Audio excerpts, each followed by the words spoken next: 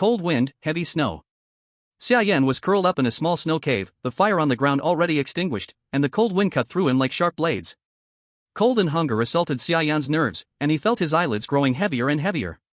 The light screen before him lit up, and he struggled to move his fingers to open his personal panel. Survivor, Xia Yan.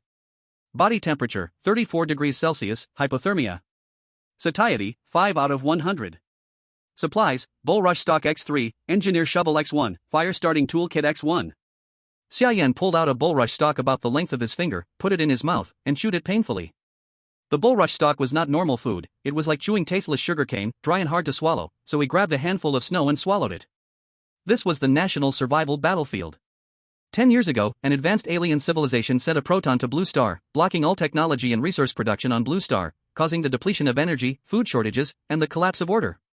In the face of despair from all humanity, the proton opened the national survival system, allowing survivors to enter another world where resources obtained could be uploaded for settlement. Based on the rarity of the resources, countries could receive 100, 1,000, 10,000, or even 1,000,000 times the resource return. Xia Yan was the 20th batch of survivors to enter the other world. Others were born on resource-rich islands and forests, where they could catch fish or gather wild fruits. But his luck was bad, and he was sent to this extreme cold land, a human forbidden zone, with temperatures as low as -45 degrees Celsius. Not to mention finding resources, even staying alive was a challenge. These bulrush stalks were the only lucky find he had, and with his last strength, he dug out this snow cave. The charcoal he brought was already burnt out. Outside, snowflakes flew in the air, and the cold wind howled. Visibility was less than 10 meters. In this frozen wilderness, not only was finding supplies a problem, but even if he found them, getting back was another issue. Xia Yan moved his fingers, slowly swiping the screen in front of him. Then he opened the panel and selected to upload supplies. The only 2 pieces of food he had were uploaded. As a survivor, he carried the pressure of the national survival system. This was all he could do now. Though small, he had no regrets. Uploaded supplies, Bulrush Roots X2, F. Resource return, 0x. Blue Star, National Survival Live Streaming Platform, Summer Nation Live Room. The barrage filled the screen completely. Most of them were insulting Xia Yan, with only a few voices speaking up for him. What's wrong with Xia Yan? He hasn't found anything all day, uploaded 2 reads? Even pigs wouldn't eat that. Watch your mouth, Xia Yan is a hero for our country, going to fight for survival. His situation is so dangerous, stop talking cold words here. What do you mean by cold words? Just because he's in danger, does that mean we aren't? I haven't eaten enough for days, and with his skills, he's not as good as me. I would never hide in a snow cave like him. The extreme cold land is a human forbidden zone. No one has survived 3 days there. Xia Yan has lasted a whole day. That's already impressive. How can you insult him? Has your conscience been eaten by a dog? The barrage started arguing about Xia Yan's situation. At that moment, a golden-colored barrage appeared. Okamoto Nichikawa, Summer Country is in internal conflict, haha, as expected, only the Japanese contestants are the strongest. Summer Country survivors just hide like turtles in shelters. The golden-colored barrage represented the speaker was a past survivor, someone who had successfully survived and returned. Who's the dog barking here? Go back to your doghouse. Even if our contestant is bad, we don't need you to speak. Let your people try the extreme cold land. Enough, I can't take it anymore, who's with me to charge into the Japanese live room? The appearance of Okamoto Hikawa instantly cut off the barrage of comments, and everyone immediately united against him. There was no space for him to speak, and any comment he sent quickly sank into the sea of bullets. They can say what they want and curse all they want, but Xia Yan's situation seems very bad. Can he make it through tonight? Still, some people worried about Xia Yan's condition. After all, his current situation was extremely difficult. No fire, no food, still hypothermic, in -45 degrees Celsius environment, whether he could survive was a question. At this moment, the livestream screen suddenly went black. Survivors have 8 hours of rest every day, and when the time comes, the livestream closes. Now, the time had come. Another world, inside a snow cave. The scene before Xia Yan's eyes gradually blurred, his eyelids growing heavy, a wave of sleepiness striking. Xia Yan knew that this sleep might be a final farewell to this world. Dad, Mom, Xiao Shui, sorry, I didn't take good care of you. Xia Yan closed his eyes, and in the darkness, he seemed to see the 3 dearest figures of his life. Ding! A crisp mechanical sound exploded in his mind, instantly waking him up. System loaded successfully. Information system activated. Survival information obtained, buried shelter, 300 meters north there is a wooden house buried under heavy snow, inside there is remaining food and heating equipment. A light screen unfolded, pale golden text appearing before his eyes. Unlike the National Luck survival system, the border of this screen was golden. Xia Yan was stunned. An information system? A golden finger. Xia Yan instantly showed a face of wild joy. The excitement gave his body a little strength back, and he got up from the ground. A route appeared in front of him, pointing to the location of the buried shelter. Xia Yan picked up the engineer's shovel beside him, climbed out of the snow cave, and struggled forward against the cold wind. 300 meters, very close in normal conditions, but extremely far for Xia Yan. Thick snow reached up to his thighs, every step was extremely hard. Hypothermia and hunger, Xia Yan felt he could faint at any moment. But he gritted his teeth and kept going. This was his only hope to survive. Even if he died, he would die on the way. The cold wind cut his face like knives. After some unknown time, Xia Yan finally reached the coordinates. But it was not over. To survive, he still had to dig down. He took the engineer's shovel from his back and dug down fiercely against the wind and snow. After who knows how many digs, Xia Yan's movements began to slow, the cold making his hands and feet stiff, almost unable to continue. Bang! A log appeared under Xia Yan's feet, the roof of the wooden house. Xia Yan's face lit up with joy, his body broke through its limit again, as if gaining strength, and he dug downward along the house edge. With his relentless effort, finally, he saw the wooden door. He kicked open the door, and the interior of the wooden house came into view. Chapter 2, Cheating Activated. The wooden house was small, only about 4 square meters. One side against the wall was a bed with an animal skin spread on it. In the corner by the bed was a mud-built stove, with some firewood inside. A wooden bowl and 2 pieces of jerky hung on the wall. This was everything inside the wooden house. Not much, but all items were what Xia Yan urgently needed now. Xia Yan hurried in, took the jerky from the wall and bit it. Consume first level Snowmelt rabbit jerky, satiety plus 15 plus 15 plus 15. Maximum satiety plus 10. Satiety 50 out of 100. Just a small piece of jerky instantly made Xia Yan's hunger disappear. Full stomach, Xia Yan quickly took out his fire starting tools and lit the stove. Closing the door, the small wooden house instantly became warm. Xia Yan's hypothermia gradually recovered, body temperature returning to normal. Looking at this wooden house, Xia Yan was a little surprised. This place looked just like a hunting cabin. It might have been left by previous survivors. But he hadn't heard how long the earlier batches of survivors had lived in the extreme cold. The longest survival record seemed to be only 3 days. This cabin doesn't seem like something that could be built in just 3 days. But Xia Yan didn't care much about that. This cabin was much better than the snow cave he had before. Meanwhile, on Blue Star, Xia Country. Moon Bay Community, room 2402. Dad, is brother going to be okay? Xia looked at the black screen of the live broadcast, her eyes filled with tears, turning to her father. Xia Donghai sighed in his heart. He already realized his son's chances were slim, but in front of his daughter, he still had to act like everything was fine. Don't worry, Xia Shui. Your brother grew up in the snow, he'll be fine. Xia Shui, go back and rest, you need to go to the hospital for a checkup tomorrow morning. Li Ruoying, who was standing beside them, also forced herself to stay calm and told Xia Shui to go rest. They didn't want Xia Shui to worry. Her health was already fragile, and she couldn't handle this kind of blow. Husband, do you think Xia Yan will be okay? After Xia Shui left, Li Ruoying could no longer hold back and her tears began to flow uncontrollably. Xia Donghai held his wife in his arms. Even this strong man's eyes were filled with tears, but he remained silent, simply holding her. The environment in the extreme cold was harsh, and no one had survived more than 3 days there. They knew better than anyone what Xia Yan's fate might be. Their house, their food, Xia Shui's medical care, all of it had been obtained because Xia Yan became a survivor. No matter what, they had to live strong. The next morning at 8 a.m. The elderly couple hadn't slept all night, staying in front of the TV, hoping that Xia Yan's livestream would open again. Over the course of the night, their hair had turned slightly gray.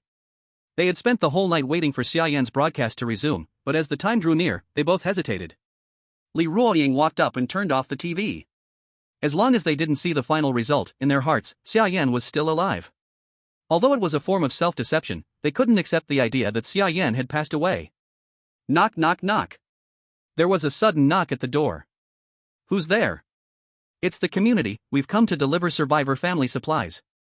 The voice from outside made their hearts skip a beat. At the same time, both of them had the same thought. Xia Yan had sacrificed himself, and the community had come to deliver their compensation. Li Ruoying's legs went weak, almost causing her to fall to the ground. My son is still alive. I don't want your compensation. Li Ruoying shouted excitedly toward the door. What compensation? Your son is alive and well. Didn't you watch the live broadcast? The community workers were stunned and helplessly responded. Xia Donghai's face changed, and he quickly grabbed the remote from the couch. He immediately turned on the TV, and the live stream was open. In the video, Xia Yan had just gotten up, looking great, still covered with a fur skin. Wife, Xia Yan didn't die, he's still alive. The elderly couple's faces immediately lit up with joy when they saw their son alive. Yay! I knew brother would be fine. Xia Shui, who didn't know when she had woken up, saw Xia Yan on the livestream and began bouncing with excitement. Hey, do you still need your supplies? The community workers outside, seeing that they hadn't opened the door, asked helplessly. Yes, Xia Shui, go open the door. Li Ruoying smiled through her tears, hurriedly telling Xia Shui to open the door while she went to make tea for the visitors. In another world, Xia Yan woke up and didn't stay in bed for long. This had been the best sleep he'd had in the last 2 days. His body had almost fully recovered, and his temperature had returned to normal. He took down the half-eaten jerky from last night and finished the remaining half. Survivor, Xia Yan. Temperature, 36 degrees Celsius, normal. Saturation, 65/110. Supplies, Tier 1 Snowmelt Rabbit Jerky X1, Engineering Shovel X1, Fire Starting Tool X1, Wooden Bow X1. Xia Yan was in excellent condition now, but the jerky was nearly gone, and his fuel was running low. He still needs to find more supplies. At the same time, the audience realized Xia Yan was still alive and was instantly shocked. No, how did he survive? Wait, where did this wooden cabin come from? Damn, gone all night, is he cheating? A wooden cabin, dried meat, a stove, this place, can he survive the year? Thinking too much, even if we don't know how he found this wooden cabin, with just the resources inside, at most he can live 3 more days. Without new supplies, he will still die. The livestream comments were surprised by Xia Yan's change overnight, yet held no hope for his future. The light screen in front of Xia Yan unfolded again. Statistics of yesterday's deaths, 1086 people. Country, Xia Country, ranking dropped, currently ranked 9. Xia Country's ranking dropped, hit by cold wave, temperature fell by 30%. Looking at the cold numbers in front of him felt like a bucket of cold water poured over Xia Yan's head. 1,000 people died in one night. If he had not awakened the system last night, he would have been one of them. Xia Country's survival environment became even harsher due to the lower ranking. This is the cruelty of national survival.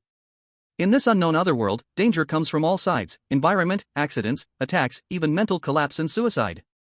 Only the strongest can survive. Xia Yan tightly gripped the entrenching shovel in his hand. He did not want to become one of the 1,000 dead. He had to live. Hiding in the wooden cabin was impossible for survival. He had to go out and find supplies. At that moment, a golden light screen appeared in front of him again. Daily intelligence system refreshed. Please select the type of intelligence you want to obtain. 1. Supplies. Precise location of food, minerals, herbs, treasures, and other supplies within range. 2. Environment. Analyze terrain and landforms, find water sources, mineral veins, shelters, predict weather, etc. 3. Crisis. Scan surroundings, locate monster traces, traps, natural disasters, and potential dangers. 4. World. Scan special items in the other world, learn about their origin, world background, etc. Looking at the options in front of him, he quickly made a decision. 1. Supplies. Chapter 3 Cedar Forest Ruins. Scan nearest supply point, northwest direction 1735 meters, Cedar Forest Ruins. Xia Yan frowned. 1700 meters, this is a challenge for him. There and back is 3.4 kilometers. It looks close, but in this icy world, this is the distance to the gate of death. Xia Yan pushed the door with all his strength, cleared the thick snow, and suddenly found that the snow outside had stopped. Xia Yan felt a joy in his heart. This was good news for him. The snow stopped, visibility increased, and the danger of going out became much lower. Xia Yan did not stay, packed his things, and set off immediately. Live stream room. Xia Yan was not the only survivor in the live stream room. To be precise, there were many. Each country had survivors entering the other world. After all, over 1,000 people die in one day.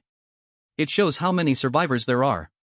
Xia Yan could be noticed in so many live streams entirely because of the environment he was in. Everyone wanted to see if someone could survive in the extreme cold. Of course, the more popular ones were the seed players from each country. For example, Leon Rogers from the Lighthouse Country, in an unknown forest, relying on a homemade spear, luckily encountered an injured, lonely monster, killed it, and got a lot of food. He would not worry about food for a while. Then there was Kojiro Fuji from the Eastern Sea Country, stranded on an island with countless fruits to pick. For Xia Country, the seed player Shen Nanxiao found a mined inside, but food was slightly insufficient, almost depleted, and had to find another way out. Damn, why are they so lucky, and our players so unlucky? Xia Yan landed in the extreme cold, and Shen Nanxiao's starting point had only a mine, not even an ant. At this rate, Shen Nanxiao is in danger too. So unfair, why can't our people land on a resource-rich island?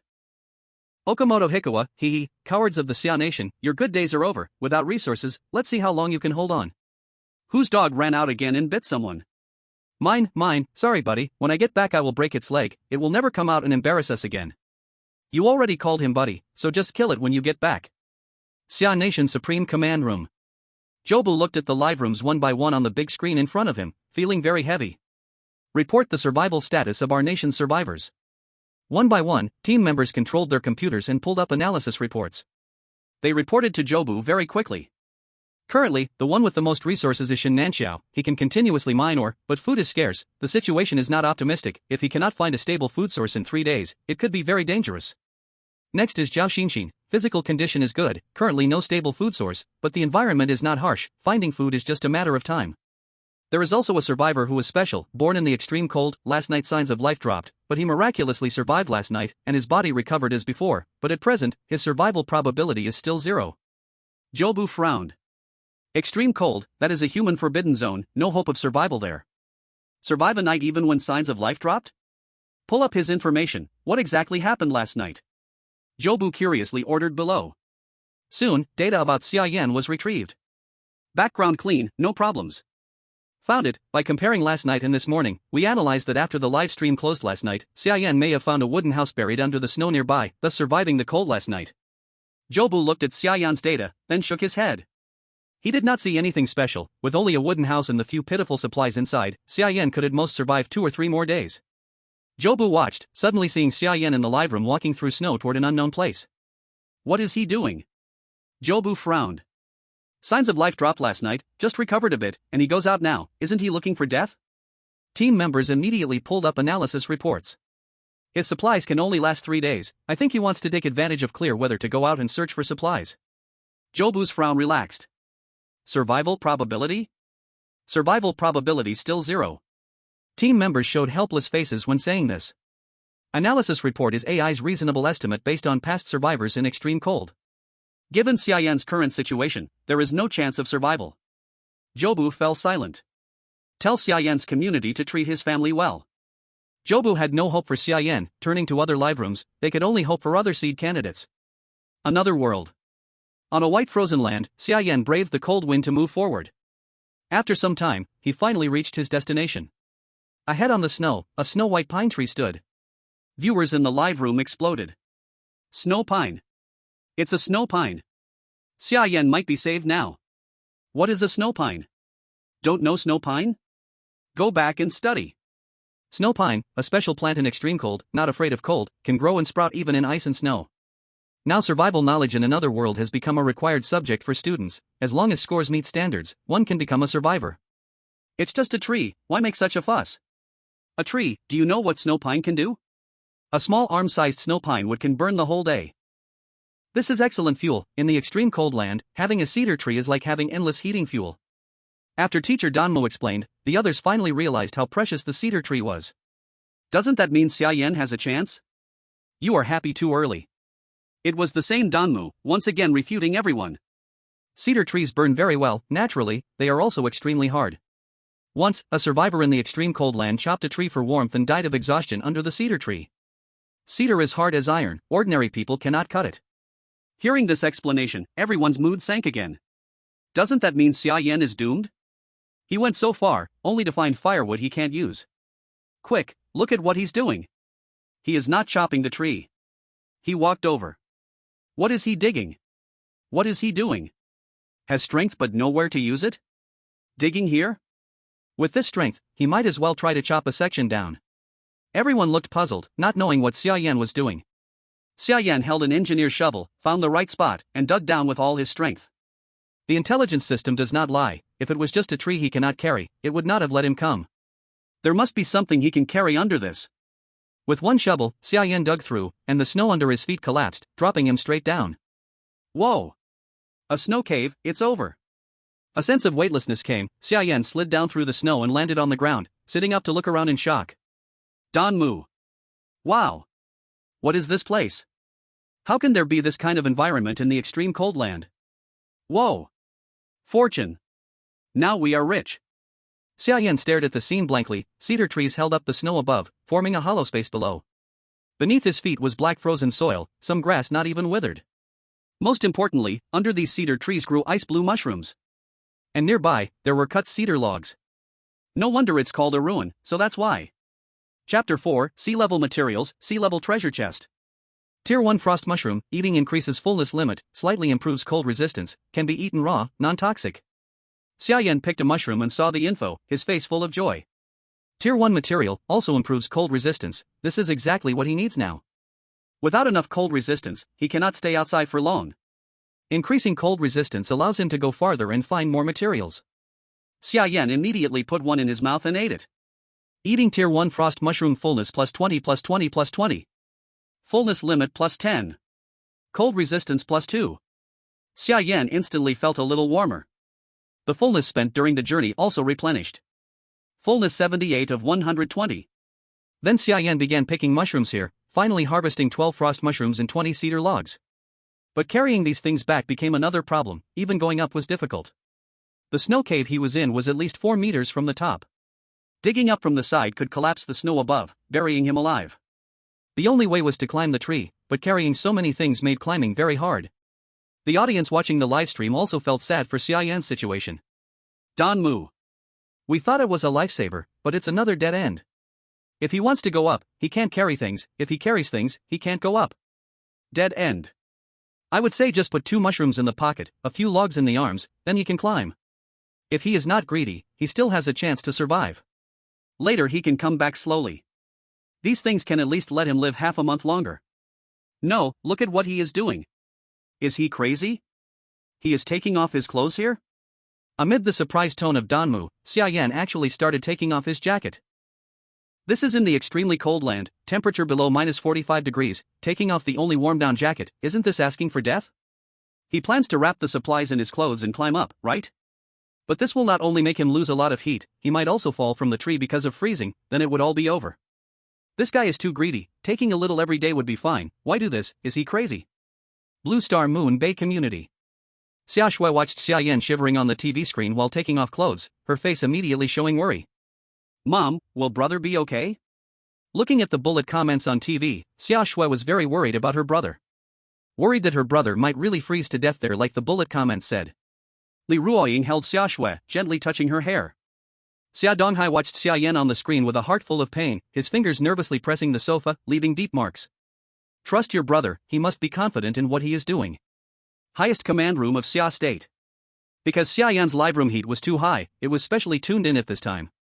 Xiaobu frowned, looking at Xia Yan taking off clothes in the live room. Check the data, with his current physical condition, what is the survival probability if he takes off the down jacket? Researcher Xiaoya, responsible for following Xia Yan, immediately pulled out the relevant data for analysis. With Xia Yan's current physical condition, without warming measures, taking off the down jacket will make his body temperature drop rapidly. Climbing up will take at least 10 minutes, and during this time he might fall from the tree because of cold, survival probability, less than 35%. After speaking, Xiaoya fell silent. In such a cold place, even if Xia Yan finally climbs up, there is still a long way to go, the body heat consumed in this time cannot recover quickly, and if he meets cold wind or snowstorm on the way, he could freeze to death. Overall, Xia Yan's survival probability is actually less than 20%. In the extremely cold land, Xia Yan had already taken off his clothes, a wave of cold instantly attacked. But after eating the frost mushroom, his cold resistance increased, though he felt cold, he could still endure. He wrapped the frost mushroom and cedar wood with his clothes, tied them to his waist, then climbed up the cedar tree. Body pressed against the cedar tree, like hugging an electric pole, freezing cold, the chill kept piercing his body.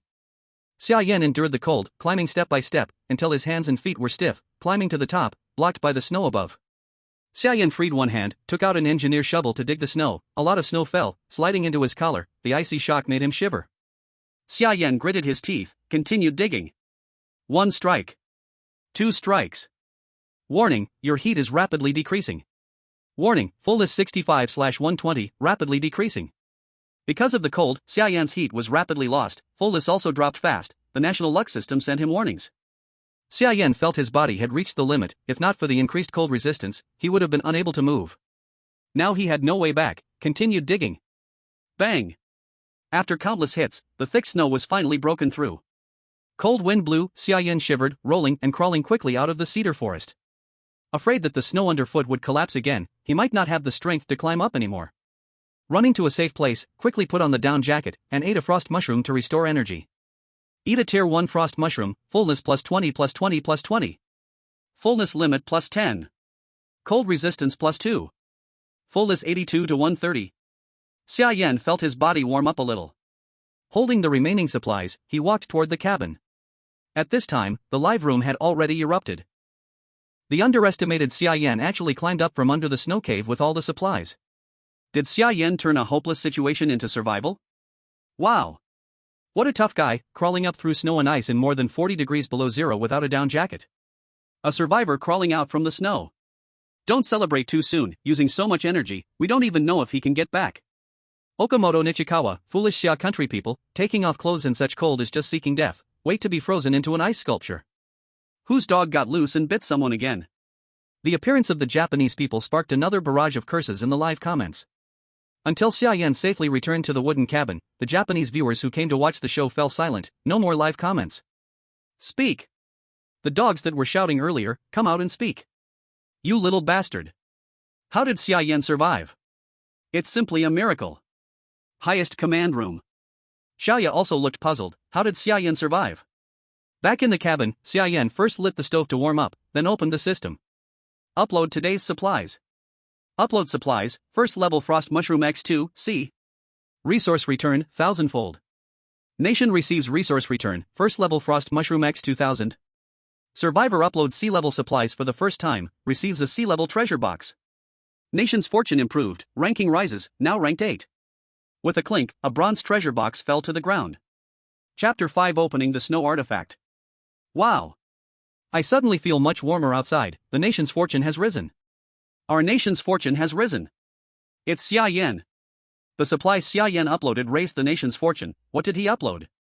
I just checked, the database just updated, it's frost mushrooms, eating them increases cold resistance, this is not ordinary first level supplies. He's so lucky, in this ice and snow, not only did he not die, he also got such a powerful treasure, amazing. Luck? Try crawling out of a snow cave with luck. If it were someone else, no one would dare take off a down jacket in such cold to crawl out of a snow cave.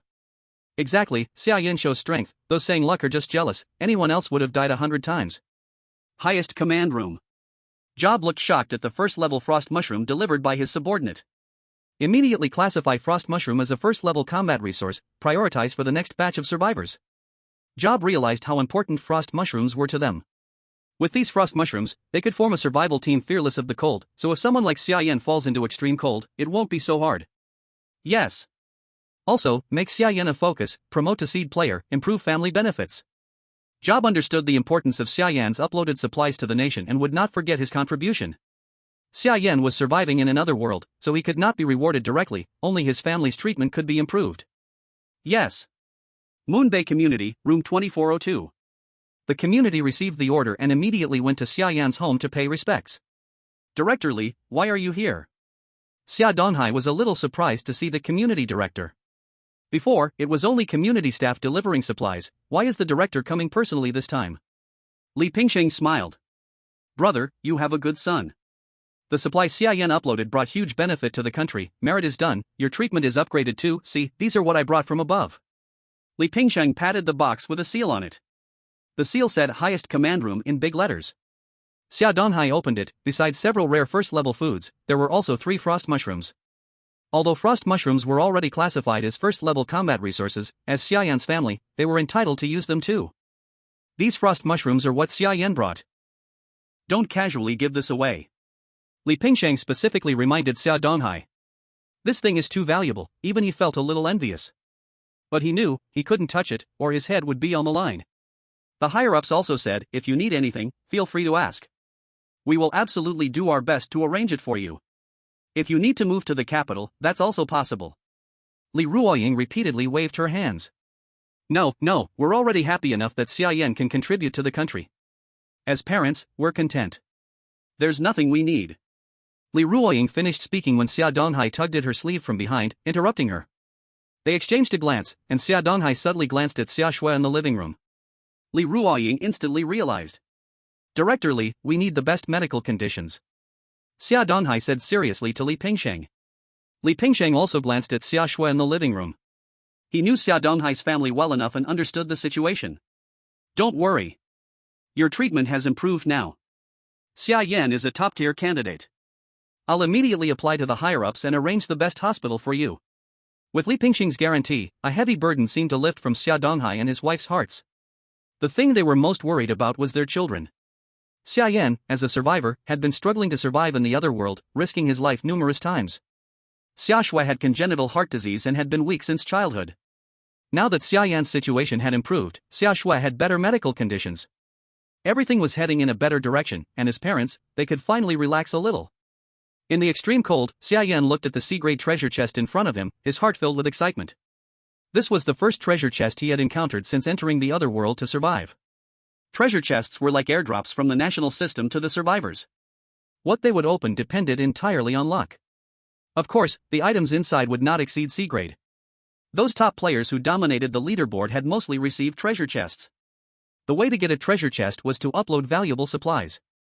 The higher the rating of the supplies, the better the chest reward. I hope I get something I desperately need right now. Xia Yan silently prayed in his heart. Open. Xia Yan opened the chest, and a pile of mechanical parts appeared. Xia Yan scratched his head. A bicycle? Looking at the most obvious bicycle handlebars, Xia Yan furrowed his brows. A bicycle wouldn't be of any use in this terrain. The snow outside was as deep as his thighs, and he couldn't ride a bicycle at all. But looking at the other parts in the chest, it didn't seem like a bicycle. There were no wheels, but there were several tracks instead. Since there was nothing else to do, Xia Yan decided to assemble it. After spending 2 hours, he finally assembled it. This is a snow bike. Looking at the bicycle that somewhat resembled a bicycle, with the back wheel replaced by tracks and the front wheel replaced by a sled, Xia Yan was overjoyed. This was exactly what he needed. With this mode of transport, he could travel further. Moreover, there was a flat platform above the snowbike's rear tracks where he could haul things. Putting the C-grade treasure chest on top of it was like a cargo bed, so now he didn't have to worry about not being able to bring back more resources. It looks like my luck has turned around, getting such a great artifact. Xia Yan laughed joyfully. After working for most of the day, the sky darkened, and Xia Yan roasted a frost mushroom to fill his stomach before going to sleep to rest. Eating the roasted Tier 1 frost mushroom, satiety plus 25. Plus 25. Plus 25. Satiety limit plus 10. Cold resistance plus 2. Satiety, 95/140. The roasted frost mushroom's effects were enhanced, increasing satiety by 15 points. One mushroom could increase his satiety by 75. The next morning, Xia Yan woke up comfortably. A cedar log had burned all night, and the entire wooden house was warm, as if on vacation. Daily information has been refreshed. Please choose the type of information you need. Xia Yan looked at the options in front of him, already having made his choice in his mind. He didn't lack supplies now, these resources would at least get him through a few days. What he needed now was to understand the surrounding environment and eliminate any potential dangers. He couldn't afford to make the same mistake as yesterday and accidentally fall into a snow hole. I choose 2, Environment. Chapter 6, Extreme Cold Storm. A blue light expanded outward in front of Xia Yan. Scanned and completed based on host's exploration ability. Current environment, extreme cold land. Weather crisis detected, an extreme cold storm will hit in 68 hours. Warning. The current shelter cannot withstand the extreme cold storm, please find a new shelter. Xia Yan looked at the map on the holographic screen. A large red area to the north was approaching. Based on its speed and distance, it would cover his current location in no more than 3 days. The small wooden house couldn't possibly withstand the extreme cold storm, known as the polar tsunami. It would be swept away by the storm in an instant and turned into an ice sculpture. He had to find a new shelter within 68 hours, one that could protect him from the extreme cold storm. Xia Yan's gaze swept over the map. Several green dots caught his attention. Cedar Forest ruins, former lumberyard, resources have been cleared, only a few tough trees remain. Not recommended to visit. One of the green dots was the Cedar Forest ruins he had visited earlier, but it was no longer of much value. Extreme Cold Glacier, a frozen river with abundant fish resources under the thick ice layer. The ice is too hard for the host to break through, however, the glacier is frozen all year round, creating a special substance, Tier 1 ice crystals. The environment information was based on the furthest distance he had traveled. Aside from the weather crisis, the other locations were within a radius of 700 to 800 meters, which was his maximum exploration range so far. This meant that the farther he walked, the more environmental information he would uncover. With the extreme cold storm approaching, Xia Yan had to find a new shelter within 3 days. So, he had to travel as far as possible. Xia Yan took the snow bike out, placed it on the snow, secured the box to the back, put on his hat, and sat on the bike. He pedaled hard, and the snow bike shot forward. Although it wasn't fast, nowhere near the speed of a normal bicycle, it was much faster than walking through the thick snow. The 700-meter distance was covered quickly. The glacier had long been covered with snow, and it was hard to tell that this had once been a river. At this moment, Xia Yan's livestream had many viewers. It used to be just a few thousand, but now it had exploded to over 100,000. Because Xia Yan uploaded the frost mushroom, many people began to notice this survivalist they had once ignored. Bullet comments. The bullet comments grew even more. The new viewers were confused as they watched Xia Yan get off the bike, but the old viewers who had seen Xia Yan's surprises before stayed calm. Xia Yan walked over, took out a combat shovel, and began digging. The viewers looked on in confusion. Our nation's fortune will surely rise. Xia Yan kept digging, and suddenly, the shovel hit something hard with a clank. He cleared the snow and saw a large patch of ice beneath his feet. This is actually a river. When the audience saw the glacier Xia Yan dug up, they were immediately shocked. What's the use of digging a river? It's so cold, the ice must be thick. Can he really break through it with just that military shovel? Trust Xia Yan. He will surely give us a surprise. Didn't we forget the snow pine wood incident? In the top command room, Xiaoya, watching Xia Yan's every move, quickly reported his situation to Xiaobu. Xiaobu looked at the glacier Xia Yan dug out, his face heavy. Analyze it. Did Xia Yan dig into a river? Xiaobu said lightly to Xiaoya. Xiaoya's fingers left shadows on the keyboard, and soon she had the results. Report, it's a river, and there is flowing water underneath. There should be fish living below. But the ice layer is 1.2 meters thick. Digging through it is basically impossible. Xiaoya looked at the data in front of her, helpless. If he can't dig through, then what is he doing? Xiaobu looked at the livestream confused. This is unclear. Xiaoya also could not understand Xia Yan's actions. Even after analysis, his digging seemed meaningless and only wasted his body's heat. But she always had a feeling that Xia Yan must have a reason for doing this. On the screen, Xia Yan kept digging the ice beneath his feet with the engineer's shovel. He was not trying to break the ice, with his current strength, it was impossible. A green dot appeared before his eyes, showing information. Resource point, ice crystals exist 10 centimeters below the ice layer. With tireless effort, Xia Yan finally broke through the 10 centimeters thick ice, revealing a piece of ice different from the surrounding blocks, darker in color. Xia Yan reached out, grabbed it, and forcefully detached it. A 2-finger-wide, thumb-length spiritual ice block lay in his palm.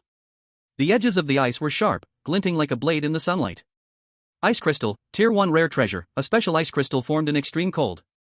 Hard texture, sharp edges, a natural weapon, can be melted into water. Drinking ice crystal water increases cold resistance. Xia Yan's face lit with joy, then he moved to the next spot to continue digging. After digging through the nearby glacier, he collected 14 ice crystals in total.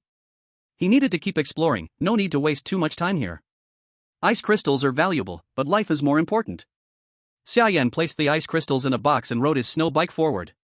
The viewers of the livestream were utterly confused. They all saw the ice crystals Xia Yan dug up, but did not know what they were. What is he digging? Why so many ice blocks? Can't you see? Those ice blocks are not the same as normal ones. The color is different. We know without you saying, but what are those ice blocks? Not only the comments were curious, even Xiaobu was intrigued. Keep a close eye on Xia Yan's moves. Inform me if anything happens. Xiaobu instructed Xiaoya.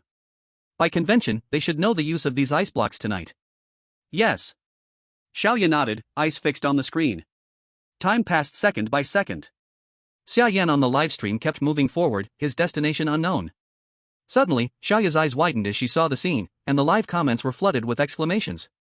Xiaoya hurried to find Xiaobu. Minister. Bad news, Xia Yan has encountered a magical beast. Chapter 7, Tier 1 Snowmelt Rabbit. Xiaobu, focusing on other survivors, narrowed his eyes. What? He immediately rushed to Xia Yan's livestream. On the screen, ahead of Xia Yan, a snowy white figure appeared, nestled in the snow, its pure white fur blending with the snow. Check what that is, quickly. Zhou frowned and asked Xiaoya to look up the information on the beast. Xiaoya immediately scanned the monster in the live broadcast and pulled up the data from the database. It's a level 1 monster, the Snowmelt rabbit. There were previous survivors who were attacked by it. It looks harmless, but it is extremely aggressive. Zhou furrowed his brows tightly. His eyes were fixed on the live broadcast of Xia Yan, not knowing how Xia Yan would deal with it this time. The live stream was also filled with all kinds of worried comments. It's over, it's a level 1 monster, Xia Yan is in trouble this time. Even if he's lucky, with his current situation, he still can't handle the monster's attack. How can such a cute rabbit be as terrifying as you say? You're so naive. You can't judge monsters from other worlds by their appearance. At this moment, Xia Yan also noticed the Snowmelt rabbit in front. It was half a meter long, plump, with blood-red eyes spinning wildly. It quickly noticed Xia Yan's presence. The Snowmelt rabbit stared at Xia Yan, as if it had found its prey. It opened its terrifying large mouth, showing sharp teeth, and with a roar, charged at Xia Yan. Xia Yan's gaze tightened, and he immediately turned the steering wheel, turning to flee. He stood up and pedaled furiously on the snow bike. The Snowmelt rabbit's movement was hindered in the snow, and it wasn't as fast as a snow bike. Xia Yan soon left it behind. Xia Yan, panting heavily, sat on the bike, looking back at the Snowmelt rabbit that had failed to catch up. A thought crossed his mind. Although the Snowmelt rabbit was dangerous, it was also a rich source of supplies. This was a big chunk of protein. Right now, what he lacked most was protein. At home, all he had was frost mushrooms to eat. Over time, he might lack trace elements. Monster meat could supplement these elements well. He had also brought out the wooden bow from the cabin. There were only 2 arrows, and it was uncertain if ordinary arrows could break the defense of a level 1 monster. Wait! Xia Yan's eyes swept over the ice crystals in the box, and suddenly, his eyes lit up. These ice crystals were just like arrowheads, right? With a little processing, they could replace arrowheads. These natural blades were far sharper than ordinary arrows. Thinking quickly, Xia Yan set the arrowhead, attached the ice crystals, and fixed them with the string on the arrowhead, making 2 ice crystal arrows. Then, he rode the snow bike back along the same route. This action, however, confused everyone once again. Comments popped up in the live chat. He has already shaken off the monster behind him, why is he going back? Look at him making the bow and arrows, does he want to kill that monster? This is simply courting death. Ordinary people don't dare to mess with a level 1 monster, and previous survivors didn't even brag about it lightly. Soon, a golden comment appeared. Hendry, he's simply looking for death, you people from Xia Country don't know the height of heaven and the depth of the earth. I am a SEAL team member, and also one of the previous survivors. I fought against a level 1 monster before, and the result was that I lost a leg forever. Monsters in this extreme cold weather are even stronger, and they might even have supernatural abilities. His actions right now are completely seeking death. It's actually Hendry, one of the few survivors from the last batch of survivors from the Lighthouse Nation. He is a true survival expert, and he's here. Hendry says Xia Yan is looking for death, then it must really be dangerous. Oh no, why is he so impulsive? It's over, Xia Yan is too greedy. Although killing the monster means meat, but you need the ability to do so. That monster may seem weak, but it's still a monster. It's not as easy to handle as you imagine. Just because of one person's comment, you all lose your confidence? Don't forget how many miracles Xia Yan has brought us. What others can't do, Xia Yan might not be able to do, from mining that mysterious ice block. Until finding the monster, I felt that all of this was part of his plan, and the ultimate goal was to kill that monster. The bullet comments were filled with discussions, and then another golden bullet comment appeared. Okamoto Nichikawa, heh, stupid people from Xia Country, daring to provoke a monster without any inheritance, just wait to die. Again this crazy dog, is its owner not managing it? As soon as Okamoto Nichikawa appeared, he was met with a barrage of insults. Others could still be welcomed, but this Okamoto Nichikawa, as soon as the people from Xia Country saw him, they would immediately unite and angrily insult him. In the highest command room, Job looked at the endless arguments and the bullet comments, his brow furrowed. What is the chance that Xia Yan will successfully kill the monster? Job casually asked Xiaoya. If we don't count the mysterious ice block in Xia Yan's hand, the success rate is less than 10%. Xiaoya had already calculated Xia Yan's data and answered very decisively. What if we count it? If that ice block is a treasure in above rank 1, capable of breaking through a rank 1 monster's defense, the success rate of successfully killing the monster could reach 30%. Xiaoya gave Job another set of data, but it was still not optimistic. Job sighed. They couldn't communicate these data to Xia Yan. If they could, he definitely wouldn't agree to Xia Yan going to take the risk.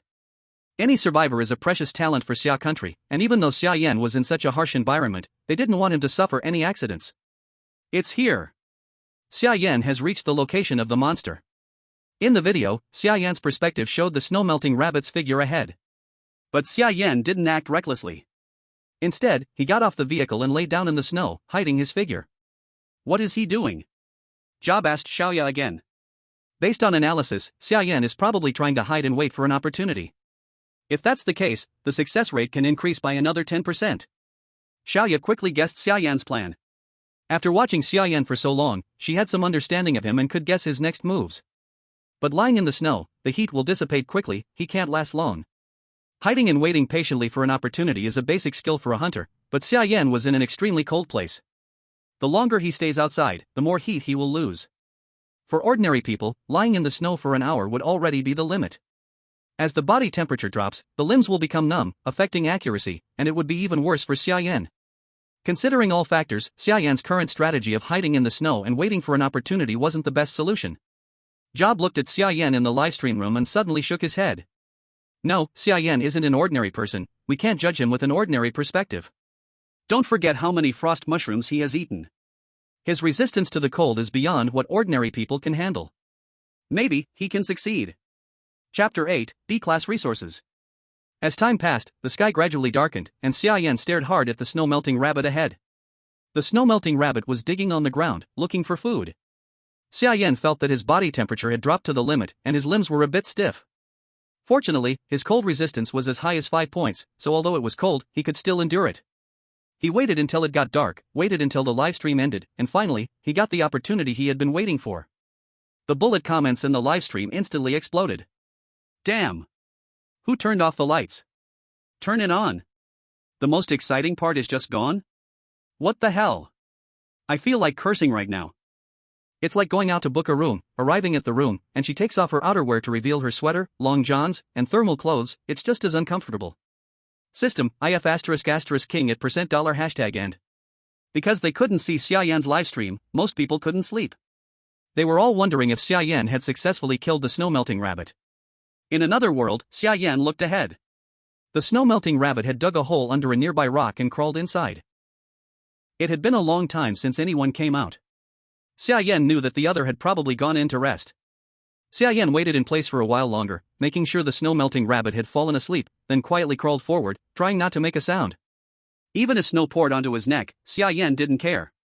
Xia Yan crawled to the entrance of the snow cave and peeked inside. Inside the 1-meter-deep hole, a white, fluffy shape curled up, its body rising and falling rhythmically, clearly already asleep. Xia Yan took out an ice crystal arrow from behind him, aimed at the vital spot of the snow-melting rabbit, and while it hadn't noticed, thrust the arrow with all his strength. He used every bit of power in his body for this one shot. If this arrow couldn't kill it, he would face the counterattack of a first-tier magical beast. Without a snow bike, at such a close distance, he would be extremely dangerous. This strike could only succeed, failure was not allowed. Poochie! The sharp ice crystal easily pierced the snow-melting rabbit's fur and flesh, but suddenly got stuck on its bones. The snow-melting rabbit was jolted awake by the attack, rolled over, and its blood-red eyes stared at Xia Yan at the entrance, letting out a roar. Hiss-ha! Its claws moved, revealing sharp talons, and it lunged at Xia Yan's face. Xia Yan's face changed, he quickly drew another ice crystal arrow, and with quick eyes and hands, stabbed forward. Poochie! The sharp ice crystal instantly pierced through the snow-melting rabbit's eyes, went through its head, and penetrated its brain. The snow-melting rabbit died on the spot, hanging weakly on the ice crystal arrow. Xia Yan looked at the body of the snow-melting rabbit on the ground, full of lingering fear. If he had reacted slightly slower, or if the angle of the stab was a little off, he would be the one dead now. It seems the gap between me and a first-tier magical beast is still too big. I must never take such risks again. After this battle, Xia Yan understood the gap between himself and magical beasts. It was not like the gap between ordinary people and wild animals. With wild animals, there was still a chance to escape. Some animals didn't attack humans proactively. But magical beasts in this world were different. They were extremely aggressive, and between them and humans were the prey. Now he could only run. Xia Yan pulled out the arrow, picked up the snow-melting rabbit's body. This fat rabbit weighed at least 20 gene, and even without the fur, he could get 10 gene of meat, a precious resource for him. He put it in the vehicle and returned to the wooden hut by the same path.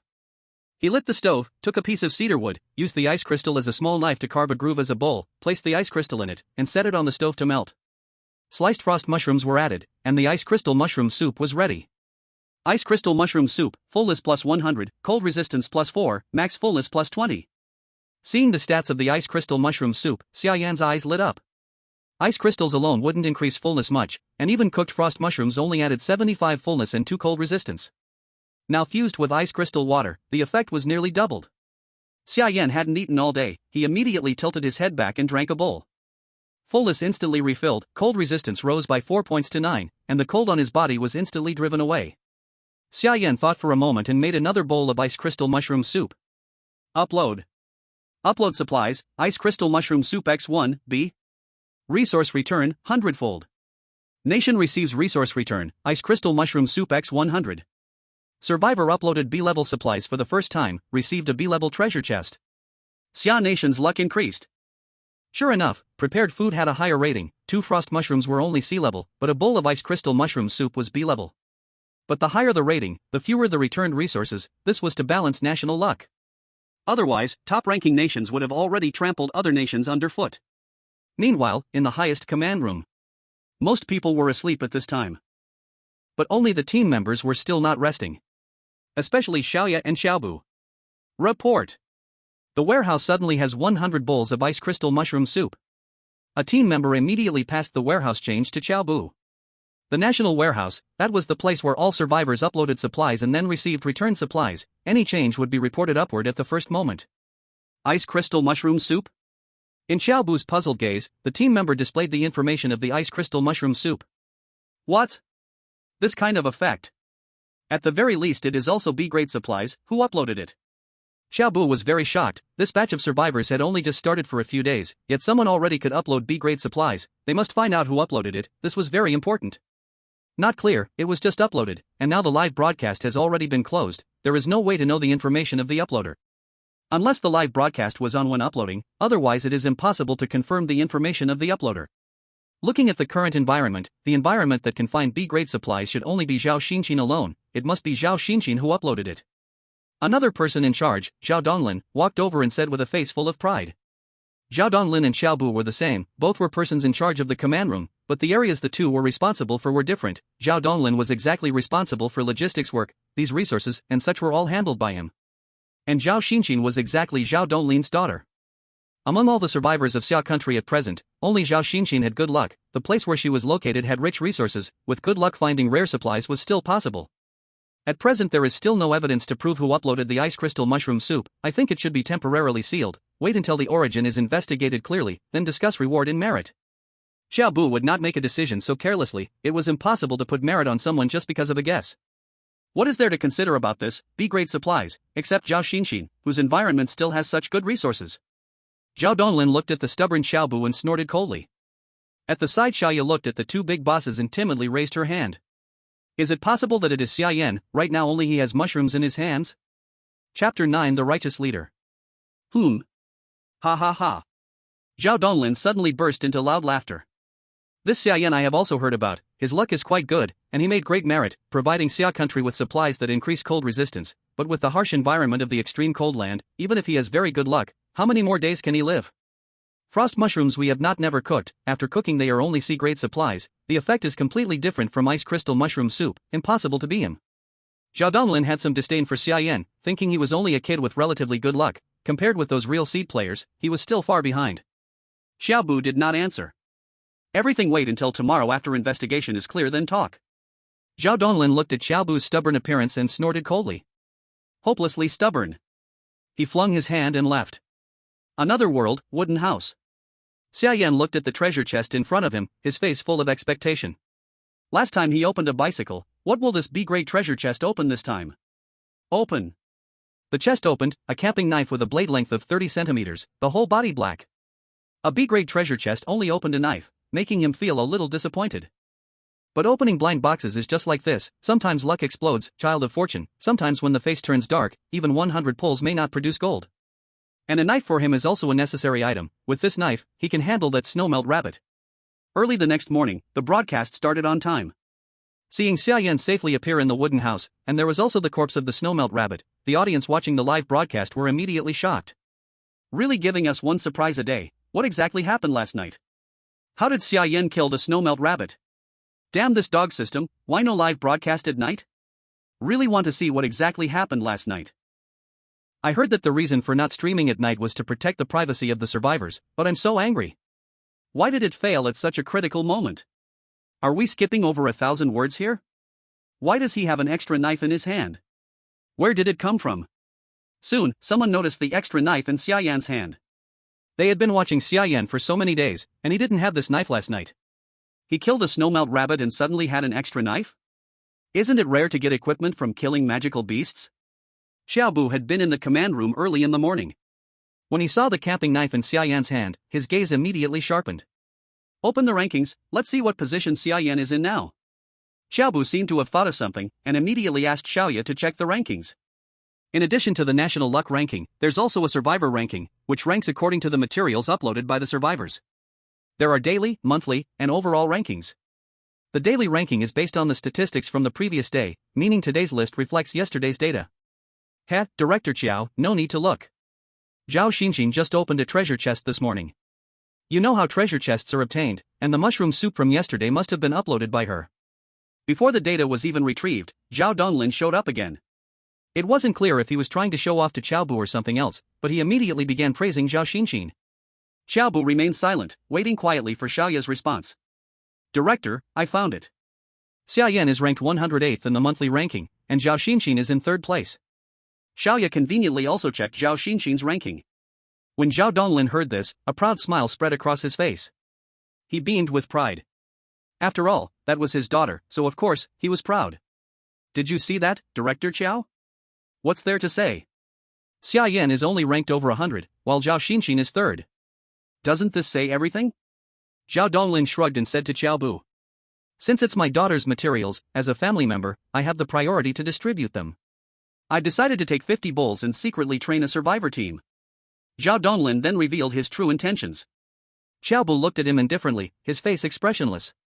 Although both of them were working for the country, their teams were different, and the reserve survivors were like military units, with more than one team and mutual competition. Zhao Donglin naturally wanted to prioritize training his own survivor team. Xiaoya, check the daily rankings.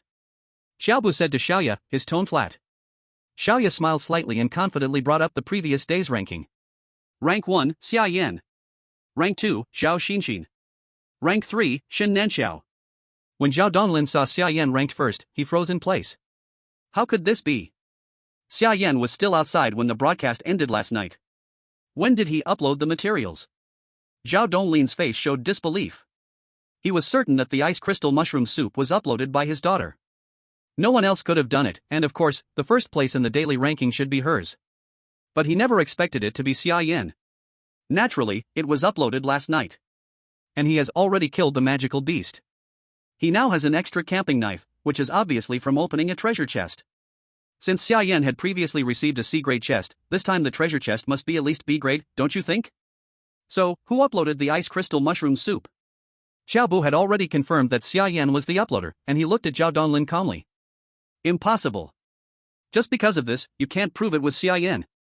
I don't believe it. Zhao Donglin still couldn't believe that the B-grade materials weren't uploaded by his daughter. He had put so much effort into training her, using rare treasures on her. How could she be outdone by some unknown kid? Xiaoya, open the replay of Xia Yan's livestream just now. Xiaobu casually instructed Xiaoya. Xiaoya then pulled up the replay of Xia Yan's livestream and started fast-forwarding. Stop. Zoom in on the things on the stove. Following Xiaobu's command, the image zoomed in. On the stove was the wooden bowl Xia Yan carved from cedar yesterday, and inside the bowl were still a few leftover residues from yesterday's drink. Zhao Donglin immediately recognized that these residues were from the ice crystal mushroom soup. This. Zhao Donglin was instantly at a loss for words. Xiaoya, give the order, send 3 bowls of ice crystal mushroom soup to Xia Yan's family, and list the ice crystal mushroom soup as strategic supplies. No one can use it for any reason. Wait for the next wave of survivors to be selected and use it as a reward. Yes. Xiaoya saluted Zhou with a joyful face. Zhou had absolute power in the command room and could control high-level people like Zhao Donglin, who had other intentions. Working under a leader like this was simply satisfying. Another world, a wooden cabin. Xia Yan opened the information system. Today's intelligence has been refreshed. Please select the type of intelligence to query. Environment. Yesterday he had already explored very far, at least 3 kilometers, not knowing if there were shelters within a 3-kilometer radius. Environment scan complete. New location discovered. Iceberry Bush. Cedar Forest. Ice Lake. Chapter 10, Beginner Cold Resistance on the Eve of Crisis. Looking at the locations ahead, Xia Yan fell into silence. The cold storm would arrive in less than 2 days.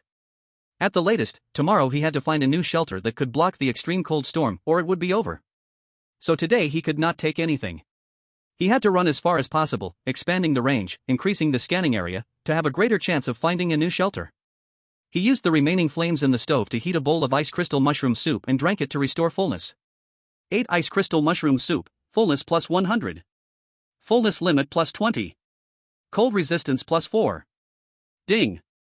Cold resistance exceeded 10, gained beginner cold resistance. Beginner cold resistance, you take no damage from cold above minus 20 degrees Celsius and can survive better in cold environments. Xia Yan immediately felt warmth in his body. Although he was in a minus 45 degrees Celsius environment, it felt like early winter, not as hard to bear as before. When my cold resistance improves, will I be able to ignore extreme cold storms? Xia Yan shook his head. That was still far away. The inside of the extreme cold storm was minus 70 to 80 degrees, even over minus 100. Even if he ate all the supplies now, he could not ignore the extreme environment of the storm. So for now, the most important thing was to find a new shelter first. Xia Yan rode the vehicle, heading in one direction. He did nothing else the whole day, focusing only on riding far. The viewers watching live could not understand, but after all the surprises Xia Yan had brought them in past days, they unconditionally believed he must have a reason for doing this. Has he already ridden more than 10 kilometers? I just saw berry bushes nearby, but Xia Yan did not stop. What is he looking for? The live comments were puzzled, and so was Xiaoya. No matter how much she checked the data, she could not find Xia Yan's purpose. Why suddenly go so far? If it was to find resources, those berry bushes earlier were good enough. Why did he not stop? Xiaoya was searching for information on previous survivors, trying to deduce Xia Yan's goal. Suddenly, the system emitted a sharp alarm sound. What's happening? Zhou rushed over after hearing and frowned at Xiaoya. I don't know. I was using the system to simulate Xia Yan's action path, and suddenly the alarm went off. Xiaoya didn't understand either, but soon, she knew the reason for the alarm. A red exclamation mark suddenly popped up on the system screen. Warning! The extreme cold land is about to experience an extreme cold storm. Warning! The extreme cold land is about to experience an extreme cold storm. In 38 hours, the extreme cold storm will cover the survivor's location. Seeing the big warning on the screen, everyone's faces changed. They understood what an extreme cold storm was. The main reason why no survivor could live in the frozen land was the extreme cold storm. The extreme cold storm was like a forbidden area for humans, almost no creature could survive inside, and after the storm, the frozen land would enter a brief period of even colder weather. Did Xia Yan know the extreme cold storm was coming? Xiaobu frowned and asked Xiaoya. He probably doesn't know. According to the time calculation, the extreme cold storm is still hundreds of kilometers from his position, he couldn't have seen it. Then it's over. With Xia Yan's current shelter, it can't block the extreme cold storm at all. Xiaobu frowned, but felt helpless. They could not contact Xia Yan. Work hard these 2 days. Don't go home at night, work overtime, and keep watching Xia Yan's livestream. If the national fortune system shows any movement, provide help to Xia Yan immediately. Xiaobu didn't want this kid, who had made huge contributions to Xia Country, to die like this. All they could do was monitor the national fortune system. What if the national fortune system suddenly opened the permission for survivors to communicate with them? Yes. Xiaoya also knew the seriousness of the matter. If Xia Yan died, Xia Country would suffer a big loss. Meanwhile, a warning about the extreme cold storm appeared in the livestream. Viewers saw the system alert and gasped. Extreme cold storm. Oh no, is it the storm that froze the Lighthouse Country survivor to death? Yes, the 12th batch of survivors, that unlucky guy from Lighthouse Country instantly became an ice sculpture, died peacefully. It's over. What about Xia Yan? Isn't he doomed? He's definitely doomed. Even if he ate a lot of things to resist cold, he cannot withstand temperatures of minus 70, minus 80, or even hundreds below zero inside the extreme cold storm. Okamoto Nichikawa, ha, you are crazy now? The survivors are going to die. How could they be stronger than our Eastern Sea Country survivors? Our survivors have already settled on the island, supplies are enough. This is the difference between Xia Country and us. Why is this Akita dog everywhere? Always peeking at screens? Got nothing better to do? Damn, seeing him is annoying. Who wants to go raid the Eastern Sea Country livestream with me? Brothers, follow me, let's storm their livestream. Just a moment ago they were worried about Xia Yan's situation, but once Okamoto Nichikawa appeared, the scene changed instantly. They united to start a verbal fight in the Eastern Xia Country livestream. City People's Hospital. Community staff had already provided Xia Shui with the best medical conditions and pushed her into the operating room. Outside the operating room, the two elders paced back and forth, worried. Xia Donghai took a moment to check Xia Yan's livestream on his phone, and seeing the extreme cold storm system alert, his heart sank immediately. But seeing Li Ruoying nervously rubbing her hands outside the operating room, Xia Donghai quietly put away his phone. Old Xia Shui will be fine, right? Li Ruoying asked Xia Donghai worriedly. Xia Donghai forced a calm expression and smiled at Li Ruoying. Don't worry, this is the best medical team in the province, Xia Shui will be fine. Xia Donghai comforted Li Ruoying, but his heart was very heavy. Both children were now facing huge crises, but he could not speak, could not tell anyone about Xia Yan's situation, fearing Li Ruoying could not bear such a shock. He could only silently bear the pressure himself. Another world, the frozen land. Xia Yan had ridden all day, only stopping when the sun was about to set. He felt he had traveled at least dozens of kilometers. In such a large area, he should be able to find a suitable shelter, right? Returning to the wooden cabin, it was already deep night, and the live stream had long been closed. Xia Yan cooked a bowl of ice crystal mushroom soup to restore his spent fullness. Consumed ice crystal mushroom soup, fullness plus 100. Max fullness plus 10. Cold resistance plus 3. The next morning, Xia Yan got up early again and made another bowl of ice crystal mushroom soup, filling up his hunger gauge completely. He then packed all his supplies into a box and secured it onto his snow bike. He quietly waited for the information system to refresh. At 8 o'clock sharp, the livestream began on time, and the information system refreshed promptly. Information system refreshed, please choose the information to view. Environment. Chapter 11, The Extreme Cold Storm Approaches. Environment scan complete. New environment detected. Dozens of pieces of information immediately appeared in front of Xia Yan. Xia Yan looked through them one by one, ignoring all other locations, searching for shelter information he needed. Unknown Cave 1, a cave with an unknown danger, capable of resisting the extreme cold storm. Unknown Cave 2, a cave with an unknown danger, capable of resisting the extreme cold storm, with further unknown risks deeper inside. Xia Yan frowned as he looked at the locations of these two caves. One was slightly closer, and the other slightly farther away. But looking at the countdown to the extreme cold storm, there wasn't much time left for hesitation. Countdown to the extreme cold storm, 11 hours 56 minutes and 30 seconds. 12 more hours. It seemed like a long time, but traveling to this cave would take 2 or 3 hours. Xia Yan immediately chose the nearest unknown cave 1 to go to. If he made a mistake, he would still have some leeway, not completely helpless. Xia Yan rode his bike and immediately headed toward the cave location. After almost 3 hours, he finally arrived near the cave. Seeing this, the livestream viewers were immediately excited when they saw Xia Yan find a cave. Xia Yan's got a hack, this cave can resist the extreme cold storm. Amazing. Damn, Xia Yan really will bring us miracles. Just when the extreme cold storm is about to arrive, he actually found a new shelter. Xiaoya, who had been following Xia Yan, also looked surprised. Minister, Xia Yan found a new shelter. Immediately, this news was relayed to Xiaobu. Great, this cave can fully resist the extreme cold storm. Looks like Xia Yan's not meant to die yet. Xiaobu was also happy. Xia Yan, standing in the extreme cold, looked ahead at the cave but frowned. The viewers in the livestream didn't notice, but he had noticed the footprints scattered around the cave, palm-sized beast footprints. This meant there were magical beasts inhabiting the cave. These beasts had a stronger sense than humans and must have sensed the arrival of the extreme cold storm, hibernating in the cave. Though he had already guessed, he still rode his snow bike slowly toward the cave, coming to the entrance and looking into the dark hole. Xia Yan still kept a sliver of hope in his heart. What if there were no magical beasts inside? With the sunlight, Xia Yan saw something fluffy inside the cave, rising and falling regularly. Xia Yan's expression changed, and he immediately rode his snow bike away, showing no sign of stopping. From his observation, the creature inside was bigger than him, looking like a bear-like creature. A single rabbit had almost cost him his life, let alone a bear. What was he waiting for if not to run? With time running out, Xia Yan immediately rode toward the other cave. But the other cave was in the opposite direction, and he would need to retrace his steps and travel even farther to reach it. Xia Yan didn't dare waste a single moment. Now, there were only 8.5 hours left until the extreme cold storm hit. Bullet screen. Why did he leave? This cave is his lifeline. Sigh, maybe he doesn't know the storm's coming, so, compared to the cave, the wooden house environment might be better for him. Sigh, what a letdown. No one can survive more than 3 days in the extreme cold. Xia Yan already broke the record, so that's something. I couldn't bear to watch, he left, my condolences, hands together. A wave of hands together emoji flooded the bullet comments, silently feeling sorrow for Xia Yan. Xiaobu also furrowed his brow. He didn't know why Xia Yan left. Xia Yan traveled such a long distance, found the cave and left. This wasn't normal. Replay the previous footage. Xiaobu immediately asked Xiaoya to replay the live stream footage. As the image zoomed in, they finally saw the animal footprints on the ground and the vague, dark, unknown creature in the cave.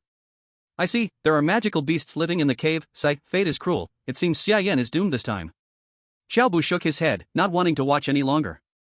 For the remaining 8 hours, he didn't believe Xia Yan would be lucky enough to find shelter. Xiaoya, after handling Xia Yan's matter, go report to Zhao Xinxin's live stream room. Xiaobu had even found a backup for Xiaoya. Xiaoya was capable, and with Xia Yan gone, sending her to manage Zhao Xinxin's live stream room seemed good. Xiaoya lowered her head and nodded silently. In the live stream, Xia Yan was desperately pedaling the bike. Although the snow bike wasn't fast, he dared not pause for a moment. Now, he was racing against time, literally. When there were still 3 hours left, Xia Yan could clearly feel the wind picking up around him, and the temperature was gradually dropping, becoming colder. His fullness was also rapidly decreasing. But Xia Yan dared not stop. When hungry, he would take out frost mushrooms and chew on them to replenish his energy. He felt his legs were about to break. Gradually, the sun began to set, and he was only a few hundred meters away from the cave. But at that moment, the extreme cold storm arrived. Time hit zero, and the ice blue storm behind him pushed forward like a sky curtain. Where the storm passed, everything was frozen, even the snow on the ground was turned into hard ice blocks. Xia Yan saw the scene and immediately widened his eyes. His legs, nearly numb, suddenly gained strength again. He stood up and desperately pedaled the bike. The cold wind behind him blew past, and Xia Yan could feel the bone-chilling cold invading his body. The viewers still in the live stream, who hadn't left, saw the scene and their hearts sank. In the face of this disaster, Xia Yan appeared so small, like a leaf in a tsunami, ready to be flipped over by the giant waves at any moment. Candle. Candle. The bullet comments fell silent, all that remained were candle emojis. At the People's Hospital, in the inpatient department.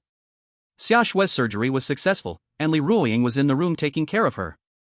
Xia Donghai squatted in the corner of the stairs, watching the terrifying extreme cold storm and Xia Yan pedaling desperately in the live stream. Xia Donghai's eyes instantly turned red. Covering his mouth, the man choked up at that moment. He felt that he was being a very incompetent father. His son was in danger, but he couldn't do anything. He didn't even dare to cry, not daring to let Li Ruoying and Xia Shui see Xia Yan's situation at that moment. In the extreme cold land. Xia Yan turned around to look behind him. The storm had already reached his back, and the bone-chilling wind was sweeping past him. His limbs were getting stiff from the cold, and the cave entrance ahead was now in his view. Xia Yan gritted his teeth, and his legs once again exerted strength, desperately pedaling the bike. The bike accelerated instantly, and just before the storm was about to engulf him, he rushed toward the cave entrance at lightning speed. At that moment, the live stream abruptly stopped. Xia Yan rushed into the cave, lost his balance in midair, and crashed hard to the ground. Chapter 12, No Need for You to Make a Judgment. Looking at the black screen of the live stream, the bullet comments exploded. Damn! Again? Every time at the critical moment the stream cuts off. Did Xia Yan escape the extreme cold storm? Last time when encountering a magical beast, the stream cut off at the key moment. This time, the extreme cold storm cut off the broadcast at the critical moment again. Was it Xia Yan on purpose or the system? Are they teasing us? Everyone, go to sleep early. When you wake up tomorrow, Xia Yan will probably be safe again. Damn! I already sent my candle, wasted my feelings. Although most people joked that Xia Yan might still be alive, very few actually believed it. Everyone thought Xia Yan was dead. After all, it was an extreme cold storm. Even if Xia Yan entered the cave, with no preparation, instantly being swallowed by the storm, it would definitely be death. Another world, inside the cave, Xia Yan struggled to get up from the ground. This fall hit him hard, things scattered on the ground, the snow bike also flipped. The cave entrance was blocked by snow, sealed tightly with ice. Xia Yan felt along the ground to find cedar wood, took out the fire-starting tool, and lit the flame. The cave instantly became bright. The cave was very deep, you could not see the end, dark and unknown. Xia Yan did not dare to move carelessly, the information system clearly told him there was danger, something must be inside. Xia Yan picked up the supplies and counted the current items. Ice crystal X8. Frost mushroom X5. Cedar wood X15. Snowmelt rabbit X1. Frost mushroom plus ice crystal could make 4 bowls of ice crystal mushroom soup. Snowmelt rabbit could provide more than 10 pounds of meat, enough to last a few days. Then he started to process the Snowmelt rabbit, skinning it, removing the organs, placing the fat by the fire to roast, extracting animal oil. Animal oil has many uses. When injured it can seal wounds, it can also be used as fuel, or eaten, definitely a treasure in the wild. The fur was hung at the cave entrance to dry. Although the fur was not big enough for clothes, it could be made into knee pads to keep joints warm. City People's Hospital. Xia lay in the hospital bed, recovering well. Xia Donghai, not wanting them to worry, did not tell them Xia Yan's current situation. As Xia Yan's family, they have priority to receive every supply Xia Yan sends. Ice crystal mushroom soup was naturally delivered to them in 3 portions. To help Xia Shui recover faster, the 2 elders did not eat the mushroom soup, giving it all to Xia Shui to supplement nutrition. After 3 bowls of ice crystal mushroom soup, Xia Shui's physical strength greatly improved, her cold resistance increased to 10 points, awakening basic cold resistance. In the morning, Li Ruoying and Xia Donghai went to buy breakfast for Xia Shui. Xia Shui stayed in a double room, with 1 empty bed next to her. At this time, a woman led a little chubby boy into the ward, accompanied by the director. The woman looked at Xia Shui in the ward, frowning with disgust. "How can my son share a room with this kind of person? I booked a special care ward." The middle-aged woman said to the director with dissatisfaction. The director explained with a forced smile. "Recently the hospital is full, special care wards are gone. This is not a special care ward, but there are only 2 beds here, it's not bad. Ms. Li, please bear with it. Your son's illness is not serious, he will leave in a few days."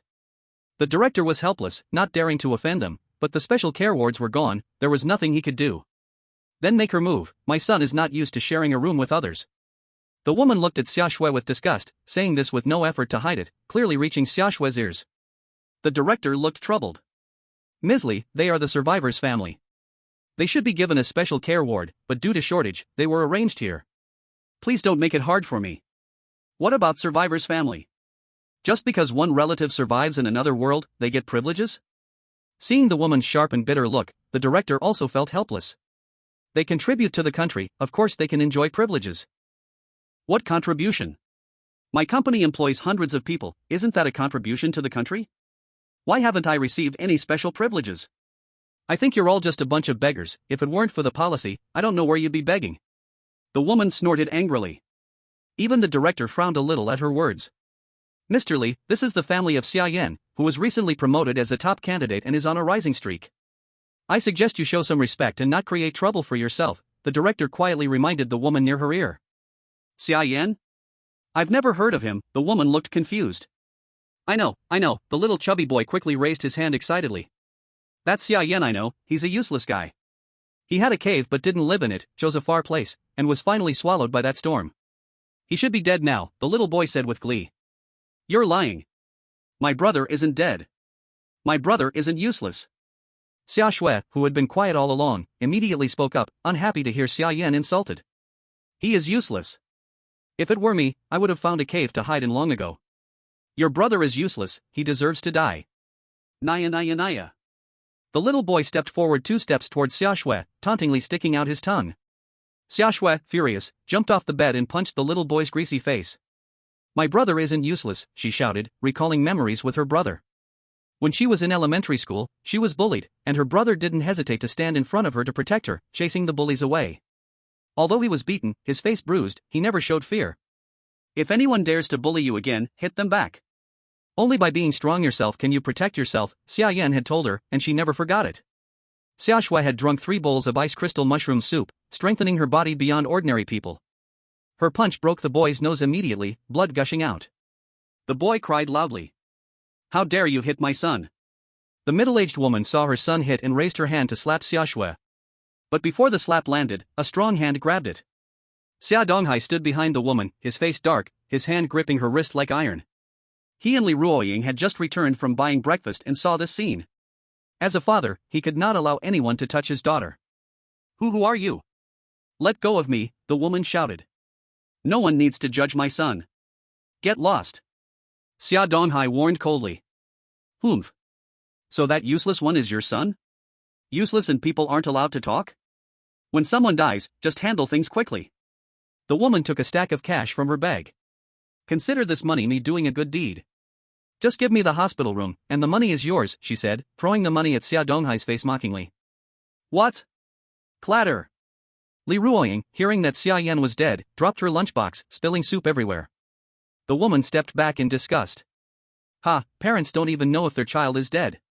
So funny. Let's go, since your son just died, I don't bother arguing with you, the woman said, pinching her nose as if Xia Donghai and Li Ruoying smelled terrible. Li Ruoying's legs went weak, she nearly fainted. Xia Donghai's face darkened like water, fists clenched. After suppressing his emotions all night, they exploded. His fist smashed into the woman's face, sending her 2 meters away, her head hitting the wall hard. You have no right to decide if my son is dead. Get out. Chapter 13, now want to leave? Too late. It was almost 8 o'clock. Xiaoya, who had been guarding Xia Yan's livestream, was starting to doze off. But she persisted, determined to stay at least until the livestream began, to confirm Xia Yan's current situation. Staring at the black screen, watching the time. When the time reached 8 o'clock, Xia Yan's live broadcast, as usual, began. In the live broadcast, in the pitch-black cave, Xia Yan was lying by the fire, having just woken up. Seeing this, Xiaoya's face was filled with surprise. He's alive. He's still alive. Xiaoya immediately reported this good news to Qiao Bu. Other viewers of the livestream also showed surprised faces. The barrage quickly covered the entire screen, all in disbelief that Xia Yan had survived the extreme cold storm. The community director, upon seeing that Xia Yan was still alive, also wore a face of surprise and hurried to the Xia family to offer congratulations. After all, Xia Yan was the only survivor in their area, and now he had even upgraded to a seed player. The longer Xia Yan stayed alive, the higher his achievement, which was also a huge honor for the community. However, when Li Pingsheng arrived at the Xia family, he found that there was no one at the Xia home. They went to the hospital to treat their child. A neighbor, hearing the noise, came out to explain to Li Pingsheng. Li Pingsheng immediately headed for the hospital, buying some gifts along the way, though not anything fancy. With the current scarcity of supplies, there were no extra resources to make gifts, just a bunch of carnations. Arriving at the hospital, he inquired and soon arrived at the ward where Xia Shui was staying. Just as he reached the door of the ward, he heard a quarrel inside. You dare to hit me? Just wait. I'll make your entire family pay for that dead son of yours. Li Pingsheng was curious and hurried to check what was happening inside. Upon entering the ward, he saw it was crowded with people. Xia Yan's family, the hospital director, and a mother and son pair. The boy was covering his nose, blood flowing through his fingers. The woman had a huge black eye on her face, and her eyes were swollen. She was acting like a madwoman, tearing at Xia Donghai, while the hospital director was trying to separate them. Stop. What are you doing? Li Pingsheng's gaze sharpened as he shouted sternly. Li Pingsheng stepped forward and saw Li Ruoying, who was in a daze and had been severely impacted. His brows furrowed. Brother Xia, what happened to sister-in-law? Xia Donghai, seeing Li Pingsheng, sighed deeply. Director Li, what brings you here? I just came to see Xiao Shui. Li Pingsheng raised the carnations in his hand and placed them on the bed's headboard. Thank you, uncle. Xia Shui thanked Li Pingsheng sweetly. The woman, who had been stunned by Li Pingsheng's shout, now reacted, glaring at him and pointing her finger. Who are you? She realized that Li Pingsheng was one of their people. Who am I? Let me tell you, I'm the general manager of Zhao Group, my husband is the chairman. You dare to hit me?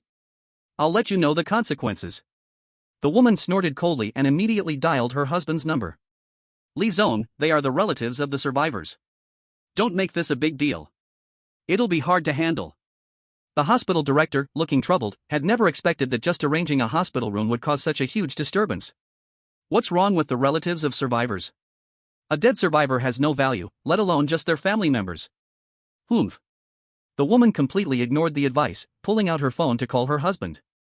Hello, hurry up and come. Your wife has been hit in the hospital. The response was quick, and within 10 minutes, they arrived at the hospital. Zhao Group's chairman, the largest entrepreneur in the city. When the most difficult time came for Xia Country, they were unaffected, showing the immense strength of their company. Who? Who dares to touch my wife? Zhao Bin walked in wearing sunglasses, followed by 2 bodyguards, shouting loudly. Hubby, it's him, look at what he did to me, and your son, that bastard hit him, his nose is bleeding. The woman saw Zhao Bin, and at once it was like seeing the main backbone, she went up to pour out her suffering. Seeing his wife and son beaten into this state, the fire in Zhao Bin's heart rose with a sudden whoosh. Who the hell dares to hit my son? He stepped forward and was about to teach Xia Donghai a lesson. Xia Donghai had just wanted to prepare to strike back. But Li Pingsheng suddenly stood in front of him. You even dare to touch the family of a survival candidate? Li Pingsheng warned Zhao Bin with a face full of coldness. Zhao Bin's movement froze. Survival candidates were all talents selected by the country. Every batch of survival candidates all received hero-level treatment. Even if he was the richest entrepreneur in this city, he did not dare easily touch the family of a survival candidate. That would no doubt be going against the country. Seeing Zhao Bin hesitate, the woman at once refused to accept it. Zhao Bin. My son and I have been beaten into this state. Are you still a man or not? Besides, the survival candidate of their family has already died. What are you afraid of? Under the woman's bewitching, Zhao Bin's eyes became sharp. A survival candidate who had already died indeed had no value. Dead? He. A survival candidate who was already dead still dares to be so arrogant. Beat them for me. Zhao Bin then stopped wasting words. He waved his hand and signaled the bodyguards behind him to go teach the Xia Yan family a lesson. Let me see who dares. Zhao Pingsheng shouted sharply, raising his phone. On the phone was Xia Yan's live broadcast room, and on it was playing Xia Yan's figure. Who said he died? Xia Yan not only did not die, he even found a safe cave and obtained a large amount of resources, making a huge contribution to the country, and as a seed contestant, if his family suffers humiliation, think about the consequences. Li Pingxing's words at once made the two bodyguards hesitate. They were bodyguards, not Zhao Bin's death warriors. The salary Zhao Bin gave them had not reached the level of buying their lives. A survival candidate who was still alive, a seed-level contestant, if they really touched his family, that would be huge news. Even dying 800 times would not be enough. When Li Ruoying saw Xia Yan in the live broadcast room, her eyes at once turned red, and a huge stone in her heart instantly fell down. Xia Donghai also felt the pressure on his body suddenly become light. From yesterday he had thought Xia Yan was already dead. Seeing Xia Yan safe and sound gave him the feeling of surviving a great disaster.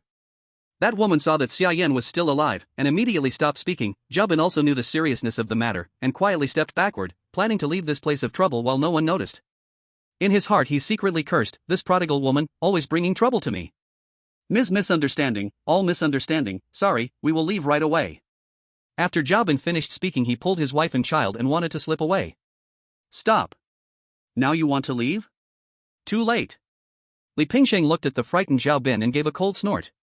He had already contacted the relevant departments. Humiliating the family of a survival candidate, the Zhao group could wait to be cleared and investigated. Zhao Bin's heart immediately thumped once, secretly saying, finished. At the same time, Xia Yan woke up inside the cave. The temperature inside the cave was several degrees higher than outside. It had not even reached the temperature of freezing. System intelligence has refreshed. Please choose the intelligence type. Looking at the intelligence system before his eyes, Xia Yan fell into deep thought. Now his supplies could allow him to stay here doing nothing and still live for several days. For him now what was important was not supplies, but the danger from inside the cave. Crisis. Chapter 14. The previous batch of survival candidates. The surrounding environment has been scanned, multiple crises discovered. Crisis 1, there is a magical beast sleeping in the cave. The position of the magical beast has been marked. Crisis 2, there are mysterious ruins deep inside the cave. The ruins have unknown danger/opportunity. 2 red points immediately appeared marked in his field of vision, and a light green track appeared in his eyes. Movement track of the first order magical beast Snowfox, 1 day 23 hours ago. All of them were deep inside the cave. Xia Yan frowned tightly. That meant the first order Snowfox could appear here at any time. This place for him was not truly safe. Although he had already guessed that there might be magical beasts living in this cave. But when he truly confirmed this, his heart immediately jumped. The beasts, having encountered the Snowmelt rabbit up close, he knew how terrifying the beasts were. They were creatures more frightening than wild animals.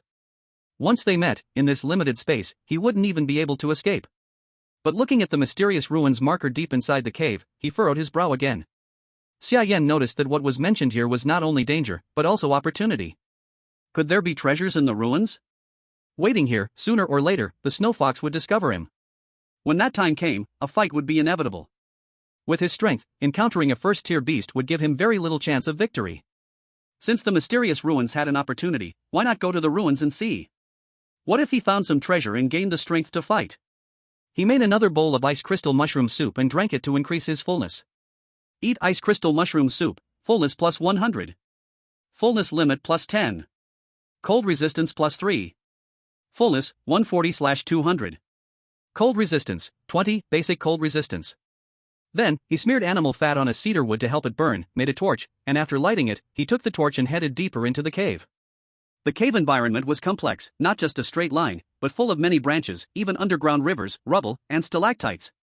Xia Yan walked with difficulty. The only good thing was that he wouldn't be disturbed by the cold wind, which made it much more comfortable than traveling above ground. As Xia Yan walked, he came across a fork in the road where a deep green trail appeared before him.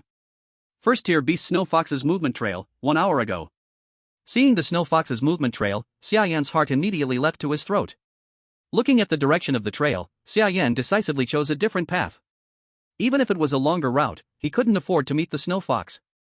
If they met, it would all be over. The bullet screen watching Xia Yan explore the cave felt both thrilling and at the same time thought Xia Yan was being foolish. He's courting death again, why explore the cave for no reason? Why not just stay outside and wait for the extreme cold storm to pass? We don't even know what dangers are inside such a deep cave, it's so stupid.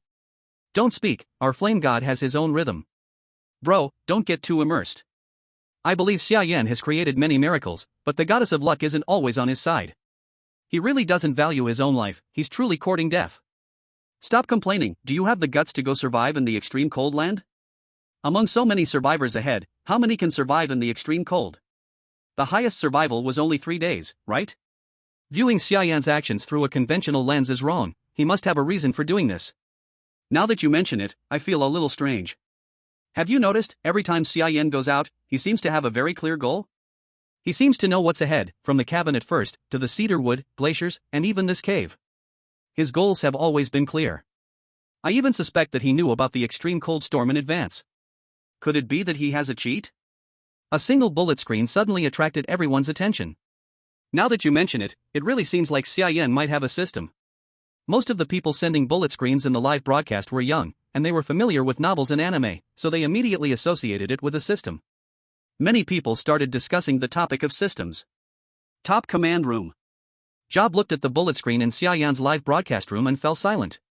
He didn't believe in any systems, but among the survivors, there was a certain type of person whose actions indeed seemed like they were using cheats. That was the inspirational type. These survivors were 1 in 1,000, and they were born with an extremely strong sixth sense. Relying on intuition, they often found what they needed. Lighthouse Country had a very good example. Leon Rogers. Since this batch of survivors entered the alternate world, Leon Rogers had always been going smoothly, never encountering danger, and supplies were unusually abundant. Not only that, once before, when he came across a rich supply point, Leon Rogers did not go there, but instead walked in another direction. Later it was found out that the supply point was ambushed by a magical beast, and if he had gone there, he would have become the beast's prey. And the other direction he chose, the supplies he found were not less than that supply point at all. This is the Inspirer. Xia Yan's various strange decisions made Job guess that Xia Yan had also awakened this Inspirer ability. Only Xia Yan's environment was harsher, not as smooth as Leon Rogers, on the contrary, to outsiders, it seemed full of danger.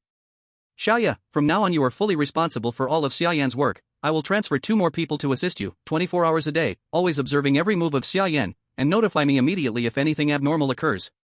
Job did not mention the Inspirer matter, it can be said that the fewer people know, the better. But even if he wanted to hide it, he could not hide it from other countries' leaders. Many had noticed Xia Yan's abnormal behavior. Lighthouse Country. Lewis looked at the data in his hands, his face turned serious. This Xia Yan from Xia Country, suspected to have the same ability as Rogers, although appearing to be in extreme danger, always survives smoothly. According to data analysis, every action of Xia Yan is very purposeful, never taking detours. Listening to his subordinate's report, Lewis's face became heavy. Now Xia Country's national fortune ranking is slowly rising, and most of the credit comes from this Xia Yan. At this rate, Xia Country returning to that giant state is only a matter of time. Lewis naturally knew Xia Yan's contribution to Xia Country, and Xia Country's threat to them. What's the use of saying this?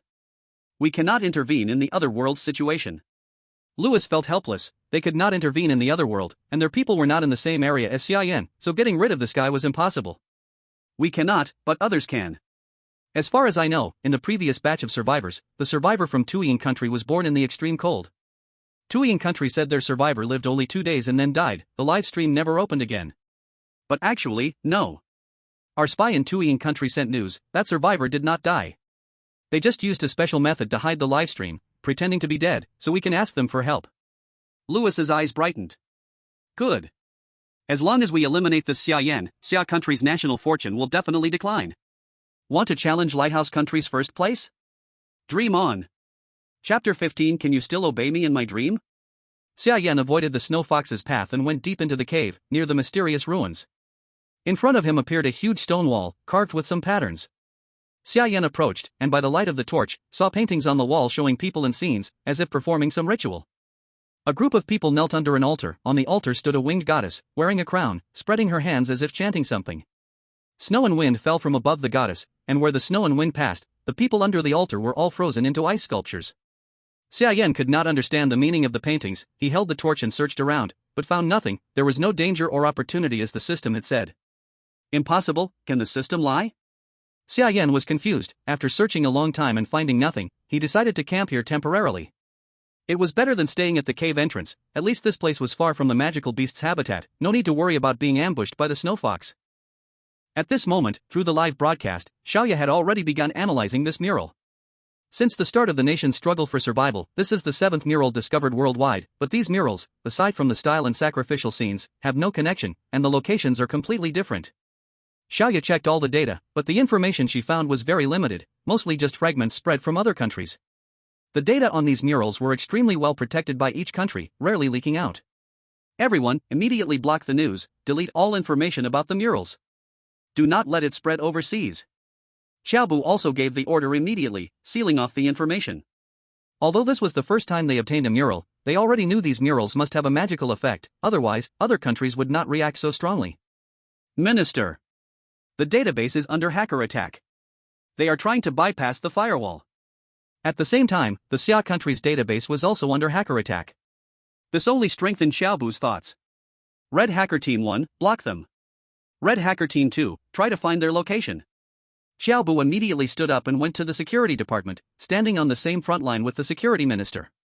The hacking technology of the Xia Country was terrifying. All attacks from around the world were intercepted, and through an unnoticed detail, they successfully counter-invaded and found the other party's IP. Found it. These attacks come from overseas, and not from just one place. Lighthouse Country, Eastern Sun Country, English Austria, French Westland, and other countries are all involved. It's them again. Hearing these country names, Xiaobu's temples throbbed with anger. This was not the first time these countries had attacked them. Security Minister Sun Changying patted Xiaobu on the shoulder. Old Xiao, just get used to it. My side faces countless attacks every day. This time the attack is bigger. Did you find something new over there that drew them all here? Sun Changying had dealt with these foreign hackers countless times and was long accustomed to this scene. But this time it seemed different. The commotion was too big. There is indeed a discovery, but it is not clear yet. Thank you for your hard work, Old Sunday. Xiaobu nodded, but the details were inconvenient to disclose. Naturally, Sun Changying did not ask further. Being in this position, they understood some things could not be spoken to outsiders. You are welcome. When things settle down, remember to treat me to a meal. A group of experts in the Supreme Command Room began researching the secret of this mural, but had no results. In another world, Xia Yan also had no results. At night, after eating and drinking his fill, Xia Yan directly rested under the mural. Late at night, in a daze, Xia Yan seemed to enter a void place. The surroundings were completely white, nothing could be seen. This environment felt like snow blindness. Xia Yan looked around, unable to tell up from down, left from right, north from south. Suddenly, a goddess wearing a crown, wings behind her, and dressed in white clothes descended from the sky. The goddess held a scepter in her hand, with a hexagon snowflake design on it. As she approached him, he immediately felt a bone-chilling cold. Seeing a god, why do you not kneel? The goddess slightly opened her mouth, and a clear, cold, yet holy voice came. Xia Yan's body shivered, the pressure on him rose sharply, and his legs weakened, almost falling to the ground. Fortunately, Xia Yan gritted his teeth, held himself with one knee on the ground, not fully kneeling. What kind of god are you? I don't even know who you are, why should I kneel? I am the goddess of ice, master of the world's ice power. Submit to me, and I can grant you power. The ice goddess opened her hands, looking down at Xia Yan from above. Xia Yan's expression moved, immediately thinking of the opportunity the system mentioned. Could this be the opportunity? But he wasn't overwhelmed by the surprise. The opportunity mentioned by the system still carried with it danger. Who knows if this is a crisis or a positive turn, and I won't make such a rash decision. Xia Yan looked around and curiously asked the ice goddess, where is this? This is your dream, I meet you here in the dream. A dream? Xia Yan blinked, looking up at the ice goddess in front of him. I must say, as a goddess, her beauty was also at the goddess level, her face flawless, without a single flaw. Kneel down. Submit to me. The ice goddess locked eyes with Xia Yan and shouted, once again putting pressure on him.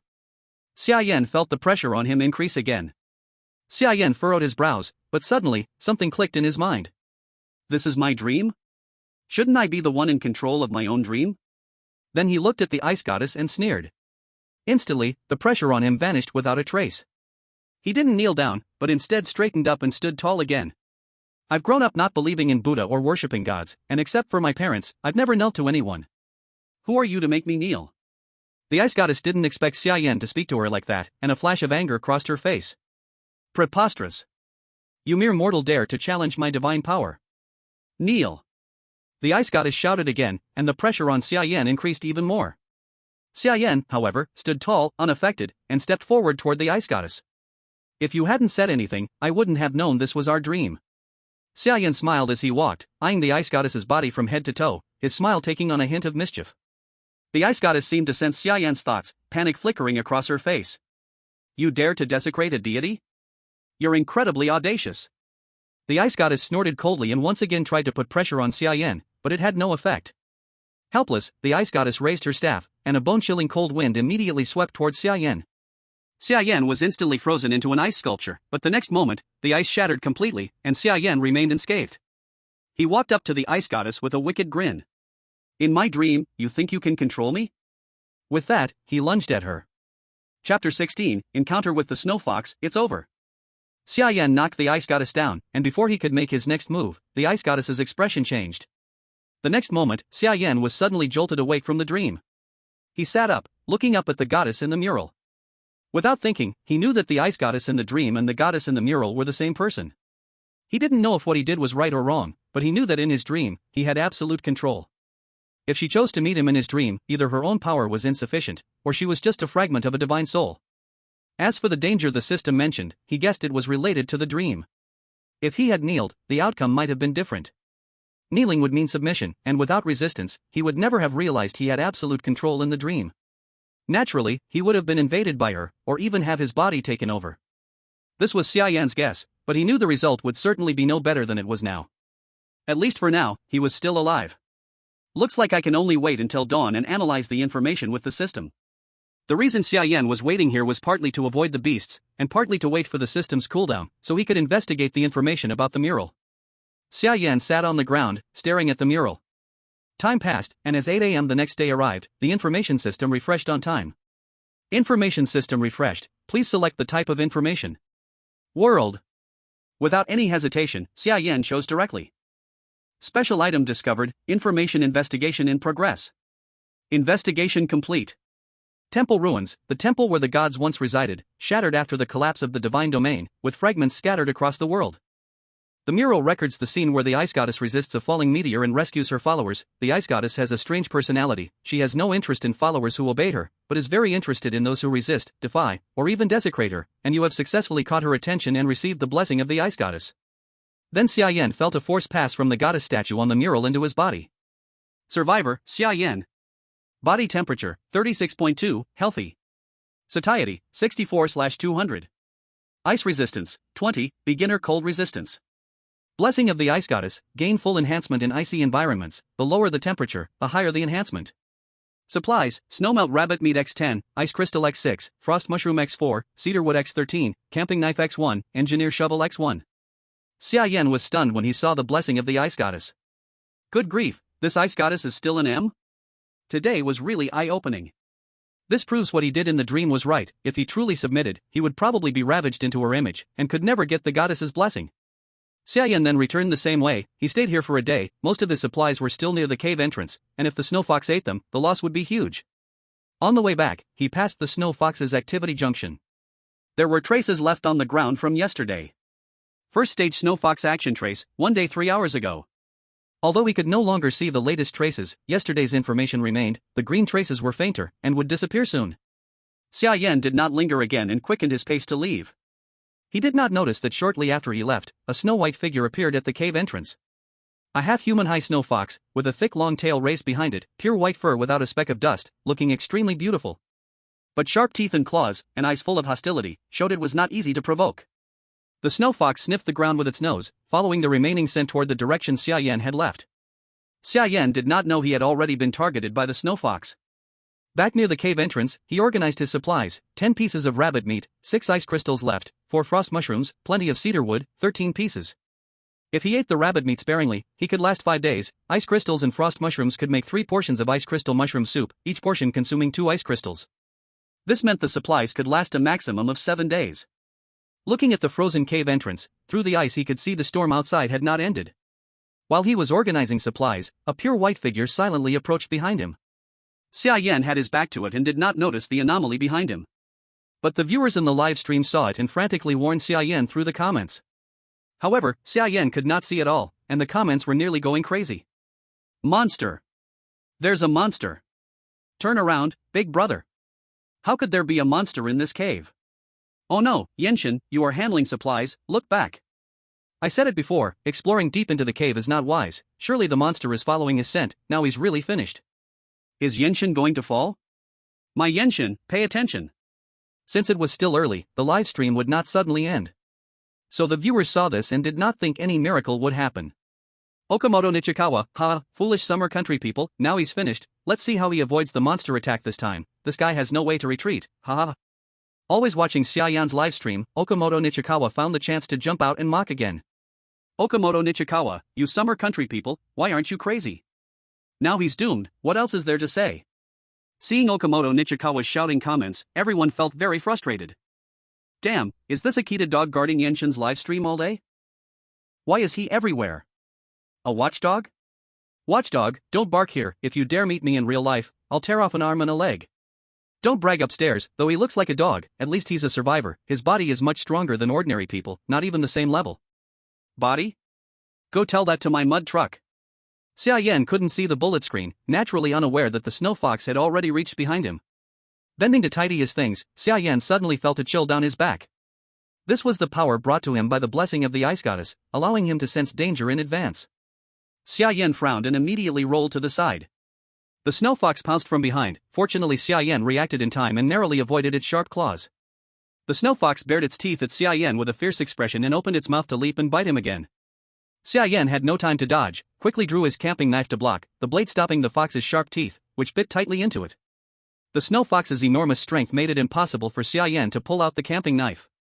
Xia Yan gripped the knife handle tightly, using all his strength to resist the bite. Xia Yan's hands were restricted, but the snow fox's claws were unaffected. With a single paw, it sent Xia Yan flying, the sharp claws leaving a long gash on his arm. Xia Yan slammed hard onto the icy cave entrance. The ice at the cave entrance cracked from the impact. Xia Yan got up, looking gravely at the snow fox opposite him, the cave exit right behind him, with no way out. The viewers of the livestream all felt anxious for him, watching Xia Yan in their hands, sharing the same thought. It's over. Chapter 17, The Blessing of the Ice Goddess. It's over, now he's doomed, nowhere to run, the exit behind him, even if he gets out, the extreme cold storm will freeze him to death. Damn, the flame god is really done for, even a miracle can't save him, unless a god descends, the flame god can never survive the monster's mouth. Poor flame god, created so many miracles, just this one mistake, completely doomed. Okamoto Nichikawa, I told you he's doomed, even I would struggle with a first-level monster, you weaklings from Xia Nation, not even enough to stuff its teeth. Okamoto Nichikawa jumped again, but no one paid attention, all eyes glued to the livestream, anxious for Xia Yan. The heads of various countries watching Xia Yan's stream, seeing him cornered by the monster, all showed delight on their faces. Xia Nation really is short-lived, want to rise again? Impossible. Lewis, head of Lighthouse Country, watched the stream, lying in his chair, puffing a cigar. As long as Xia Yan dies, Xia Nation poses no threat to them. Other survivors aren't significant, nothing outstanding. What about asking Eastern Sea Nation to act? A subordinate cautiously asked Lewis. No need for now, Xia Yan is dead, naturally they don't need to act, but Eastern Sea secretly hid a survivor, this can't be ignored, who knows if they have others hidden elsewhere, keep a close watch. Lewis shook his head, still uneasy about Eastern Sea. This dog seems to have learned to hide, don't let it suddenly turn on its master, we are unprepared. Yes. Xia Yan watched the snow fox approaching step by step, to say he wasn't nervous would be impossible. If he hadn't eaten so much first-level food, greatly boosting his body, this hit would have ended him right there.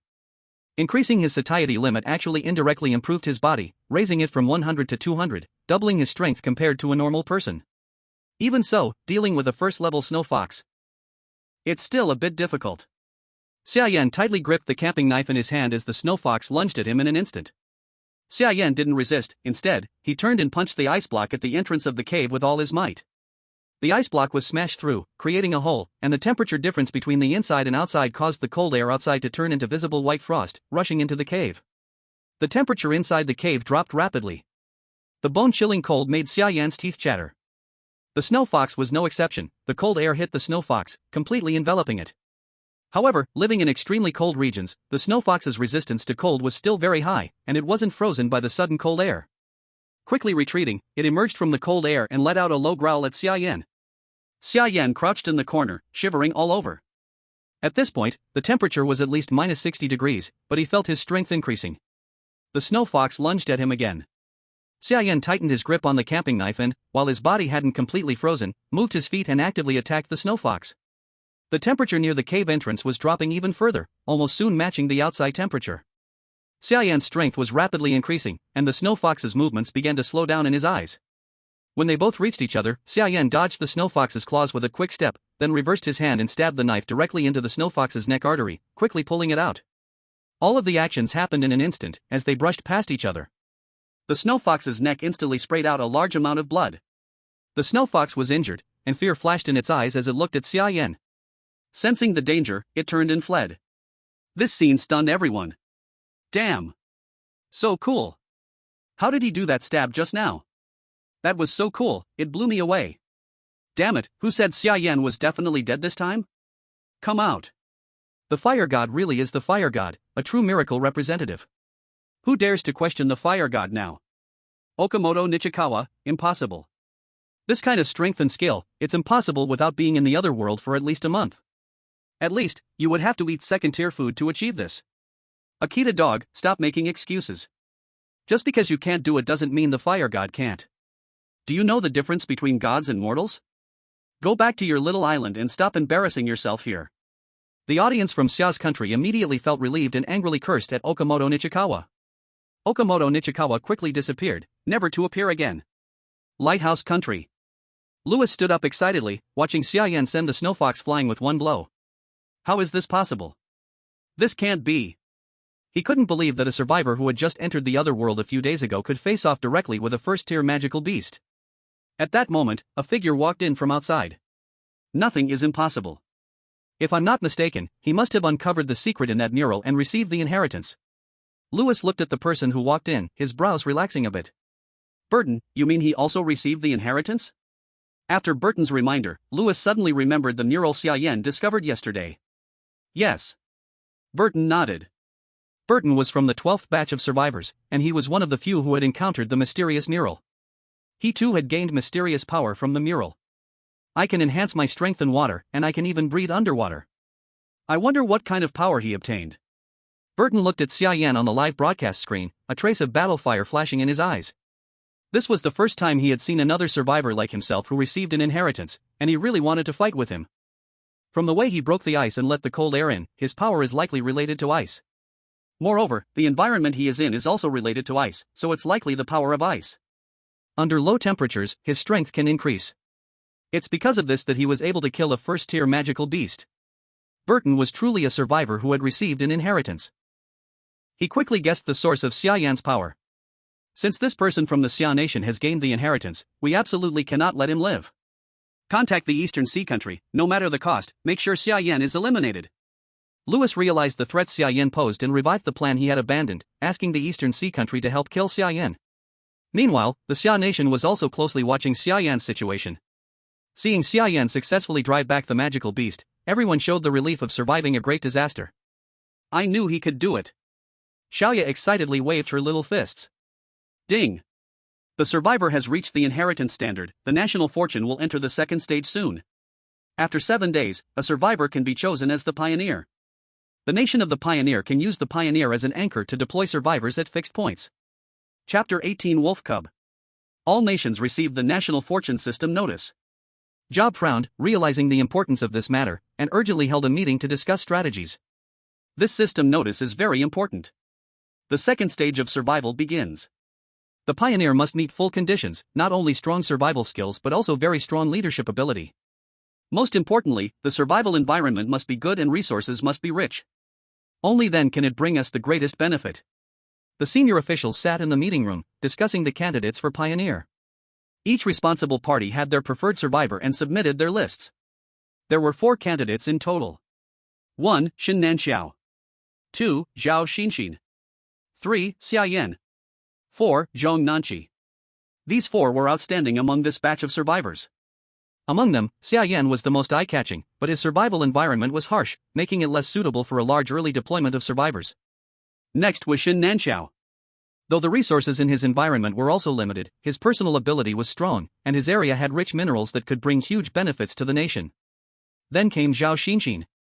Her environment was rich in resources, no need to worry about survival, and she could stabilize quickly in the other world. Zhong Nanqi's environment was balanced in every way, not particularly good or rich in resources, but had a bit of everything. He was comprehensive but not outstanding. Job naturally strongly recommended Xia Yan. After all, he thought Xia Yan was inspired, and as the first pioneer, he would be the best choice.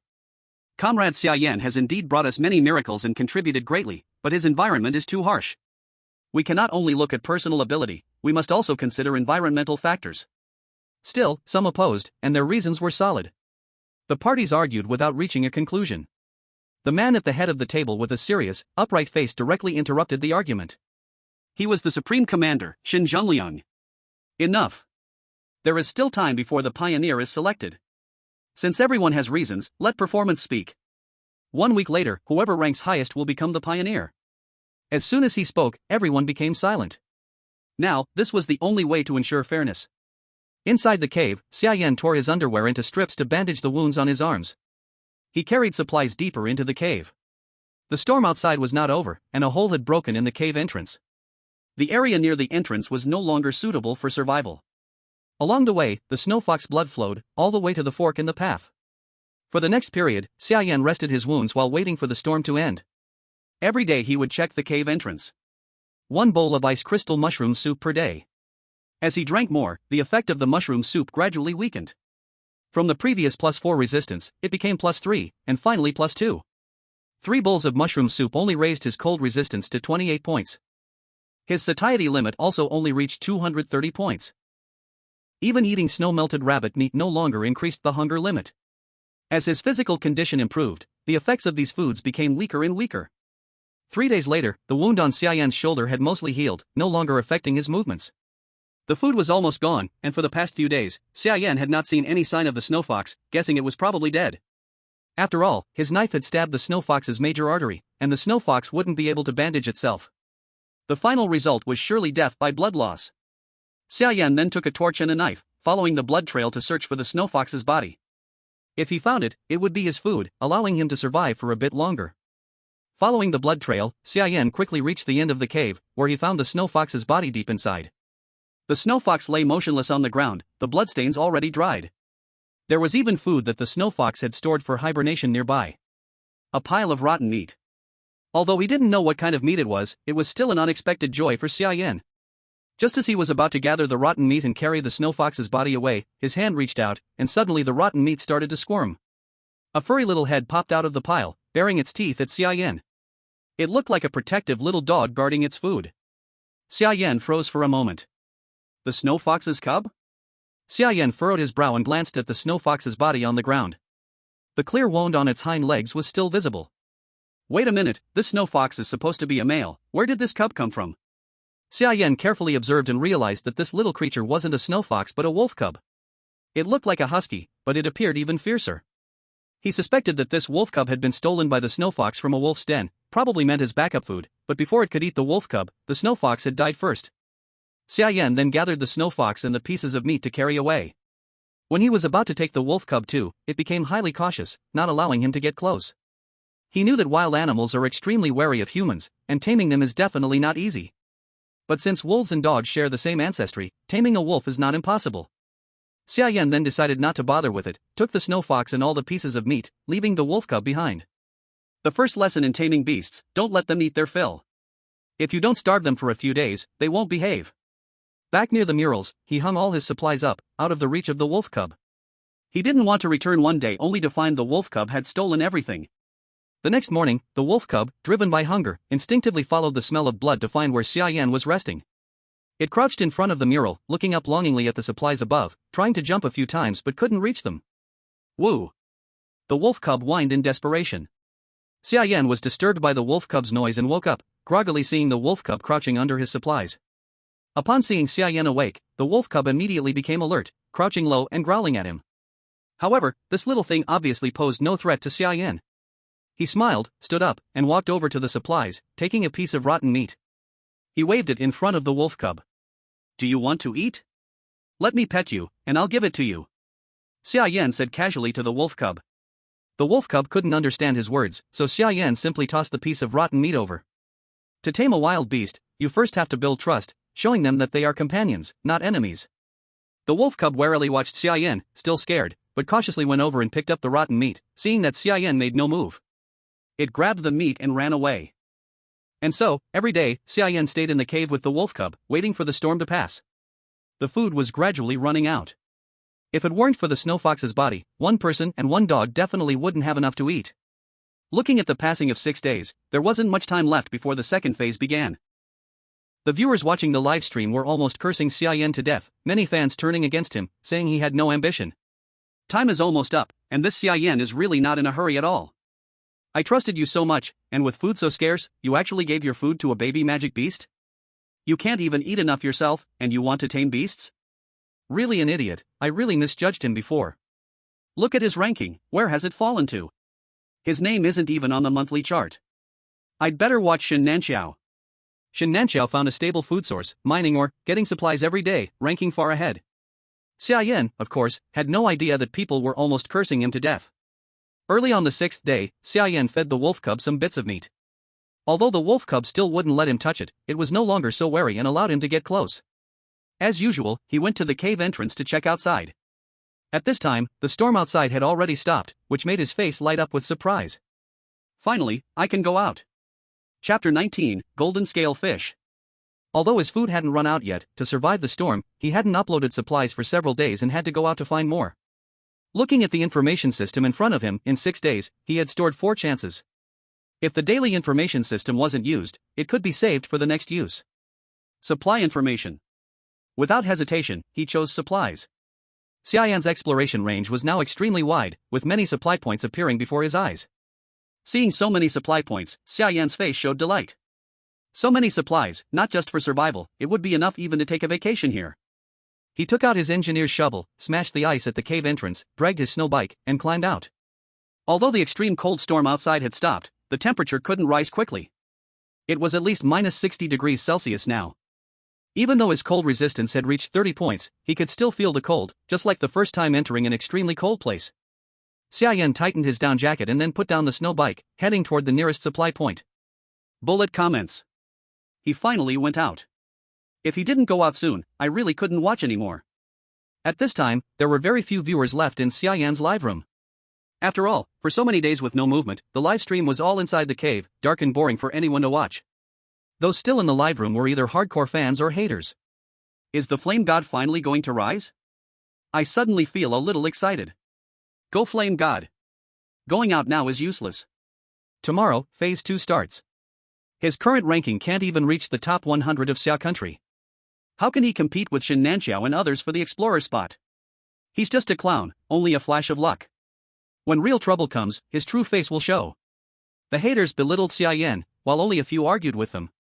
Xia Yan a clown? You guys are the clowns. Killing a snow fox by luck? Surviving until now by luck? Some people are just jealous. Exactly, whether Flame God becomes an explorer doesn't matter. As a survivor, he has already contributed enough to the country. He is a hero. The hardcore fans remaining in the live room naturally defended Xia Yan, starting a war of words with the haters. In the highest command room, Jobu also had hope for Xia Yan. Unfortunately, for so many days, Xia Yan had no movement. The time was almost up, and he didn't think Xia Yan could catch up to others in such a short time. What a pity, if the storm had ended earlier, maybe Xia Yan still had hope. But now, it's too late to say anything. Jobu felt regret for Xia Yan, shaking his head helplessly. He knew it wasn't that Xia Yan's ability wasn't enough. It was simply bad luck, encountering the extreme cold storm. Otherwise, based on Xia Yan's performance in the past few days, he would definitely be stronger than most other survivors. Now, everyone's attention was focused on Shen Nanxiao and Zhao Xinxin, and no one really paid attention to Xia Yan anymore. Xia Yan followed the instructions, riding the snow bike to the nearest supply point. Blessed by the goddess of ice, the lower the temperature, the stronger his physical abilities became. Now, at minus 60 degrees Celsius, his attributes had increased dramatically. He pedaled quickly, and it didn't take long before he found the supply point. It was the tributary of the glacier from before. Xia Yan took out his shovel and began digging furiously. Soon, the ice surface appeared. In Xia Yan's eyes, the entire glacier was divided into red, yellow, and green blocks. And the area under his feet was green. Ice thickness, 20 centimeters, weakest point of the nearby glacier. This was the thinnest part of the ice, only 20 centimeters thick. While it's not extremely thin, with Xia Yan's current strength, he could easily smash through it. Xia Yan grabbed the shovel and slammed it hard. Crack! With just one strike, the ice surface immediately cracked open. Another strike, and the gap gradually expanded. Soon, with another powerful strike, a basketball-sized chunk of ice broke off. The clear river water instantly surged up due to the pressure. Of course, Xia Yan's goal was not the water. In such a frigid place, water was not hard to find, just melt the snow with fire, and it would be water. His real purpose was the fish in the river. Glacier tributary, rich fish species live below, the weak points can be easily broken open. Fish, lacking oxygen for long, will actively move towards flowing water areas. The information clearly told him how to obtain resources here. Xia Yan looked at the hole from which water was flowing out. Below the water's surface, a dark shadow slowly approached. Splash! Then, a silver shimmering fish leapt out of the water. Xia Yan reacted quickly. Holding his camping knife, he struck it with one swift motion. The sharp blade hit the silver fish scales but failed to pierce through. It merely knocked the fish away, and it landed on the ice. The freezing temperature immediately stiffened the fish, as if it had been paused. First-tier silver-scaled fish, underwater beast, tender flesh, hard scales, beware of its teeth, extremely sharp, able to easily cut through hard ice. Looking at the information of the silver-scaled fish, Xia Yan casually tossed it into the box. Having stayed in the cave for so many days, one fish couldn't satisfy his appetite. Xia Yan stood at the hole, and soon another shadow emerged from the water. In no time, he had caught over a dozen fish. Today's harvest is good, and... Xia Yan looked towards the main river of the glacier not far away, where there were still many ice crystals. What level of resource would fish soup made with ice crystal water be? Xia Yan thought to himself happily, when suddenly, a shadow appeared again under the water. But this time, the figure was glowing with golden light, and it was larger. Xia Yan's eyes narrowed. Splash! A fish covered in golden scales leapt out of the water. The golden scales shone dazzlingly under the sunlight, and its sharp teeth seemed capable of easily crushing anything. Second-tier gold-scaled fish, underwater beast, delicious flesh, exceptionally hard scales, excellent material for making scale armor after processing. Its sharp teeth can crush any object below second tier. Xia Yan slashed at the gold-scaled fish with his knife. The gold-scaled fish, midair, whipped its tail and turned around, attempting to bite Xia Yan's wrist. Even leaving the water, it could counterattack, which surprised Xia Yan. He quickly pulled back his arm and kicked the gold-scaled fish with his leg, sending it flying away. Even after hitting the ground, the minus 60 degrees Celsius temperature didn't freeze it instantly. Instead, with a tail flick, it shot back towards Xia Yan, mouth wide open, showing its sharp teeth, aiming for Xia Yan's face. Naturally, Xia Yan didn't want to be bitten by the gold-scaled fish. Sidestepping, he turned and stabbed down with a knife, piercing the golden-scaled fish's tail, pinning it firmly to the ground. Then he lunged forward, hugging the golden-scaled fish, hammering wildly at its head. Try to squirm on the shore, keep squirming, huh? Chapter 20, Golden Fish Soup, A-Rank Treasure Chest. The golden-scaled fish had no hands, and on the shore, caught by Xia Yan, it naturally had no ability to resist and was soon beaten to death. If it were a second-tier magical beast and a land creature, Xia Yan would never dare fight it head-on, but a water beast on land was a live target, food delivered on a plate, how could he let it go? After the golden-scaled fish flopped, the silver-scaled fish below were gone too, probably scared away. Xia Yan did not waste time here and immediately moved to the next spot. He dug up a lot of ice crystals at the glacier, then found some frost mushrooms in the cedar forest. These three spots were the richest in resources and not far from the cave. Unfortunately, with his current strength, even cutting down cedar trees was difficult. He urgently needed a more handy tool. At night, he returned to the cave with abundant supplies. He took stock. Silver-scaled fish x12, each around 2 gene. Golden-scaled fish x1, half a meter long, close to 20 gene. Ice crystals x20. Frost mushrooms x10. This was his harvest for the day, truly a full yield. Looking at the leaderboard, Xia Yan knew it was time to upload supplies. So many days had passed without uploading, and his ranking had long dropped beyond the top few hundred. Looking at the supplies, Xia Yan understood from past experience that uploading single items was less effective than turning them into food for a higher rating. This rating system seemed based on the survivors' living conditions. The richer what you made, the better your survival, the higher the grade. So making finished, cooked dishes would raise the rating. Xia Yan also wanted the treasure chest, so he would not upload carelessly. Looking at the supplies, he felt silver-scaled fish, even cooked, would not exceed B rank. The only chance for A rank supplies was the golden-scaled fish. The golden-scaled fish was so large that even after processing, it weighed over 10 jin, making a soup would not run out. Xia Yan put a wooden bowl on the fire, added 2 ice crystals, poured in snow water, then processed the golden-scaled fish, slicing it into the bowl to cook. He sliced frost mushrooms into it and added a bit of animal fat for flavor. While the soup simmered, he cleaned the golden-scaled fish, laid the scales to dry. Soon the golden fish soup was ready. The aroma drew even hidden wolf pups near. Cautiously, they stood far away, not daring to approach Xia Yan. Xia Yan moved, placing the fish entrails on stones by the fire to roast. Then he picked up the wooden bowl, staring at the golden fish soup, unable to resist. Golden soup floated with some oil, crystal clear frost mushrooms on top, a delicacy unseen on Blue Star. Golden fish soup, fullness plus 200, cold resistance plus 10, fullness max plus 50, temporary debuff, warmth, cold resistance plus 50, lasts 1 hour. Seeing the soup's attributes, Xia Yan was shocked, mouth wide open, jaw almost dropping. He expected golden fish soup to be strong, but not this terrifying. Directly increasing fullness max by 50, for ordinary people, drinking this would boost half their body stats. And a 1 hour temporary buff, cold resistance plus 50, probably triggering intermediate cold resistance. With this, he could probably move freely in extreme cold storms. Originally planning to upload it, Xia Yan hesitated instantly. Such a good thing, should he upload first or enjoy it himself? Just for a moment. Xia Yan made his decision. Upload. He still had the golden-scaled fish. If he drank it now, the warmth buff would be wasted. He decided to make a bowl first thing tomorrow morning, as it would have the most effect after drinking it. Uploaded resources, Tier 2 Golden Fish Soup X1, A. Resource return, 10 times. Nation receives resource return, Tier 2 Golden Fish Soup X10. The survivor uploads Tier A resource for the first time, receiving 1 Tier A chest. After uploading the resources, Xia Yan looked at the wolf pup in the distance, eagerly. He picked up the fish entrails roasted on the stone and waved it in his hand. He whistled at the wolf pup. The wolf pup hesitated for a moment, then cautiously approached Xia Yan. Xia Yan fed it the entrails, and the wolf pup lowered its head, devouring it hungrily. Xia Yan reached out to pet it, and it didn't resist anymore.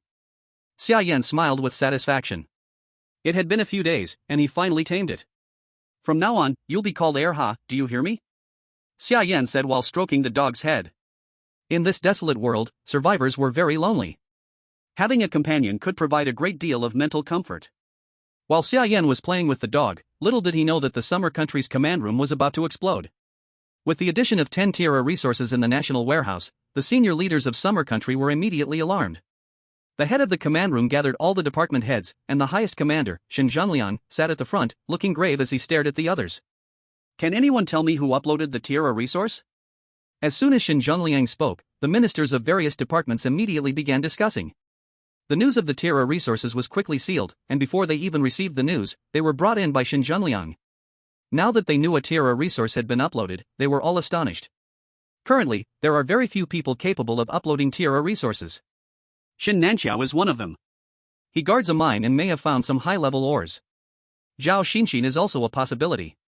She has plenty of resources, and if she's lucky, she might have come across some rare treasures. Zhao Donglin naturally would not miss the opportunity to take credit for his daughter. Xin Zhanliang looked at them and, with an expressionless face, said, "It's food, a bowl of Tier A fish soup." Fish soup? As Xin Zhanliang explained, the ministers looked at each other, confused. Only Qiao Bu's eyes lit up. Although Qiao Bu felt that Xia Yan might have lost his chance, he hadn't given up on him and had been keeping an eye on Xia Yan's every move. Xia had just reported to him today that Xia Yan had caught a lot of fish when he went out. Could it be Xia Yan? He broke the ice today and caught a lot of fish. Xiao Bu wasn't sure, so he said with suspicion. Xia Yan? Ha, the one who hasn't uploaded resources in a long time and has been hiding in a cave? How could there be Tier A resources in such a barren, freezing place? Zhao Donglin instinctively rebutted Xiao Bu, sneering dismissively. The two often went against each other, and it could be said that Xiao Bu's proposals were always met with Zhao Donglin's immediate rebuttal. Xin Zhanliang glanced around. Has any other survivor caught fish? Everyone exchanged looks, and no one answered. Xin Zhanliang already had a rough answer in his mind. By tomorrow, I want to know who owns this Tier A resource. Also, tomorrow is the day for selecting the openers. Tomorrow morning, come to the meeting. We will discuss both issues. Meeting adjourned. Xia Yan was still petting the furry erha when he glanced at the nearby chest glowing with golden light. This was the third chest he had received.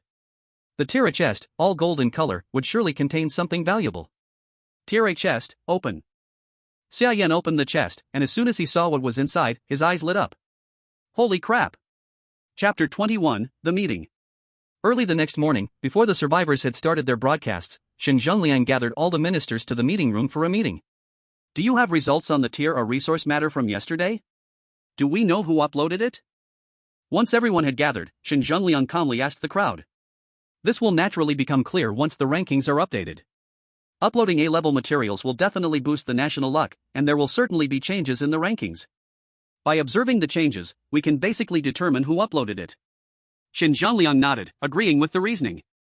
Then, regarding the explorer position, today is the last day, and we need to have a decision. Who do you think is the most suitable? Xinjiangliang asked everyone again. Naturally, it should be Xin Nanxiao.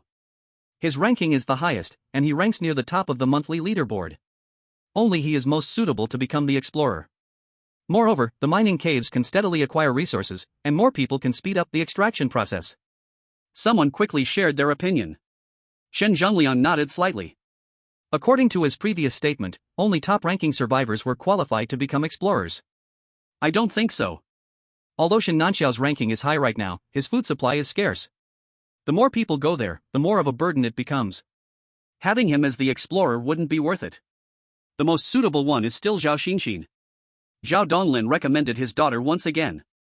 On one hand, he had his own selfish reasons, but on the other hand, Zhao Xinxin's location and personal contributions made her much more suited to be the explorer. When his suggestion was made, no one around voiced any objections. Everyone was clever, and although they had previously said that the one with the highest ranking should become the explorer, at this point, they knew that many factors needed to be considered. They couldn't make a hasty decision, as this concerned the national luck of Xia. I think it wouldn't be too late to make a decision after the rankings are updated. Xiaobu finally spoke.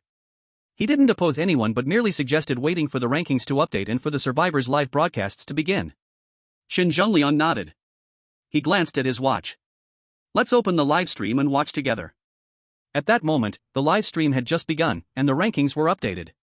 He directly instructed his secretary to open the live stream, and everyone watched together. As the staff opened the national luck system, a ranking list immediately appeared before everyone's eyes. When they saw the name of the person in first place on the daily leaderboard, their eyes widened in disbelief. Xia Yan. How is this possible? What did he do yesterday? Xia Yan, who had disappeared from the leaderboard for several days, reappeared before everyone's eyes, which they found hard to accept.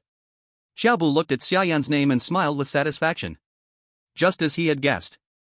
Xiaobu stood up. If there are no surprises, yesterday's A-level material was uploaded by Xia Yan. Xiaobu said, signaling Xiaoya to open the replay of Xia Yan's livestream from yesterday. The footage showed him fighting with a golden-scaled fish. After analyzing, this golden fish is a second-tier magical beast. With all the resources he acquired afterward, it's not impossible for it to reach A-level. Xiaobu played the key moments of Xia Yan acquiring resources. Only then did everyone realize that Xia Yan had obtained so many resources yesterday. The second-tier magical beast is just your assumption. Just because you say it's second-tier, does that make it second-tier? Who can prove it? Zhao Donglin, as usual, instinctively countered Xiaobu. No one had uploaded the golden-scaled fish before, so no one could prove it was a second-tier magical beast. They couldn't just take Xiaobu's word for it. Facing Zhao Donglin's doubts, Xiaobu calmly asked Xiaoya to open another clip.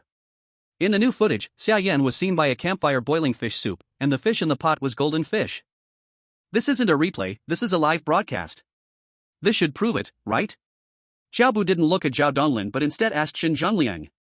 At this point, only Xinjiangliang had seen what A-level material looked like. Xiaobu knew that others might question him, but Xinjiangliang would never.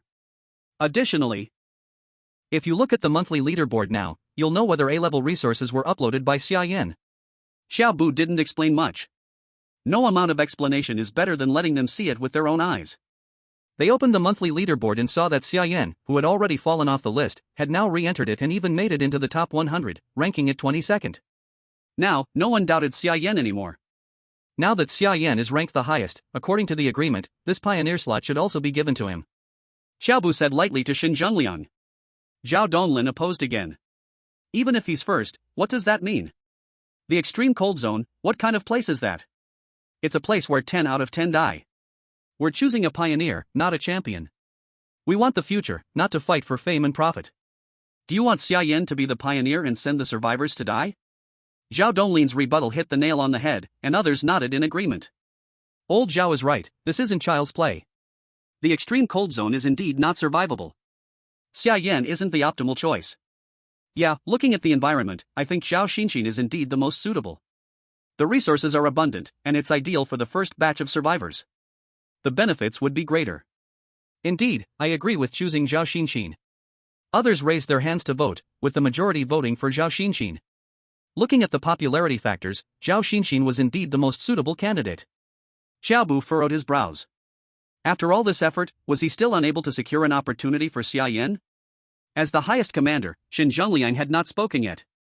After the others finished arguing, he slowly spoke. According to the previous rules, the pioneer slot belongs to Xia Yan. What? Xin Zhongliang's decision stunned everyone. Minister Shen, if you act on impulse like this, I will file a complaint against you. This concerns the national fortune of Xia Country. How can you make such a rash decision? Xin Zhongliang's decision made many people unhappy. It wasn't because they had selfish motives, but because the environment Xia Yan was in really wasn't suitable for being a pioneer. Xin Zhongliang knew they would oppose. But when he saw how many resources Xia Yan had found in one day, his mind was already made up. As for the harsh environment of the extreme cold zone, Xin Zhongliang calmly gestured for his secretary to open a file.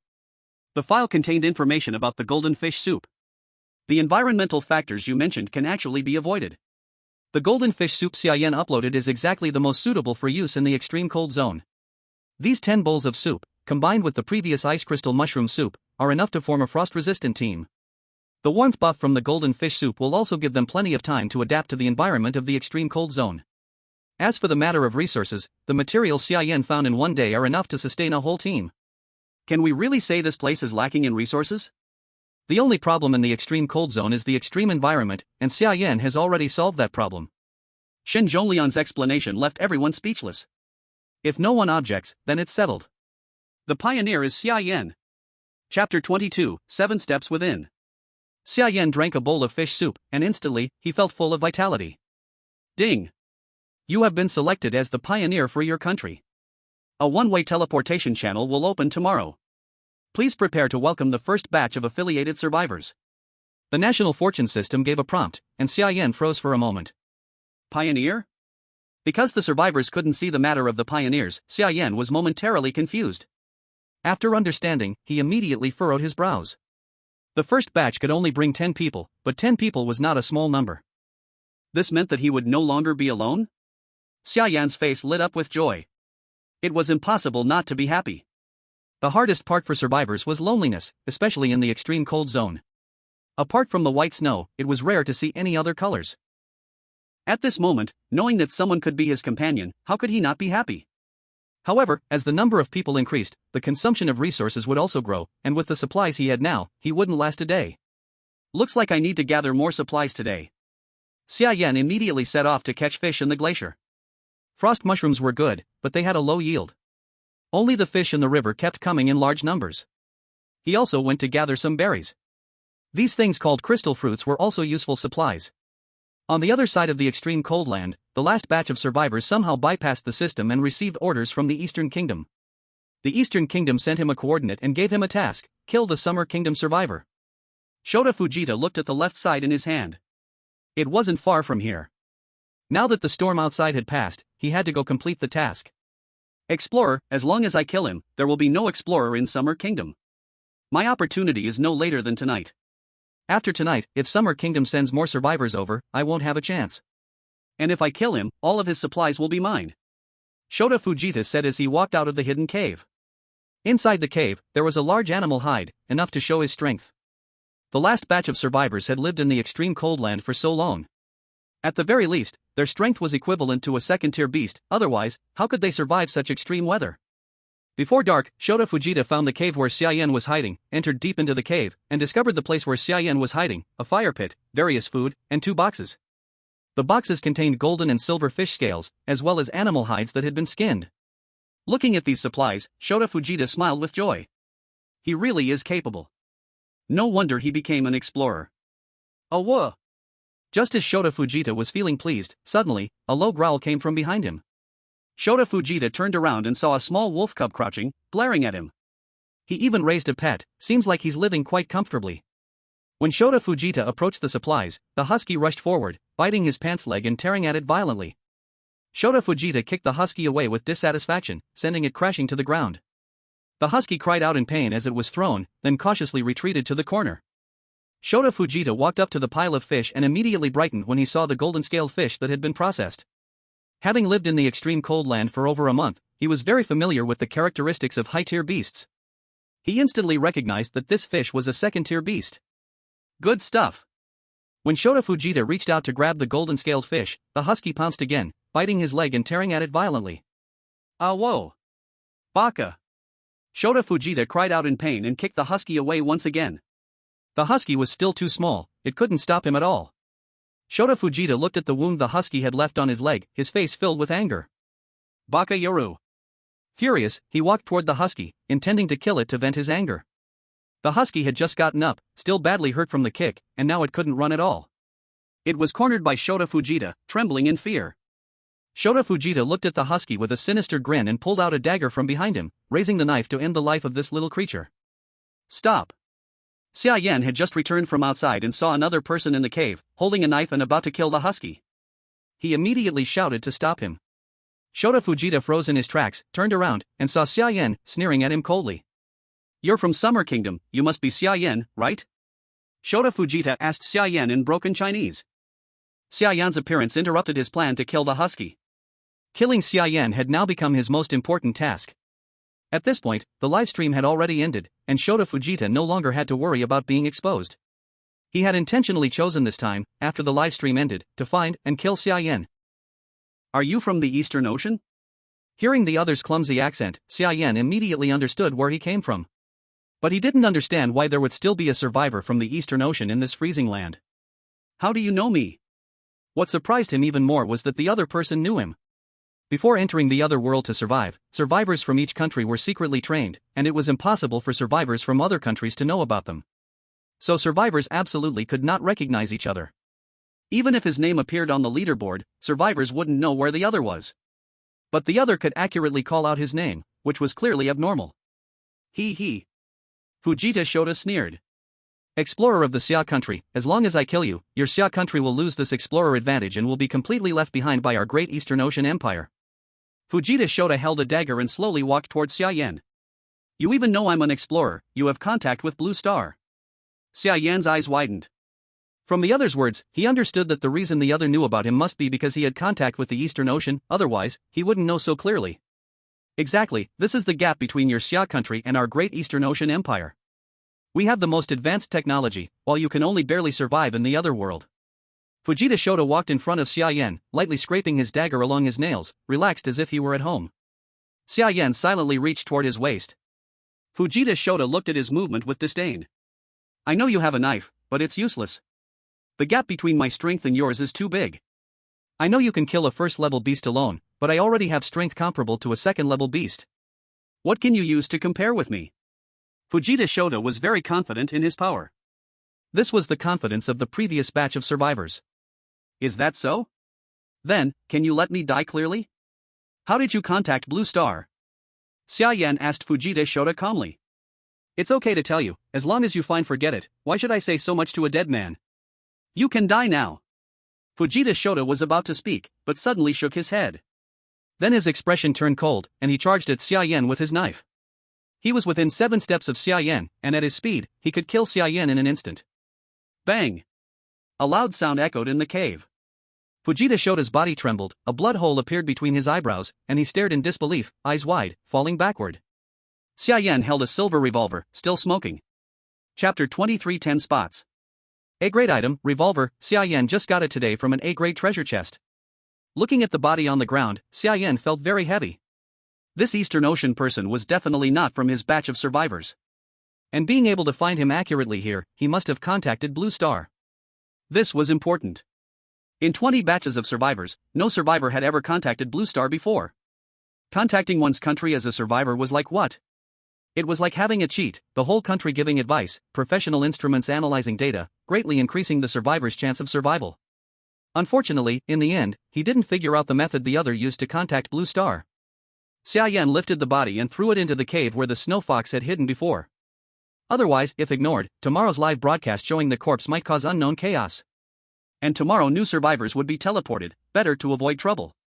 He went back and checked the situation of Erha. As a beast, Erha's body was still very strong, not seriously injured. After feeding him some fish, he became full of energy. Woof! The husky, full and satisfied, barked at Xia Yan and wagged his tail happily. Xia Yan shook his head helplessly. The wolf pup was getting more familiar with him, and also more like a dog. He wondered if continuing to raise it like this would really turn it into a husky. Blue Star, Xia Country. The explorers had already been chosen, no changes could be made, no one could alter that. But the 10 survivor spots had not been decided yet. As Xia Yan's exclusive analyst, Xiaoya became the interviewer for these survivors. All 10 entry tickets were in her hands. It was the first time Xiaoya had such power, and she was inevitably a little nervous. Minister, I can't. Something this important, how can I decide? You should pick them yourself. Xiaoya still felt unsure, shaking her head to refuse. Xiaobo looked at her with a serious face. No, you are the most suitable. Since Xia Yan entered the other world, you have been his exclusive analyst. You have analyzed all his day and night for so many days. You know him best. These survivors don't need the best abilities, but need to suit Xia Yan, fit to work with him. Xiaobo explained seriously to Xiaoya. With such high expectations from Xiaobo, Xiaoya couldn't keep refusing. Sitting in the interviewer's seat, Xiaoya felt uneasy, rubbing her hands together tightly. Her mood was clearly tense. Leader, they are all here. The assistant assigned to Xiaoya had joined, coming in to remind her. The elite survivors from each department were waiting outside for Xiaoya's command. Xiaoya stopped rubbing her hands and placed them on the table. Let them come in one by one. After saying this, her gaze became calm and steady, completely collected. Once focused, Xiaoya seemed like a different person, showing no sign of nervousness. Soon, a young man walked in, face firm, with a trace of pride in his determination. Xiaoya opened his file to check.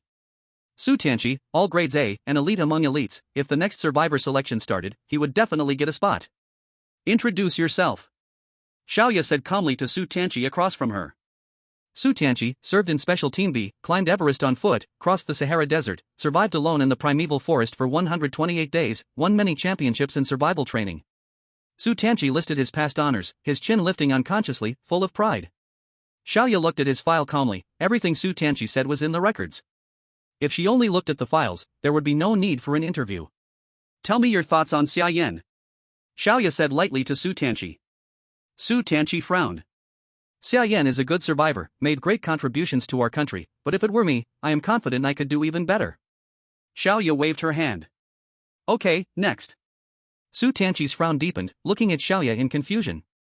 Am I eliminated? Su Tianqi asked in puzzlement. He had come confident, thinking few could surpass him. Being eliminated so quickly made him unwilling to accept it.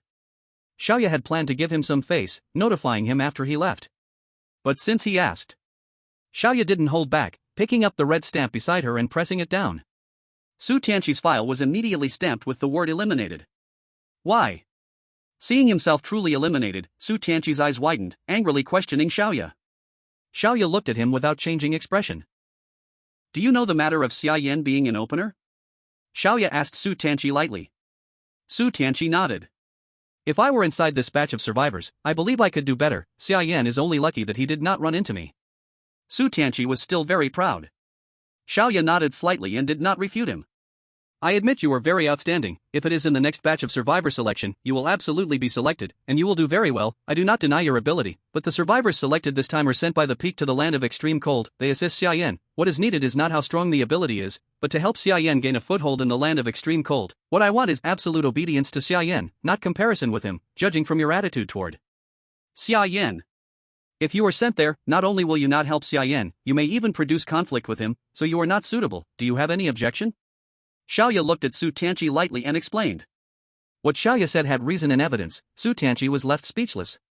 Letting him admit he is not as good as Xia Yan, letting him be Xia Yan's subordinate, asking his own heart, he cannot do it. Wish you success in the next selection. Xiaoya did not say more and let the assistant invite Su Tianqi out. After that the interview continued, in the end using Xiaoya's method, 10 people with good ability and who all admired Xia Yan were selected.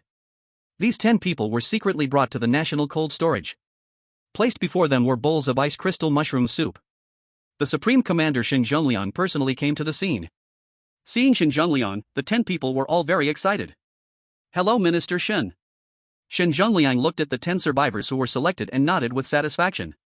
"The time given to you now is already not much. When tomorrow dawn comes, the portal will probably open. Now your task is to drink. Drink the soup as much as possible."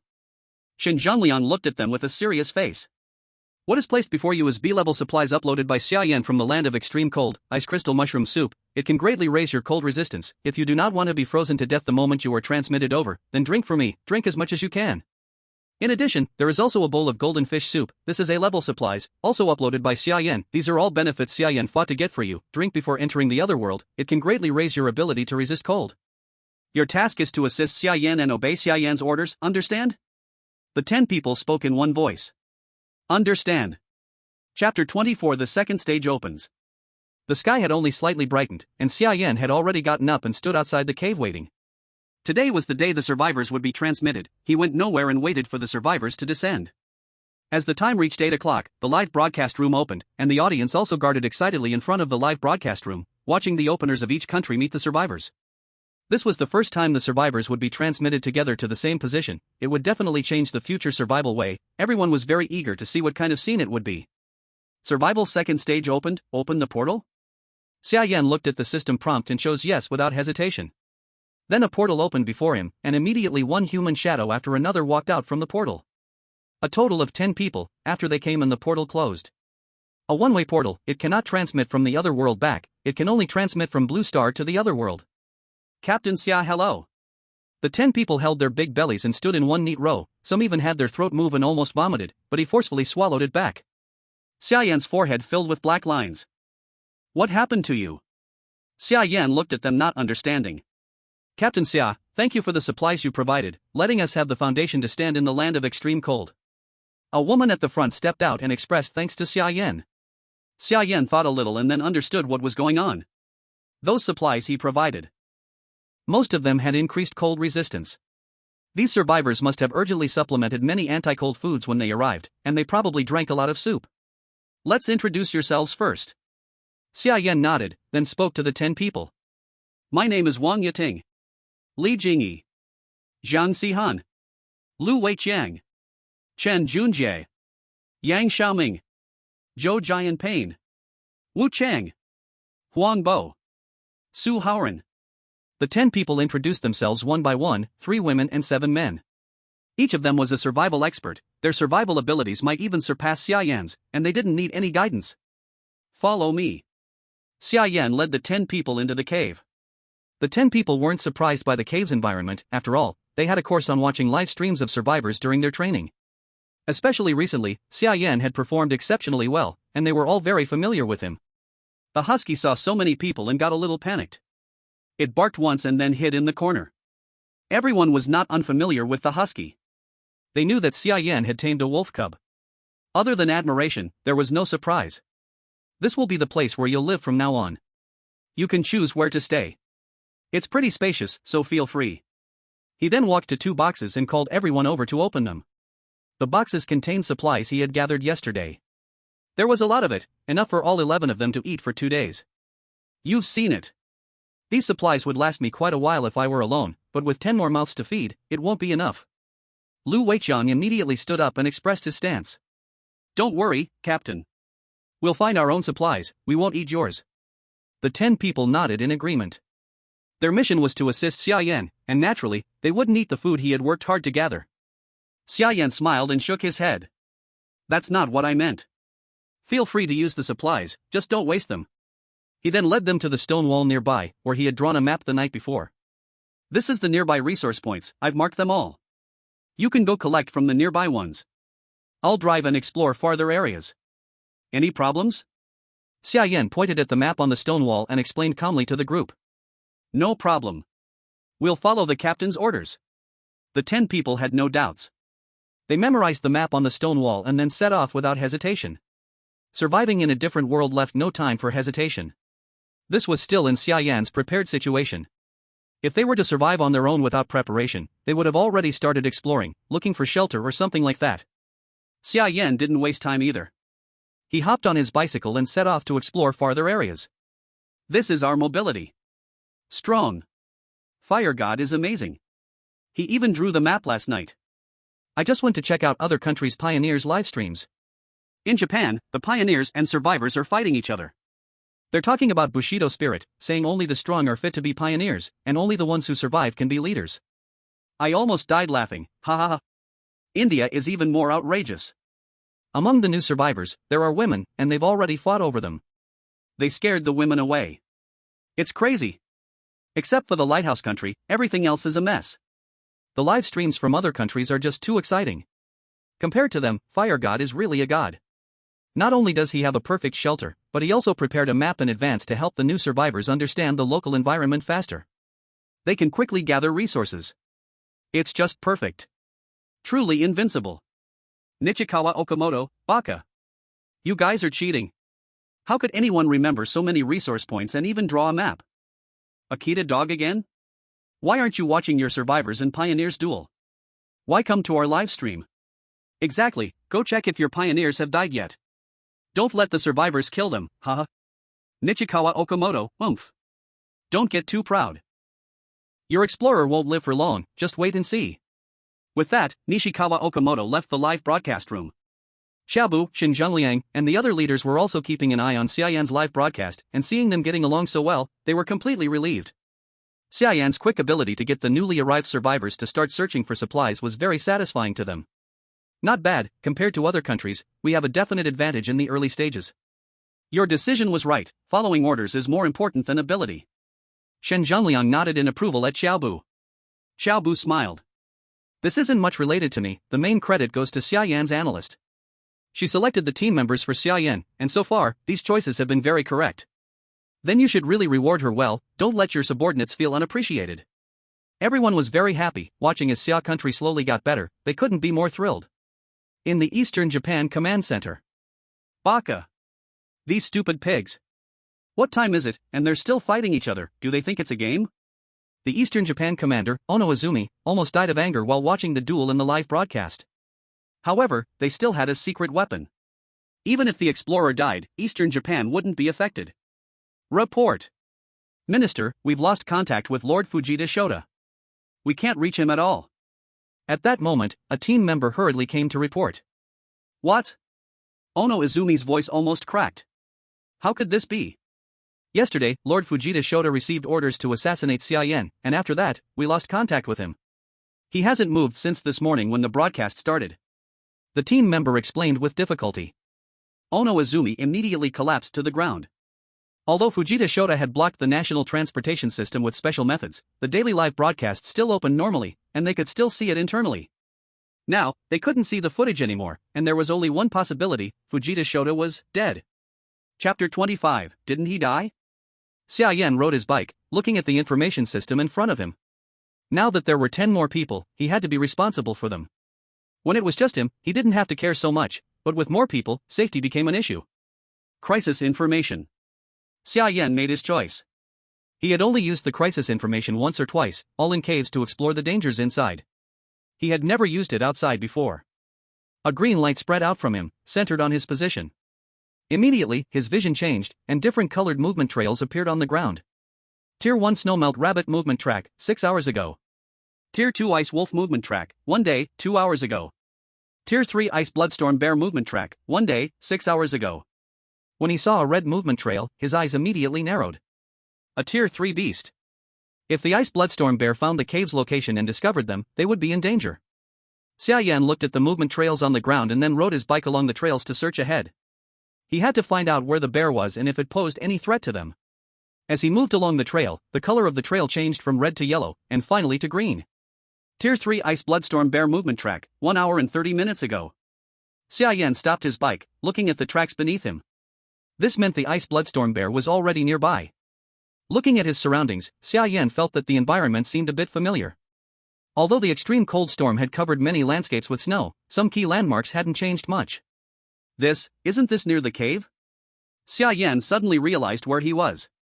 Wasn't this the place where, before the extreme cold storm hit, he found the first cave?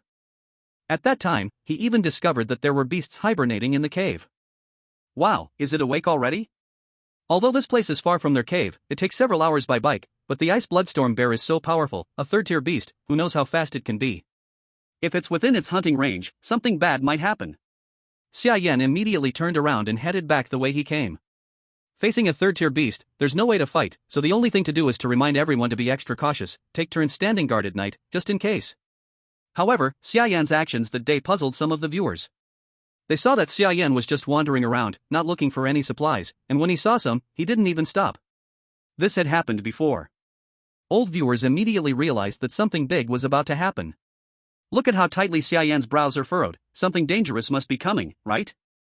Indeed, the last time Xia Yan was like this was right before the extreme cold storm hit. Something unusual is always a sign of trouble. Xia Yan must have discovered something. As Xia Yan's analyst, Xiaoya also noticed his unusual behavior. After analyzing, she realized that the location Xia Yan had just been was not far from the first cave Xia Yan had searched for. Through her analysis, Xiaoya guessed that Xia Yan had likely discovered traces of a beast, and the beast was no low-level one, at least a second-tier beast. Based on her research, if it was a second-tier beast, Xia Yan, together with the newly arrived survivors, could still have a chance to kill the beast if they acted proactively. But she couldn't communicate her analysis to Xia Yan, so she could only hope they fended for themselves. Xia Yan returned to the cave, and the others started coming back one by one. Lu Weiqiang and the others split into several small teams, each going to catch fish, dig for ice crystals, gather mushrooms, and collect berries. In the end, their haul was quite good. Although their physical strength wasn't as great as Xia Yan's, after eating so much mushroom soup and fish soup, they had already surpassed the average person. Even if they encountered a golden-scaled fish, a few of them working together would have a chance to catch it. By the end of the day, they had caught 6 silver-scaled fish, 12 frost mushrooms, 15 ice crystals, and a pile of berries. Captain, here are today's results. Looking at the full haul, Xia Yan nodded. Alright, let's make a pot of soup first to fill our stomachs. Xia Yan nodded and didn't say anything else, letting everyone eat first and fill their stomachs before anything else. Each survivor could bring one item, other than a shovel.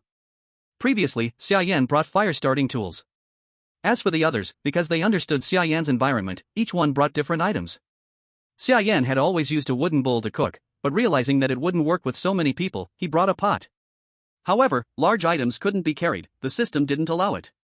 And hot weapons, or anything that would violate the fairness of survival, weren't allowed either.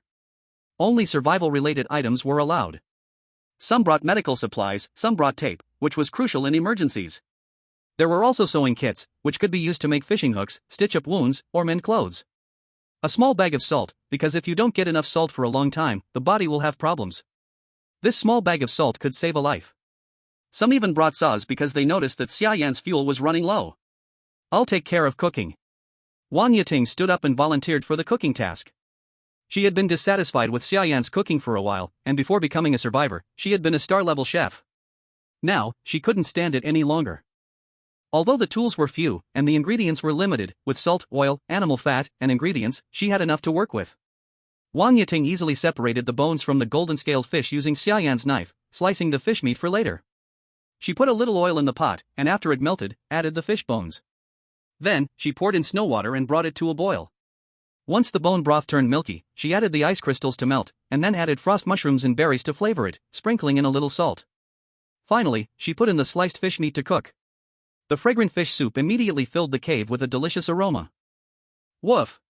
The husky was also drawn over by the scent of the fish soup. Xia Yan didn't expect that in such harsh conditions, Wang Yiting could make such a delicious dish. Optimized golden fish soup, a plus fullness plus 250, cold resistance plus 15, fullness cap plus 60, temporary status after eating, warm, lasts for 2 hours. Seeing the fish soup's attributes, Xia Yan was immediately shocked. It was still golden fish soup, but Wang Yiting had made it with an A+ quality. The attributes had been greatly enhanced. Is this the difference between people? Can cooking also increase the quality of resources? A plus quality, should we upload it or eat it?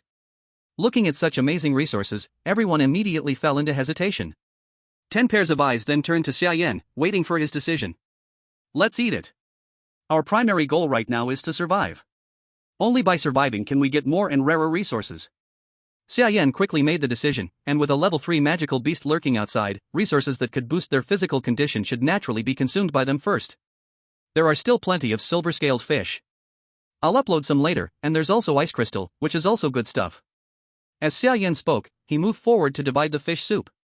After everyone had eaten and drunk their fill, and the live stream was turned off, Xia Yan looked at them with a serious expression. There are some things I must tell you. Then, under the confused gazes of the others, Xia Yan led them to the Snow Fox's cave.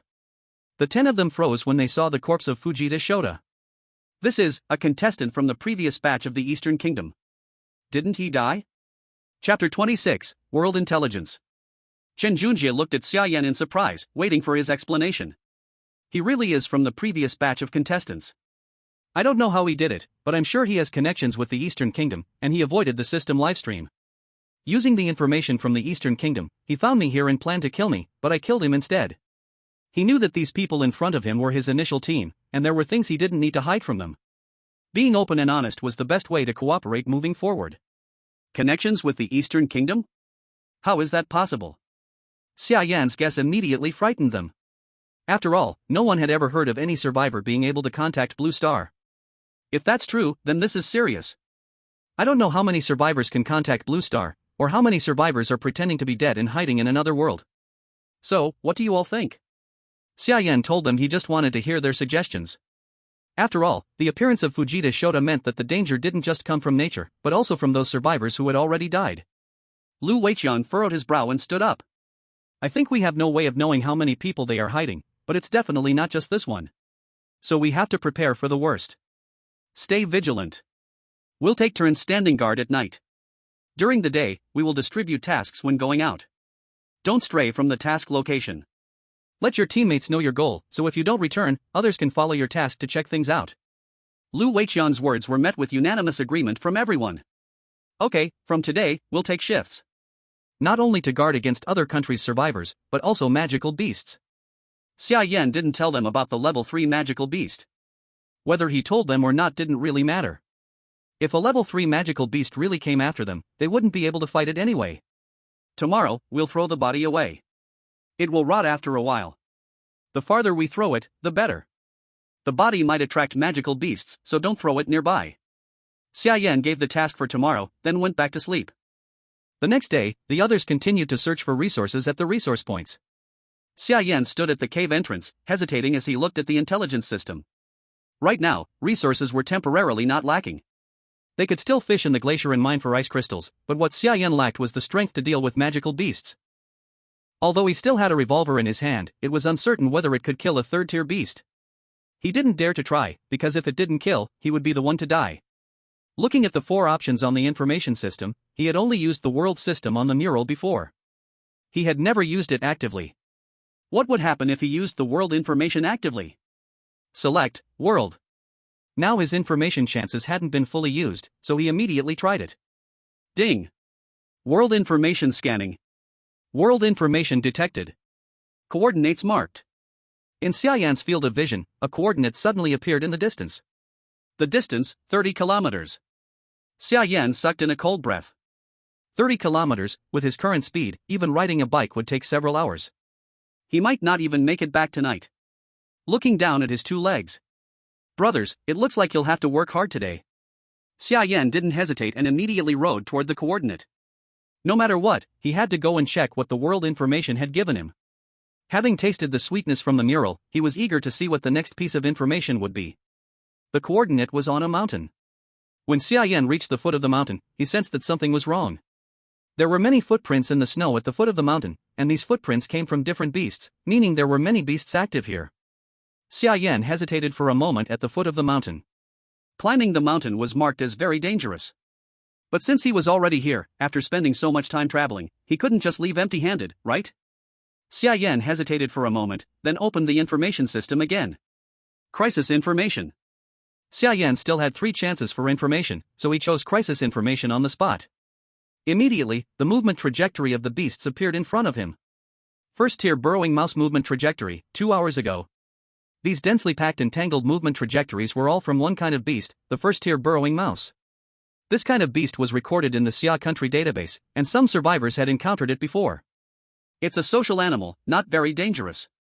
Its first reaction when encountering humans is to run, it won't actively attack humans. Xia Yan let out a slight sigh of relief.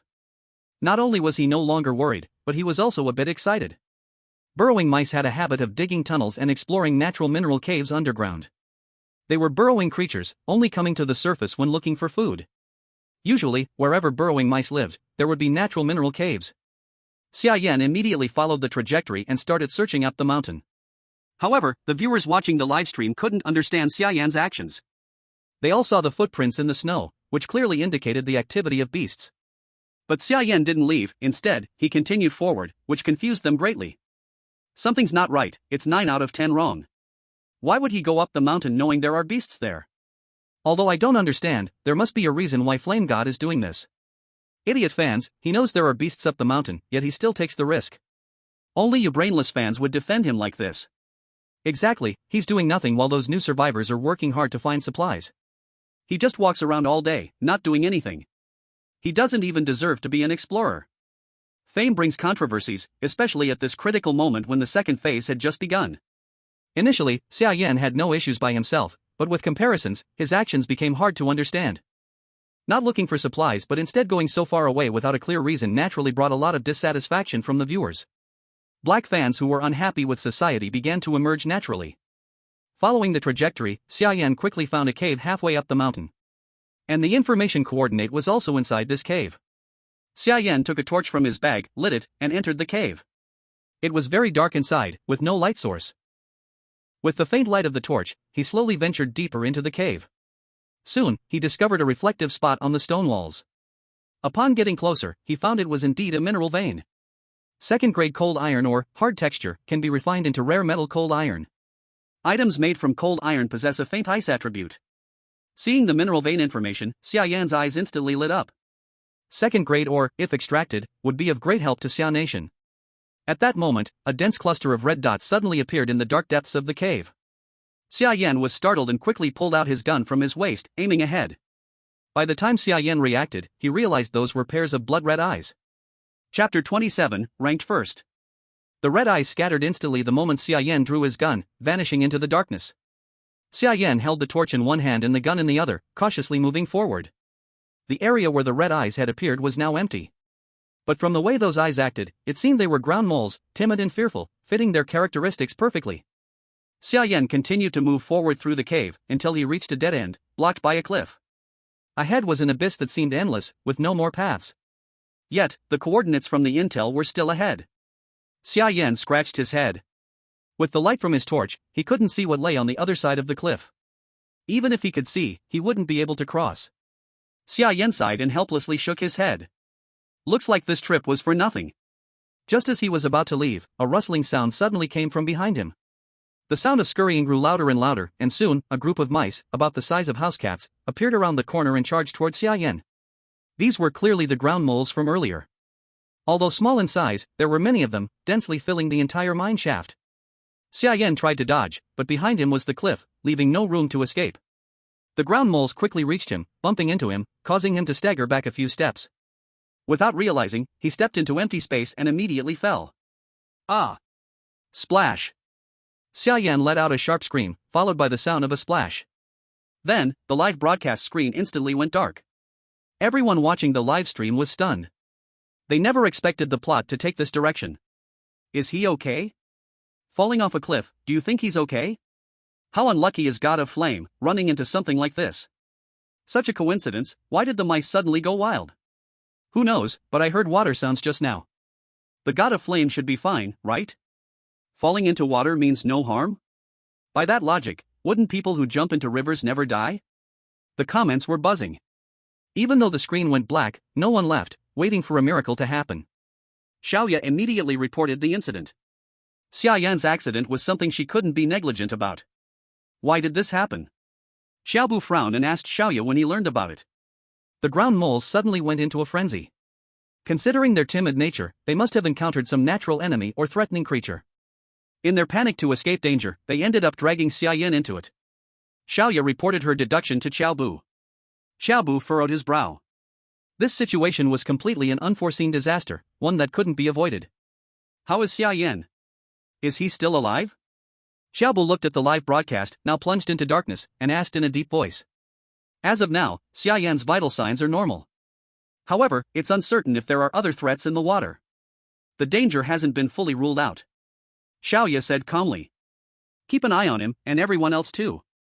Hope they can realize Xia Yan's in danger soon. Xiaobu instructed helplessly. Xiaoya stared at the live stream, waiting until it was turned off, but there was no change in the broadcast. Xiaoya sighed helplessly. Meanwhile, Lu Weichang and the others returned to the cave and found that Xia Yan had still not returned. The crowd couldn't help but feel some worry. The captain still hasn't returned, what should we do? Lu Weichang furrowed his brow. The extreme cold place is too dangerous at night. According to the plan we discussed earlier, if the captain hasn't returned by tomorrow, we will split into 2 teams, one to gather supplies and the other to search for the captain. Lu Weichang's decision was very rational, the 9 others slightly nodded, preparing to wait until tomorrow morning to assess the situation. Cough cough.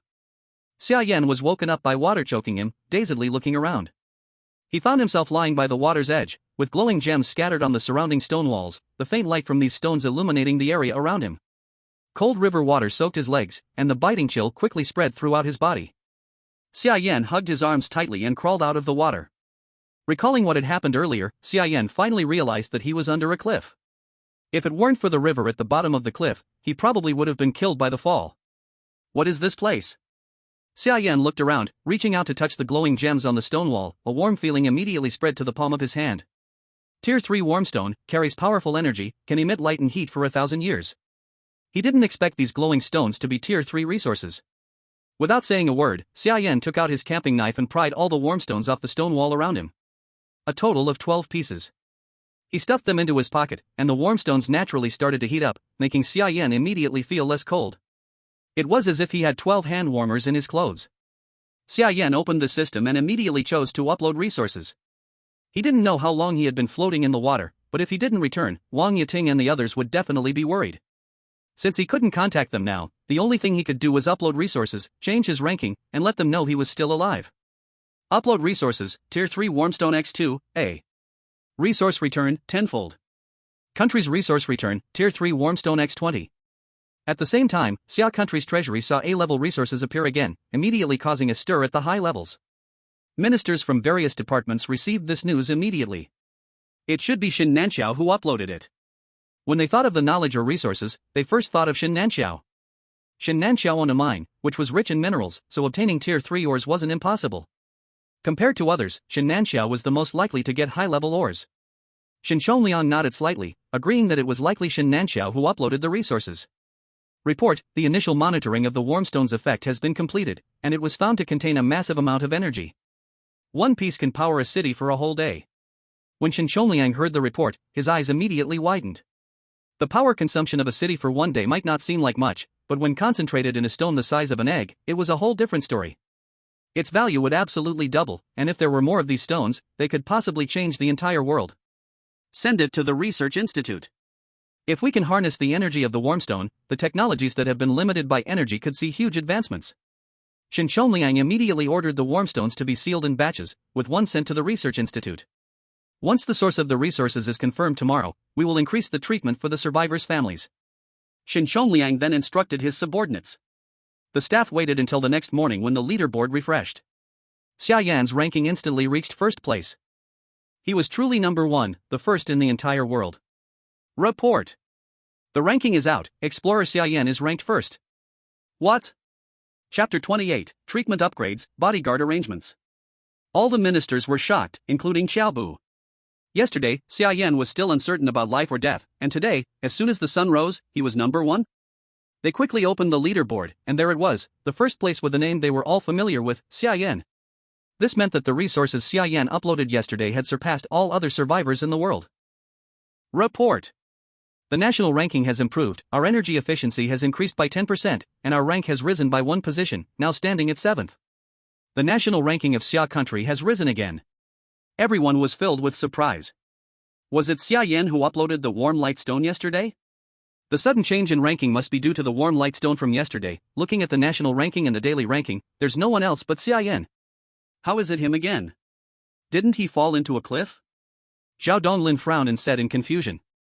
His words stirred dissatisfaction among many people. Shin Zhengliang glanced at him. Xia Yan is still alive, and you're not happy? Shin Zhengliang asked Zhao Donglin indifferently. Zhao Donglin immediately broke out in a cold sweat on his forehead. Now, Xia Yan's status was anything but ordinary, the only opener who shouldered the hope of Xia Country in the other world. If he took the right steps, it would be of immense contribution to Xia Country's future. If he dared to show any dissatisfaction with Xia Yan, he wouldn't dare wear that hat. No, of course, I'm happy. After all, he's the opener of our Xia Country. Shen Zhongliang didn't want to argue with Zhao Donglin. Increase the benefits for Xia Yan's family and arrange for people to protect them, but don't disturb their private lives. Shen Zhongliang immediately issued the command. Xia Yan had done so much for Xia Country, this was the treatment he deserved. They couldn't protect Xia Yan, but they could protect his family. Yes.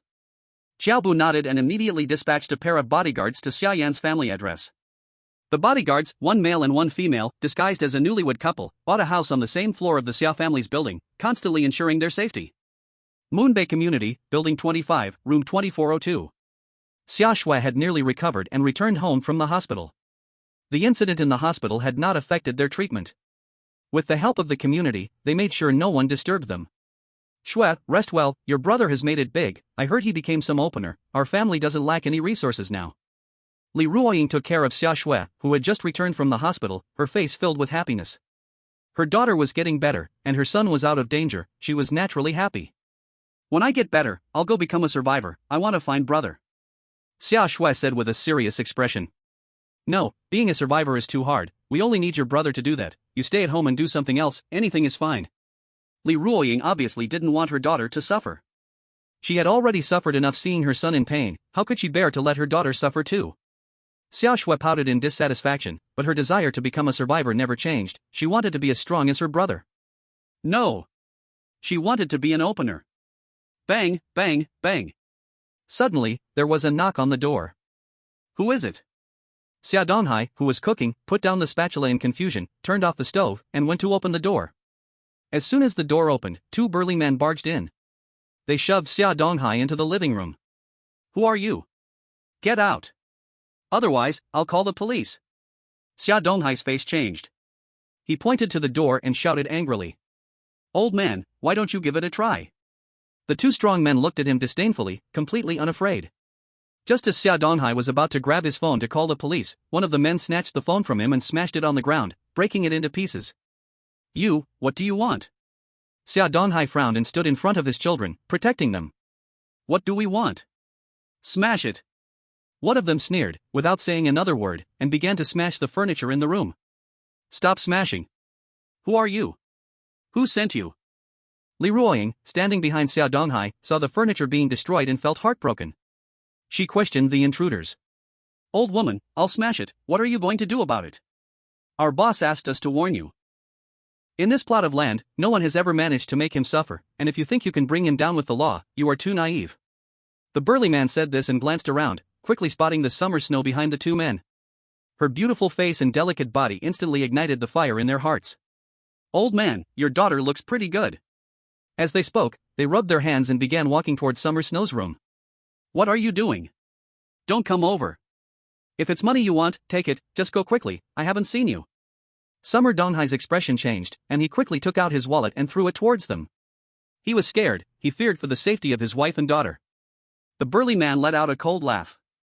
Money? Just this little? Our boss pays us a lot more than this. You think you can get rid of us with this little bit? Besides, a beautiful little girl like this can't be bought with money. Saying this, they continued moving closer to Summer Donghai. Summer Donghai clenched his fists, and just when he was about to fight with these two criminals, suddenly, two hands reached out from behind them, grabbing their shoulders. The burly man froze for a moment, quickly turning around. Before they could even make out the appearance of the person behind them, their bodies flew up and out the door, slamming hard against the wall of the corridor. The two burly men looked terrified as they flew at least 4 to 5 meters from the living room to outside the door. Their combined weight was at least 400 pounds, yet they were thrown out with a single hand. How much strength did that take? Who are you? The two men looked at the man and woman who had appeared in the house without them even noticing. After the bodyguards threw the two men out of the Summer family home, they walked out with cold indifference, closing the door behind them. Ah! Then, screams echoed through the corridor. After teaching the two a lesson, the woman returned to comfort the Summer family and told her companions to deal with the two men. The woman opened the door and showed a friendly smile to the Summer family of 3. Hello, we just moved in. My name is Su Yingying, my husband's name is Su Li. If you need anything, feel free to ask. We live right across from you. Su Ying explained to the three of them with a smile. Thank you. Summer Donghai was still in shock. These two clearly weren't ordinary people. Throwing a 200-pound man out with one hand, how much strength must that take? Summer Snow looked at Su Ying, her eyes shining as though she had found something interesting. After her parents fell asleep, Summer Snow knocked on the door of the neighbor across the street. The two, ever alert, were immediately awakened. Su Ying cautiously opened the door. But when she saw Summer Snow at the door, her expression instantly softened into a friendly smile. Little Snow, what brings you here so late? Su Ying asked Summer Snow in a soft voice. Sister Ying, can I learn martial arts from you? Su Ying was stunned for a moment, but when she saw Summer Snow's naturally long limbs, she immediately smiled. Chapter 29, Falling into a Coma, Heading for Rescue. In another world, it was night, and the live broadcast hadn't started yet. Summer Yan was feeling his way through a dark cave, using the faint light from a warm stone to guide him. As the coordinates drew nearer, he passed through a cave and saw a grand palace before him. The palace gates were tightly shut, standing at least several tens of meters tall, exuding an ancient aura. Under the weak light, he could see that there were carvings on the stone door, some kind of writing completely different from the language of Blue Star, a script never before discovered. Summer Yan tried to open it, but it was impossible. His strength was enough to match several ordinary people, yet even using a knife to pry along the door seams had no effect. He looked around but didn't find any hidden mechanisms. Damn it, what should I do if I can't get in? Summer Yan looked up at the door, seeing no windows around, and climbing in was also impossible. Looking at the mysterious characters on the stone door, Summer Yan suddenly thought of the intelligence system. You have 2 more chances, do you want to use them? He hesitated only for a moment, then made his decision. Yes, he must use it. If he did not, this trip would be wasted, and he could not find the way up. Trapped here, leaving the intelligence would be useless. Use the intelligence, world. Ding. Special item found, world background investigation in progress. Investigation complete. Frost Shrine, a palace where followers offer to the gods, a medium through which gods absorb faith, contains the god's inheritance. To open the door, sincere faith is needed. God's inheritance. Seeing these 4 words, Xia Yan's heart jumped. Sincere faith? But looking at the way to open the door, he fell into thought again. Could it be that he must kneel and kowtow? The 4 words Frost Shrine instantly reminded him of the ice goddess in his dream. If this shrine belonged to her, this sincere faith might not be trustworthy. The ice goddess was a Yandere, truly submitting to her might mean gaining nothing. Xia Yan looked up at the words on the stone door. After system analysis, he could now understand the words. The words described the construction of the Frost Shrine, and the life and miracles of the ice goddess.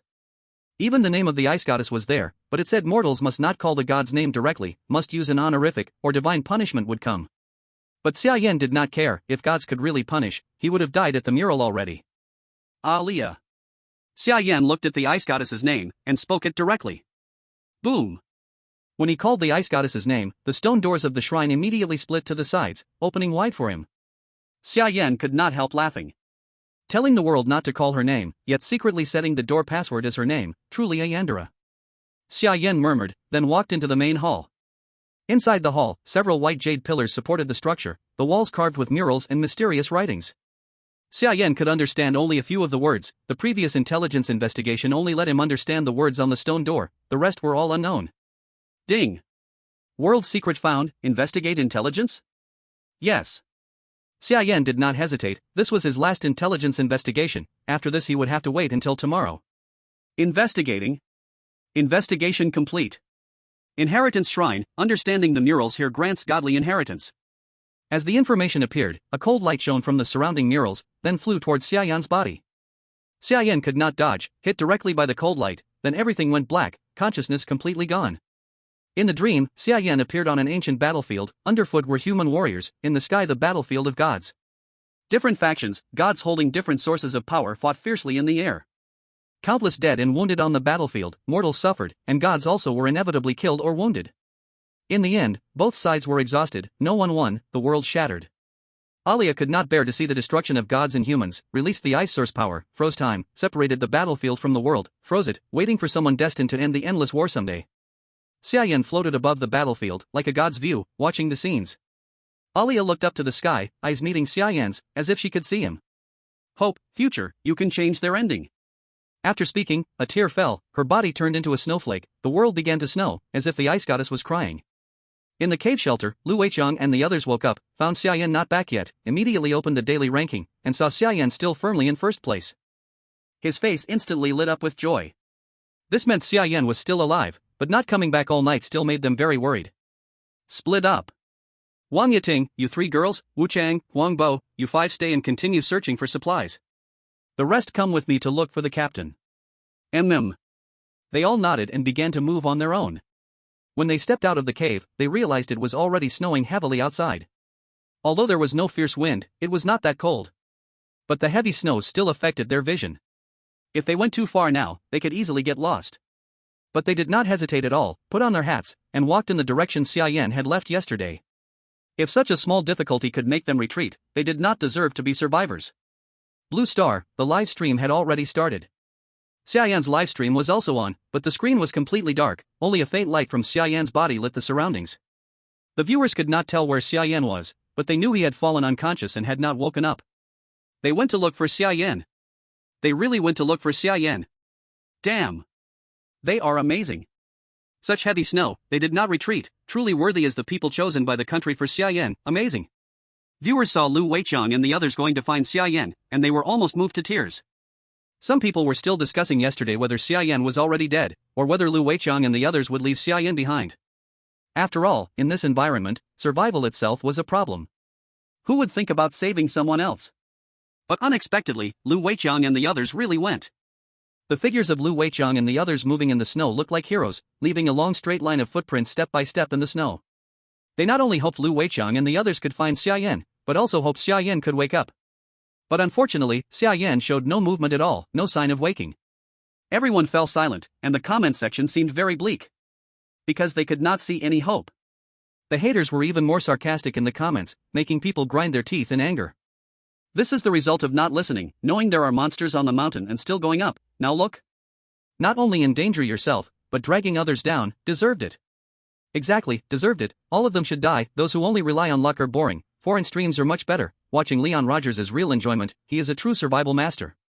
Seeing the haters' words, some argued back, but it did not relieve the anger. Everyone felt a heavy frustration inside. So unfair. Chapter 30, Power Upgrade. No one knew how much time had passed. The sky gradually darkened. Lu Weiqiang and the other 4 had been walking for a whole day, covered in thick snow, looking from afar like 5 snowmen moving across the snow. Old Lu, we have walked a whole day. We don't even know if the direction is right. Do we still keep going? Chen Junjie asked Lu Weiqiang in a deep voice. Lu Weiqiang's face changed. Keep going. I feel it's not far. Maybe the captain is just ahead. If we give up now and let him die, would you forgive yourself? Lu Weiqiang took out a piece of dried meat from his pocket, put it in his mouth and chewed, restoring energy. Chen Junjie immediately went silent, saying nothing more. They continued walking forward. Soon a mountain appeared before them, and the path up still had some marks, though much was covered by snow. Careful observation could still find them. Lu Weiqiang's eyes lit up. These are sled marks, the captain has been here. Lu Weiqiang brushed away the snow to reveal the sled prints underneath, his face full of joy. Come and see. Yang Xiaoming suddenly called everyone over, showing the dense footprints under the snow in front of him. Tracks of a magical beast. This proves that not only Xia Yan came here, magical beasts are also active nearby. This place is very dangerous. It depends on how they choose, to risk climbing the mountain to find Xia Yan, or to return the same way for safety. The captain must be found. We have walked a whole day, finally found clues. I will not retreat. Lu Weiqiang's attitude was very firm, that is to find Xia Yan. As long as Xia Yan is still alive, even if dead, we must find his body. Yes, go up the mountain. Now that it has come to this step, to back off now would be too unfair to the captain. I agree to go up the mountain. Zhou Jianpain also nodded in agreement. Since the captain has uploaded supplies, it means there is a safe shelter here. As long as we find him, we can not only avoid the cold wind, but also avoid magical beasts. Su Haorun calmly analyzed. Everyone agreed to go up the mountain. Chen Junji also had nothing to say. Then the 5 continued walking up the mountain. When the sky completely darkened, finally they found Xia Yan's snow bicycle. Captain! It's the captain's bike. The 5 immediately went forward, finding the snow bicycle stopped in front of a cave. Entering the cave, they found it was a mine. The stone walls had cold iron or sparkling with cold light. The 5 lit a torch. Lu Weiqiang led in front, slowly walking inside. As they walked, they found some blood on the ground. Look, what is this? Lu Weiqiang squatted to check. The blood had not coagulated, obviously left not long ago. Could it have been attacked by magical beasts? Seeing the blood, everyone immediately became tense. Lu Weiqiang shook his head, reached out to touch the blood on the ground, sniffed it near his nose. This is not human blood, this is the blood of a magical beast. Lu Weiqiang could tell the difference between human blood and beast blood. Look here. At this moment, Chen Junji also found something. Lu Weiqiang walked over and saw it was a half mouse corpse, only the upper half remained. The magical beast here was attacked by another magical beast, possibly left after being hunted by another large magical beast. The five immediately frowned. This shows that the danger here far exceeds what they imagined. Roar! Just as they hesitated, a beast roar suddenly came from inside the cave. Lu Weiqiang's face immediately changed. Go! This way. Then he led them running toward another cave. Not long after they left, a white bear crawled out of that cave, sniffed at the fork, then chased in the direction Lu Weiqiang and others had gone. Lu Weiqiang and the others could hear the approaching sound behind them. The five quickened their pace and ran fast, but soon they reached the cliff. Blocked by the cliff, completely no way to escape. What to do? No way. Chen Junjie said in panic. The five turned back, it was already too late to return. The bear behind had already caught up, its huge body blocked the whole line, they could not go around it. Roar! The bear stood up, raised its paws, and let out an angry roar. Seeing the bear, the five changed their faces. Third-level magical beast, Ice Blood Rage Bear. The only exit was blocked by the Ice Blood Rage Bear, the five had no way back, the only choice was to jump off the cliff. But below the cliff was dark, not knowing how deep, jumping down was also a dead end. Lu Weiqiang gritted his teeth. Wait, I will hold it, you all find a chance to run. Lu Weiqiang was already prepared to sacrifice himself, ready to fight the Ice Blood Rage Bear to the death, to give others a chance to escape. But they did not notice, below the cliff behind them, a layer of cold ice was creeping up. Xia Yan slowly woke up, not knowing how long had passed, looking around, he could now fully understand the words on the wall paintings. The wall paintings also depicted the great battle in his dream, the battle between gods and humans. The words written were clearer than in his dream. In the dream, only the final battle appeared, but the reason for it was unknown. However, the mural mentioned many things he had not seen. For example, the origin of the human-god war was actually caused by the depletion of human resources, and humans sought resources from gods through prayers and sacrifices. But gods were just beings who mastered the source of power, unable to create resources from nothing, failing to meet human demands, causing human faith in gods to collapse. And when humans no longer believed in gods, the gods lost the power of belief, and the world of gods was affected. To gain more human faith, they had to use force to threaten humans. Over time, the relationship between gods and humans became tense, eventually leading to war, and human heroes, empowered by human worship and the power of belief, gained heroic strength, enough to fight gods. The war between the two sides began, ending in mutual destruction, and the world fell apart. Xia Yan finished reading the description and fell into thought. It mentioned many things, the source power of gods, the heroic power of human heroes, all forces beyond common sense. But all these powers were related to one thing, belief. Xia Yan did not know what belief was, or if humans on Blue Star could use it. He could not figure it out, so he put it aside and checked what he had gained this time. In the dream, he felt he had obtained a mysterious power. Opening his personal information, he found that his data had indeed changed. The blessing of the Ice Goddess had been upgraded. Explorer, Xia Yan. Body temperature, 36 degrees Celsius. Fullness, 123/360. Cold resistance, 38, basic cold resistance. Ice power, you have mastered the power of ice, able to control ice and snow. The colder the place, the stronger you become. Chapter 31 Ice Power. Xia Yan stretched out his hand, moved his mind, and a chill swirled in his palm. Xia Yan's face showed surprise. He had inherited the Ice Goddess's power system. In previous dreams, he had seen the Ice Goddess's strength, a single skill could freeze 1,000 miles, even freezing time and space. As long as he kept growing stronger, the limit of ice power was very high. I don't know how much time has passed. Xia Yan looked at the system and saw the intelligence system had refreshed, so it was already the next day. He had to find a way to leave quickly. This palace had no other exit, so to leave, he had to go back the same way. Xia Yan searched around, confirmed nothing else was there, and returned the same way.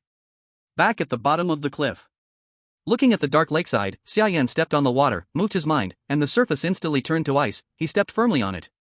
He froze the ice into blocks, walking over the water easily, and soon reached the bottom of the cliff. Looking up at the cliff above, Xia Yan was puzzled again. He could walk on the water with ice power, but how could he climb up? The smooth cliff had no foothold, the only way up was a staircase. A staircase? Thinking of this, Xia Yan's eyes lit up. He was no longer his old self, even without a staircase, he could make one. Xia Yan bent down and placed his hand in the water. The water froze instantly, and an ice spike rose slowly, transforming into the first step, then the second, third, fourth. A staircase spiraled upward, soon connecting to the top of the cliff. Xia Yan's face lit up with joy and he started to climb. At the same time, he heard Lu Weiqiang and others above. "Wait, I'll hold him, you find a chance to run." Then a beast's roar came from above. Hearing this, Xia Yan was shocked. He quickly sped up his climb. Above the cliff, Lu Weiqiang swung his engineer's shovel, his eyes resolute, rushing toward the ice-blood bear. But he was no match for a third-tier beast. The ice-blood blizzard bear just lifted its paw and waved casually, and Lu Weiqiang was instantly knocked away, falling toward the cliff. "Old Lu!" Yang Xiaoming shouted, leaping to grab Lu Weiqiang's hand, catching him at the last moment, but he himself slid uncontrollably toward the cliff. Zhou Jianping immediately followed, lunging to grab Yang Xiaoming, and then Su Haoran did the same, grabbing Yang Xiaoming's ankle. The four of them hung on the cliff edge, nearly falling. But the ice-blood blizzard bear was still there, crouching and running toward them. At that moment, Xia Yan suddenly leapt up from below the cliff, finally climbing up from underneath. Seeing the ice-blood blizzard bear charge toward Lu Weiqiang and the others, Xia Yan didn't say a word. He waved his hand, and the icy steps beneath him shattered instantly, forming a spray of ice spikes shooting at the bear. The ice spikes pierced the ice-blood blizzard bear's body, making it retreat in pain. Xia Yan stepped forward, releasing 2 streams of cold from his palms, spraying continuously onto the bear, forcing it to retreat further. "What are you standing there for? Save them!" Xia Yan turned to scold Chen Junjie, who was frozen in place. Oh. Chen Junjie seemed to just realize, quickly stepping forward to pull Lu Weiqiang and the others up. Xia Yan sprayed cold continuously, pushing the ice-blood blizzard bear back. But continuously releasing cold for a long time exhausted him greatly. After pushing the bear back to a fork in the path, forcing it into another cave, he felt himself nearing collapse. But the ice-blood blizzard bear only had frost covering its body surface, without any serious injuries. "Go!" Xia Yan shouted to Lu Weiqiang and the others behind him. Third-tier beasts are hard to kill, they could only find a way to escape first. Lu Weiqiang didn't hesitate, running toward the outside using the faint light from Xia Yan. Once they left, Xia Yan sprayed ice at the cave entrance. The ice spread along the stone wall, sealing the entrance. Only then did Xia Yan turn to chase after Lu Weiqiang and the others. Running out of the mine, Lu Weiqiang and the others had already turned the snow bike, ready to leave. But the bike could carry only a limited number of people, at most, only 2 more could ride behind. The 5 of them could not all fit. "Captain, you go first, we'll cover here." Lu Weiqiang immediately decided, giving the few escape spots to Xia Yan. "No more talking, get on." Xia Yan forced Lu Weiqiang onto the bike without argument. Then he stretched out his hand along the sled board, spraying cold to form an extended ice sled behind. 3 or 4 people could stand on it easily. "Get on." Xia Yan gestured for them to climb on. As he prepared to be the last to get on and leave, a loud crash came from the mine behind. The ice-blood blizzard bear roared, instantly shattering the ice blocking the entrance. The bear chased out from inside. Xia Yan frowned. "Go!" He pushed Lu Weiqiang, and the snow bike slid down the mountain path. "Captain! What about you?" Lu Weiqiang's face changed, shouting worriedly at Xia Yan. "Don't worry, I have a way, go." Xia Yan touched the soles of his shoes, forming a pair of ice blades underfoot. The ice-blood blizzard bear roared furiously, charging out of the mine. Seeing this familiar figure, Xia Yan knew for sure that the one in the other cave before was the same giant. The bear saw Xia Yan and roared angrily, rushing forward. Xia Yan raised his hand, the snow beneath his feet gathering into sharp spikes, flying toward the bear. Xia Yan's ice power could control ice and also the snow within his range. But compared with ice, the snow's power was clearly not enough to kill. Landing on the ice-blood rampage bear caused almost no damage. The ice-blood rampage bear forcefully flipped on the ground, sending a huge snowball flying towards Xia Yan. Xia Yan quickly dodged, sliding down the slope with his ice blades. The ice-blood rampage bear lowered its body, ran on all fours, its speed not slower than Xia Yan sliding with ice blades. It even occasionally threw snowballs at Xia Yan. His speed was further affected. At this rate, he would be caught before reaching the bottom of the mountain. Not to mention after descending, without momentum, he would slow down even more and could not outrun the ice-blood rampage bear. Xia Yan frowned, looked up at the mountaintop, and suddenly had an idea. "I wonder if my control range is this wide." Xia Yan turned, stopped his movement, and reached out toward the cave to exert power. Gritting his teeth, he used all his strength and let out a hysterical roar. Ah! Then all the snow on the mountain top collapsed with a rumble. Avalanche. Chapter 32 Phase 2 Mission. Rumble. The snow on the mountain top slid down like a sea wave.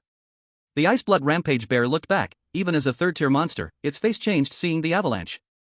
It could not care about Xia Yan, ran frantically on all fours, but still could not outrun the avalanche. The terrifying avalanche instantly buried the ice blood rampage bear.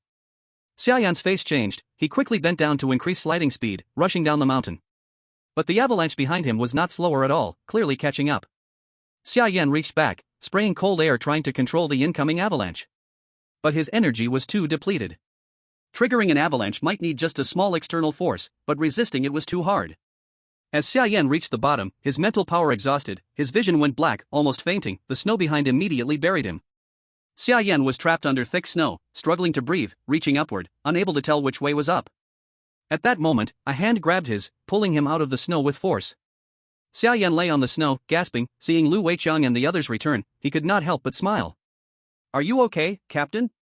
Seeing the avalanche on the mountain, worried about Xia Yan, Lu Weiqiang and the others returned, and immediately saw Xia Yan buried. Without a word, all five dug him out.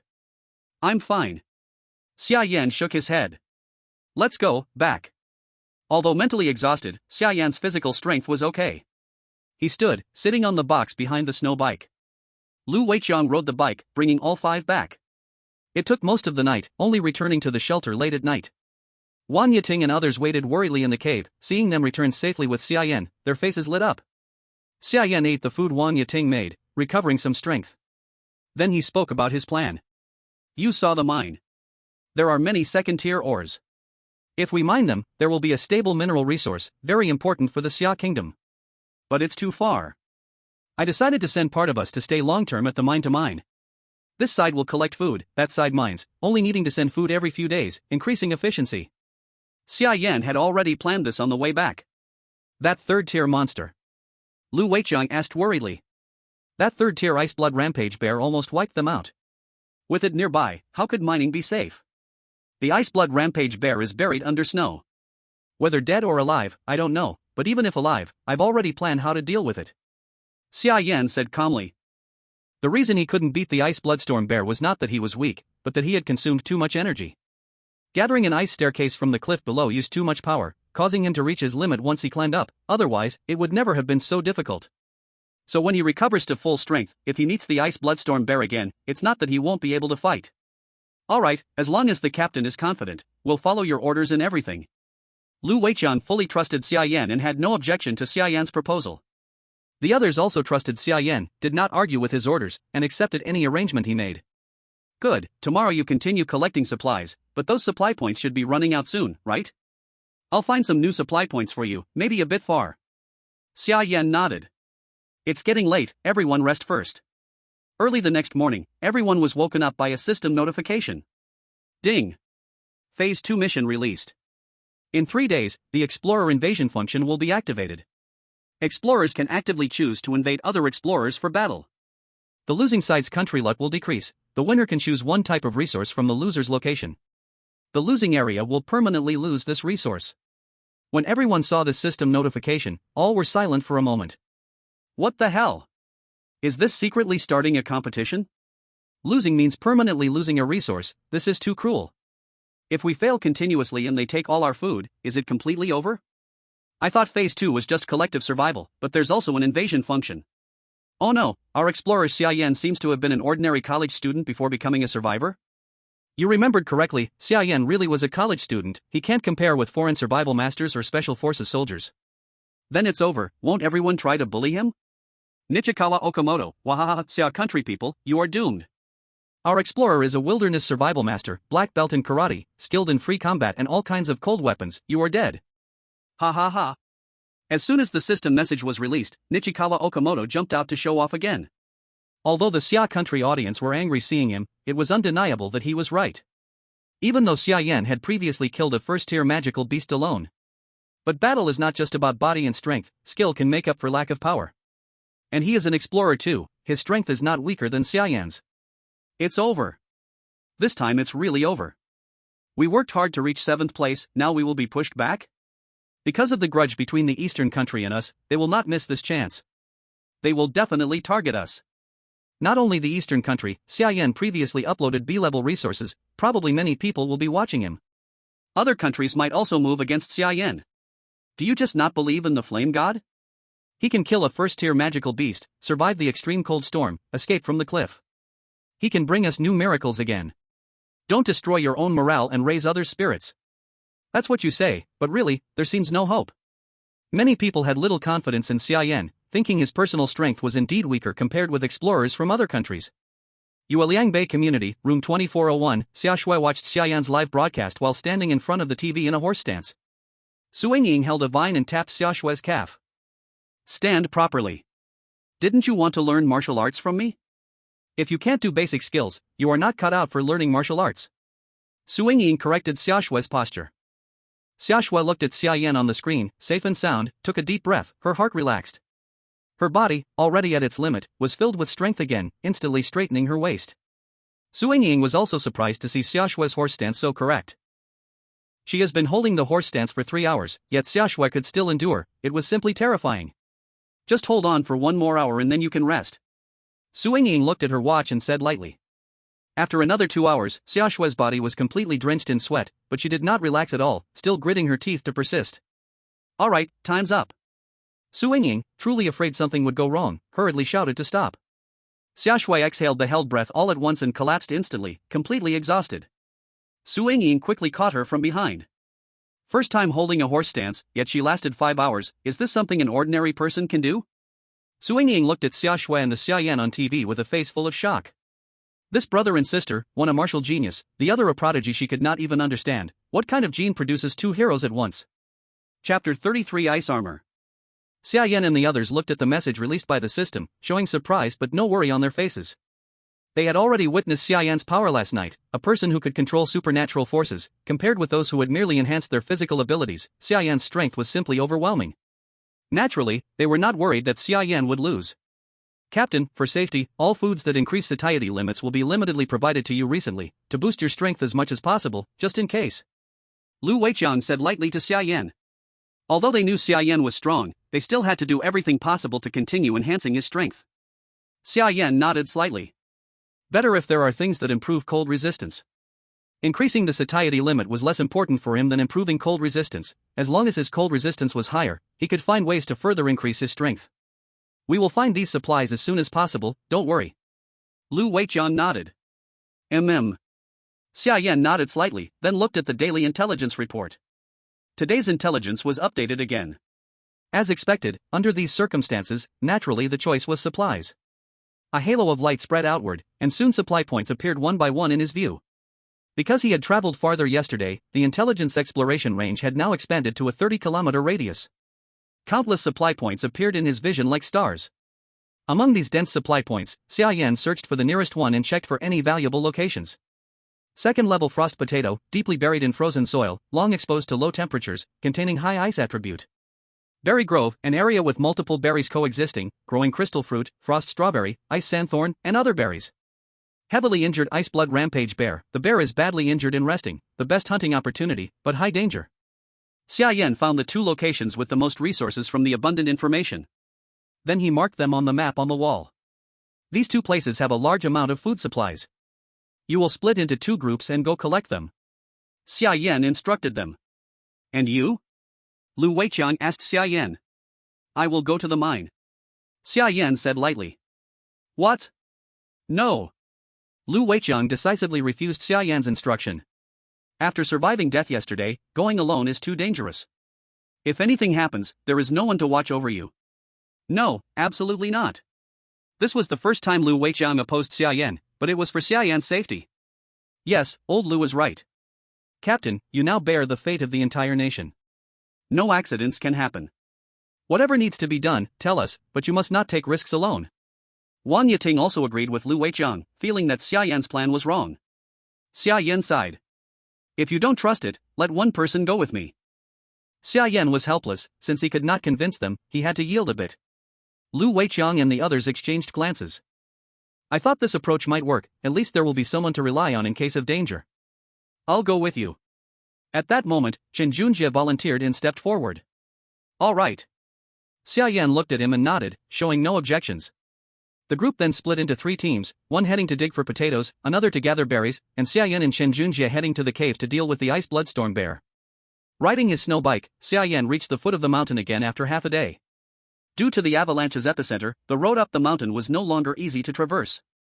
The two of them left their snow bikes at the foot of the mountain and began to walk upwards. On the way, Xia Yan noticed a snow cave, a very deep one. As expected, this was where the ice bloodstorm bear had been buried, and it crawled out from beneath the snow. Xia Yan did not continue forward. Instead, he entered the snow cave and found a comfortable spot to lie down and rest. "Captain, what are you doing?" Chen Junjie looked at Xia Yan with confusion. "Resting, don't ask too much." Xia Yan didn't offer an explanation. The viewers in the live stream were also puzzled by his actions. Is this guy crazy? He almost got into danger here yesterday, and today he comes back. Not only that, but he doesn't even look for supplies and lies down to sleep. He must be looking for an excuse to slack off. The viewers thought Xia Yan was just being lazy. Don't spread rumors. Didn't you hear their conversation just now? Even if Xia Yan is resting in the cave, no one will object.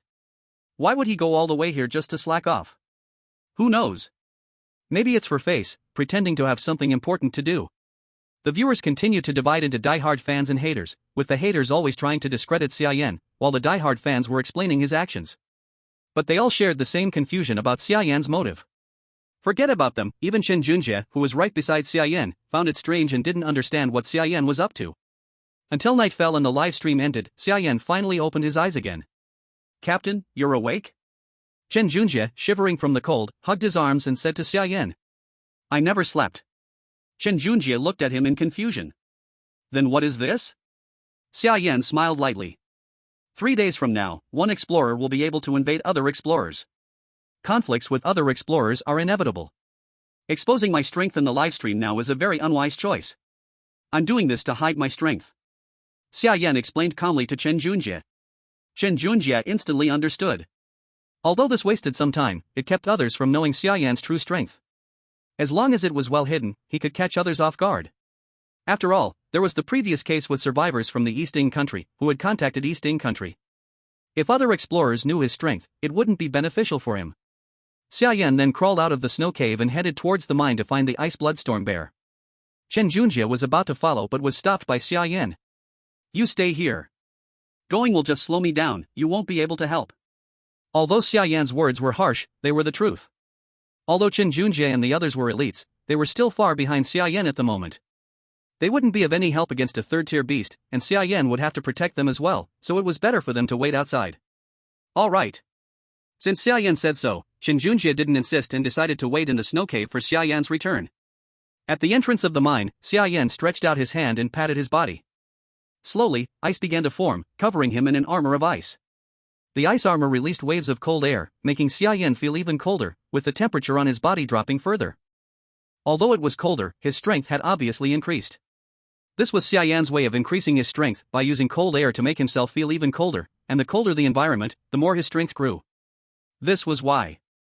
The reason why cold resistance gives Xia Yan more power increase than fullness. As long as his cold resistance is higher, he can bear colder ice armor. Xia Yan wore the cold ice armor and stepped toward the inside of the mine cave. Chapter 34 Hunting the Ice Bloodstorm Bear. When reaching the fork in the road, Xia Yan moved with light hands and light feet toward the cave where the ice bloodstorm bear stayed. In his hand he held a warm light stone, using the light of the warm light stone to light the environment in front. He had not walked forward for long when he heard heavy breathing coming from ahead. At the end of the mine cave, warm light stones were spread around lighting the inside of the cave. The ice bloodstorm bear curled on the ground, its right arm showing irregular twisting, clearly broken. This was probably the main reason why the ice bloodstorm bear was badly wounded. Before Xia Yan could make any action, the ice bloodstorm bear seemed to sense someone coming close, opened its eyes, and the moment it saw Xia Yan, its pupils instantly turned blood red. Roar! The ice bloodstorm bear roared in rage, stood up, and rushed towards Xia Yan. Xia Yan was the main criminal that caused its heavy injury. The moment it saw Xia Yan, it became completely furious. Xia Yan turned and ran, but did not run outside, instead he ran toward the direction of the broken cliff. The ice bloodstorm bear chased wildly behind him, its sharp claw scratched from the mine cave wall, a piece of harder stone was directly dug out, and it smashed it towards Xia Yan's back shadow. Bang! The cold iron ore smashed on stone and sparks splashed out. Xia Yan ran very fast, and the mine cave environment was complex, wanting to hit Xia Yan was not easy.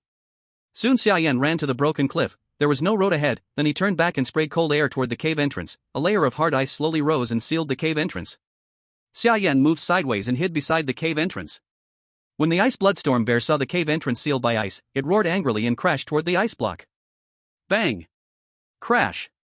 The ice block shattered on the spot, but the rushing inertia also made the ice bloodstorm bear unable to stop its body and it directly fell down the broken cliff. Roar! Splash! With the sound of falling into water, the ice bloodstorm bear fell into the river below. Xia Yan knew there was a river below, it could not fall to death. And his purpose was not to make it fall to death. Immediately after, Xia Yan took a deep breath and also jumped down from the broken cliff. Splash! Xia Yan jumped into the water right after it, the icy river water made him awake, and he quickly swam out to the water surface. Roar! Just when Xia Yan showed his head above the water surface, along with a beast roar, a heavy bear paw slapped toward his body. This ice bloodstorm bear could actually swim. Xia Yan quickly raised his arm to block. Crash! The ice armor on his arm shattered, and Xia Yan's body was directly knocked flying 4 or 5 meters away in the water. If there had been no ice armor protection, it might have made him lose this arm on the spot. But by now, Xia Yan already had a sure win situation. Looking at the ice bloodstorm bear in the distance, he gave a cold laugh. Both hands went into the water, and the water surface around instantly began to freeze. The ice quickly spread toward the ice bloodstorm bear ahead. The ice bloodstorm bear had not realized the danger yet, still swimming towards Xia Yan. The cold ice spread onto the ice bloodstorm bear, immediately freezing the river water around it. But the ice bloodstorm bear had extremely great strength. The moment the ice appeared on its body, it broke free with its huge power the next moment. But now inside the water, Xia Yan could freeze it at any time. The ice that just broke again spread onto the ice bloodstorm bear. After several times in a row, very quickly the ice bloodstorm bear's strength was used up. Its body was quickly sealed in ice. The cold ice spread into its body like sharp blades. When the cold ice spread onto the ice bloodstorm bear's head, the ice bloodstorm bear gave an unwilling furious roar, and then was completely frozen into an ice statue. Xia Yan looked at the ice bloodstorm bear sealed inside the ice block and slightly let out a breath. Sure enough, the environment can strengthen power. If not in the water, wanting to deal with the ice bloodstorm bear would still be very hard. Looking at the ice bloodstorm bear floating in the water, taller than himself, Xia Yan furrowed his brows. How do I get it up there? The ice blood violent bear weighs at least several hundred pounds. Even with his physique, which is several times stronger than an average person, carrying a body that heavy up there is still a challenge. But, since I can't carry the whole thing, I'll just break it down. Xia Yan dragged the ice blood violent bear to the shore, took out a camping knife, and started to break it down. Though he wasn't a professional, he had done it a few times before. It didn't take long to cut the bear into pieces of varying sizes, each weighing around 100 pounds. He could carry one piece in each hand fairly easily. It took several hours, but Xia Yan finally got all the bear meat up. Then, Xia Yan walked out of the mine and called Chen Junjie to help bring the meat out. But to his surprise, the kid was fast asleep. He was so relaxed, even though Xia Yan had worked like a dog, this kid was sleeping soundly like a pig. Get up and work. Xia Yan kicked Chen Junjie, annoyed. Chen Junjie trembled and woke up, still groggy. Let's go. He rubbed his eyes and got up, ready to move. Go my foot, come help. Xia Yan pulled Chen Junjie towards the mine. Seeing the ice blood violent bear cut into pieces in the mine, Chen Junjie was stunned. Captain, how did you do this? Chen Junjie looked at Xia Yan in shock, disbelief written all over his face. A third-tier magical beast is dead just like that? Guess. Don't think about it, hurry up and work. We might not even make it back before sunrise, don't make Lu Weiqiang and the others worry. Xia Yan smiled and urged Chen Junjie to get to work quickly. Oh. Chen Junjie stopped asking questions and began loading the bear meat into the box behind their bikes down the mountain. He then spent some time using heat stones to dry his soaked clothes. Fortunately, his resistance to the cold was high now, or he would have frozen for sure. The two of them then rushed back to the shelter. After so much work, even before they got back to the shelter, the sun had already come up. When the livestream started, the audience paused for a moment when they saw Xia Yan and Chen Junjie. They didn't know what happened the night before, but now they were still out riding their bikes, which meant the two of them hadn't slept all night. What's that they're pulling behind their bikes? Someone quickly noticed the meat in the box behind the bikes. Looks like some kind of meat? It's too broken up, hard to tell. Look at the claws. That should be a bear. A bear monster from another world. It really looks like a bear. Holy crap. These two guys were secretly up to something big last night. No wonder they're sleeping during the day. They were hunting at night. How did they manage to do it? Oh my, Xia Yan looks so clean and handsome, didn't expect him to be so cunning. They didn't even show us the hunting process, afraid we'd steal their tricks? The guy above clearly doesn't get it. This livestream cuts out the exciting parts all the time, leaving out a ton of details. Such a big bear, how did they do it? Was it just luck? Did they find it? Don't be sour, I admit God Yan had some good luck, but who can predict finding something like that? God Yan came all the way here, didn't dare sleep in the snow cave during the day, and waited for the bear to come to him? Is he waiting for the rabbit to come? No matter what, with so much bear meat, God Yan and the others have hit the jackpot. They won't have to worry about food for a while. It's like God Yan used to worry about food. I wonder if they'll upload it. Do we have a chance to taste it? Think again, even if they upload it, it won't be your share. Such precious stuff, it's strategic material. Unless you sign up to be a survivor. Enough talk, I'm signing up to taste it. I'll be in the next batch of survivors for sure. I'm gonna be the king of survival. Command Center. Xiaobu watched Xia Yan and the others pulling the bear meat with a big smile. He was more and more satisfied with Xia Yan. This was the ability a survivor from Summer Country should have. Only 2 days left until the invasion. What did the intelligence department say? Did they get any news? Job asked the team below calmly. The intelligence department has news. Japan is indeed preparing to act against Xia Yan. The team member nodded. Then he solemnly handed Job a secret document, sealed and marked with SSS-level encryption. This is. The intelligence minister said you must check it personally. The team member said with a serious face. Job frowned, took the document back to his office, and opened the file. Seeing the contents, his eyes widened instantly. Chapter 35 Special Ingredients from Third-Tier Magical Beasts. He looked up at the few red words. Method to communicate with another world. Job carefully read the contents. There was no real method, but the intelligence department discovered through spies in Japan that Japan had a way to communicate with survivors from another world, and had even previously used contact to assassinate Xia Yan. Job frowned. If all this news was true, the situation was serious. He continued reading.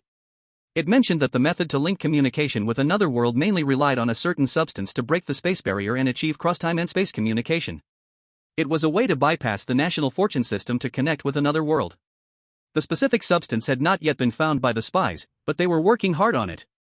Job's face grew serious. If this was true, the world might change. When a nation contacted the survivors, another world was no longer one person's survival, but all the top experts of the country advising the survivor. Job saw how comfortably the Japanese players were living and immediately understood. The other side was so strong because they could contact Japan, so Kojiro Fuji was not surviving alone, but with countless experts advising him behind the scenes. This is too unfair. Job gritted his teeth. This method had to be found quickly, otherwise even Xia Yan could not match the minds of so many experts and professors. When Xia Yan and the other returned to the cave, the sky was already bright.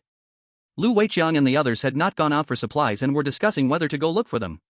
Seeing the two return with happy faces. Are you okay? Several people came forward to ask about their condition, looking them over for injuries. We're fine. Xia Yan shook his head. Come help carry the stuff inside. Then he called everyone over to move the bear meat into the cave. At the sight of the bear meat, Lu Weiqiang and the others were stunned. Wang Yiting and the others were okay, never having seen the terror of the ice blood rage bear. But Lu Weiqiang and the others had fought the ice blood rage bear before. This how did you do it? Lu Weiqiang looked at the two in shock, finally fixing his gaze on Xia Yan. Chen Junjie definitely did not have the strength to face a third-tier magical beast, so there was only one possibility: Xia Yan did it. Show, live broadcast, first carry the stuff inside. Xia Yan did not want Lu Weiqiang to reveal too much during the broadcast, lest people analyze his strength. Lu Weiqiang understood Xia Yan's thoughts and stopped asking, carrying the items inside. The cave now had warm light stones, making it warmer and giving light, no longer as dark as before. Chef Wang, see what dishes you can make with these ingredients, show us your skill. Time was short today. Xia Yan did not plan to go out and let everyone handle the supplies. Wang Yiting, though a girl, handled ingredients with incredible skill. The bear meat was quickly divided into parts, fat, skin, and bones all stored separately. There were also some organs, some of which were real treasures. We also found some potatoes and berries. Make a bear meat soup and a special dish just for you. Wang Yiting had already formed an idea in her mind after looking at the attributes of the ingredients. She began to prepare them. The viewers watching the livestream saw Wang Yiting's skilled cooking and were even more tempted, as if they were watching a gourmet show instead of a survival livestream. Damn, they are barely surviving, and they're already making a cooking show? How are people supposed to live? Honestly, I really want to taste those ingredients. That strawberry looks so delicious, so white, like it's covered in sugar. That bear meat is at least tier 2 materials, right? I wonder what rank it will be when cooked. I really want to try it. The pot has soup, but what's being roasted on the fire? Soon someone noticed that Wang Yiting was not only making soup, but also roasting something beside the fire. It looks like a bear heart? Looking at the shape, someone quickly guessed the ingredient's origin. Wang Yiting skillfully squeezed strawberry juice onto the bear heart and sprinkled salt, and the delicious aroma immediately filled the air. Here, this is specially made for you, just for you. Wang Yiting handed the tender and juicy bear heart to Xia Yan. Xia Yan took it and glanced at it. Honey glazed bear heart, satiety plus 200, satiety cap plus 100, cold resistance plus 20, after use gain ability, bear heart ambition, strength permanently increases by 50%. Seeing the attributes, Xia Yan's expression changed immediately.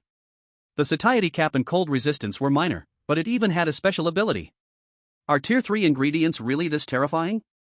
This is the most unique part of the bear. I think only this one has a special effect.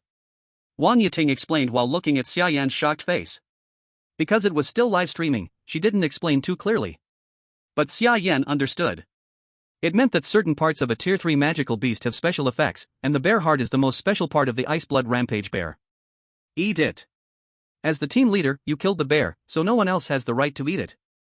Wang Yiting said to Xia Yan calmly. The others had no objections.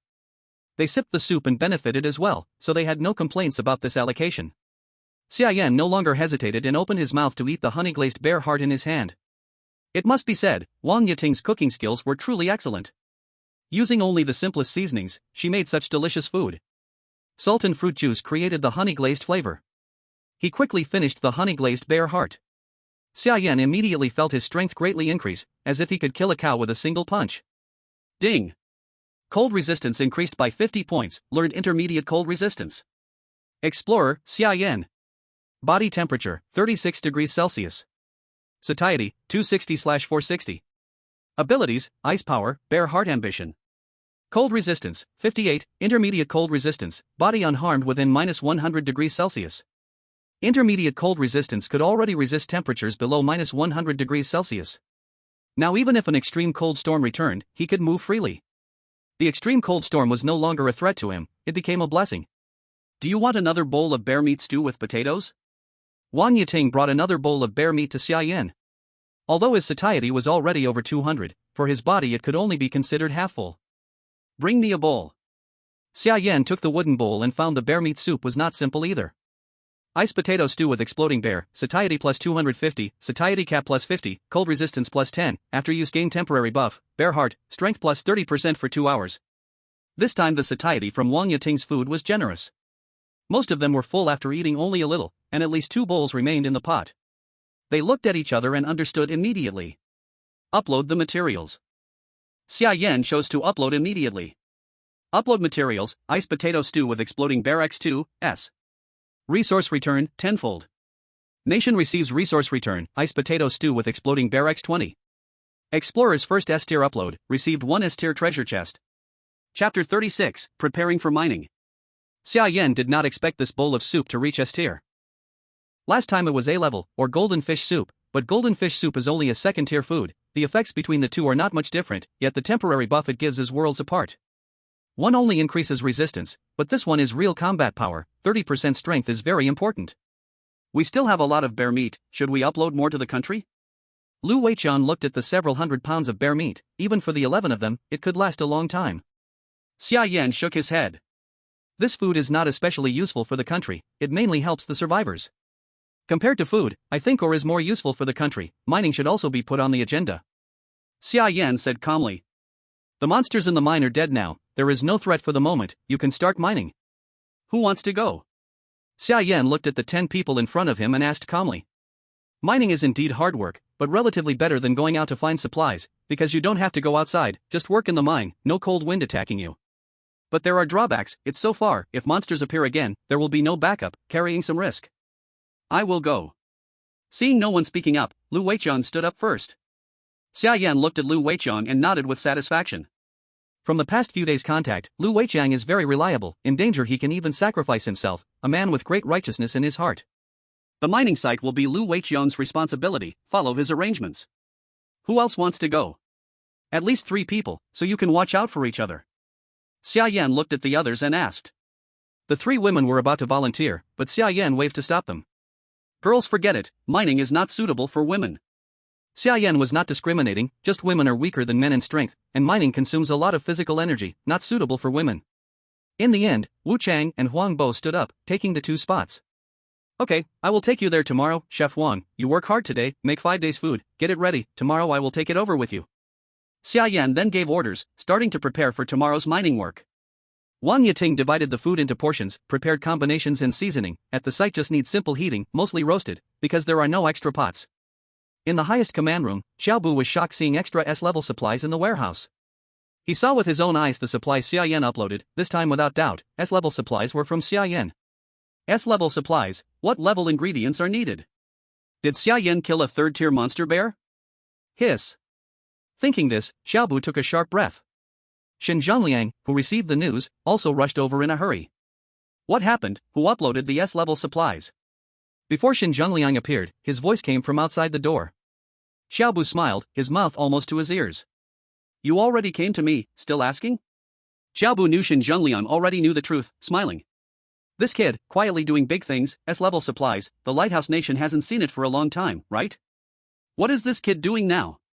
Shen Zhongliang suddenly became interested in Xia Yan, wanting to see his next move. Not wanting him to quietly upload something shocking again. Judging from their conversation, should be going mining. Xiaobu, always following Xia Yan's livestream, said calmly. Mining? What mine? Shen Zhongliang became interested immediately. At present, supplies on Blue Star are scarce, resources are blocked by higher civilizations, no way to remove them. Compared with food, these minerals truly made his heart move more. Don't know. From the previous live broadcast picture, it looked like a kind of ore similar to iron ore. The exact grade is not clear. Job shook his head, but then his tone suddenly turned. But an ore that can make Xia Yan look at it like this must definitely not be low rank. Otherwise he would not care so much. I guess the lowest is also 2nd tier. With Job's understanding of Xia Yan, a mine cave that could make Xia Yan spend so much effort could not possibly be a low-level ore. 2nd tier. Shen Zhongliang suddenly sucked in a breath of cold air. 2nd tier ore had previously appeared only once in Xia Country, and it was uploaded by Shen Nanxiao. And the number was very small.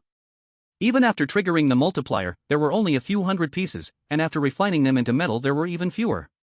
Minister Shen, I have something to tell you. Job looked at Shen Zhongliang, and suddenly stared at him with a very serious face. What is it? Seeing Job's serious expression, Shen Zhongliang also frowned. Come with me. This is not a place to talk. Looking at the staff members around them, Job brought Shen Zhongliang to his office and locked the door. Seeing Job so solemn, Shen Zhongliang also understood the importance of this matter. Xia Country has a method to contact the survivors by bypassing the national fortune system. Job then told Shen Zhongliang the news obtained by the information department. Shen Zhongliang's eyes immediately tightened. Where did the news come from?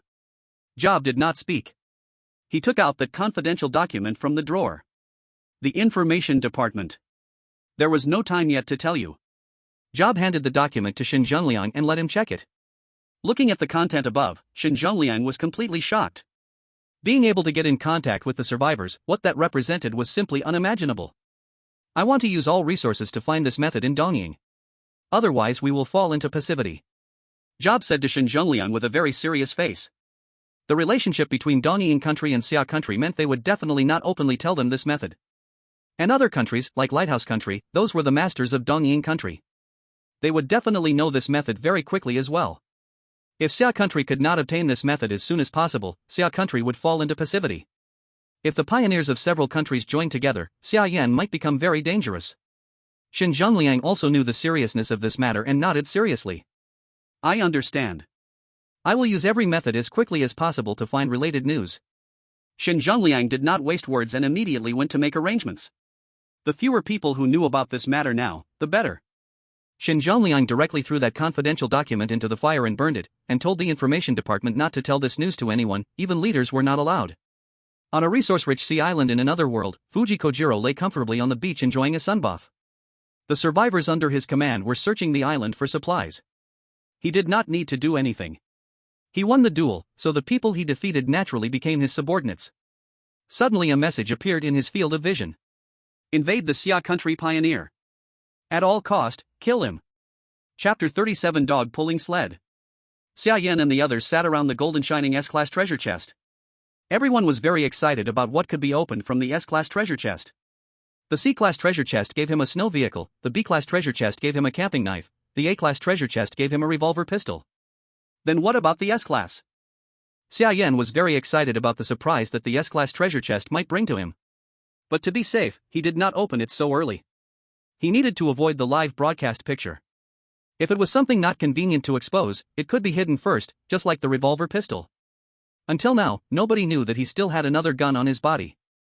But because he did not open the treasure chest for a long time, the audience suddenly became a little dissatisfied. This dog thing again won't let us see. Damn dog. Dog Xia Yan.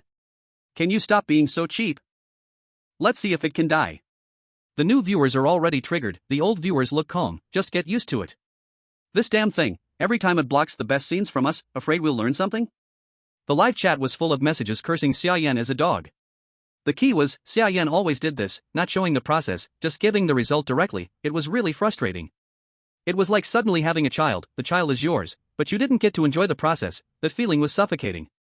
At night, the live stream ended, Xia Yan and the others sat around the treasure chest, the exciting moment was finally coming. What do you think would be best to get? Xia Yan asked them calmly. Of course a vehicle, if there's a solar snow car, that would be amazing. Chen Junjie said expectantly. Although they had a snow bicycle, the speed was limited, 30 kilometers was already their limit, a round trip took a whole day.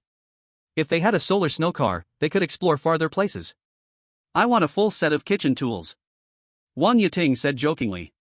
She was just talking, didn't really want kitchen tools. If an S-level chest gave kitchen tools, that would be too wasteful. What we need most now should be weapons, high-power weapons. Lu Weiqiang said seriously. Xia Yan nodded slightly. Indeed, they really lacked weapons now. Besides the handgun in his hand, everyone else only had an engineer's shovel, which could be used as a weapon, but power was limited. Xia Yan also wanted a powerful weapon. After all, the invasion was about to start, having a handy weapon would increase their chance of winning. But wanting it was one thing, what they could get still depended on luck. Xia Yan then opened the S-level chest. Inside the large compartment, quietly lay a small bottle like oral liquid. Xia Yan took it out with a puzzled look. The S-level chest only gives such a small bottle? Chen Junjie looked at the small bottle Xia Yan took out, full of doubt. This was an S-level chest, not to mention getting planes or cannons, at least give some high-tech equipment. A small bottle of liquid, what is that about? Even if it's medicine, an S-level chest must be special. Before some survivors got enhancement medicine from a chest, greatly improving physique, maybe this is something like that. Lu Weiqiang said seriously. When Xia Yan got the bottle, he had already seen the item information. Growth potion, accelerates development, can make a magical beast grow from juvenile to adult quickly. Everyone looked at the potion, very puzzled. But Xia Yan suddenly lit up. Era. Then he called Era over. The little wolf cub with a snub nose bounced over to Xia Yan, sat on the ground and wagged its tail at him. Seeing Era, the others all reacted as well. This potion can make Era become an adult? Yes, probably, after all it's an S-level potion, some magical effect is normal. Xia Yan nodded. Then he opened the bottle and put it in front of Era. Era sniffed it, eyes brightened, picked up the bottle and tilted its head to drink all the liquid. The potion seemed very attractive to Era. Watching Era finish the potion, everyone prayed silently.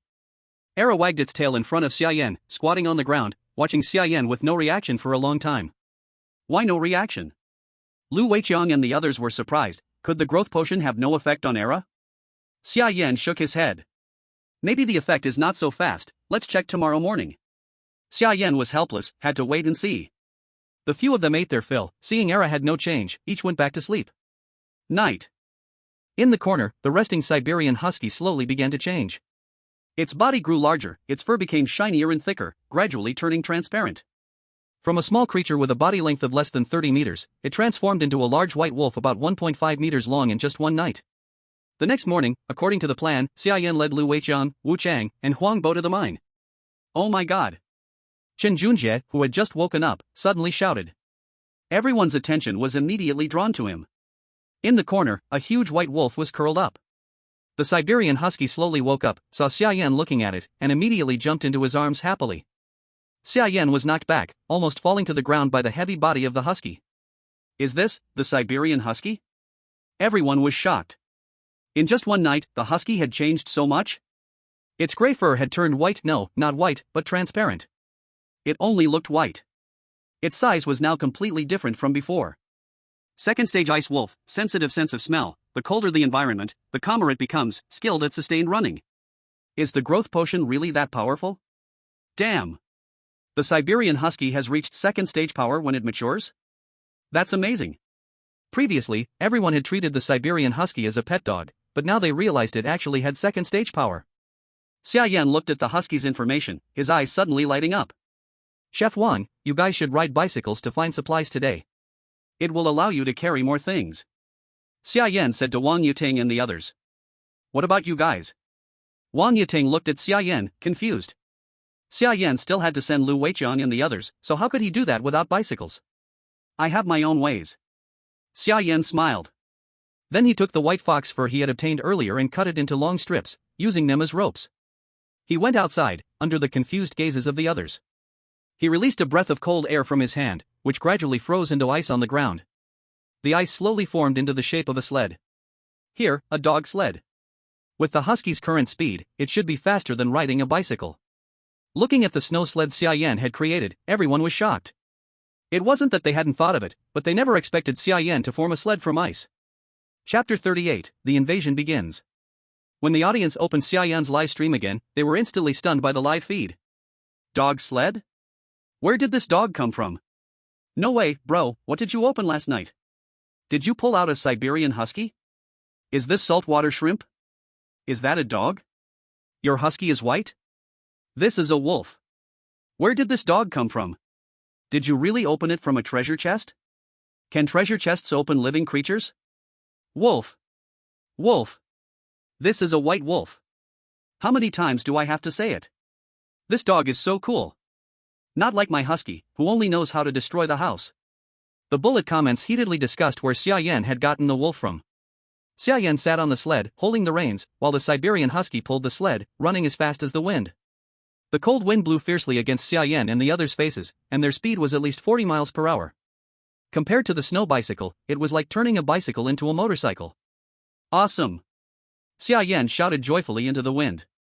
Lu Weiqiang and the other three curled up on the sled, trying to hide their bodies inside their clothes to keep warm. Unlike Xia Yan, who had activated the intermediate cold resistance, they had only activated the basic cold resistance. At such high speeds, the cold wind felt like knives cutting across their faces. It only took them about an hour to reach the mine.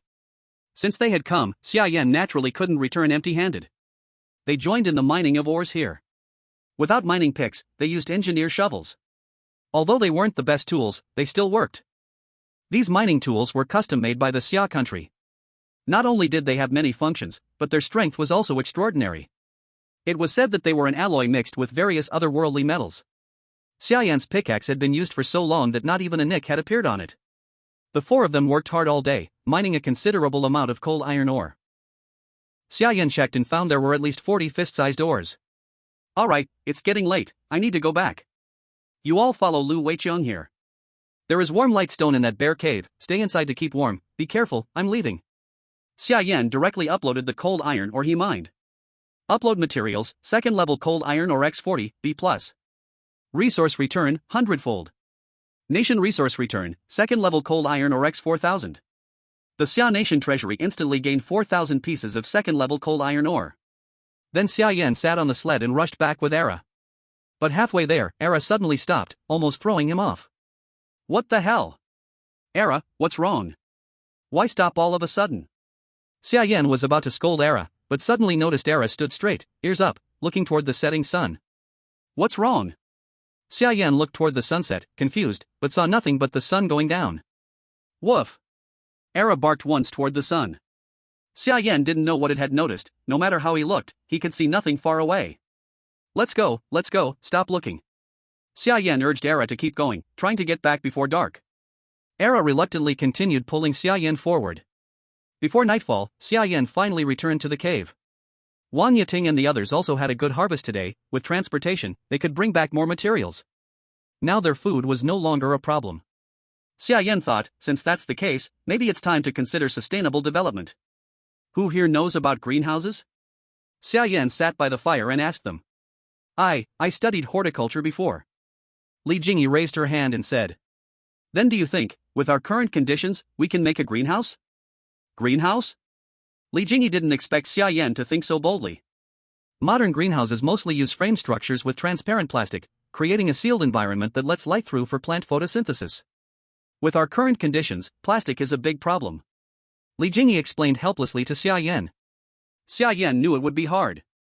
I know your idea, actually without greenhouses, plants can still be transplanted. Li Jingyi continued. Ah. At first Xia Yan was confused, how could plants grow in such a cold place without a greenhouse? But then he realized, smiling bitterly. It was me overthinking. Although the extreme cold is harsh, the food they found all grew locally in this freezing land, no greenhouse is needed, they naturally grow in such harsh conditions. Xia Yan just didn't realize this before, thinking too much. But Xia Yan did not give up on the idea, even if a greenhouse is not needed now, after the invasion starts, the winner can choose one material from the loser's area. If they have a greenhouse, they can plant plants from other regions, making resources more abundant. Captain, when we were searching for materials today, we found many monster footprints, a lot of them, like some social creatures. Should we be careful recently? Chen Junjie suddenly said to Xia Yan. Monster footprints? Where? Xia Yan frowned, he hadn't used crisis intelligence recently and didn't know if monsters appeared nearby. Over by the cedar forest, many footprints, dense, not just one type, like a big animal migration, moving south. Chen Junjie continued. Xia Yan frowned. South of the cedar forest doesn't pass through their area. But so many footprints, and not just one monster type, even if they are not coming toward them, he still felt uneasy. Take turns on duty tonight, I'll check tomorrow. Xia Yan nodded, planning to use environmental intelligence tomorrow to see if something big is happening nearby. We are on duty, you should rest well. Tomorrow, you'll have to deal with the invasion of other countries' explorers. Wang Yiting nodded, urging Xia Yan to rest well and save his energy, preparing for the second phase of the mission tomorrow. Xia Yan didn't put on any airs, nodded, and walked to his bed to sleep. The next morning, Xia Yan woke up early. The live stream hadn't started yet, but he was already prepared. He didn't want to be caught off guard. It wasn't just him, other explorers, including the viewers watching the live stream, were also prepared, all eagerly awaiting to see how the invasion would unfold. At exactly 8 a.m., the live stream began. The system notification came through. Ding! Second phase mission, invasion begins. Explorers can choose another explorer as their target to invade their territory, starting the invasion arena. Each explorer has one invasion opportunity per week. Choose carefully. Explorer list. Xia Yan, Leon Rogers, Fuji Kojiro, Michelle, Miller, Park Chang Bum. Looking at the list of names, there were not many, only about 20. This meant that only 20 countries still had explorers in the ranking, and other countries no longer had the right to possess an explorer. Xia Yan was considering who to choose as his opponent, but before he could decide, a system prompt appeared in front of him. Fuji Kojiro is invading. In 10 seconds, you will be pulled into the invasion battlefield. Please prepare, 10, 9. When the timer reached 0, Xia Yan's body instantly disappeared from the original spot. Chapter 39, I woke up, and with one shot, I killed. Everyone was watching the live stream anxiously.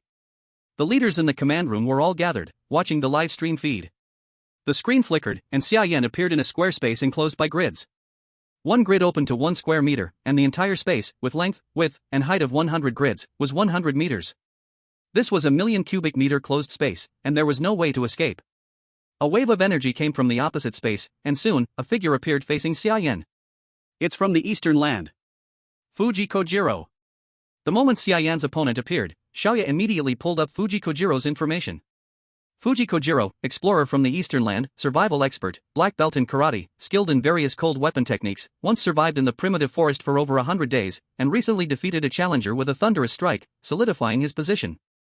His personal combat abilities are very strong. Xiaoya was shocked when she saw Fuji Kojiro's information.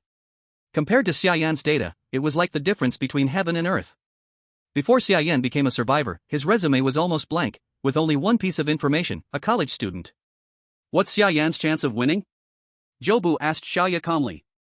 Xiaoya quickly started calculating and soon came up with the result.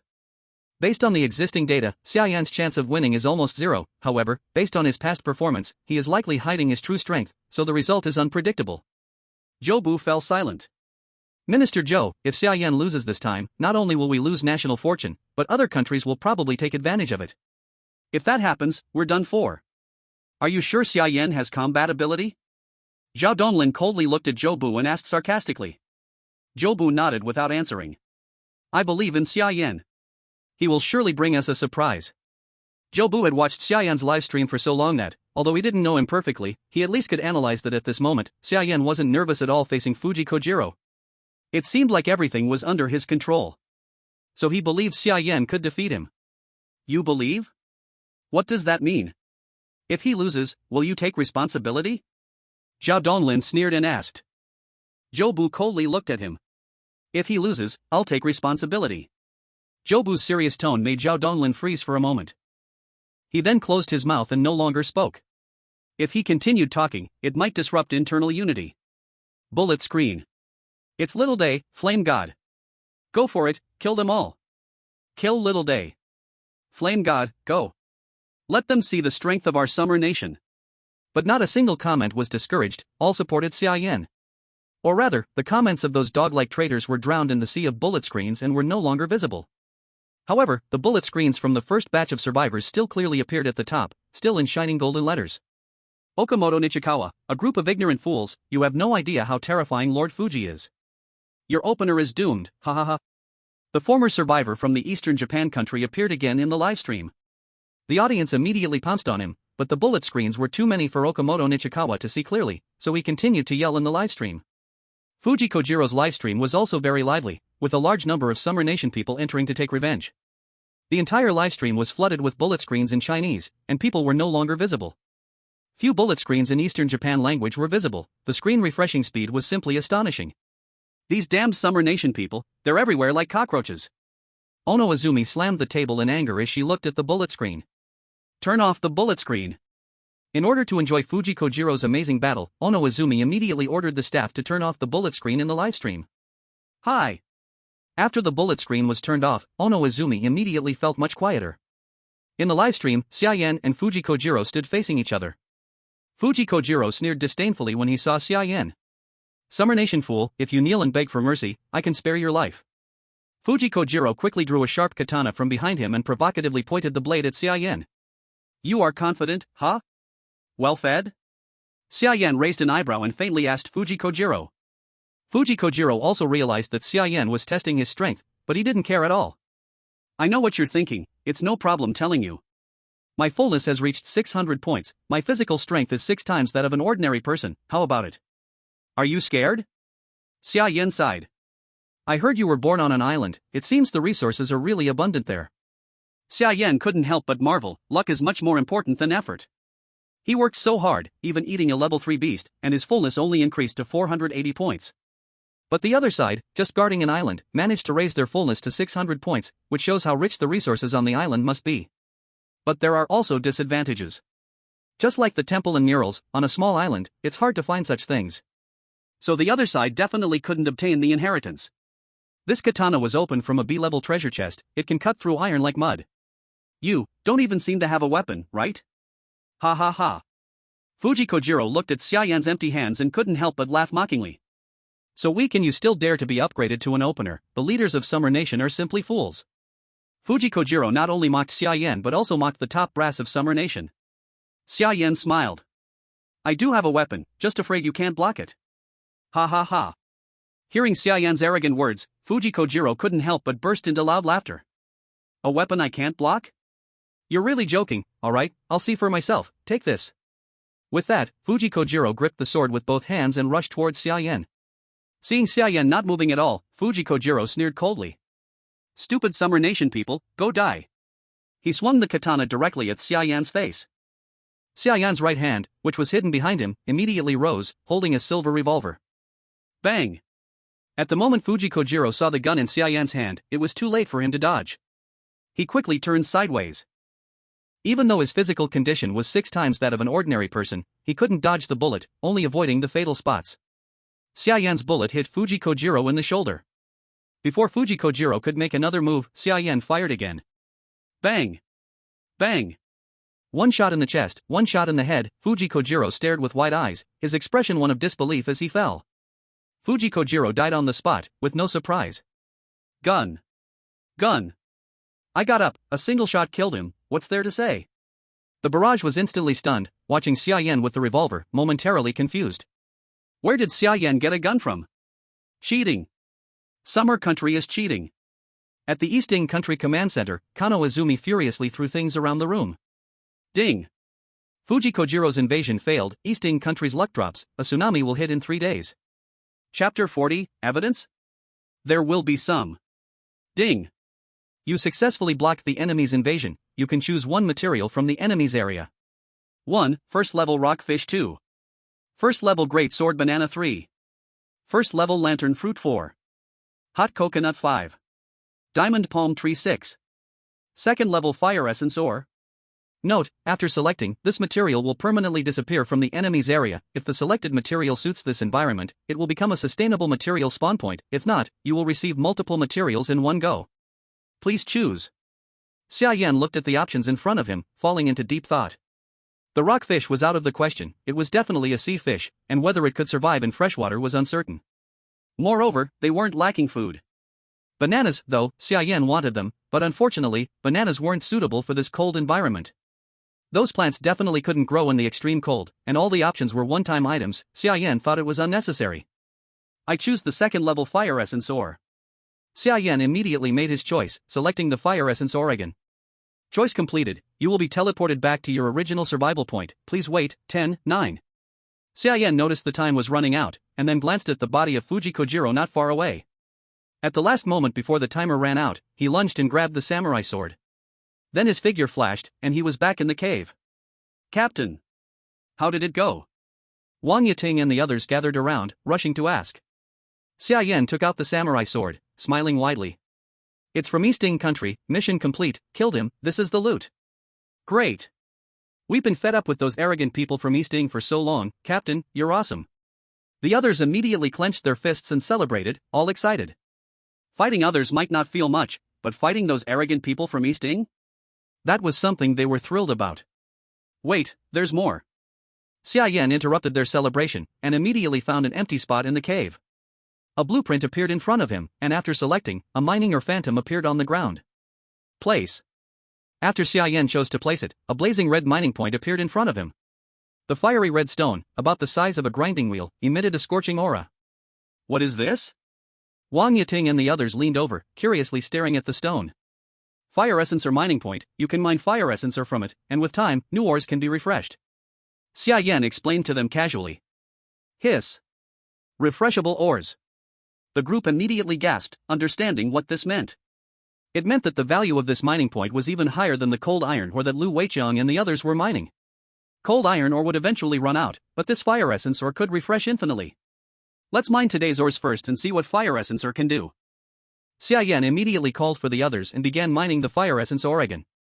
They smashed all the fiery red stones, and in the end, they only obtained 10 pieces of fire essence ore again. But getting 10 pieces a day was still a pretty good number. Fire essence ore, a naturally heat-emitting mineral, it can burn at extremely high temperatures when exposed to open flame. Seeing the description of the fire essence ore, Xia Yan understood that it was similar to coal. Fuel. But Zhou Jianping looked at the fire ore with excitement on his face. Great. Great. We can refine ore now. Huh? Xia Yan froze for a moment. What do you mean? The temperature of this fire ore is perfect for smelting iron. We just need to build a furnace. We have cold iron ore, which can be used to make various tools to increase work efficiency. Most importantly, we can forge arrowheads and make bows and arrows. With bows and arrows, we'll have the strength to fight magical beasts. Zhou Jianping shared his idea. Everyone's eyes lit up instantly. Is the temperature of this fire ore enough? After all, they hadn't tested it yet, so Xia Yan didn't know the exact temperature of the fire ore. I've seen information about fire ore in the database, it's more than enough. Zhou Jianping was so excited because he had looked up the information about the fire ore. Xia Yan understood the importance of smelting iron. Then, for the next few days, let's put down our current tasks, free up a few people, and build the furnace. Without hesitation, they immediately took action. Ideas turned into action quickly. Those who needed to dig started digging, those who needed to mix mud began mixing mud, and they started building the clay furnace. Ding!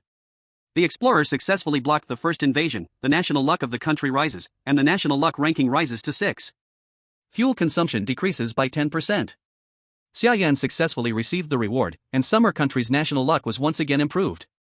Oh! The people in the command room saw this news, and everyone immediately cheered loudly. Xia Yan! Xia Yan! Xia Yan! No one could stay calm as they shouted Xia Yan's name, watching the live broadcast screen with admiration and respect. Xiaobu wore a satisfied smile. He was right, Xia Yan had brought new hope to Summer Country. Richuan Gangben, cheating. You are cheating. How is it possible to have firearms in another world? You stupid pigs who can only cheat. Gangben Richuan once again jumped out, accusing Xia Yan of cheating. But now, the people of Summer Country were too excited, united as one. Anyone who came out at this moment was asking to be scolded. Go away, when you can't win, you accuse others of cheating. When did you, the Eastern Japanese, learn that from the Great Cold Country? Weren't you just arrogant a moment ago? Why are you not calm now? I can almost see how angry he is. Ha ha ha. I heard Eastern Japan is going to face a tsunami? Such a small island, I hope it won't be completely submerged. If Eastern Japan disappears, I will miss you, teachers. Xiao Izumi watched the online comments, so furious that she was almost about to have a stroke. She immediately had the Ministry of Foreign Affairs issue a statement, saying that Summer Country had cheated, using unknown means to provide firearms to the explorers, which was unfair to other countries. Alliance countries quickly supported Eastern Japan and demanded an explanation from Summer Country. Shen Zhongliang looked at the statements from various countries with a calm expression, waiting for something. Soon, a mysterious phone call came through on his encrypted phone.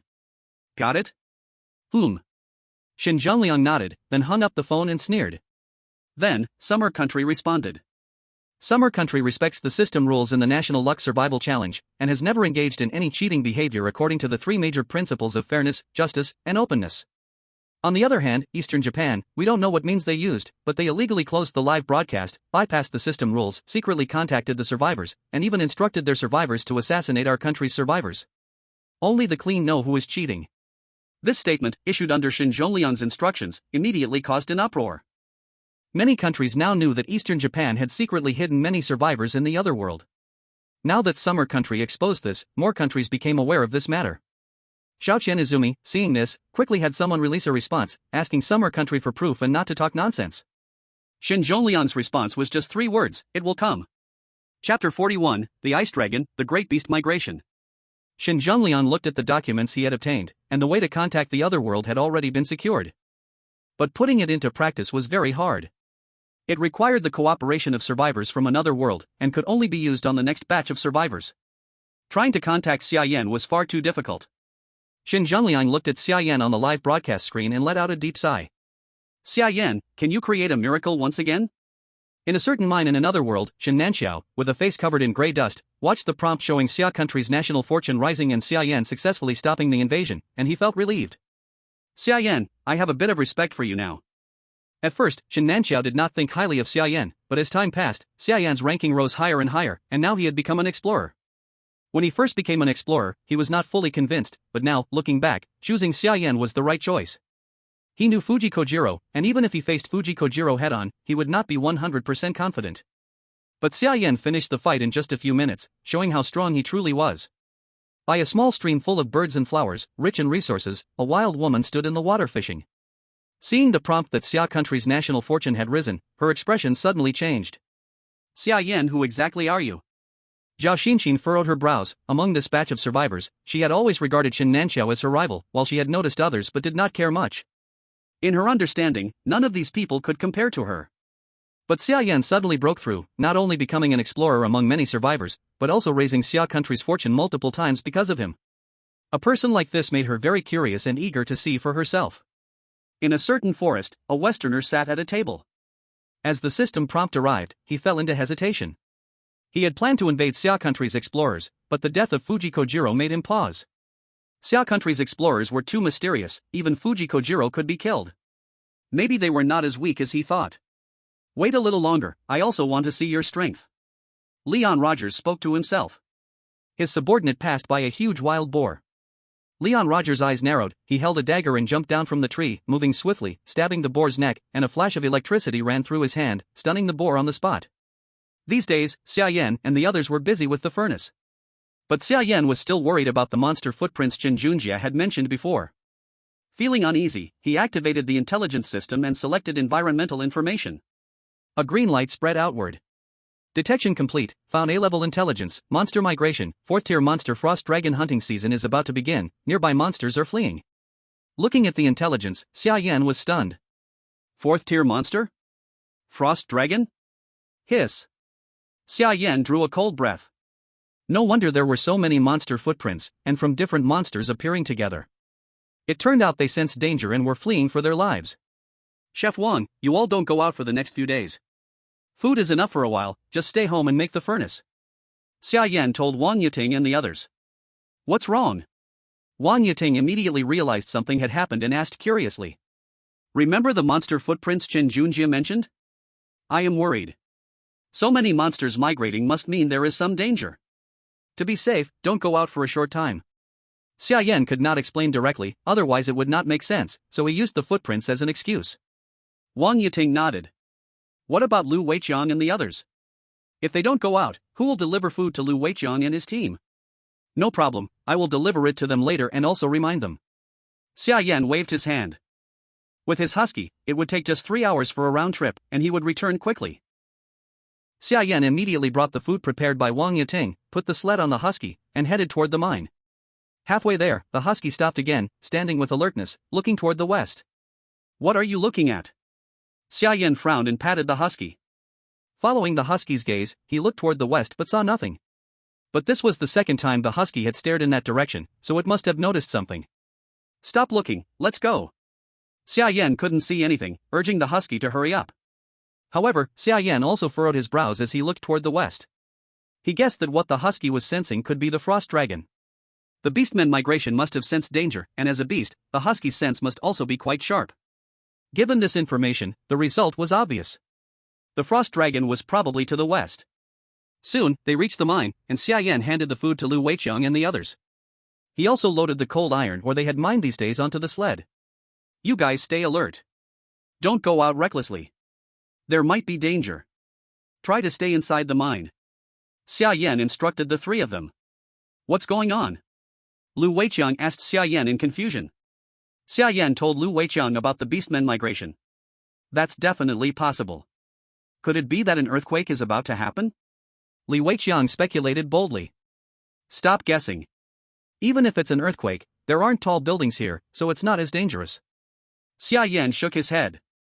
I'm leaving. You guys be careful. After giving them a few words of caution, Xia Yan left. He got onto the sled and started heading back. But when he was halfway back, at the same spot as before, the husky stopped again and turned its head to look west. Just as Xia Yan was about to urge the husky to keep going, a loud rumbling sound came from afar. Boom! The massive sound seemed to shake the earth itself. Xia Yan's face instantly changed as he looked west. He saw a black line appear at the horizon, gradually becoming clearer. It was a herd of beasts, charging toward them. Behind the herd, a flying frost dragon was chasing after the beasts. Xia Yan's gaze tightened. Holy shit! Husky! Run! Xia Yan quickly shouted to the husky to run fast. The husky turned and ran. You fool! Run forward, why are you turning? Xia Yan was so angry he wanted to smack it. If the husky kept running forward, it might be able to escape the migration zone before the beasts arrived. But now, turning east directly lined it up with the beasts. How could it escape now? The husky ran like crazy, completely ignoring Xia Yan's urging, desperately running east. Roar! A furious roar came from behind, the beast herd and the frost dragon had caught up. The frost dragon opened its mouth and released a blast of icy breath, freezing many of the lagging beasts into solid ice. Xia Yan's eyes widened as he controlled the reins, urging the husky to speed up again. You idiot, you're dragging me to death. Chapter 42, Survivor's Shelter. Bullet screen. What? What is that?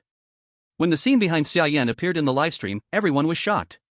A tidal wave of beasts, the flying frost dragon in the sky, this scene was something they had only seen in movies before. Oh my god, frost dragon, what level of beast is that? Can Xia Yan escape? It's over, it's really over this time. No matter how strong Fire God is, he can't be stronger than a dragon, right? And it's a flying dragon, no matter how fast the husky runs, it can't outrun something flying in the sky. Stop talking nonsense, Xia Yan is about to be caught, and you're still here talking nonsense. He's the pioneer of our summer country. Damn, I almost forgot, Fire God, run. Everyone anxiously watched Xia Yan in the livestream. Now that Xia Yan's identity had changed, no one wanted to see him die like this. If Xia Yan dies, it will be a huge loss for Xia Country. In the Supreme Command Room, Xiaoya saw Xia Yan facing a crisis and quickly reported the situation. Shen Zhongliang and Xiaobu rushed over immediately. How could this happen? Shen Zhongliang stared in disbelief at the army of magical beasts chasing behind Xia Yan and the frost dragon. Where did so many magical beasts come from, and that dragon, what grade of magical beast is it? Shen Zhongliang asked Xiaoya in shock. Xia quickly called up the data analysis. This dragon is not recorded in the database, but based on the known dragon-type beasts in the database, the lowest pureblood dragons are 4th grade, even subspecies are at least 3rd grade. This dragon, at minimum, is 4th grade. Xia analyzed the data quickly, reporting to Xin Zhongliang with a serious expression. The faces of Xin Zhongliang and the others darkened. A 4th grade dragon-type magical beast has never been hunted before. At this point, Xia Yan is likely in great danger.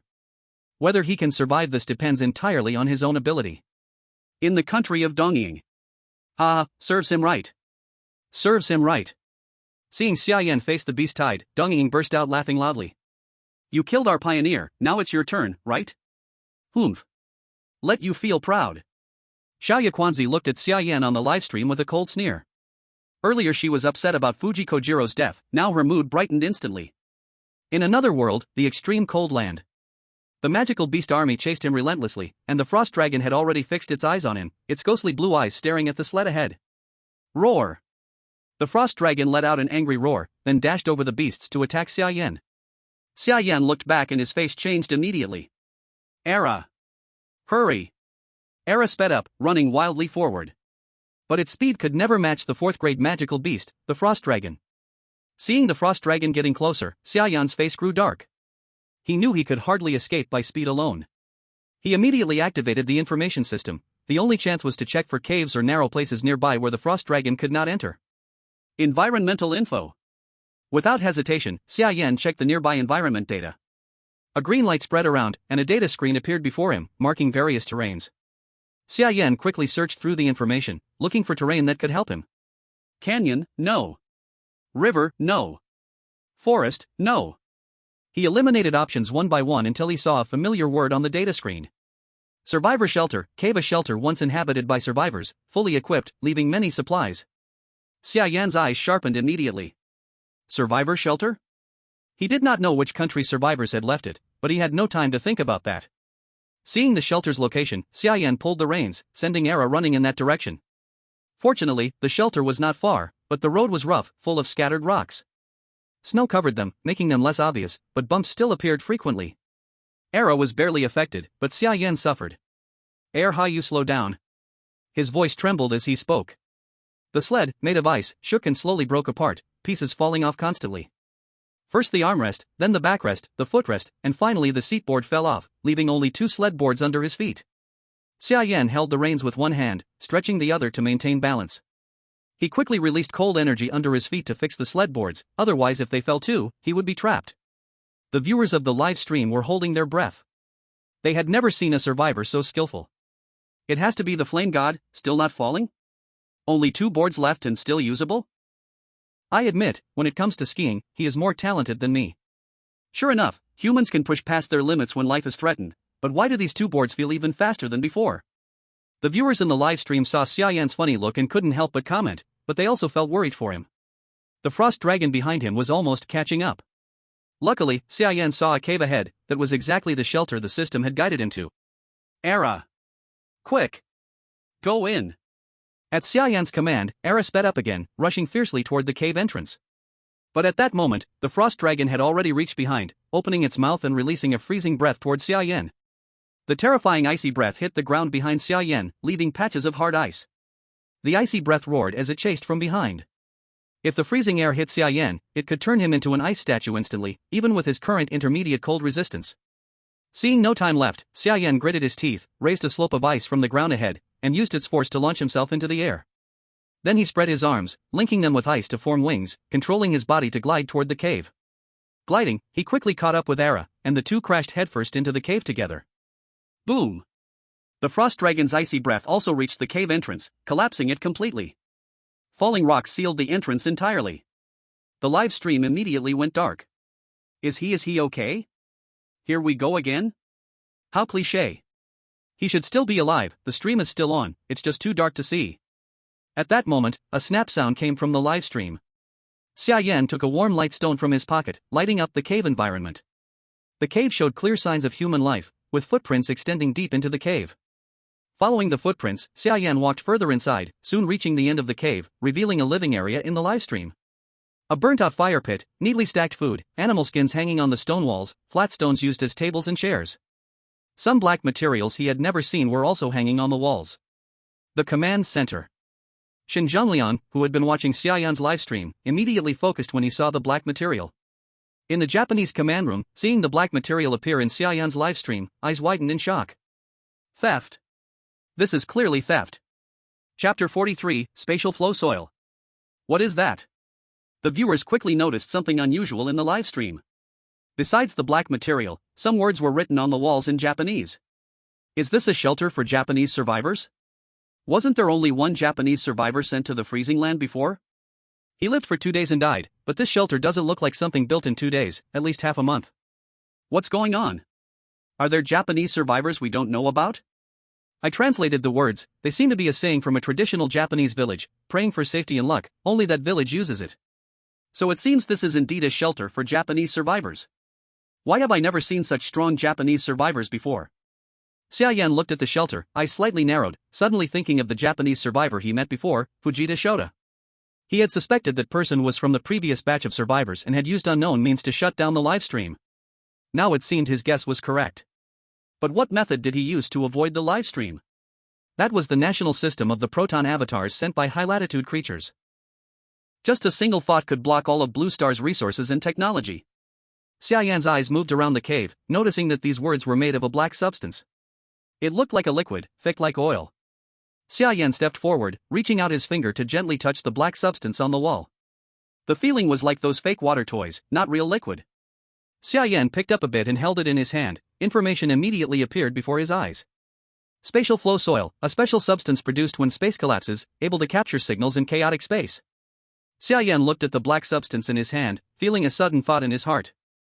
Fujita Shota used this stuff to block live broadcasts? Was this how he contacted Blue Star? But, how to use it? Xia Yan stared at the spatial flow soil, full of questions. He saw its effect, but how to use it was not clearly explained. Xia Yan collected the spatial flow soil from the ground. It wasn't much, only about the amount of a mug. Holding it felt just like fake water. There's quite a lot here, can't waste it. Xia Yan scavenged all the materials, gathering a big pile. The boxes had fallen on the road because the sled broke apart. Xia Yan could only freeze everything with cold, forming one hole. Then he came to the cave entrance, pushed a piece of rock aside, carefully peeking out. Outside, there was no movement. Probably the frost dragon couldn't catch Xia Yan, so it went after the other magical beasts. He reassembled the sled, put the reins on the husky, and returned the same way. On the way, he planned to find the fallen boxes, but after being trampled by the magical beast army, they were completely gone. Fortunately, there was nothing valuable inside, just some cold iron ore, so Xia Yan didn't mind too much, hurrying back to the shelter before nightfall. Back at the shelter, Wang Yiting and the others were orderly building the furnace. Seeing Xia Yan return, they all greeted him. What happened to you? Seeing Xia Yan's clothes torn, Wang Yiting felt puzzled. I encountered a magical beast migration and saw the reason for their migration. What is it? They immediately surrounded him with curiosity. It's a 4th-rank magical beast, a frost dragon. Hiss. Hearing Xia Yan say a 4th-rank beast, everyone sucked in a breath of cold air. 4th-rank magical beast. Are you okay? Wang Yiting and the others looked at Xia Yan with worry. Xia Yan shook his head. I'm fine, help move these things inside. Xia Yan handed them the items he brought from the survivors' shelter, but didn't let them know about the spatial flow soil. At that moment, the spatial flow soil in his arms suddenly trembled. Shin Zhongliang, upon seeing Xia Yan find the spatial flow soil in the Japanese survivors' shelter, acted immediately. Start the operation. Shin Zhongliang immediately gave orders. After obtaining the method, he had prepared everything. Now Xia Yan had the key item. It was time to try contacting him. Shin Zhongliang used the Japanese method to send a signal to chaotic space. These signals could not be captured. The only thing that could connect to them was spatial flow soil. Shin Zhongliang kept sending the signals, watching Xia Yan in the livestream expectantly. Xia Yan reached out and took the spatial flow soil in his arms. It jumped like venom, like it was alive. Xia Yan frowned. He didn't know why the spatial flow soil suddenly changed like this. Was it because of air changes? Temperature? Or? Xia Yan then paused. Could it be it caught the signal? Thinking of this, Xia Yan was shocked, but he didn't know how to use the spatial flow soil, staring at the jumping soil in his hands, feeling troubled. Thinking back to the scene where he first saw the flowing spatial soil, should it be placed on a flat surface? Xia Yan immediately ran into the cave and spread the flowing images evenly on the stone wall in his hands, watching them wriggle on the stone wall with anticipation on his face. He hoped he was not wrong. The flowing spatial soil gradually formed a word, and it was not Japanese characters, but Xia Country's script. This is the highest command room of Xia Country. I am Chief Commander Shin Junliang 1024. The spatial soil slowly formed a sentence. Sure enough. This is how it is used. Xia Yan only glanced quickly and then looked away, no longer watching the spatial soil. Shin Junliang in the command room looked pleased, also understanding Xia Yan's intention, and stopped sending signals. Did you catch the anchor point just now? From now on, send all information to this anchor point. Shen Zhongliang ordered the technicians. The chaotic signal sent earlier was to find Xia Yan's anchor point.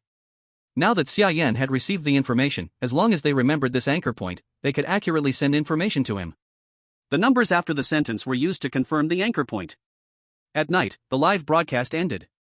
Xia Yan stood again in front of the stone wall, staring at the spatial soil above. Shin Zhongliang stood in the command room, looking at the live broadcast room, now pitch black. It was as if the two could see each other across space. Send the information. Shin Zhongliang calmly gave the order below. The spatial soil in front of Xia Yan moved again, gradually forming another sentence.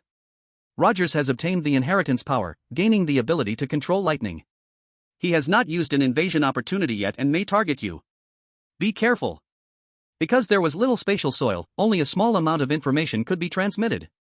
After the sentence appeared, part of the spatial soil fell from the wall, as if it had exhausted its energy, turning into dry black ash. Rogers? Leon Rogers. Xia Yan immediately understood who Xia Country was talking about. The one called Rogers on the leaderboard could only be him. Monthly leaderboard first place, Leon Rogers. Chapter 44, Please do not question the power of the flame god. Xia Yan had uploaded so many precious supplies, yet the monthly leaderboard still did not surpass Leon Rogers. His place had too many resources. The extreme cold land could not compare. Lightning power, indeed a bit tricky. Xia Yan fell silent. It seemed he was not the only one who had received the god's inheritance. The next morning, as soon as the broadcast started, countless viewers flooded into the live room. What is he doing? Going out again? Just chased by the monster army, still dares to go out? It seems so, truly the flame god, fearless. Wang Yiting and the others continued working on the furnace, while he prepared his equipment and went out hunting. The previous fish scales were sewn together by Wang Yiting to make a scale armor. Most were silverfish scales, only the heart part used goldfish scales to increase defense. Xia Yan wore the fish scale armor underneath, just in case. Handgun, samurai sword, and drank a bowl of bear meat soup to temporarily increase strength. All this preparation was because Xia Yan's target was a third-level monster. Last time, Wang Yiting's honey bear heart made him gain the bear heart courage ability, permanently increasing strength. Most monsters above third level had special ingredients, eating them could grant special powers. After the reminder from the command room, he now urgently wanted to increase his strength to ensure safety. Daily intelligence refreshed, please select intelligence type. Crisis intelligence. Xia Yan immediately made the choice. Then various monster movement tracks appeared in front of him. But all these monsters were moving in one direction. The appearance of the frost dragon caused nearby monsters to migrate, weak ones chose to flee. Xia Yan sighed. Even without the threat of Leon Rogers, he had to get stronger quickly. If he did not deal with the threat of the frost dragon. After all the monsters ran away, where would they go hunting? Xia Yan searched the tracks on the ground one by one. He had no interest in first or second tier monsters, only third tier monsters could quickly increase his strength. Third tier Phoenix Tail Ferret movement track, 3.5 hours ago. Xia Yan looked at the green tracks on the ground, his face brightened with joy. After searching for so long, he finally found a clue of a third-tier monster. Era, let's go. Xia Yan called to Era and followed the tracks. When Xia Yan arrived where the tracks turned dark green, he slowly stopped. The tracks here were less than half an hour old, meaning he was not far from the target. Xia Yan looked around, everything was white, and he did not see any creatures. But the tracks clearly disappeared on a patch of snow ahead. No surprise, that must be the Phoenix Tail Ferret's den. At that moment, a small head popped out at the end of the tracks. Xia Yan immediately pressed Era down and hid in the snow. A snow ferret with 3 tails on its back crawled out of the hole. Its pure white fur blended with the environment. Without careful observation, it was hard to notice such a little creature on the ground. The Phoenix Tail Ferret was small, only the size of a house cat, but incredibly fast and agile. The ferret stood up and looked around. Suddenly its eyes lit up as it spotted a first-tier Snowmelt rabbit ahead. The Phoenix Tail Ferret's figure flashed and vanished instantly, its speed exceeded normal human sight. The next moment it pounced on the Snowmelt rabbit, biting its neck firmly. Under the ferret's sharp fangs, the rabbit quickly stopped struggling and died on the spot. The ferret dragged the rabbit's corpse and went back into the hole. Xia Yan's live stream perfectly recorded the hunting scene of the phoenix tail ferret. Whoa! What is this little cutie? How is it so fast? I didn't even see clearly. Such a cute little snow ferret, I wish I could pet it. This cute little thing must put chili on it. The viewers didn't know the ferret's strength, and seeing it so cute, they teased it. But Xia Yan's face was serious. The ferret's speed just now was too fast. Although he had killed a third-tier ice bloodstorm bear before, that was with environmental advantage. In water, his power increased. So to deal with this phoenix tail ferret, he had to rely on external help or environmental enhancement to boost his strength. Xia Yan then took out bear meat soup from the shelter and drank it all at once. After drinking, he immediately felt full of power, his whole body felt hot, and the cold on him completely disappeared. That was not enough, Xia Yan then started to take off his clothes, removing his down jacket. Comments flew. What is Yenshin doing? Taking off clothes again? What is he trying to do? Is he trying to seduce the ferret? Yenshin, you can't do this. Don't fall. Don't understand, why take off clothes? Is he hallucinating from the cold? The comments guessed wildly, completely not understanding why Xia Yan was taking off his clothes. Xia Yan was left only with his inner lining and the fish scale armor. The cold wind stabbed like countless needles into his body. Xia Yan couldn't help shivering, the warmth from the bear meat soup vanished instantly. The cold was real, at -60 degrees, even peeing needed a stick, wearing only the lining, it was naturally cold. The purpose was to make himself feel colder, triggering more ice power to increase strength. Although it was cold, he could clearly feel his strength rising rapidly. With the heart of ice and bear meat soup, Xia Yan's power now completely surpassed the ice bloodstorm bear. Husky, wait for me here. Xia Yan moved his feet, instantly shooting out like an arrow from a bow. In a flash, he arrived above the entrance of the phoenix tail marten's den. The phoenix tail marten was gnawing on its prey at the entrance. Xia Yan's sudden appearance made the marten shiver in fear. Then, showing its displeasure, it bared its teeth and let out a threatening hiss towards Xia Yan. Blood-stained sharp teeth still held the innards of a snowmelt rabbit. Xia Yan directly raised the samurai sword in his hand and slashed toward the marten at the den's entrance. The phoenix tail marten vanished with a swish, making Xia Yan's sword cut straight into the already dead snowmelt rabbit, slicing its body in two with the sharp blade. Whoosh! Before Xia Yan could react, a white shadow attacked. The marten slammed directly into Xia Yan's chest. Xia Yan was thrown backward instantly, luckily the golden fish scales on his chest protected the vital spot. Xia Yan's gaze hardened, then he no longer held back, icy power spreading from his palm onto the samurai sword. A circle of cold instantly wrapped around the sharp blade. With a strong swing, the cold shot toward the phoenix tail marten. The marten flickered and dodged Xia Yan's attack, the spot it left instantly froze. The phoenix tail marten charged at Xia Yan again. Xia Yan's eyes sharpened, he didn't dodge, predicting the marten's path one step ahead. He slashed, and no matter how fast the marten was, it couldn't turn mid-air. The sword hit the phoenix tail marten. Its tiny body was sliced through more than half by Xia Yan's blade, dying instantly. Seeing Xia Yan suddenly so fierce, the livestream viewers were shocked. So fast. Since when did Yan God become this powerful? This speed, is he even human? Among this batch of survivors, I've only seen one with this kind of strength, Leon Rogers. Xia Yan is actually this strong? Don't doubt Yan God's power, there's nothing he can't do. For the first time, viewers saw Xia Yan's true strength and couldn't help but exclaim.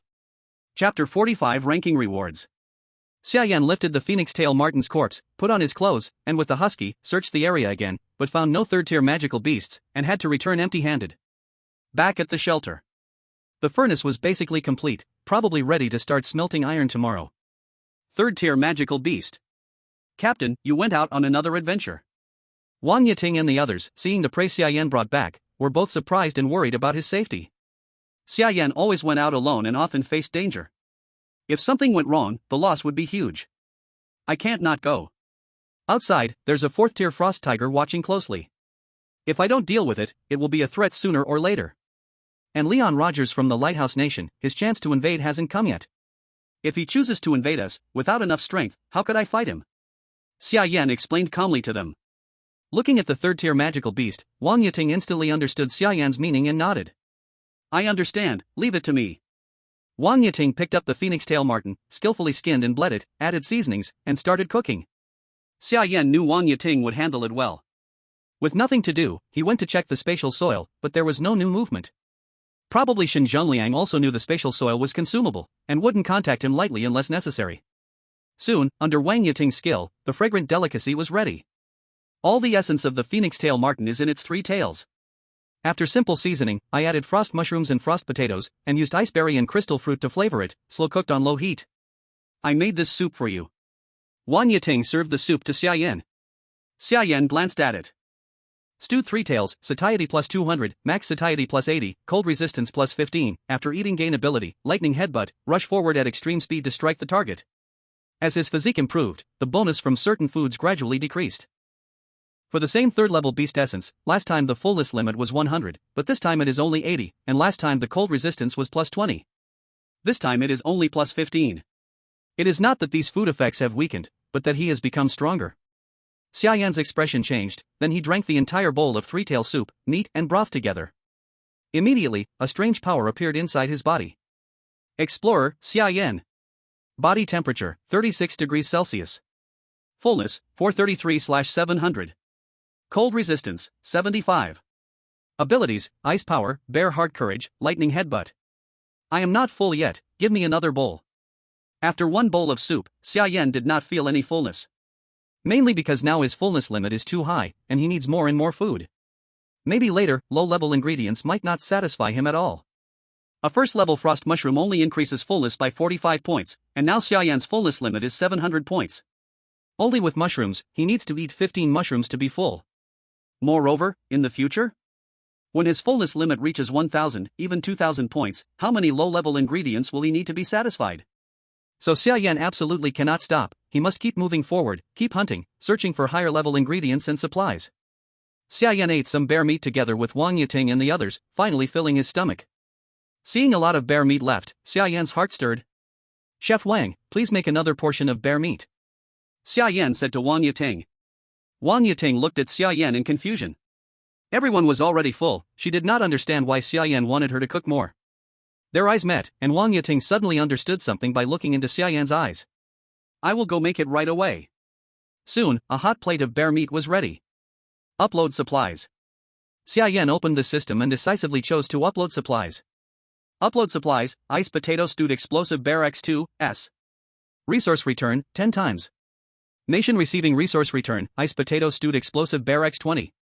Now they were not short on food, so these things naturally had to be returned to the nation to improve the country's luck. The next morning, the leaderboard refreshed. The daily leaderboard unsurprisingly had Xia Yan at the top, since he uploaded S-level supplies. At this stage, basically no one else could upload S-level supplies. But the monthly leaderboard showed a change. Previously, the monthly first place was always Leon Rogers. No matter how much Xia Yan uploaded, he could never catch up. But today something changed. Xia Yan moved from 2nd place to 1st, and Leon Rogers went from 1st to 2nd. Ding! Congratulations to the survivor for reaching 1st place on the monthly leaderboard. Monthly rewards will be given according to ranking at the end of the month. Rewards. 1st place, Ice Soul Bow, SSS. 2nd place, Dragon Scale Armor, SS. 3rd place, Soul Cutting Sword, SS. 4th place, S-Level Treasure Chest X1. 5th place, A-Level Treasure Chest X2. 6th place, A-Level Treasure Chest X1. 7th place, B-Level Treasure Chest X3. 8th place, B-Level Treasure Chest X2. 9th place, B-Level Treasure Chest X1. 10th place, C-Level Treasure Chest X2. 9 days until reward distribution. Seeing the sudden system screen pop up, Xia Yan's eyes widened. He finally understood why Leon Rogers kept uploading supplies and occupying 1st place on the monthly leaderboard. If he had not caught up, he would never have seen these things. An SSS-level weapon might even rival a legendary artifact. Xia Yan was very excited. However, Leon Rogers, thousands of miles away, saw Xia Yan surpass him and reach 1st place on the monthly leaderboard, and could not help but sigh. He had hidden it for so long, but in the end someone discovered the secret of the monthly reward. What a pity, only 9 days left, sigh. Leon Rogers muttered with a sigh. Then he opened the system. Invasion, I choose Xia Yan. Leon Rogers is invading. In 10 seconds you will be pulled into the invasion battlefield. Please be ready. 10, 9. Xia Yan was excited, when suddenly a system prompt appeared in front of him. He froze for a moment. He grabbed the nearby katana at the fastest speed, then his figure disappeared from the spot. He appeared again in the invasion space. The figure of Leon Rogers gradually appeared across from him. When the two met for the first time, they looked at each other and felt as if they had known each other for a long time. I didn't want to meet you so soon, but I didn't expect you to surpass me on the rankings. Since you've discovered the secret of the monthly leaderboard, I can't let you go. Leon Rogers slowly drew a dagger from behind him. Electric sparks flickered on the blade. Xia Yan's eyes narrowed. Lightning power. Hearing Xia Yan's exclamation, Leon Rogers' brow twitched. Good eye, I hope your strength won't disappoint me. After saying that, Leon Rogers immediately charged at Xia Yan with the knife. Chapter 46, Lightning Headbutt. Xia Yan quickly swung his sword to block. The samurai sword clashed with the opponent's dagger, and the lightning on Rogers' blade traveled along the blade to the samurai sword, spreading towards Xia Yan's hand. Xia Yan quickly pushed the opponent's dagger away and retreated rapidly. He then let cold air wrap around the samurai sword and swung it forcefully. The cold air rushed towards Rogers. Rogers immediately flipped to dodge. Both of them displayed their inherited powers without holding back. Ice power? You've obtained an inheritance too.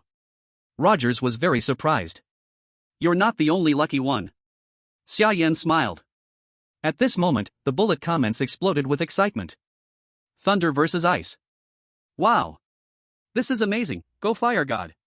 Two supernatural powers clashing, can we really see this today? Is this the reward for getting up early? Ice power versus thunder power, this is a fair fight, right? Xia Yan won't lose, will he? But some comments still worried whether Xia Yan would lose to the opponent. After all, the opponent was not Fuji Kojiro from the eastern Japan, but a master who had also gained an inherited power. Lighthouse Country netizens, Rogers is a former Navy SEAL, do you really think you can compete with him? Lighthouse Country netizens, even if he has an inherited power, ice power can't compare to lightning power. Just wait to die. Lighthouse Country netizens, I've been watching Xia Yan stream for a long time. Although he's in an extremely cold place, he has plenty of supplies. If he can bring back some bear meat, we can taste it too. Go Rogers. Kill him. Many Lighthouse Country netizens rushed into Xia Yan's livestream, showing off. Summer Country netizens, who will win is still uncertain. Why are there so many foreign dogs here? Go back. A war of words erupted. Summer Country netizens supported Xia Yan, and Lighthouse Country netizens supported Rogers. The two sides were at a standstill. The invasion battlefield continued. Rogers stared at Xia Yan seriously, flipping his wrist while gripping the knife handle, and seriously charged towards Xia Yan again. Xia Yan swung his sword to block, but Rogers easily dodged and swiftly closed the distance, relying on his agility to quickly gain the upper hand against Xia Yan. After all, having served in the special forces, his skills were definitely superior to Xia Yan's. In just a few exchanges, Rogers had already slashed a wound across Xia Yan's chest. His down jacket exploded instantly, and the duck down scattered like snowflakes. Xia Yan quickly retreated, using the opportunity to create distance between them. His face became serious. Compared to Fuji Kojiro, Rogers was indeed more troublesome.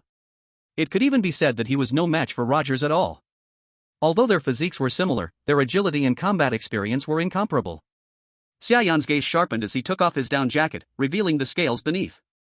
If it weren't for the scales on his body, that previous slash would have already injured him. Summer Country netizens, Xia Yan took off his clothes. He's serious now. Lighthouse Country netizens, so what if he took off his clothes? Rogers isn't gay, beauty tricks don't work on him. Rogers watched Xia Yan take off his clothes with a puzzled look. Though he didn't know what Xia Yan was planning, he became more cautious. Xia Yan's body was surrounded by cold air, and a layer of frost slowly crawled up his body, encasing him completely in ice. Everyone was stunned by this scene. Netizens from the Lighthouse Country, ha ha ha, what is he doing? Trying to commit suicide? You people from Summer Country are so polite, truly the land of etiquette. Rogers was also confused as he watched Summer Yan's self-harm behavior. But after a short time, his expression changed. He felt that Summer Yan was not affected by the ice on his body, and instead, his momentum was growing stronger. Rogers didn't dare hesitate and quickly moved forward, intending to interrupt Summer Yan. At this time, Summer Yan had already donned a thick layer of ice armor. The cold ice blocks clung to his body, chilling him to the bone, but his strength was greatly enhanced. As he saw Rogers charge towards him, Summer Yan's eyes narrowed, and he took a step back. The dagger in Rogers' hand scraped past Summer Yan's chest, barely a centimeter away from the ice armor on his body. Thunder! Rogers shouted angrily, and an electric flash erupted from the blade, striking Summer Yan from a distance.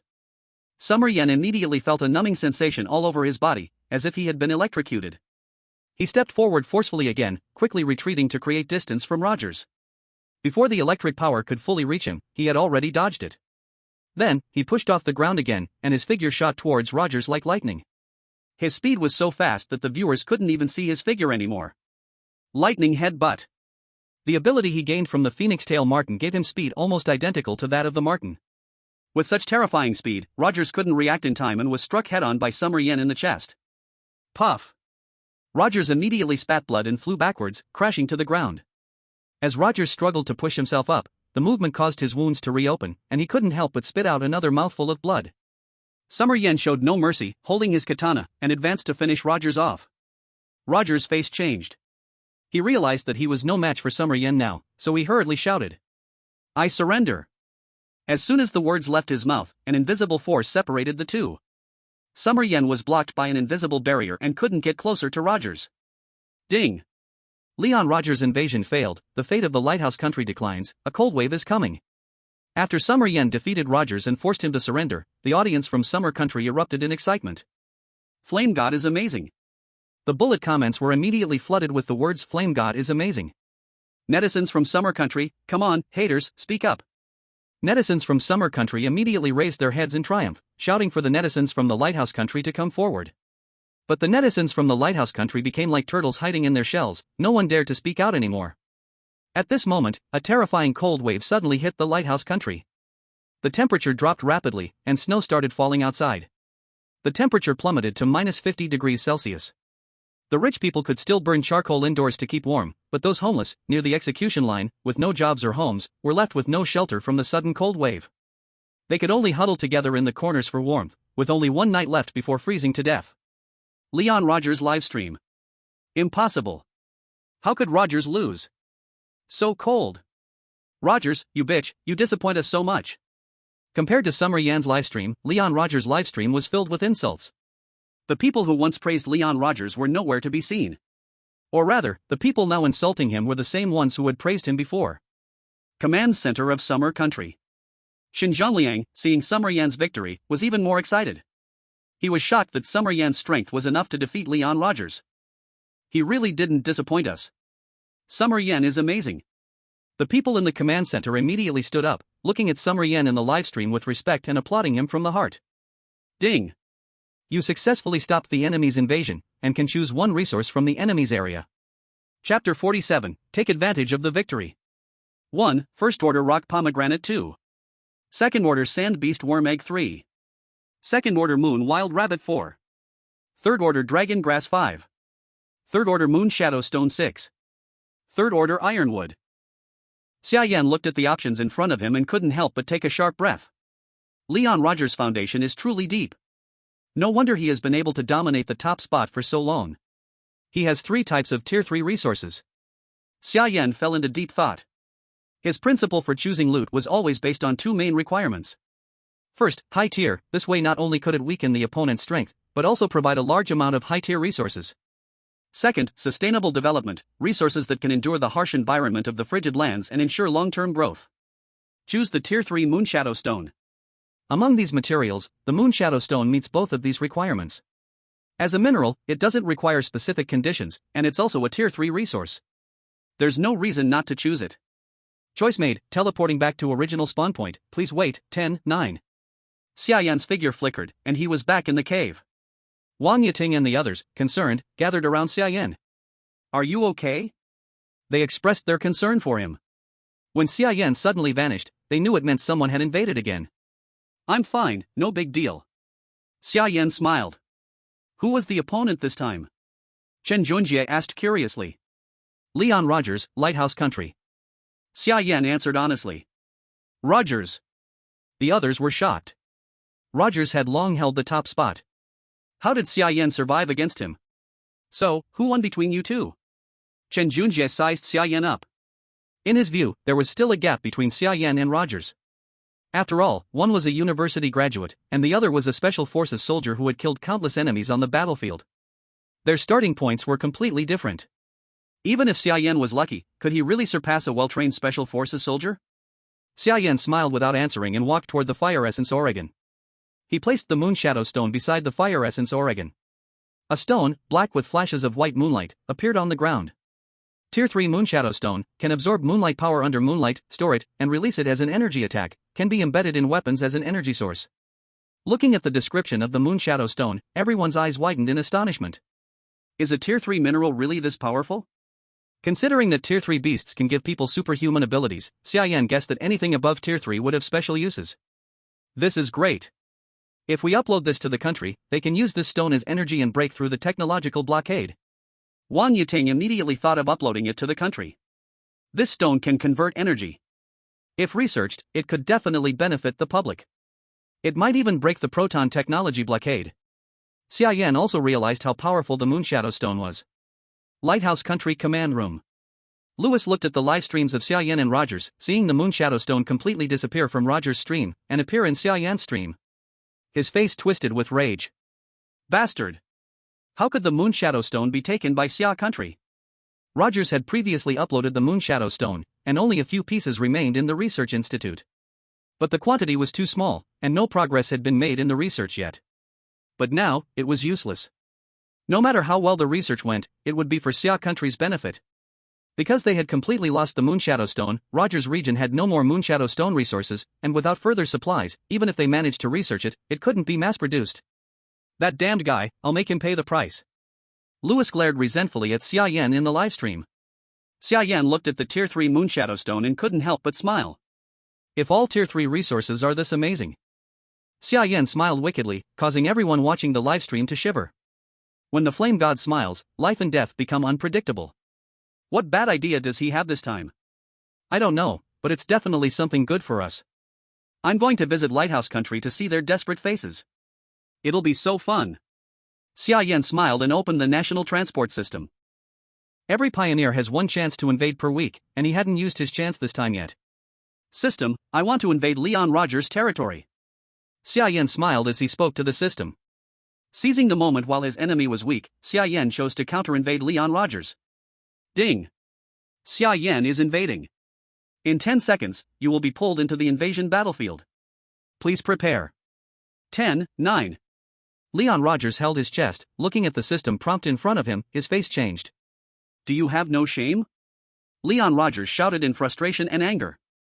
He never expected Xia Yan to counter-invade him, even giving him some time to breathe would have been enough. Now he was still heavily injured. How could he fight Xia Yan? The audience in Lighthouse Nation exploded instantly.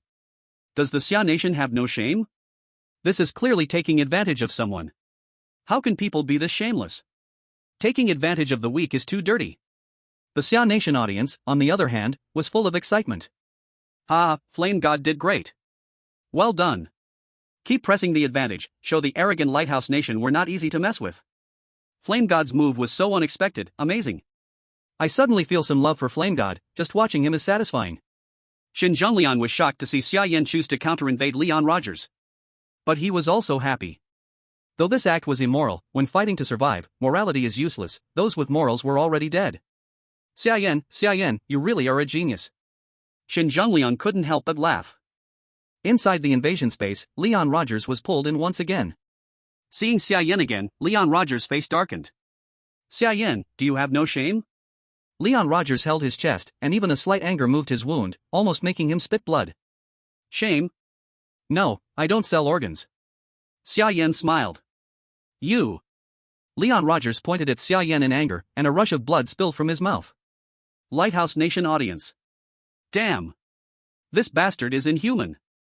How can he do this, shameless? It's over. Outside the temperature is already minus 50 degrees Celsius. If we lose again, who knows what will happen to Lighthouse Nation? Does anyone have a stove? I need to hide, I'm freezing. Damn Xia Nation people, don't let me find a chance, or I'll kill you for sure. Rogers disappoints us too much. How can he lose to a Xia Nation fighter? Xia Yan ignored Leon Rogers' bleeding and lifted his samurai sword, pointing the tip at him. He hid the smile on his face, showing a cold, contemptuous look. Your only chance now is to surrender. I will count to 3. If you don't surrender, I'll attack. 3, 2, 1. I surrender. Chapter 48, Shearing the Sheep. Leon Rogers gritted his teeth unwillingly, but in the end chose to surrender. He was a sensible man. He knew that if he didn't surrender, in his current state, he was definitely no match for Xia Yan. If he died, the consequences would be worse than surrendering, and it wouldn't change the result, only put Lighthouse Nation in a passive position. Xia Yan smiled. Ding. Your territory has been invaded. Your nation's fortune declines. Thunderstorm incoming. Suddenly, dark clouds gathered over the major cities of Lighthouse Nation, layer upon layer of terrifying thunderclouds appeared in the sky. With a rumble, a lightning bolt struck a dry tree, instantly causing a forest fire.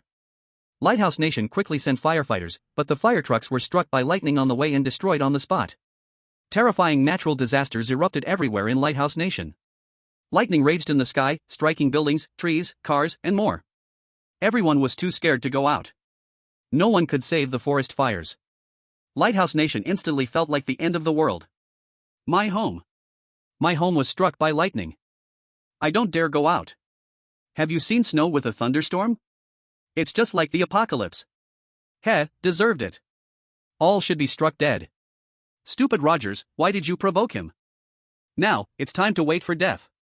The comments in the Lighthouse Nation are full of complaints, with some people unable to send messages due to the thunderstorm, causing the barrage to be less active. Everyone is cursing Rogers, saying he shouldn't have provoked Xia Yan, or it wouldn't have ended up like this. Looking at Xia Yan's victory again, Xinjiangliang couldn't stop smiling. Beside him, Job was also looking satisfied. Today is a day worth celebrating. Give the order to the community below that the supply will be increased by 30%. The whole country will celebrate. Xinjiangliang immediately gave the order. When the supplies were delivered to everyone's hands, they immediately screamed in excitement. Fire God is amazing. Fire God, I love you. Fire God, well done. Everyone was celebrating, and in some places, even alcohol was distributed to certain residents, which was an incredibly precious resource. Because resources were scarce, there was no surplus grain to brew alcohol, so these drinks were leftovers from before. Drinking one bottle meant one less bottle, and they were incredibly rare. Ding! Congratulations on your successful invasion, you may choose one type of material from the enemy's area. 1. First level rock pomegranate 2. Second level sand beast egg 3. Second level moon wild rabbit 4. Third level giant dragon grass 5. Third level diamond wood. Please choose. Third level diamond wood. Once again, the same items appeared, and this time, Xia Yan immediately made his choice. Returning to the cave, before he could even set down the diamond wood, the system notification appeared again in front of him. Ding! 1 week has passed, the invasion opportunity has refreshed, you have once again gained an invasion opportunity. When he saw this notification, Xia Yan couldn't help but smile. Sure enough, today was the 8th day since the second phase began, exactly 1 week had passed. The invasion count had refreshed, meaning he could invade others again? Hee, Rogers, here I come. Rogers had just returned to the forest, and before he could catch his breath, the system notification popped up again in front of him. Ding! Xia Yan is invading, in 10 seconds, you will be pulled into the invasion battlefield, please prepare yourself, 10, 9, 8. Shit! When will this end? Rogers had a look of utter despair. Seeing that Xia Yan was invading Leon Rogers again, the viewers in the Lighthouse Nation were almost driven crazy. Is he even human? Shit! Can you stop targeting us like this? I'm dying. You can't keep shearing wool from just one sheep, why don't you look at the East Japan Nation? East Japan Nation, don't involve us. It's over. All over.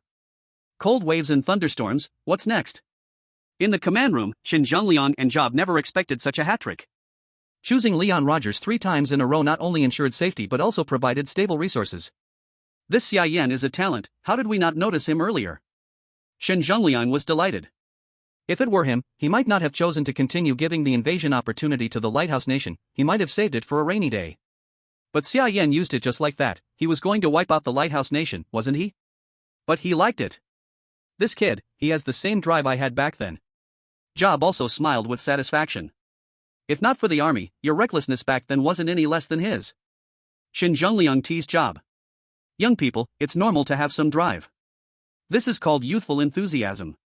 Both of them smiled contentedly. In the invasion battlefield, Xia Yan met Leon Rogers again.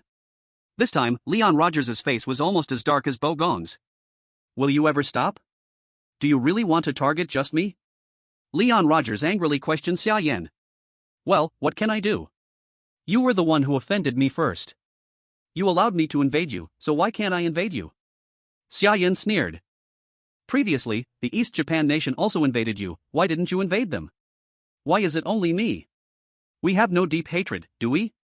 Leon Rogers shouted angrily. His emotions had completely exploded. This was too much bullying. Well, what can I do?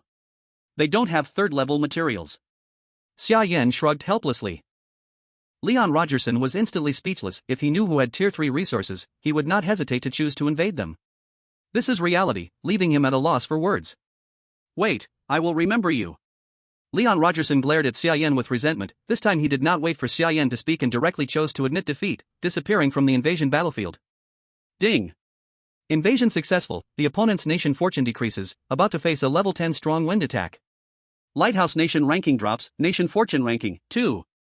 Ding. Congratulations on your successful invasion, your nation's fortune rises, Nation Fortune ranking, 5, your nation's environment stability improves by 30%. Ding. Please select one resource from the opponent's area. 1. Tier 1 Rock Pomegranate 2.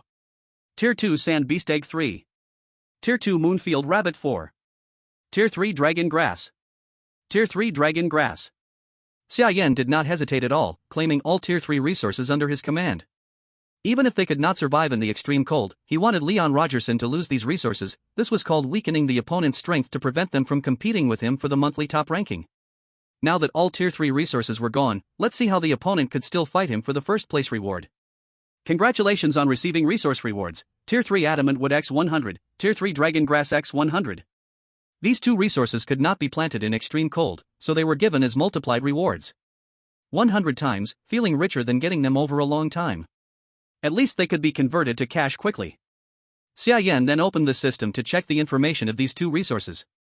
Tier 3 Adamant Wood, hard in texture, full of toughness, excellent material for making weapon handles, bows, arrows, weapons made with it have a tiny armor-piercing effect. Tier 3 Dragon Grass, main food of dragons, has deadly attraction to dragon creatures, can be used as food, temporarily grants dragon power. Dragon power, extremely effective against dragon creatures, can deal multiple times damage. Chapter 49, Flock of Sheep. Lighthouse Nation, Alliance Conference Room. Lewis looked at the severely injured Leon Rogerson on the live broadcast, anger rising in his heart, and contacted the leaders of all nations to hold a meeting again. Projections of the Alliance nations appeared in the conference room. Lewis had a grim expression. Everyone, the growther of Xia Nation is growing at an incredible speed, already threatening us. If this continues, this time the one suffering will be our Lighthouse Nation and the Eastern Sea Nation, next time it could be you. For the sake of the bigger picture, Xia Yan must be eliminated. To remove future trouble. Lewis crossed his hands under his chin, saying with a dark expression. Fenrir, the leader of England, frowned. They had all watched the battle between Xia Yan and Rogerson. Besides feeling sympathy for Lighthouse Nation, of course, there was worry. Just like Lewis said, what if Xia Yan's next target becomes them? With the strength Xia Yan has shown, who is still his opponent? But what made them helpless was Xia Yan was too strong. Even Leon Rogerson was no match for him. Who could kill him then? 9 days left until the end of the month. After the month ends, new survivors can be sent to the other world. With this growther appearing, I think there will be changes at the end of the month. Then maybe we can send veteran survivors. Lewis explained calmly. There is another way, that is a war of attrition. As long as we invade Xia Yan in turns without stopping, even if he is strong, there will be a time he gets exhausted. Rogerson had already made a plan, that was the war of attrition. Everyone looked at each other, feeling this was a possible solution. But how do we tell the survivors the information? Sullivan, leader of Farislan, asked the key question. Lewis then looked at the leader of Eastern Sea Nation, Ono Izumi. I heard Eastern Sea Nation has a method to contact survivors, can you share it with us? Lewis's words made everyone turn to look at Ono Izumi in the conference room.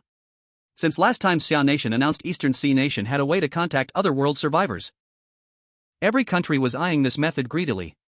At this moment, when Lewis brought it up, everyone looked at him with anticipation. Izumi Sonoko frowned. But now, if he tried to make excuses, it would probably be impossible, because Lewis already knew they had this method. Now that it was mentioned, whether he admitted it or not, today they had to hand over the method. I can tell, but I have a request. Izumi Sonoko said calmly. Our nation's Pathfinder was killed by Xia Yan. Although we chose a new Pathfinder, the strength is limited. We can't provide many resources. I hope to get your support to supply our nation with resources, to get through this difficult time. Izumi Sonoko said calmly. Since the method had to be handed over anyway, it was better to exchange it for useful resources. Of course, we will never let your country lose out. Lewis smiled. Once he got the method to contact the other world, why worry about resources? To contact the other world, a special item is needed, spatial flow soil. Izumi Sonoko immediately explained the effect of spatial flow soil. This substance only exists in places of spatial disorder, extremely rare. Our people accidentally found it in an underground cave in the extreme cold. The amount was very small. Now it's been taken by the Xia nation. Izumi Sonoko said helplessly. You mean this? After hearing that, Louis raised an eyebrow and handed a photo to Izumi Sonoko. Izumi Sonoko looked, and it was exactly the spatial flow soil. Where did you get it? Louis smiled mysteriously. Our people are not weaklings either. Xia Yan looked at the newly obtained resources, excitement on his face. 100 of each, this was a big number. Upload supplies, dragon grass. Upload supplies, tier 3 dragon grass x10, s. Resource return, 100-fold. Nation receiving resource return, tier 3 dragon grass x1000. Seeing that tier 3 dragon grass was only S level, Xia Yan was disappointed. He had thought it could reach SS level. Chef Wang, these dragon grass are yours. Xia Yan handed the remaining 90 dragon grass to Wang Yiting, to see if her exquisite cooking could make the dragon grass more useful. And these diamond wood, nothing urgent recently, will make them into bows and arrows. Once cold iron is ready, they can become weapons. Here they had ice blood blizzard bear sinews, white fox sinews, to make bowstrings. With so much diamond wood, they could start making bows and arrows. For the next few days, everyone stayed in the shelter, forging iron, making equipment. After 3 busy days, they finally made 10 bows and 50 arrows. Basically, each person had a bow and 5 arrows, enough for basic combat ability. Under Wang Yiting's research, the dragon grass's special power still did not manifest. Dragon power could only exist as a temporary buff, not as a permanent ability. Even with bear meat or phoenix tail marten, it didn't work. Our food at home is almost gone. We have to go find new food. Chef Wang said to Xia Yan. So fast? Xia Yan was a bit surprised. Hundreds of pounds of bear meat, plus dozens of fish, eaten so quickly? Wang Yiting smiled wryly. You don't realize how much we can eat now. Your fullness is almost 1,000 points. Even if you do nothing, it consumes several pounds of bear meat every day. Our fullness is around 300 or 400. 11 big eaters, how long do you think that meat lasts? As their fullness limit increased, appetite grew. Especially Xia Yan, a bottomless pit. Xia Yan was speechless. Alright, today we go hunting. Good chance to test these bows and arrows' power. Xia Yan shook his head helplessly. Then he opened the intelligence system. Crisis intelligence. Then trails of magical beasts' movements appeared before him. Second level Arctic ram operation trajectory, 6 hours ago. Soon, they discovered a large patch of pale green tracks outside. It was not left by one ram, but by the whole herd. Action time, follow me. Xia Yan immediately told Wang Yiting and the others to follow him. They chased forward along the tracks. Not long after, a herd of rams appeared ahead of them. Each had huge horns curled on their heads, their bodies fat, squatting in the woods and nibbling on tree bark. Seeing so many fat rams, everyone's faces could not hide their excitement. So many rams, if we catch them, we can eat well for a long time, Chen Junjie said excitedly. Second-level beasts, even if they are rams, cannot be careless. You sneak around, wait for me to shoot the first arrow, then shoot at the herd together, try to hunt as many as possible. Action. At Xia Yan's order, Wang Yiting and the others immediately spread out, surrounding the herd. Once ready, Xia Yan drew his bow, knocked an arrow, and aimed at the ram ahead. Whoosh! The sharp arrow flew through the air toward the target. The arrow hit one ram precisely, piercing its neck, carrying a chill that formed ice spikes on the wound, sinking deep into the ram's body. Bah! The ram screamed, alerting the herd, and the rams panicked, running in the opposite direction. Whoosh, whoosh, whoosh. After Xia Yan struck, Wang Yiting and the others acted immediately, shooting arrows at the herd. 7 rams were hit in vital spots instantly, but second-level beasts have strong life force and did not die easily. One even taller ram turned its gaze and spotted Xia Yan, the first attacker. Bah! The ram only called once, and the surrounding herd suddenly quieted, turning to charge at Xia Yan. As expected, this was the lead ram. Once the lead ram dies, the herd will scatter. Xia Yan drew his bow again, aiming at the lead ram. Focus fire! He shouted loudly to Wang Yiting and the others. Wang Yiting and the others saw the lead ram, immediately drew their bows and knocked arrows. Whoosh, whoosh, whoosh. A concentrated attack, several arrows hit the lead ram, freezing it on the spot. With the lead dead, the herd lost its backbone and scattered in all directions. Xia Yan and the others continued shooting arrows, taking as many as they could. Out of a dozen rams, 4 fell to the ground. Some fleeing rams were also wounded, leaving a trail of blood on the ground. Take these rams back. Su Haoren, Yang Xiaoming, Zhou Jianpain, come with me to chase the others. Chapter 50, Preparing to Exterminate the Frost Dragon. Xia Yan and 3 others followed the blood trail all the way. In the snow, the crimson blood was easy to see, and the herd did not run fast, so soon they found the fleeing rams ahead. But now only 3 rams remained, the wounded and other rams had scattered and did not keep up. Seeing the rams ahead, Xia Yan and the others immediately drew their bows and aimed. Whoosh, whoosh, whoosh, whoosh. 2 rams were hit in vital spots and fell immediately. Just as they were about to collect the spoils, a long dragon roar came from afar. Roar! Hearing the roar, Xia Yan's face changed. Go! Without hesitation, he called Su Haoran and the others to turn and leave. The 4 jumped onto the sled, quickly escaping under the lead of the husky. They left the rams behind. Rams are important, but life is more important. Bullet screen. Damn! It's that dragon again. Why is Yenshin so unlucky, meeting it again? Not unlucky, maybe it was drawn by the smell of blood. Soon, the frost dragon appeared on the horizon. It did not chase Xia Yan, but looked at the rams on the ground. It breathed a blast of icy cold, freezing the remaining herd into ice blocks on the spot. The frost dragon picked them up, chewing them like crystal sugar, crunchy in its mouth, like exploding candy. In a few bites, the rams were gone.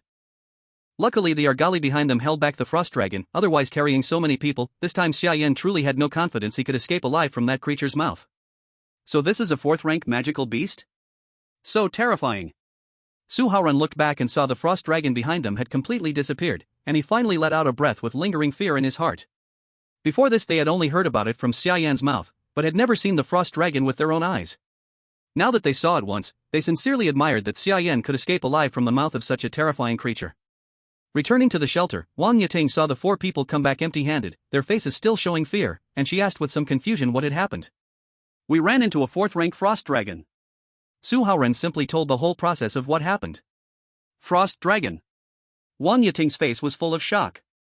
If this keeps going, it is not a good thing. If the frost dragon is not removed, sooner or later it will become a threat to us. Xia Yan frowned. Then what can we do? That is a 4th-rank magical beast. It is not something you can just say remove and then remove. Wang Mozhe said with worry. Xia Yan fell into deep thought. Dealing with a 4th-rank magical beast is indeed too difficult, but what if we arrange traps in advance? Xia Yan suddenly thought of dragon grass. In the introduction of dragon grass, the very first thing mentioned was that it had a deadly attraction to dragon-type creatures. The 2 words deadly were very important. Did it mean that no matter where the dragon grass was, dragon-type creatures would rush toward it without hesitation? Trap? How do we do it? Wang Mozhe also looked at Xia Yan with a face full of curiosity. Xia Yan began to think deeply. If they wanted to kill the frost dragon, they must first limit its ability to fly.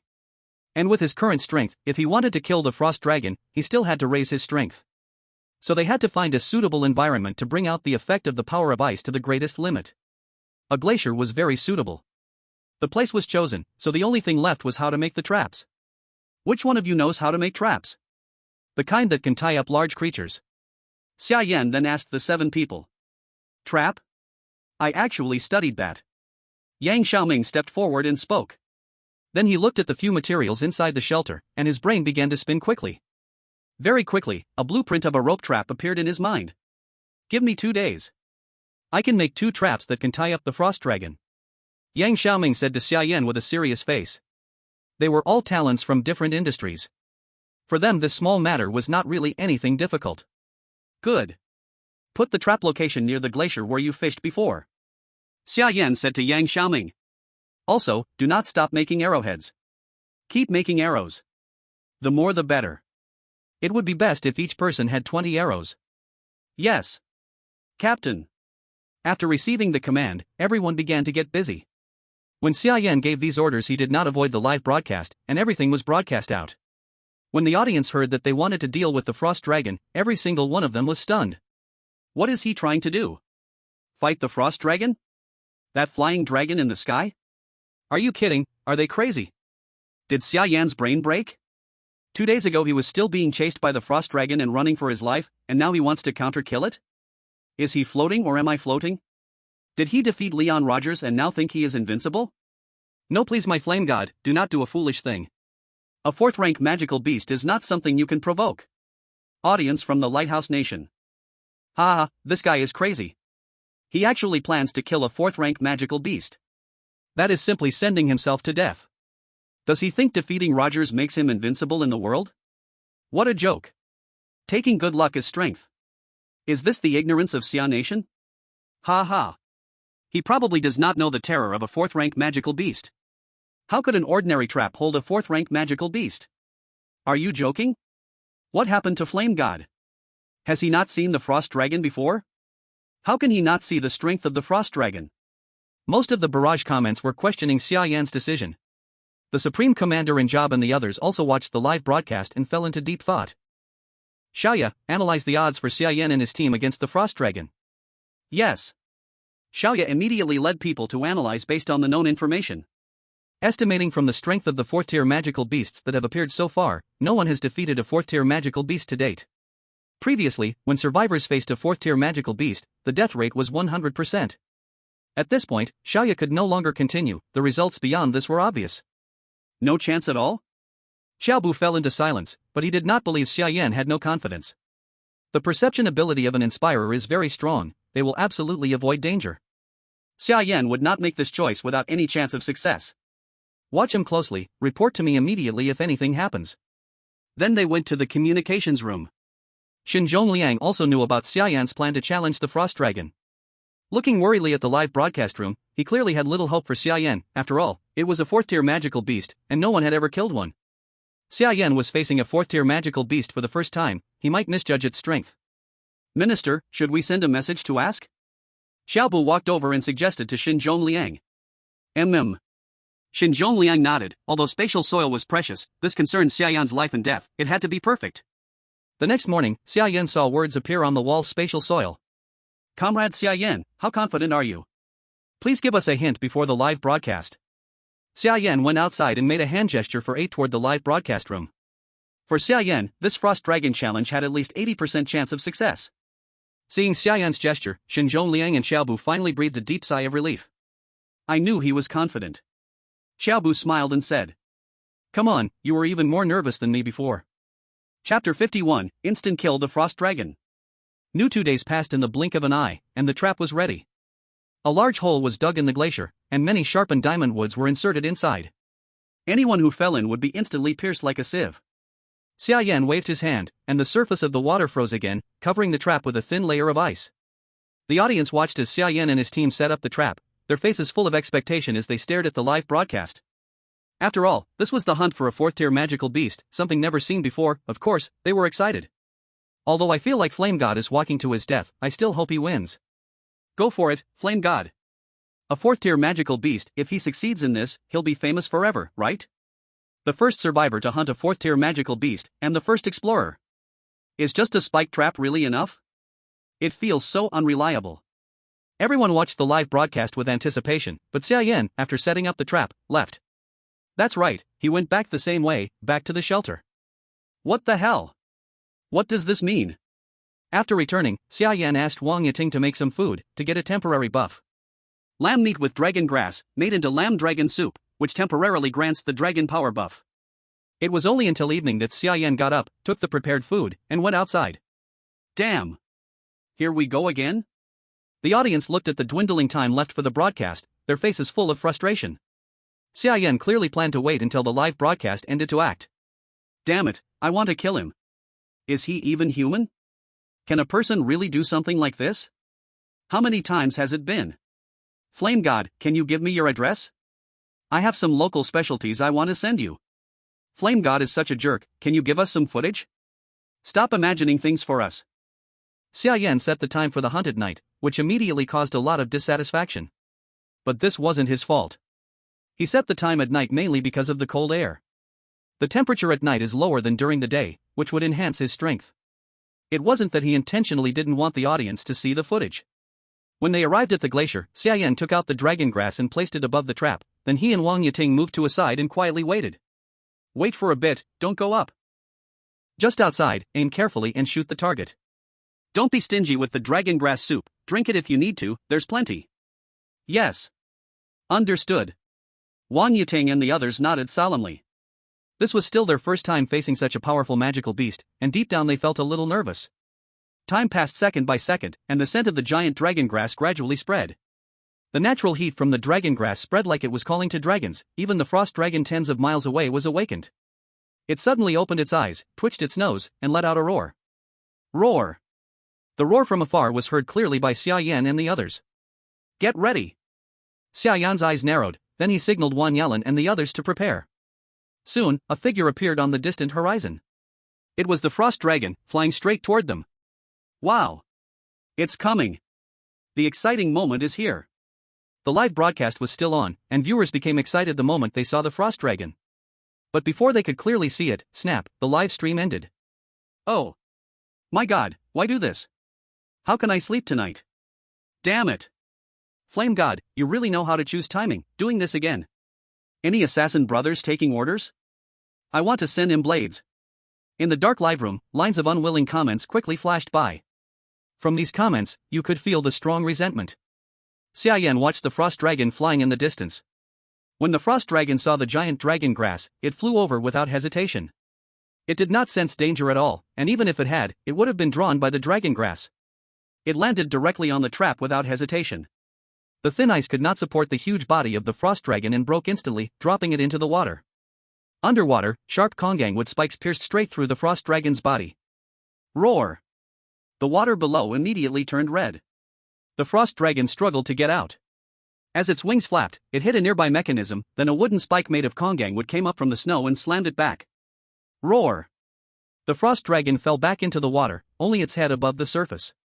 Fire!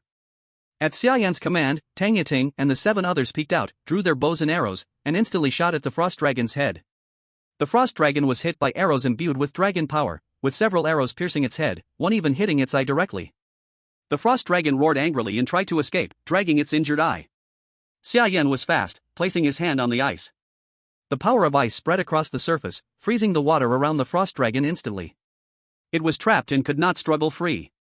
Then Xia Yan grabbed his samurai sword, reversed the handle, held it at his chest, pointing the blade at the frost dragon. Lightning headbutt. Then his figure flashed, instantly becoming a phantom rushing toward the frost dragon. Poochie! With the dragon power and buffs, combined with the lightning headbutt skill, the sword broke through the frost dragon's scales and pierced its head. The frost dragon died instantly. A 4th-tier magical beast, it didn't even have time to use its full power, killed by Xia Yan's continuous attacks. If the viewers could see the live broadcast now, they would not believe what they were seeing. But this was all calculated by Xia Yan. His strength was already at 3rd tier and close to 4th tier. With traps, buffs, and environmental factors, his power nearly reached 4th tier. Surprising the frost dragon and killing it instantly was expected. But they did not expect it to go so smoothly. Much of the credit went to the trap built by Yang Xiaoming, completely limiting the frost dragon's ability to fight back. Wang Yiting and the others walked to the trap. Looking at the frost dragon soaking in the water, it looked utterly incredulous. A 4th-tier magical beast was really defeated by them, and it was so simple? Yang Xiaoming, this time you made a contribution. Without your shock, we wouldn't have been so smooth, Xia Yan said with a smile. Captain, you're too modest. It's all your credit. Without you, no matter how strong my traps are, I couldn't have killed a 4th-tier magical beast, Yang Xiaoming said. Though happy to be praised by Xia Yan, Yang Xiaoming also knew it was mainly not because of him. No matter how strong his traps were, they couldn't have killed a 4th-tier magical beast. The fatal damage was dealt by Xia Yan. Stop joking, let's pull the frost dragon out and carry it back, someone said. Together, they pulled the frost dragon out of the water and then dragged it back to the shelter. After bringing the frost dragon back, Wang Yiting cut it into pieces of different sizes. Such a huge dragon, they couldn't eat it all in a short time, so naturally, it had to be handed in. Submit materials, 4th tier frost dragon meat X10, SS. Resource return, 100 times. Nation receiving resource return, 4th tier frost dragon meat X1000. Survivor uploads SS level materials for the first time, receives 1 SS level treasure chest. Chapter 52, Everyone Injured. Report. Someone uploaded SS level materials, and the treasury has a large amount of 4th tier frost dragon meat. The people at the treasury immediately sent the news to the command room. Xiaobu and Xin Zhongliang were instantly stunned. Xia Yan. Hearing the frost dragon's name, both instantly thought of Xia Yan. He really killed a 4th tier magical beast. Immediately blocked the news. Xin Zhongliang's eyes narrowed as he rushed to the communication room. Send a message to Xia Yan, make sure he doesn't show the frost dragon's corpse in the livestream. If news of defeating a 4th tier magical beast reached other countries, they would definitely see Xia Yan as a threat. They wouldn't allow Xia Nation to have someone comparable to a fourth-tier magical beast. Once they found Xia Yan had the strength to defeat one, they would do everything to eliminate him to prevent future trouble. In another world, Xia Yan quickly received Shin Zhongliang's message, looking at the words on the wall. Xia Yan slightly nodded. After eating, move everything from the frost dragon to another cave. During the livestream in the daytime, don't go near it. All dragon meat is eaten at night. Xia Yan immediately gave orders to everyone. They all nodded slightly. Captain, the giant dragon herb stew with dragon heart is ready, try it? Wang Yiting brought Xia Yan a piece of ice blue heart. Even though it was cooked, it still gave off a cold aura. Giant dragon herb stew with dragon heart, satiety plus 500, satiety max plus 100, cold resistance plus 30, permanently gain ability after eating. Dragon heart, your strength greatly increases, your attacks carry dragon power. Special part of a 4th tier magical beast, combined with 3rd tier giant dragon herb, the food's effect was indeed powerful. Previously, the dragon power that couldn't become permanent now finally became permanent. Thanks. Xia Yan didn't hold back, picking up the bowl and eating heartily. One giant dragon herb stew with dragon heart was enough to make him feel full. Cold resistance surpassed 100 points, awakened advanced cold resistance, unable to be harmed above minus 200 degrees Celsius. Cold resistance finally broke 100, reaching 110, awakening advanced cold resistance. Now, even if he ran outside naked, it wouldn't be a problem. Wang Yiting and the others ate normal frost dragon meat. Even just frost dragon meat, the bonus was terrifying. Roasted frost dragon meat, satiety plus 300, satiety max plus 50, cold resistance plus 20, temporary buff after eating, frost heart, briefly master ice power, lasts 1 hour. This meant that after eating, they could temporarily have ice power, just like Xia Yan. Xia Yan personally experienced how strong ice power was in the extremely cold lands. So frost dragon meat was definitely an important strategic resource for them. From now on, when eating, we should prioritize bear meat and other foods. The frost dragon meat is a strategic resource, and should only be consumed when it's absolutely necessary. Xia Yan casually instructed the group. The others understood the power of the frost dragon meat and nodded without objection. After finishing their meal, they gathered around the treasure chest. The chest glowed with golden light, with 2 golden dragons circling around it. It was clearly extraordinary. This was an SS-grade treasure chest. So far, no one had ever obtained one. Xia Yan was the first. There are only 3 days left until the end of the month. After 3 days, we don't know what changes will occur. The command center told us to keep the frost dragon's secret, so we need to open this chest quickly. We can't leave it lying around. After opening it, we should hide both the chest and the frost dragon. Xia Yan told them the command center's order in a calm tone. Understood. It's ridiculous to hunt a 4th tier beast. We don't want others to envy us. Zhang Sihan said with a smile. Then, I'll open it. Xia Yan reached out and grabbed the chest, opening it. Inside the large chest, there quietly lay an unremarkable backpack. This is it for an SS grade? The group looked disappointed before seeing the information about the backpack. Chen Junjie shook his head in disappointment. For an SS grade, it should at least give us a plane or a cannon, right? A backpack, what's that all about? Chen Junjie complained unhappily. Xia Yan didn't speak, he just reached in and took out the backpack. Space backpack, contains a 10 by 10 by 10 meter space. Can store non-living objects. Time stands still inside the backpack, and items don't spoil. Upon seeing the information, Xia Yan's face changed. Now this is more like it. An SS grade could never just be a normal backpack. Xia Yan knew it wouldn't be that simple. Under the curious gazes of the group, Xia Yan showed them the backpack. Holy crap! Chen Junjie swore, exclaiming in shock. A space item, this means we don't have to worry about running out of space for supplies when we go out. A 10 by 10 by 10, 1,000 cubic meters of space, enough to fit a whole truckload of goods. With this, we no longer have to run back and forth. Upon seeing the space backpack's information, everyone was overjoyed. As expected, the SS grade treasure chest produced something amazing. Don't go anywhere tomorrow. Stay home and pretend to be injured. Xia Yan casually instructed the group. Now that their supplies were abundant, and since the command center told them not to reveal their strength, they decided to disguise themselves completely. They would pretend to be injured and stay at home, pretending to be melting iron. The next morning, the audience eagerly awaited to watch Xia Yan and the others' live broadcast, wondering if they had successfully defeated the Frost Dragon. But when they eagerly opened the live stream, the situation they saw left them stunned. Xia Yan and the others were lying on the ground, listless, with bandages on their bodies. Some of them looked pale, as if they were on the verge of death. What happened yesterday? Why are they all injured? Do you need to ask? They definitely failed the hunt, beaten up by the frost dragon. They're lucky they didn't die. I told you, Yenshin was a bit too reckless, planning to go after a 4th-tier beast. Isn't that just asking for trouble? But that's not what you said yesterday, buddy. As long as no one died, it's fine. It's just hard to watch them so badly injured. I hope they can pull through. Forget about pulling through. I'm more worried that other countries might take advantage of this and make a move on Xia Yan. Now that he's injured, other countries won't miss the chance to strike him when he's down. One of the bullet comments immediately hit the mark, and the audience became worried for Xia Yan. Yeah, what if they decide to invade Xia Yan now? Stop talking about it. If they hear, it's over. Protect. Protect. The bullet comments quickly flooded the screen with the word protect. But no matter how much they tried to hide it, they couldn't cover up the live broadcast. In the country of East Japan, Kono Izumi watched Xia Yan, weak and frail, in the live stream. Excitement could not be hidden on his face. Foolish people of Xia, finally I got my chance, just wait to die. Kitamura Kenichi, send the invader to Xia Yan.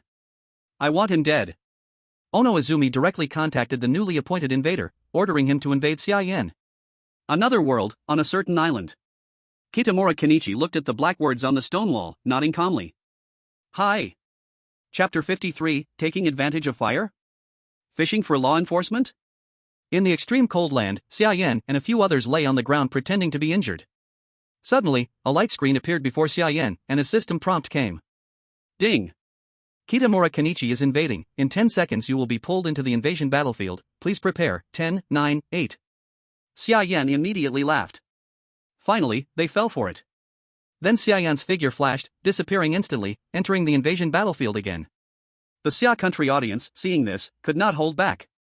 What the hell? Who is this? Taking advantage of fire, shameless. Invading while Xia Yan is injured, so sneaky. Big brother, don't say second brother, did you forget what Xia Yan did a few days ago? That's different, what the flame god did was strategy. Seeing Xia Yan pulled into the battlefield, the audience began using comments to defend him. In the invasion battlefield, Kitamura Kenichi looked at Xia Yan. His gaze instantly fell on the area on Xia Yan's chest wrapped in bandages. Overestimating yourself, daring to provoke a 4th-level beast, where did you get the courage? After confirming Xia Yan was really injured, Kitamura Kenichi immediately became arrogant. Japanese? You know me so well, you found the space soil so quickly again? Xia Yan let out a light laugh, calmly asking. None of your business. Kitamura Kenichi clearly didn't want to discuss space soil in the livestream, only the high level knew about it, not publicly revealed yet. Actually, I should thank you. If you hadn't killed Fuji Kojiro, I wouldn't have had the chance to upgrade to an invader. Kitamura Kenichi said as he drew a short knife from behind. As long as you die, I will be the hero of Japan. For my future, I must ask you to die. Kitamura Kenichi held the short knife pointing at Xia Yan, then suddenly charged. Xia Yan looked calm, and as Kitamura Kenichi rushed to him, he quickly raised his hand from behind. Bang! A gunshot, and instantly a hole appeared in Kitamura Kenichi's forehead, bleeding. Although I am injured, did you forget how Fuji Kojiro died? Xia Yan said calmly, looking at Kitamura Kenichi. Kitamura Kenichi was unwilling, the short knife clanged to the ground, he fell on his back, lifeless. Ding!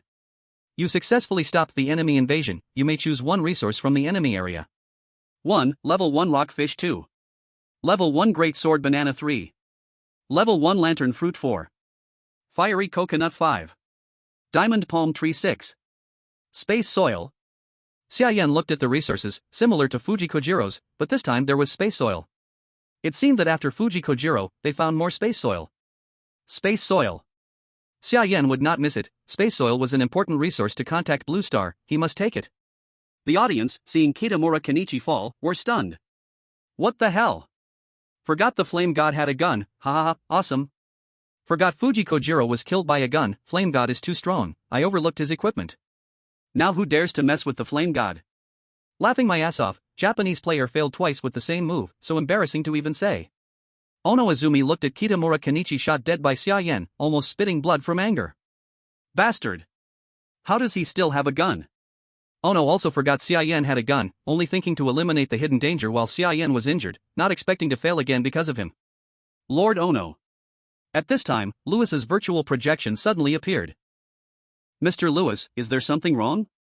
Koyoko put away her expression and asked Lewis in a deep voice. Lady Koyoko, the invaders from your country acted too recklessly this time. Why didn't you consult us beforehand? Lewis came with grievances. He had also received news of Xia Yan's injury, but before he had a chance to act, the Eastern Land had got ahead of him. So what if they got ahead? Not only did they lose, but they also did not consult with him. This led to deaths, and they did not weaken Xia Yan's strength. Koyoko was already furious at this moment, and when Lewis came to lecture her, it immediately made her feel unhappy. Our Eastern Land's invaders can act however they wish. Why should we consult with you? Lewis's expression changed, and his tone instantly turned cold. Koyoko, are you talking to me? Lewis's icy voice made Koyoko wake up a little, and she immediately realized she had said something wrong. I'm sorry, Mr. Lewis. I was not in a good mood just now. Please forgive me. Facing the lighthouse country, which had given the Eastern Land a profound memory, she did not want to bring disaster to her country because of her words again. Next time we take action, inform me at the first moment. As allies, we should advance and retreat together. This time, your approach to Xia Yan was a bit abrupt, otherwise, we wouldn't have wasted an invader. Lewis snorted coldly and spoke to Koyoko with a teaching tone. Yes, next time I will definitely inform you first. Koyoko, due to the powerful strength of the lighthouse country, had no choice but to bow her head. Yesterday, Xia Yan reckless attacked a 4th-level beast and was severely injured today. It is the right time to deal with him. You all. Koyoko cautiously probed Lewis. She wanted the lighthouse country to take action to eliminate Xia Yan, this hidden danger. No rush, I still feel something is off. Even if he's injured, he won't recover quickly. Let's observe a bit longer. Lewis felt there was something wrong and did not take action against Xia Yan immediately. Although Koyoko was dissatisfied, she did not dare to show it. Looking at the raging wind outside the window, Koyoko's mood was exceptionally heavy. The invasion had failed, luck had declined, and their country was facing a storm. Xia Yan returned from the battlefield of invasion and continued to lie on the ground pretending to be severely injured. Even to make it realistic, Xia Yan dyed the bandages with beast blood, and the blood gradually seeped through the bandages, which was clearly broadcasted live. Lewis saw this and his gaze sharpened. It seems they are really injured. A 4th-level beast is indeed difficult to deal with. It's a miracle they aren't dead.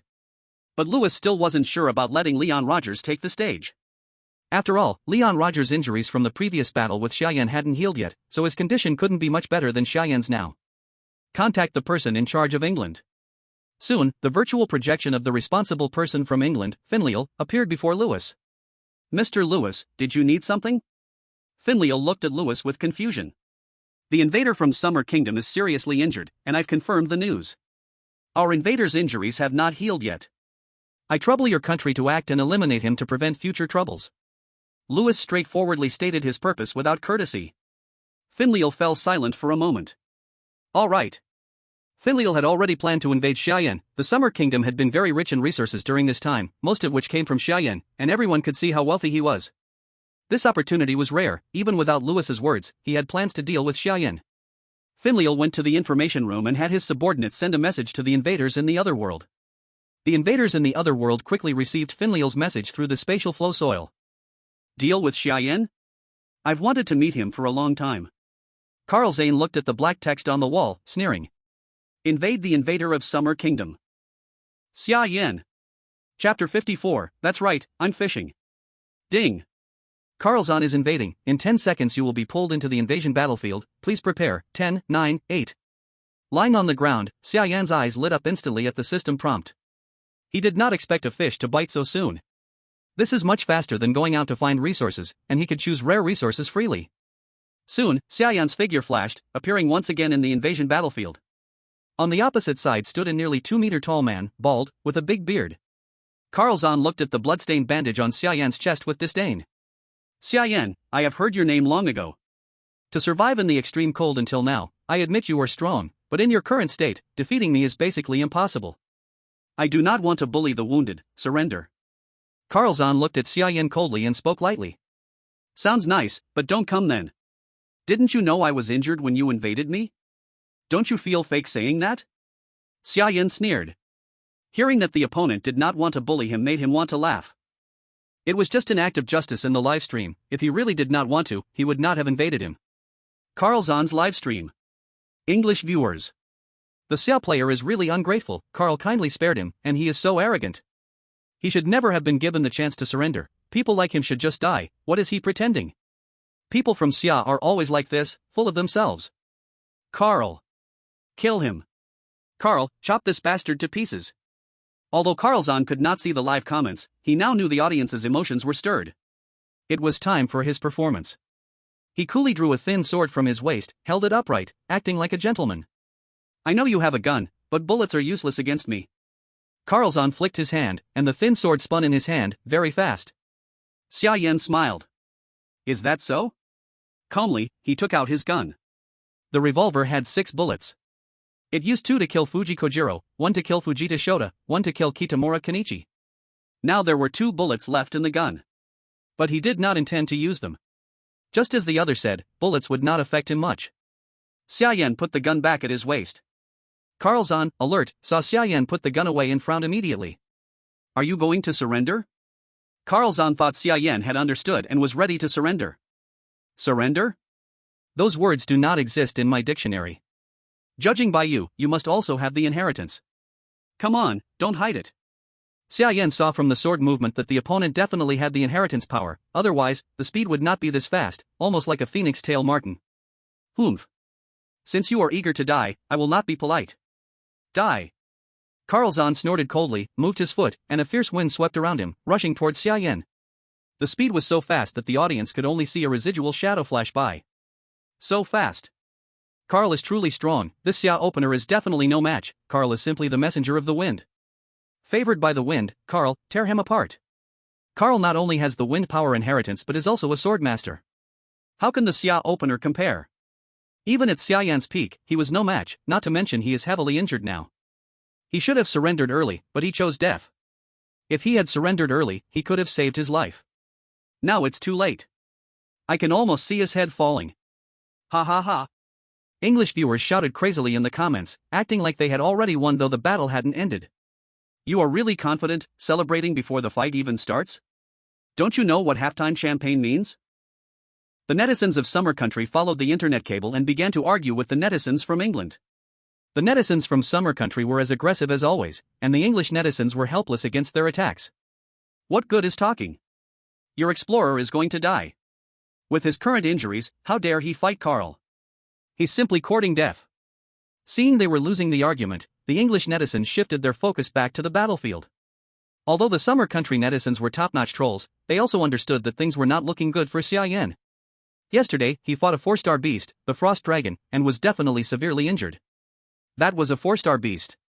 In this situation, it was indeed impossible to defeat the equally strong English explorer. Flame God, give up. If you surrender, we still have a chance. Don't keep holding on. We won't blame you, please just give up. Flame God, don't do anything stupid. Losing once is okay, as long as you're alive, it doesn't matter. Save your life. The live stream of Xia Yan was flooded with comments urging him to surrender and give up. But Xia Yan couldn't see them. Even if he saw them, he would not surrender. He was fishing right now, how could he give up? However, he knew that this might be his last big fish. The opponent's strength was indeed not weak, and if he didn't show his real skills, it would be hard to win. The opponent came at him like a phantom. Xia Yan quickly moved and stepped back. Carl Zahn continued his pursuit, his sword moving in front of Xia Yan's face, scattering countless sword flowers, leaving one dazzled. You run pretty fast. Just die quietly.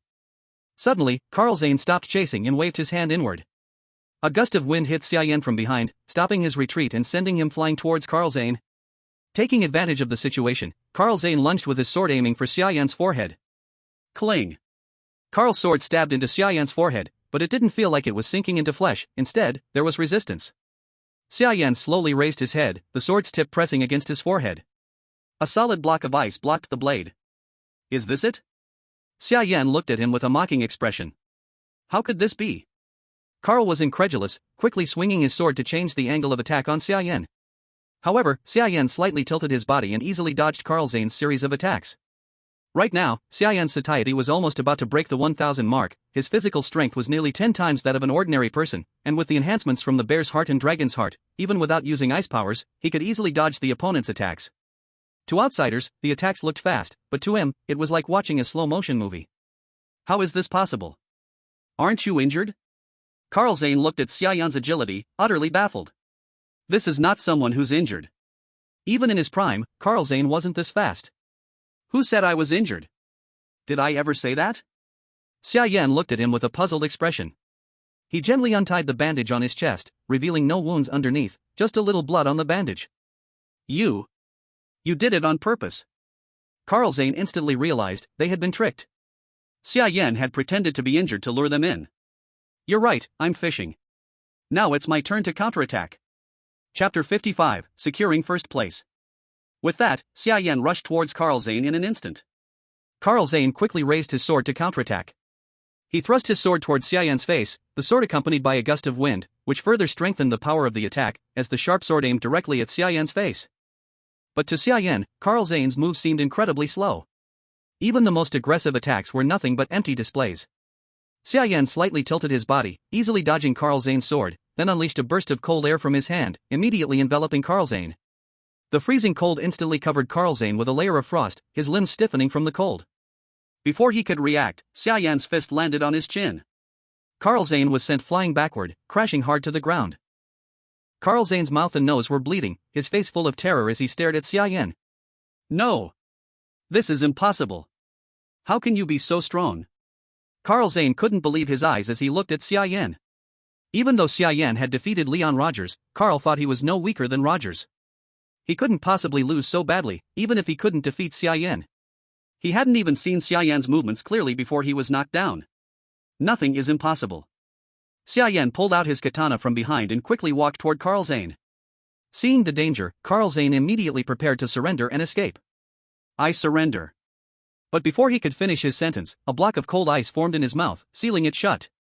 Then, under Carl Zane's terrified gaze, Xia Yan thrust his blade into his neck, forcefully slashing, completing the kill.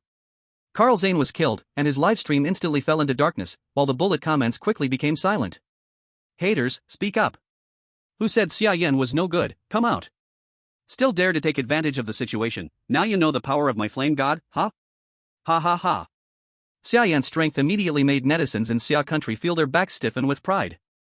Xia Yan is not a gentleman, he actually pretended to be injured on purpose. Yes, people from Xia Country are all barbaric savages. This is called strategy. Do you understand the 36 stratagems? The art of war? Do you understand who the real uncivilized savages are? This is wisdom, do you understand? Gentlemen? Is your so-called gentleman about taking advantage of others' vulnerability and invading while the flame god is injured? Is that your idea of a gentleman? Bullshit, gentlemen, just a bunch of bandits, always taking advantage of others' misfortune, right?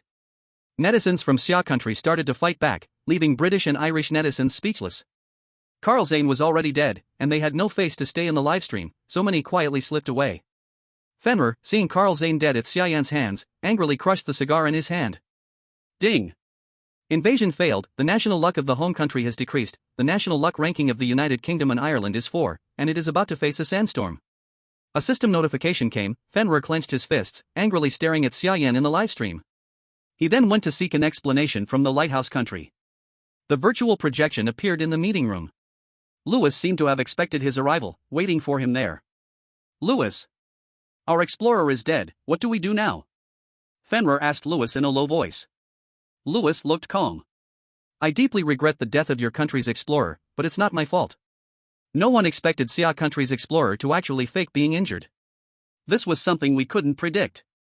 If anyone is to blame, it's Xia Country's explorer for being so devious. Lewis breathed a small sigh of relief in his heart. He had a feeling that something was off, and his suspicion had turned out to be right. There was a trick involved. Luckily, he didn't let Leon Rogers take action. Otherwise, Rogers might have been the one to die. Stop talking nonsense, what are we doing now? Fenrir was too lazy to waste time with Lewis, just asking what they should do next. There's still 2 days. After 2 days, it'll be the end of the month. Let me tell you a secret, there are rewards for the top 10 in the monthly rankings, and the reward for first place is an SSS level artifact. So, in the next 2 days, tell your survivors to upload resources as quickly as possible to catch up with the ranking. The best thing would be to push all of Xia Country's survivors out of the top 10. Without those artifacts, they will no longer be a threat. Lewis revealed the secret of the monthly ranking rewards in order to deal with Xia Yan. What? Artifacts? Sure enough, as soon as the artifact reward was mentioned, Fenrir immediately cast aside the issue of the national luck decline. Yes, I have already sent this message to the other countries in the alliance. Now we have a common goal, which is to prevent Xia Yan from staying at number 1 in the monthly rankings. Ding! You have successfully blocked the enemy's invasion. You may now choose a resource from the enemy's territory. First level rockfish, second level sandworm, second level silver sand, second level dragon boneflower, third level cold jade water. Third level cold jade water. Xia Yan decisively made his choice. Nothing matters now, only quality is important. What he did not expect was that this cold jade water was also a placeable permanent material.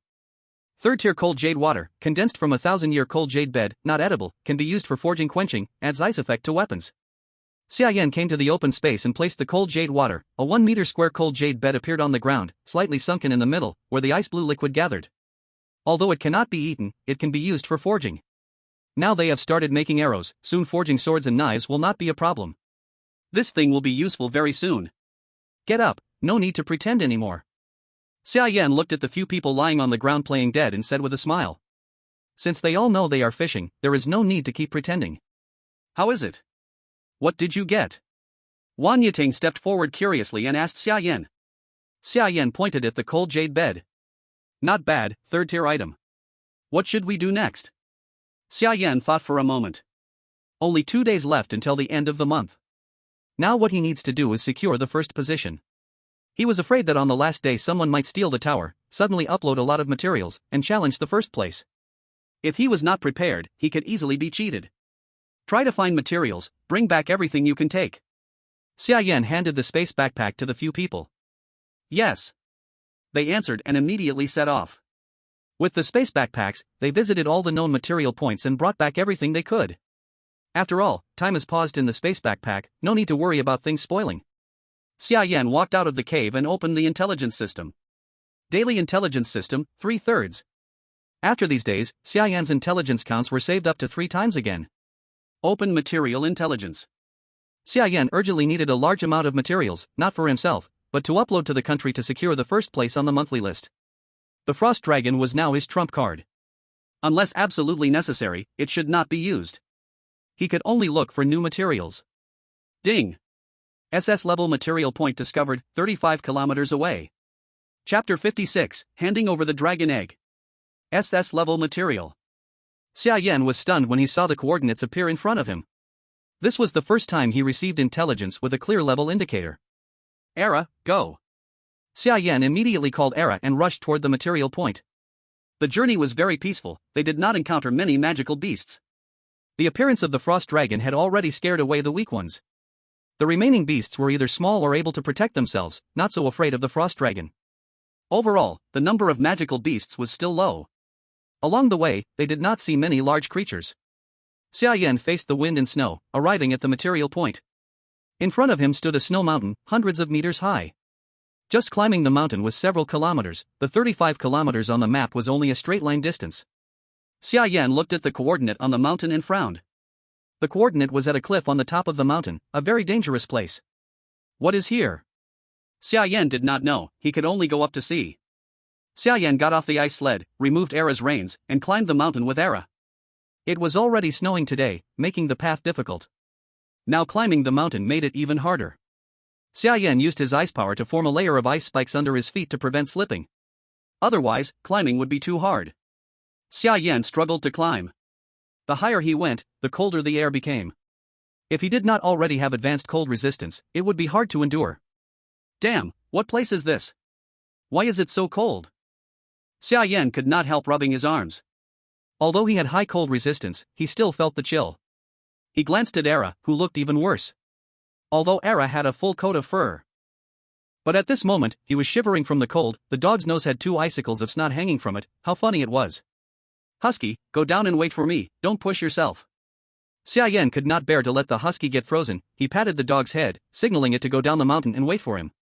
The husky, as if pardoned, quickly ran down. Xia Yan shook his head with a bitter smile.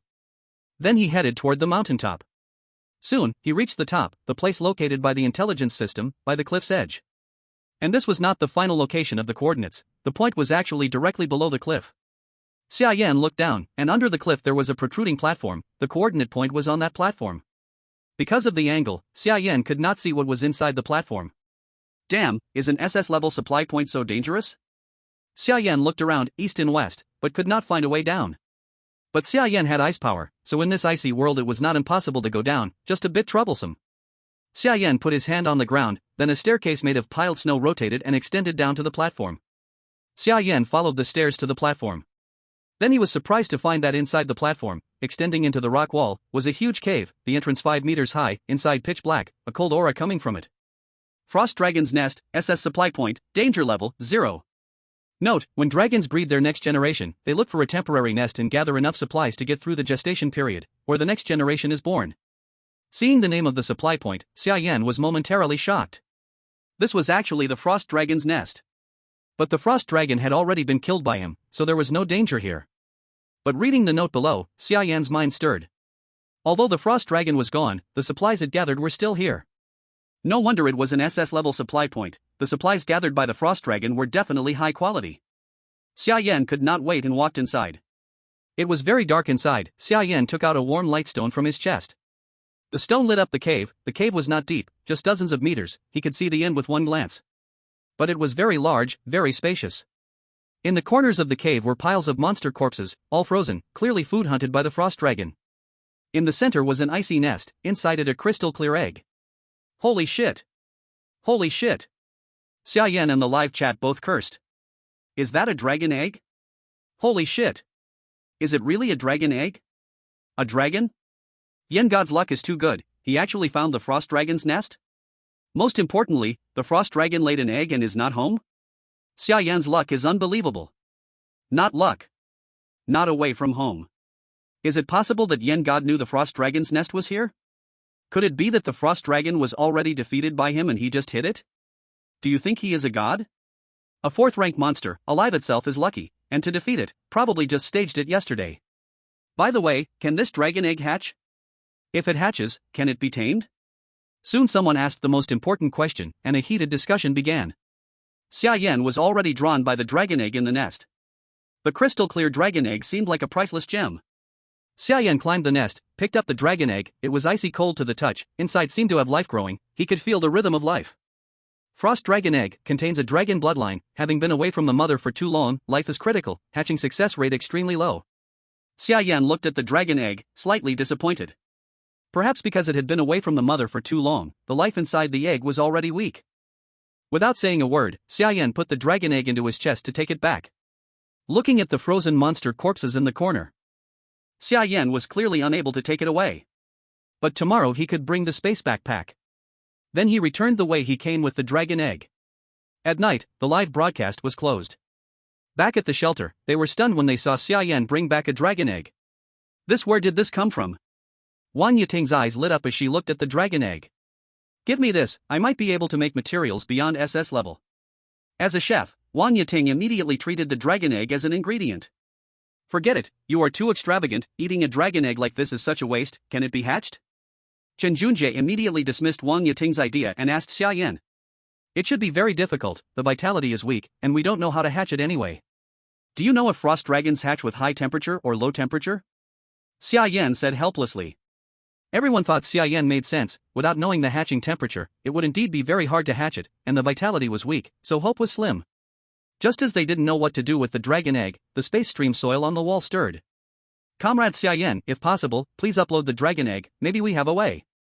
Seeing the words on the wall, Xia Yan was stunned. Right.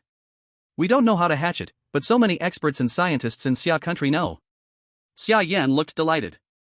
He then chose to upload the dragon egg. Chapter 57 The warehouse exploded. Upload materials, Frost Dragon Egg X1, SS. Resource return, 1-fold. The country receives material return, Frost Dragon Egg X1. Shen Zhongliang and Xiaobu stood in the national warehouse, nervously watching the changes. When a crystal-clear dragon egg appeared in the warehouse, both of them were instantly delighted. Quick! Send it to the Biological Research Institute. Shen Zhongliang immediately ordered someone to send the egg to the institute, afraid that a second delay would miss the best moment. Inside the Biological Research Institute, Shen Zhongliang watched the old professor studying with his head down with great expectation. How is it? Shen Zhongliang asked eagerly.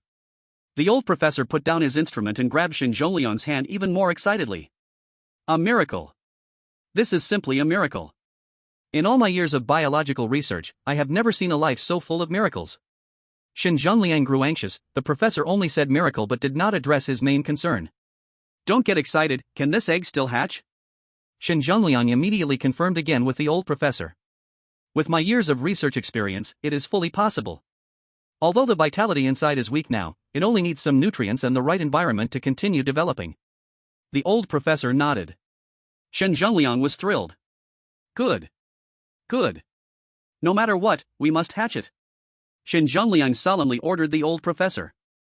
Yes. As long as I am here, the task will be completed. The old professor was very serious. This was the first time a life from another world met Blue Star. He had to be extremely careful. Shen Zhongliang also dispatched secret forces to protect the institute inside and out, preventing any suspicious person from entering. If they could hatch a 4th-level frost dragon under their control, what a scene it would be. Given that most technology and resources were blocked, this would be an era-crossing domination. Even survivors who had returned from another world would not dare act rashly before a 4th-level frost dragon. The next morning, Xia Yan opened the leaderboard to check. Daily leaderboard. First, Leon Rogers. Second, Louis Conti. Third, Schneider. 8th, Xia Yan. At the moment he saw the list, Xia Yan was stunned. Yesterday he had uploaded an SS-level dragon egg, and he was only 8th? These people were crazy, right? Looking at the monthly leaderboard, Xia Yan had already been pushed down from first. Monthly leaderboard. First, Leon Rogers. Second, Xia Yan. If it weren't for the previous SS-level Frost Dragon meet, he was afraid he wouldn't even make it into the top 3 of the monthly rankings. Could it be that Leon Rogers guy leaked the news about the monthly ranking rewards? Xia Yan boldly speculated. Is this how you're gonna play with me? You wanna flip the table? Damn. Xia Yan looked helpless. But there was nothing he could do.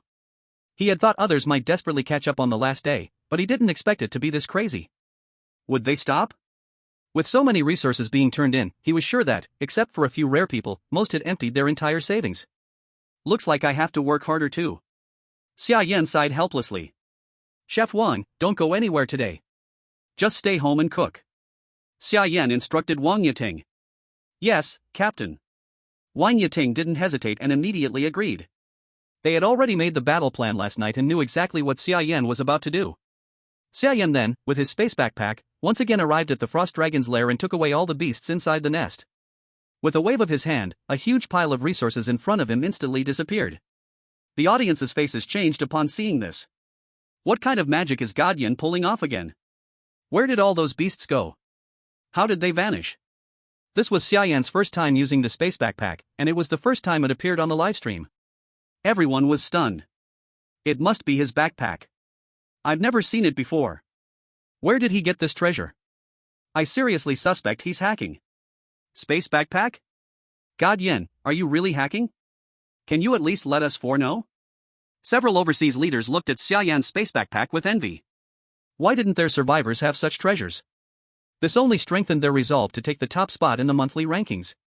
With Xia Yan having so many treasures already, if he continued to take more, Xia Country would be miles ahead of them, and they couldn't let that happen. Listen up. All resources, need to be uploaded tonight in one go. Not a single one left. We must get those rewards for the first place in the monthly rankings. Leaders from several countries in the alliance all gave the same orders to their survivors, meaning that at any cost, they would claim the first spot on the monthly leaderboard. In a forest in another world, Leon Rogers, under the care of his survivors, gradually started to recover from his injuries. Upon receiving the order from above, they didn't hesitate to upload all the resources, leaving behind no herbs even for Leon Rogers' healing. 23rd tier resources, 52nd tier resources, and a bunch of first tier resources. I don't believe Xia Yan can catch up. Leon Rogers was full of confidence. He had exhausted all his energy to get the SSS-grade equipment. On an island in another world, the original pioneer, Fuji Kojiro, was dead, and the later pioneer, Kitamura Kenichi, was also dead. But there were still some survivors on the island. After receiving the news from Ono Izumi, they also immediately uploaded all their resources. Countries like England and France also uploaded their resources the moment they could, fighting for the monthly leaderboard ranking in the final hours. No one dared to be stingy, fearing that missing even one stone would cause them to fall behind by one spot. Xia Yan returned to the shelter and began uploading his resources. The beast corpses he brought back from the Frost Dragon's lair were too many to count, more than he could possibly consume. Keeping these things would be a waste, so naturally, they were all uploaded. Uploading resource, 2nd tier RAM X4, S. Resource return, 100-fold. Country's resources return, 2nd tier RAM X400. Uploading resource, 2nd tier Ice Wolf X3, S. Resource return, 100-fold. Country's resources return, second tier Ice Wolf X 300. Xia Yan continued to upload entire beast corpses several times. Each time, the rating was no less than A level, and most were S level. But Xia Yan still didn't feel safe. He had Wang Yating cook at home just for today's uploads. Upload supplies, frosted potato stew with bear meat X10, S. Resource return, 10-fold. Nation receives resource return, frosted potato stew with bear meat X100.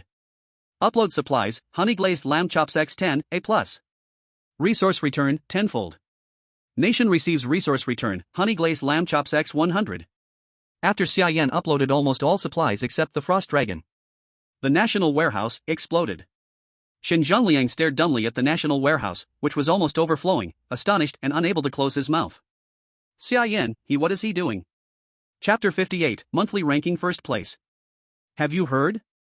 This time the top 10 on the monthly ranking all have rewards, and the rewards are very rich. Someone even posted the reward list. Before dawn, a sudden list of monthly ranking rewards appeared online.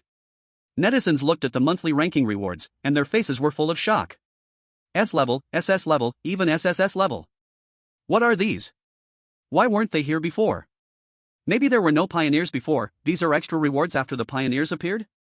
If this is true, then this batch of survivors won't finish easily. I agree, usually each batch of survivors only stays in the other world for 1 month, but this time things might change. Right now the first on the monthly ranking is still Xia Yan, wonder who it will be after the update. No need to say, it must be our flame god. Come on, I watched other pioneers' live streams yesterday, they uploaded supplies like crazy, almost emptied their homes, just to hit the ranking. If Xia Yan wants to stay first, it might be hard. Not only netizens, many people were watching the leaderboard. The appearance of pioneers and monthly ranking rewards also made them realize that this national luck survival is different from before. Everyone watched to see what changes would happen at the end of the month. As the time reached 8 o'clock, the ranking updated on time. Based on the order of uploading and calculation of national luck, the first change happened to Leon Rogers. He instantly rose to first place on the monthly ranking. Leon Rogers saw that his ranking surpassed Xia Yan, and immediately smiled with satisfaction. Captain, now the SSS level artifact is ours. The survivors under Leon Rogers saw them reach first place and immediately became excited. That was an SSS level weapon, the quality never seen before, definitely extraordinary. It's just a pity, second place is still Xia Yan's, he got the SS level equipment. Leon Rogers chuckled lightly. No rush, there are other survivors, won't let him get it so easily. Right after Leon Rogers spoke, the leaderboard changed again. The England survivors instantly jumped from below to second place.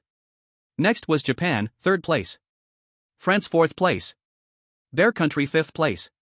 Great Cold Nation sixth place. Xia Yan was directly pushed to seventh. What? Flame God instantly dropped to seventh? Did they all take some kind of booster? The seventh reward is only 3 B-level treasure boxes, this gap is really big. Even Great Cold Nation is above us, so frustrating. Great Cold Nation netizen. Foolish Xia people, you will never catch up with our Great Cold Empire.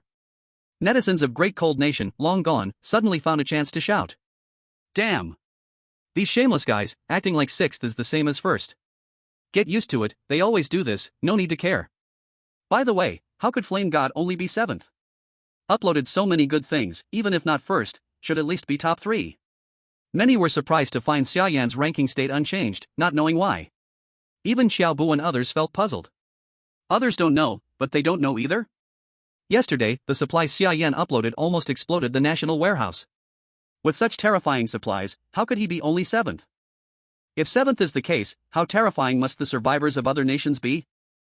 Wait a bit longer, maybe something went wrong, haven't you noticed the system hasn't sent any alerts yet? Xin Zhongliang said in a deep voice. Jobu finally realized, the live stream had already started, but the system had not sent any alert, which was indeed unusual. Normally, once the live stream starts, if anything happens, the system would have reacted immediately. But now, the live room was completely silent. Another world, inside a cave. Xia Yan also looked confused. According to the time, the broadcast had started already, so why hadn't the rewards been given yet? While he was puzzled, the system finally responded. A light screen popped up. System is calculating, please wait. Looking at the light screen, Xia Yan scratched his head helplessly. Could it be that the materials uploaded yesterday were too many, causing the system to crash? Calculation complete, leaderboard updated. Daily and monthly rankings changed instantly. Daily first, Xia Yan. Monthly first, Xia Yan. Your country's fortune has risen, national rank, 4. The sudden change left everyone a bit unprepared. What's happening? Everyone was confused. How did Xia Yan suddenly jump to first place? What? How is this possible? Leon Rogers looked at Xia Yan, who had jumped from 7th to 1st, in disbelief. They didn't know what happened, nor what Xia Yan had done. No. Impossible. What did he upload? How could he be stronger than Rogers? Lewis could not accept this result. Comments. Haha, I knew the Flame God would surprise us, just as expected. What happened to that guy from Greater Cold Country? Why isn't he out? Now they are 7th, got anything to say? Where the Flame God is, miracles happen. I want to see who still says the Flame God is weak. Hecko speak. Hecko speak.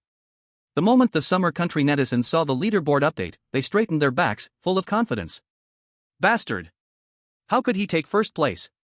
Xiao Yechuan looked furious. He could accept anyone else taking first, but Xia Yan he could not forgive. Xia Yan had killed their pathfinder Fuji Kojiro, later Kitamura Kenichi, and the survivor Fujita Shota hidden in the extreme cold, all by Xia Yan's hand. And he had taken the spatial soil Fujita Shota had struggled to find, causing it to be exposed. It could be said that all advantages of the eastern country in this other world had been destroyed by Xia Yan. Without him, they could have quickly gained the upper hand and risen fast, even surpassing Lighthouse Country was possible. But now, nothing was left. Ding.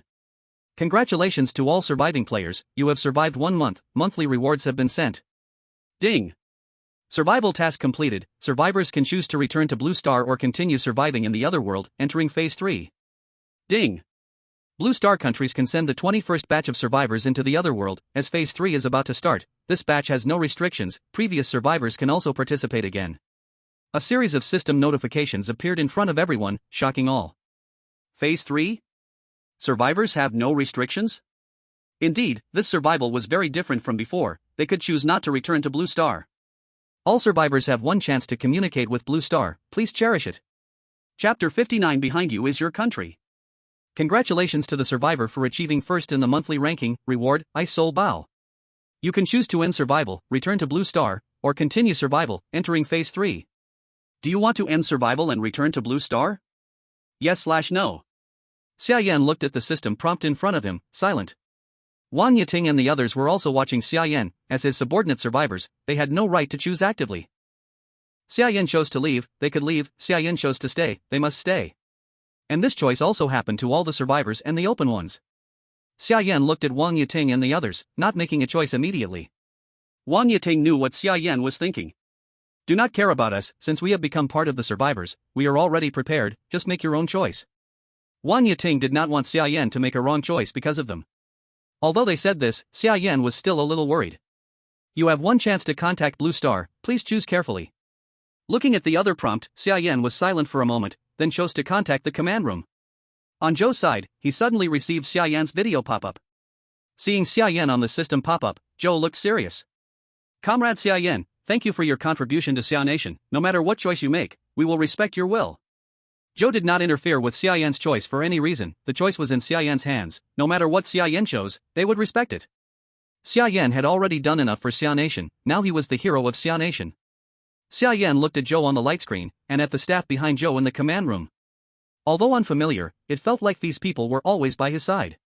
I want to talk to my family. Xia Yan did not make a choice so quickly, he wanted to see his family.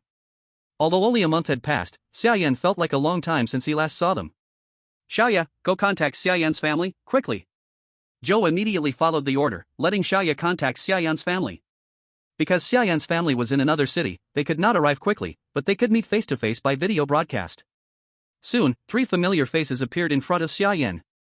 Li Ruoying covered her mouth, face full of excitement, eyes full of tears. Son, are you okay? Is it hard there? Li Ruoying cared for Xia Yan, wishing she could have him back now. Mom, I am fine, it is good here, not hard, I am used to it. Xia Yan smiled, keeping a relaxed look in front of his family. Brother! Wait for me, I will come to find you soon. Little girl Xia Shui excitedly ran to the screen, speaking to Xia Yan. Why come find me? Stay home and rest, listen to mom and dad. Seeing Xia Shui's smile, Xia Yan's mouth could not help but curve up, he said with a smile. I am already fine, now I am strong, I can beat 10 of you with one hand, believe it or not? Xia Shui pouted, pretending to show her biceps to Xia Yan, but the thin arms and legs made it impossible to see. Okay, I know you are strong. Xia Yan did not care much. Comrade Xia Yan, your sister's illness is cured, you can be at ease. Zhou explained to Xia Yan from the side. Hearing that his sister was cured, Xia Yan felt genuinely happy. Then do not make mom and dad angry, behave at home. Xia Yan told Xia Shui. Yes, I know, brother, when will you come back? Xia Shui nodded, then asked a question everyone expected. Li Ruoying looked at Xia Yan with longing, she naturally did not want her child to continue suffering outside. Xia Yan fell silent. Dad, Mom. I do not plan to return for now. Xia Yan finally spoke the answer in his heart. Xia Yan, your tasks are already completed, why still? Li Ruoying looked at Xia Yan in disbelief, just about to speak when Xia Donghai stopped her. Xia Donghai looked at Xia Yan, already seeing the answer in Xia Yan's eyes. Xia Yan, a man's ambition is in the wide world, go boldly, do not worry about home. Only he, as a man, understood what Xia Yan was thinking now. With the big family, there is the small family. Xia Yan nodded at his father. Xiao Shui, take care of mom and dad. Xia Yan finally said goodbye to the three of them. After this call, the family did not know when they could contact each other again. Comrade Xia Yan, have you made your decision? Xiaobu looked at Xia Yan and asked seriously. Xia Yan nodded, I decided to stay. Xia Yan did not hesitate. Xiaobu immediately saluted Xia Yan with a serious face. On behalf of the highest command room, I express the highest respect to Comrade Xia Yan. Xiaobu knew how hard it was for Xia Yan to make this decision, risking his life and a permanent separation from his family. Without inner faith, such a choice could not be made. Xia Yan returned the salute to Xiaobu. This call is very, very precious. Is there any other instruction from the chief? Xia Yan asked Xiaobu. Xiaoya. Xiaobu did not waste words and immediately called Xiaoya over. This is your exclusive analyst. All your data in the other world is analyzed by her. She will tell you the latest data helpful to you and information about other explorers. Try to remember it. Xiaobu solemnly introduced her to Xia Yan. Xiaoya looked at Xia Yan and timidly nodded. Thank you for your hard work, Comrade Xiaoya. Xiaoya quickly waved her hand, no hard work. This was her first time seeing Xia Yan in person. It was impossible not to be nervous. She had watched every live broadcast of Xia Yan countless times, making her the person in the command room who understood him best. No one understood Xia Yan's mysteries better than her, and she also admired him more than anyone. Facing her idol in a video call, how could she not be nervous? But her professional sense quickly restored her composure, and she told Xia Yan all the important recent data in detail. Then Xia Yan realized the importance and rarity of spatial debris. And those explorers were also not weak in treasure-seeking abilities.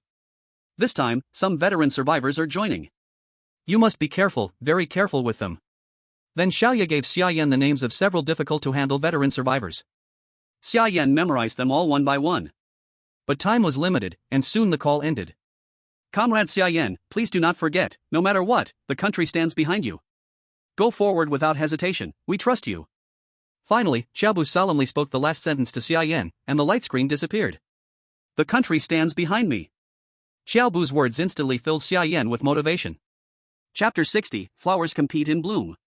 You choose to stay and continue surviving, entering the third stage, Flowers Compete in Bloom.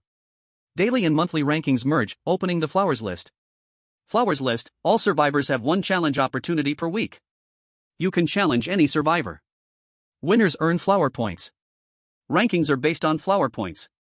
Only the top 100 are recorded. Explorers can refuse survivor challenges without cost. Refusing explorer challenges costs 1 flower point. Monthly statistics are conducted, and generous rewards are given based on Flowers list ranking. Personal data reorganized power system activated. Explorer, Xia Yan. Satiation, 680/980. Cold resistance, 115. Physique, not activated, activates at full 1000 satiation. Inheritance, Ice Power, Beginner Level 2. Abilities, Bear Heart Ambition, Lightning Headbutt, Dragon's Heart. After Xia Yan chose to stay, the system gave a prompt, and the data before his eyes changed slightly.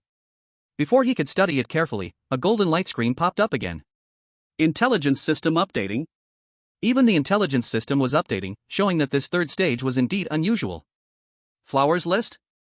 Xia Yan's heart moved, and a new list appeared before his eyes. The list was empty now, not a single name. No rewards could be seen. Because today was the end-of-month settlement.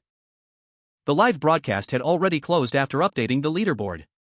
Maybe the system gave them a day off. Xia Yan looked at the newly updated personal panel, very curious about what would happen when his satiety reached 1,000 points. Chef Wang.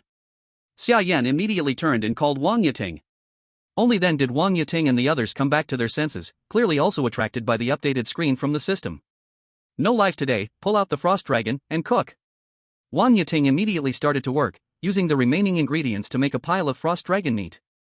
In front of Xia Yan, there were 2 big legs. No matter what, you have to eat today. I want to see what happens when satiety breaks 1,000. Wang Yiting said to Xia Yan with a serious face. Xia Yan swallowed hard. Although his satiety was high, 2 frost dragon legs were not easy to eat.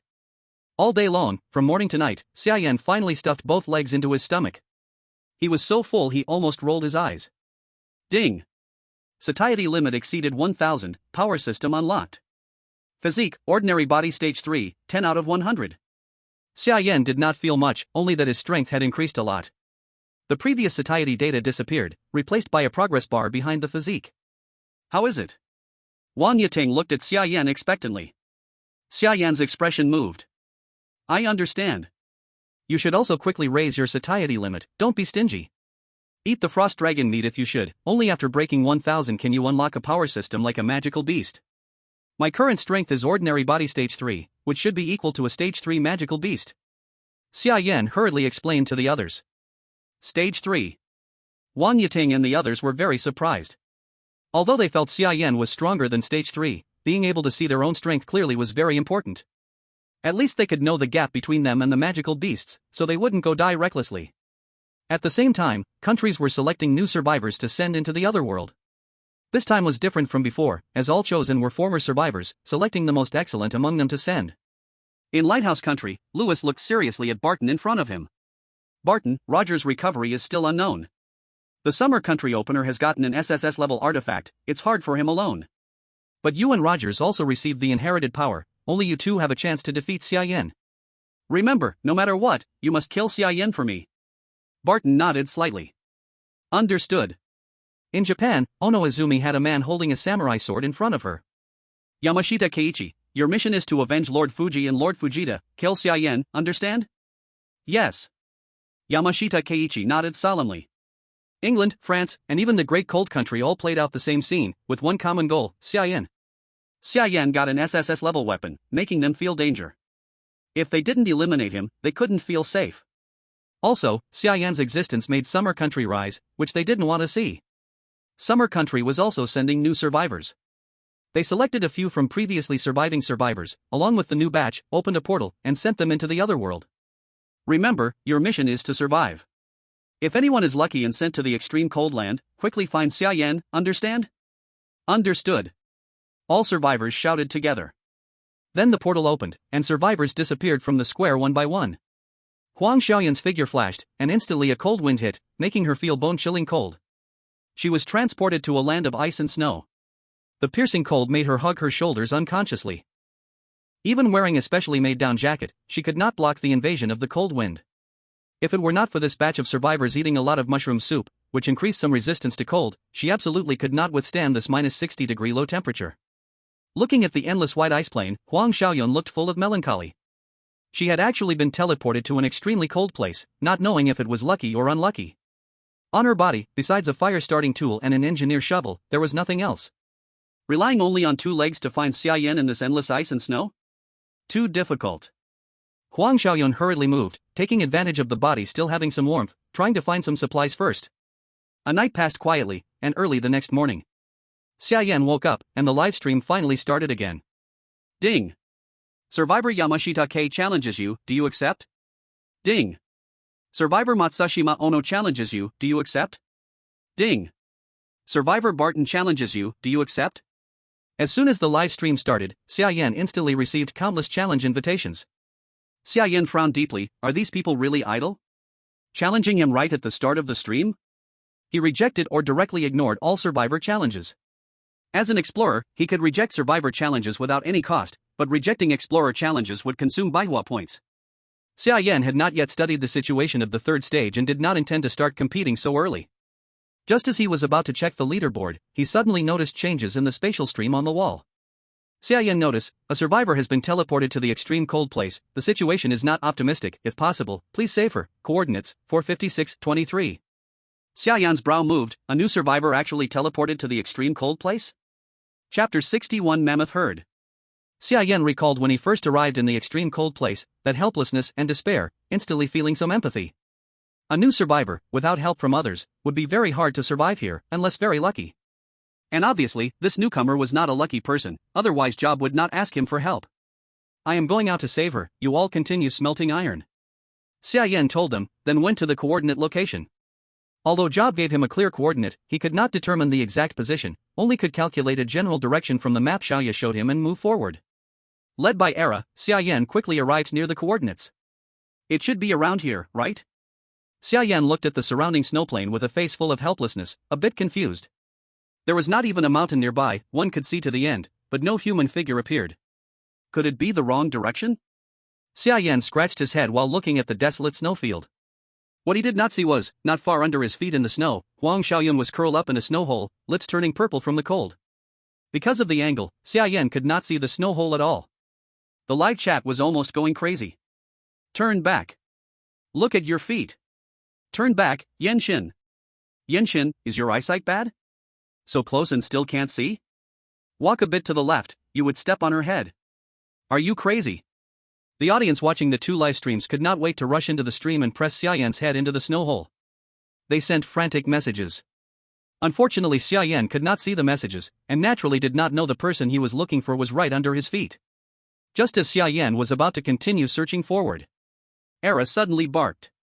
Woof! Xia Yan turned around and saw Era digging in the snow on the ground. Soon a hole was dug out. Through it, Xia Yan saw Huang Xiaoyun buried under the snow, lips turning purple passively. Oh my! Xia Yan was also surprised, not expecting her to be right under his feet. Hey, are you okay? Xia Yan stepped forward, gently patting Huang Xiaoyun's face. His hand felt icy cold, her face was already stiff, covered with a layer of frost. Her breath was very weak, and she looked like she was about to collapse. Xia Yan reached into Huang Xiaoyun's collar, feeling her artery, her pulse was weak, and her body temperature was low. Even through her clothes, his hand felt no warmth. Comments on the stream. Whoa! Can I really watch this? Yenshin, you are really this kind of person, taking advantage of someone in danger. Bro, just checking, why take off clothes? In this icy world, you still think this way? That's not human. What are you all thinking? Xia Yan is checking Huang Xiaoyun's condition. Xia Yan's actions were easily misunderstood. He took off his clothes and covered Huang Xiaoyun with them. Then he took out frost dragon jerky from his pocket, something he brought for emergencies. But putting it in Huang Xiaoyun's mouth, she could no longer chew, unable to swallow the food. Sorry about this, Xia Yan sighed helplessly. He put the jerky in his own mouth, chewed it, then opened Huang Xiaoyun's mouth and pushed the food in. Comments. The stream was full of question marks. No one expected Xia Yan to be so bold, behaving this way live on stream. Cough, cough. Comrade Xia Yan is saving someone, not what you all think. Even Xiaobu, watching Xia Yan stream, coughed to cover the awkwardness. But he also knew Xia Yan had no other choice, the extreme cold left very few options. Huang Xiaoyun had been outside freezing all night, no food, no water, life at risk. Xia Yan's method was correct. Nothing mattered more than life. Hot. After regaining some strength, Huang Xiaoyun groaned, trying to pull off her clothes. In her semi-conscious state, she felt like she was in a lava hell, unbearably hot. This was a hallucination after long cold exposure. Most who froze to death removed clothes for this reason. Xia Yan grabbed Huang Xiaoyun's hand. Taking off clothes now would be like asking to die faster. Though she was strong, Xia Yan was now at physical tier 3, like a level 3 monster. One hand easily controlled her. Seeing Huang Xiaoyun still unconscious, Xia Yan tightly wrapped her in clothes, preventing her from stripping them off. Then he carried her out of the snow cave. Era, let's go home. There was nothing more he could do here, saving her life was enough. Only at the shelter would there be enough resources to revive her. Just as Xia Yan got on the sled, ready to leave, the ground suddenly shook. A rumbling sound came from behind, growing louder. Xia Yan froze, glancing back. At the horizon behind, a herd of mammoths charged toward them. Though far, Xia Yan could feel their terror. Those massive bodies, at least 4 to 5 meters tall, legs thick as stone pillars, the ground trembled even from afar. Tier 3 mammoth, ruler-level beast of the extreme cold, omnivore, eats anything. Xia Yan's eyes sharpened, dozens of mammoths charged. If caught, they would be crushed instantly. Era. Run. Without hesitation, Xia Yan ordered Era to run. If it was one, he could try hunting; a dozen, just seeing them made him nervous. Era sprinted toward the shelter as fast as it could. But its speed was slower than the Tier 3 beasts. The mammoths gradually closed the distance. And their target was clear, them. Even if the husky changed direction, the opponent was still following behind. Xia Yan frowned and looked back at the terrifying scene behind him. Dozens of mammoths made a noise like thousands of troops marching. The bullet screen also became worried for Xia Yan when they saw this scene. Will Xia Yan be okay? He was able to shake off a 4th tier frost dragon, so a 3rd tier mammoth shouldn't be a problem. But is it the same? These mammoths are clearly attracted by Xia Yan, and they don't care about anything. They probably see Xia Yan and the others as prey and won't easily give up. Moreover, they're faster than the husky. How can such a huge body run so fast? It doesn't make sense. Now there's only one way to let him escape. He has to abandon Huang Xiaoyun and attract the mammoth's attention to escape. Once this appeared on the bullet screen, everyone fell silent. Would Xia Yan do such a thing? But if he doesn't, how can he escape? Everyone's hearts instantly tightened, watching Xia Yan in the livestream, their emotions mixed. On one hand, they hoped Xia Yan would abandon Huang Xiaoyun and escape, but on the other hand, they didn't want him to do that. In many people's hearts, Xia Yan was a hero, and a hero should never do such a thing. Xia Yan looked at the mammoths getting closer behind him, and his heart suddenly sank. Chapter 62, One Arrow to Repel the Mammoth. Xia Yan immediately had a thought and took the ice soul bow from his back. When everyone saw Xia Yan's movement, they were all stunned. Damn! How could we forget about this? The first reward on the monthly leaderboard, an SSS grade weapon. I forgot that the God of Flame has this kind of artifact. Now it's fine. I'm so excited. I can't wait to see the power of the SSS grade weapon. I wonder what it's like. With an SSS grade weapon, Xia Yan can definitely escape safely. You talk like you know how powerful an SSS grade weapon is. How do you know for sure that the SSS grade weapon can kill 3rd tier monsters, let alone a dozen of them? If it were that powerful, other survivors wouldn't need to keep playing. Some people believed Xia Yan could escape, but others weren't so sure about the power of the SSS grade weapon. Kneeling slightly on the sled, Xia Yan held the ice soul bow, turned, and drew the bow. Whether he could repel the mammoths depended on this one arrow. The arrow, made from diamond wood and cold iron, rested on the ice soul bow. Since there were no feathers for stabilization, the arrow's accuracy was slightly worse, and Xia Yan wasn't sure if he could hit. But as long as the mammoths had a little sense, this strike would make them stop chasing. The cold power flowed through his fingers and into the cold iron arrow, gathering at the arrowhead. The chill caused frost to form on the arrowhead. Aiming at the mammoth herd, Xia Yan let go of the string. The arrow, infused with cold power, instantly flew toward the mammoth herd behind. During its flight, the cold power was released, and the surrounding chill condensed around the arrow, gradually transforming it into a massive ice arrow. Where the ice arrow passed, snow and ice splashed, leaving a long trench on the ground. The mammoth saw the incoming ice arrow and immediately scattered, dodging to the sides. Boom! The ice arrow landed in the middle of the mammoth herd, exploding with terrifying cold air. The area within a dozen meters was instantly sealed in ice, and one mammoth that couldn't dodge was immediately frozen in place. Roar! The mammoth let out a painful roar. Seeing this, the other mammoths stopped their pursuit. One strike was enough to make the mammoths retreat. Damn! Damn! Damn! Is this something a human can do? Is this the power of an SSS grade weapon? Oh my god! Mom, it's Superman! The bullet screen was instantly shocked by Xia Yan's arrow. They never imagined such power could come from a human. One arrow repelled a 3rd tier monster, and the key was that the ice arrow defied all physical logic. Xia Yan, however, remained calm. The power of this arrow was exactly as he had expected. Most of the credit went to the ice soul bow. Of course, his cold power was the main source of strength, and with the support of the cold iron arrow and ice soul bow, even an ordinary arrow could create such power. Ice soul bow, all arrows shot carry a frost effect, and the power of ice is increased tenfold. The attributes are simple and straightforward, just pure numbers. With the tenfold power boost, not to mention 3rd tier beasts, even 4th tier beasts would retreat in fear. If it weren't for Huang Xiaoyun being with him, he really wanted to see if he could kill all these mammoths. Xia Yan put away the ice soul bow and continued heading toward the shelter. The live clip of Xia Yan repelling a 3rd tier beast with one arrow quickly reached the hands of leaders from various countries. Watching the power of Xia Yan's arrow, Lewis fell silent. Inform Barton and the others to temporarily stop chasing Xia Yan. Lewis immediately understood that whether it was Barton or Leon Rogers, neither was Xia Yan's match right now. Looking for trouble with Xia Yan now was no different from sending oneself to die. At the same time, Nozomi Ono also gave her subordinates the same order, to temporarily halt all actions targeting Xia Yan. The same scene happened in other allied countries. But Louis looked at the ice soul bow on Xia Yan's back on the screen, his eyes flashing with unwillingness. In the new batch of survivors, has anyone appeared in the extreme cold land? Louis asked his subordinate in a deep voice. Yes, but the survival conditions in extreme cold land are harsh, the situation for the survivors is not optimistic. Louis was instantly annoyed. Not optimistic? Then why can he live so comfortably in the extreme cold land? Is that an excuse? Louis angrily shouted at Xia Yan on the screen. His subordinate was scared and did not dare to speak.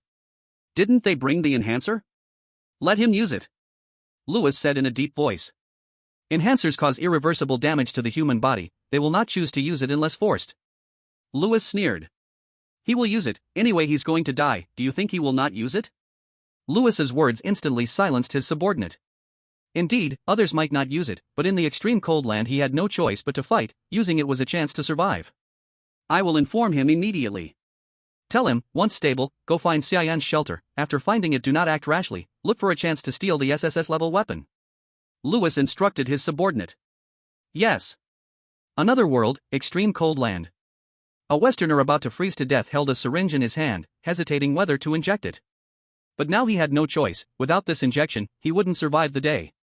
He gritted his teeth, removed the needle cover, and injected it into his arm. Ah! As the enhancer entered his body, he let out a heart-wrenching scream. The intense pain spread through his body, but immediately was followed by an unprecedented pleasure, making him feel as if he were in heaven. After a long while, he finally regained his senses. His body was already covered in snow. The cold swept away, and his body was filled with strength. At that moment, his waist tablet made a sound. He took it from behind his waist and looked. A specially made double-layer glass, inside was black spaceflow soil. This was made overnight by Lighthouse Nation for survivors who returned to Blue Star after getting spaceflow soil yesterday. Almost every survivor in Lighthouse Nation had one. The spaceflow soil flowed inside the glass and soon formed several words. Find Xia Yan's shelter, hide, look for a chance to steal the SSS-level weapon. Seeing the words, his eyes instantly sharpened. He had already injected the enhancer, now he was full of confidence. Humph. Xia Yan, just wait to die. Xia Yan smoothly brought Huang Xiaoyun back to the shelter. Everyone in the shelter hurriedly made a fire and checked Huang Xiaoyun's body. Wang Yiting and the others were all talented in various fields, among them someone knew medicine. She is a little hypothermic, we don't have medicine here, whether she can survive depends on herself. Zhang Xihan checked Huang Xiaoyun's pulse inside. Hypothermia shouldn't be a big problem, right? Xia Yan thought about how he had previously recovered from hypothermia by eating some monster meat. It depends on personal constitution. If it leads to a cold or fever, without medicine, it could be fatal. Zhang Xihan shook her head and spoke. Is it that serious? Xia Yan looked at Huang Xiaoyun, who was still unconscious, and furrowed his brows. And she's already running a fever. Zhang Xihan looked at Xia Yan and said gravely.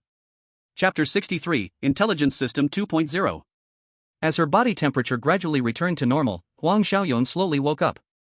The first thing she saw upon opening her eyes were Xia Yan and the others. She wasn't unfamiliar with these people.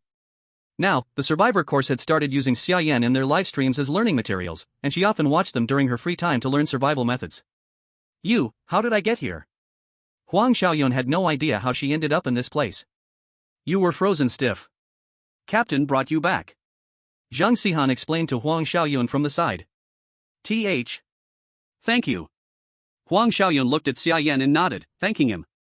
Bullet screen. Silly girl, she kissed him and even touched him, and she still has to thank him? She looks like a smart kid, but how can she be this silly? Xia Yan really is a chin show, does he even trick such a naive girl? How are you feeling? Xia Yan asked Huang Xiaoyun. I'm fine. What time is it now? Should we go out to look for supplies? I can help. Huang Xiaoyun shook her head, offering to help with the work. But just as she tried to move, a wave of dizziness hit her, and before she could stand up, she collapsed again. Zhang Xihan quickly helped her up. You have a fever. Don't push yourself. We have plenty of resources, so don't worry. Xia Yan reassured Huang Xiaoyun. What's your temperature now? Although there wasn't a thermometer, the system could directly display the survivor's physical condition. Huang Xiaoyun glanced at her personal status, opened her mouth but didn't know whether to speak. 42 degrees Celsius, high fever. Huang Xiaoyun finally told the truth, although she didn't want to slow them down, not telling them would only delay things further. Everyone's mood instantly became heavy. Lie down for now. Zhang Xihan told Huang Xiaoyun to lie down and brought over some gauze to moisten with water, placing it on Huang Xiaoyun's forehead to help reduce her fever. However, with a high fever of 42 degrees, this method wouldn't be very effective. Captain, she might have caught a cold, what should we do? Zhang Xihan pulled Xia Yan aside and asked seriously. A cold could be contagious. Let's observe for a day and discuss it tomorrow. Xia Yan didn't have any good ideas either. That evening, they cooked a soup with frost dragon meat, generously letting Zhang Xihan eat it, hoping to see if the level 4 dragon meat could cure a cold. Unfortunately, when they woke up the next morning, Huang Xiaoyun hadn't improved at all. In fact, her condition had worsened. Huang Xiaoyun's face was flushed red, and the fever had already caused her consciousness to blur. The fever hasn't gone down, and she's almost unconscious. If we don't do something soon, she might not make it. Zhang Xihan frowned. As a doctor, she felt helpless in such a resource-scarce place. Xia Yan silently looked at Huang Xiaoyun. Suddenly, a golden light curtain appeared in front of him. Intelligence System 2.0 update complete. New feature, targeted intelligence exploration. Xia Yan was immediately taken aback. He opened the system to check the details. What did targeted intelligence exploration mean? Targeted intelligence, you can select a specific item or category of items to search the surrounding environment and accurately obtain the necessary information. Looking at the updated new feature, Xia Yan suddenly had a flash of insight. Zhang Xihan, if I can find some herbs, can you save her? Xia Yan asked Zhang Xihan. I know a bit about herbs from other worlds, but in a place like this, with extreme cold, are there even any herbs? Zhang Xihan furrowed her brows. As a survivor, she had naturally studied knowledge about other worlds, but in such a cold land, except for a few plants, it was almost barren. Where could they find herbs? Tell me what kind of herbs you need? Xia Yan did not explain and asked Zhang Xihan. Do you have the herbs that make you sweat and release the surface, that warm and unblock the meridians? Can you find them? Zhang Xihan looked at Xia Yan with full expectation. Wait for me to come back. Xia Yan said nothing more, packed his things, and immediately left. Outside the cave, he opened the system. He entered the condition herbs that make you sweat, release the surface, and warm and unblock the meridians. Then a green light spread out from his body. Information matching the conditions found, location marked. Several spots appeared before Xia Yan's eyes, the nearest one was only a dozen kilometers away. Era, let's go. Xia Yan immediately headed toward the destination with Era. Era moved extremely fast, speeding all the way, a dozen kilometers passed quickly. From afar, Xia Yan was stunned by the scene ahead. Unlike other places, this area was not covered in ice and snow, it was a forest full of green. In this frozen land, a patch of green full of life stood tall, looking unreal, almost like an illusion. The viewers were also stunned when they saw this. There is an oasis in this extreme cold? This doesn't make sense. Why is there no snow here? Why are the trees still green? Is it a bug? So many plants here, there must be plenty of supplies. Yan God is truly favored by the goddess of luck. Is this an illusion? It feels so unreal, could it be dangerous? The bullet comments were full of discussion. Xia Yan got off the sled. He was about to lead Era into the forest to search for the herbs, when Era suddenly stopped, lying on the ground, unwilling to enter. What's wrong? Xia Yan frowned, looking at Era stubbornly refusing to move, realizing that there might be danger inside the forest. Even Era dared not go in. The last time Era showed this abnormal behavior was when they encountered the frost dragon. But no matter what, he could not retreat, the life-saving herbs were ahead, and if he hesitated, Huang Xiaoyun would be doomed. Xia Yan took the ice soul bow from his back, cold air rising from his body, forming a layer of ice armor, then slowly walked into the forest. Entering the forest, Xia Yan felt as if he had stepped into a warm and comfortable tropical rainforest, warm and humid. Even on the leaves, insects were resting. It proved that there was a unique ecological environment here, out of place in the extreme cold. It was like another world, the temperature completely different from the surroundings. Xia Yan carefully walked toward the coordinate point. Soon he successfully reached the coordinate point, where a herb with white flowers grew on the ground. Ice Skyapedra, 3rd grade spiritual herb, makes you sweat and release the surface, warms and unblocks meridians, extremely effective. Seeing the herb information, Xia Yan was full of joy. And around it, there were not just one Ice Skyapedra, but other herbs too, all 3rd grade spiritual herbs, with various effects. Xia Yan reached out to pull the herbs. Just as he pulled the Ice Skyapedra from the ground, a patch of black soil came with it. Before he could pick the other herbs, the ground beneath him began to shake. It shook violently, Xia Yan almost lost his balance. His face changed, he half-crouched to stabilize himself. The ground beneath his feet, along with the entire forest, slowly rose. Then a deafening sound came. Moo! Chapter 64, Xia Yan, dead. A huge frog rose from underground, the ground under Xia Yan's feet was its back, the entire forest sitting atop the frog. Bullet comments. Whoa! What is this, so big? So scary. What kind of creature is this? Such a big frog, Yan God looks like an ant on it, will he be okay? Remove the will, definitely in danger. Xia Yan half-crouched, looking at the rising ground in fear, when the system popped up a name. 7th rank Titan Forest Frog, Overlord level magical beast, lives in extreme cold, hibernates for years, disguises as rare resources to lure and hunt prey. Xia Yan's gaze hardened. 7th rank. Xia Yan exclaimed in surprise. The highest rank he had encountered before was a level 4 frost dragon, but this beast under his feet was actually level 7. What? 7th rank? Hearing Xia Yan's exclamation, the viewers in the livestream also burst into shock. What does a 7th rank mean? So far, no survivor had ever encountered a level 7 monster. This was their first time seeing a level 7 monster in the livestream. It's over, level 7, now God of Flame is doomed. How terrifying must level 7 be? Can God of Flame even escape? Big dog, hurry up and take your master and run. Run? A monster this big, one breath might blow Xia Yan away. In the command room, Zhou and the others looked at the Titan tree frog that appeared in Xia Yan's livestream, and their faces changed instantly. A level 7 monster. Zhou looked nervously at Xia Yan in the livestream. Xiaoya and the others quickly analyzed Xia Yan's survival rate through data. However, the result was a large red font. 0%. No chance of survival. Xiaoya. Zhou called out to Xiaoya. Xiaoya immediately gestured, stood up, opened her mouth, but didn't know what to say. Based on Xia Yan's previous battle records, he has the strength to deal with level 4 monsters. After the 3rd stage activation, based on Xia Yan's personal data, his body strength is at level 3, ice power is at level 2, and his overall strength is level 4. The gap with level 7 is just too huge. Although Xiaoya didn't directly state the result, these words were essentially saying that Xia Yan had no chance of winning. Zhou's face was heavy. They were also helpless and could only pray that Xia Yan's fate would be on his side, hoping that he could escape this disaster. In eastern Japan, Koyano Izumi received the news and learned that Xia Yan had encountered a level 7 monster. She immediately opened Xia Yan's livestream. Ah, very good, now let's see if you die or not. Koyano Izumi laughed excitedly. She even logged into her account and sent a message in the livestream. Koyano Izumi, he really is unlucky, a level 7 monster, there's no way he can escape, we express deep sympathy for this, and in the future, we must warn our country's survivors, as a cautionary tale, not to do such foolish things. Though Koyano Izumi didn't directly mock him, her sarcastic tone was clear for everyone to see. Who is this? Another Japanese person? Seems like the head of the Eastern Japan Command Center, the person in charge there. What? Someone with such a high status is watching Xia Yan's livestream? The Japanese have nothing better to do, why are they always watching Xia Yan? These little Japanese, just seeing them is annoying, get out. Get out. Get out. The screen was filled with messages telling Koyano Izumi to get out.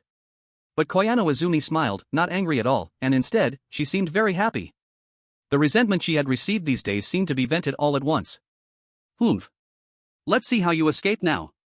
In the Lighthouse Nation, Lewis saw that Xia Yan encountered a level 7 monster and also had an excited expression. Now, Xia Yan could be considered a common enemy of their alliance nations. As long as Xia Yan dies, the Lighthouse Nation would still be the number 1 in the world. If Xia Yan stays alive, Summer Nation could potentially threaten their position, and that was something Lewis didn't want to see. Heh, this time you're finally going to die. Lewis sneered. In the livestream, Xia Yan, holding the Ice Soul Bow, was kneeling on the ground, stabilizing his posture, while the ground under him kept shaking. Suddenly, the trees around him exploded like balloons, releasing green juice that rushed towards Xia Yan. Xia Yan's face changed, and he quickly loosened his grip, sliding down the Titan tree frog's back. The green juice fell to the ground, corroding the dirt into pits like sulfuric acid. The trees around him kept exploding like balloons, and the splashing juice forced Xia Yan to retreat. Finally, he reached the Titan tree frog's back, looking down at the dozens of meters below. Xia Yan hesitated for a moment, then directly jumped down. He had just jumped down when the liquid from behind fell into the spot where he had been moments before, corroding the ground and creating a deep pit. As he fell, Xia Yan summoned the power of ice, and the white snow beneath his feet gathered to form a mound, catching him. The soft snow absorbed most of the falling force, allowing Xia Yan to remain unharmed. But just as he climbed out of the snow, the Titan forest frog turned around. Its eyes, as large as millstones, locked onto him, never leaving his gaze. Xia Yan's eyes sharpened. He turned and ran. He hadn't run very far when suddenly, a shadow covered him from above. He looked up to see the Titan forest frog, who had jumped up at some point. Its massive body blocked the sky and passed over his head. Boom! With a deafening sound, the Titan forest frog landed in front of Xia Yan. With its size, just one leap could easily close the gap with Xia Yan. How could he run now? Era! But Xia Yan wasn't going to stand there and wait for death. Without hesitation, he turned around and saw Era ahead. He shouted at it. Era immediately started running toward him, pulling a sled. Xia Yan hopped onto the sled and urged Era to hurry and get out of there. Era ran fast, dragging Xia Yan forward at a breakneck speed. Xia Yan glanced back. The Titan forest frog hadn't caught up. Watching it grow further away, Xia Yan sighed in relief. But at that moment, the Titan forest frog suddenly opened its mouth. A pink tongue shot out of its mouth, growing larger as it came toward him. Xia Yan's eyes widened. He tried to dodge by turning to the side, but it was too late. The tongue shot forward with incredible speed, and in the blink of an eye, it hit Xia Yan. The tongue was covered in a sticky substance that firmly adhered to Xia Yan's back. Then, whoosh! Xia Yan was yanked backward, flying through the air as the tongue pulled him. Everything went black as the Titan forest frog pulled him into its mouth. With a gulp, the frog's throat moved, and Xia Yan was swallowed whole. Everyone watching was stunned. The comments section was silent for a long time. Cao Ben Richuan, ha, your god is dead. Let's see if you'll still act so cocky. Cao Ben Richuan's comments snapped everyone back to reality. Is Xia Yan really dead? This can't be true. The viewers from Xia Country couldn't believe it, and they didn't want to believe it. But the truth was right before their eyes, and they had no choice but to accept it. Xia Yan was dead. Chapter 65, He's Not Dead. Ha ha ha. This feels great. Kono Azumi clapped the table in excitement as she saw Xia Yan's livestream fall into darkness. Hee, Xia Country, you think you can rise up? Dream on. Lewis watched the dark livestream and sneered. Xia Country command room. Clang. The file in Job's hand fell to the ground. He stared at the livestream in disbelief. Although they had all felt that Xia Yan would find it hard to survive, when the scene of his sacrifice actually happened, they still couldn't accept it. Xia Yan's death was a huge loss to them. The contribution Xia Yan had made to Xia Country was enormous, pushing it to a position they never dared dream of. But now, Xia Yan was dead. Those who had been eyeing Xia Country's resources would not let this opportunity pass. They would definitely target the survivors of Xia Country, and they would never allow Xia Country to rise. It's all that Huang Xiaoyun's fault. If it wasn't for saving her, Xia Yan wouldn't have gone to such a dangerous place. Zhao Donlin, standing nearby, watched as Xia Yan sacrificed himself. He was also unwilling, but he blamed Huang Xiaoyun. Xia Yan, too, risking his life for a newcomer. It wasn't worth it. Zhao Donlin's face was filled with frustration, and he blamed Xia Yan's decision. Shen Zhenliang silently stared at the black screen of the livestream. No one expected Xia Yan's death. It was completely an accident. No one is to blame. Now we need to think about what to do next. Shen Zhenliang said in a low voice. Now was not the time to shift blame. The most important thing was to choose the next explorer. In the current situation, it is definitely necessary to pick someone from these people in the extreme cold land. The more people there are, the more power can be exerted. Zhou quickly calmed down and said in a deep voice. I think Lu Weiqiang is quite good. Although he hasn't been with Xia Yan and the others, he led 2 others in the mine and handled things smoothly without making any mistakes. He seems like a good choice for the next leader. I actually think Qin Junjie is quite good. Although he sometimes hesitates, it is this personality that keeps him from becoming the next Xia Yan. He wouldn't take unnecessary risks. Right now, steady progress is the right choice for us. The group couldn't come to a conclusion. There was no clear candidate. Shen Zhenliang remained silent for a while, then turned to the people from the information department and said, send them a message, tell them about Xia Yan's death, and ask them to nominate a new leader. If they randomly choose a new leader, the others might not accept it. Only if the leader is chosen by them will there be no complaints. The information department quickly sent Shen Zhenliang's message through the spatial stream to the shelter. Wan Yiting's eyes widened as she saw the information on the wall. The captain, he sacrificed himself. Wan Yiting's eyes reddened as she gritted her teeth and delivered the news to everyone. What? Upon hearing about Xia Yan's death, the others were shocked, their faces full of disbelief. How could someone as strong as Xia Yan die? Why did such a powerful person like Xia Yan die? The command center said, "We need to choose a new leader, someone to lead us." Wang Yating seemed to have lost her soul. Her eyes were vacant as she delivered the message to the others. The others' expressions darkened, and they fell silent for a while. "I'm deeply saddened by the captain's death, but we must pull ourselves together. The command center is right. We need to choose someone to lead us, to keep moving forward. We can't lose confidence just because of the captain." Su Haoren was the first to regain his composure and calmly said to the others, "That's right, we need a new leader to guide us."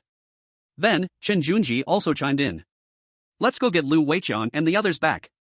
We can discuss it." Zhou Jianping nodded slightly and said calmly, "I think it's unnecessary.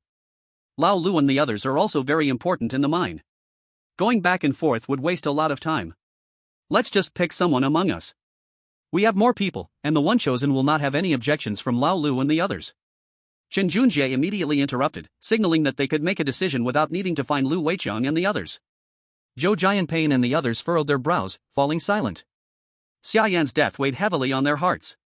At this moment, they didn't know who to choose in the vote, and none of them had the energy to self-nominate. Seeing no one speaking, Chen Junjie stood up. "A country cannot be without a ruler for a day, and a family cannot be without a head for a day.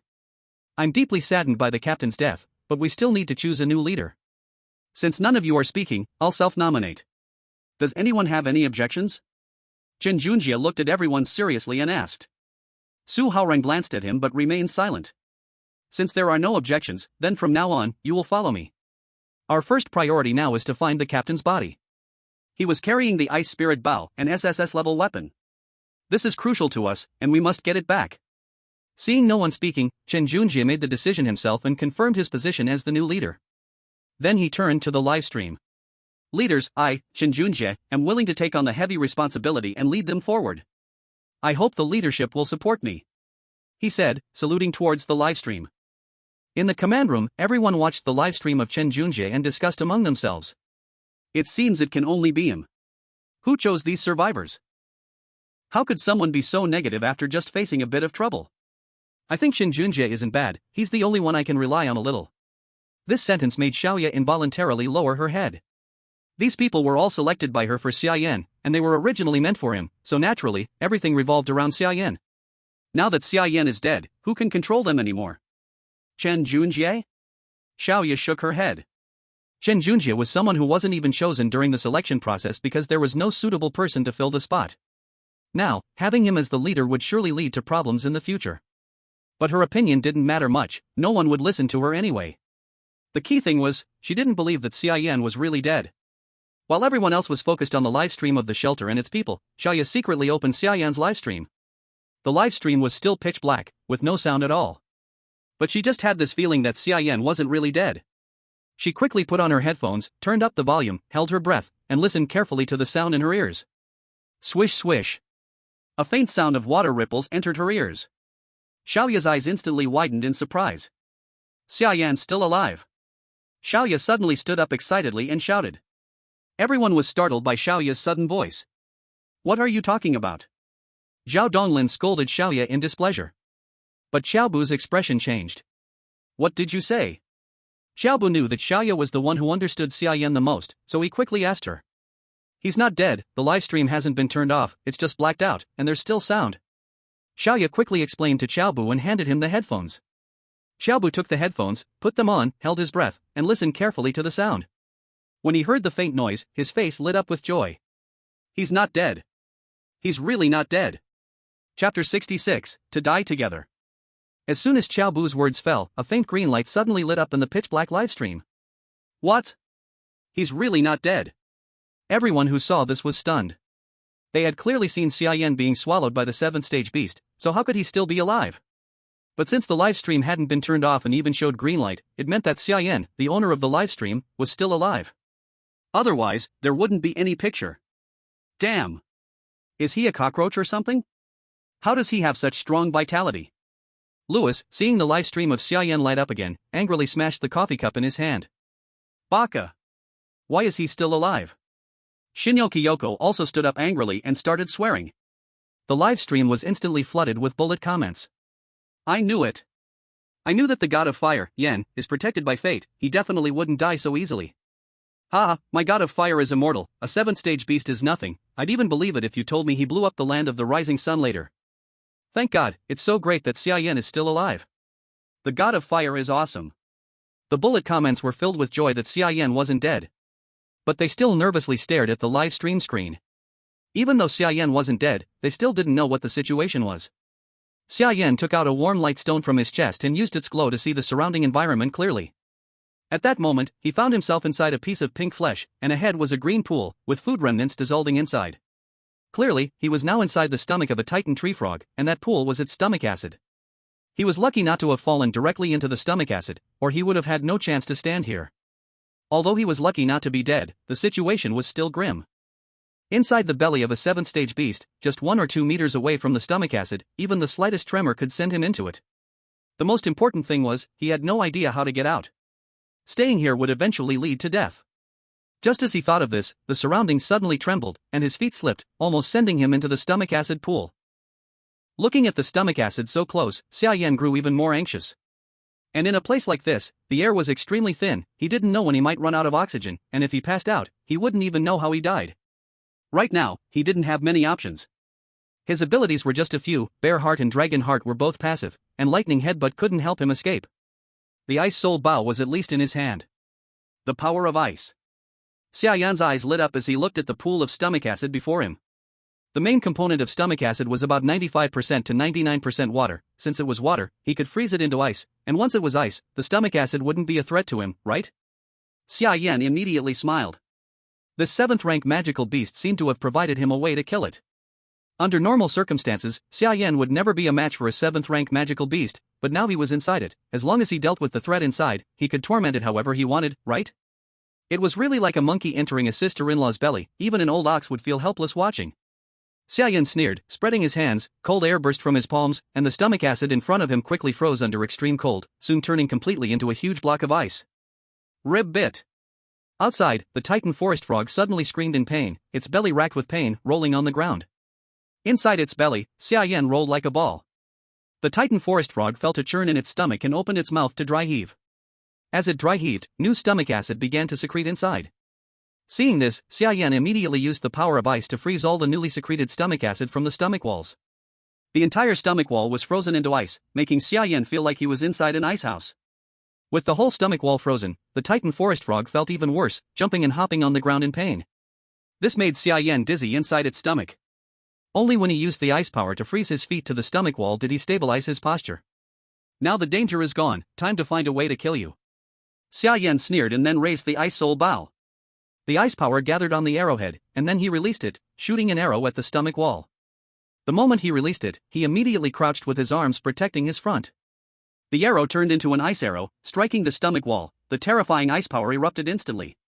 The narrow stomach wall was like a firecracker, unable to withstand such a massive energy burst. The stomach wall, already frozen into ice, exploded into fragments, and the blood inside the Titan instantly froze under the ice power.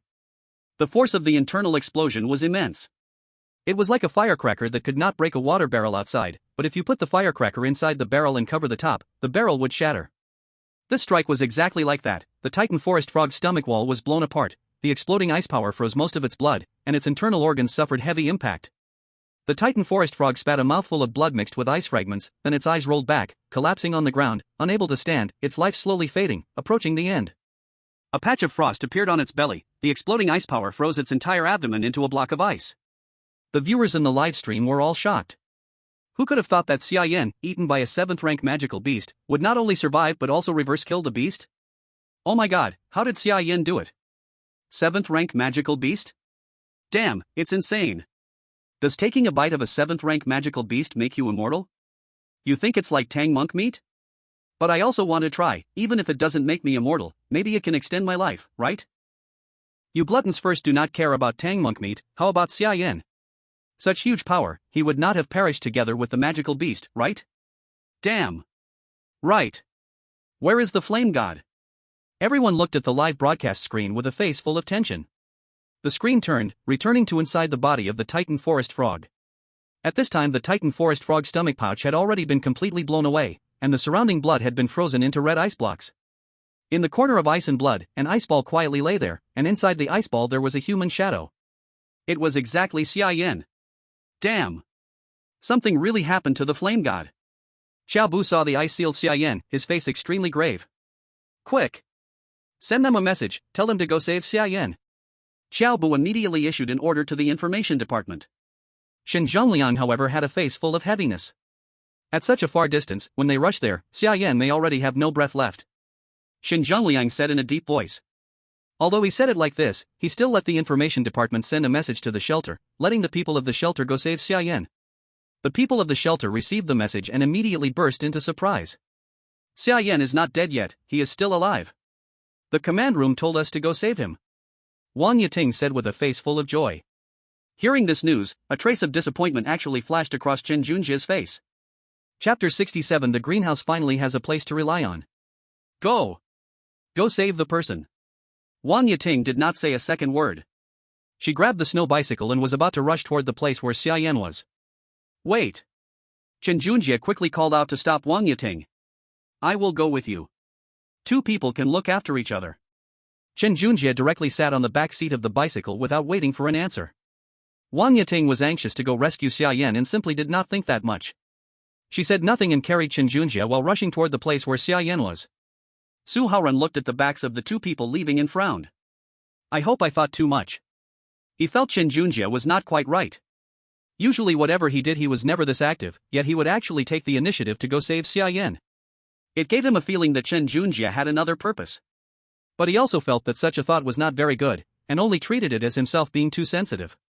After contacting the shelter, everyone in the command room watched Xia Yan's live broadcast with faces full of tension. According to the current situation, when Wang Yiting and the others rushed there, Xia Yan would already be finished. They hoped. Xia Yan could hold on. Xia Yan had brought them so many miracles. This time there would definitely also be a miracle. Under their expecting eyes, a figure appeared in the live broadcast room. It was Ha. Although Ha was only a second-rank magical beast, worried about Xia Yan's situation, looking at the Titan forest frog lying on the ground, Ha directly rushed up. Following Xia Yan it arrived at the belly of the Titan forest frog, fiercely smashing its head against the hard belly and digging with its sharp claws. Under Ha's desperate digging, it actually really dug through the belly of the Titan forest frog and drilled inside. And following the smell it found the ice ball that Xia Yan had been frozen into, looking at Xia Yan inside the ice ball. Woo! Looking at Xia Yan inside the ice ball, Ha whimpered while licking the ice ball with its tongue, as if wanting to melt the ice and rescue Xia Yan out. But the little bit of temperature on Ha's tongue obviously could not possibly melt such thick ice. The people who had just raised hope saw this scene and once again felt a wave of disappointment rise. Miracles cannot happen forever. It seems there is no way. Shen Zhongliang helplessly shook his head. A trace of helplessness and disappointment flashed across everyone's faces. Just when everyone accepted fate, suddenly a crack split open on the ice that wrapped Xia Yan. Then like broken glass, the cracks grew more and more until they spread across the entire ice ball. Bang! The ice ball instantly shattered. Xia Yan stood up trembling, hugging his shoulders. So damn cold. Xia Yan could not help but shiver. Even though his cold resistance had already exceeded 120 points, he still felt a bone-piercing chill. It showed how terrifying the power of this eruption of ice power was. He is still alive. Howl. Everyone in the command room cheered with joy when they saw Xia Yan stand up again after breaking through the ice ball, the entire room filled with happiness. Seeing Xia Yan still alive, also joyfully stepped forward and licked his hand. Xia Yan looked at the hole had dug and laughed, patting Era's dog head. You still have a conscience, didn't run off and leave me. Xia Yan crawled out through the hole had dug. By now, the Titan forest frog had already lost its breath. Looking at the huge Titan forest frog, even with a space backpack, Xia Yan couldn't carry it all. Xia Yan immediately took out a knife. I can only cut you up here, see if there's anything valuable. Saying that, he began dissecting the Titan forest frog's body. The forest on the Titan forest frog's back had already been destroyed by rolling, and the herbs were long gone. He could only see if there was anything special and valuable inside the Titan forest frog's body. After all, this was a 7th level magical beast, basically full of treasures, but the most important were the special parts with unique effects. As Xia Yan worked, finally when splitting open the Titan forest frog's head, he found something special. A fist-sized orb was located between the left and right brains. 7th level magic crystal, Titan forest frog contains the main power of the Titan forest frog, refining and consuming it grants part of the Titan forest frog's abilities, naturally maintains a temperature field, keeping a 26 degrees Celsius constant temperature within a 50-meter diameter. Seeing the effect of this 7th level magic crystal, Xia Yan was stunned. This is like having a greenhouse. Xia Yan's face lit up with joy. He had been thinking about how to get a greenhouse before. Only with a greenhouse could they plant the materials they looted without being affected by the extreme cold, making their resources richer and richer. And with a greenhouse, they could start looking for those herbs. Since Huang Xiaoyan's fever started, Xia Yan realized herbs could sometimes be more important than food. Only with enough herbs would they not be troubled by disease later. Otherwise, even a small illness could cost them their lives. Xia Yan also took some meat from the 7th level Titan forest frog and then left, returning to the shelter. Huang Xiaoyun was still carrying his medicine. On the other side, Wang Yiting pedaled the bike hard, trying to reach and rescue Xia Yan faster. But Chen Junjie on the back seat looked around, thinking of a plan. He couldn't let Wang Yiting reach there so quickly, he had to delay time, couldn't let Xia Yan be saved. If Xia Yan was still alive, he couldn't become a new Pathfinder, only Xia Yan's death could achieve his goal. Wang Yiting, you must be tired. How about I ride for a while, you rest? Chen Junjie suddenly said to Wang Yiting. Wang Yiting was indeed very tired, eager to save Xia Yan, hardly taking a break. Okay, you ride. To reach the place faster, Wang Yiting didn't fuss and got off to let Chen Junjie ride. But Chen Junjie had barely pedaled a few strokes when his foot suddenly felt light. Ah, the chain broke, what should I do? Chen Junjie anxiously got off and looked at the snowy bike. Wang Yiting frowned. Looking at the broken chain, it was completely torn. An item from the system treasure chest, how could it be so fragile? They had used it so long and it didn't break, but Chen Junjie rode once and it broke? Wang Yiting calmed down and quickly realized something was wrong. It was clear Chen Junjie deliberately broke the chain. Chen Junjie, what do you mean? Wang Yiting asked coldly. What do you mean? Chen Junjie continued to play dumb. He was still streaming, couldn't show his true thoughts. You broke the chain on purpose. Are you telling me not to save Xia Yan? Wang Yiting said coldly, her voice deep. What nonsense are you talking? How could I ever think that? Chen Junjie immediately became agitated. Although Wang Yiting had guessed his thoughts correctly, he had to pretend in the livestream, not letting anyone see through his intentions. Wang Yiting's face was cold. Although Chen Junjie did not admit it, from the signs earlier, she was already certain. After hearing about Xia Yan's death, you were the first to jump out and recommend yourself to become a pioneer. You've always wanted to be a pioneer, but when you found out Xia Yan wasn't dead, you were disappointed. When you learned that Xia Yan was in critical condition and needed rescue, you saw an opportunity. As long as you stop me from rescuing Xia Yan and delay the time, once Xia Yan dies, the pioneer spot will still be yours, right? Wang Yiting coldly looked at Chen Junjie and spoke slowly. Chapter 68, looks like you don't care about your dignity. Chen Junjie looked at Wang Yiting and gave an unintentional smile at the corner of his mouth. But he quickly retracted it. What are you talking about? I know you're worried about the captain, and I am too. This isn't the time for suspicion. Let's fix the car first. Chen Junjie pretended to be the righteous one in the livestream, urging Wang Yiting to hurry and fix the car. But now, even if they fixed the car, it would be too late. Xia Yan didn't have that much time to wait for them. Wang Yiting knew Xia Yan's situation. It was already too late to rescue him, and now, it was even worse. Thinking about this, Wang Yiting was filled with anger. If it weren't for Chen Junjie, she would have been able to save Xia Yan in time. It's all this damn guy's fault. Chen Junjie. You bastard.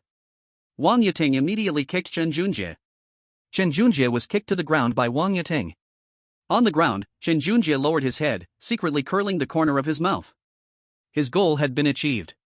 Now he had an excuse to counterattack. As long as he killed Wang Yiting, the only person who knew his secret would be gone. Chen Junjie immediately looked at Wang Yiting, his face full of anger. Wang Yiting. Are you crazy? Why are you beating me here instead of saving the captain? I get it now. You don't want to save the captain. You want him dead. You're deliberately stopping me. Chen Junjie shifted the blame onto Wang Yiting first. Wang Yiting couldn't believe that Chen Junjie would be this shameless. Being falsely accused, Wang Yiting became even angrier and lost all rationality. You bastard. Wang Yiting charged forward and relentlessly attacked Chen Junjie, venting her anger. No one can stop me from saving the captain. Chen Junjie pretended to look for an excuse and began to counterattack. Although they didn't have Xia Yan's strength, they had eaten many high-level foods, and their fullness level was very high. They were even close to breaking the 1,000 barrier. Their physique was several times that of an ordinary person, and each punch and kick was incredibly powerful. Although their physiques were similar, the strength gap between the two was still significant. Before Wang Yiting became a survivor, she was a chef. Although she had received some training, most of her learning was survival skills, with little focus on combat techniques. Chen Junjie, on the other hand, was different. Before becoming a survivor, he was a boxer. Avoiding Wang Yiting's repeated attacks, he waited for the right moment and landed a punch on her face, knocking her down. Wang Yiting saw stars, blood streaming from her nose. Just as she was about to get up, Chen Junjie took the opportunity to kick her in the waist. The sharp pain made Wang Yiting bend over. Chen Junjie wasn't done. He moved in to punch and kick her repeatedly. Wang Yiting had no power to fight back. The two live stream audiences couldn't bear to watch anymore. Isn't this a bit too much? She can't even stand up anymore. Yeah, how can Chen Junjie be so brutal? If you're not ruthless, you can't stand firm. This woman delayed the rescue and almost killed Xia Yan. She deserves to be beaten to death. Wang Yiting's expression became dazed. Blood poured into her eyes. Her vision blurred. Faintly, she saw a blurry shadow rushing toward her from afar. Chen Junjie looked at Wang Yiting under his feet, raised his fist, ready to give her the final blow, completely ending her. Stop! A sharp shout suddenly came from behind. Chen Junjie turned his head and saw Era pulling Xia Yan rushing over, his eyes immediately widening. Xia Yan, how is he not dead? Before he could think clearly, Xia Yan was already beside him. Chen Junjie immediately hid his emotions, changing his expression. Captain! You're not dead, that's great. Chen Junjie looked full of joy. What happened? Xia Yan frowned, looking at Wang Yiting on the ground, dazed and unconscious. He did not know what had happened, nor why the two had fought. The command center learned you were in life-threatening danger and sent us to rescue you. On the way, she tried every means to stop us, delaying the rescue, trying to kill you. When I discovered it, she tried to kill me to cover it up, and that's why I fought back, Chen Junjie explained gravely to Xia Yan. Is that so? Xia Yan nodded, crouching to look at the barely breathing Wang Yiting. Wang Yiting's hand moved slightly, looking at Xia Yan, opening her mouth, making a hoarse sound. It's him. Chen Junjie, nervous, quickly interrupted Wang Yiting. Captain, the traitor cannot be left, we must deal with her, or she will definitely be a hidden danger. Xia Yan nodded. I understand. Then he stood up. Seeing Xia Yan nod, Chen Junjie's face immediately brightened. As long as Wang Yiting was dealt with, no one would know his purpose, and he would be safe. Xia Yan looked at Wang Yiting, beaten beyond recognition, then turned to Chen Junjie with a cold face. You are right, the traitor must be dealt with, no mercy. Chen Junjie, seeing Xia Yan's cold gaze, suddenly froze. And no, Captain, you don't suspect me, do you? I am loyal to you, I rushed to save you, you can't blame me. Chen Junjie looked innocent, arguing with Xia Yan. Xia Yan sneered. Do you think I don't know you? In the mine, Lu Weiqian could sacrifice himself to save others, and the others all risked themselves to save him, only you did nothing. When others worked hard to find supplies, you only chose easy and safe tasks, never volunteering for danger. When Wang Yiting discovered the special effect of high-level supplies, she did not hide it, but gave it to me immediately. All the good things were for me first, do you think I did not see it? Now you call her a traitor? Do you think I would believe that? Xia Yan looked coldly at Chen Junjie. Since the mine incident, Xia Yan had already been watching Chen Junjie, and now he wanted to frame Wang Yiting? Impossible to believe. Chen Junjie froze, swallowing hard, looking at Xia Yan. Captain, you can't do this, I am absolutely loyal to you. Everything I said is true, Wang Yiting is the one betraying you. Though guilty, Chen Junjie still argued, anyway Wang Yiting could not speak complete words, no witnesses, as long as he denied, he didn't believe Xia Yan would dare act. How am I supposed to believe you? Believe you are lazy? Believe you betray trust? Believe you let teammates die in danger? Cowardly? Xia Yan's series of questions left Chen Junjie speechless. Xia Yan took out the camping knife, handing it to Chen Junjie. For old time's sake, I give you dignity. Chen Junjie looked at the knife Xia Yan handed him, his face showing panic. You can't do this, you have no proof, why should you kill me? Chen Junjie never expected Xia Yan would try to kill him without real evidence. The witness is here, will you wait for me to take you back for everyone to judge, or die here with dignity? Giving me some face? Summer Yan pointed at Wang Yiting on the ground. Although Wang Yiting was badly injured, her life was not in danger, and she would soon be able to speak again once she returned. Then, what Chen Junjie had done would naturally be revealed. Chen Junjie's expression changed, knowing Summer Yan would not let him go, and he immediately turned and ran. Summer Yan then raised the ice soul bow. Looks like you don't want dignity. Chapter 69, SSS level treasure chest. Summer Yan relaxed his hand, and the ice arrow shot toward Chen Junjie instantly. Chen Junjie could not dodge, and the ice arrow hit him directly. The power of ice exploded, freezing him into an ice sculpture instantly. Summer Yen didn't even look at him, carrying Wang Yiting onto the sled and quickly heading back to the shelter. The viewers in the barrage were shocked to see Summer Yen kill Chen Junjie so decisively. Wow! Is the flame god really this decisive? Didn't even listen to an explanation and just killed him? What explanation? Such obvious betrayal doesn't need explaining. He just wanted to buy time, waiting for the flame god to die so he could become the next explorer. Decisive killing, love it. Didn't expect there was such a troublemaker in the survivor team. I didn't notice before, my eyes were blind. No one objected to Summer Yan's decision. From Chen Junjie's past behavior, there were many suspicious points. Now that he was dead, everyone would only say Summer Yan acted well. The command room was awkward. Those who previously supported Chen Junjie as the next explorer were embarrassed. No one dared to speak. Summer Yan returned to the shelter. Seeing him return safely, everyone was surprised and relieved. What happened to Chef Wang? But soon someone noticed the injured Wang Yiting. Chen Junjie hit her. Zhang Sihan, check her quickly. Summer Yan quickly called Dr. Zhang Sihan to check Wang Yiting's condition. Where is Chen Junjie? Zhou Jianpain saw only the two of them and looked confused. Summer Yan briefly explained Chen Junjie's situation, and everyone fell silent. I always felt Chen Junjie was suspicious, didn't expect he really had intentions. Su Haoren, who had guessed Chen Junjie's bad intentions, said speechlessly. Let's not talk about that now, saving people is more important. Summer Yen took out the ice hemp herb and handed it to Zhang Sihan. After receiving the herb, Zhang Sihan began to brew medicine. After feeding the medicine soup to Huang Xiaoyun, her condition improved, and the fever soon went down. After all, this was not ordinary medicine, a third-level spirit herb. The effect was very good, far beyond ordinary crops on Blue Star. Thank you. Huang Xiaoyun woke up, looking at the people around, expressing her gratitude. You're welcome, take care and rest well. Summer Yen smiled. You three, come with me.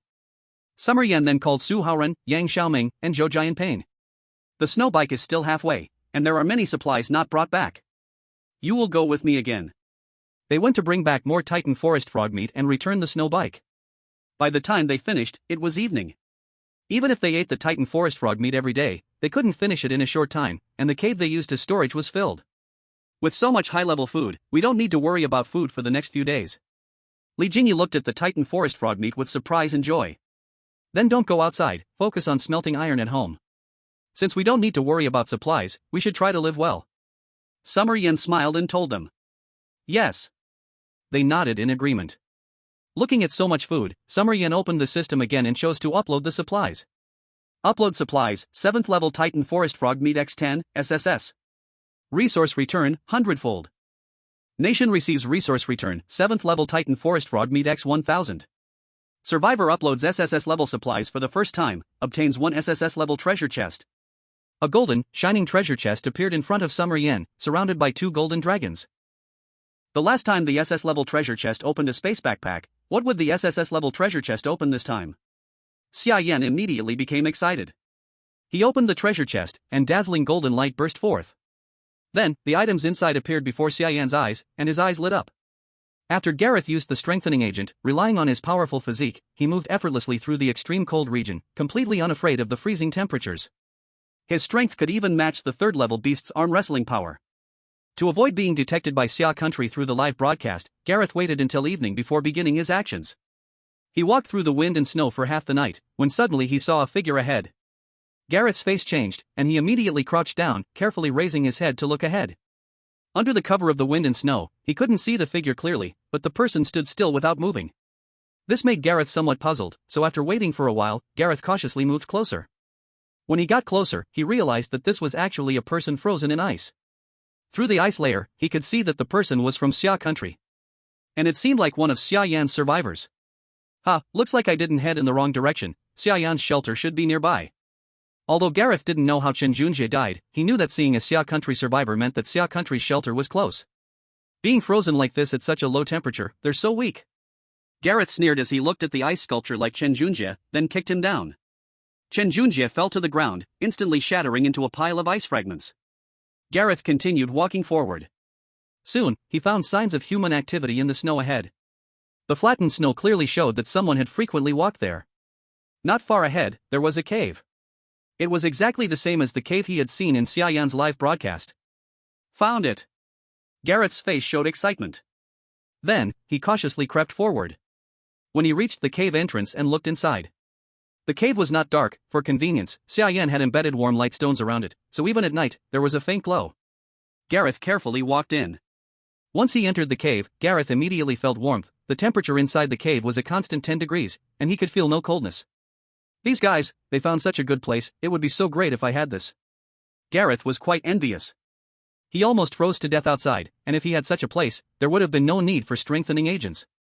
Gareth carefully walked deeper into the cave, where he saw a few people resting inside. None of them were awake. After all, no one expected enemies to teleport into the extreme cold region and find their shelter.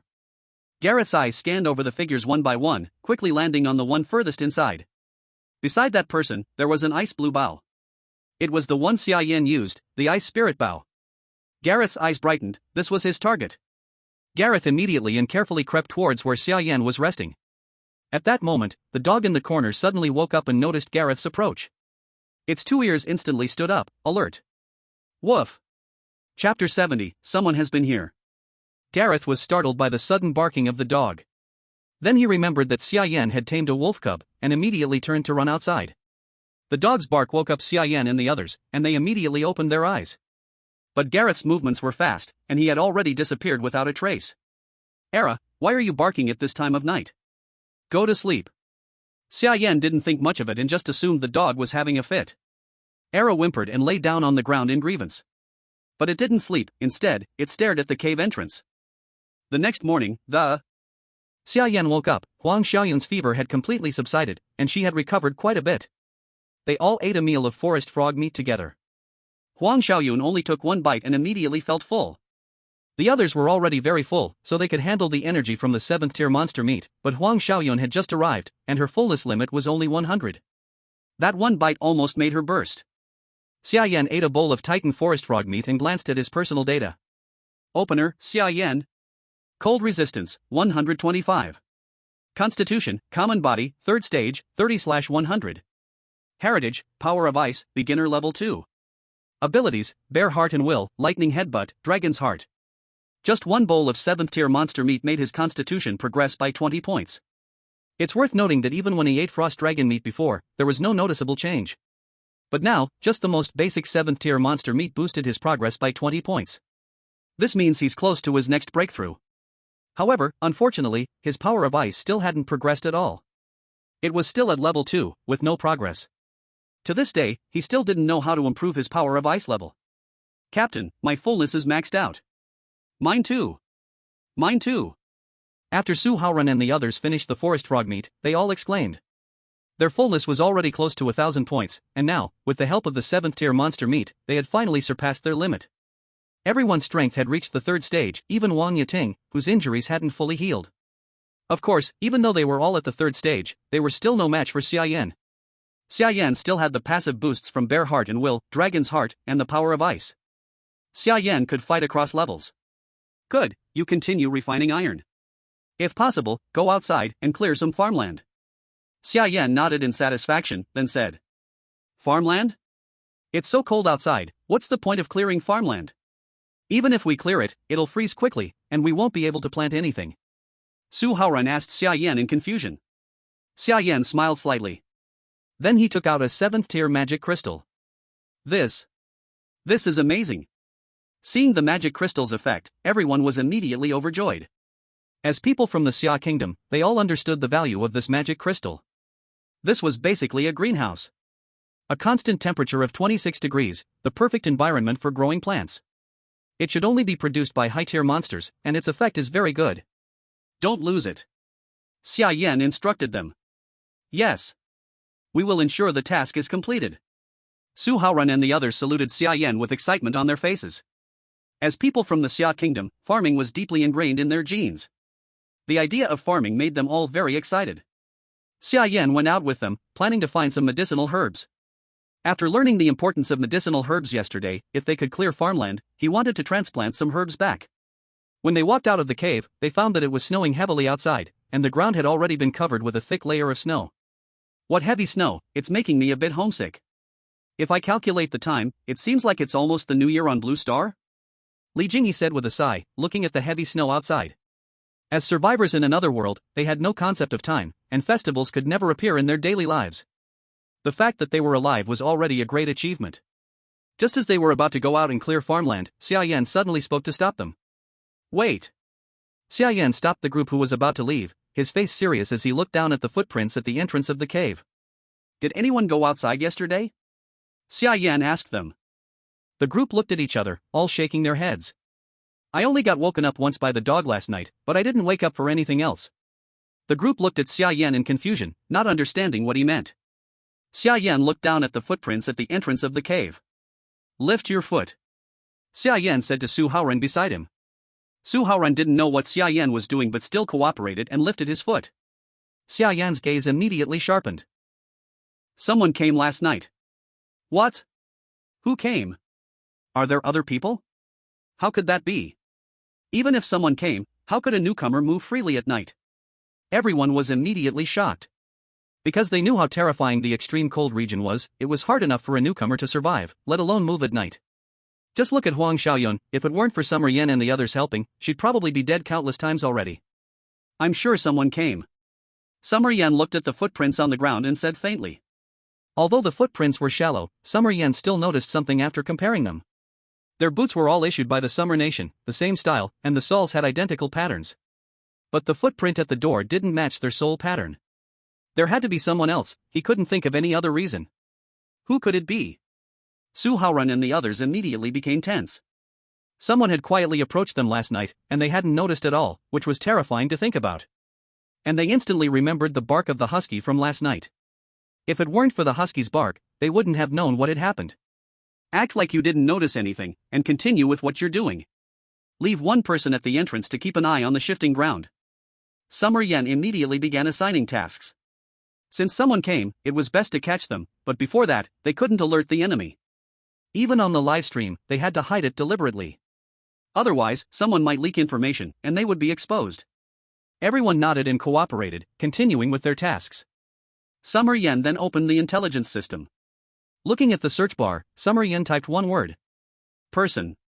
Then, light waves spread out, exploring outward. Ding! Relevant information found. Countless coordinates suddenly appeared in front of Summer Yen. The closest one to him was Su Haoran and the others, with 2 green dots in the cave, marking Wang Yiting and Huang Xiaoyun. 5 outside were the ones who went out to clear the fields. In a distant direction, 3 were Lu Weiqiang and his 2 companions at the mine. And 1, just over 1,000 meters away, was alone out in the heavy snow ahead. Summer Yen looked at the green dot ahead and sneered. No matter who you are, today, you won't get away. Summer Yen snorted coldly and immediately began walking forward. Chapter 71, The Second Strengthening Potion. In a hidden snow cave in front of the shelter. Gareth was shivering inside, frozen to the bone. Although he had taken the strengthening potion and his physical condition exceeded that of ordinary people, having not eaten for so long, enduring hunger and cold in this ice-cold land, his body temperature was severely out of balance. It still made him feel incredibly cold. Gareth rubbed his hands together, breathing out steam, feeling extremely discontent. Why do they have such good luck, finding such a good shelter? If it were mine, I wouldn't have to freeze here. Gareth muttered to himself. If it weren't for that wolf pup yesterday, he would have succeeded. Who would have thought that a wolf pup would ruin his plans? Don't let me find an opportunity, or the first thing I'll do is turn it into a dead dog.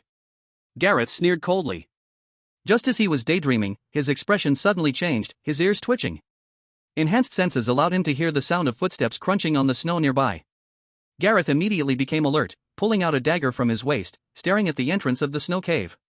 The footsteps grew closer, and Gareth focused intently on the cave entrance. Suddenly, a hand emerged from the snow pile behind him, grabbing his collar and lifting him out of the snow. Gareth's eyes narrowed, and he swung his dagger back towards the person. But Summer Yen was quick and grabbed his wrist. Turning to look at Summer Yen behind him, Gareth's face was filled with terror. Summer Yen casually threw Gareth onto the ground. Looking at his western features, Summer Yen raised an eyebrow. Lighthouse Country people? Xia Yan asked uncertainly. How did you find me? Gareth looked at Xia Yan in disbelief. He thought he had hidden very well, and with so much snow, it would be extremely hard to find the snow hole he dug. And he had already cleaned his footprints along the way, so how was he still discovered? I was about to ask you the same thing. How did you find your way here? Xia Yan looked at Gareth with a cold smile. It's not hard to find you. Since you have already discovered me, there's no need to hide anymore. Prepare to die. Gareth snorted, no longer hesitating, and immediately lunged at Xia Yan with a dagger. After taking the enhancement agent, Gareth was extremely confident in his own strength, believing that Xia Yan was definitely no match for him. But Lewis from Blue Star, seeing Gareth's exposure, actually took the initiative to attack Xia Yan. It was enough to make him nearly explode in anger. Shit! Xia Yan can kill even a tier 7 beast, are you out of your mind trying to fight him head-on? Shit! Lewis was speechless, knowing that Gareth had no way out, but still feeling sorry for this opportunity. Xia Yan watched as Gareth charged towards him, his expression calm. When Gareth reached him and thrust the knife forward, Xia Yan easily sidestepped, then grabbed his wrist and twisted hard, causing the dagger to fall to the ground. Ah! Gareth let out a miserable scream. He gritted his teeth and kicked towards Xia Yan's face. Xia Yan blocked with his other hand, then kicked Gareth's other leg, causing him to lose balance and fall to the ground. Xia Yan looked at him, noticing a glint of surprise in Gareth's eyes. How are you so strong as a new survivor? Xia Yan asked, puzzled. The earlier survivors not only resisted the extreme cold of this place but their strength also seemed close to tier 3. This didn't make sense. Gareth, with no way to resist in Xia Yan's hands, was shocked. Humph. You'll never know. Knowing that Xia Yan's strength was far greater than his own, Gareth took out another enhancement agent from his waist and injected it into his body. The second enhancement agent had a significantly higher risk of death, and with this shot, he wasn't sure whether he could endure it, but there was no way back. If he didn't fight Xia Yan, he wouldn't let him go. After the injection, a heart-wrenching pain surged through his body. Gareth's eyes turned blood red, as if suffering from hyperthyroidism, his eyeballs bulging, blood vessels spreading, veins on his forehead bulging, muscles swelling. Ah! Gareth let out a scream, like a beast in pain. And his strength soared, becoming incredibly powerful. He clenched his fist and threw a punch towards Xia Yan. This punch was heavy and fast. Xia Yan quickly extended his hand to block. Bang! Gareth's punch hit Xia Yan's arm, directly sending him flying several meters, leaving a long skid mark on the ground. At this moment, Gareth seemed to have completely lost his sanity, bending over, his muscular arms hanging down naturally, his fingers clawing, his eyes blood red, breathing heavily. Roar! Gareth roared and rushed at Xia Yan in an instant. The two collided in an instant.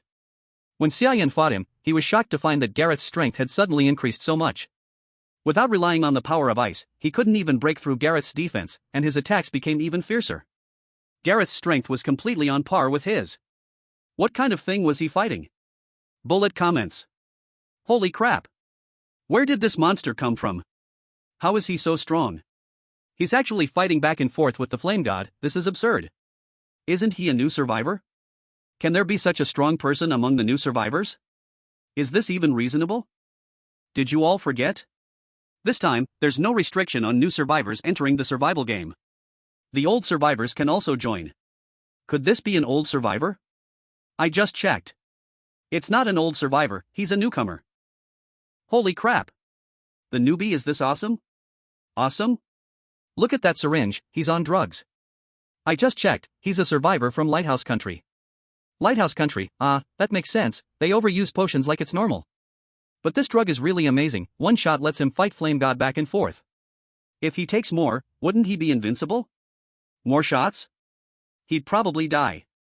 Getting so strong so suddenly surely drains the body's potential. Surviving is uncertain, so taking more shots. Lewis saw Gareth use the second booster, surprised but a glimmer of hope in his eyes. Good, well done, this is a warrior from Lighthouse Country. 2 boosters, strength definitely surpasses Xia Yan. Lewis said with joy. Whether Gareth dies afterward, it's none of his business. As long as Xia Yan is defeated, losing one survivor is worth it. In another world, Xia Yan and the enhanced, insane Gareth fought back and forth. But Xia Yan kept dodging, while Gareth's attacks were aggressive, ignoring injuries, so it looked like Xia Yan was losing, constantly retreating. As if being beaten back step by step. But Xia Yan was just waiting for the right moment. Until Gareth threw a punch, opening his middle guard. Xia Yan immediately seized the chance, grabbing both of Gareth's wrists. Both hands controlled and close, no extra limbs to attack. But Gareth had lost his mind, every part of his body a weapon. Gareth lifted his head, smashing it towards Xia Yan's face. Xia Yan didn't hold back, lifting his head and slamming it into Gareth's forehead. Bang! Their foreheads collided, blood instantly spraying. Chapter 72, Adding New Rules. Even with the booster, Gareth's strength wasn't much beyond a normal person, while Xia Yan's body was solid level 3 mortal.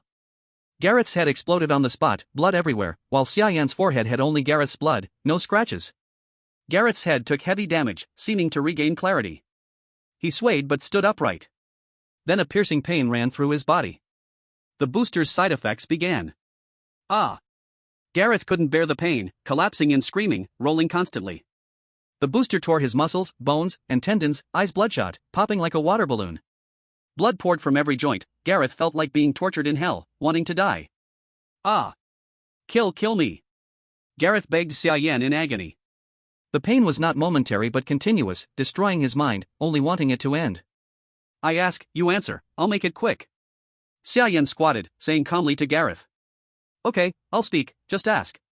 Gareth gritted his teeth, enduring the pain to speak. How many of you came this time? How many veteran survivors? Xia Yan asked calmly. 123 in total, 20 veterans.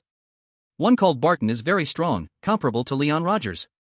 Gareth answered without hesitation, revealing all he knew. Just kill me, I don't want to live, ah. After speaking, he wanted Xia Yan to finish it quickly. Last question, how did you find me?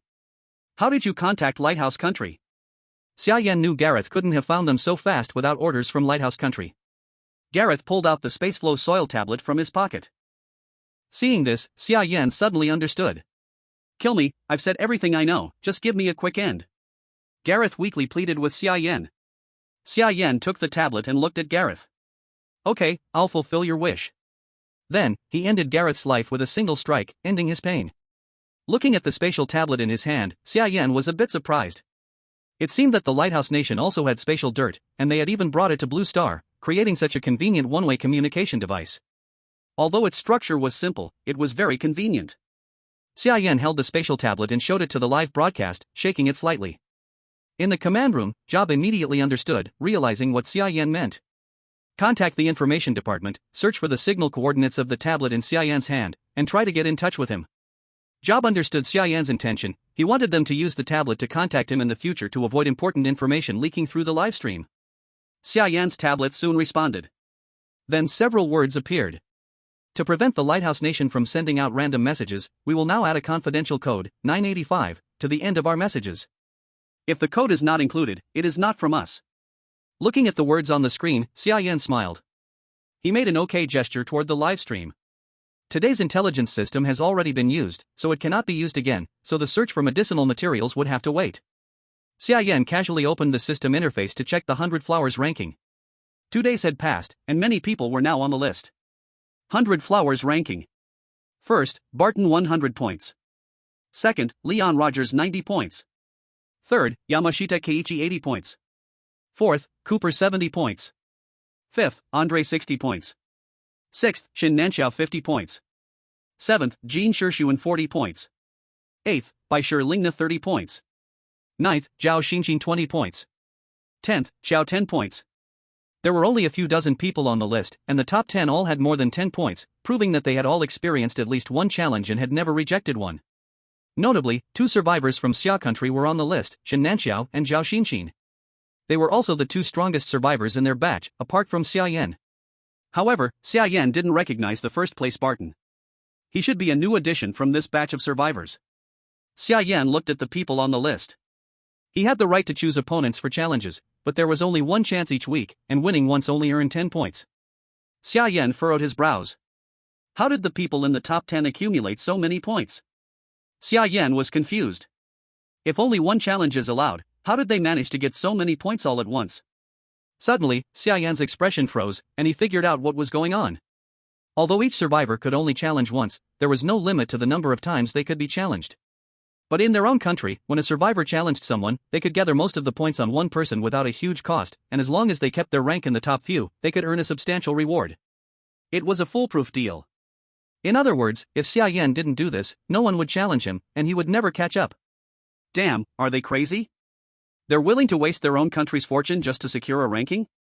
They must be out of their minds. Xia Yan shook his head in disbelief.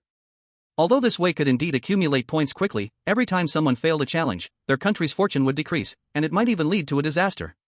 This was indeed playing with the country's fortune, harming others without benefiting oneself. Wait.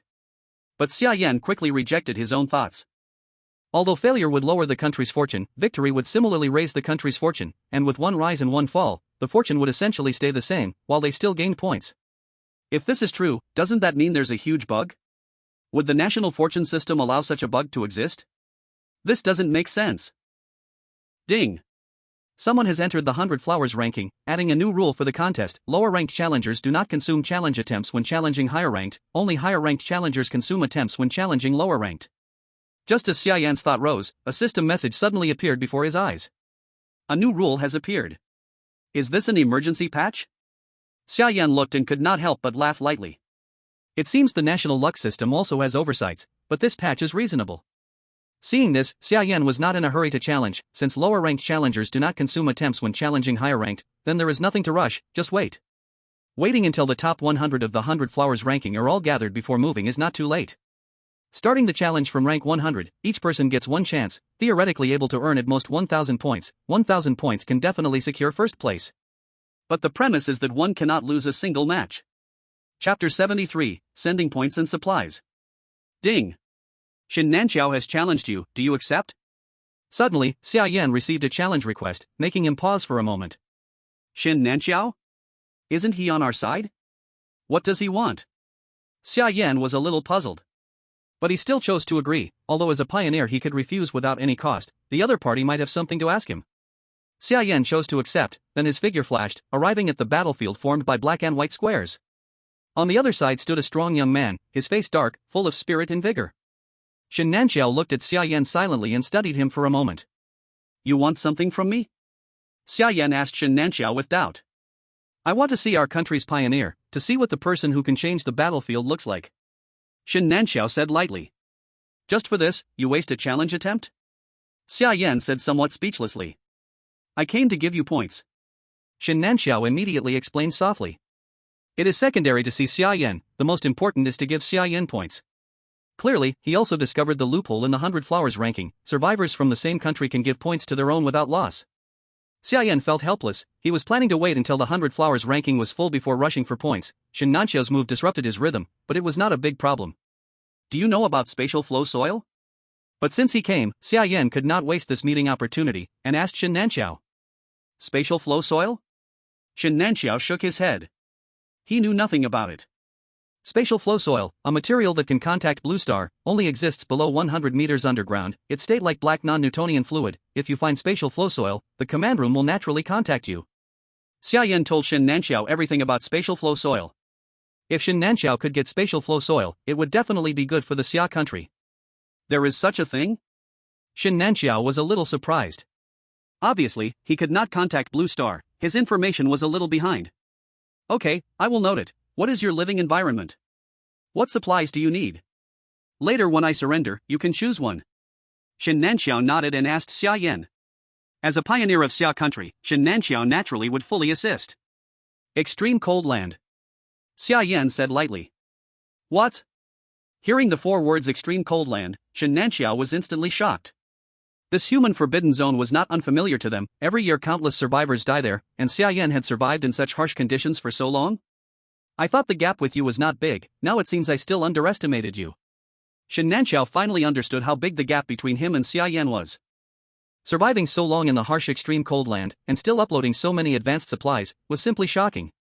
My birthplace is a mine, rich in minerals. Today I just found a 3rd tier or vein. Shin Nanqiao was also generous, without any hesitation letting Xia Yan take the 3rd tier or vein he had just found. It should be known that once Xia Yan took it, such resources would never appear there again. I am not really short of or now, do you have herbs on your side? Xia Yan was not lacking ore, even the coal iron ore had not been fully mined yet, and every day there were fire spirit ores and moon shadow stones to mine. It was exactly the right time for smelting steel, with no extra time for other things. Herbs? I do have some, a 2nd tier shugu grass growing on cliff walls, but its living environment requires above 20 degrees, in extremely cold land it might not be suitable, right? Shin Nanqiao had found some survival supplies, including many herbs, but because Xia Yan was in extremely cold land, he did not bring it up, as these plants could not survive there at all. No problem, I can handle the temperature. If I take them, will it cause trouble for you? Xia Yan was still thinking about whether the other side would be affected. It would not be proper if he took the things and made Shin Nanqiao's survival difficult. No problem, I have other herbs with the same effect. Shin Nanqiao shook his head. Okay, then thank you. Xia Yan no longer hesitated, nodding. Shen Nanxiao also nodded. Then he raised his hand. I admit defeat. The two had little communication, speaking only of business, then admitting defeat immediately. This was trust in their own people. Ding. Opponent challenge failed. Baihua points plus 10, you can choose one resource from the opponent's area. 1. First tier coal 2. Second tier lapis lazuli 3. Second tier shugu grass 4. Second tier mica 5. Second tier refined iron ore 6. Third tier dragon pattern stone. Choose second tier shugu grass. Xia Yan made the choice decisively. Then his figure flashed and he returned again to the extremely cold land. Xia Yan went toward Su Haoran and the others. Although only half a day had passed, they were many and strong, and with the 7th tier magic crystal's constant temperature field, they had already melted part of the ice and snow, and reclaimed a small piece of farmland. Under the frozen soil covered in ice and snow, the dug-up earth was black, very rich in nutrients. Xia Yan opened the system and chose to plant. A shugu grass appeared on the ground. Because of the constant temperature field, it was not affected by the cold environment, growing very well. Shugu grass, growth cycle 7 days, can be harvested once every 7 days, growth status, ready for harvest. Xia Yan immediately chose to harvest. Shugu grass plus 1. Seeing Xia Yan successfully plant a herb, everyone's faces were full of joy. This showed their effort was not wasted and results could already be seen. You all keep busy, I will go check on Wang Yiting. Xia Yan took the shugu grass back to the shelter. Zhang Xihan was taking care of her inside the cave. Wang Yiting was seriously injured, especially in muscles and bones, unable to heal in a short time. But the effect of shugu grass was for trauma, very effective for treating broken bones and muscle injuries. Dr. Zhang, this is the material sent to us by Shen Nanxiao, see if it can treat Chef Wang's injuries. Xia Yan handed the shugu grass to Zhang Xihan. Zhang Xihan took a look and immediately his face showed delight. It works. This is exactly the medicine Wang Yiting needs. Without a word, Zhang Xihan began preparing it. He divided the shugu grass into 2 parts, one for boiling soup, one crushed for external application. Combining internal and external use, the treatment effect would be better. After drinking a bowl of soup, Wang Yiting's complexion improved a lot. It showed the medicine's miraculous effect. This strengthened Xia Yan's determination to find herbs even more. The night passed quietly, those smelting iron, those farming the land continued their work. The next day, Xia Yan opened the intelligence system. He typed the word herbs in the search bar. Immediately a large amount of data appeared in front of him. Intelligence sent, S-level intelligence found, marked. In Xia Yan's view, a pale golden coordinate appeared before him. Looking at the pale golden coordinate, Xia Yan was stunned for a moment. S-level intelligence? What grade of herb is this? Era, let's go. Xia Yan immediately called out to Era and headed toward this S-level coordinate. The coordinate was not close, and along the way, Xia Yan even gathered a few herbs. When he reached the vicinity of the destination, he saw a steep canyon ahead. The canyon was very narrow, the narrowest part could only fit one person sideways. And the ground was full of scattered rocks, large and small, piled together, making it hard to pass through, let alone use a sled. Xia Yan had no choice but to get off the sled, leave it behind, and walk into the canyon. One person and one dog cautiously entered the canyon. Although it was not far now, the rugged road still made Xia Yan walk for quite a while. When he squeezed through the narrow gap, the scene before him was a breathtaking sight. The canyon was filled with white flowers, glowing with radiance, as if moonlight was shining down, giving it a dreamy feel. Dreamlike snow lotus, 3rd-tier spirit herb, promotes blood circulation and removes blood stasis, excellent for treating internal injuries. Xia Yan was shocked, these dense white flowers were all spirit herbs, of the same grade as the ice sky yellow grass. But this alone was not S-level intelligence, there must be something even better nearby. And the coordinate was right in the middle of these dreamlike snow lotus flowers. Xia Yan took a step forward, entering the snow lotus field. As soon as his feet landed, he felt a soft sensation. Underneath the snow lotus flowers was soil, not snow. Xia Yan walked forward, reaching the center of the snow lotus field. The system's coordinate point was right beneath his feet, but it seemed to be rising up from the soil. Above, all he could see were the snow lotus flowers, nothing else. Could it be below? Xia Yan immediately took out a shovel and started digging. With Xia Yan's strength, these soils posed no difficulty for him, and he easily dug through them. Within a few minutes, a pit about 1.5 meters deep was dug out. But the coordinate was still beneath, and no one knew how long it would take to dig. As the pit got deeper, the viewers watching the live broadcast started to get bored. What is God Yen doing? Why isn't he taking the resources? Why is he digging here? God Yen must have his reasons. If you can guess, then you'd be God Yen. There must be something valuable underground. I'm suddenly interested. I wonder what God Yan will dig out. In the command room, Job looked at Xia Yan, who was digging down, and frowned. Send a message to Xia Yan, ask him what he's doing, and if we can help.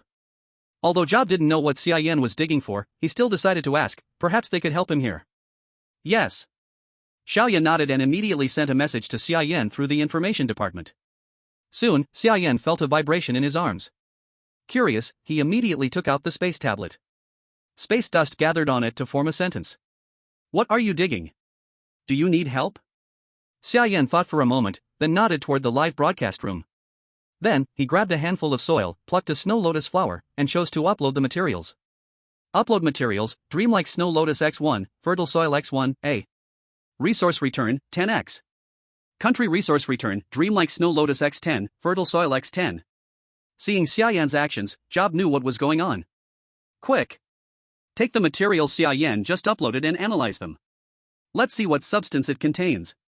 Job immediately had people take action. The action in the command room was quick, and within 20 minutes, the results were in. Report.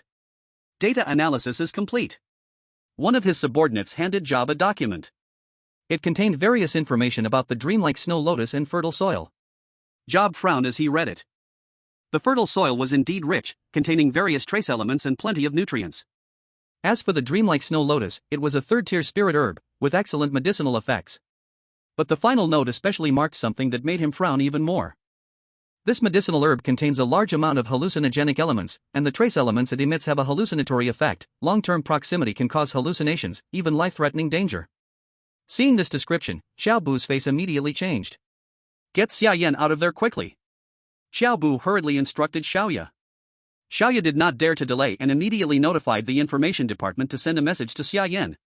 At this moment, Xia Yan was still digging the soil in the dreamlike snow lotus, but he could not reach the bottom and could not see the final goal. Roar! Suddenly, a terrifying beast roar reached his ears. Looking up, he saw a terrifying monster above his head that appeared out of nowhere. The monster looked like a dinosaur, but with green skin and red spots, looking extremely bright. Roar! The dinosaur opened its mouth and let out an angry roar at Xia Yan in the pit. Xia Yan's face changed, and he quickly got up and ran. But the dinosaur moved faster, jumping with its legs to block Xia Yan's way. It opened its mouth to bite Xia Yan. Xia Yan quickly dodged, then threw a punch at the dinosaur. The dinosaur took Xia Yan's strike without moving at all. This made Xia Yan's face immediately change. Fighting with the dinosaur, no matter how he hit, it did not move. Barrage! What is Yenshin doing? Dancing? Why is he hitting the air? Stop hitting. Go to the dance room if you want to fight. I feel something is wrong. This state, this action, could he have eaten poisonous mushrooms? From the viewer's perspective, in the live stream, only Xia Yan was recklessly charging, punching, and kicking the air. This abnormal action was confusing. In the command room, Xiao Bu looked worried. His warning was slightly late, Xia Yan was poisoned. No, Xia Yan has already lost his perception of the outside, messages sent to him cannot be sensed. Xiaoya helplessly reported to Xiao Bu. She had already sent several messages through the information department, but it was like throwing stones into the sea. Xia Yan felt nothing at all. Xiao Bu deeply frowned, watching Xia Yan hitting the air on the screen with a look of melancholy. If they did not find a way to wake Xia Yan, staying in such a place for a long time would be life-threatening. Keep sending messages, do not stop. Xiao Bu instructed Xiaoya, then turned and left the command room. He quickly arrived at the command room managed by Zhao Donglin. This was Zhao Xinxin's live stream room. Oh? What wind brought you here? Zhao Donglin looked surprised when he saw Xiao Bu. Has Zhao Xinxin found the spatial flow soil? Without a word, Xiao Bu asked Zhao Donglin. Ha, you also got the message? We just found it, and we were planning to contact her. Zhao Donglin said proudly. His daughter really made him proud. Although she did not become an expander, the gap with Xia Yan was not so big. Especially recently, she unexpectedly found the spatial flow soil. He knew how important spatial flow soil was. Contact her as soon as possible, now only she can save Xia Yan. Chapter 75, Challenge Xia Yan. What? Save Xia Yan? Zhao Donglin looked confused, not knowing what happened. Xia Yan ran into trouble. Xiao Bu briefly told Zhao Donglin what Xia Yan encountered. How can Zhao Xinxin save him? They are not in the same place. After hearing Xiao Bu's explanation, Zhao Donglin asked doubtfully. Let Zhao Xinxin use a challenge chance to challenge Xia Yan, and wake him with the system's voice. Xiaobu then shared his idea. Since they could not contact Xia Yan through spatial flow soil, only the survivor could reach him. How do you know the system can definitely wake Xia Yan? If it can't, then Zhao Xinxin wastes a challenge chance. Zhao Donglin said sternly. Whether as Zhao Xinxin's supervisor or her father, he had to consider her interests both publicly and privately. It was fine if they saved Xia Yan, but if it didn't work, wouldn't that be a wasted opportunity for a challenge? Whether we can wake him up or not, we have to try. Xia Yan has done so much for us. We can't just watch him die. Plus, he's the one who expanded the Xia Country. If he dies, it'll be a huge loss for the Xia Country. Xiaobu said seriously, urging Zhao Donglin. I don't care about any of that. All I know is that letting Zhao Xinxin waste her challenge opportunity is like losing 10 points in the 100 Flowers rankings. This affects the rewards from the 100 Flowers list. Zhao Donglin was unyielding. No matter how much Xiaobu tried to persuade him, he simply refused to compromise. Xiaobu's face turned red with anger. Are you crazy? Can't you tell what's more important? Xiaobu was so angry that he even pointed at Zhao Donglin's nose and cursed fiercely. Zhao, I advise you to be respectful. Our statuses are the same. Even if Xia Yan becomes an expander, your position hasn't changed. You have no right to command me. Zhao Donglin snorted coldly, not at all afraid of Xiaobu's threat. He looked like a dead pig not afraid of boiling water, absolutely unwilling to compromise. He has no right to command you, but what about me? Just as Xiaobu didn't know how to handle Zhao Donglin, suddenly a voice came from behind. Shen Zhongliang walked over with a cold face. Behind him was a timid Xiaoya. Clearly, it was Xiaoya who had called Shen Zhongliang over. She sensed Xiaobu's intention and figured that Zhao Donglin wouldn't agree so easily, so she immediately reported Xia Yan's situation. When Shen Zhongliang learned of it, he naturally didn't dare to delay and rushed over right away. Shen. Minister Shen. Upon seeing Shen Zhongliang, Zhao Donglin immediately became obedient. Shen Zhongliang was their superior, and of course, he didn't dare to act recklessly in front of him. Humph. Quickly contact Zhao Xinxin and have her challenge Xia Yan to wake him up. Shen Zhongliang immediately gave the order. Time was tight and the task was urgent. There was no time to argue with Zhao Donglin. The information department immediately began attempting to contact Zhao Xinxin's spatial flow soil. Zhao Xinxin was no fool. After noticing the abnormality of the spatial flow soil, she quickly found the correct way to use it and received the information sent from the command room. Challenge Xia Yan? Zhao Xinxin was puzzled, but she still followed the instructions. She opened the system and selected to challenge Xia Yan. On the other side, Xia Yan was struggling against a strange dinosaur. No matter how hard he tried, he couldn't defeat this dinosaur. Moreover, it was getting bigger and bigger in front of him. It was now almost taller than the canyon. Just as Xia Yan was about to run away, suddenly a system prompt appeared in front of him. Ding! Zhao Xinxin has challenged you, do you accept? Xia Yan looked at this familiar name and furrowed his brows. Accept. But he didn't think too much about it and quickly chose to accept. No matter what, at least he could go to the battlefield space to hide. With a flash, Xia Yan appeared in the battlefield space. But to his surprise, the strange dinosaur was still there, which startled him. Damn! How is it still here? The dinosaur charged at him again. He quickly retreated to dodge. In the distance, Zhao Xinxin watched Xia Yan running away in a panic, feeling confused. Hey, what are you doing? Zhao Xinxin shouted at Xia Yan. Why are you frozen? Run! Don't you see the huge dinosaur? Xia Yan frantically waved his hands at Zhao Xinxin, urging her to run quickly. Zhao Xinxin looked at the empty space behind Xia Yan, confused. Where was the dinosaur? The bullet comments were also confused by Xia Yan's actions. What is Yenshin talking about? Where's the dinosaur? Did he take something weird? What is he babbling about? Also, why is Zhao Xinxin fighting with Xia Yan? Isn't this internal conflict?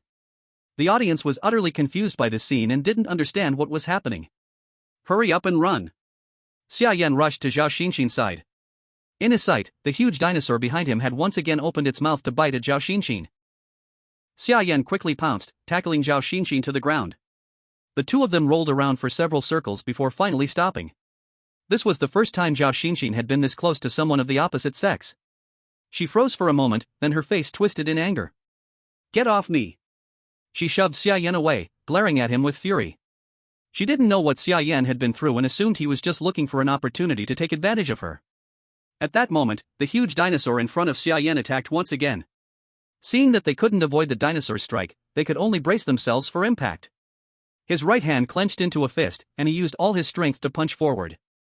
Get out of my way. Boom. Xia Yan threw a punch, and the immense force made a sound explosion.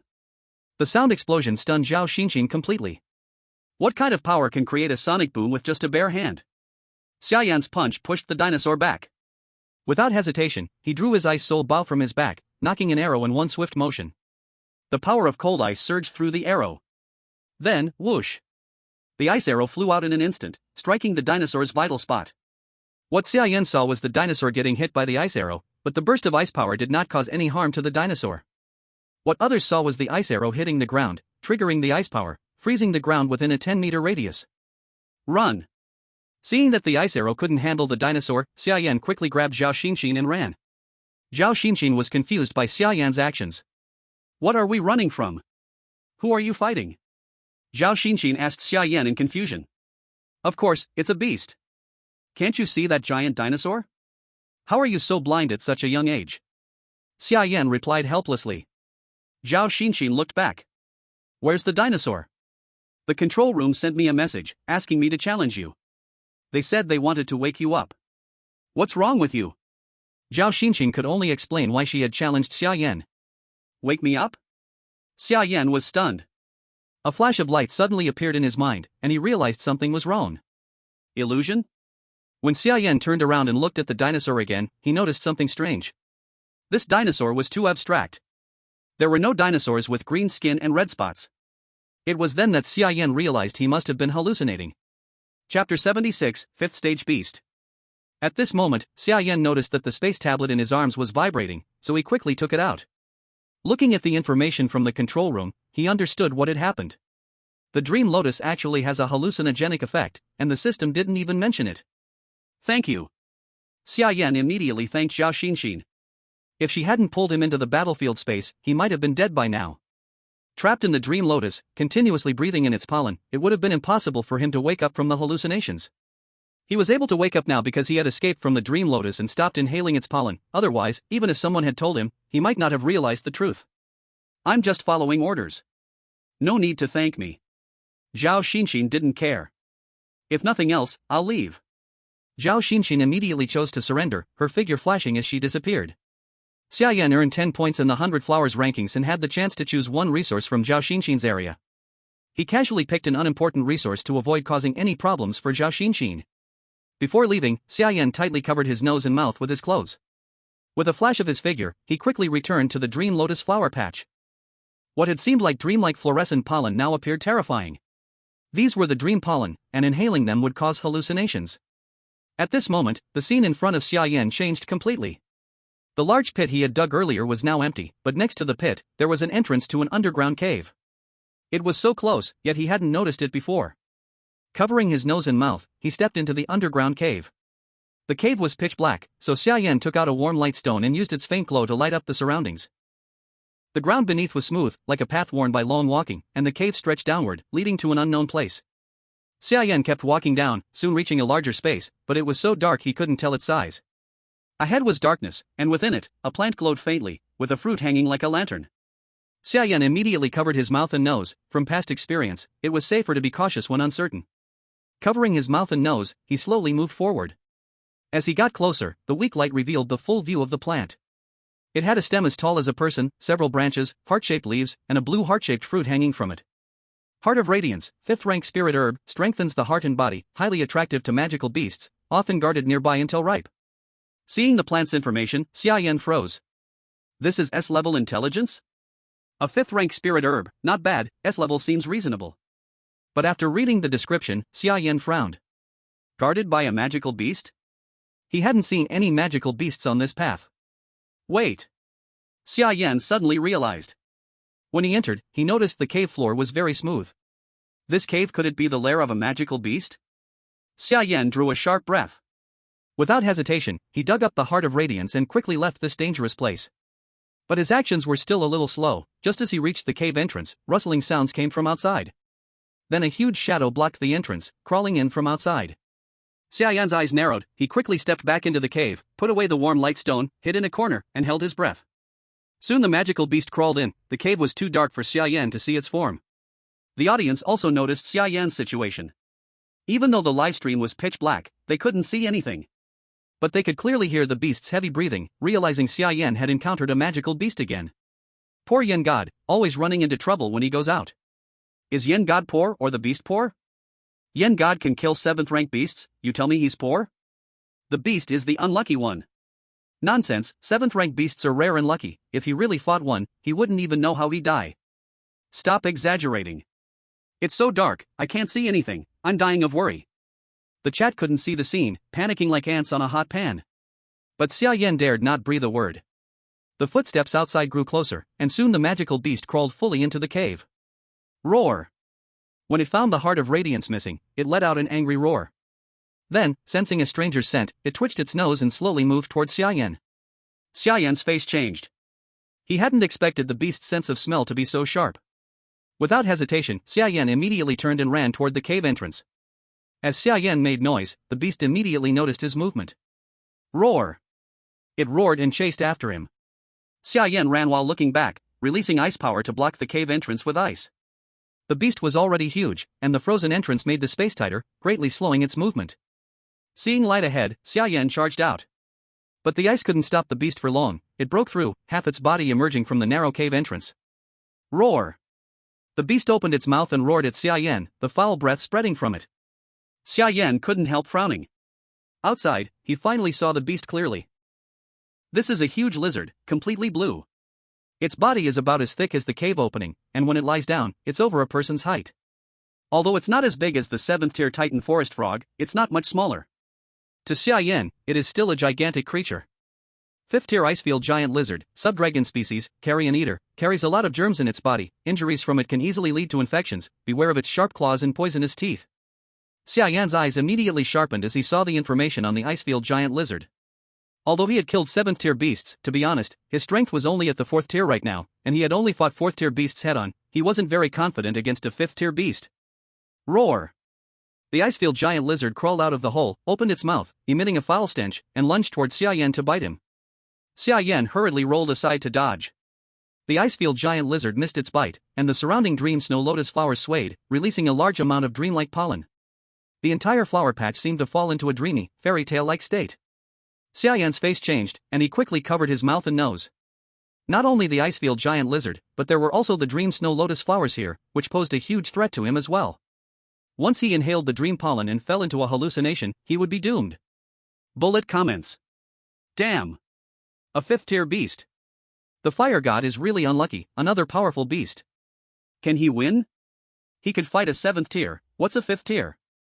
The one above is overthinking, need I explain how the 7th tier beast died? This is a direct confrontation with a 5th tier beast, it's probably tough. Chapter 77, Betting. Xia Yan's gaze tightened as he looked around. He saw the gap he passed through earlier and immediately turned to run towards it. No matter what, he had to leave this patch of snow lotus flowers first, or he would die from inhaling the dream pollen. But with his strength at the 3rd tier, how could he outrun the 5th tier Icefield giant lizard? The Icefield giant lizard crawled on the ground, quickly advancing through the flower patch. The dream pollen had no effect on it at all. In almost an instant, it was behind Xia Yan, opening its mouth wide and lunging at him. Xia Yan could feel the stinking breath behind him, knowing that the beast was already right behind him. He immediately jumped up and charged towards the gap in front, activating his ability. Lightning Headbutt. Although Lightning Headbutt is an attack ability, it also has a displacement effect, and Xia Yan's body instantly turned into lightning and charged forward. The Icefield giant lizard missed its bite. But it didn't stop and continued chasing Xia Yan. It quickly caught up and bit again.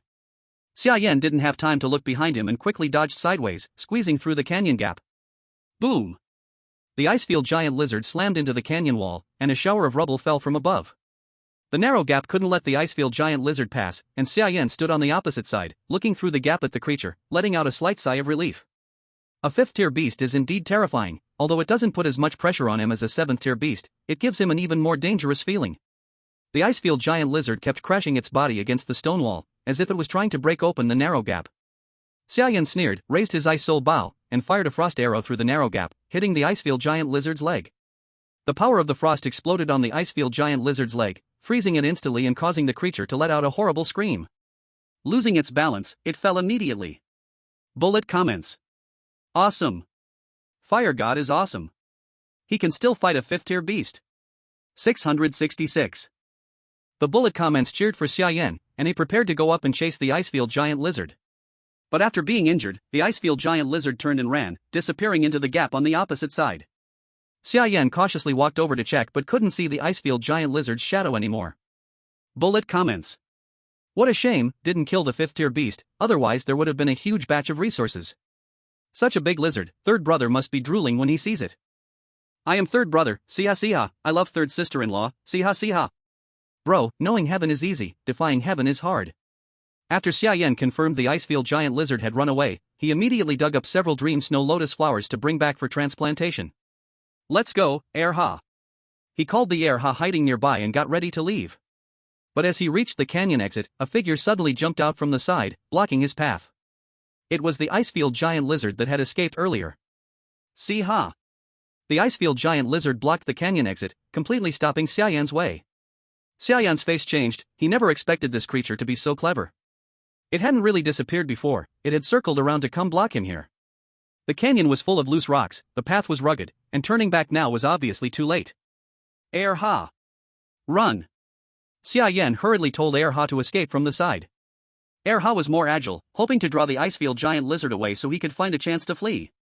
Erha immediately dashed out, nimbly running past the Icefield giant lizard. However, the Icefield giant lizard seemed not to notice him at all, its gaze fixed firmly on Xia Yan. Hatred stayed entirely on Xia Yan. Xia Yan gave a bitter smile. What hatred, what grudge, remembering me so deeply? The viewers watching the livestream also became tense. Xiaobu frowned. He had just pulled Xia Yan out of the illusion, never expecting such a big trouble again. But now they had no way, illusions could still contact other survivors to pull Xia Yan into the battlefield to solve it, but this situation could only rely on Xia Yan himself. Moreover, Zhao Xinxin now ranked higher than Xia Yan, and had no chance to challenge him. This is the person saved by wasting Zhao Xinxin's precious challenge chance? Humph. Zhao Donglin saw the scene and immediately showed dissatisfaction.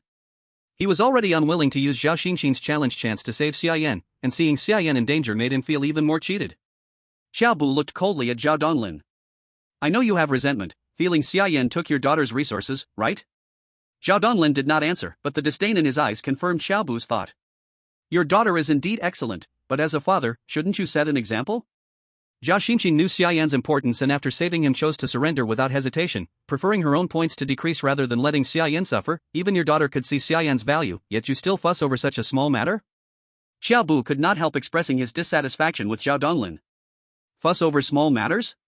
My daughter should just become someone else's stepping stone? Look at his situation now, wasting my daughter's challenge chance. If used well this time, by the end of the month she could even get better rewards. Isn't that better than wasting it on a dead person? Zhao Donglin pointed at Xia Yan in the livestream and said in a low voice. You think he will die? Xiaobu looked coldly at Zhao Donglin. Of course, 5th rank monster, he is immortal at 3rd rank, 2 ranks below, how could he win? Zhao Donglin nodded without hesitation. Xiaobu sneered. Then how about a bet? Xiaobu said calmly to Zhao Donglin. Bet what? Zhao Donglin asked in confusion. Bet whether Xia Yan can survive. Xiaobu said calmly. Ha! Zhao Donglin sneered. You think he can survive facing a 5th rank monster? Although he once killed a 7th rank monster, that was all coincidence, any small mistake in that process and he would have died inside the 7th rank monster. You really think he has 7th rank power? Zhao Donglin showed disdain, he naturally knew Xia Yan's battle with the 7th rank monster. Xia Yan was completely powerless, swallowed in one bite, surviving was all accident. He did not believe Xia Yan truly had this strength. Wanna bet? Job didn't deny, he just looked at him calmly. Bet then, afraid of you? What's the stake? Zhao Donglin snorted in disdain, then asked. If Xia Yan is still alive, Zhao Xinxin will support Xia Yan unconditionally in the future. Everything must revolve around Xia Yan, and you won't target Xia Yan anymore. Job said calmly. What if he dies? This kind of stake Zhao Donglin naturally had no objection to. If Xia Yan dies, you can make me do anything. Job said to Zhao Donglin without expression. Fine. You said it. Zhao Donglin sneered. He could never refuse this stake. I also won't let you do anything excessive. If you lose, just resign voluntarily. Zhao Donglin looked at Job with a cold smile. Job looked at Zhao Donglin, his expression didn't change at all, and he nodded calmly. Fine. Chapter 78 SSS level item. Job watched the livestream coldly. He had great confidence in Xia Yan, although now it seems Xia Yan's strength was indeed a bit short of 5th rank. But before, wasn't Xia Yan always like this? When everyone had no hope in him, he brought huge surprises. He believed this time Xia Yan would surely bring him surprise too. In the livestream, Xia Yan stood face to face with the icefield monitor. Because the husky didn't distract the icefield monitor, Xia Yan also couldn't find a chance to escape. The icefield monitor moved, swinging its sharp claw towards Xia Yan. Xia Yan hurried to dodge, but was still a step late, hit in the chest by the claw, flying backward on the spot. Xia Yan felt a sweet taste in his mouth, a trace of blood seeped from the corner of his mouth. Ah, old job, even you can be wrong? Seems he really isn't a match for a 5th-rank beast, time to retire early. Zhao Donglin saw Xia Yan injured. Instead of worrying, he laughed out loud. This drew many dissatisfied glances around. After all, Xia Yan was the pioneer of Xia Country. Zhao Donglin so boldly mocking him publicly made people feel cold. Job watched the livestream without looking at Zhao Donglin. On screen, Xia Yan wiped the blood from the corner of his mouth. 5th-rank beasts are indeed terrifying, seems I can only use that thing. Xia Yan unzipped his chest, a snowflake-shaped pendant fell from his neck. The pendant gave off a strong chill.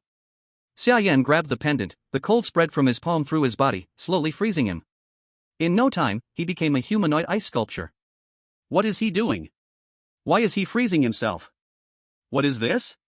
Not enough taste, freezing it for the beast? Can't beat it but don't give up, at least fight, why commit suicide?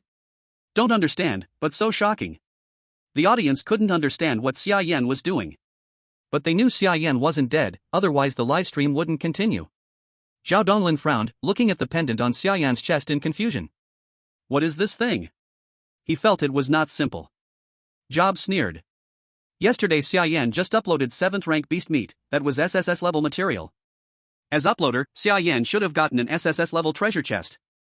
Although the opening scene wasn't seen, SSS level items are never simple. Especially Xia Yan had never exposed an SSS level item before, showing this item is even more important, not revealed unless necessary. Now it seemed this SSS level item was the pendant on his neck. On screen, the icefield monitor saw Xia Yan freezing himself in ice, looking puzzled. But it didn't think much, stepped forward, biting Xia Yan in its mouth, pressing the hard ice with sharp teeth. Crack.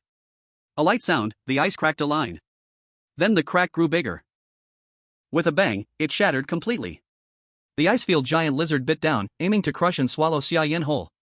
But something strange happened. No matter how hard the icefield giant lizard tried, its mouth couldn't close, a powerful force was holding its jaws open. The camera zoomed out. Inside the icefield giant lizard's mouth, Xia Yan, wearing a full body armor made of ice crystals, stood like a general, holding his arms up to support the giant lizard's mouth, preventing it from closing. A flash of light appeared in Xia Yan's eyes, and a terrifying cold air radiated from his palms. The icefield giant lizard's teeth were instantly covered in a layer of ice, spreading towards its mouth. The icefield giant lizard's face changed color, and it quickly opened its mouth, throwing Xia Yan out. In midair, Xia Yan's back gathered cold energy, and a pair of wings formed from snowflakes appeared, stabilizing him in the air. He then drew the ice spirit bow, knocked an arrow, and aimed at the icefield giant lizard. The terrifying power of cold ice gathered on the arrow. The icefield giant lizard seemed to sense Xia Yan's terrifying power and immediately turned to flee. Xia Yan let go of the string, and the ice arrow shot out instantly. Boom! In an instant, it struck the icefield giant lizard. The power of cold ice erupted, and the 5th-stage icefield giant lizard was immediately frozen in place, turning into an ice sculpture, unable to move. Xia Yan also landed on the ground. His snowflake wings and armor instantly disappeared, and he knelt on the ground, looking pale and drained. The battle lasted only a very short time, almost instantly resolving the conflict. Everyone watching Xia Yan's performance was shocked beyond words. What was that just now? Did the flame god really become a god? Forget calling him the flame god. Now he's the ice god. That armor, those wings, it's so cool. How can anyone compete with this? The flame god must be cheating. The audience gasped at Xia Yan's power, unable to believe this was the kind of power a human could unleash. Zhao Donglin was also stunned, staring blankly at the live broadcast. Zhou didn't expect Xia Yan to display such terrifying strength. How is this possible? Zhao Donglin exclaimed in disbelief. Zhou casually turned to look at him. You lost. Zhao Donglin wanted to retort, but he opened his mouth and couldn't say a word. Their bet was that Xia Yan would survive, but now not only did Xia Yan survive, he also killed a 5th-stage beast. This wasn't a fluke, it was a real, direct kill. Zhao Donglin looked at Zhou, who remained calm, and sighed deeply. Did you always know his strength? Zhao Donglin couldn't help but suspect that Zhou had always known Xia Yan's true power and had set him up. How else could he remain so calm? No, I just have confidence in him. He's always surprised us with what he can do. I believe he will surprise us again next time. All I need to do is believe in him, believe that he can create miracles. Zhou said calmly. Zhao Donglin remained silent for a moment and sighed. You won. Maybe you're right, Xia Yan really is the best person to be the explorer. From now on, Xinxin will support him with peace of mind. Zhao Donglin submitted, completely conquered by Xia Yan's strength. In another world, at the exit of the canyon, Xia Yan knelt on the snow, holding a snowflake pendant in his hand. At this moment, the snowflake pendant had dimmed, and the cold ice power within it had completely dissipated. This was what he had obtained from the SSS-level treasure chest. If it weren't for necessity, he would never have used it here. It wasn't because it was too weak, but because it was too strong. And there was a cooldown period, so unless absolutely necessary, he didn't want to use it. Ice Heart Pendant contains cold ice power comparable to a level 6 beginner. When used, the user gains level 6 beginner cold ice power for a short time. However, the user's stamina will be drained, and they will enter a weakened state for a short time. Cooldown, 3 days. Chapter 79, Nothing is missing anymore. The Ice Heart Pendant allows him to possess level 6 beginner cold ice power for a short period of time. But the side effect is also very obvious, it will make him overdraw his physical strength and fall into a weak state. And there is a 3-day cooldown. Xia Yan stood up, clenched his fist. A feeling of weakness swept over him. He had not felt this kind of weakness for a long time. Dragging his exhausted body, he came to the icefield giant lizard side, took out a knife, and began to dissect the lizard's body. A 5th-tier beast, even if the icefield giant lizard's meat is toxic, it cannot be wasted, the special parts of high-tier beasts must be taken. Starting with the head, he directly cracked open the skull, and in the middle of the giant brain, a crystal-clear blue crystal appeared in his sight. Xia Yan's face brightened. It turns out that even a 5th-tier beast already has magic crystals. 5th-tier magic crystal, icefield giant lizard contains a large amount of cold ice power, can enhance the rank of cold ice power and other powers. Seeing the magic crystal's information, Xia Yan froze for a moment. It was different from the description of the 7th-tier magic crystal he had seen before. Could it be that the properties of magic crystals vary between different beasts, and their effects are not the same? Although confused, Xia Yan seemed to see hope for advancing the inheritance power. He had previously been unable to find a way to upgrade the inheritance power. After all, physique can be improved by eating beast meat, but the inheritance power had never shown any signs of improvement. Now, it seems that magic crystals are the key to advancing the inheritance power. Xia Yan had already dug out the magic crystal but was too tired to stand up. The aftereffects of this Ice Heart Pendant are terrifying, it must never be used unless absolutely necessary. Xia Yan put away the sunglasses, returned to the sled, and was about to have Erha take him back. Suddenly, a system prompt appeared in front of him. Ding! Barton has issued a challenge to you, do you accept? Xia Yan stared at the person who issued the challenge, confused. Refuse. Without hesitation, he chose to refuse. Barton is just a survivor, as an explorer, he can refuse the opponent's challenge without any loss. Given his current situation, he could hardly even walk, let alone fight, of course, he wouldn't accept. Ding! Leon Rogers has issued a challenge to you, do you accept? Just as Xia Yan refused Barton, another prompt came. Refuse. Refusing an explorer's challenge will cost 100 flower points, do you confirm? Confirm. 100 flower point has been deducted to refuse Leon Rogers' challenge, this person cannot challenge you again within 24 hours, remaining points, 19 points. Leon Rogers is also an explorer, so Xia Yan has to consume 100 flower points to refuse his challenge. Ding! Yamashita Keiichi has issued a challenge to you, do you accept? Before Xia Yan could catch his breath, another prompt came. Damn, is this never going to end? Reject. Reject all challenges. Xia Yan was truly speechless. Were these guys watching him? Why was it that as soon as he entered a weakened state, so many people started challenging him? Do you want to enable the quiet mode? In quiet mode, all 100 flower points will be deducted, and survivors will not be able to challenge you. A new prompt appeared before Xia Yan. Xia Yan was taken aback. He hadn't expected there was such a mode. Right now, he only had 19 points left, so it wouldn't matter if they were deducted. However, this mode isn't available to just anyone, only those survivors who don't care about the 100 flower ranking can enable it. For top-ranked survivors, it would be a huge loss to enable it, as they would lose all their points. But Xia Yan didn't care.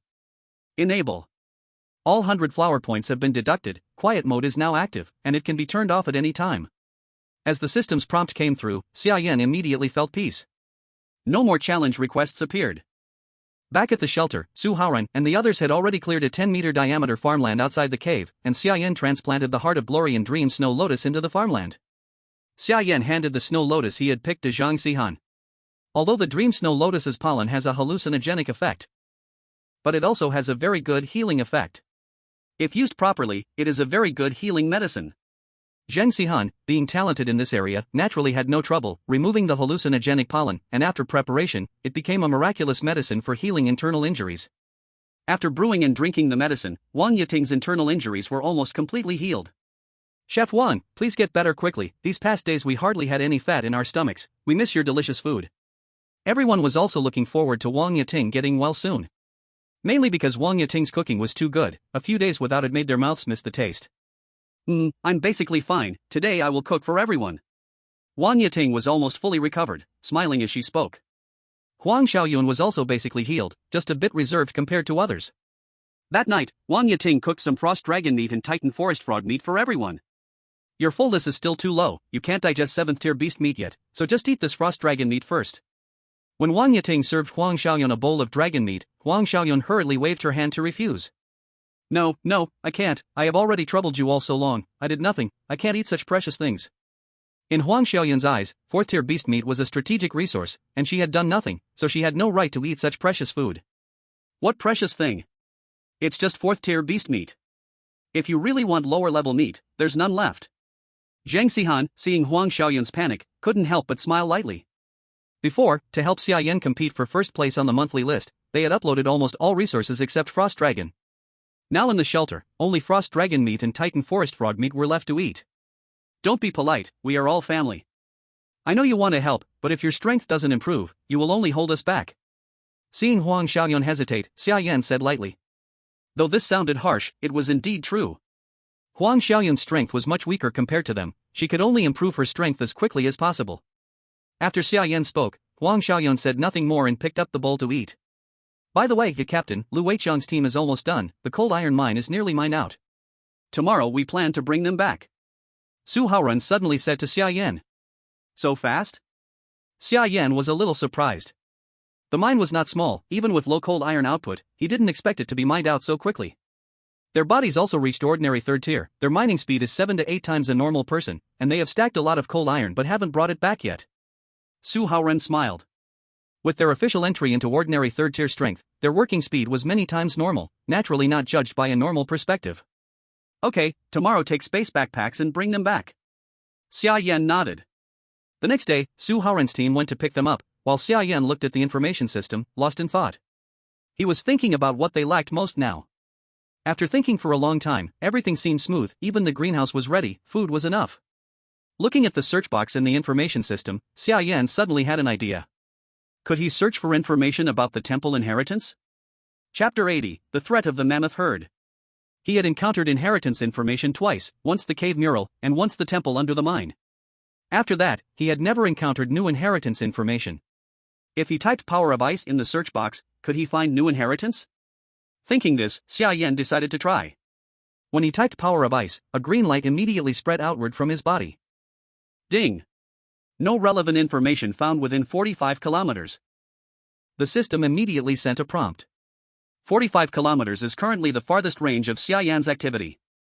It is also the maximum range explored by the intelligence system. If there is nothing within 45 kilometers, it does not mean there is nothing beyond 45 kilometers. Xia Yan immediately called Era and headed toward the mine with Su Haoran, but when passing the mine, he separated from Su Haoran. His task today was to explore farther distances. Su Haoran went alone to the mine to meet Lu Weiqiang and the others. By now, the mine had almost been dug empty by them. Outside, there was a large pile of cold iron ore, along with some other associated minerals. Lu Weiqiang and the other 3 were covered in dust and dirt. These days had truly been hard on them, mining day and night without even leaving the mine. The captain sent us to pick you up, pack up and let's go. Su Haoran entered the mine, found the 3, and said to them.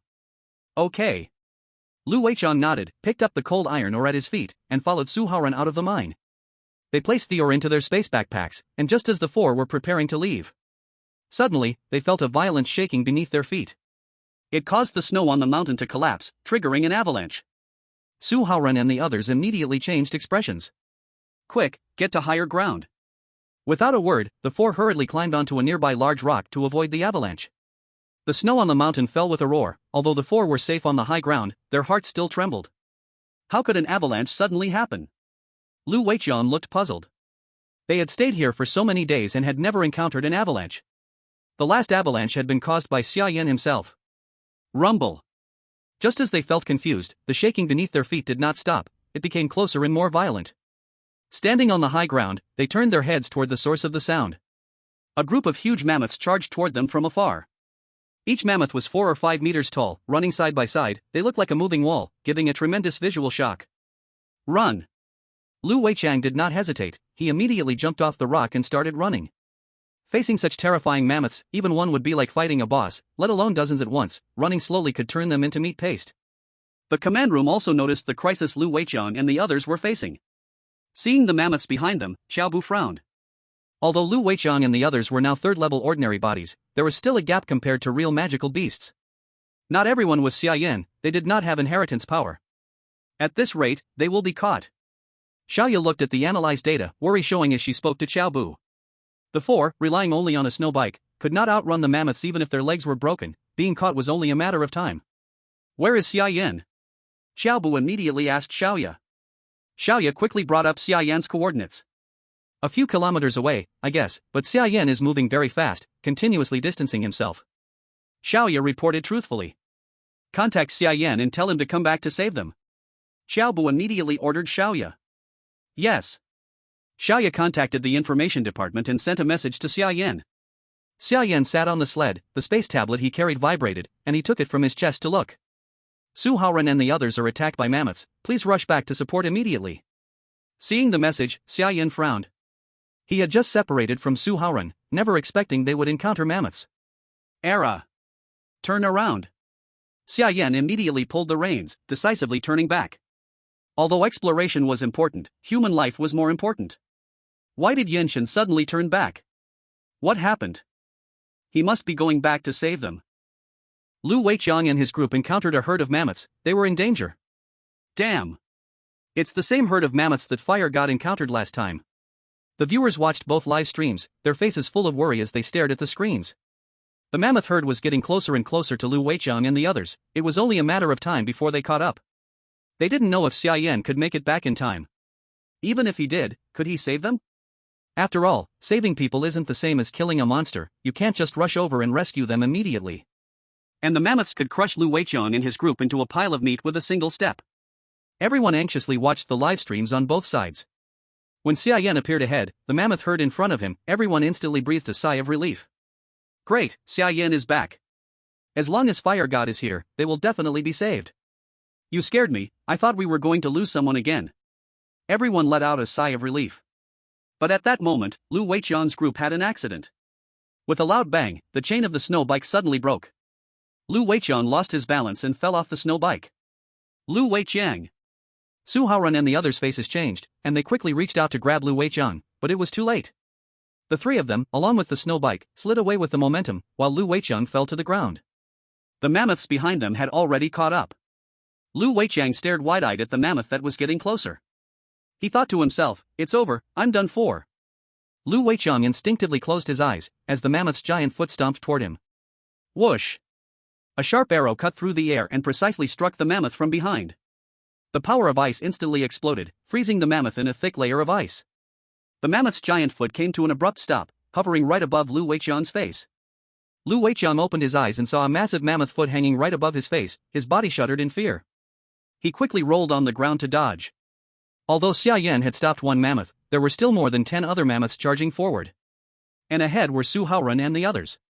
After the snow bike chain broke, they quickly stopped, and the mammoths immediately caught up to them. Xia Yan furrowed his brow, even at this distance, he wouldn't be able to save them in time. Lu Weiqiang looked at the 3 people ahead, about to be caught by the mammoth herd, his gaze sharpened. Suddenly, he shoved the frozen mammoth in front of him and charged forward at full speed. He used the frozen mammoth as a curling stone, sliding it swiftly forward. The frozen mammoth then caught up with the mammoth herd ahead, crashing into one of the mammoths, which lost its balance and fell to the side, hitting another mammoth. Then, the entire mammoth herd seemed to fall into a chain reaction, suddenly becoming chaotic and tumbling over each other. Su Haoran and the others seized the opportunity, abandoning the snow bikes and running as fast as they could. Chapter 81, The warehouse exploded again. The mammoth herd was in disarray, crushing the snow bikes into pieces. Luckily, Su Haoran and the others ran fast, or they would have ended up crushed into meat paste as well. Many mammoths were knocked down, struggling on the ground and unable to get up for a while. Xia Yan's eyes lit up at once. Good opportunity, attack. Xia Yan immediately drew his bow, aimed at the mammoth herd, and shot an arrow. Lu Weiqiang and the others quickly reacted and didn't miss such a great opportunity, taking down their bows and arrows and shooting at the mammoths. Xia Yan was able to kill one mammoth with nearly every arrow he shot. Although Lu Weiqiang and his group didn't have Xia Yan's terrifying strength, their bows made of King Kong wood and cold iron arrows still had considerable power. A few shots could bring down one mammoth. By the time the mammoths managed to get up, 3 or 4 of them had already fallen. The remaining mammoths realized the danger, and turned around and ran. And they didn't chase. Watching the fallen mammoths on the ground, Lu Weiqiang and the others were full of excitement. They thought they were doomed, but unexpectedly not only did they survive, they also got so many supplies. These are all third-tier magical beasts. This is a huge amount of food. So many mammoths, how long will this last us? We won't have to worry about food for months, right? Although their appetite was big now, the mammoths were huge too, definitely enough for them to eat for more than a month. Xia Yan stepped forward, looking at the 4. Are you okay? The 4 shook their heads. Just a pity the bicycle is broken. They were fine, only the snow bicycle was completely ruined, smashed into scrap metal by the mammoths. As long as people are fine. Xia Yan didn't care about the bicycle, though it was very convenient early on. As his strength grew, he wanted to explore further, and a bicycle wasn't enough. Now it's broken, so be it. How do we carry all these mammoths back? Lu Weiqiang looked at the 5 mammoths on the ground, worried. No need to carry them back. Xia Yan shook his head. Then he stepped forward, took out a knife. Dissect the mammoths on the spot, take the special parts, upload the rest to the country. Xia Yan calmly ordered the 4. The 4 were stunned, then took out their engineering shovels and began to cut the mammoth bodies. From 5 mammoths, they took 5 ingredients with special effects. Third-tier mammoth trunk, fullness plus 200, fullness max plus 50, strength slightly boosted temporarily after eating. The rest was all uploaded. Uploaded supplies, third-tier mammoth meat x500, s. Resource return, 100x. Country receives resource return, third-tier mammoth meat x50,000. Xiaobu watched Xia Yan and the others on the livestream, feeling a sudden bad premonition. Not good. Quickly tell the warehouse people, run. Xiaobu hurried toward the national warehouse. But before he could run out, a huge sound came from outside. Boom! The whole warehouse exploded instantly, countless pieces of mammoth meat flew out. Zhao Donglin, the logistics minister, looked at the scene in shock, jaw dropped, head tilted back watching the warehouse filled with mammoth meat. He didn't know whether to be happy or sad. Third-tier magical beast meat exploded the warehouse, they no longer had to worry about food. But the problem was, the warehouse exploded again. Building a new warehouse would cost a lot. Xia Yan, next time can you at least tell me beforehand, so I can prepare? Zhao Donglin was truly amazed. Even if his daughter was outstanding, she couldn't fill a warehouse with third-tier beast meat, and Xia Yan, this was the second time causing the national warehouse to explode. Take these elephant trunks with you, be careful on the road. Xia Yan handed the trunks to the 4, reminding them. He still had to explore further, couldn't waste time here. Yes. The mammoth herd was purely accidental. Of course, Xia Yan also realized the threat of this herd. If these mammoths weren't dealt with, one day they would threaten the shelter. If the herd trampled over the shelter, it might collapse instantly, and the newly cleared farmland outside would vanish in a moment. So if there was a chance, the mammoth problem had to be solved. Xia Yan explored as far as he could, returning to the shelter at night. Although it was late, Wang Yiting and the others hadn't rested. Wang Yiting used 5 elephant trunks to make 5 special meals. But there were only 5 meals, she hadn't decided who would get them. Captain, you decide. Wang Yiting gave Xia Yan the right to decide. Xia Yan looked at the special meal stats. Frost Dragon Breath Elephant Trunk, fullness plus 300, cold resistance plus 20. Saturation limit plus 50, physique plus 10, after consumption, permanently gain the ability, Mammoth Tread, stomp the ground, causing tremors, with range and intensity expanding based on strength. I have to say, even though it's only a third-tier beast, the attributes of this special meal are quite impressive. Especially the tread ability, it seems really good. Xia Yan looked at the few people around him, and a decision formed in his mind. These mammoths were killed by me and Lu Weiqiang and the others. Lu Weiqiang and his 4 companions, along with me, will each get a portion. Is that all right? Although he knew that no one would object no matter how he distributed it, he still wanted to make sure it was fair and just. Lu Weiqiang and the others put in effort, so it's reasonable to give them a share. No one can find fault with that. The group nodded, with no objections. Don't be discouraged, I plan to continue hunting mammoths. This is already the second time I've encountered these mammoths. If we don't get rid of them, they will eventually threaten our shelter. So everyone will get this special meal in the future, don't envy anyone. Xia Yan then said calmly. Hunt mammoths? Us? Wang Yateng looked at Xia Yan in shock. They had already heard from Lu Weiqiang and the others how terrifying these mammoths were. If Xia Yan hadn't arrived in time, Lu Weiqiang and his group might have already died. Don't think of them as too terrifying. After all, they're just third-tier beasts. Your current strength is not much weaker than theirs, and the greatest advantage we humans have is this. Xia Yan pointed to his own head. If we find their tracks, locate their habitat, and prepare well, hunting them isn't hard. Xia Yan's words left the group in silence. Captain, we'll follow your lead. What should we do? Lu Weiqiang nodded, then asked Xia Yan. Don't ask me, I don't lead troops into battle. Whoever is good at commanding, whoever can track, let each of you play to your strengths. Believe in yourselves, you can do it. Xia Yan didn't plan to participate in this hunting mission.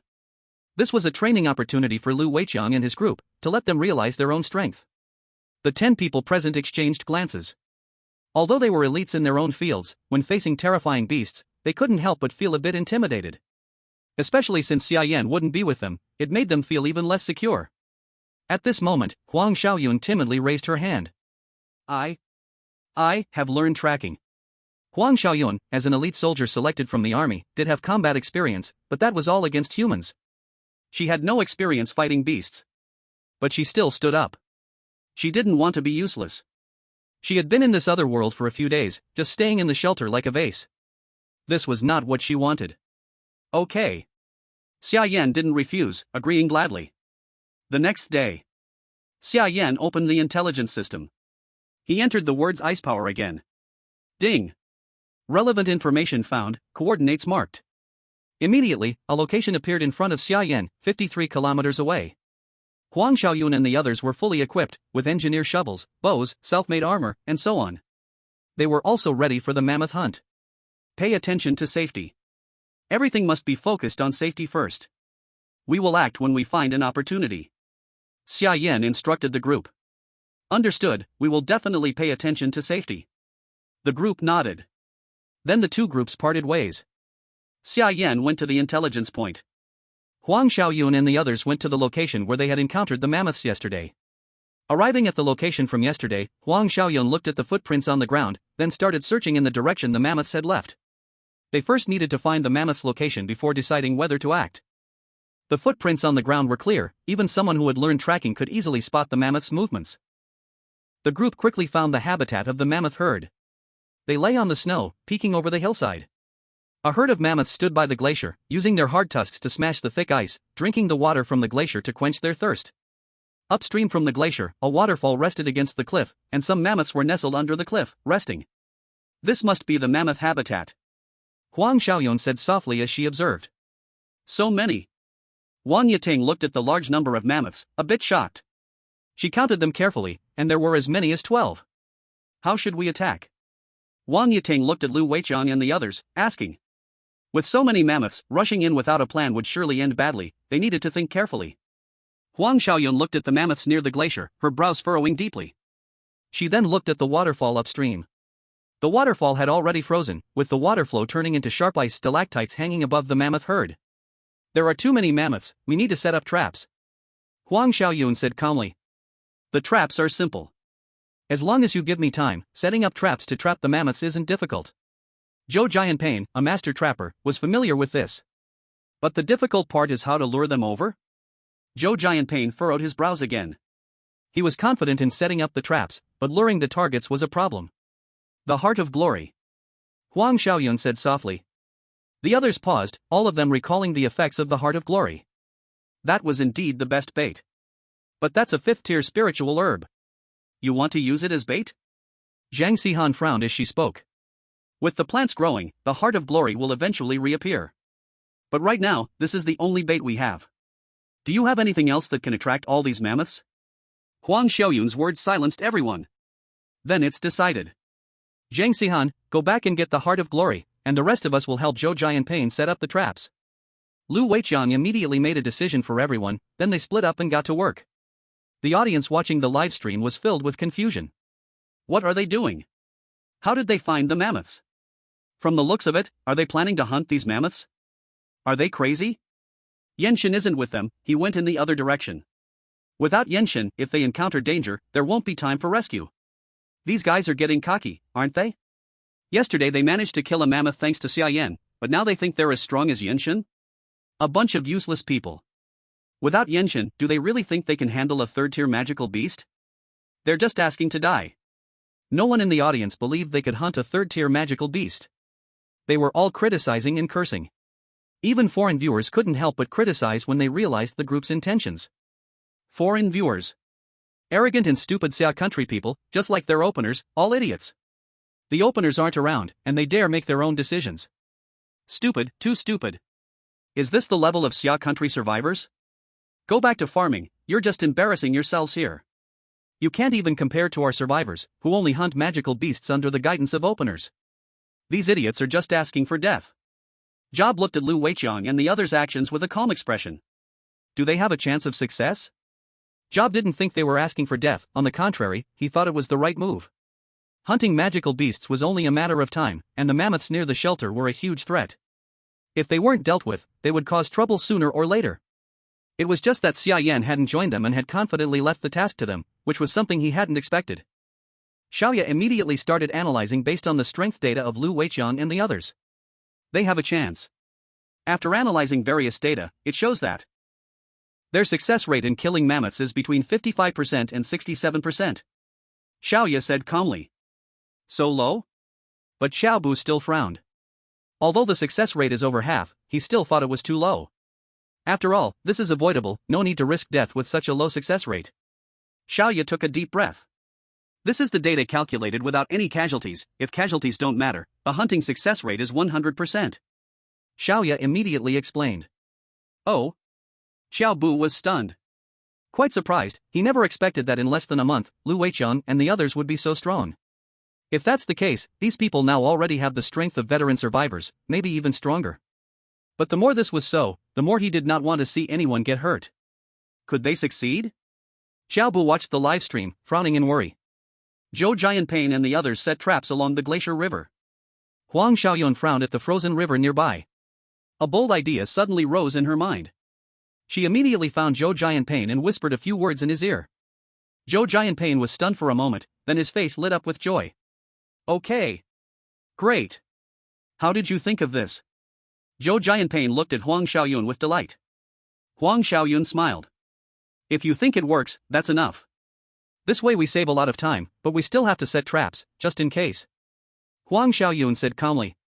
Everyone nodded and continued setting traps. After a while, the traps were set, and Zhang Xihan arrived with the Heart of Glory. When she took out the Heart of Glory, the upstream mammoth herd immediately reacted. All lifted their heads and looked downstream. Chapter 83, Exploding Again and Again. Aoo. The mammoths let out a long, echoing roar, then stepped heavily and ran downstream. They're coming. Huang Xiaoyun and the others' faces immediately turned serious, staring at the upstream river. Soon the mammoth herd appeared in their sight. They immediately raised their bows and aimed at the mammoths ahead.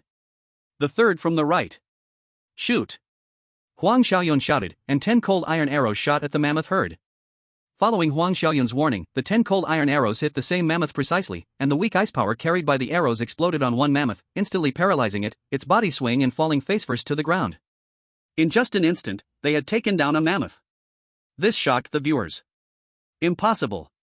One hit to kill a mammoth? Are they really this strong? The audience found it unbelievable. They had seen Xia Yan's power, and knew his journey very clearly. But they had not paid much attention to these people, and now seeing them so strong left them stunned. You forget, they eat the same food as Yenshin every day, those 4th, 5th, even 7th level beast meats are daily food, their bodies must be strong. Even if not as strong as Xia Yan, they are not much weaker. We underestimated them. That's not the key. The key is the commander Huang Xiaoyun. Individually she may be weaker than a 3rd level mammoth, but 10 people attacking together can kill a 3rd level beast in an instant. The crowd, shocked, also became excited. The strong survivors of Xia Country meant they could get more excellent supplies, and the country's fortune would rise steadily. As long as fortune didn't fall, their lives were safe. Huang Xiaoyun and the others hit with a single strike, showing no excitement, and knocked arrows again. Second from the right. Following Huang Xiaoyun's order, another burst of focused fire hit a mammoth, paralyzing it. Even so, even killing 2 mammoths in an instant. There were still 10 charging toward them, and as long as the mammoths got close, death would be the only path waiting for them. Huang Xiaoyun frowned, watching the herd of mammoths rushing forward, and spoke again. This time, shoot the right leg, the third one from the right. At Huang Xiaoyun's command, 10 sharp arrows were shot at once. No one had any complaints about her being new, they all obeyed her orders obediently. 10 ice arrows struck the right leg of one mammoth, instantly covering it in frost, causing it to lose balance and fall forward to the right. It rolled to the ground, tripping the mammoths behind it in a chain reaction, instantly throwing the herd into chaos. The rear herd and the front herd were completely separated. The 3 in front had already rushed near the traps Huang Xiaoyun's group had set. Suddenly, one mammoth's foot sank into nothingness, one leg trapped, its body lost balance and fell forward, one foot deeply stuck in the trap. Good chance. Shoot. Huang Xiaoyun immediately called everyone to focus fire on that mammoth. A volley of arrows killed that mammoth on the spot. Then the other 2 were also caught in traps in the same way. The traps set by Zhou Jianping were simple, limited conditions prevented anything deadly, so they could only dig pits. But digging pits also had skill, a mammoth this big could not afford a pit bigger than itself, there was no time for that. They dug small pits, less than a meter in diameter, but deep enough for a mammoth's leg to get stuck.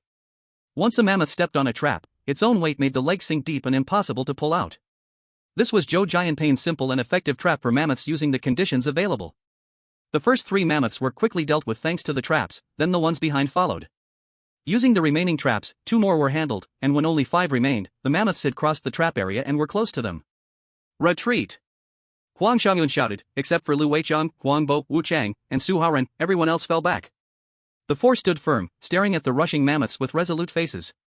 The spectators watching the battle felt their blood boil, but some were confused. Why aren't they running? Why are they standing there? Hurry, or it's too late. Freaked out? Run. You'll be crushed into meat. The audience was anxious watching the 4 standing still, confused. When the mammoths reached them, they finally moved. The 4 suddenly lifted their feet and stomped hard downward. Bang! A loud crash echoed in the livestream. Cracks began spreading across the ice beneath them, radiating outward, growing larger and larger.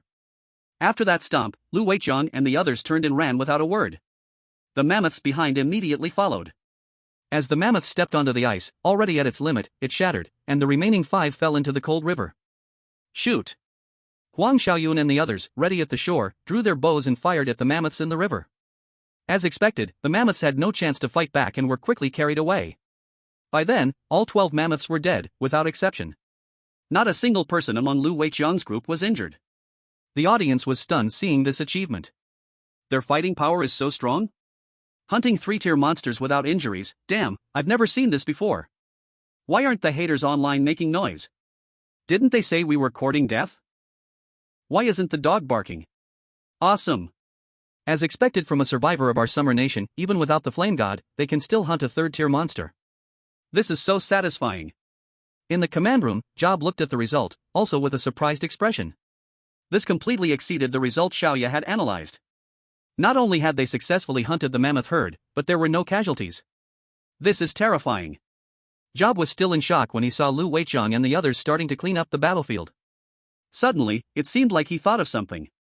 Quick, go inform the warehouse. Lu Weiqiang and the others quickly cleaned up the battlefield. The mammoth trunks were cut off, and the rest was all uploaded. 12 mammoths triggered 100 times material return, directly 1,200 mammoth meats. Each mammoth weighs about 18 tons, so 1,200 mammoths equal 21,600 tons. Even if the 1.4 billion people in the country share, each person can get a small portion of meat. Ding! Detected that the national warehouse is full, the remaining materials are temporarily stored in the system space, and the nation can retrieve them at any time. Xiao Donglin wanted to cry but had no tears. The warehouse, again, exploded. Chapter 84, Ice Power Advancement. Summer Yen followed the intel and arrived at the destination. What appeared before him was a ruined city half buried in snow. Before Summer Yen was a half-buried city gate. The system coordinates were inside this city. Summer Yen got off the sled and walked inside with his husky. Although the city was very ruined, most of the buildings only had broken roofs and walls left, you could still tell from the layout that it had once been a prosperous city. The houses and shops were arranged neatly. Summer Yen followed the main road and walked forward. Soon, he arrived at the coordinates. This should be the central city of the place. Compared to other buildings, it was relatively intact, and you could still see the outline of the structure. A castle made of stone. Summer Yen stepped forward and pushed open the window that was blocking the way. He climbed through the window. Upon landing, there was a thick layer of dust on the ground, and some fungal plants, like frost mushrooms, were around. They emitted a faint glow, illuminating the dark castle. Summer Yen looked up at the surroundings. Besides the main stone structure of the building, which had not been significantly affected, everything else had decayed into a pile of mud. Wooden door frames, windows, boxes, etc., were all completely shattered. Summer Yen walked up to a box and touched it. The wooden box instantly fell apart. The wood had decayed so much that it was almost like tofu, and with a touch, it crumbled. I don't even know how long it's been. Through the previous battle between gods and humans in his dreams, Summer Yen guessed that humans here had long been extinct, and these buildings were probably over 1,000 years old. Summer Yen continued forward, heading toward the coordinates. He passed through the main hall and entered a room at the back of the hall. In the center of the room was a round stone structure, about half a person tall, with a depression in the middle, like a bowl. The edge of this bowl was engraved with some mysterious characters. Using the world script he had learned through previous intel analysis, Summer Yen was able to recognize a few words. Storm. Snow Mountain. Sacrifice. Goddess. Summer Yen murmured these words but couldn't understand their meaning just from these few words. However, since a goddess was mentioned, it probably had something to do with deities. Without a doubt, the goddess mentioned here was the Frost Goddess. The intel coordinates were for this bowl, and Summer Yen looked around but found nothing else. He subconsciously reached out to touch the engraving on the stone. Ding! Do you wish to analyze world information? As soon as he touched the stone, the intel system suddenly popped up. Yes. Summer Yen was startled. This time, there was no need to consume any intel points? Could this be a benefit from the system update? Without hesitation, Summer Yen chose to analyze. After the intel analysis, the words in front of him were instantly translated into something he could understand. After the storm, at the peak of the snow mountain, the altar of the gods, sacrifice life, goddess blessing. Xia Yan looked at the text above and frowned. The general meaning is that after a storm, an altar will appear at the top of the snow mountain. There, sacrificing life will grant the blessing of the goddess. Xia Yan shook his head. What is the storm? And where is the peak of the snow mountain? Xia Yan had no clue. Could the storm be an extreme cold storm? Then, what is the snow mountain? Xia Yan frowned. Woof! The husky suddenly barked. Xia Yan turned his head to look at the husky, who was crouching in the corner, barking wildly at a wall. What's wrong? Xia Yan hurried over. The stone wall in front of the husky did not seem special. He had already observed it earlier, and if there was something, he would have noticed it. The bare stone wall had nothing interesting to look at. Woof! The husky barked again and bumped into the stone wall. The impact made Xia Yan realize something was wrong. The sound of the husky's impact seemed to suggest that the wall was thin and hollow. Could there be a secret room? Xia Yan's expression changed as he stared at the stone wall. Then, he raised his foot and kicked the wall. Crash! The stone wall, which had been eroded by 1,000 years of time, collapsed instantly. Behind the stone wall was a sealed secret room. The items inside the secret room were perfectly preserved. Though not new, they didn't appear as if they had experienced 1,000 years either. Colorful murals, wooden chairs, wooden tables, and on the table, a feather pen and a book. Xia Yan's expression shifted, and he moved forward. Just as he was about to touch the book on the table, his leg accidentally brushed against the nearby wooden chair, which instantly turned to dust. Though the items here appeared intact, 1,000 years of time had already hollowed this place out. As soon as Xia Yan opened the secret room, exposing it to the outside air, everything became fragile, turning to dust with the slightest touch. Xia Yan immediately stopped reaching for the book. Ding! World information discovered, do you wish to analyze it? Fortunately, at this moment, the system prompted again. Yes. Xia Yan did not hesitate and chose yes. World information discovered, method to upgrade inheritance power obtained. A new memory suddenly appeared in Xia Yan's mind, which was a method to absorb magic crystal energy. Xia Yan's expression changed, and he instantly looked ecstatic. This was the ability he needed. Although he had known that magic crystals with corresponding attributes could enhance inheritance power, he had no idea how to absorb the energy from the crystals. But now, it was right here. And as the system finished analyzing, everything in the secret room turned to dust, blowing away with the wind. Murals, feather pens, books, wooden tables, all turned to ash. Only the bare stone walls remained, as if the scene just now had never existed. If he hadn't had the information system, even if he found this place, he probably wouldn't have learned the method to upgrade inheritance power. Xia Yan sat down cross-legged, took out the 5th level magic crystal he had previously obtained, placed it in his palm, and closed his eyes to begin absorbing the cold ice power inside the magic crystal. Bullet comments. What is the Flame God doing? Why is he suddenly sitting here in meditation? Flame God is probably cultivating immortality, right? Wow. Dude, don't keep it to yourself, take me with you in cultivating immortality. It's over, Flame God has started cultivating immortality. Brothers, stop pretending, tell me if cultivating immortality is really true? If you all fly in the sky while I'm stuck on the ground running, that would be awful. For real, guys, I'm at the core formation stage, but those evil cultivators say it's kidney stones, and they use spiritual energy to crush my golden core, leaving me with nothing after 30 years of cultivation. Damn. You're only at the core formation stage? My girlfriend is already at the nascent soul stage, we just confessed yesterday, and she said there's a child in her belly. Bro, buckle up. Time passed second by second, and suddenly, Xia Yan opened his eyes. The magic crystal in his hand had become dim, its cold ice power completely absorbed by him. And his ice power has finally been enhanced. Chapter 85, Breaking the Rankings. Opener, Xia Yan. Cold resistance, 180. Physique, ordinary body level 4, 0 out of 100. Inheritance, ice power, beginner level 3, 40 out of 100. Abilities, Bear Heart, Lightning Headbutt, Dragon's Heart, Mammoth Stomp. Looking at the brand new personal data, Xia Yan smiled broadly. He had finally leveled up, and his ice power had risen to beginner level 3. Moreover, he had found a method for promotion. From now on, he just needed to continue hunting higher level ice attribute monsters to keep leveling up. Currently, he was still a beginner. It was unknown how many levels it would take to shed the title of beginner. What would come after beginner? Just like with ordinary bodies, since there was an ordinary body, were there other kinds of bodies above that? But these were too far away for him to think about now, they weren't what he needed to consider right now. What he needed to consider now was the 100 Flowers ranking. Xia Yan opened the 100 Flowers ranking and took a look. A few days had passed, and the 100 Flowers ranking had almost been filled up. The top 100 had all appeared. First, Barton 180 points. Second, Leon Rogers 170 points. Third, Yamaguchi KG 160 points. Fourth, Cooper 150 points. Fifth, Andre 149 points. Sixth, Jean Shirshuan 140 points. Seventh, Baishir Lingna 130 points. Eighth, Xiao 120 points. Ninth, Shin Nanjia 110 points. 10th, Zhao Xinshin 100 points.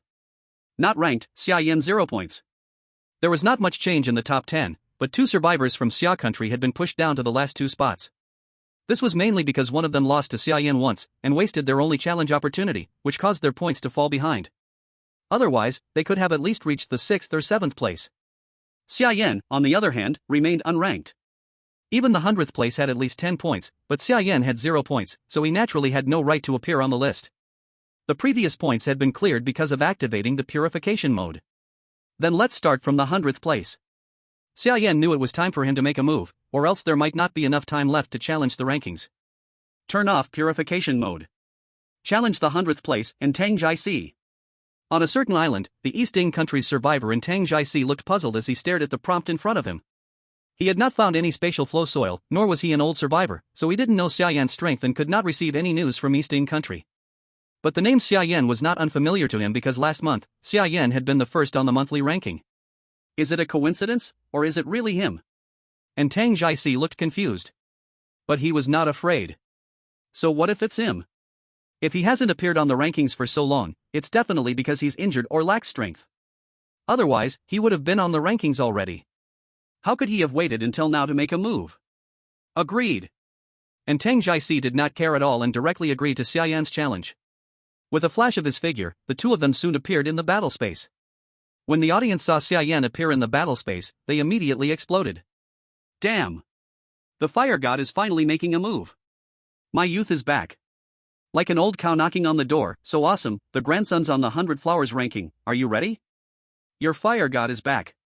I'm tearing up, my eyes are wet. To see fire god challenge the rankings in my lifetime, I have no regrets. It's still the small days, go and beat them up hard. When Tang Jiasi saw the ice soul bow behind Xia Yan, he immediately understood that Xia Yan was indeed the Xia Yan he had been thinking of. But instead of being afraid, he looked at the ice soul bow behind Xia Yan with excitement. If he killed Xia Yan, would he be able to obtain this one and only SSS grade divine weapon? Thinking of this, Tang Jiasi immediately became excited. Before Xia Yan even made a move, he saw the other party smiling with excitement, and Xia Yan was somewhat puzzled. Could it be that I'm meeting a pervert? Thinking about how there were many perverts in Xia Country, including some who liked men, Xia Yan couldn't help but shiver. The coward of Summer Country, the SS's great artifact is mine now. And Tang Jiaxi laughed wildly in East Japanese while charging towards Xia Yan. Xia Yan felt a chill as he watched Tang Jiaxi rush towards him. He immediately kicked him in the face. He released his third-tier power without holding back. And Tang Jiaxi was sent flying like a cannonball, crashing hard to the ground and fell silent. What are you babbling about? Don't even think about touching my butt. Xia Yan snorted coldly. Ding. Congratulations, challenge successful, you have earned 10 Baohua points. You can choose one material from the opponent's area. Xia Yan immediately received the challenge success notification, with 10 points earned. There was nothing of value in the opponent's materials, so he chose a first-tier plant, seemed to be some staple food. Yenshin is amazing. Xia Yan's one-hit kill of his opponent caused the bullet screen to flood with Yenshin is amazing. At the same time, Xia Yan's name appeared on the Baohua rankings, ranked 100th, Xia Yan. Xia Yan didn't stop and continued to challenge. Challenge the 99th place, okays. These survivors were no challenge for Xia Yan at all, each being one-hit killed. His points quickly increased. But as his rank increased, he could no longer challenge lower-ranked opponents. After 5 opponents, Xia Yan's points had reached 50, and his rank was now 53. Above him, the 52nd place survivor was a person from the Great Han Country. Challenge the 52nd place, Li Zixian. Li Zixian received Xia Yan's challenge invitation and sneered coldly. Summer Country player? Heh, overestimating himself. Li Zixian sneered and decisively accepted Xia Yan's challenge. Meanwhile, the viewers from the Great Han Country in his livestream saw someone daring to challenge Li Zixian, and they went wild as if Li Zixian was the #1 in the world. A small summer country actually dares to challenge our Great Han Country survivors, they're simply courting death. This Xia Yan can't be the Summer Country's opener, right? Is he so eager to die? These people from the Great Han Country even ran to Xia Yan's livestream to provoke him. Great Han Country netizens, as expected, it's him, daring to fight Li Zixian, it's simply looking for death. Doesn't he know that Li Zixian is a judo black belt? Summer Country netizens were furious when they saw people from the Great Han Country running wild in their territory. Where did this stray dog come from? What's a black belt? I know what a white belt is. What are you all even bragging about? Yenshin was #1 on the monthly leaderboard last month, who gave you the courage to say this? Great Han Country netizens, that's because the materials in Li Zixian's area are too few, otherwise how could a Summer Country person take first place? The Baohua rankings aren't about materials, they're about real strength. With your 3-legged cat skills, you are definitely no match for a judo black belt. Exactly, Summer Country's martial arts are just for show. The truly practical skills come from judo, and martial arts are just a copy of our judo's derivatives. Summer Country netizens, I'm really speechless. These guys are truly shameless, simply turning things upside down. I really want to tear their mouths apart along the internet wire. Ha, the more you entertain them, the more they get riled up. Just wait and watch Yenshin slap them in the face. Li Zixian looked at Xia Yan, a cold smile on his face. I'll give you a chance, kneel and beg for mercy, and I may spare your life. Chapter 86, The Assault on the Top 10. Xia Yan tilted his head and looked at the other person. This guy, has his brain rusted? Who gave him the courage to say this? Hey, don't you know who I am? Xia Yan was puzzled. He should be famous by now since he took the first place last month. How could he still meet such foolish people at the 50th place? You must be talking about how you were #1 on the monthly leaderboard last month, right? But so what? Li Zixian said with a disdainful look. The monthly leaderboard is just a ranking based on national contribution. As long as you have enough materials, anyone can get on the list. But the current Baohua leaderboard is different. This is about real strength. Not everyone can make it up there. Li Zixian looked at Xia Yan with disdain, a cold smirk on his face. He thought Xia Yan's strength was nothing special, not comparable to his own, and that being first on the monthly leaderboard was just due to the rich resources in his area. Are you sick? Xia Yan almost couldn't hold back a laugh.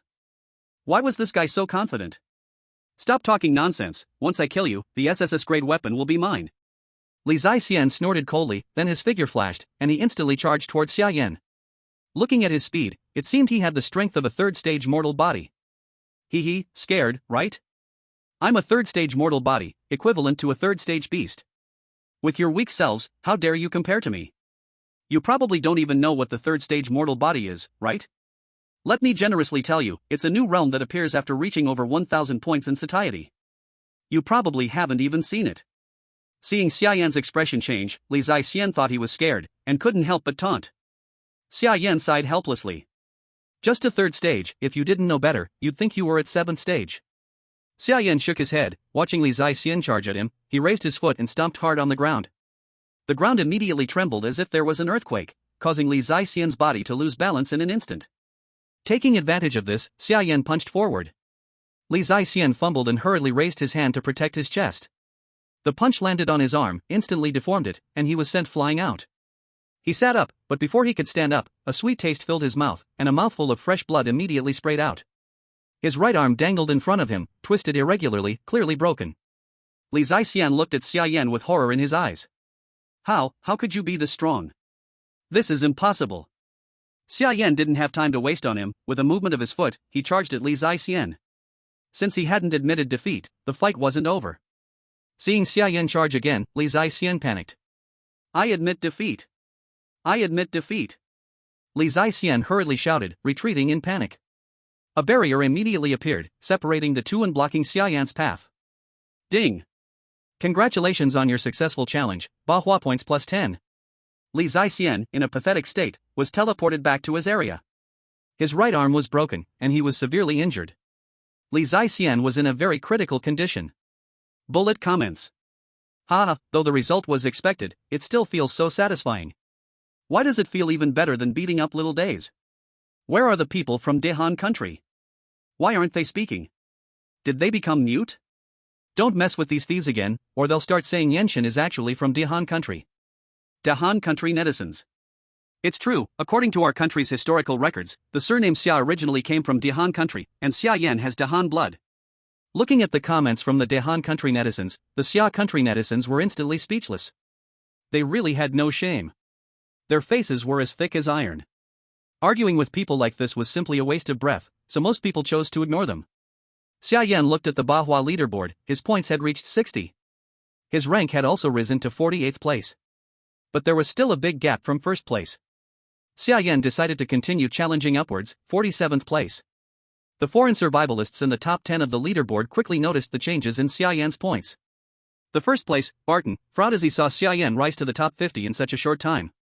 Although he hadn't fought Xia Yan yet, he knew Xia Yan's strength. The command center had already informed him through space transmission that Xia Yan had the strength to fight 5th stage beasts. At this rate, Xia Yan would soon threaten his position. If he couldn't maintain first place, the gap between him and Xia Yan would only grow bigger. His mission was to eliminate this hidden threat, but now it seemed like there was no chance to get rid of Xia Yan. Barton looked at the deep sea in front of him, his eyes narrowing. Then he put on the diving suit he had gotten from the treasure chest. He plunged straight down. Deep under the sea, a magnificent castle shone with a soft light. As long as his legacy power improved, Xia Yan was not to be feared. Leon Rogers also noticed Xia Yan on the rankings. The injuries on him had completely healed, and not only that, his strength had further increased. But the message from the command room told him that now Xia Yan was not someone he could handle, and not to act rashly. Although Rogers was eager to confront Xia Yan, for the bigger picture, he could not disobey orders. Captain! We found a new ruin. The subordinate survivor suddenly reported to Rogers. Rogers' eyes lit up. Having obtained legacy power before, he knew what ruins represented. Take me there. All the big shots were watching Xia Yan's ranking changes. When Xia Yan reached the 45th rank, there was a problem during his next challenge. The opponent refused your challenge, Bahua points plus 1, cannot challenge this opponent again within 24 hours. At this point, many people realized Xia Yan's strength and directly refused his challenge. Xia Yan reluctantly continued to challenge the 43rd rank. The opponent refused your challenge, Bahua points plus 1, cannot challenge this opponent again within 24 hours. The opponent refused your challenge, Bahua points plus 1, cannot challenge this opponent again within 24 hours. Xia Yan started from the 44th rank, continuously challenging upward, but without exception, all refused his challenge invitations. Except for Zhao Xinxin and Shen Nanxiao, just the points from refusals were 42. Now his ranking had entered the top 10. 10th, Xia Yan 102 points. Xia Yan immediately laughed. Refuse? I hope you refuse every day, hee hee. Xia Yan sneered. Since no one wanted to compete with him, he could only give up helplessly.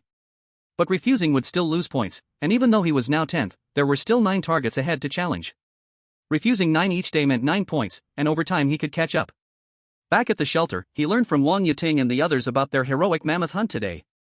Xia Yan felt very pleased.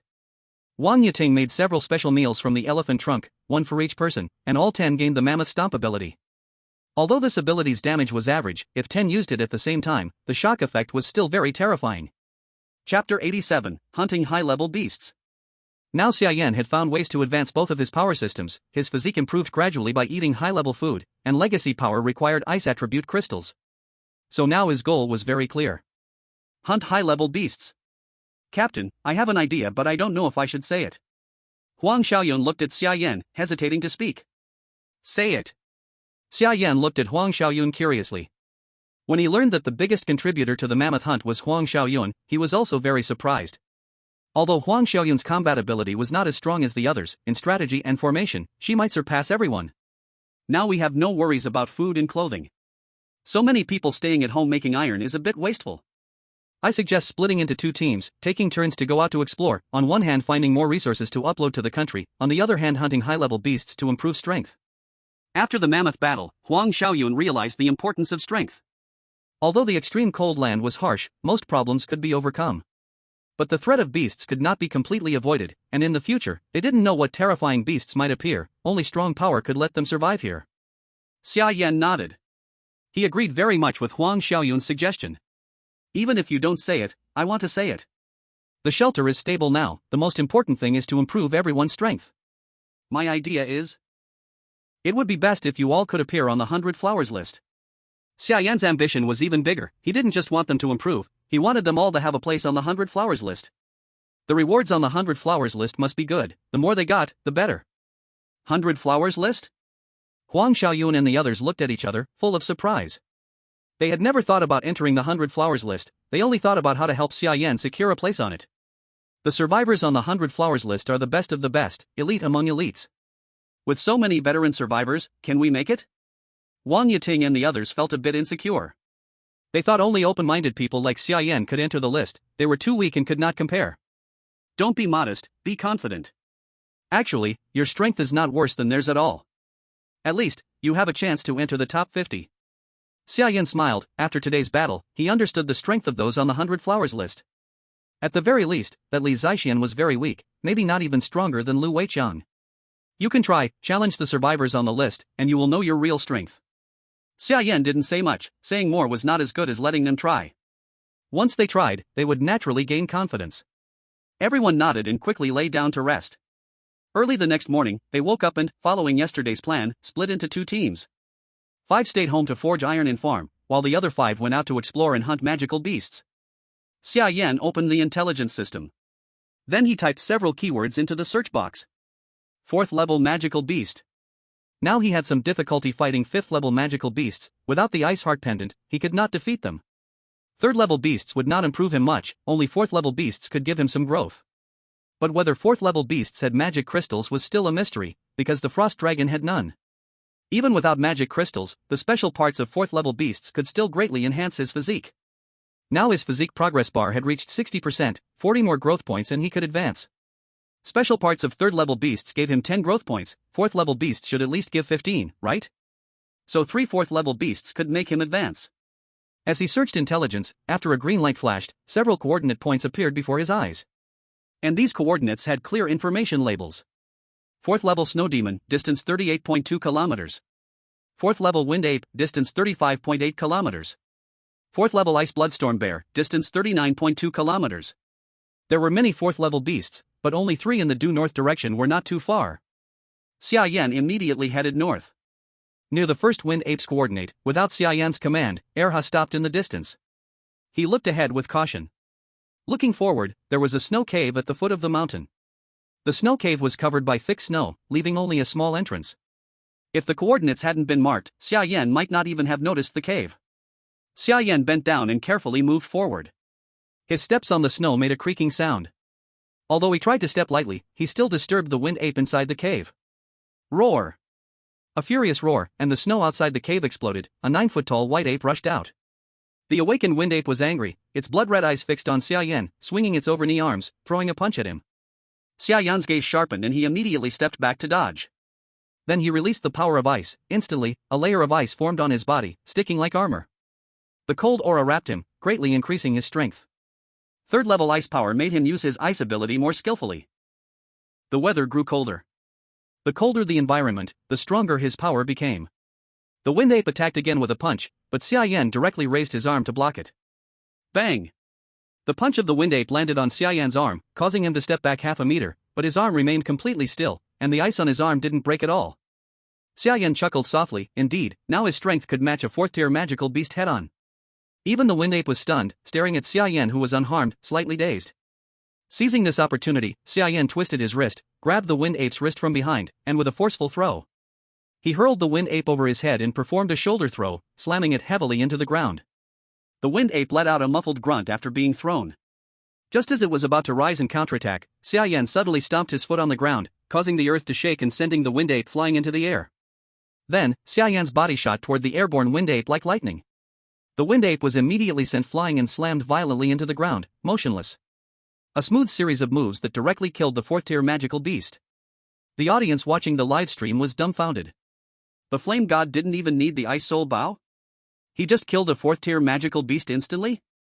It's still amazing to watch the flame god fight. I just checked out a live stream from the Eastern Island Kingdom. A bunch of people were bullying a 3rd-tier magical beast, and the viewers there were going wild as if they were invincible. If they knew the flame god's record, they'd probably die of anger. I said the flame god is definitely using cheats. Who understands? I get it, brother. The flame god's system is really powerful, surprises every day, and never repeats. Xia Yan, holding a knife, walked over to the wind ape's body, dissecting it and finding the special parts inside. Unfortunately, there were no magic crystals. It seems that 4th-tier magical beasts don't produce them. Chapter 88, The Wolf Pack. Afterward, they continued forward and soon found the location of the snow demon. The snow demon was a creature similar to the wind ape, but slightly shorter, with longer fur and its whole body covered in white spears, leaving only its eyes and mouth visible. Its arms were longer, and it could touch the ground with its legs even while standing. Xia Yan easily took care of it as well, with no threat from the 4th-tier magical beast. Next came the ice bloodstorm bear, which Xia Yan had encountered before, but this one was even larger in size. After hunting these 3 4th-tier magical beasts, he took the special parts from them and chose to upload the rest.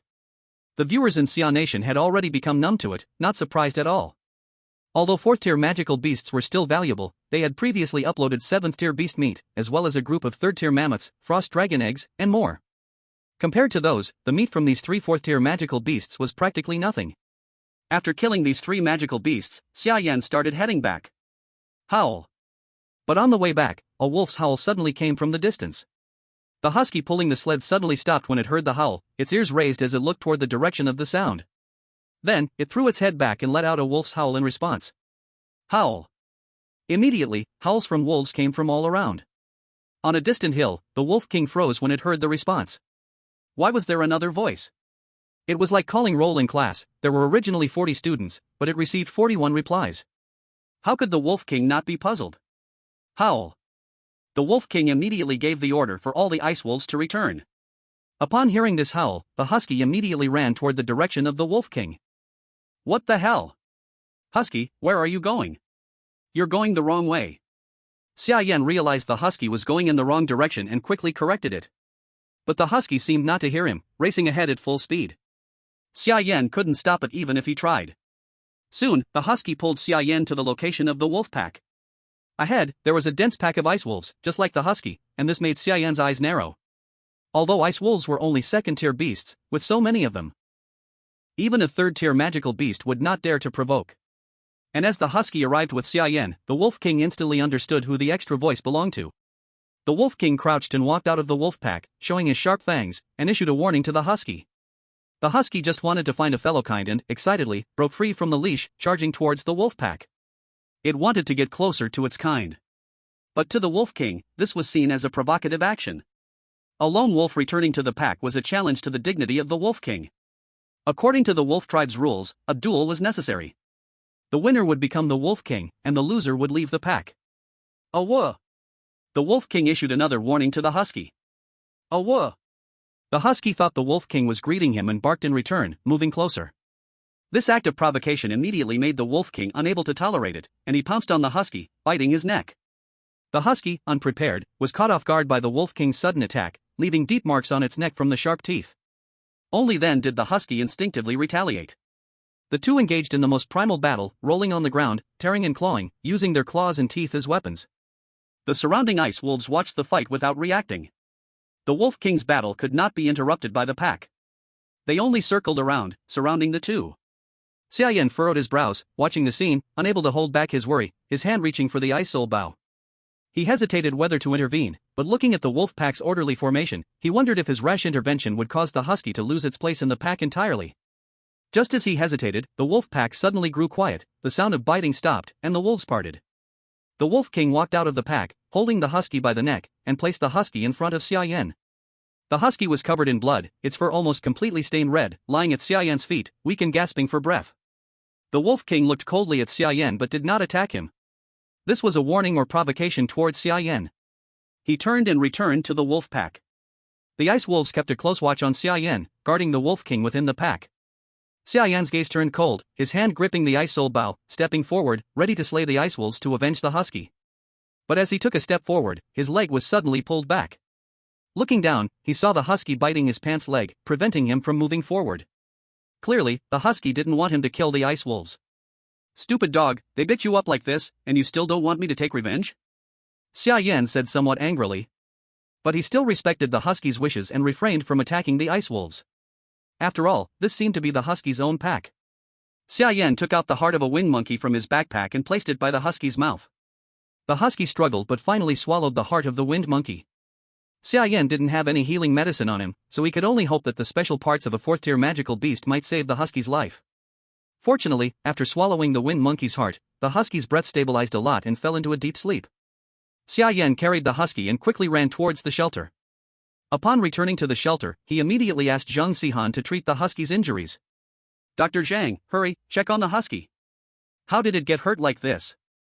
Zhang Xihan was shocked as he saw the husky's injuries. There were so many wounds on its body, each one potentially fatal. How did it survive such injuries? "Don't ask, just get some medicine on it, keep it alive." Xia Yan didn't have time to explain and urged Zhang Xihan to save the husky. Zhang Xihan immediately went outside to gather some healing herbs, crushed them, and boiled them. He applied the crushed herbal juice to the husky's wounds and fed it a mix of the medicinal brew and some fourth-tier frost dragon meat. "With the resources we have now, this is all I can do. Whether it pulls through or not depends on him," Zhang Xihan said helplessly to Xia Yan. Xia Yan nodded. While waiting for Era to recover, Xia Yan opened the ranking list and continued to challenge the people on the list. Without a single exception, it was again all refusal. Xia Yan once again obtained 9 Baihua points. Current points 111, rank 9th. Already surpassed Xin Nanxiao. Afterward, under Wang Yiting's cooking skill, the remaining 2 fourth-rank special parts were also made into special meals and provided to Xia Yan. The special meal of the Ice Bloodstorm Bear had nothing special, still the same as before, but the increased satiety and cold resistance were very high. Worth mentioning is that the Snow Demon's special meal was a little different. Snow Demon stewed meat, satiety plus 300, cold resistance plus 20, growth value plus 15, after eating obtained permanent ability, Blizzard Fist. Blizzard Fist gathers surrounding ice and snow to cover the fist, causing massive damage. This was Xia Yan's first true attack ability in real meaning. The previous lightning headbutt did not count as any proper attack ability. With this ability, his strength obtained a little more improvement again. Chapter 89 Wolf King's Struggle. Unfortunately, Xia Yan still did not wait to break through 4th rank, only short of 10 growth value. If Era had not been injured, he would absolutely already be 4th rank. But it was not any big problem. Tomorrow, at most tomorrow, he could advance to mortal body 4th rank. At night, Era curled beside the fire pile moved his 4 limbs, and the wounds on his body healed rapidly. The fur began to change, becoming even more snow-white, crystal clear, and a black mark appeared at the center of the brow. The overall change was not big, but he looked even more spirited and handsome. One night passed without words. When the second day woke up, Xia Yan suddenly discovered that the injuries on Era's body were all healed, and it looked like some change had happened. Wait, this aura. 3rd rank. Xia Yan was stunned, suddenly discovering Era had unknowingly broken through, from 2nd rank Ice Wolf becoming 3rd rank. This. Could it be the reason of yesterday's Wind Ape heart? Era had followed him and eaten quite a lot of good things. When killing the 7th rank Titan Forest Frog before, he had eaten quite a lot of 7th rank Magic Beast meat, all kinds of high rank ingredients. It could be said that whatever they ate, Era ate the same. For so long without leveling up, it turned out he lacked one special part as the trigger? Woof! Era was already completely healed, excitedly squatting in front of Xia Yan, sticking out his tongue and barking once. Xia Yan rubbed Era's dog head. You brat, being fine is enough, otherwise my 4th rank wind ape heart would have been wasted. Though saying so, if Era had really met trouble, Xia Yan absolutely would not let those ice wolves go, even if those were Era's clan, he would not show mercy. Woof! Era barked once toward Xia Yan, ran outside, came to the sled, and actively picked up the reins and put them on his own body. Woof! And barked once toward Xia Yan as a signal. Today so active? Where are you taking me? Xia Yan sat on the sled with a face full of doubt. Era said nothing and dashed forward. The speed was so fast, already completely different from before, at least nearly 1 times faster. Damn! Slow down. Xia Yan was caught unprepared and almost fell down. The whistling cold wind blew across his face. Sitting on the sled he actually felt the pushback force. This road is. Looking at the road Era was running on, Xia Yan's expression moved. Is this not the road that went to the ice wolf pack yesterday? Era, are you going to take revenge? Xia Yan looked at Era in surprise. Yesterday Era pulled him and would not let him touch the wolf pack. He thought Era was soft-hearted and did not want to see the same clan die. Turns out Era wanted to take revenge himself? Oh whoa! Era raised his head and howled long toward the distance. The ear-shaking wolf howl spread across the entire snowplain. The Wolf King, who was leading the wolf clan hunting, moved his expression and raised his head to look toward the direction the sound came from. This voice carrying provocation and anger, all ice wolves felt it. And they all could feel it. This was provocation aimed at the Wolf King. There was Wolf Clan challenging the Wolf King's sovereignty. This was sending a challenge to the Wolf King. Forgetting the Wolf King's majesty. The Wolf King naturally would not show fear. He raised his head and howled, responding to Era. Era found the Wolf King's location and immediately ran toward it. Soon, Xia Yan saw the shadow of the wolf pack ahead. The Wolf King stood on the hill, like a crane among chickens, looking down at the approaching man and dog. The Wolf King recognized Xia Yan and Era, and his previously alert expression instantly relaxed. Why care about defeated subordinates? Oh whoa! The Wolf King called out to Era. Meaning, the defeated subordinates are not worthy to fight me, first get past my subordinates. Then 2 scarred ice wolves walked out from the pack, their scars showing they were battle-hardened wolf elites. Era was not afraid at all, dropped the reins, and moved forward to fight. On Blue Star, the live viewers were all confused. Why are they here again? Didn't Era almost get killed by them yesterday? Why come to die again? Yenshin too, Era is foolish, why doesn't he stop him? Maybe Era got stronger and came for revenge? I feel Era is different, maybe evolved? Evolved? You are playing a game? Such serious wounds, surviving is lucky, it's only been 1 day, wounds not healed, and he comes to die, Yenshin is foolish too. Believe in Yenshin. Believe in Era. Although the viewers didn't understand why Xia Yan and Era did this, some still blindly supported Xia Yan. They had been completely conquered by Xia Yan's power, believing there was nothing Xia Yan could not solve, they had become his followers, Xia Yan was their faith. Era stood in front of the 2 ice wolves, who without hesitation, charged at Era. They attacked Era from left and right. Era stepped back to dodge one ice wolf's leap, swung a paw, and left a deep scratch in its eye, instantly blinding it.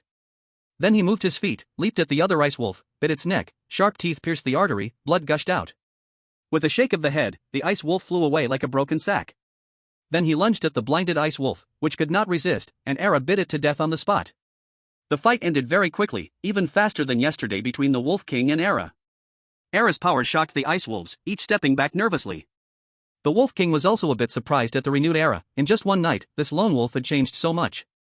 But as the Wolf King, he would not retreat. If he did, he would lose his position completely.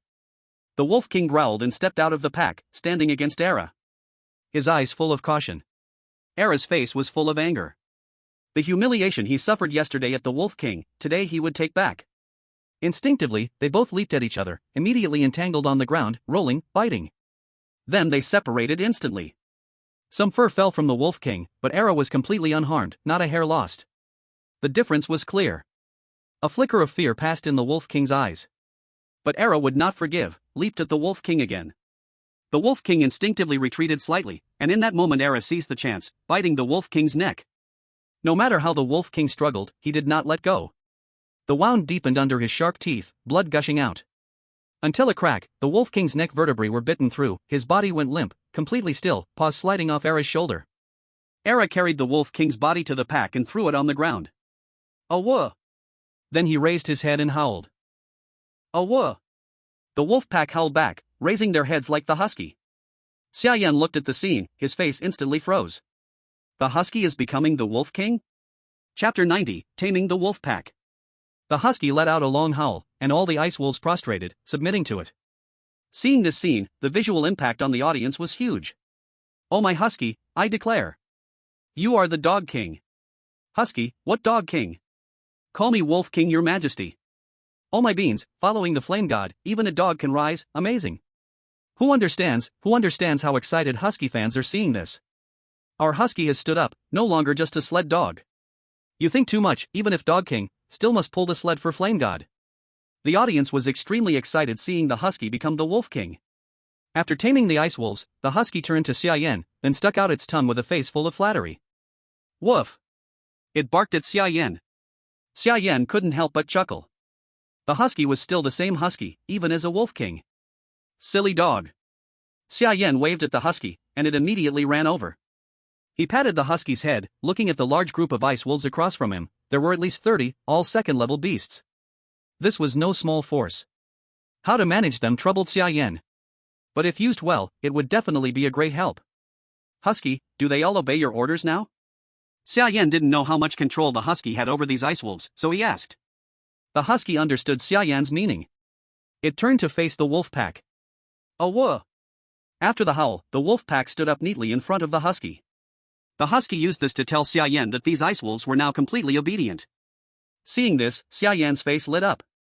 So, these ice wolves had a chance to be tamed? Just like the husky. Let's go, we're returning. Xia Yan chuckled lightly, then led the husky back. Now as Wolf King, it was not suitable for the husky to pull the sled, which would hurt his dignity. The husky directly ordered 2 ice wolves to take over the work. In front of the cave, Lu Weiqiang and others were farming and forging. Suddenly, they saw a large wolf pack approaching. Their faces changed instantly. Monsters are coming. Prepare for battle. Lu Weiqiang immediately told the other 4 to be ready. Su Haoran and the others saw so many ice wolves, their faces also changed sharply. They drew their weapons, fully armed, stepping out of the cave. Drawing bows and placing arrows, ready for battle. Wait. Up there, is that the captain? But soon, Su Haoran saw Xia Yan sitting on the sled at the front of the wolf pack. Is the captain being chased by the wolves? We must save him. Li Jingyi said nervously. No, why are there 2 wolves pulling the sled? That's not the husky. Lu Weiqiang frowned, staring ahead, suddenly widening his eyes. He found the problem. This was not being chased, Xia Yan was leading the wolf pack. Is that white wolf in front of the pack the husky? Zhou Jianping pointed at the husky standing proudly next to Xia Yan. After last night's advancement, the husky's appearance had changed slightly, normally not obvious, but compared with ordinary ice wolves, it stood out like a crane among chickens, clearly special. Indeed. Everyone realized that the wolf pack was not coming to attack them. Hi. Soon, Xia Yan led the wolf pack in front of everyone. How is it? Surprised? Excited? Xia Yan looked at their shocked faces, smiling. This what is happening? Lu Weiqiang asked Xia Yan in confusion. The husky went for revenge, killed the wolf king, became the new wolf king, these are his followers. Xia Yan briefly explained to them. The husky is so capable? The crowd stared at the 2 huskies in surprise. The husky proudly lifted its head. With so many ice wolves, should we each have a sled? They quickly realized the value the wolf pack brought to them. Indeed, this way we can explore farther places, this is great. The crowd was excited, this was definitely good news for them. Don't get too excited just yet.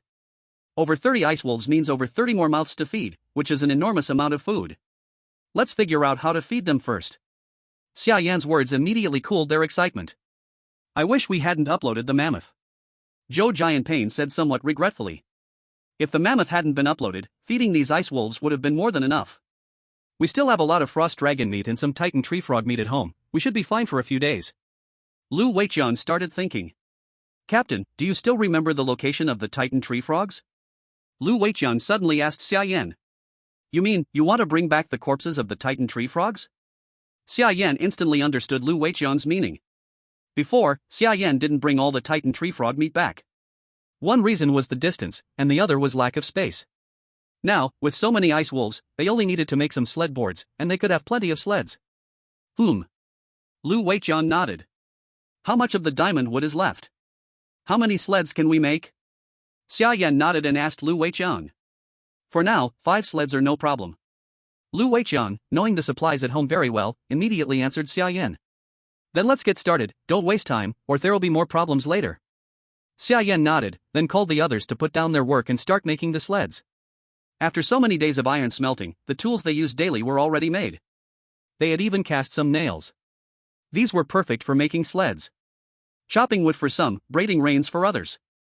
Xia Yan joined in to speed up the production process. The husky directly arranged the wolf pack outside the cave. Ice wolves are native to extremely cold places, with strong resistance to the cold, so they didn't need to take shelter in the cave. They only needed an obstacle to block the cold wind to survive. After a day's work, the sleds were finally finished. 5 sleds, each pulled by 2 ice wolves. They needed 10 ice wolves. Since the ice wolves hadn't been tamed yet, they would need the husky to accompany them, otherwise, there could be problems. Naturally, Xia Yan would also go along, leading the way. Lu Weiqiang, Li Jingyi, Zhou Jianpain, Wu Chang, and Huang Xiaoyan would go with Xia Yan to the location of the Titan tree frogs. The rest would stay at home and watch over it. The remaining 20+ ice wolves stayed outside the cave under the husky's command. With the husky's orders, even if it wasn't present, they wouldn't harm Wang Yiting and the others. Xia Yan sat on the sled, with 2 ice wolves in front, and the husky followed beside. Let's go! Chapter 91, Transporting Titan Tree Frogs. On the white snowfield, 5 sleds moved forward in a grand procession. They were moving quickly, and after a while, they saw the Titan tree frogs ahead. Looking at the Titan tree frogs in the distance, Xia Yan immediately furrowed his brows. The Titan tree frog corpses in the distance had almost all disappeared, with half of the bodies reduced to skeletons, as if something had been gnawing on them. This place seems to have been visited by magical beasts. Lu Weiqiang said with a frown as he looked at the chaotic footprints on the ground. There were also obvious gnaw marks on the Titan tree frogs' corpses. Don't think too much about it, hurry up and cut up the corpses, try to take everything. Xia Yan told the others. What magical beasts came is no longer important, the key is to take the remaining meat with them. 5 people immediately drew their knives and started dividing the remaining meat of the Titan frog. They cut the Titan frog into 5 large pieces, each weighing over a ton. Then, they used ropes to tie the meat and hung it behind the sled.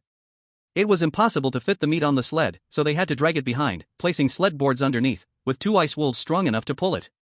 As they were securing the Titan frog meat, ready to leave, suddenly, the husky turned around sharply and barked at them from behind. Woof! Xia Yan furrowed his brow, turning around with a confused look to check. Behind them, a white leopard with black spots was quickly charging toward them.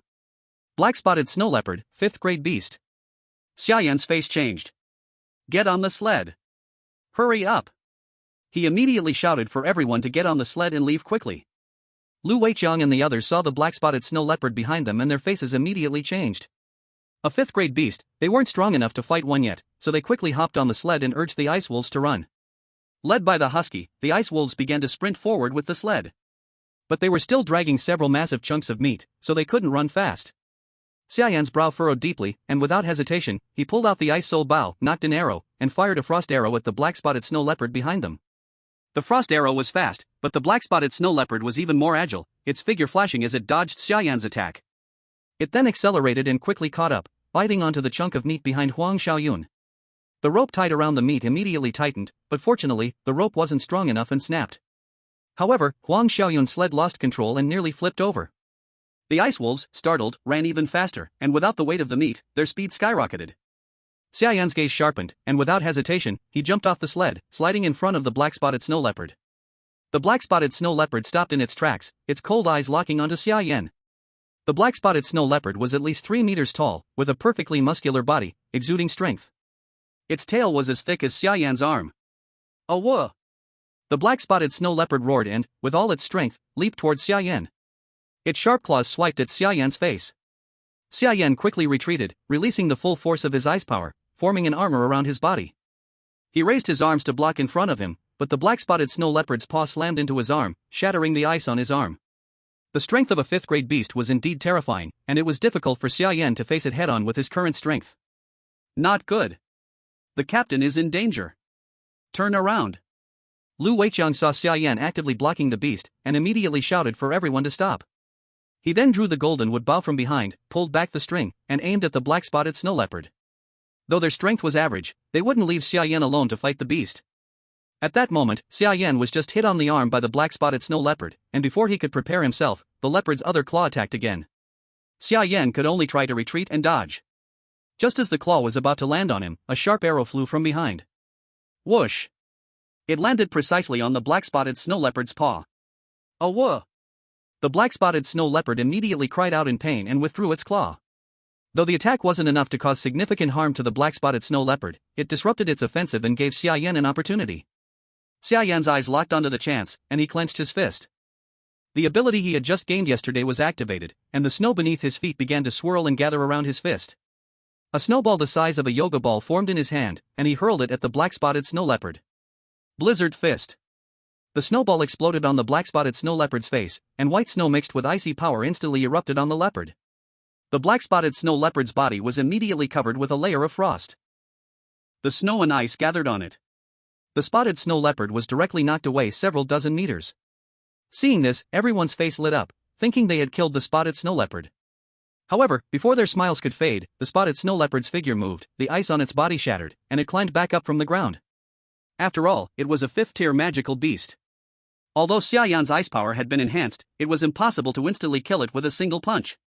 The spotted snow leopard stood up again, angrier than ever, letting out a furious roar. Roar! Then it rushed at Xia Yan again. Run! Xia Yan's face changed. He shouted behind him to Lu Weiqiang and the others. But Lu Weiqiang and the others didn't have any intention of leaving, releasing the arrows in their hands, and 4 cold iron arrows shot at the spotted snow leopard. The spotted snow leopard extended its claws and swiped, knocking the 4 cold iron arrows flying. The actions of the 4 directly enraged the spotted snow leopard, which turned its focus and charged at the 4 in front. Xia Yan's gaze hardened. If the spotted snow leopard fought with him, he could still go a few rounds with it. But if Lu Weiqiang and the others faced the spotted snow leopard, they'd probably be done for in minutes. Xia Yan immediately stopped holding back, grabbed the ice heart pendant around his neck, and the ice power inside exploded, merging completely into his body. It had been 3 days since the last use of the ice heart pendant, and the ice power had fully cooled down, allowing it to be used again.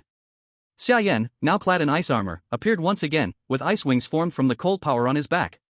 He soared toward the spotted snow leopard. Before the spotted snow leopard could reach Lu Weiqiang and the others, Xia Yan grabbed its tail from behind. The spotted snow leopard opened its massive mouth and lunged at Lu Weiqiang, who was just inches away, but it could not advance any further. Xia Yan held onto its tail from behind, his cold gaze fixed on it. Beast, get out of here! With a forceful swing, Xia Yan executed an over-the-shoulder throw, hurling the spotted snow leopard far away. Before the spotted snow leopard hit the ground, Xia Yan performed a lightning-fast headbutt and slammed into the snow leopard's head. The spotted snow leopard's head immediately burst open, bleeding profusely. Then, Xia Yan stepped on the spotted snow leopard's body, and the force of his mammoth stomp crushed its internal organs on the spot.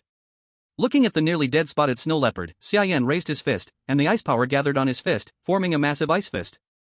With a punch, the spotted snow leopard was instantly killed. But after delivering this final blow, Xia Yan also reached his limit. His ice armor and wings vanished, and he weakly collapsed to the ground. Captain! Lu Weiqiang and the others hurriedly surrounded him, concerned. This was the first time they had seen Xia Yan with such terrifying combat power. I'm fine. Xia Yan waved his hand, looking at the faces of everyone around him, then suddenly furrowed his brows. Where is Huang Xiaoyun? Damn! The god of fire is on the move again, the ice armor and snow wings are so cool. Stop being so cool, didn't you notice someone is missing? As the audience marveled at Xia Yan's strength, they also noticed Huang Xiaoyun was missing. The ice wolf got spooked and lost control, running off with Huang Xiaoyun. Xiaobo looked at the missing Huang Xiaoyun, immediately furrowing his brows. Open Huang Xiaoyun's livestream. He then instructed Xiaoya to bring up Huang Xiaoyun's livestream. In the livestream, Huang Xiaoyun was sitting in a sled, looking panicked. The ice wolf had completely lost control and was running wildly with her. No matter how hard Huang Xiaoyun tried, she couldn't control it. And the speed was too fast, she didn't dare jump off directly, not to mention the ice wolf and the sled were also the property of the shelter, she couldn't just abandon them. She kept trying to regain control of the ice wolf. Not good. There's a cliff ahead. Suddenly, Xiaobu saw through the livestream that there was a sheer cliff ahead of Huang Xiaoyun, and the road ended there. If they kept going, Huang Xiaoyun and the ice wolf will both fall off the cliff. Quick, warn her. Xiaobu hurriedly gave orders to Xiaoya. Minister, Huang Xiaoyun has no spatial soil, the spatial tablet is on Xia Yan, we can't contact her. Xiaoya said helplessly to Xiaobu. Xiaobu's expression changed, he could only watch the livestream and silently pray for Huang Xiaoyun. Now, the only one who can save her is herself. Because of her perspective, and the snowfield being all white, at first Huang Xiaoyun did not notice the situation ahead. But soon, she also realized something was wrong ahead. But now it was already a bit late, they had already rushed near the cliff. Huang Xiaoyan's face changed, she tried hard to pull the reins, trying to stop the ice wolf. But the out-of-control ice wolf did not obey at all, recklessly running forward. Huang Xiaoyan's face changed, she gritted her teeth and decisively jumped off the sled. The ice wolf rushed off the cliff with the sled. But Huang Xiaoyan, because of the huge momentum, kept rolling on the snow, sliding toward the cliff edge. Huang Xiaoyan wanted to stop, but she could not at all, the ground was too slippery. Viewers watching the livestream were anxious for Huang Xiaoyan, but the speed was too fast, and in the end she still couldn't stop the sled, sliding off the cliff. But at the moment of falling, Huang Xiaoyan grabbed the ice at the cliff edge with her hand, her fingers sank in tightly, and her body hung at the cliff, stopping. Viewers seeing this scene breathed a sigh of relief. Luckily, good people have heaven's help, she didn't fall. As long as the ice doesn't break, she is safe. Shut your crow mouth. Crack. Before Huang Xiaoyan could calm down, a light sound came from the ice above, and the ice near her fingers immediately cracked. Crash. The ice broke, and Huang Xiaoyan fell down. But luckily, a protruding rock at the cliff edge caught her, and the soft snow on it didn't hurt her. Viewers saw this and relaxed again. Good, playing like this, huh? This moment is more thrilling than a horror movie. That crow mouth better not speak again, wait here until Yenshin comes, she will be saved. Look, what is that? There seems to be a cave on the cliff. Huang Xiaoyan got up and suddenly noticed a dark cave on the cliff wall. The cave's existence meant either opportunity or danger. In such extreme cold, a cave that blocks wind and cold must be occupied by a monster. Huang Xiaoyan understood this truth. But as a survivor, and having fallen into such a dangerous place, the only choice was to explore it. If lucky, she might find another way, otherwise in this hopeless place, sooner or later it would be death. Even if there was a monster inside, if it was not strong, it could be food, and she would not starve. Thinking this through, Huang Xiaoyan resolutely walked inside. She took out a warm light stone from her bosom, using its faint light to illuminate the surroundings. The warm light stone was an essential item for them when going out, carried with them, not only for light in critical moments but also for warmth. So each of them had one. Using the weak light, Huang Xiaoyan walked inside carefully, observing the cave environment step by step to avoid being ambushed by monsters. In the other hand, she held a knife, always ready to counterattack. The cave environment was simple, very smooth, hardly any loose stones, looking almost artificially carved. Suddenly, a shadow flashed ahead. Huang Xiaoyan immediately became alert, her face serious as she stared forward. Tightly gripping the dagger in her hand, she slowly moved forward. But after taking just 2 steps, a shadow instantly lunged toward her face. Huang Xiaoyan's face changed, and she quickly leaned back and bent down to avoid it. The shadow flew past her, and she couldn't even see what it was. By the time she stood up and turned around, the thing had already disappeared. Huang Xiaoyan dared not let her guard down and didn't continue forward, instead watching her surroundings cautiously. At that moment, Huang Xiaoyan's ears twitched, her gaze focused, and she turned, stabbing her dagger to the right. Squeak! A black bat was pierced by her dagger on the spot. The bat fell to the ground, struggling a few times before becoming still. Vampire bat, first-tier beast, cave-dwelling creature, nocturnal, with strong night vision abilities. Looking at the bat, Huang Xiaoyan's eyes immediately narrowed. Bats are usually social animals, and if one appears, many others are likely nearby. Moreover, there was only one cave in the vicinity, so it was likely that all the vampire bats were gathered here. Huang Xiaoyan took a deep breath. Her mood became somewhat heavy. Fortunately, it was only a first-tier beast, not very strong. With her current strength, although she had not yet reached 3rd tier, dealing with a first-tier beast was not much of a problem. But the issue was, if there were too many, she wouldn't be able to handle it. Huang Xiaoyan moved forward cautiously, keeping her eyes on the top of her head. Bats usually hang upside down on ceilings or rocks, so she had to be extra careful above her. After walking for a while, she quickly spotted a dense group of black shapes on the ceiling of the cave ahead. These were vampire bats, each as big as a pigeon. Thankfully, the bats were not disturbed and were still resting. Huang Xiaoyan held her breath, moving forward quietly and carefully. She passed under the bats without alarming them, unscathed. Arriving deep within the cave, Huang Xiaoyan leaned against the wall, letting out a deep breath. If she had woken up these bats, she feared she would have been drained to a mere skeleton. Huang Xiaoyan touched the nearby uneven stone wall, her brow suddenly furrowing. She took out a warm light stone and shone it, revealing a vivid image before her eyes. A mural. Chapter 93, Accepting the Challenge, Successfully Advancing. Huang Xiaoyan looked at the mural in front of her. As a survivor, she had researched murals. It was said that Xia Yan gained the power of ice through a mural, and survivors from various countries also obtained extraordinary powers after discovering murals. As Huang Xiaoyan was watching the image on the mural, a force pulled her mind into the mural, causing her to collapse to the ground, as if her soul had left her body. A mural. It's a mural. In Huang Xiaoyun's livestream, the viewers were excited as they saw the fleeting mural. Xiaobu also immediately noticed Huang Xiaoyun's discovery of the mural. But soon, due to Huang Xiaoyun's fainting, the livestream went dark, losing the image. Xiaoya, analyze Huang Xiaoyun's current position and send it to Xia Yan. Xiaobu immediately realized that they might soon have a survivor with special powers, just like Xia Yan. They couldn't afford to let anything happen to Huang Xiaoyun. Yes. Xiaoya quickly began analyzing Huang Xiaoyun's position from the livestream playback. The result is in. After some time, Huang Xiaoyun's coordinates were precisely calculated. Send it to Xia Yan. Xia Yan was feeling weak, and Huang Xiaoyun's disappearance made everyone worried.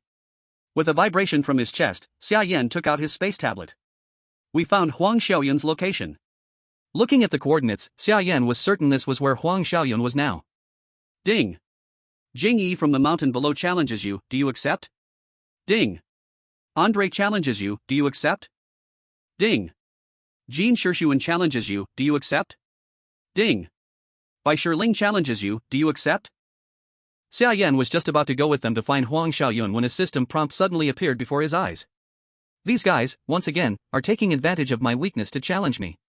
And it's not just one of them, almost all the top 10 players on the leaderboard have sent him a challenge. If he refuses, he will lose 5 or 6 points. Humph. These cowards who only pick on the weak, thinking I'm easy to bully now? Although Xia Yan was worried about Huang Xiaoyun's situation, this opportunity was too rare to miss.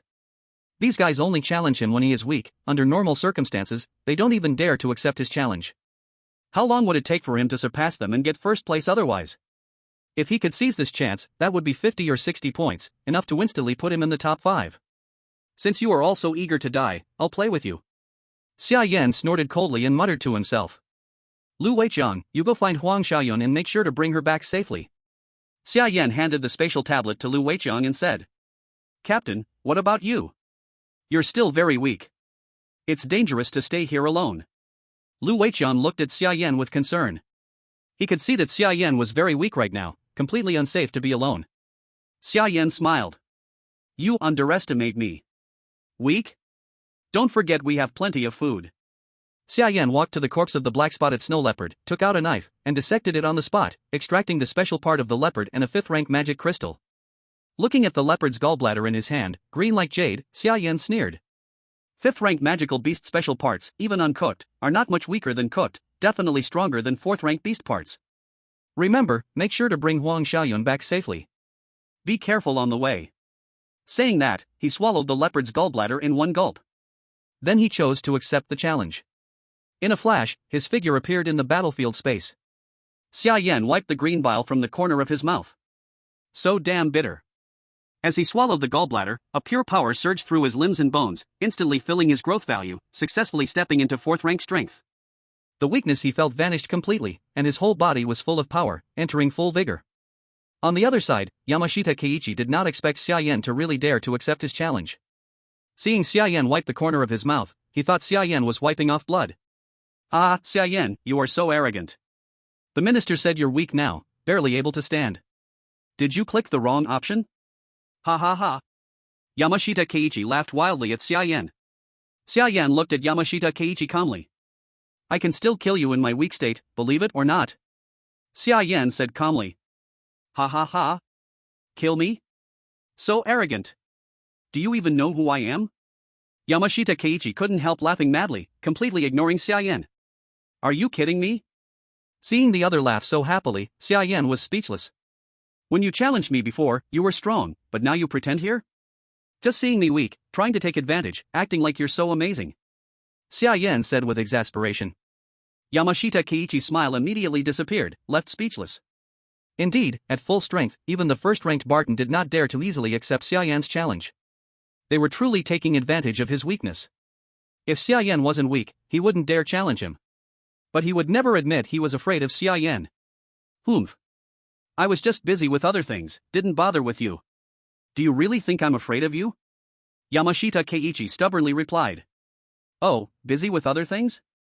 Busy 2 or 3 times in a row, huh? How convenient, every time I challenge you, you're busy. Selective busy, right? Xia Yan said with mockery. Enough talking. Today, I'll make you regret coming to this world. Die.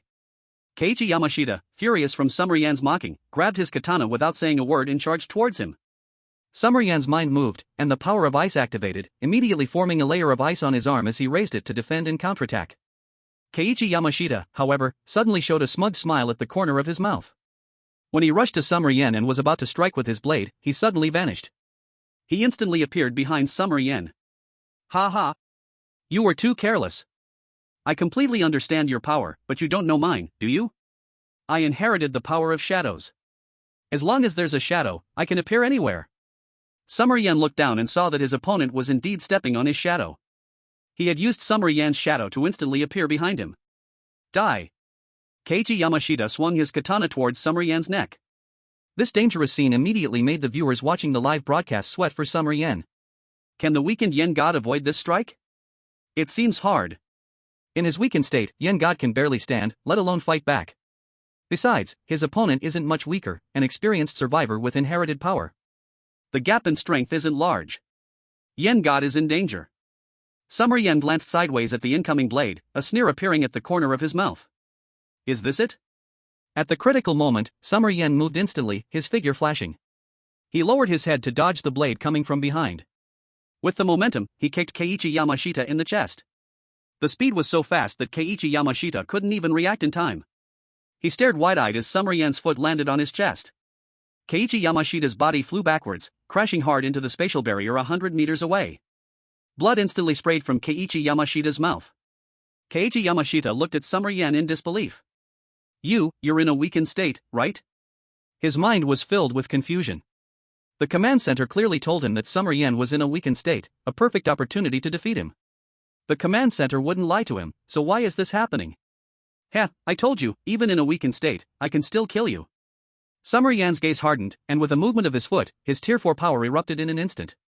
His figure charged forward like a cannonball. Keiichi Yamashita's expression changed. This speed had completely surpassed him. It was impossible for someone with Tier 3 power to move this fast.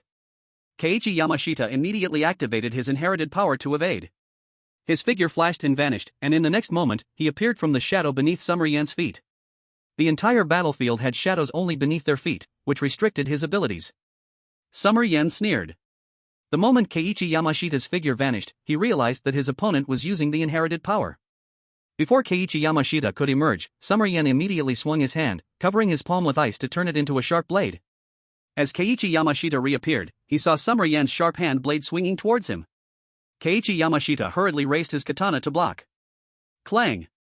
Keiichi Yamashita's katana was knocked away by Summer Yan's strike. A deep wound, down to the bone, was left across his chest.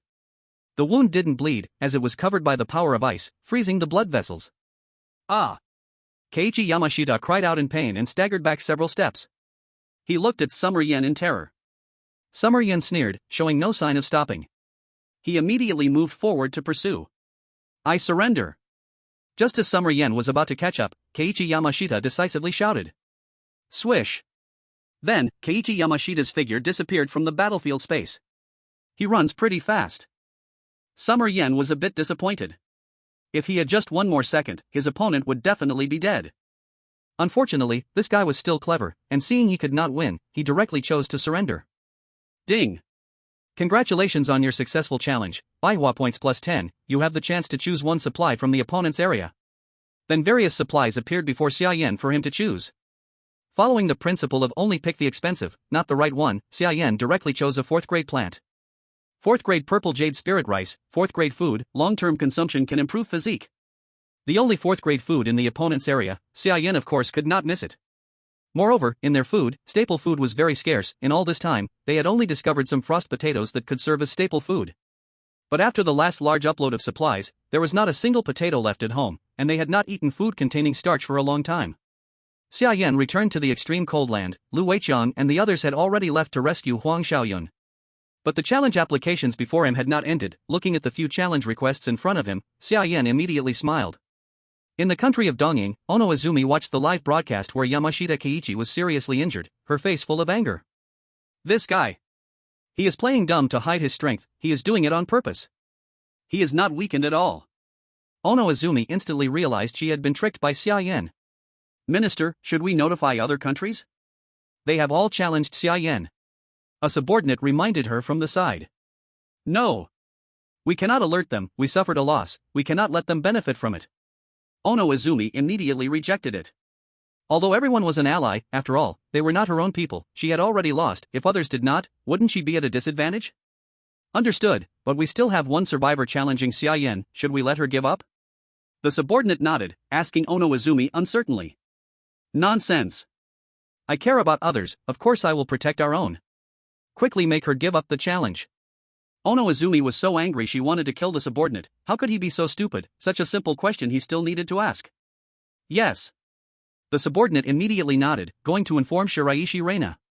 However, time was already short. Xia Yan looked at the challenge application in front of him and without hesitation chose the Dongying survivor. Accept Shiraishi Reina's challenge. Immediately his figure flashed, once again arriving at the battlefield space. On the other side, a cool-looking woman in a white dress appeared, with two bright white lanterns hanging in front of her, striking anyone's vision sharply. It was unclear whether these two lanterns were refurbished or original. Before news from Dongying arrived, Shiraishi Reina was pulled into the battlefield space. Seeing Xia Yan opposite her, Shiraishi Reina showed a charming smile. A pink aura naturally radiated from her body. Xia Yan-kun, my name is Shiraishi Reina. I have long heard of your great name, admired you for a long time, and today's challenge is not with ill intent, I just wish to see your presence. Seeing you today, indeed you are a hero among men, my little heart races. Shiraishi Reina looked at Xia Yan with shy admiration, her eyes teasingly pulling at the heart. She slowly walked towards Xia Yan without any sound. The pink aura from her body immediately reached towards Xia Yan, entering his nose. Xia Yan only felt a faint fragrance, then his mind suddenly blurred, and Shiraishi Reina before him seemed to change. In his eyes, Shiraishi Reina was covered in a hazy aura, her whole body full of temptation, the pink aura making him instinctively feel a primitive urge.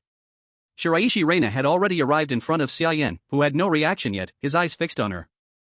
Seeing this, Shiraishi Reina immediately laughed, lightly running her hand across Xia Yan's chest, her lips teasingly licking.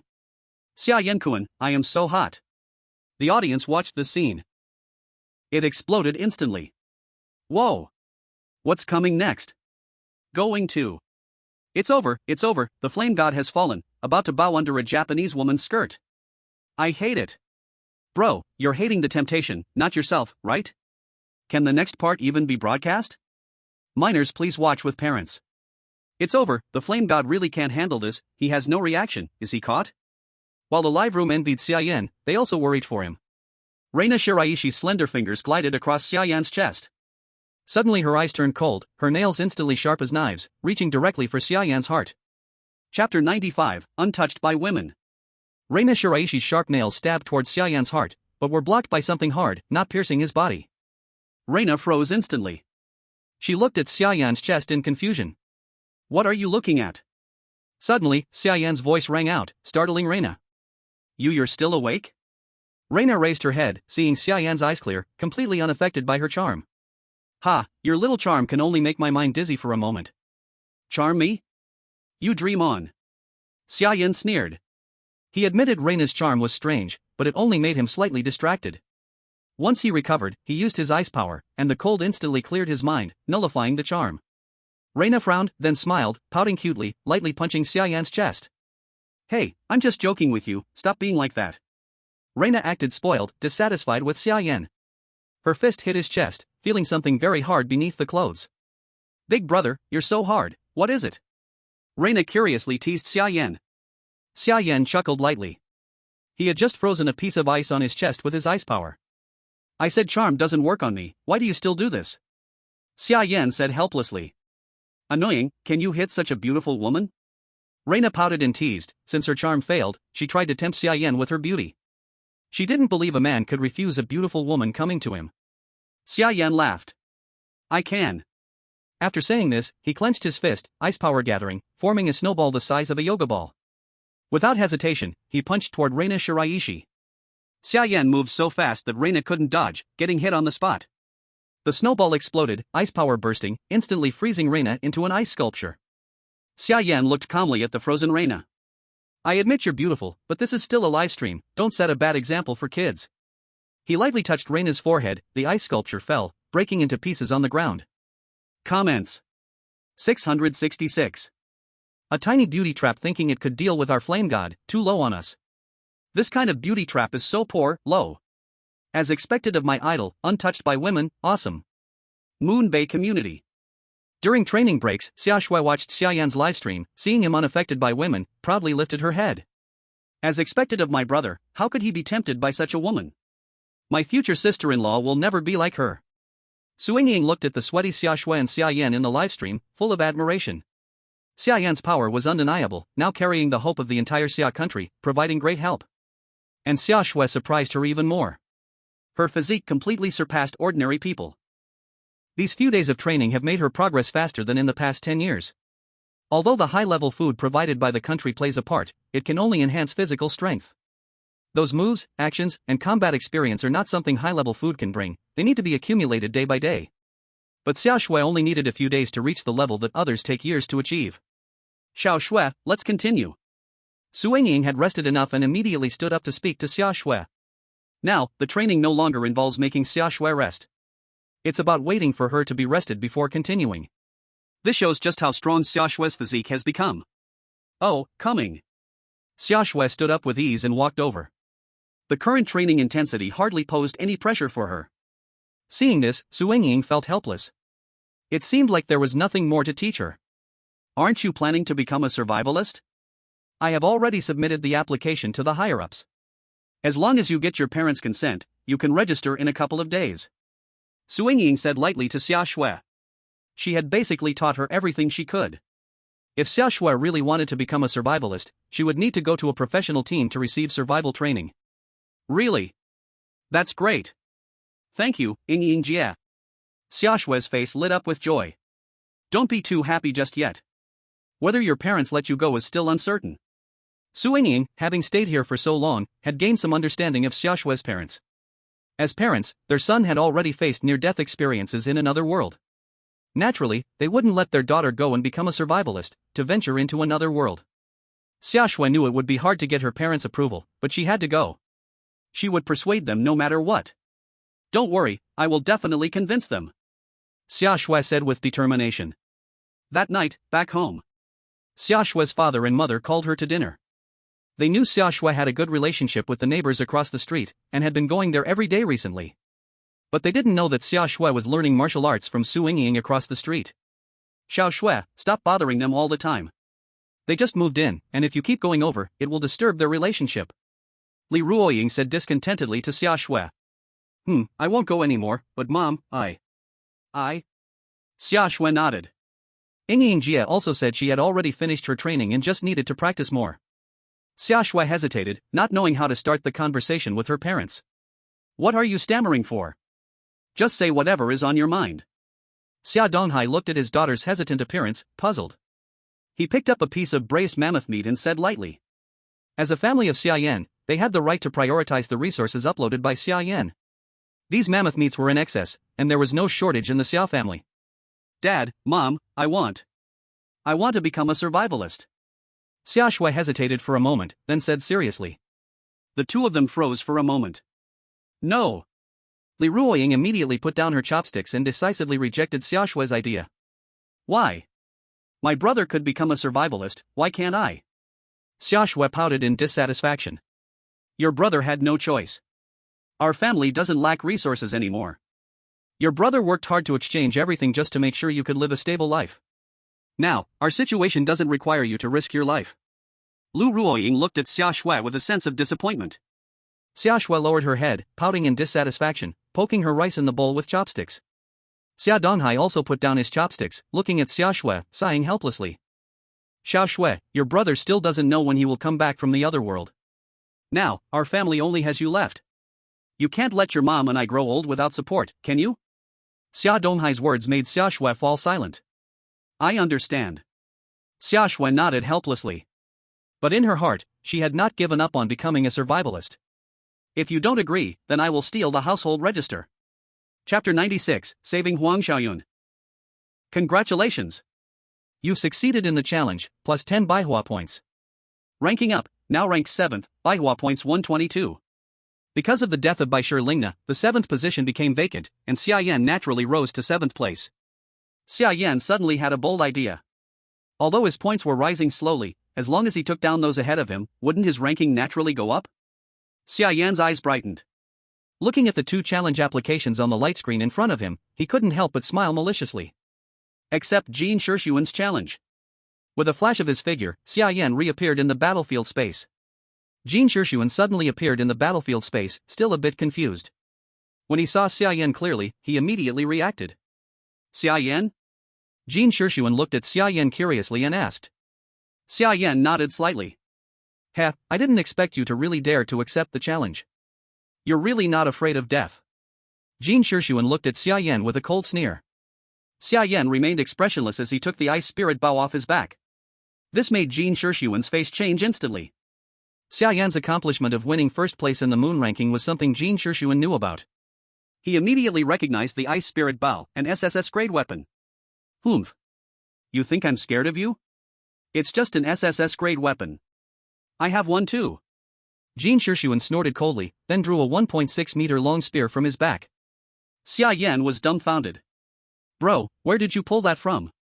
Xia Yan was puzzled. He hadn't seen anything behind the guy just now. Humph. Xia Yan, meeting me means your era is over. Now, it's my Jin Shishiyuan's era.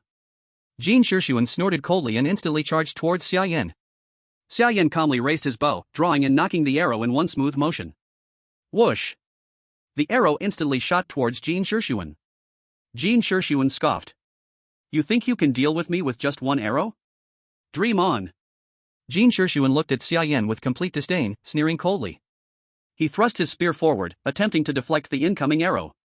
However, just as the arrow was mid-flight, it suddenly transformed into a giant ice arrow.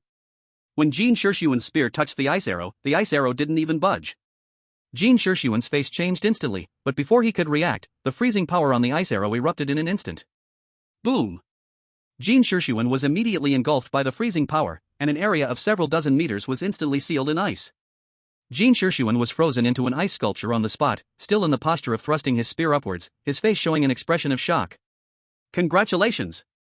You succeeded in the challenge, plus 10 Baihua points. Ranking up, now ranked 6th, Baihua points 132. Please choose your supplies.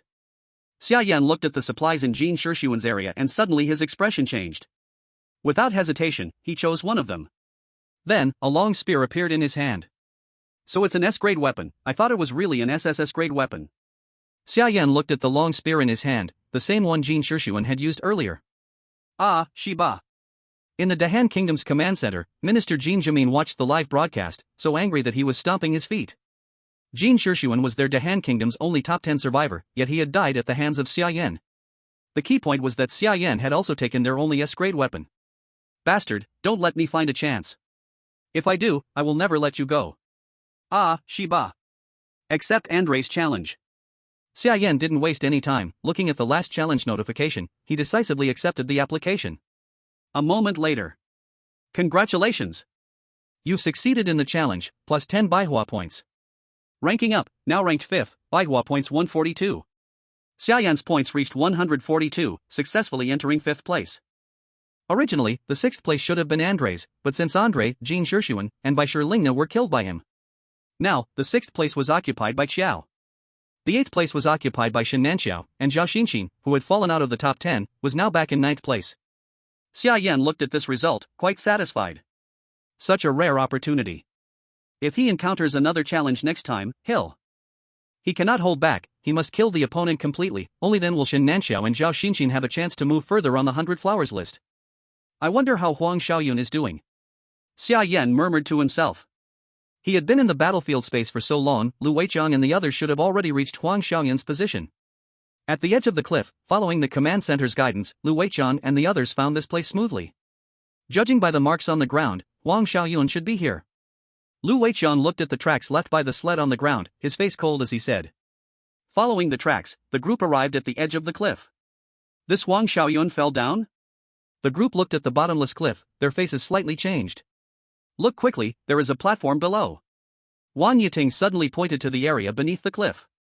The group leaned down to look, and indeed saw a protruding rock not far below. The snow on the rock had traces of being pressed down. Huang Xiaoyun must be down there. Lu Weiqiang frowned as he said. Take the rope from the sled, we'll go down to find her. Lu Weiqiang did not hesitate at all, immediately instructing someone to take down the rope tied to the meat on the sled, and climb down with it. Lu Weiqiang and Wu Chang went down to find Huang Xiaoyun, while Li Jingyi and Zhou Jianping stayed above to guard. The two reached the rock below following the rope and also found the cave on the cliff. The two entered the cave following its path. They took out a warm light stone to illuminate the cave interior. The two carefully explored forward, and soon noticed the vampire's bats overhead. Shoo! Lu Weiqiang signaled Wu Chang to be careful. The two stepped lightly and quietly past the vampire bats above. Soon they saw Huang Xiaoyun fainted on the ground. The two quickly went forward to check her condition. They gently tapped Huang Xiaoyun's face. Huang Xiaoyun? Affected by the outside world, Huang Xiaoyun slowly woke up. Seeing the two in front of her, she looked confused. Why are you here? Huang Xiaoyun asked strangely. We came to find you. Come on, there is a rope outside you can climb up. Lu Weiqiang said lightly. He helped Huang Xiaoyun up from the ground, and as the three were about to leave, the vampire bats overhead suddenly woke up. Pairs of blood-red eyes opened, like a starry sky shining red light.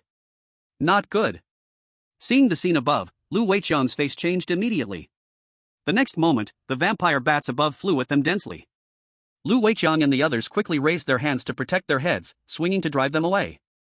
But there were too many vampire bats. Even if they were only first level, it was very terrifying. The dense bats flew above them, constantly attacking, their counterattacks useless against so many bats. It's over, so many bats, they probably can't get out. If only the flame god were here. The audience watched the scene, unable to help but worry for them. Just when they thought Lu Weiqiang and the others were doomed, the bats suddenly stopped, falling from the sky, as if suddenly laying on the ground to sleep. Huang Xiaoyun raised her hands, from them a dim aura spread out. Chapter 97, Beast God Inheritance, Beast Control Power. Huang Xiaoyun gritted her teeth, releasing a large amount of inherited power to cover all the vampire bats. These vampire bats, after encountering the dim power Huang Xiaoyun emitted, immediately calmed down, each falling to the ground drowsy like beasts that hadn't slept for days. Lu Weiqiang and Wu Chang held their heads, stunned, looking at the vampire bats on the ground. Then they looked at Huang Xiaoyun. What did you do? Lu Weiqiang looked at Huang Xiaoyun in confusion. Don't talk, just go. Huang Xiaoyun released a large amount of dim power, seemingly with great difficulty, urging the two to leave quickly. Lu Weiqiang did not hesitate, immediately walking quickly toward the cave entrance. After the two left, Huang Xiaoyun withdrew her power and walked toward the cave entrance. After Huang Xiaoyun withdrew her power, the vampire bats on the ground woke up. Quick! Pull us up! At the cave entrance, Lu Weiqiang shouted to Zhou Jianping and the other above. Before the vampire bats could chase out, the three of them climbed up smoothly with the help of the two. Out of danger. You gained the power of inheritance? Lu Weiqiang looked at Huang Xiaoyun, asking uncertainly. Huang Xiaoyun nodded.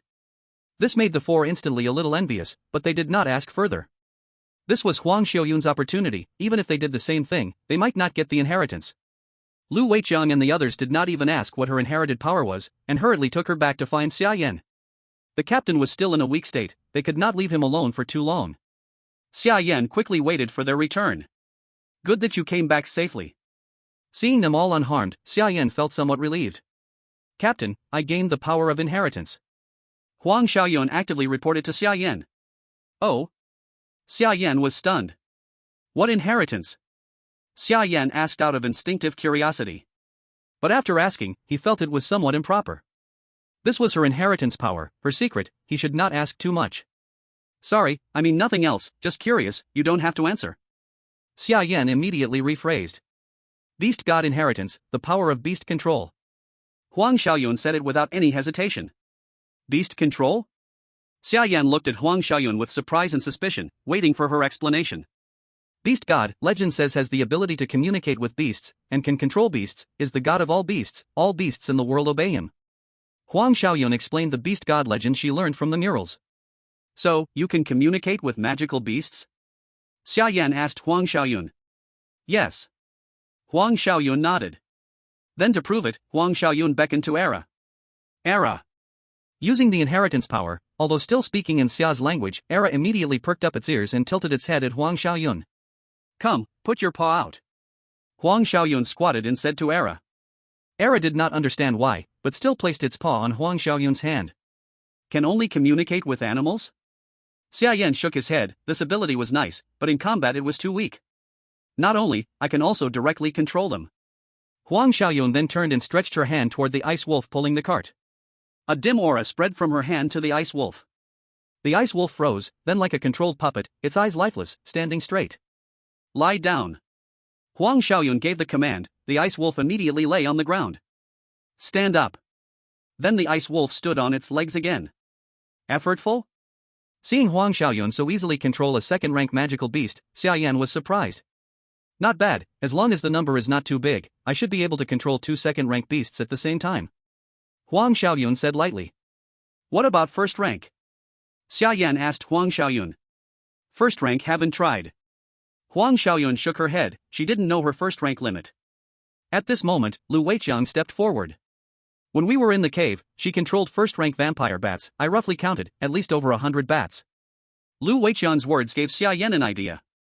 At the same time, he was a little shocked, the beast god inheritance was so terrifying.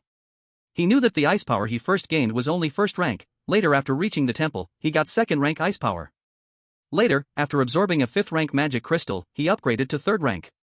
But Huang Xiaoyun, right from the start, could control over 100 first-rank magical beasts, and 2 second-rank beasts. This was at least second-rank inheritance power. Can you control 3rd-rank magical beasts? Xia Yan asked Huang Xiaoyun with anticipation. Huang Xiaoyun shook her head. No, it can only slightly affect their minds, it cannot reach the level of control. Xia Yan immediately gasped, being able to directly control second-tier magical beasts and influence third-tier ones, isn't that terrifying? Then, from now on, the wolf pack is yours, tame them as soon as possible. Xia Yan quickly realized the importance of Huang Xiaoyun's ability, at least now it could be used to tame the wolves. Yes. Huang Xiaoyun nodded. The forest. Leon Rogers emerged from the ruins, electric sparks surrounding his body. Congratulations, Captain, you have successfully advanced. His subordinates, the survivors, felt Leon Rogers' power increase and congratulated him with joyful faces. A smile appeared at the corner of Leon Rogers' mouth. Now not only were his injuries healed, but his body had also reached 3rd tier, and his inherited power had reached level 3. With his power greatly increased, he believed that if he met Xia Yan again, he could definitely crush him.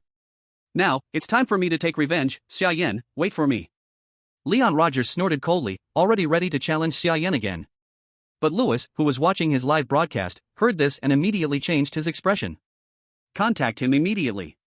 He had seen Xia Yan personally kill 3 of the top 10 survivors. If Leon Rogers went to challenge Xia Yan now, it would be suicide. Just as Leon Rogers was about to challenge Xia Yan, he received a message from Lewis. Xia Yan's power is terrifying, 3 top 10 survivors have already died at his hands, do not challenge him. Leon Rogers looked at the message and checked the leaderboard. He also noticed the changes on the 100 flowers list. But he did not feel any fear.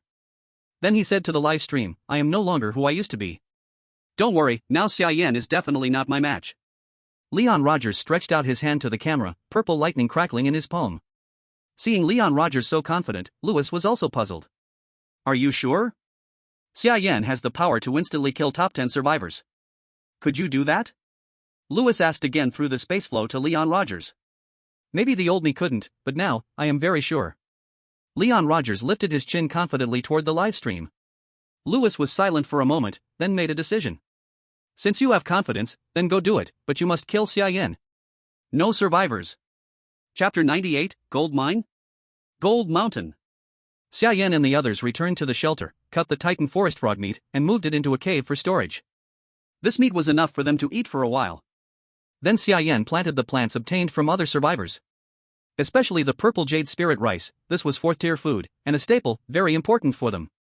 The purple jade spirit rice was not a single plant, but a patch. A 10-meter square field was almost completely covered with the purple jade spirit rice. Purple jade spirit rice, seedling stage, 35 hours 59 minutes and 59 seconds. After being processed by the system, the purple jade spirit rice only needed 3 days to mature. In other words, in 3 days, they could eat fragrant rice. After finishing this, Xia Yan returned to the cave and took out the black-spotted snow leopard's magic crystal. This was another 5th tier ice magic crystal, of course he would absorb it. The live broadcast had ended. After dinner, Xia Yan sat cross-legged on the ground and began absorbing the magic crystal. While he was absorbing it, the system screen appeared, sending a challenge reminder. But because Xia Yan had closed his eyes to cultivate, he did not see the system prompt. This made Leon Rogers frown on the other side. Waiting for Xia Yan's consent, he kept waiting until the next morning. He was so sleepy he kept nodding off, and by morning he finally couldn't hold on and collapsed into sleep. Leon Rogers fell asleep, but Xia Yan woke up. And the challenge prompt had reached its time limit, disappearing automatically. Xia Yan didn't notice anyone challenging him last night. Is leveling up really this hard? A 5th tier magic crystal only increased this little?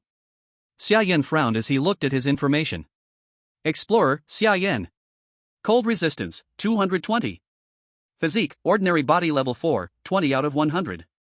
Inheritance, ice power, beginner level 3, 60 out of 100. Abilities, Bear Heart Ambition, Lightning Headbutt, Dragon's Heart, Mammoth Stomp, Blizzard Fist. A single 5th tier magic crystal only increased 20 growth points. To level up, he would need at least 2 more 5th tier ice magic crystals. Captain, we found that adding Moonshadow Stone to ice arrows makes them much stronger at night. Take a look. Yang Xiaoming suddenly came to Xia Yan with an arrow to report. The Moonshadow Stone Xia Yan got from other survivors had finally been developed into a usable method through their efforts. As long as the Moonshadow Stone is ground into powder and mixed into arrows, it works. Good, make more. It could be very useful in special situations. Xia Yan nodded. Yang Xiaoming nodded and then continued making equipment. Captain, when mining cold iron ore before, we also mine some associated minerals. We don't know their use yet, you take a look. Lu Weiqiang approached Xia Yan and mentioned the associated minerals they had mined before. Xia Yan glanced at them. The associated minerals were mixed, but all were ordinary ores. Only some black stones caught Xia Yan's curiosity. These are magnets? Xia Yan looked at the black stones. Some cold iron ore was tightly stuck to them. Yes, they are natural magnets. Lu Weiqiang nodded. What use do they have? Xia Yan's expression changed. He felt the magnets should have some meaning. Magnets, maybe can make a generator. Lu Weiqiang didn't know their use either, jokingly said. Generator? Xia Yan's face lit up. A generator can indeed be made. Now they had iron, they had magnets, they only needed copper or gold. But with their current conditions, making copper wire was impossible. Only soft gold had a chance. You really are a genius. Xia Yan excitedly patted Lu Weiqiang on the shoulder. Lu Weiqiang scratched his head in confusion. Xia Yan went outside and opened the intelligence system. He typed a word into the search box, gold. This time his goal was clear, a large amount of gold. Ding. Intelligence target found, distance, 13 kilometers. So close? Xia Yan stared at the coordinates in front of him, stunned. Could the gold ore location really be this near? They had never noticed it before. Era.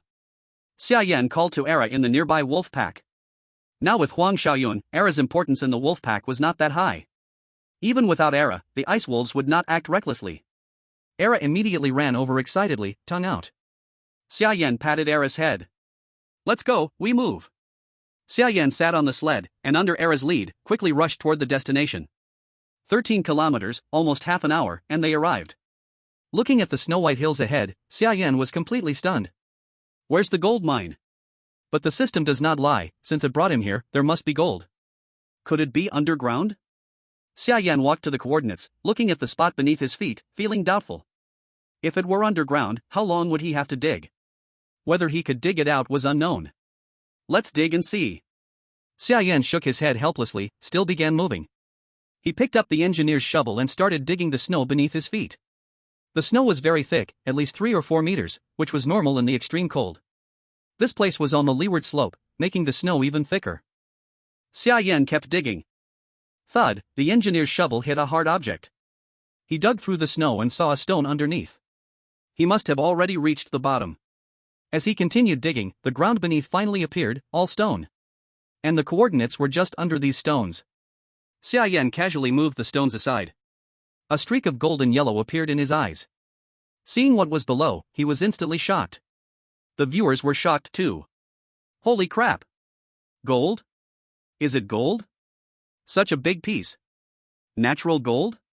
How can it be so pure? This is impossible. Impossible? This is another world, not Blue Star, don't use Blue Star's standards. Such a big piece of gold, how much is it worth? Even if I sold myself, I probably couldn't afford it. You're humble, even if you sold your whole family, you couldn't afford it. Wait. I feel like that gold block is even bigger than this. Even Flame God seems unable to lift it, is it really that heavy? Watching Xia Yan try to lift the gold block in the stream but fail, everyone was stunned. Keep in mind how strong Xia Yan is, equivalent to a 4th-level magic beast, yet he couldn't lift a gold block the size of a soccer ball. There was only one possibility, this gold was even bigger than it looked. Xia Yan couldn't lift it at first, and naturally thought of this, quickly moving the surrounding stones. As the rubble around the gold was cleared, the exposed gold grew larger, and Xia Yan felt more and more shocked.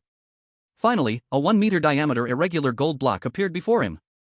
Holy crap! This isn't a gold mine, this is a damn gold mountain. Chapter 99, Generator. A 1-meter diameter irregular gold piece, such a big piece, must weigh several tons. Even Xia Yan's physique would have trouble lifting it. However, he had other methods. Xia Yan placed his hand on the gold, then thought a thought, and the huge gold instantly disappeared. It was stored in his spatial backpack. After the gold disappeared, a hole appeared underneath. The hole was small, less than 1 meter in diameter, previously completely blocked by the gold, so Xia Yan hadn't noticed it. Now the gold was gone, the hole was exposed. The hole's walls were smooth and rounded, looking like they were man-made. And it slanted downward, the dark hole hiding whatever was inside. Xia Yan frowned, looking at the hole beneath his feet. Just as he was about to go down and investigate, a pure white mouse crawled out from below. Then countless mice crawled out, chittering and rushing at him. Earth-probing mouse, first-level magic beast, eats ores, special body structure can digest low-level ores, usually active around mines. Xia Yan immediately stepped back. These mice opened their mouths and let out fierce cries at Xia Yan. Xia Yan could see their 2 pairs of sharp front teeth, harder than steel. The mice did not attack Xia Yan, only scared him away. After Xia Yan stepped back, he stopped paying attention. He turned and dug out pieces of ore from the snow to feed them. Some mice ate some ore, then squatted beside the hole to relieve themselves. They excreted a pile of golden beans. Xia Yan was full of question marks. What the hell, the gold came out of their poop? These mice extracted gold inside their bodies?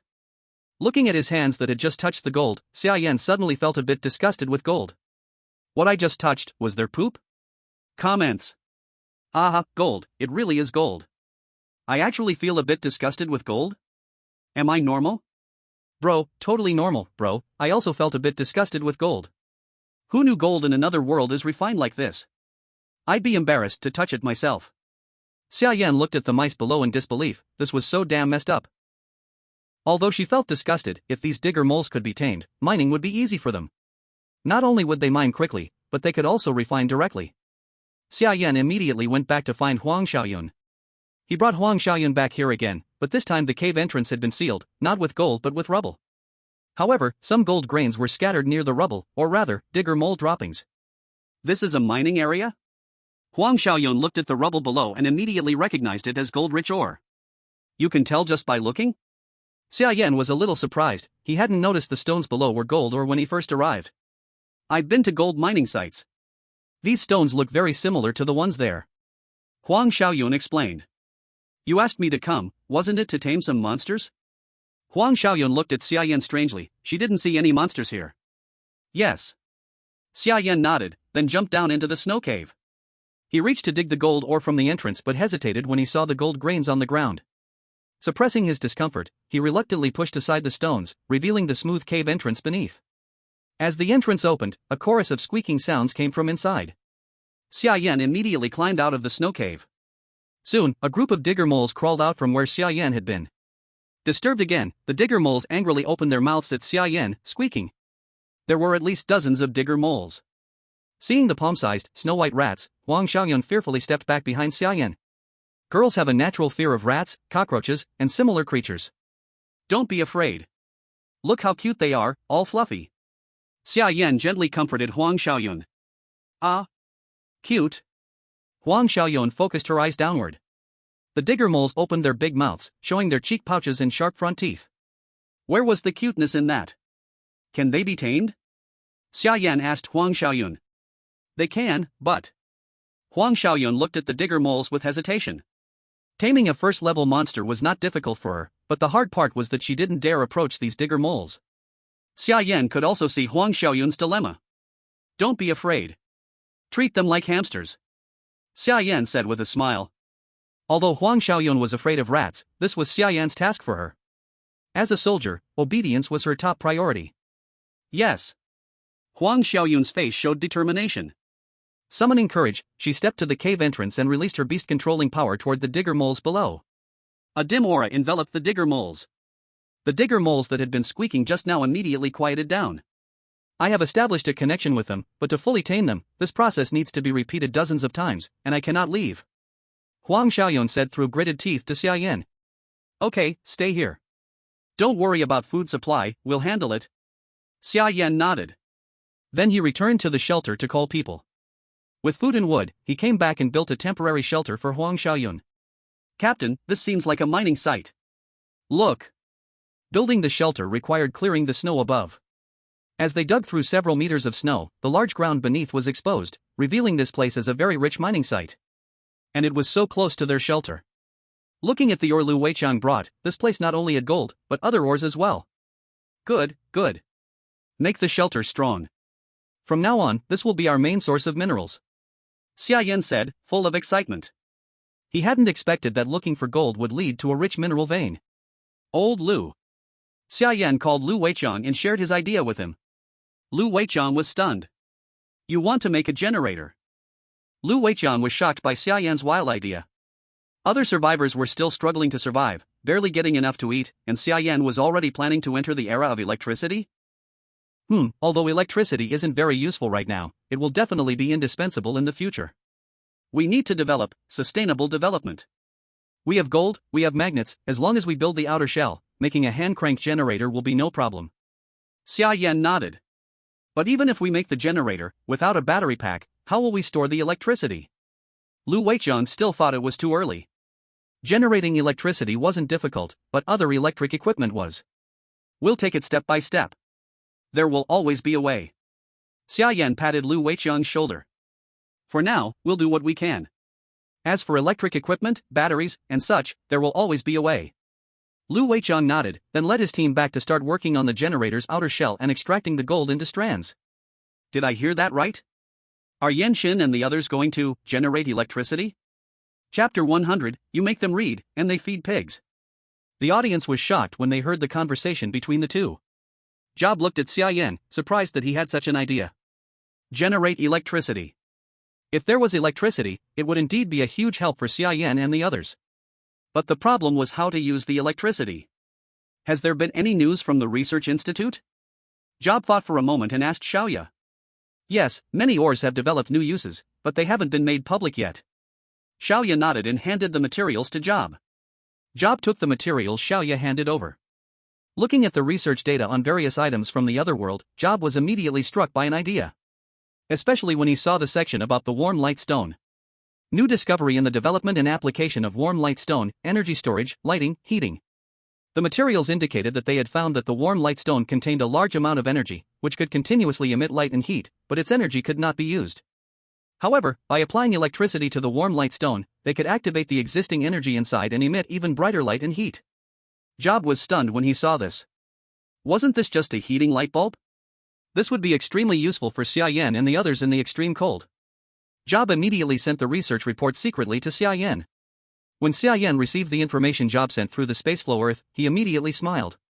Wasn't this the solution to their electricity needs? Unfortunately, the generator would take time to make, and it was clear that it couldn't be done in a short time. Ding! Leon Rogers challenges you, do you accept? That night, after Xia Yan had eaten and drunk enough, he was about to rest when a prompt suddenly popped up in front of him. Oh? Xia Yan was momentarily stunned. He didn't expect anyone to challenge him. Had he been too kind yesterday? Accept challenge. Xia Yan naturally didn't hesitate, and immediately accepted the challenge request. Leon Rogers was so excited when he saw Xia Yan accept his challenge that he almost cried. He had been waiting all day, and finally, Xia Yan accepted his challenge. Then, with a flash of light, the two appeared in the battlefield space. The battle between the 2nd and 5th on the 100 Flowers list immediately attracted the attention of major countries. Many people rushed into the live streams of these two people. It wasn't just ordinary viewers, but also some veteran survivors, national leaders, and other important figures. There are so many people today, so many. Did I just see what? The Prime Minister of Great Han Nation? Am I seeing things? Wait, why are there so many foreign leaders? What are they doing? When so many important figures flooded into the live stream, everyone was stunned. Does it even need to be asked? This is the battle between the 2nd and 5th on the 100 Flowers list. Who could miss it? The national leaders must want to see who wins so they can make their next move. This Leon Rogers already lost to Yanxin once. He's going to lose again this time. There's no suspense. As soon as this comment appeared, it immediately drew out the netizens from the Lighthouse Country. You don't know anything. Roger's inherited power has been upgraded now, how could Xia Yan compare? Last time, it was only because of carelessness. This time, Xia Yan is definitely doomed. Exactly, Rogers has found the relic inheritance, greatly increasing his strength. He's not the same as before. Have you ever seen the power of a level 3 inheritance? Hick! The words from the Lighthouse Country netizens surprised the Summer Country audience. Level 3 inheritance power? What level is God Yan? Not yet, it was never shown in the livestream, but since he can kill a level 5 monster, his strength is definitely not weak. Maybe it's level 3, or even level 4. The guy upstairs is joking, killing a level 5 monster? That must be level 5. Lighthouse Country netizens. Level 5? Ha ha ha, you're killing me. How could it be level 5? Do you know how hard it is to level up to 5? We've seen the video of Xia Yan killing a level 5 monster, but that was with external help. From our calculations, Xia Yan's ability is limited. Not only does it weaken him after use, but there's also a 3-day cooldown. It's only been 1 day now. Without external help, your opener is just waiting to die. Battlefield space. Xia Yan smiled at Leon Rogers on the opposite side. Hey buddy, is your injury healed? Xia Yan casually asked Leon Rogers. Humph. Xia Yan, you finally showed up. Today, I will take revenge for the last time. Are you ready to die? Leon Rogers pointed at Xia Yan, his face cold and stern. Xia Yan smiled lightly. You're quite confident. Well, I won't let you off. After killing you, I'll be 4th, no, 3rd. Xia Yan wouldn't hold back in front of outsiders. Last time, Leon Rogers escaped by accident, but that wouldn't happen again. Humph. I'm not the same as before. Die. Leon Rogers snorted coldly, and with a movement of his foot, his body shot towards Xia Yan like lightning. Surrounded by purple lightning, the dagger in his hand also flickered with electrical light, slashing at Xia Yan. Whoosh! A bolt of lightning shot out from Leon Rogers' dagger, directly attacking Xia Yan. Xia Yan's eyes narrowed. Leon Rogers' strength was much stronger than before. Whether it was the power of lightning or his physical condition, Xia Yan could feel some pressure. Xia Yan dared not be careless. He quickly released his ice power, and an ice armor instantly formed around him. The cold sensation greatly boosted his strength. With a movement of his feet, he dodged to the side. The electric light brushed past him, and a small amount of lightning spread along his arm, flowing throughout his body. A tingling sensation of numbness spread through Xia Yan's body. He stood still for a moment. He was still affected, the lightning power restricted him too strongly. Although he dodged the main strike, the 10-centimeter gap still allowed the lightning to reach him. Seeing Xia Yan affected, Leon Rogers sneered and seized the opportunity to rush forward, slashing at Xia Yan's neck with his dagger. Determined to end his life with a single strike. In a split second, Xia Yan finally regained control of his body and quickly stepped back, narrowly avoiding the sharp dagger that passed right by his neck. Leon Rogers didn't stop his attack, not giving Xia Yan any chance to breathe. He continued advancing and pursued him, releasing all his lightning power. As long as Xia Yan was struck by the lightning, he would be instantly paralyzed, and then he would be as helpless as a fish on a chopping board, ready to be slaughtered. Xia Yan also understood that close combat with Leon Rogers wasn't beneficial, so he quickly retreated while dodging. He also increased his release of ice power, forming a thick layer of ice armor around his body, wrapping himself up completely, airtight. Though water conducts electricity, pure ice hardly conducts electricity at all. The ice armor acted as an insulating suit, blocking Leon Rogers' lightning attacks. Leon Rogers once again used his lightning power to strike at Xia Yan, but this time it was blocked by the ice armor on him. The ice armor, used as an insulating suit, had very weak conductivity. Leon Rogers was instantly stunned. Are you okay? Xia Yan chuckled lightly. I told you to study, but you fed pigs instead. Don't you know pure ice does not conduct electricity? Xia Yan sneered coldly, then stomped hard on the ground. Chapter 101, Moonshadow Ice Arrow. Mammoth Stomp. Xia Yan stomped, and the ground immediately shook violently. A shockwave spread outward from Xia Yan in all directions. Leon Rogers was hit by the shockwave, losing his balance, swaying as if in an earthquake. Before he could steady himself, Xia Yan's next move struck. Xia Yan's body instantly became a blur, rushing forward in a flash. He slammed into Leon Rogers with full force. Although Leon Rogers' body was 3rd-rank mortal, compared to 4th-rank mortal Xia Yan, he was far weaker. Leon Rogers was immediately dizzy from the impact. He briefly lost consciousness. Xia Yan clenched his right fist, releasing the power of ice, layers of snow forming on his fist. When Leon Rogers came back to his senses and opened his eyes, a huge snowball charged at his face. Bang! The snowball exploded on his face, the force blasting him backward, ice covering his whole body. A layer of frost covered him entirely. Even so, Leon Rogers did not die, moving slightly as the ice broke and fell off. His face was icy blue, though in a forest, he had no cold resistance, and his exposed skin was severely frostbitten. His limbs stiff as a corpse. Leon Rogers struggled to stand, staring at Xia Yan in shock. Impossible. How could you be this strong? He could not believe it. He had been working so hard to grow stronger, clearly improving his body and inheritance power in just a few days, yet he still could not catch up to Xia Yan. Impossible things happen all the time, and you do not understand many things. Xia Yan saw no need to explain and immediately leapt to attack. Last time he let him escape, this time he would not let him run. Leon Rogers gritted his teeth and took a syringe from his chest. It contained green liquid. Seeing it, Xia Yan instantly remembered the survivor from the Lighthouse Nation, whose strength greatly increased after using this syringe. Xia Yan, you forced me.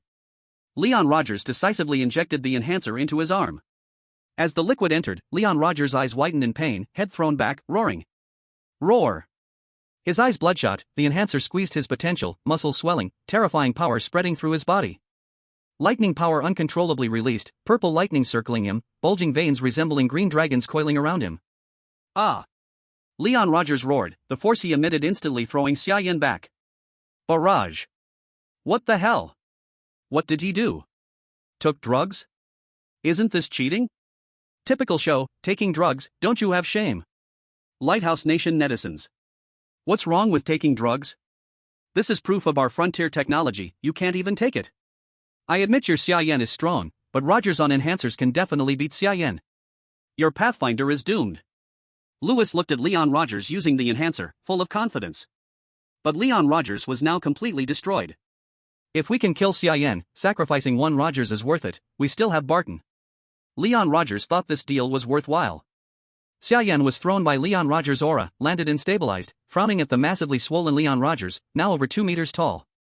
At this moment, Leon Rogers' strength had reached at least 4th rank. His clothes were bursting from his swollen muscles, revealing the black scales inside. The scales gave off a cold glint. Xia Yan's eyes narrowed as he looked at the scales on the other's body. If he guessed correctly, these scales should be the reward Leon Rogers received, dragon armor. SS-level defensive gear, no wonder the blizzard punch didn't hurt him just now. Xia Yan! Leon Rogers shouted Xia Yan's name in a deep voice. Although he had taken the enhancer, he was still keeping his mind in the first shot. He raised his hand and pointed at Xia Yan in the distance, his gaze cold. You're going to die today, I can feel it, now full of power, come. Leon Rogers curled his finger at Xia Yan provocatively. Xia Yan squinted his eyes. If the Ice Heart Pendant could be used now, he would use it without hesitation to show why the flowers are so red. But now the Ice Heart Pendant couldn't be used, which was really a pity. Then I'll play with you. Xia Yan stopped being polite, and the blizzard punch quickly formed on his fist. Then his figure flashed, instantly rushing in front of Leon Rogers, a punch smashing into him. The blizzard punch exploded on Leon Rogers, the cold ice force covering him. But this time, Leon Rogers was not pushed back, instead, he looked at Xia Yan with a smile, taking the punch without any pressure. Just this little power? Weak. Leon Rogers said as he swung a fist back at Xia Yan.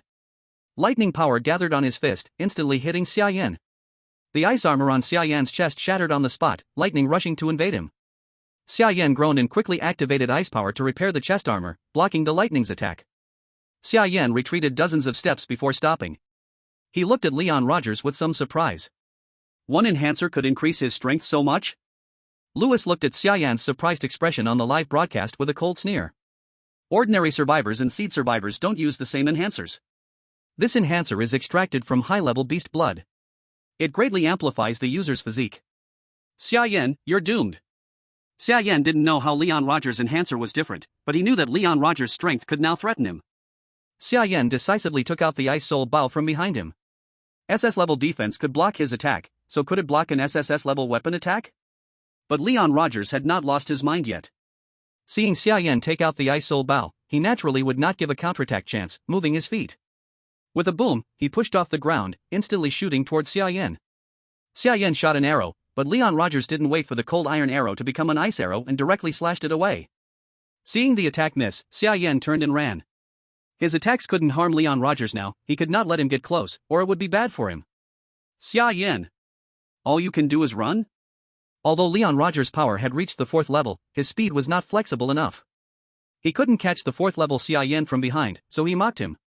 Xia Yan took a special arrow from his waist quiver and placed it on the ice soul bow. The arrow glowed faintly like moonlight, continuously gathering power. It was a special arrow embedded with moon shadow stone. Now it was night. Although the battlefield had no sun or moon, it was no different from the outside, still absorbing moonlight. Soon, the arrow in Xia Yan's hand was full of moonlight power, sparkling like a film. Xia Yan immediately stopped, turned, and aimed at Leon Rogers behind him. Ha ha ha, want to fight back? It's too late. Leon Rogers didn't expect Xia Yan to suddenly stop, but it was exactly what he wanted. He instantly rushed in front of Xia Yan, his sandbag-like fists carrying terrifying thunder power, smashing towards Xia Yan's head. But Xia Yan's figure instantly flickered and dodged. Using the displacement ability of the lightning headbutt, he evaded Leon Rogers' attack and appeared beside him. Is that so? Xia Yan aimed his bow at Leon Rogers' head and decisively released the string. Moonshadow Ice Arrow. Whoosh! The Moonshadow Ice Arrow disappeared like a ghost in an instant, and then directly appeared above Leon Rogers' head, its tip deeply embedded in it. But even so, Leon Rogers still hadn't died. Damn it! You're looking for death. Leon Rogers reached up to pull the arrow from his head. Just as he raised his hand, before even touching the arrow, the icy power within the arrow instantly exploded. Boom! Leon Rogers' head exploded on the spot, fragments flying everywhere. Bang! Then Leon Rogers just fell straight down. Quiet, deathly quiet. Just moments ago, Leon Rogers, who had the upper hand, chasing after Xia Yan, was instantly killed by one move from Xia Yan. The battle changed so fast that everyone was caught off guard. How is this possible? Lewis's legs went soft, and he sat down in the chair, looking at the live broadcast with disbelief. Then, slap, the live broadcast completely fell into darkness. Leon Rogers was dead, and of course, the live broadcast had to end. Damn! Fire God is amazing. This arrow looks ordinary, but it's so powerful. I didn't even see how the arrow reached his head, even Leon Rogers on steroids couldn't react in time. Where are the dogs from the Lighthouse Country? Come out and stand guard. Still thinking of challenging Fire God, are you living in the past? The great nation has spoken, the Lighthouse Country is no longer the strongest in the world, now it's our Xia Country's time. Ding! Congratulations on your victory, 100 flowers points plus 10. Ding! Ranking has risen, current ranking, 3rd, 100 flowers points 151. You have earned the opportunity to choose resources from the opponent's area. Please choose. Immediately in front of Xia Yan, various resources that Leon Rogers had appeared.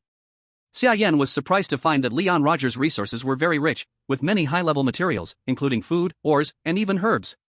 There were even several 4th and 5th level materials. But Xia Yan didn't want any of these, directly choosing the most precious item. Dragon Rider Armor. Dragon Rider Armor, SS reduces 70% damage taken from level 5 and below, 50% from level 5 and above, 30% from level 7 and above, no effect from level 9 and above. Upon seeing the attributes of the Dragon Rider Armor, Xia Yan's gaze immediately sharpened. This is too strong, isn't it? Is this really SS-grade equipment? But compared to the Ice Soul Bow, it seems a bit lacking. The Ice Soul Bow can increase the power of the ice by 10 times, which is much stronger than reducing a few percentages of damage. With the Dragon Rider Armor, Xia Yan could now almost ignore any attack below level 5. Reducing 70% damage, plus the defense from the ice armor, who could break his defense now? Shit. Shit. Shit. Leon Rogers' death made Lewis extremely angry. This was not just about losing a survivor. Rogers was their pioneer, and with the pioneer's death, the nation's fortune would decline. Looking at the system notification in front of him, Lewis wished he could crawl in and tear Xia Yan apart. Ding. The pioneer of Lighthouse Country has died, the national fortune declines, and a level 12 hurricane is about to strike. Rogers looked out the window. The sky outside was dark, and a terrifying tornado, like a giant beast, was sweeping toward them. Wherever the hurricane passed, buildings were instantly destroyed, flying sand and rocks, and screams filled the streets below. Lighthouse Country is hit by the largest hurricane in history, causing numerous casualties.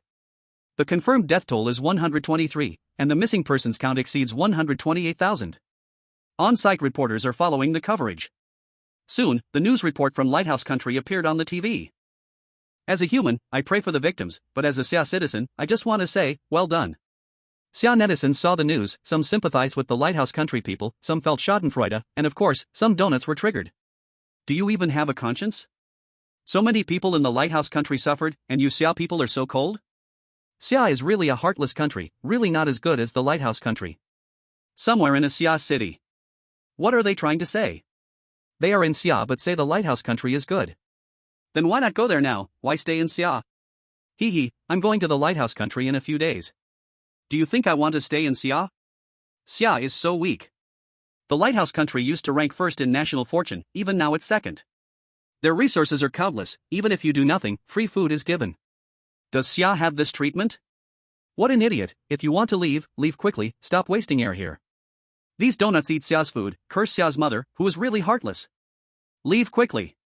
By the way, why did the lighthouse country suddenly suffer such a huge hurricane disaster? Did their explorer get into trouble? The one above guessed right. I just checked the 100 Flowers list ranking. Guess what? Leon Rogers' name disappeared, now Yenshin is third. Rogers died?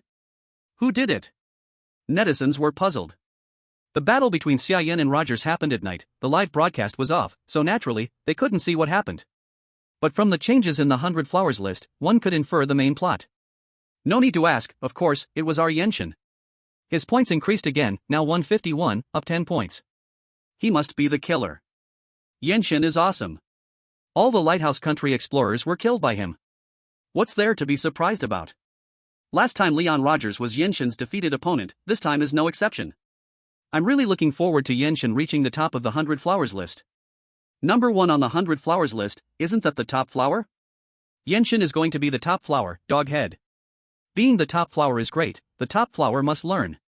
Bard, who had just swum up from underwater, looked at the changes in the 100 Flowers list and frowned deeply. Rogers actually died? This Xia Yan is so strong? Barton had originally planned to challenge Xia Yan after coming out, but seeing Leon Rogers' name disappear from the list, he hesitated. Don't challenge Xia Yan. Your points far exceed Xia Yan's. Just keep your rank and get the first place reward, you can take revenge later. While Barton hesitated, a message from Lewis arrived on the space tablet. Seeing the message, Barton's brow twitched. But this was also the safest method. Although he wanted to kill Xia Yan, for the bigger picture, he restrained his impulse. Consider yourself lucky. Looking at Xia Yan's name on the 100 Flowers list, Barton snorted coldly. Xia Yan looked at the 100 Flowers list and calculated. His points were 151, second place Yamashita Kiichi had 167 points, first place Barton had 187 points. There were 17 days left until the end of the month. If he challenged these two once a day, gaining 1 point each time, that would be 34 points, still not enough to catch Barton. Even if Barton did not gain any points, Xia Yan would still be 2 points short. Even including the weekly chance to challenge lower-ranked people, he could barely catch Barton's points. Moreover, Barton would not stand still, his points would continue to rise. If Xia Yan wanted to take first place, it seemed very difficult. Chapter 103C, The Chance to Leave. In the following days, Xia Yan went nowhere, saving intelligence attempts while helping make generators. During this time, they had made many iron tools, from the most practical pots, pans, and bowls to anvils, forging hammers, and more. They even made hoes and farming tools. In the presence of all the necessary tools, making a generator was not hard. Pull the copper wire, carve the magnet, and finally install the gears, putting them into the main body. Is it done? Can it produce electricity? After 3 days of effort, they finally made the first generator. They were still a bit nervous, not knowing if such a rough thing could be useful. Xia Yan took out a warm light stone and, following the method Job told him, connected 2 golden wires. Then he quickly shook the generator by hand.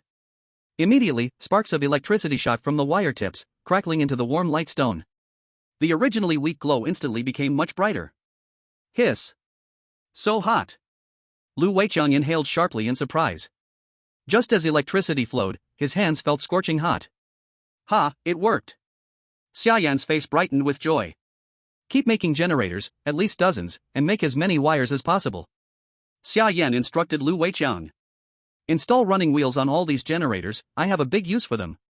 Xia Yan went to the mine, and after 3 days, the construction there reached the finishing stage, and they built a small wooden house. Although not as warm as the shelter, with warm light stones and generators, heating was no problem. Xia Yan also brought the only generator, but it had an extra round running wheel on it. How is it? How many have you tamed? Xia Yan asked Huang Xiaoyun. Huang Xiaoyun glanced at the hole below. About 10 ground exploring moles were lying on the ground. Soon, give me 1 more day and they will all be tamed. Huang Xiaoyun's lips were pale, she was exhausted from the daily output of beast-controlling power these days. Rest if you need, bring the tamed moles with me. Xia Yan waved to Huang Xiaoyun. Huang Xiaoyun put down her work and followed Xia Yan to the wooden house. When she saw the generator, Huang Xiaoyun was instantly surprised. You made it? Yes. Xia Yan nodded. Let the moles enter the running wheel, see if it works. Xia Yan said to Huang Xiaoyun. The generator was already connected to the running wheel and the warm light stone. Huang Xiaoyun nodded and whistled. One mole immediately walked into the running wheel on its own. Once inside, the mole ran quickly as if triggered by underlying code. With the mole running, the whole wheel began to spin fast. A faint spark of electricity appeared, flowing along the golden wires into the warm light stone. The warm light stone lit up and continued to radiate heat, warming the entire wooden house soon. It worked! Huang Xiaoyun was full of joy. Great! Huang Xiaoyun knew what it meant. They had entered the electric age, and now only needed to develop what electricity required. If we had transparent plastic or glass, we could make a greenhouse. Huang Xiaoyun said excitedly. Xia Yan was surprised. Before he only thought of transparent plastic, ignoring glass, which was even better for letting light through. Plastic is refined from oil, which they could not make, but glass is different. Its main component is silica, which can be made from sand. Thinking of this, Xia Yan's mind opened instantly. You're amazing, how did I not think of it? Xia Yan grabbed Huang Xiaoyun's shoulder excitedly, then walked out of the wooden house to open the information system. He typed the word sand into the search bar. Ding! Relevant information found, distance 53 kilometers. So far? Seeing the coordinates, Xia Yan frowned. 53 kilometers, at Ara's speed, a round trip would take about 2 to 3 hours. It was still early, so Xia Yan did not delay and set off immediately. He got on the sled and drove east.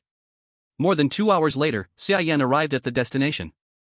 What appeared before his eyes was a vast ocean, with waves crashing against the shore, splashing water that made a loud whooshing sound. The sea! Xia Yan looked astonished. Finding the sea meant they had a chance to leave this cursed place. Although they had now adapted to the extreme cold of this place, the resources here were still too few. Xia Yan walked to the shore, gazing at the endless ocean ahead, the gentle sea breeze brushing against his face. Leaving this place would be a long-term project. First, they needed to build a ship, and then prepare plenty of food supplies, because he didn't know how vast this ocean was, and once they set off, he had no idea when they'd next reach land. Moreover, were there any more dangerous magical beasts in the sea? These were all things they needed to consider. But it was too early to think about these things now. Xia Yan looked down at the fine sand beneath his feet. These, can they be turned into glass? Xia Yan placed his hand on the sand, and with a thought, a large pit appeared instantly on the beach. The sand was collected into his spatial backpack. Just as Xia Yan was about to leave, he turned around, and a wave surged forward, crashing against the shore, splashing water. In the midst of this splash, a water arrow suddenly shot towards Xia Yan's back. Xia Yan's gaze sharpened, feeling the danger approaching from behind, and quickly lowered his head to dodge. The water arrow flew past, brushing against his neck. Xia Yan quickly turned around and looked towards the sea, wary. There was nothing behind him, except for the sound of waves crashing against the rocks, and no other movement. But that water arrow had definitely not been his imagination. There was something in this sea. Xia Yan focused his thoughts, releasing his ice power, forming a layer of ice armor around himself, completely covering his body. Then, he cautiously began to walk towards the shore. As Xia Yan's feet stepped into the water, the icy cold sea water sent a piercing chill through him. Whoosh! At this moment, another water arrow shot towards him from the nearby water. Xia Yan quickly sidestepped, dodging the attack of the water arrow, and looked towards the location where the water arrow had come from. The clear sea water was empty, there was nothing there. Xia Yan frowned. He could be sure that the place where the water arrow had been fired was right there, but why was there nothing now? The clear water only revealed sand, and nothing else. Something's off, something's very off. Xia Yan muttered to himself, feeling that this was tricky. Although the 2 water arrows that had been fired weren't very powerful, Xia Yan couldn't shake the unease in his heart until he found whatever it was. Woof!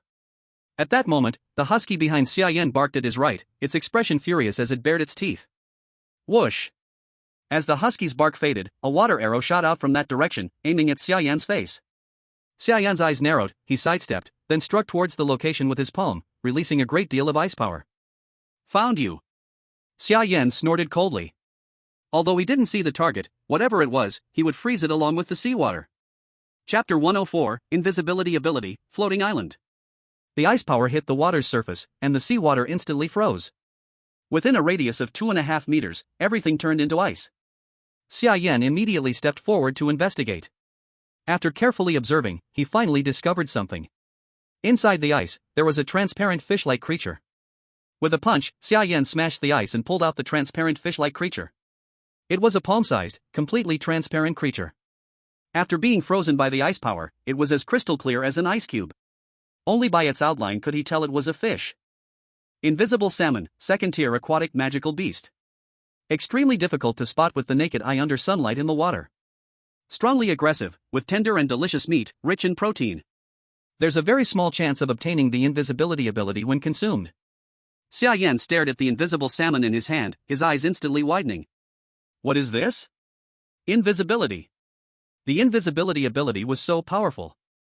It was already clear that this was just a second-tier beast, yet it almost got Summer Yen. Too bad there was only this one. Getting an invisibility ability seemed impossible. He knew he wasn't that lucky. At that moment, suddenly, there was a stirring in the water ahead, as if the water was boiling. Whoosh! Whoosh! Whoosh!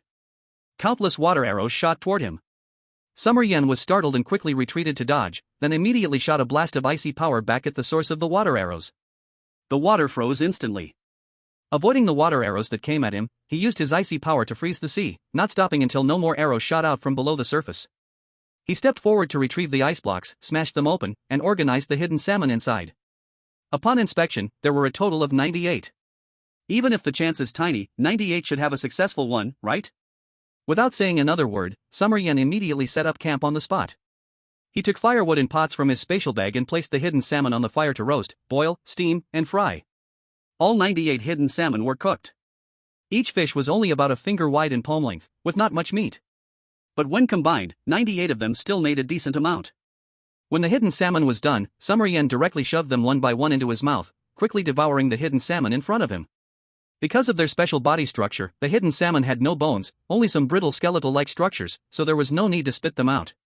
One hidden salmon after another quickly disappeared from Summer Yen's hands. But the extremely low chance was still too low. Even after devouring 50 hidden salmon, he hadn't gained the ability. Summer Yen was feeling stuffed, sitting on the ground holding his bloated belly. Damn it, how much do I need to eat to get the ability? Woof woof. The husky beside him barked urgently at Summer Yen. Seeing Summer Yen enjoying himself so much, the husky was nearly going crazy. Summer Yen smiled, took a piece of frost dragon meat from the pot, and tossed it to the husky. For now, make do with this. These little fish can't be given to you until I get the ability. Have some 4th-tier dragon meat to satisfy your cravings. Bullet screen. Holy crap, did he just speak human language? 4th-tier dragon meat to satisfy cravings? How are other survivors supposed to live? Damn it, even the husky eats better than I do. By the way, when can the fire god upload more beast meat so we can all taste it? Upstairs, actually, you can already taste it. A batch of mammoth meat was issued to 1st-tier cities. It's not much, but it tastes really damn good. Oh my god, I'm really jealous of those in big cities. I'm stuck in a 5th-tier small county and can only eat the leftovers you guys discard. Actually, no need to worry. As long as Fire God is still around, these resources will definitely be plentiful in the future. I heard from my friends in the capital that the national warehouse is being expanded, a full 100 hectares. Imagine how terrifying that is, it's almost like a city. So amazing? Damn, I really want to taste those transparent little fish Fire God is eating. They look so delicious. Summer Yen had eaten the 97th one and was about to throw up. Still haven't gotten the ability, am I this unlucky? Summer Yen struggled to swallow the fish in his mouth, looking at the last roasted hidden salmon, fighting the urge to vomit, and shoved the last fish into his mouth. Gulp! As Summer Yen swallowed the last bite of fish. Ding! Congratulations, you have awakened the ability, invisibility. Invisibility makes the body transparent, achieving an invisibility effect. Seeing this ability, Summer Yen immediately smiled with satisfaction. It was all worth it, even if he felt like a stuffed pig. Husky. Summer Yen was about to head back. Husky? He called out to the husky, but noticed something was wrong when it didn't respond. The husky was standing at the shore, its face serious, looking up at the opposite side of the sea. Ha! Summer Yen frowned and followed the husky's gaze, looking at the sea. In the distance, he saw a huge shadow floating on the surface of the sea. And the shadow was approaching the shore. As it got closer, Xia Yan clearly saw the shape of the dark shadow. It was a piece of land. A piece of land that could move. The land stopped a few hundred meters from the shore. From Xia Yan's view, this land was at least 100 meters long and wide, covered with flowers, grass, and trees, and birds circled in the sky above. How can land move on the sea? Xia Yan was completely stunned. This instantly reminded him of the Titan forest frog he met before, suspecting it was a high-level monster like the Titan forest frog, using an oasis to lure prey. But when he used the system to check, he did not find any information about this land. Investigate the information of the island in front. Xia Yan immediately opened the information system, directing it to investigate this island. A green light flashed, and soon he got the result. Floating island, S-level information, a small island formed mainly of floating stones, no roots, will not sink, drifting on the sea, full of creatures and opportunities. Seeing the information, Xia Yan's eyes lit up instantly. Floating island? Floating stones? Ships. Seeing these things, the first thing Xia Yan thought of was that these things could be used to build big ships. Or, use the floating island directly as a ship, but that was unrealistic, too big, impossible to control, just drifting with the waves, not knowing where it would go. But the floating stones on it were very important resources, very useful for building ships. Xia Yan could not wait to go onto the island to explore. Although he had no ship, he had the power of ice, and a few hundred meters was not far for him. Xia Yan immediately walked towards the sea. When his feet touched the seawater, the power of ice spread under his feet, instantly freezing the sea into thick ice, and he stepped firmly on it. In this way, Xia Yan walked step by step leisurely towards the floating island ahead. Bullet screen. So cool. Flame God is so damn cool. Walking on the sea like it was land, so calm and cool. Xia Yan's relaxed posture made the audience exclaim. One person and a dog slowly reached the shore of the floating island. Chapter 105, Dream Unicorn. Xia Yan stepped onto the floating island. The forest was dense, sunlight filtered through layers of thick dark green leaves, casting scattered light spots on the ground. Beneath his feet were layers of fallen leaves and moss, accumulated over countless years, thick and soft, like a giant sound-absorbing carpet, every step silent, leaving a shallow mark that slowly bounced back. The air was so humid it seemed water could be squeezed out, mixed with the smell of rotting plants and countless unknown wildflowers. Xia Yan stepped on the fallen leaves, walking slowly forward. The deeper he went, the darker it became, the light stingy under the leaves. After a short walk, a small lake appeared before him. The lake was green like jade, clear without a speck of dust, and by the lake, a white horse with a colorful horn bowed to drink water. Dream Unicorn, 5th level monster, omnivorous, horn has special magical power. Seeing this dreamlike unicorn, Xia Yan's expression changed. Just about to crouch and hide, his husky suddenly barked at the Dream Unicorn. Woof!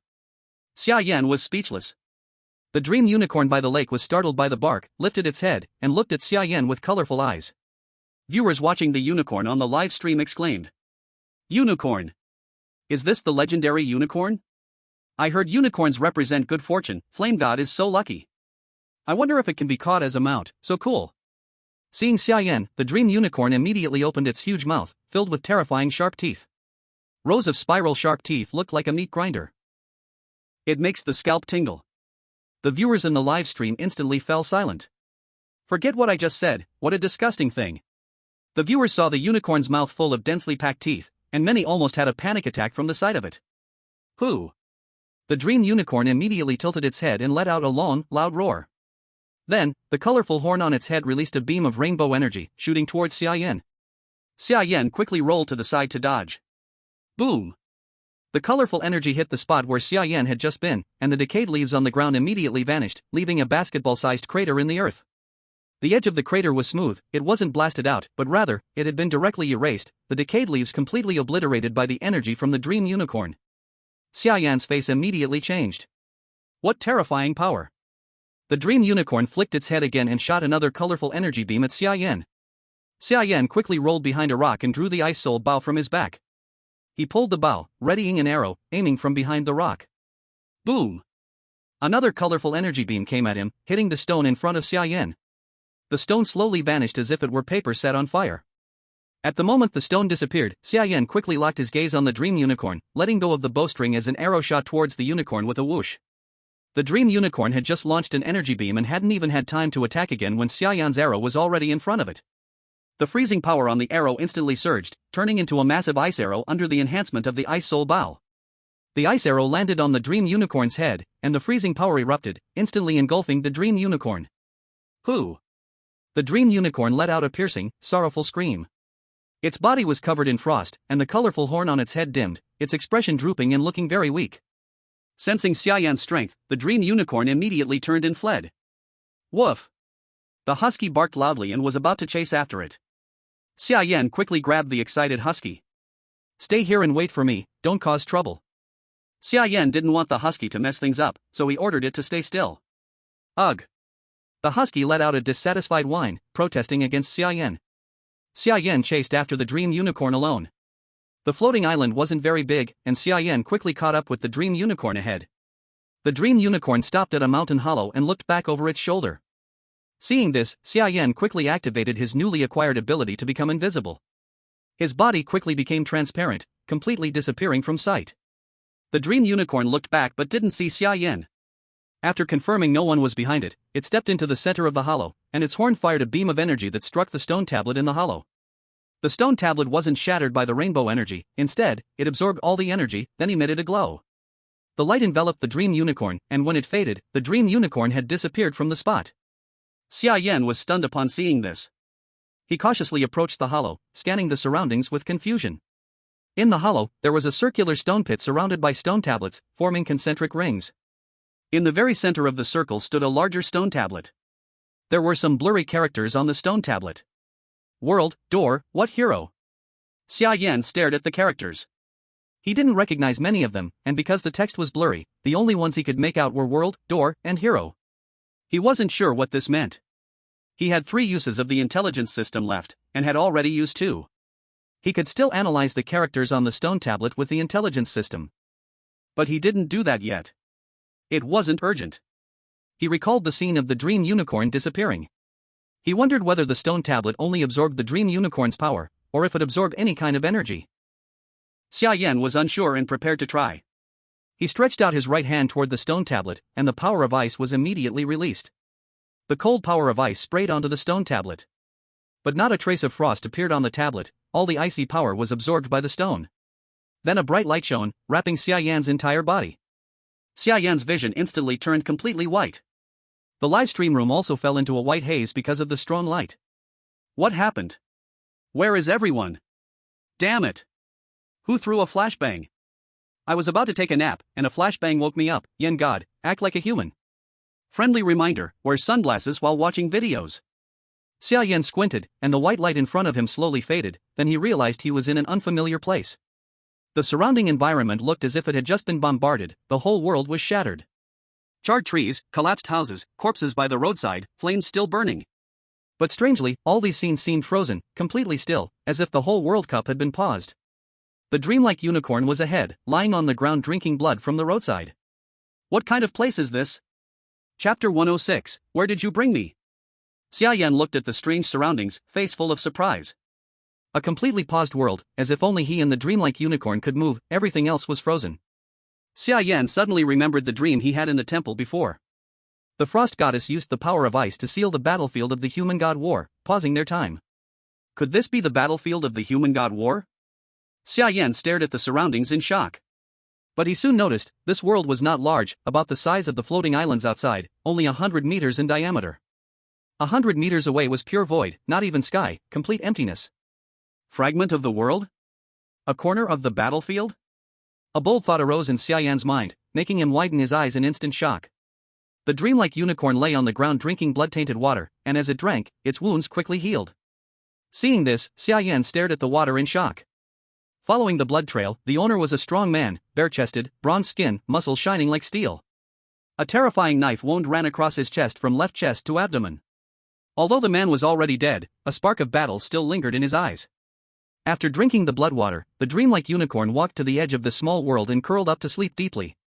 While it slept, outside the world in the void, various colored energies floated in from outside, slowly absorbed into the unicorn. Hiss! Xia Yan gasped, no wonder this dreamlike unicorn was so powerful. That colored energy came from the void itself. Xia Yan did not disturb it, and went to the place where the unicorn had just drunk. Although the world was paused, these things were real, he could touch them with his hands. Xia Yan looked at the human next to the water puddle. Based on the information he had discovered about this world, this man should be a native of the other world. He looked no different from humans of Blue Star. Only this man had a special aura, a heroic presence, commanding respect from the heart. Xia Yan instinctively reached out to touch the man's body. As soon as his hand touched the man's fingers, the man's body vanished like a mirage. A strange memory instantly flooded into his mind. Human, I know you are not a human of this world, but as part of the human race, since you found this place. That means you and I are fated. I will use my last strength to give you a gift, hoping you can restore the glory of the human race. A man's voice echoed in Xia Yan's mind, concealing an extraordinary power within Xia Yan's spiritual world, imprinting this power deeply into his brain. Senior, how should I call you? Feeling the inheritance in his mind, Xia Yan's heart stirred as he asked the other. I am the great emperor of the human race, Shun. After speaking, the man's body vanished completely, disappearing from Xia Yan's spiritual world. Apart from the new power in his mind, there was no trace of the man left. Shun. Xia Yan returned from the spiritual world, murmuring to himself. A dark shadow appeared above his head. Viewers of the livestream were nearly frantic. Wake up, my flame god. Your drool is almost on your head, what are you doing? Oh no, the flame god is about to be eaten, look back quickly. The flame god should get some opportunity, but danger comes with opportunity. Why not deal with the unicorn first before taking the chance? Now it's trouble. In the livestream, the dreamlike unicorn had woken up without anyone noticing, standing behind Xia Yan, its terrifying wide mouth open, filled with densely packed sharp teeth moving like a horror for those with trypophobia, saliva dripping onto Xia Yan's shoulder. Xia Yan's eyes sharpened, instantly sensing the danger behind him. But at such close range, he had no time to react. The dreamlike unicorn bit Xia Yan's head in one snap. The sharp teeth scraped against Xia Yan's face. Damn! It's over. I'm dead. Flame god, be careful. Oh no, Flame god is dead. Be quiet, Flame god is not dead. Many comments cried out, but the scene of Xia Yan's head being bitten off by the dreamlike unicorn did not happen. The unicorn held Xia Yan's head, but not a drop of blood came from him. He slowly lifted both hands, grabbed the unicorn's mouth, and slowly applied force, prying it open. He pulled his saliva-covered head back. Pah! So disgusting. Xia Yan spat, frowning as the bloody saliva covered his face. The dreamlike unicorn stared at Xia Yan in terror, not understanding why it could not bite him. It tried to pull its mouth back, but Xia Yan's strong hands gripped its jaws tightly, making it struggle in vain. I only took what I came for. I didn't plan to provoke you. This is your own fault. Xia Yan looked at the unicorn close by, snorted coldly, and then used his hands to pull to both sides. The unicorn's mouth split open immediately, the tearing force causing it to roar in pain. Whew! But the roar lasted only a moment. In the next second, Xia Yan used full strength, ripping the unicorn's mouth in half. The scream stopped abruptly. The bloody scene shocked the viewers instantly. Underage horses, please watch with an adult horse. Wow! So violent. Flame god, I'm a little scared, can you be gentle? Although cruel, I just want to say, perfect kill. Ripping a 5th-tier demon beast alive, Flame god is too fierce. Xia Yan bent down and removed the unicorn's horn, along with the 5th-tier magic crystal in its head. Then he looked around, searching for a way out. Returning to the previous spot, a circle of stone tablet stood, same as outside. He placed his hand on the middle stone tablet, inputting the power of ice. A flash of white light passed. In the next moment, Xia Yan returned to the floating island. So warm. Back outside, Xia Yan felt a warm glow instantly. The sun in the sky had grown noticeably larger. Then he hurried back to the lake to find Era. Era was lying by the lake. Xia Yan washed the blood off his body by the lake and was ready to leave, returning to the shelter. But when he reached the shore and looked across, he was stunned. Across was a vast ocean, no coastline could be seen, and the floating island had drifted away at some unknown time. No, where has this taken me? Xia Yan howled to the sky. Around the floating island was an endless sea, no islands could be seen at all. Chapter 107 Drifting at Sea, Digging Graves. Jobu saw Xia Yan's situation through the live broadcast, his face changed immediately. Contact Xia Yan immediately, find out his location. Jobu hurriedly instructed Xiaoya. Xiaoya quickly took action, analyzing Xia Yan's location while having the information department contact him. Found it. Xiaoya soon determined Xia Yan's approximate coordinates. Then immediately sent a message to Xia Yan. Don't panic, you are not far from the coastline, try to stop, the command room will. Xia Yan looked at the spatial tablet in his hand, face full of bitterness. Stop? Such a huge floating island, could he stop it just by wanting to? And the rest of the words were not showing clearly, it seemed like the spatial drift soil's energy had run out. Soon, all the spatial drift soil in the tablet sank, no movement at all. No matter what, the command room could no longer contact Xia Yan. How could this happen? Jobu's face changed, eyebrows tightly furrowed. The spatial drift soil energy is exhausted, it can no longer send messages to Xia Yan. Xiaoya explained helplessly to Jobu. Contact Lu Weiqiang and the others, let them start building a boat now. Jobu's face turned dark, this was bad for them. Although the shelter had entered normal operation, even without Xia Yan, Lu Weiqiang and the others could develop steadily, but Xia Yan is a pioneer, on a resource-scarce island. If something went wrong, they couldn't afford the loss. Jobu looked at the lonely Xia Yan on the live broadcast, only hoping Xia Yan would be lucky and not drift too far. Ha ha ha. In the Alliance meeting room, Louis and Ono Izumi laughed loudly. The two received the news, learned of Xia Yan's situation, and immediately laughed with glee at his misfortune. Serves them right. On a resource-poor island, I want to see how this Xia Yan survives now. Ono Izumi sneered. Ha, now our chance has come. I believe soon this Xia Yan will die at sea. Such a huge ocean, I don't believe the small resources on that island are enough for him to survive till the end of the month. Louis also laughed excitedly. This kid is doomed this time. The monthly Baihua ranking reward is ours. Xia Country wants to rise with just Xia Yan? Dream on. Ono Izumi sneered, showing disdain. Mr. Ono Izumi, the first place on the Baihua ranking is ours, don't snatch it. Louis said with a smile to Ono Izumi. Ono Izumi smiled obediently at Louis. Naturally, we just take the second prize. Ono Izumi, though unwilling, dared not show it, only kept smiling. Xia Yan sat helplessly on the shore, looking at the endless sea ahead. The coastline could not be seen at all. He put the already depleted spatial tablet into his pocket. Now he needed to contact the command room, so he had to find a new spatial drift soil supply. He opened the intelligence system, typed the words spatial drift soil in the search bar. Then explored. A green light flashed. Ding! No information available. Seeing the system message, Xia Yan was completely disappointed. The intelligence system calculated based on his exploration range, and now his maximum range was just over 50 kilometers, meaning within 50 kilometers from him, there was no spatial drift soil. Xia Yan lay on the soft ground, with a face full of despair. Now, the number of information points had been used up, and to explore new information, he would have to wait until tomorrow. At this moment, the husky came over and licked Xia Yan's face with its tongue. Xia Yan, disgusted, pushed the husky away. Stop messing around. He then took out the Dream Unicorn's sunglasses and horn. These were the special parts and magic crystal of the Dream Unicorn. Dream Unicorn's horn contains the essence of the entire body, great for soup, the bone marrow is edible. 5th grade magic crystal, Dream Unicorn contains chaotic energy is quite violent and hard to absorb. Xia Yan looked at these two items, they didn't seem useful to him. The horn could be used for soup though. Husky, here you go. Xia Yan thought for a moment. He couldn't absorb chaotic energy, and he didn't know what would happen if he absorbed the sunglasses, so he decided not to take the risk. He simply tossed both the horn and magic crystal to the husky, letting it play with them like toys. Xia Yan stood up and explored the small floating island. Besides the small lake in the center, there was nothing else of note, and very few creatures. Sigh. Looks like I have to think of a way myself. Xia Yan looked at the trees on the island, then rolled up his sleeves and took out a soldier's shovel. Although I don't know where I am right now, I'll still make the boat first. Since there was nothing else to do, Xia Yan started chopping trees on the island to make a raft.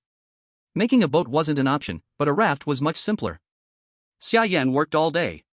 By evening, he had made planks and twisted the tree bark into ropes. By tomorrow morning, he could tie them together, and it would be almost done. But this thing wasn't very strong, it couldn't be used as a boat. Xia Yan only made it to see what it would look like. I'll deal with it tomorrow morning. Xia Yan looked up at the starry sky above him, shook his head helplessly, lay down, and quickly fell asleep. The next morning, Xia Yan was startled awake by a loud rumbling noise. Xia Yan suddenly opened his eyes and looked forward warily. With the morning sunlight, he saw a small island appear not far in front of him. It turned out that the floating island had collided with this small island, causing the tremor. Xia Yan's face lit up with joy, and he quickly went ashore to look for supplies. The floating island had limited supplies, and there was very little food. If he didn't find new resources, he wouldn't last many days on the floating island. After coming down from the floating island, he collected everything valuable and stored it in his space backpack. Then, using the power of ice, he easily stepped onto the small island. The small island wasn't very big, but it was much larger than the floating island, with a diameter of at least 1 kilometer. There should be some resources on it. Once on the island, Xia Yan opened the information system. Without hesitation, he input the spaceflow soil again, and this time, new information finally appeared. Ding! Relevant information discovered, 248 meters away. Not only did he find information on spaceflow soil, but it was also on this island. Xia Yan walked forward with a delighted expression. Just over 200 meters, he quickly arrived at the location. The information location was covered by a patch of weeds. Xia Yan took out his soldier's shovel and cleared the weeds, revealing the ground underneath. On the black soil, there stood a stone tablet, which had been weathered quite a lot. Some faint characters were visible on it. Xia Yan could recognize a few of them. Death, soul return, buried. Seeing these words, Xia Yan's heart stirred. A grave? A word appeared in Xia Yan's mind in an instant. Based on these words, this should be a grave, right? But Xia Yan didn't care too much. He was focused on finding the spaceflow soil first. He took out his soldier's shovel and began digging. Chapter 108, 6th grade red-eyed poisonous snake, poisoned. As he dug, a skeleton was unearthed. When Xia Yan saw the skeleton, he didn't pay much attention and just tossed it aside. He continued digging down, but soon, when he struck with the shovel, a loud sound of metal clashing echoed. The hard touch didn't feel like long decayed bones. With curiosity in his mind, Xia Yan dug out the hard object under the soil. A rust-covered saber appeared in front of him. The saber had long been corroded until it no longer looked like it once did, only the old outline could still be seen. The blade body and the scabbard had fused together. Xia Yan pulled once, but it could not be pulled out at all. Ding! World information discovered, explore, or not. Xia Yan originally planned to throw the broken blade to one side, but a prompt from the information system suddenly came before his eyes. Xia Yan was stunned for a moment. Yes. Then he chose to explore the world information. Broken human hero saber discovered, slaughter god. Xia Yan's expression suddenly froze. What thing? Human hero saber? Slaughter god? Such a wild name? Xia Yan quickly gave up the thought of throwing it away and took it back into his hand to look at it again. But the rust-covered blade made him unable to see anything special about slaughter god. It was only a rust-covered broken blade. Keep it, maybe someday it will be useful. Xia Yan shook his head and temporarily put away the broken blade. Then he continued to dig downward. While digging and digging, suddenly the ground under Xia Yan's feet became empty, the soil below collapsed, and his feet became empty and he fell down. Xia Yan stood up in confusion and discovered that below there was actually a hole half the height of a man. The wall of the hole was smooth, and it passed straight across under the grave. No one knew how it had formed. The flowing soil of space was right under his feet, and Xia Yan was just about to continue digging. A hissing sound suddenly came from the cave opening on the right. A pair of blood-red eyes the size of fists suddenly opened. From the dark cave, a snake head with a half-meter diameter slowly crawled out, spitting a pink tongue and making rustling sounds. Xia Yan's face changed, and he quickly climbed upward. But the giant snake moved faster, opening its huge bloody mouth and biting towards Xia Yan. Xia Yan had no time to climb up, and quickly activated his ability. A flash of golden light appeared on his body. The giant snake's huge bloody mouth instantly bit Xia Yan's shoulder. The sharp venom fangs pressed against Xia Yan's chest, but did not pierce the skin. Hero-level ability, truly powerful. Xia Yan's voice came from inside the giant snake's mouth. Then he grabbed the giant snake's big mouth and slowly forced its mouth open. Cold ice power spread from his hand and instantly covered the giant snake's mouth with a layer of frost. Hiss! The giant snake hissed, and from between the two venom fangs a large amount of poison fog immediately sprayed out, and Xia Yan was instantly covered by the poison fog. Xia Yan's face changed. He quickly pulled away and dodged, jumped out from the pit hole, and moved far away from the poison fog range.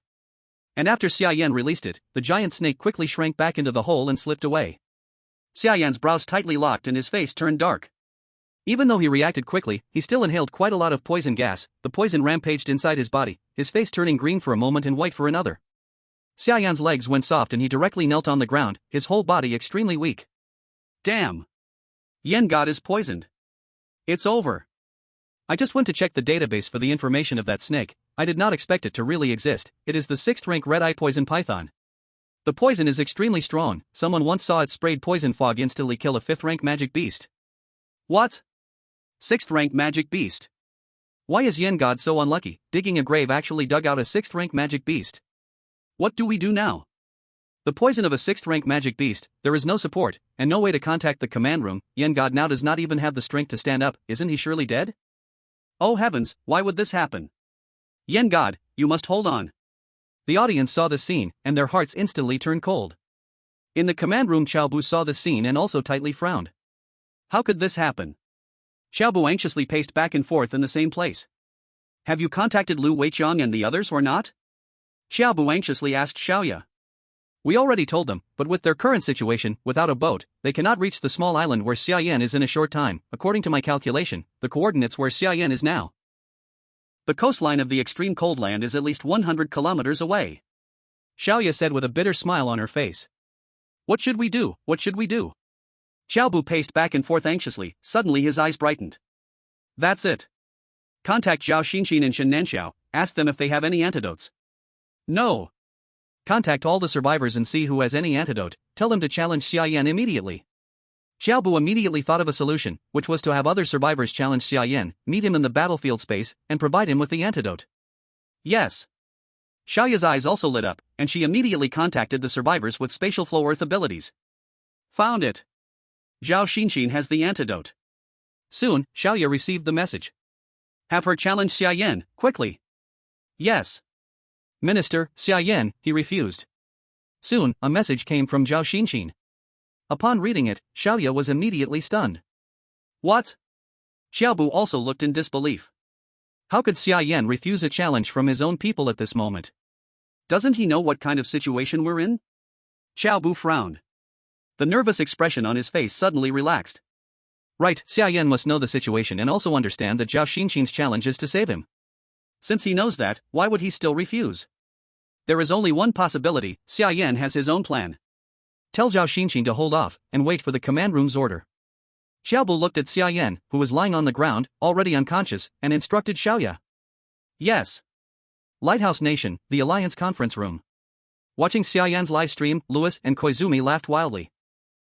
I thought we would have to wait until the end of the month for him to die, but I didn't expect him to get his retribution so quickly, serves him right. The poison of a 6th-tier magical beast, not even a god could save him. Now we can rest easy, once Xia Yan dies, no one will be able to threaten Barton's position anymore. Louis smiled as he watched the weakened Xia Yan in the livestream. Yes, Lighthouse Nation will always be number one. Koizumi chimed in flatteringly from the side. But a trace of something else flashed in his eyes. Their Yamashita Keiji's score was only 20 points behind Barton. If they defeat Xia Yan, it would be only 10 points away, and then have other survivors from Eastern Country deliberately lose to Yamashita Keiji a few times, making the number one spot possible. Everyone has their selfish desires, how could he be content with being second? Moreover, this also concerns the national fortune of Eastern Country. Everyone was paying attention to Xia Yan's condition, but from the livestream, it seemed that Xia Yan's situation was not looking good. Even the two husky that came to lick his face didn't get much of a reaction. On the small island, when the sky darkened, the live stream closed. The already weak Xia Yan immediately opened his eyes, sat up from the ground, showing no sign of weakness from the poison. Heroic level ability, indeed powerful. Chapter 109, The Emperor's Body, finally fooled. Emperor's Body, heroic level. After activating this ability, immune to all physical/attribute attacks, strength and speed are increased tenfold, duration depends on physical condition, for seconds. After use, it consumes a lot of energy, and cannot be used again for a short period. This was the ability he got from the human emperor's instant body, a heroic level ability. Regarding heroic level abilities, Xia Yan had learned about it from his previous dreams. Human heroes are human powerhouses who can contend with gods, each of them incredibly strong, not weaker than the gods who control elemental powers. Otherwise, the human-god war wouldn't have ended in a mutually destructive manner. From the ability of the Emperor's Body, it is clear that heroic level abilities are even stronger than the ice power. Immune to all damage, and lasts for 4 seconds, how terrifying is that? It means that during these 4 seconds, he can do whatever he wants, abandon all defense, adopt a desperate fighting style, and his strength and speed will also increase. And the duration can be extended based on the improvement in physical condition. The only flaw is that it can't be used continuously. But is that really a flaw? Every skill has its cooldown time, right? So, Xia Yan wasn't poisoned at all. The previous change in his complexion, from pale to greenish, was all intentional. Damn it, I haven't eaten all day. I'm starving to death. To disguise the signs of poisoning, Xia Yan had lain on the ground all day without eating anything, and by now, he was famished. He took out food and began cooking. After taking care of his hunger, Xia Yan looked at the coordinates under the tomb and continued digging downward. Space-flowing soil was very important to him, so he had to dig it out as soon as possible. In the cave beneath the tomb, the red-eyed venomous python, also injured by Xia Yan, was resting inside the cave. But after resting for a short while, a rustling digging sound came from above, disturbing the red-eyed venomous python and preventing it from sleeping. Hiss! The red-eyed venomous python could no longer tolerate it and began wriggling its body upward. As Xia Yan was digging the soil, he suddenly heard a noise coming from the nearby cave entrance. Xia Yan smiled slightly. He knew that if he didn't deal with the giant snake, he wouldn't be able to focus on digging the space-flowing soil. He put down his shovel, jumped to the top of the cave entrance, and waited quietly. After a moment, the noise grew louder, and a huge snake head emerged from the cave entrance. Xia Yan's gaze immediately sharpened as he jumped down and grabbed the red-eyed venomous python's head, tightly holding onto its neck. The red-eyed venomous python, attacked, immediately began to struggle, trying to throw Xia Yan off. As a 6th-level beast, it was incredibly strong, and Xia Yan almost got thrown off. Xia Yan released his ice power, freezing his hands tightly to the red-eyed venomous python's body. No matter how much the snake rolled, Xia Yan stuck to it like glue. Sensing Xia Yan still on its body, the red-eyed venomous python opened its mouth and sprayed a toxic mist from its fangs, covering its entire head, including Xia Yan on its neck. Xia Yan's eyes narrowed, and golden light flashed across his body. He decisively activated his Emperor's body. The Emperor's body granted him immunity to all damage, so the toxic mist had no effect on him. However, it lasted only 4 seconds, and Xia Yan couldn't afford to delay. He freed one hand, and ice power gathered around his fist, forming a snowball. Snowstorm punch. He then slammed his fist into the red-eyed venomous python's weak spot. The attack on its vital spot made the red-eyed venomous python shriek in pain. Hiss. A bit of fresh blood spewed from the red-eyed venomous python's mouth as it fell to the ground. Without hesitation, Xia Yan stood up, raised both feet, and stomped down hard on the red-eyed venomous python's vital spot again. Mammoth Stomp. With 10 times the power and speed granted by the Emperor's body, the red-eyed venomous python was instantly killed. Before the Emperor's body's effect ended, the red-eyed venomous python was finally still. Xia Yan got off the red-eyed venomous python, looked at the giant snake in front of him, and helplessly shook his head. He had to move the python's body before dawn, otherwise, his entire disguise would be ruined. It took a lot of effort to move the snake's body into the woods. Looking at the giant snake in front of him, Xia Yan took out a knife and cut open the snake's belly to take out the snake's gallbladder. He also took out the 6th-level magic crystal from its body. After quickly cooking the snake's gallbladder, he ate it. Damn, it's so bitter. Xia Yan's mouth was full of green bile, but bitter medicine helps healing. His growth value instantly increased by 30 points.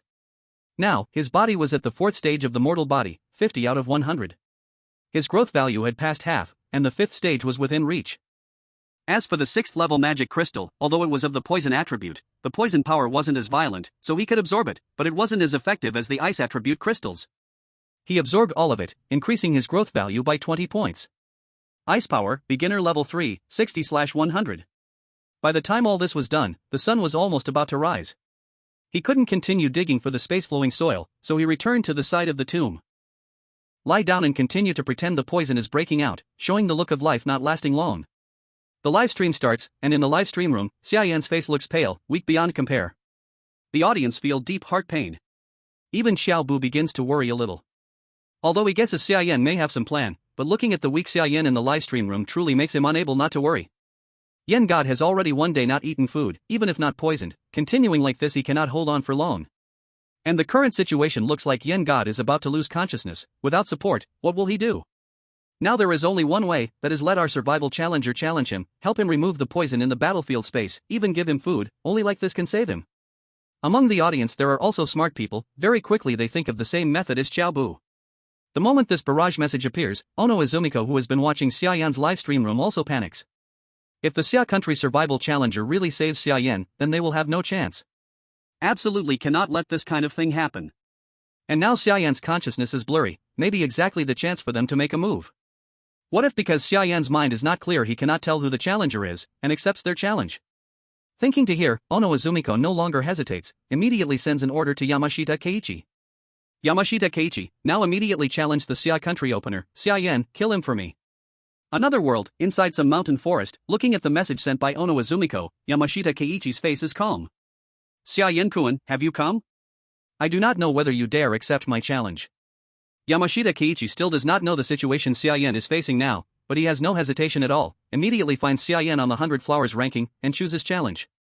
If not for the earlier warning from Ono Izumiko, he would already have wanted to meet this Xia Yan. Unfortunately there has always been no chance, now, the chance finally comes. On the small island, Xia Yan looks at the challenge request that suddenly appears in front of his eyes. At once he smiles. The weak expression on his face sweeps away completely, and he instantly sits up from the ground. Finally took the bait. Chapter 110 Beating the Little Japan Hard, ranking 2nd. Xia Yan decisively chooses to accept the challenge. Seeing Xia Yan full of life suddenly sit up from the ground, everyone is stunned. Wait, just now he was not weak to the point of having no consciousness? How suddenly stand up? Why do I feel Yan God is playing with us? Watching Xia Yan appear in the battlefield space, face rosy, expression calm. The audience suddenly freeze in shock. You dare play with me? Damn cat, you tricked my tears. Yesterday I already cried all out. Give back my tears, you dog thing. Wait, what is Yan God doing this for? Playing with us? Above commenter, you still cannot see it? Yan God is tricking the challenge, purposely pretending to be hurt, just to cheat the stupid dongying people who want to kick someone when they are down. Holy shit. Is it really like this? Yan God is really dark. Xiaobu watches the lively Xia Yan and also laughs. Sure enough, he knew Xia Yan had another purpose. Indeed, according to the previous points, even if Xia Yan challenges the two people ahead every day, that is only 200 flowers points per day, by the end of the month he still cannot catch up with the first place Barton. Only by killing one of them does he have the chance to catch up with them. This move of Xia Yan showing weakness to the enemy is truly dark enough. Ono Azumiko sees the lively Xia Yan and is also stunned. Baka! Despicable Xia Country person! Ono Azumiko jumps with anger. But things have already reached this point, he no longer has a chance to regret. Now placed in front of them there are only two choices, one is surrender, the second is force the scalp and fight Xia Yan. Humph. I do not believe, with Yamashita Keiichi's ability, he still cannot defeat you. Even knowing they have fallen into the trap, Ono Izumiko still refuses to accept it, not believing Yamashita Keiichi is not Xia Yan's opponent. After all, Yamashita Keiichi is currently their strongest survival challenger. Even though there is a gap between him and Xia Yan, the gap isn't that large. He's not without a fighting chance. Yamashita Keiji, even more confident in his own strength, sneered when he saw Xia Yan. I heard you were poisoned, but you don't look like you're poisoned. Challenging you now, it's not like I'm bullying you, right? Yamashita Keiji looked Xia Yan up and down, saying lightly. Xia Yan immediately smiled. What bullying? Don't think just because I'm bullying you it's fine. So, do you have anything else to say? Say a little more, the opportunity is running out. Xia Yan said lightly. Thinking that the other side would die soon, there wasn't much time left. If he didn't say a few more words, he'd never have a chance to speak again in this lifetime. Xia Yan wasn't a devil, he still had to leave some last words for the guy. Humph. Tough mouth. You think you're invincible just because you killed Leon Rogers? I admit you're strong, but you're not at the level where you can walk sideways. You're too confident. Today, I'll let you experience what failure is. Yamashita Keiji couldn't be bothered to waste words with Xia Yan. He drew his katana from behind, and instantly flames burst out from the sword. I know your inherited power is ice, and fire beats ice. You're dead. Yamashita Keiji sneered at Xia Yan, his figure flashing as he charged towards Xia Yan holding the sword. With both hands gripping the sword, the standard Eastern warrior fighting style, he slashed horizontally at Xia Yan. Flames rushed towards Xia Yan. Xia Yan waved his hand, and a layer of ice armor appeared on his arm, expanding into a shield in front of him. But the ice shield began to melt instantly when it met the flames. The ice shield became fragile and weak, and with one slash, it shattered. Is this all you've got? You really have only a false reputation. Yamashita Keiji became even more disdainful, swinging the katana more fiercely, continuously slashing at Xia Yan's vital spots. Xia Yan's movements were swift and agile, constantly dodging left and right. Although it looked dangerous, Yamashita Keiji's sword never touched Xia Yan's body. Yamashita Keiji, unable to land a hit, became a little anxious. If you have the guts, stop dodging. You people from Xia Country can only run, huh? Yamashita Keiji angrily yelled at Xia Yan. Since you're so eager to die, I'll satisfy you. Xia Yan just wanted to see how big the gap between himself and the other side really was. Now, he saw it. Looking at it now, the gap was huge. Even without the Emperor's body, the mid-stage of 4th tier strength was enough to crush the 3rd tier strength. Moreover, although the firepower of the opponent was strong, it was useless as long as it didn't touch his body. Xia Yan then stopped retreating, dodging sideways to avoid the incoming slash and quickly grabbing the opponent's wrist. At the same time, he unleashed his ice power. Crack! The immense force instantly crushed Yamashita Keiji's hand bones. But Yamashita Keiji was also a powerful figure. Even though his wrist was crushed, he didn't let go of his katana. He quickly retaliated, flames bursting from his body, using the firepower to spread towards Xia Yan's hand, trying to force him back. The firepower and ice power instantly clashed on Yamashita Keiji's arm. Sizzle! The sound of ice melting and water vapor evaporating echoed, and white smoke rose from Yamashita Keiji's arm. Ah! Yamashita Keiji immediately screamed in agony. The temperature from the evaporating water vapor instantly caused his entire arm to suffer severe burns. It was as if his arm had been steamed in a steamer, turning entirely red. How is this possible? Yamashita Keiji's face showed shock. Xia Yan smiled. You probably forgot. Fire beats ice, but the water that ice turns into also beats fire. The two actually counteract each other. You were too confident. Xia Yan chuckled lightly, grabbing Yamashita Keiji's wrist and violently swinging him. Yamashita Keiji was instantly thrown like a broken sack over Xia Yan's head, smashed heavily onto the ground. Yamashita Keiichi immediately groaned. A mouthful of blood foam spewed out. Yamashita Keiichi looked at Xia Yan with a shocked face, completely not expecting the gap between himself and Xia Yan to be so huge. Just about to speak to admit defeat. Xia Yan had already pulled him up, then punched his chest. The words that hadn't been spoken were immediately swallowed back. Hit hard against the spatial barrier behind him, slowly sliding down from it. A large dent in the chest, breathing violently, lungs severely injured. Yamashita Keiichi looked at Xia Yan in the distance, and he actually felt a bit relieved that Xia Yan had knocked him away. Such a distance gave him a chance to say the word surrender. Forcing back the pain in his lungs, opening his mouth, just about to say the word surrender. Xia Yan, however, had already guessed what he was about to do. He had long decided to kill. How could he give him a chance? Lightning headbutt. The figure flashed, instantly rushing over like lightning. Before Yamashita Keiichi could speak, it smashed fiercely into his face. Yamashita Keiichi's nose bridge collapsed immediately, blood flowing everywhere. The impact sent Yamashita Keiichi crashing into the spatial barrier behind, bouncing back, lying on the ground, completely still. Ding! Congratulations, you won, 100 flowers points plus 10. Ding! Ranking increased, current rank, second, 100 flowers points 167, within 3 days, challenge top 2, each refusal plus 1 point, added 6 points in total. Chapter 111, Snakebone Ship, Giant Electric Eel. Baka! Baka! Kono Azumiko saw Xia Yan kill Yamashita Keiichi, instantly furious and cursing, grabbing a nearby vase to smash. Minister! The Prime Minister called, asking how you commanded. Minister! Coastal cities of Japan suffered another tsunami, heavy casualties. Minister! News from Lighthouse Nation, requesting to meet you. Each piece of news reached Kono Azumiko's ears. He almost went weak in the knees, feeling the world spinning, as if the sky was collapsing. The Prime Minister himself came to question him. And from Lighthouse Nation too. He acted on his own, letting Yamashita Keiichi challenge Xia Yan. Lewis would probably come to punish him. Kono Azumiko gritted his teeth and had no choice but to go handle these headache-inducing matters. Oh! Flame God is awesome. So great, all the survivors in the little country are pushed off the 100 flowers list. Now let's see how they act crazy. Flame God is awesome.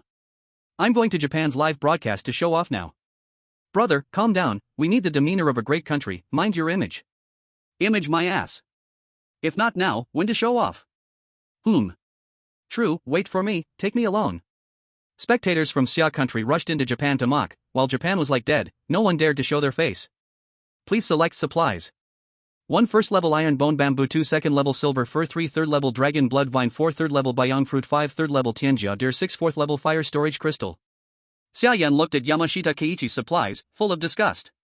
Only this much stuff? Honestly, as the second-ranked survivor of the 100 flowers list, having only this much supplies, living was really poor. Xia Yan chose the 4th level fire storage crystal without hesitation. Though he didn't know what it was, the level was high, that was enough. Not the best, just the most valuable. Soon, a palm-sized red crystal appeared in his hand. Fire storage crystal, can store flame energy, activated by any energy input, shoots fire directionally.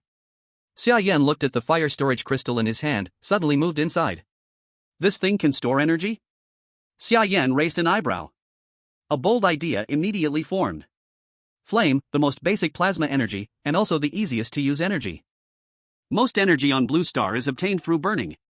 If used well, maybe this thing could serve as the ship's driving power. Just didn't know how long it could burn. Xia Yan then lit a fire and threw the fire storage crystal into the fire. It began absorbing the surrounding flames. Xia Yan burned continuously until nightfall for the experiment. Only then did the fire storage crystal reach saturation and stop absorbing flames.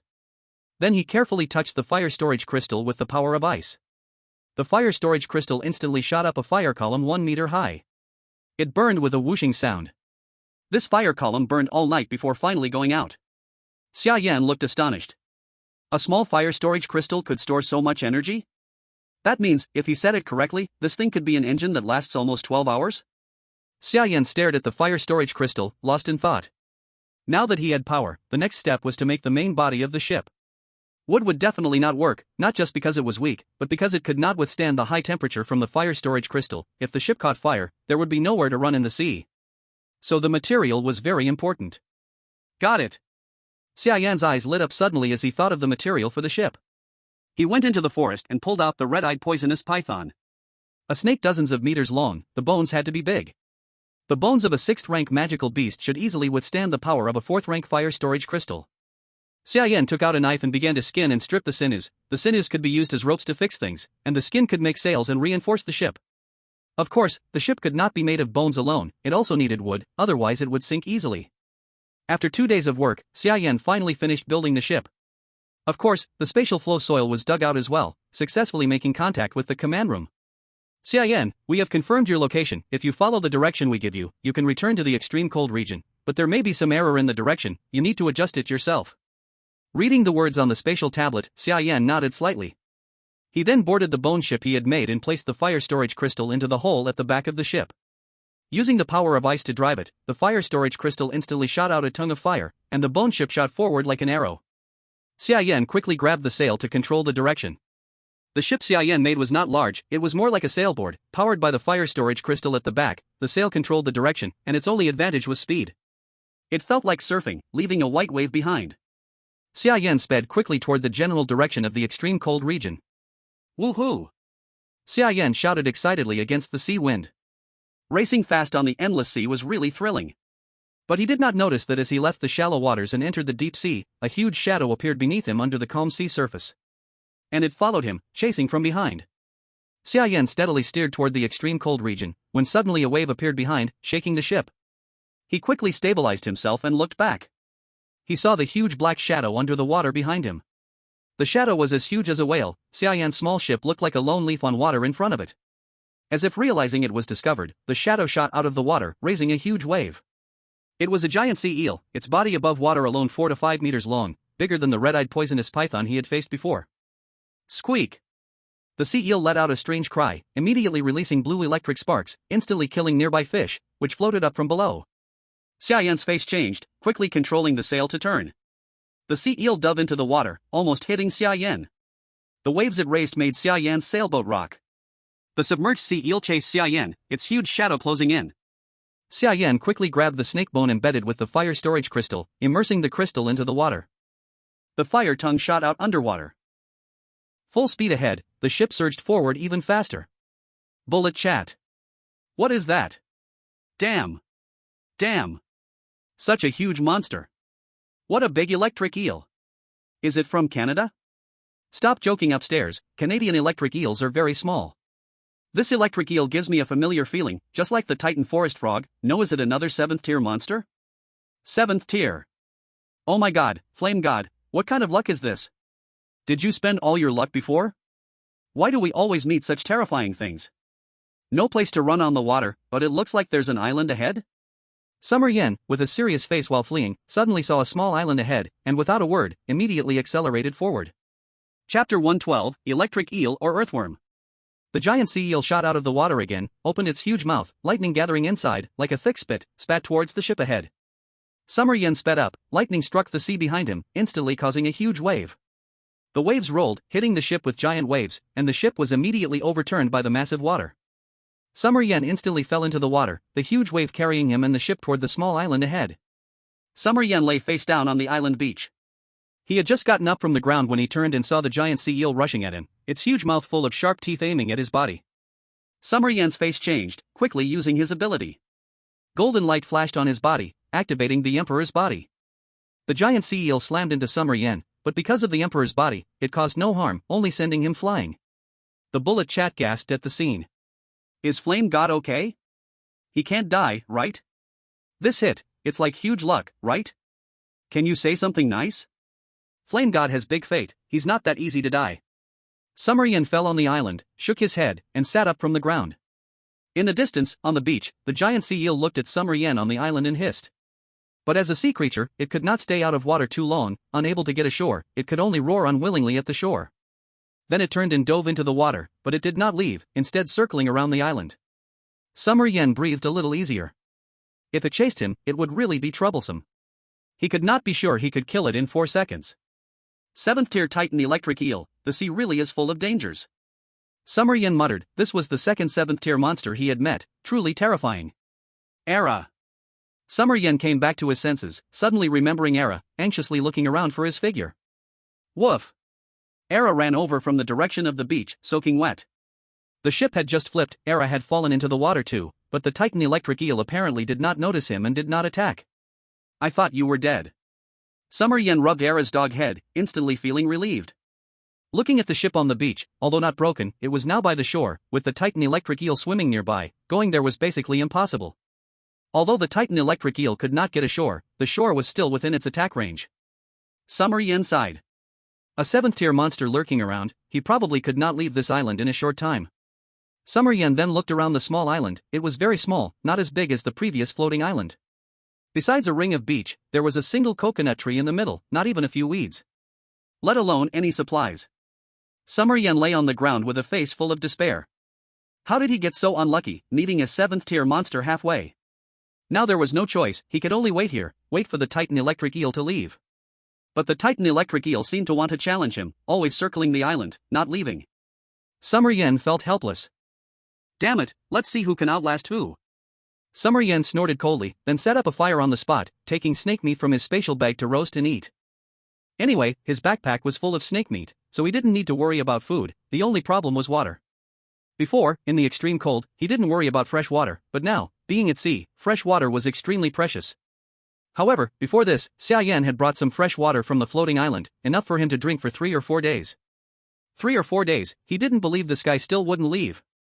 Xia Yan chewed on the snake meat in his hand while looking at the sea ahead. Although the sea around looked calm, the huge dark shadows appearing from time to time beneath the calm surface proved that the Titan electric eel hadn't left. What exactly do you have on you that you are interested in? Xia Yan looked confused. It had been more than half a day, and this guy showed no sign of leaving at all. If there wasn't something on him that the other wanted, he couldn't understand why a 7th-rank magical beast would always stare at him. Era, it can't be interested in you, right? Xia Yan pulled Era over and rubbed the dog's head. But something hard on Era's head scratched him. What is it? Xia Yan, looking strange, parted Era's forehead and suddenly found a small bone spike growing on it. This. Xia Yan was stunned. Although the bone spike had just grown a little, he immediately thought of the dream unicorn. Previously, he had given the dream unicorn's horn and magic crystal to Era. He didn't know how Era had handled it. This is about to evolve again? Xia Yan's expression changed. Last time Era advanced because it ate a special part of a 5th-rank magical beast, this time it ate a special part of a 6th-rank magical beast plus a magic crystal. It seemed it really was about to evolve again. Perfect, I'll stay here with you to evolve, and at the same time wait for that big guy to leave. Xia Yan held Era by the fire and sat beside it to keep watch. Time slowly passed, the night went by quietly. Early the next morning, Xia Yan woke up and found Era had not finished evolving, curled up by the fire asleep. But the horn on its head had grown a lot, already 2 fingers long. Looking at the sea, the surface was calm, as if the Titan electric eel had already left. Xia Yan carefully went to the shore, flipped over the sailboat and took the stored fire crystal from it. After burning all night, the stored fire crystal's energy had been completely used up. It had to be recharged. Xia Yan threw the stored fire crystal into the fire, waiting for it to recharge, and also waited for Era to evolve. But he didn't notice, underwater, the Titan electric eel was using its sharp teeth to gnaw on the rocks beneath the small island. The rocks were as fragile as tofu under its hard teeth. Gradually, it made a hole through the island straight up. Xia Yan didn't notice the danger quietly approaching, sitting on the ground watching Era beside him. After a long time, the horn on Era's head had grown to 4 fingers long. Era's eyes moved, and then it woke up. Evolution complete, Era successfully advanced to 4th rank strength. Woof! Era barked excitedly at Xia Yan. Era's change was not big, compared to before, only 1 horn had grown on its head. But its aura was completely different. Before Xia Yan could only feel the ice attribute aura from Era, now there was another indescribable aura. Very similar to the dream unicorn, but not quite the same. Era hung its tongue out and smiled foolishly at Xia Yan. Silly dog. Xia Yan rubbed Era's head and shook his head with a bitter smile. No matter how strong Era became, it was still this silly look. Suddenly, the silly smiling Era immediately stopped its expression, looking seriously at the ground. While Xia Yan was puzzled, Era suddenly pounced at him, biting his collar and running toward the sea. Damn you, silly dog, what are you doing? Xia Yan was shocked, about to get angry, when a figure suddenly darted out from under the fire. Its sharp mouth directly swallowed the fire. If Xia Yan had still been there just now, he would have been swallowed whole. Xia Yan's face changed as the Titan electric eel crawled out from underground. Damn it, are you an electric eel or an earthworm? Chapter 113, How are we even supposed to fight this? The electric eel swallowed the campfire, including the fire crystal in it. Hiss ha! The Titan electric eel missed with its strike and let out an angry roar. A bolt of lightning gathered in its mouth and it spat it out towards Xia Yan. Xia Yan quickly formed an ice shield in front of him to block it.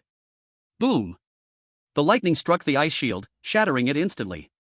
The remaining lightning struck Xia Yan directly, causing him to frown immediately. He groaned as the lightning sent him flying several meters, crashing onto the beach. The flying dragon armor on his body absorbed most of the damage, and with the ice shield already blocking, he barely took even half of the damage. But even so, Xia Yan's face changed drastically, his brows furrowed, and his blood surged within him. Woof! The husky immediately stood in front of Xia Yan, glaring at the Titan electric eel without fear. The electric eel opened its mouth again and fired another lightning bolt at the husky. Xia Yan's eyes narrowed as he plunged both hands into the water, swiftly splashing the seawater out. The power of ice was released, and the seawater froze midair, forming an ice barrier that successfully blocked the lightning aimed at the husky. Husky! Come back! Xia Yan knew the husky was no match for the opponent and immediately called it back. The Titan electric eel then turned its attention back to Xia Yan. The Titan electric eel's body was stuck underground, unable to escape, but at the center of the small island, its attack range covered the entire island. Xia Yan quickly retreated, dodging the eel's attacks. Bullet comments. What kind of Canadian electric eel can even dig tunnels? What is this thing? Now, Yenshin is in big trouble. I don't know if Yenshin can solve this crisis. Yenshin has overcome so many crises, he'll get through this one too. The viewers from Xia's country still had confidence in Xia Yan, after all, he had brought them countless miracles. But viewers from other countries were different. As news spread, more people arrived to watch the drama unfold. Okamoto Nichikawa, haha, a 7th-tier monster, do you really think he's a god? This time, he's definitely dead, there's no escape on the island, haha. The first to come and watch the joke was the Easting Kingdom, where the survivors were almost all wiped out by Xia Yan. The long-missing Okamoto Nichikawa reappeared and taunted on the screen. Whose dog is barking again? Did someone leave the house? Your home's almost gone, yet you're wasting time barking here. Instead of running your mouth, why not save a few more people? Otherwise, when it's all over, you won't have anyone left to save. Seeing the people from Easting Kingdom, the viewers from Xia's country didn't hold back with their counterattacks. Okamoto Nichikawa, oomph. Yenshin is definitely dead this time. You're just forcing a smile. Not only the Easting Kingdom, but also the Lighthouse Kingdom, Swaziland, England, and Russia had come to watch Xia Yan's battle with the 7th-tier monster. No one had high hopes for Xia Yan, everyone believed he couldn't escape this time, and they were all waiting to see the fall of Xia's country. Xia Yan dodged while frowning. This won't work, sooner or later, this guy will wear him down. The difference between a 7th-tier and a 4th-tier monster was too great. In a direct confrontation, Xia Yan was no match. The Titan electric eel kept targeting him, but what was its real purpose? Xia Yan began to think about the items on him. The Ice Soul Bow, Flying Dragon Armor, Ice Heart Pendant, surely these items can't be useless against monsters? What else could monsters use? The Fire Crystal? Right. The Fire Crystal. Xia Yan's face changed as he realized the Fire Crystal was gone. It wouldn't have been eaten by that thing, would it? Xia Yan looked at the fire that had just been swallowed by the Titan electric eel. The Fire Crystal was charging in that fire just now, and it's very likely that it was swallowed by the Titan electric eel. Moreover, the eel was able to precisely locate him even underground. There is only one possibility: the Titan electric eel's target is the Fire Storage Crystal. It used the Fire Storage Crystal to determine the location, which is why it attacked him from underground so precisely. The opponent's goal has been achieved, maybe it will leave soon. But without the Fire Storage Crystal, even if it lets him go, he would still be trapped here to die. So it must not be allowed to leave alive. Swallowing the Fire Storage Crystal might have been a wrong choice. Xia Yan sneered coldly, already thinking of a way to deal with the Titan electric eel. He dodged a bolt of lightning, then quickly grabbed the Ice Heart Pendant on his chest. The ice power in the Ice Heart Pendant instantly erupted. Xia Yan's ice power instantly reached the level of 5. Ice armor appeared on his body, snow feathers spread out.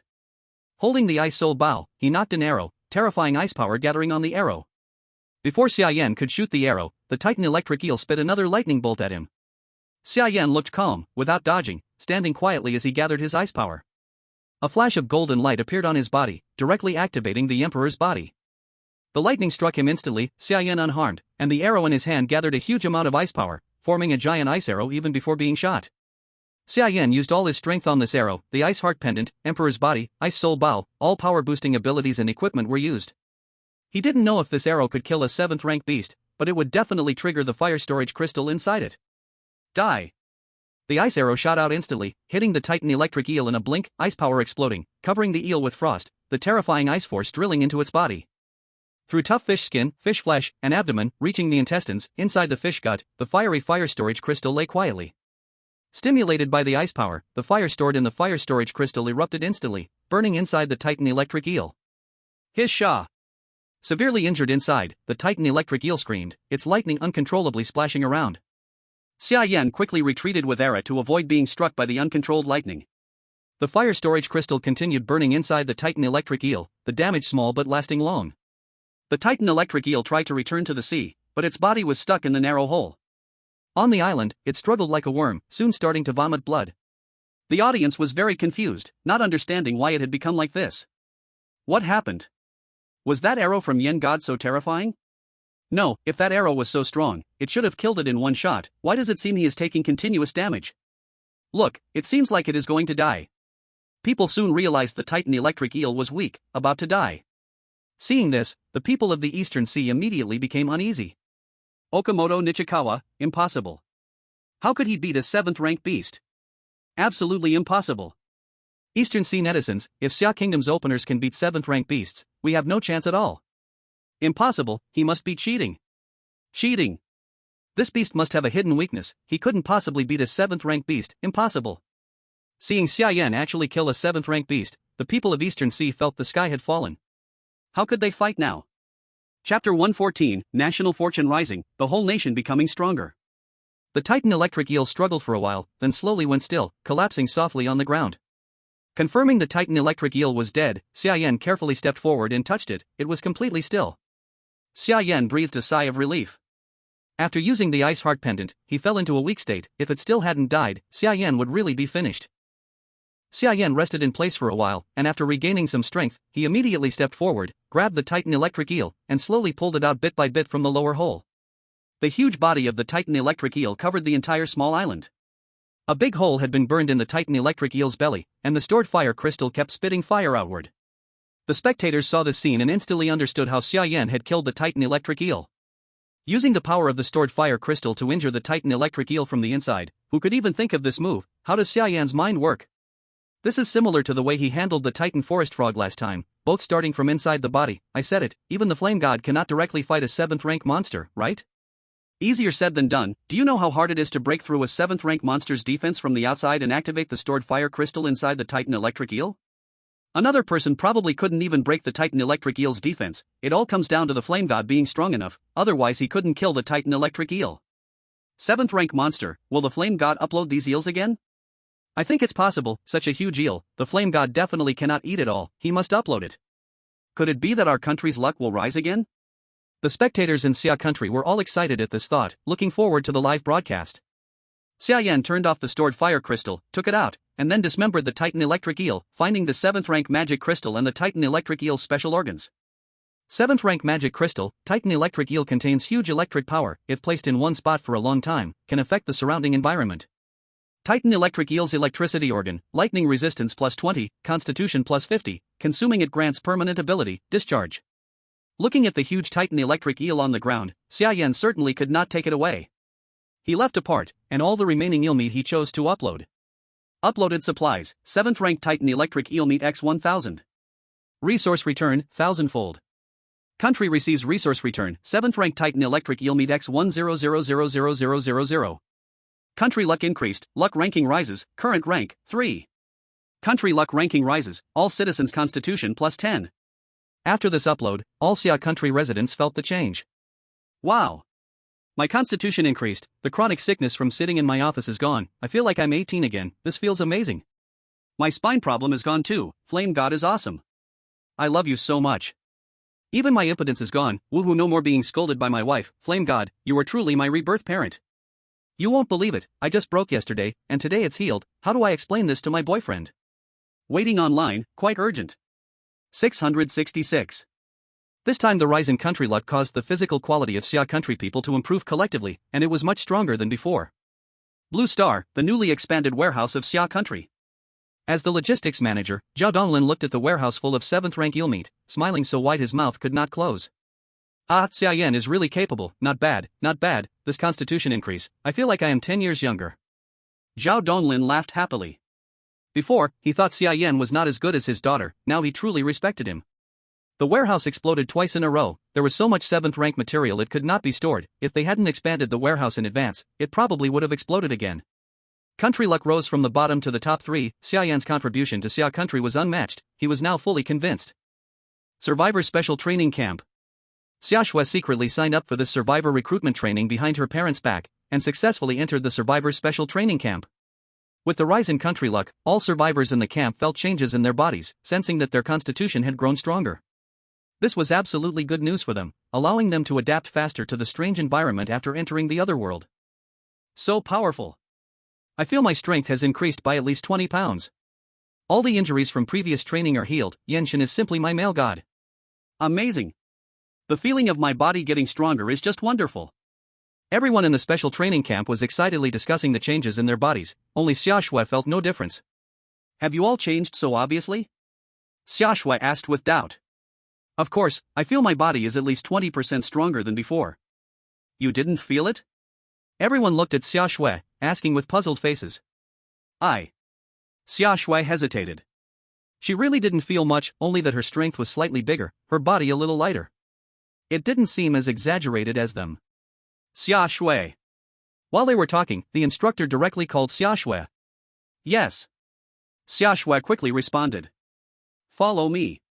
The instructor led Xia to the reception room. In the reception room stood a middle-aged man. It was Zhao Donglin.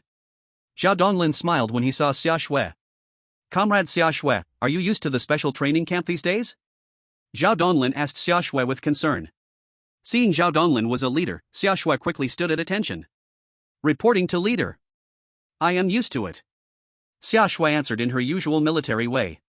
No need to be so nervous, I am here representing the country to give you family supplies. Zhao Donglin smiled, clapped his hands, and immediately someone brought over a box. Opening the box, it contained neatly packed 20 pounds of 7th grade Titan electric eel meat. As the family of Xia Yan, this is what you deserve.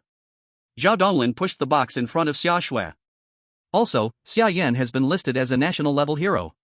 As a hero's family and a survivor, you will enjoy special treatment, receiving 10 pounds of 7th grade beast meat every day until the next survivor selection. Zhao Donglin said to Xia calmly. Xia was stunned. 7th grade beast meat, for them survivors, the value was obvious.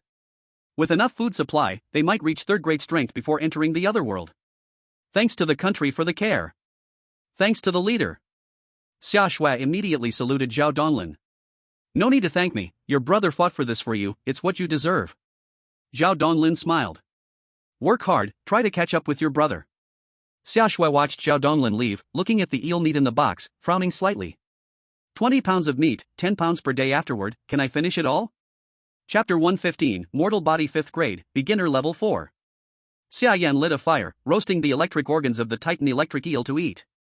His physique growth value instantly increased by 50 points, a strong power spread through his body. Xia Yan felt his strength at least doubled. Ding! Lightning resistance plus 20, awakened basic lightning resistance, reduces part of lightning damage. Physique advanced, entered Mortal Body 5th Grade. Acquired ability, electric discharge, convert internal energy into lightning to release, ice power conversion rate is low. Several system prompts appeared continuously in front of Xia Yan. Xia Yan reached out, with a thought, ice power instantly converted to lightning power, dancing at his fingertips. Although the power was not as strong as ice power, as long as his ice power was strong enough, the converted lightning power would naturally be strong. He threw the fire crystal into the fire to continue charging, while Xia Yan sat cross-legged with the 7th grade magic crystal, starting to absorb the energy inside. Although the attributes did not match and the conversion rate was low, the 7th grade magic crystal contained enough energy, definitely stronger than 5th grade ice magic crystals. When night fell, entering midnight, Xia Yan opened his eyes. The ice power in his body instantly exploded, the cold extinguishing the nearby fire. Ding! Inherited power advanced, beginner level 4. Xia Yan's inherited power improved again, reaching level 4. His control over ice power became more skillful. The speed of gathering the ice power was faster, and the power of the ice was greater. He put the fire storage crystal back on the ship and, taking advantage of the night, immediately sailed toward the extreme cold land. As the sky lightened slightly, Xia Yan saw the coastline ahead. On the coastline, faintly, a few figures could be seen busy at the shore, working even before dawn. It was easy to know without thinking that these people were Lu Weiqiang and his team. And Lu Weiqiang and the others also noticed the ship speeding across the sea. They immediately put down their work, excitedly ran to the shore, and waved at Xia Yan. "Captain." Seeing Xia Yan return safely, they were all delighted, each with a smile on their face. "Get out of the way." Xia Yan also waved at Lu Weiqiang and the others, but because he was too fast, he could no longer control the ship to turn. Seeing it heading straight toward them, if they did not move, it would crash into them. But Xia Yan and Lu Weiqiang's group were a bit far apart, so their words could not be heard at all. They only saw Xia Yan waving at them and thought he was greeting them. It seems not right. Wang Yating looked at Xia Yan rushing straight toward them without slowing down and immediately realized something was wrong. "Quick, get out of the way." Lu Weiqiang's face changed as well, and he immediately signaled everyone to move aside. Boom! The sailboat slammed into the shore hard, using the gentle slope to shoot up into the air, flew over several heads, and landed on the ice, sliding forward at high speed. Everyone watched the fast-moving ship, dumbfounded. Did something just zoom past? "Captain!" They quickly recovered and rushed forward. They flipped the sailboat that had crashed on the mountain and helped Xia Yan up from the ground. "Captain, are you okay?" Xia Yan was still dazed from the crash. I'm fine. What are you doing?" Xia Yan asked the few people, still confused. "We were just preparing to find you," Huang Xiaoyun said anxiously. "Find me?" Xia Yan shook his head, clearing his mind a little, then realized what they were doing here. A pile of wood was stacked on the shore, and a wooden ship frame had already been built on the coast. In just 2 or 3 days, they had already started building the ship frame. At this speed, it wouldn't take long to finish the ship. "You work so fast?" "The command room informed us that you were in danger. After receiving the task, we dropped everything and focused on building the ship. This is still considered slow. If the diamond tree wasn't so far, we could go faster," Lu Weiqiang explained to Xia Yan. "Now that you're back, building the ship isn't really needed anymore," Lu Weiqiang said calmly. "No, the ship still needs to be built, but it can be slower," Xia Yan said with a serious face. "Resources in the extreme cold land are still too few. One day we will have to leave, but this ship is too small, it needs to be bigger, and the materials cannot be diamond wood, it's not strong enough." Lu Weiqiang and the others looked at Xia Yan curiously. "Right now, our strongest wood is diamond wood, what other wood can we use?" "No rush for that, first go back and draw the ship blueprint," Xia Yan said, calling everyone to leave. "Building the ship is important, but it's not the most urgent task. There is still a lot to do, there are 9 days left until the end of the month, and Lu Weiqiang and the others have not appeared on the list yet. What they need to do now is make sure others also get on the 100 Flowers list." Back at the shelter. The tamed mole rats were ready, but the generator's construction was temporarily stopped. Xia Yan told them not to worry and gathered everyone together. "What I told you before, about going to challenge the 100 Flowers list and getting on the list yourselves, now you can do it. Would it be bad? What if we lose, will it affect the entire shelter?" Lu Weiqiang said with some worry. He knew that if the survivors lost, the opponent would take one kind of material from them. They were a whole with Xia Yan, and if they lost, it would definitely be their shelter's supplies that were taken. Every kind of material here was priceless, losing any of them was not suitable. Xia Yan smiled slightly. "As long as we don't lose, right?" Everyone looked confused. Don't lose? Who could guarantee they would not lose 100%? Not everyone was Xia Yan. Xia Yan did not explain, he just slowly took off his clothes. Seeing the flying dragon armor under Xia Yan's clothes, everyone suddenly realized. You can't use the Ice Soul Bow, but the flying dragon armor can block 70% of damage below 5th rank. Currently, among all survivors, there should be no one above 5th rank, right? Wearing this armor, are you still afraid you can't beat them? Looking at Xia Yan's smile, everyone looked at each other, then laughed. Who goes first? Xia Yan asked a few people. I'll go first. Lu Weiqiang was the first to stand up and take the lead. He put on the flying dragon armor, opened the 100 Flowers list, and began to challenge from the last place upward slowly. Lu Weiqiang's strength was already not weak. Their strength all reached 3rd rank, some almost entering 4th rank. With the flying dragon armor's incredible defense, the survivors at the lower ranking on the 100 Flowers list were not his opponents at all. Lu Weiqiang's name soon appeared on the 100 Flowers list. Without suspense, he rushed into the top 30, reaching 28th place. Above that, the people were stronger, and Xia Yan did not let him act rashly. Xia Yan thought about how to let their ranking improve further, and suddenly thought of something. Huang Xiaoyun, next you come. Me? Huang Xiaoyun pointed at her nose, a little confused. Xia Yan nodded seriously. He let Lu Weiqiang take off the flying dragon armor and give it to Huang Xiaoyun. Why me? Huang Xiaoyun asked Xia Yan with doubt. Because you are the strongest among them. I want you to help clear obstacles for them. At least kill all survivors outside the top 10, then they won't be so dangerous, and all of you can enter the top 20. Xia Yan said calmly. Me? Huang Xiaoyun pointed at herself in disbelief. I can't, right? Brother Lu and the others are stronger than me, I can't do it. Huang Xiaoyun waved her hands instinctively to refuse. She felt she came late and her strength was far below Lu Weiqiang and the others. No, you can. But Xia Yan was very confident in Huang Xiaoyun's strength. Because he understood the difference between having the power of inheritance and not having it, which was a big stage apart. Huang Xiaoyun thought her strength was not enough because she only calculated her own strength. Don't forget her inheritance power was beast control. Having inherited the beast god power, the beasts she tamed were also part of her strength. The system would surely count them together with Huang Xiaoyun as a whole. More than 30 second-rank ice wolves, plus over 100 first-rank burrowing moles, how many people could be her opponent? Remember, don't show mercy to opponents. As long as they are survivors from enemy countries, kill. Xia Yan helped Huang Xiaoyun put on the flying dragon armor and said seriously to her. Seeing Xia Yan so confident in her, Huang Xiaoyun had no choice but to grit her teeth and go. The 100th survivor, just beaten by Lu Weiqiang, received another challenge from the Xia state survivors. He was so angry that he gritted his teeth.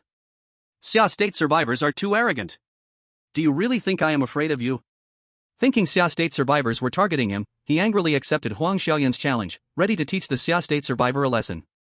He was not easy to provoke, not everyone could come to step on him as a stepping stone. When he entered the battle space, he was dumbfounded by the scene in front of him. Dozens of second-rank ice wolves in packs. And dense and packed hundreds of palm-sized rats. This you brought a zoo for me? Cheating. Cheating.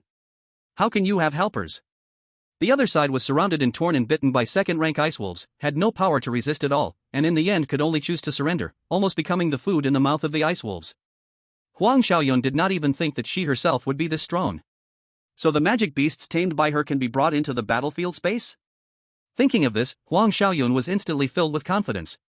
Top 20? She felt she could charge and strike the top 10.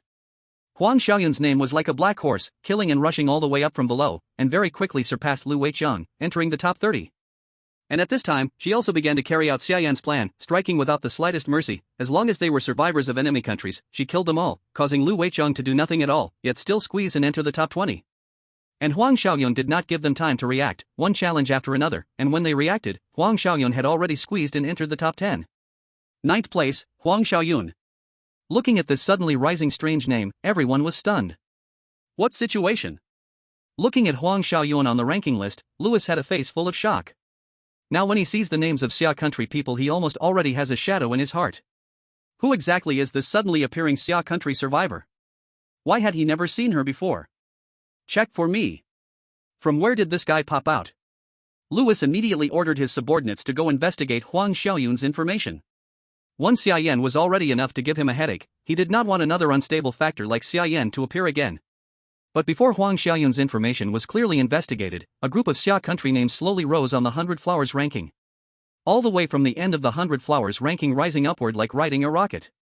Very quickly they rushed into the top 20. With one glance, among the top 20, there were actually 13 names of Xia Country people. *T. What kind of situation is this? Did the Xia Country people slaughter the ranking? 666, our Xia Country finally rose up, ha! These names damn. Aren't these all survivors under the Flame God? Flame God leads the team to slaughter the ranking, awesome. The audience who saw the scene instantly could not stay calm, foreign netizens cried out in shock one after another, while Xia Country netizens became excited. Xia Yan was very satisfied with this result. You worked hard. Xia Yan nodded and said to Huang Xiaoyun. Huang Xiaoyun opened the road in the front, indeed a bit hard. Huang Xiaoyun shook her head. Not hard. Do we still want to continue challenging upward? Huang Xiaoyun then asked Xia Yan. No need. Xia Yan shook his head. With Huang Xiaoyun's strength, the few above her she might not necessarily be their opponent, the current ranking was just right. Captain, this challenge let us obtain a large amount of supplies, how should we handle them? Lu Weiqiang asked Xia Yan. The ones that can be used stay, the ones that cannot be used upload to the country. Xia Yan said calmly. Everyone immediately became busy, the ones farming went to farm, the ones mining went to mine. But the farmland outside now was too small, simply unable to plant many things, many plants obtained from others could not be planted. Right now there was an urgent need to expand the farmland range. So glass must be smelted as soon as possible. Glass can also start smelting now, quickly make the greenhouse out, of course, also the generator. Xia Yan instructed Lu Weiqiang and the others. And released the sand. Everyone received their tasks and became busy. Xia Yan then opened the intelligence system. He entered 2 words on it. Trees. After that a large amount of intelligence appeared before his eyes. Xia Yan flipped through them one by one, searching for the things he needed. Because this time he drifted on the sea for several days, after returning to the shelter again, his maximum exploration range also became larger. At this time his maximum exploration range directly increased to 300 kilometers. Very quickly a big red intelligence information appeared before his eyes. SS level intelligence, 7th rank Skyheart Tree Forest, distance, 120 kilometers. Xia Yan looked at this intelligence and his face instantly showed joy. This is exactly the high-grade wood he needed. Using this wood to build a ship, he would feel safe. Although diamond wood is also very hard, once it meets a high-grade beast like the Titan electric eel, it probably wouldn't last a second, and a single strike could tear the ship apart. Xia Yan did not want to fall into the sea, so the ship he built had to be sturdy. 7th grade wood was barely enough. Era, let's go. Xia Yan called Era, put on the reins, and immediately headed toward the location of the Tianqing tree. Woof. Era barked once and immediately started running forward crazily. This was the first time Xia Yan experienced Era's speed after its advancement. Era's figure was like a blur, its speed instantly soaring to 120 kilometers per hour. The speed was not slower than a car on the highway. In just 1 hour, Xia Yan arrived at the Tianqing tree forest. A patch of green appeared in front of him. Xia Yan was a little surprised. In the extreme cold region, he rarely saw green. Most of the native plants in the extreme cold region have transparent or snow-white leaves, completely unrelated to green. The last time he saw green was on the Titan forest frog. But this time, it was real green plants. 7th grade Tianqing tree has very strong attribute resistance, can block most attribute damage, hard texture, self-repairability, can slowly grow and repair if damaged in water. Chapter 117 7th grade Tianqing wood, Slaughter God. Seeing the Tianqing tree information clearly, Xia Yan's face lit up with joy. This was simply the best material for shipbuilding. Water? The ship itself sails on water. Doesn't this mean a ship made of Tianqing wood always has self-repairability? This was too strong. Since I'm here, I can't leave empty-handed.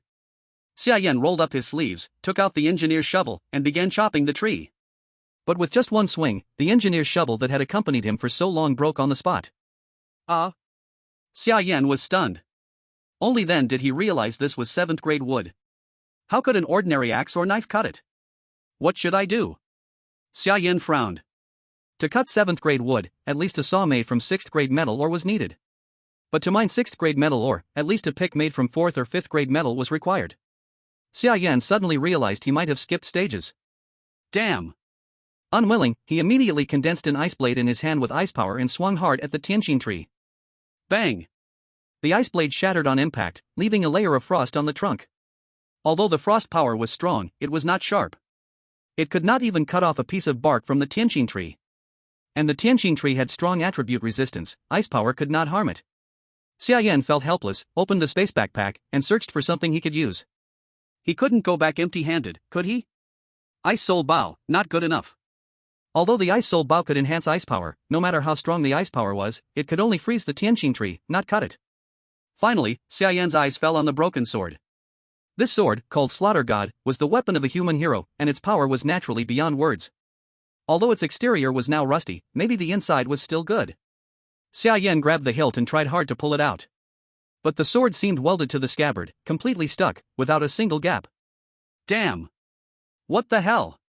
Xia Yan angrily picked up the broken sword and smashed it hard against the nearby Tianqing tree. Crack! The Tianqing tree made a crisp sound, and a crack appeared on the trunk. The hard Tianqing tree was actually broken by a rusty broken sword with the scabbard. This. Xia Yan stared blankly at the broken sword in his hand. This really was a divine weapon, huh? No blade, yet it could break 7th grade Tianqing tree with just the scabbard? If the real blade inside. Xia Yan tried again, but still could not pull it out. Human hero. Xia Yan murmured to himself, suddenly thinking of something. Immediately, golden light flashed on his body, activating the Emperor's form. One hand grabbed the handle of the sword, the other held the sheath, pulling hard to both sides. The sheath and the handle, which had no gaps, suddenly shone with a golden light, then the blade slowly slid out of the sheath. revealing the sharp blade inside.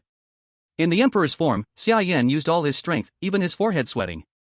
But even 4 seconds only pulled out 1/3 of the blade. Who? The Emperor's form ended, Xia Yan breathed heavily while watching the sword in his hand.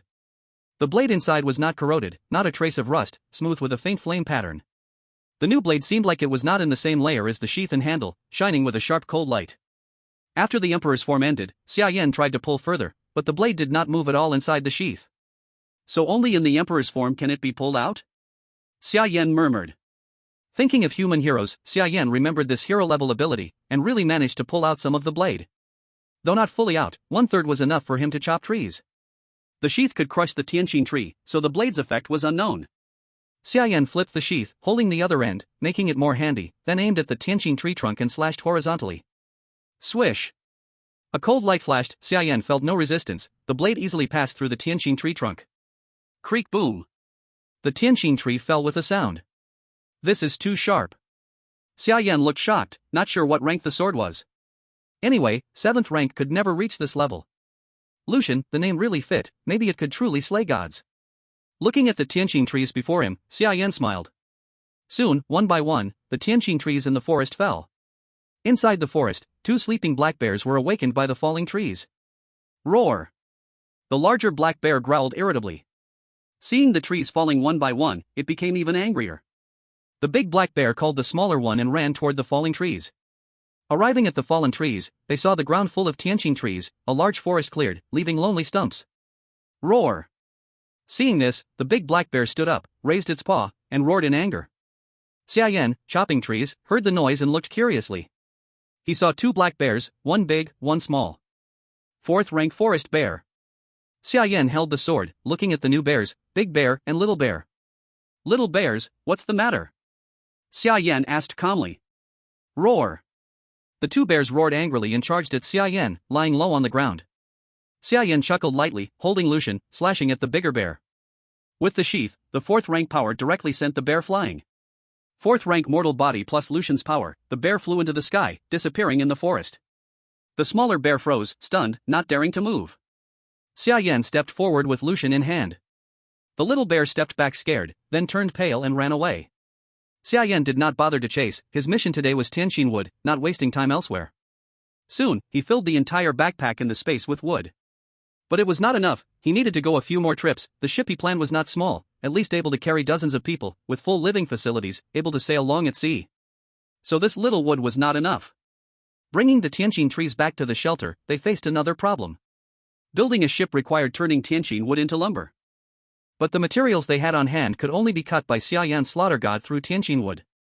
But only 1/3 of the slaughter god could be pulled out, making it inconvenient to use, and even Xia Yan had tried, even with the Emperor's body, he could not pull more out, 1/3 was already his limit. Using only the slaughter god to chop wood was also slow. The only solution was to find high-grade metal ore and make advanced tools. Blue Star, in the command room, Jobu looked at the calendar with only 8 days left until the end of the month. His gaze slightly darkened. Xia Yan's strength was enough to secure the first place on the 100 Flowers ranking, but now, because of insufficient points, he could only stay second, trailing the first, Barton, by more than 10 points. Immediately send messages to all Summer Nation survivors who found spatial soil, tell them to challenge Xia Yan, and send Xia Yan to the first place on the 100 Flowers ranking. Chapter 118 Courtesan, Stable First. Xia Yan woke early and was about to open the intelligence system to search for high-grade metal ore when a challenge request suddenly appeared before his eyes.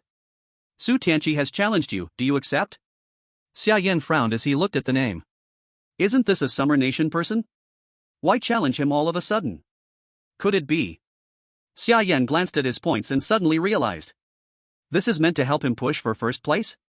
Accept. Xia Yan did not hesitate and immediately chose to accept the challenge. In a flash, his figure appeared in the battlefield space. Opposite him, a young man of similar age. It was Su Tianqi, one of the 10 selected for the previous interview. As the best performer among that batch of survivors, he had been resentful for not being selected initially. Later, he was the first to apply for the survivor selection, and under pressure from the veteran survivors, he succeeded and proved his strength. He also lived well in the other world, though he had no great achievements, everything proceeded smoothly, with no accidents, and survival was safe. But he always held grudges against Xia Yan, unwilling to accept that he had not been among Xia Yan's survivors. Now, seeing Xia Yan face to face, Su Tianqi scrutinized Xia Yan from head to toe with a sharp gaze. Minister Qiao sent you? Xia Yan looked at him silently, then took the initiative to ask. Yes, the command room asked me to deliberately lose to you and give you the points. Su Tianqi spoke plainly without pretense. Okay, thanks. Xia Yan nodded and thanked him. I didn't say I would give them to you yet. Su Tianqi said lightly. Xia Yan raised his brows, puzzled, looking at him. Then what do you mean? Xia Yan did not want conflict with Summer Nation survivors, after all, they were all on the same side. Internal conflict would make people laugh and bring no benefit to the nation's fortune. If you want me to give you the points, you must earn my recognition. Win against me, then I admit defeat. Su Tianqi always felt he was not worse than Xia Yan. He had no idea about the major events Xia Yan had done this month, because he was in the other world and could not see Xia Yan's live broadcast. Xia Yan looked at him with speechless expression. Win against you and still need you to admit defeat? Come on, come on. Xia Yan, unwilling to waste time, waved at him helplessly. Su Tianqi charged at Xia Yan with a serious face. A punch struck toward Xia Yan's face. In Xia Yan's eyes, Su Tianqi's speed was very slow, ridiculously slow. Xia Yan tilted his head slightly, easily dodging the punch, then pushed Su Tianqi in the chest with a palm, sending him flying more than 10 meters. Su Tianqi stumbled backward several steps before regaining his balance. You lost. Xia Yan said lightly. If that palm had been a fist with a bit more force, Su Tianqi would not just have stepped back. Ordinary people would already realize the gap between themselves and Xia Yan at this moment. But Su Tianqi did not think so. Humph. This is just the beginning. If you want me to admit defeat, it's too early. Su Tianqi did not believe he had lost. It was just that Summer Yan found a flaw. Now, I'm going to get serious. Su Tianqi snorted coldly and charged at Summer Yan again. With a run-up, he kicked towards Summer Yan's head. Summer Yan slightly furrowed his brows, sidestepped to avoid Su Tianqi's flying kick, and reached out to grab his ankle. Using his strength, he spun and threw Su Tianqi out. Su Tianqi crashed heavily to the ground. That's enough, stop wasting time. Summer Yan said, frowning in dissatisfaction. Su Tianqi's face changed, and he looked at Summer Yan with a serious expression. You really are strong, but if you think you can make me surrender, you are far from it. My specialty is not in fist and kick techniques. Su Tianqi stood up, drew a short knife from the scabbard behind him. Summer Yan's expression changed. Hey! We're on the same side, just spar a bit. Drawing a knife is a bit too much. Summer Yan said unhappily. Spar? I think you are just scared. But Su Tianqi had no intention of stopping. Holding the knife, he charged at Summer Yan again. The audience watching the fight was even more speechless than Summer Yan. How did this Su Tianqi even get selected as a survivor? Why is he fighting with his own team? Is there infighting? A spy? This guy is out of his mind. Just admit defeat and give the points to Yan God. Why is he asking for trouble? Didn't he see that Yan God was already holding back? Yan God is kind, just give this fool a lesson and be done with it. Why waste time on him? Xiaobu also had a very bad expression. Xiaoya, didn't I tell you to order them to give Summer Yan points? What happened? Xiaobu thought it was Xiaoya who had failed to convey his orders properly and immediately questioned him. I delivered your orders as you instructed, but I don't know why it turned out like this.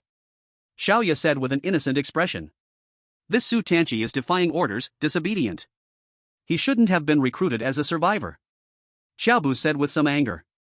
Get me Su Tianqi's records. Restrict his family's resources for now and wait for an investigation. Xiaobu immediately ordered the suspension of Su Tianqi's family resources until his background was clear. Su Tianqi had no idea that his reckless actions had caused his family's resources to be temporarily suspended. Seeing Su Tianqi charging at him, Summer Yan couldn't hold back anymore. He kicked the short knife from Su Tianqi's hand. While Su Tianqi was stunned looking at his wrist, Summer Yan stepped forward and punched him in the chest. Su Tianqi immediately grunted and flew backward. Su Tianqi felt a sweet taste in his mouth and a trickle of fresh blood spilled from the corner of his mouth. There are still 8 days until the end of the month. After this month ends, go back. Summer Yan said coldly, warning Su Tianqi as he looked at him emotionlessly. Su Tianqi coldly stared at the short knife falling in the distance. He couldn't believe the gap in strength between him and Summer Yan. He had no resistance at all in Summer Yan's hands, and couldn't even see his movements clearly. I lost. Su Tianqi looked completely defeated. His former pride was instantly trampled by Summer Yan. He doubted his own life, picked up the short knife dejectedly, and chose to admit defeat. Summer Yan's points increased again, and he was now just less than 10 points away from catching up to Barton. Ding! Zhao Xingyun challenges you. Do you accept? Summer Yan had just returned to the extreme cold land and received another challenge request. This indicated that there were still quite a few survivors from the Summer Country who had found the spacetime soil. Accept. Summer Yan naturally didn't hesitate. This time, the challenger didn't drag things out like Su Tianqi did. He nodded at Summer Yan, didn't say a word, and directly admitted defeat after a brief exchange. Ding! Baihua points plus 10. Summer Yan's points immediately surpassed Barton's, claiming the top spot on the Baihua leaderboard. First, Summer Yan, Baihua points 200. Second, Barton, Baihua points 197. Oh! Congratulations to Yan God for taking the top spot. Chapter 119, are these the ones they pulled out? Lewis watched the survivors from Xia Nation giving points to Xia Yan, and he also felt a bit anxious. If Xia Yan takes first place again this time, he will completely pull away from the other survivors, and it will be hard to catch up. Do you think you survivors are many? We are not few either. Lewis snorted coldly and then issued orders to all Lighthouse Nation survivors. Everyone challenge Barton, give him Baihua points. Compared with Xia Nation, Lighthouse Nation had a huge advantage. Most of their survivors carried spatial soil, and it was spatial plate, easy to carry. This was their strength, otherwise, they wouldn't have taken the top 2 positions so quickly in the early stage. When the Lighthouse Nation survivors received the order, they all provided points to Barton, and Barton's points instantly caught up. Xia Yan didn't even stay in first place for 5 minutes before being sent down. Moreover, Barton's points grew extremely fast, directly soaring to 297 points. It increased by a full 100 points, which meant at least 10 survivors had spatial soil and received Lewis's order. Job watched the changes on the Baihua list, his face instantly changed. Xiaoya, how many survivors do we still have with spatial soil? Tell him not to wait and all challenge Xia Yan, give him points. Job hurriedly instructed Xiaoya. Xiaoya shook her head with a bitter smile. Minister, for now, we only found this many with spatial soil, we can't reach more people. Xiaoya felt helpless too. What about Wang Yating from the extreme cold land? If they challenge Xia Yan, they could catch up. Job said unwillingly. Except for Huang Xiaoyun, the others are Xia Yan's affiliated survivors, they cannot challenge Xia Yan. Xiaoya explained to Job. Relying on Huang Xiaoyun alone cannot change such a big gap. Xiaoya felt helpless, as if she had power but could not use it. They had many people, but they could not contact them, unable to send the message to the other world. But Lighthouse Nation was different. The first batches of their survivors laid a solid foundation, their resources were incomparable. Last time survivors entered the other world, they brought spatial soil, which was the flaw left from before. What to do? Xiaoya had no more ideas. Job stared at the Baihua list with a stern face, 100-point gap too big. This Baihua list, it seemed they could only get second place at most. The only thing to be glad about was Xia Yan led others to dominate the list, occupying the top 20. Overall, Xia Nation had the advantage. Xia Yan watched Barton, who he had just surpassed, rush forward again and felt a bit stunned. He opened it? Xia Yan said speechlessly.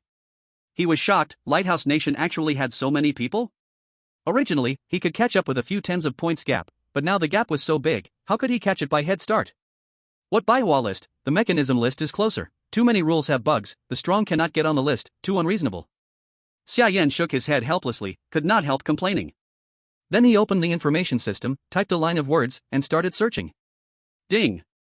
Found 5th level or above metal mine location, distance, 12 kilometers. A coordinate appeared in front of Xia Yan. So close? Xia Yan was surprised. No, this location is the gold mine area. Xia Yan suddenly realized, this info coordinate was exactly where he found the gold mine. There was actually a 5th level or above metal mine there? Xia Yan looked at the info in shock. Huang Xiaoyun, take the Earth Explorer and come with me. Xia Yan thought for a moment and called Huang Xiaoyun. Huang Xiaoyun did not know why Xia Yan called her. Looking at the direction to the gold mine area, Huang Xiaoyun was full of doubt. Captain, we have enough gold now, enough to make generators. Huang Xiaoyun still thought Xia Yan had gone to mine for gold. You'll know when we get there. Xia Yan didn't explain, he still didn't know what this metal mine above 5th rank was, it couldn't be explained clearly, he would decide when they arrived. Era, go. Xia Yan tugged the reins and signaled to Era.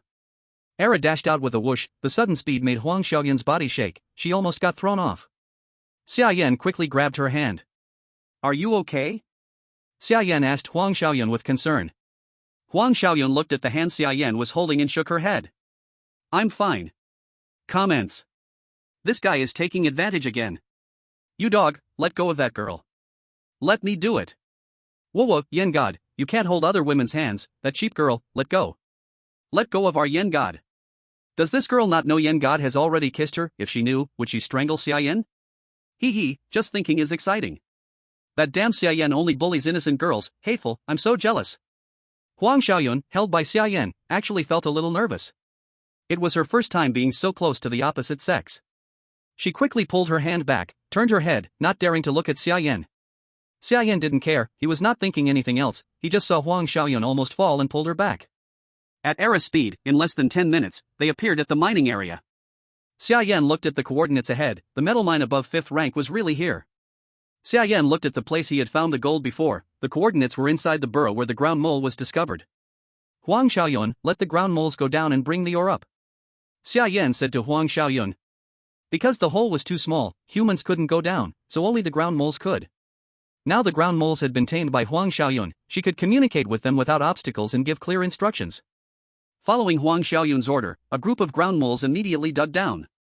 After some time, with the teamwork of the ground moles, they managed to carry out a basketball-sized piece of metal. The metal shone with a purple light under the sun. 5th rank purple gold iron, hard texture, can be made into weapons that easily break 5th rank magical beasts' defense. It was not only a 5th rank metal mine, but also a finished product. The ground moles gathered around the purple gold iron, looking at Huang Xiaoyun and Xia Yan with confusion. Their little brains were full of questions. They didn't understand why their master was interested in their waste. Huang Xiaoyun also looked shocked seeing the purple gold iron's information. At the same time, her expression was a bit strange. Captain, they said, what do you want their waste for? Huang Xiaoyun looked at the ground moles strangely and said to Xia Yan. What? Xia Yan was stunned, looking at the ground moles in disbelief. They brought this out? Chapter 120, 100 Flowers Ranking Finals, let's see how many times you can lose. Xia Yan knew ground moles could eat ore and excrete refined products, but he thought a first-rank ground mole could at most eat first or second-rank ore. He didn't expect them to handle a 5th-rank metal ore. These ground moles had such hard teeth? If he just broke it to make a saw, there would be no worry about processing Tianqin wood. But he would naturally not do such a kill the chicken to get the eggs thing. These first-rank ground moles were more precious than Tianqin wood. Huang Xiaoyun, if nothing else, let them keep gnawing the ore here, let them eat the purple gold iron as much as possible. Xia Yan said to Huang Xiaoyun. Yes, Captain. Huang Xiaoyun nodded, accepting the task Xia Yan gave her. Xia Yan took the purple gold iron back, melted and hammered it, making the first saw. Zhou Jian Pain. Has the ship design drawing been drawn out? Xia Yan found Zhou Jian Pain and asked him. Zhou Jian Pain is a trapmaster, he is also very skilled in design, the design drawing naturally was handed to him. After 2 days of unremitting effort, Zhou Jian Pain finally drew the blueprint on the wall. According to your request, it has already been made, only such a big ship, until when must we finish it? Zhou Jian Pain's speed of drawing blueprints is still very fast. Basically after there is a prototype, inside his brain will appear related structures, this is the talent of a trapmaster. Slowly come, you also do not want to always stay in this extremely cold land, right? You all have not experienced the extremely cold storm, if the extremely cold storm arrives, those things we built outside all must be finished. Xia Yan so urgently builds a ship because he knows the terror of the extremely cold storm, and the extremely cold storm is 1 time more terrifying than 1 time, next time who knows how big disaster it will bring, prepare earlier naturally is good. Zhou Jian Pain nodded. Although they have not experienced it, they also watched Xia Yan's live broadcast. Xia Yan almost did not endure through it, they naturally do not think they are stronger than Xia Yan. Xia Yan looked at the blueprint on the wall, although it was drawn with charcoal, but every piece structure was drawn extremely clearly, marking precise size and material. Xia Yan was very satisfied with this design drawing. You can begin cutting materials according to the size on the blueprint. Xia Yan said to Zhou Jian Pain. After that everyone began to be busy with their own work. Those who burn glass, those who mine, those who cut materials, those who open wasteland. Xia Yan also was not idle, every day he went to Tianqin forest to chop trees, transporting back and forth. The wood needed for building the ship is very much, it is not possible to transport enough in one time. After chopping trees he again transported the materials Zhou Jian Pain cut to the seaside, acting as the job of a driver. Just like this in a blink 6 days passed, distance to the end of the month only remained 2 days. Purple gold iron also was mined a lot, tools also were made more and more. The first batch of glass also was produced, although there were quite many impurities, but the light transmission was enough. Combined with diamond wood, they began to build the first greenhouse shed. As for the 100 flower ranking, Xia Yan already held no hope. Second place, first place he has no possibility, the rule is too unreasonable, the gap is too big, even wanting to chase cannot catch up. Ding! 100 flower ranking opens the final match period. The top 10 of the 100 flower ranking are locked. From now on, lower ranked ones challenging higher ranked ones will have no limitation. Higher ranked ones also cannot refuse. Just when Xia Yan prepared to send wood, suddenly before the eyes of all survivors appeared a system prompt.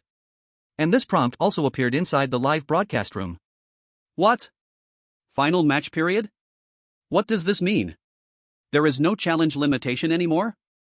And high rank still cannot refuse, then the first few ranks would not be exhausted to death? Look clearly, final match period, lock top 10, meaning only the top 10 have this chance to enter the final match, right? Other people do not have this right. Then this, not right. God Yen is going to take off. Looking at this new rule, everyone suddenly reacted. The first ranked Barton can be challenged, right? Barton as first place cannot refuse Xia Yan's challenge. Meaning Xia Yan now has the chance to impact first place. Not only the audience, Xia Yan also reacted, knowing what the appearance of this rule means. Did the system hear my complaining? Thinking of a few days ago he was still complaining the rule was unreasonable, now a new rule appears, he reasonably suspects the system discovered this loophole and urgently made an update patch. Lewis of the Lighthouse Country saw this rule, his face also changed. Their so long effort after the system announced this rule instantly became useless. He hurriedly sent a message to Barton. Barton quickly received the information sent by Lewis. Do not fight with Xia Yan, if he challenges you, just surrender.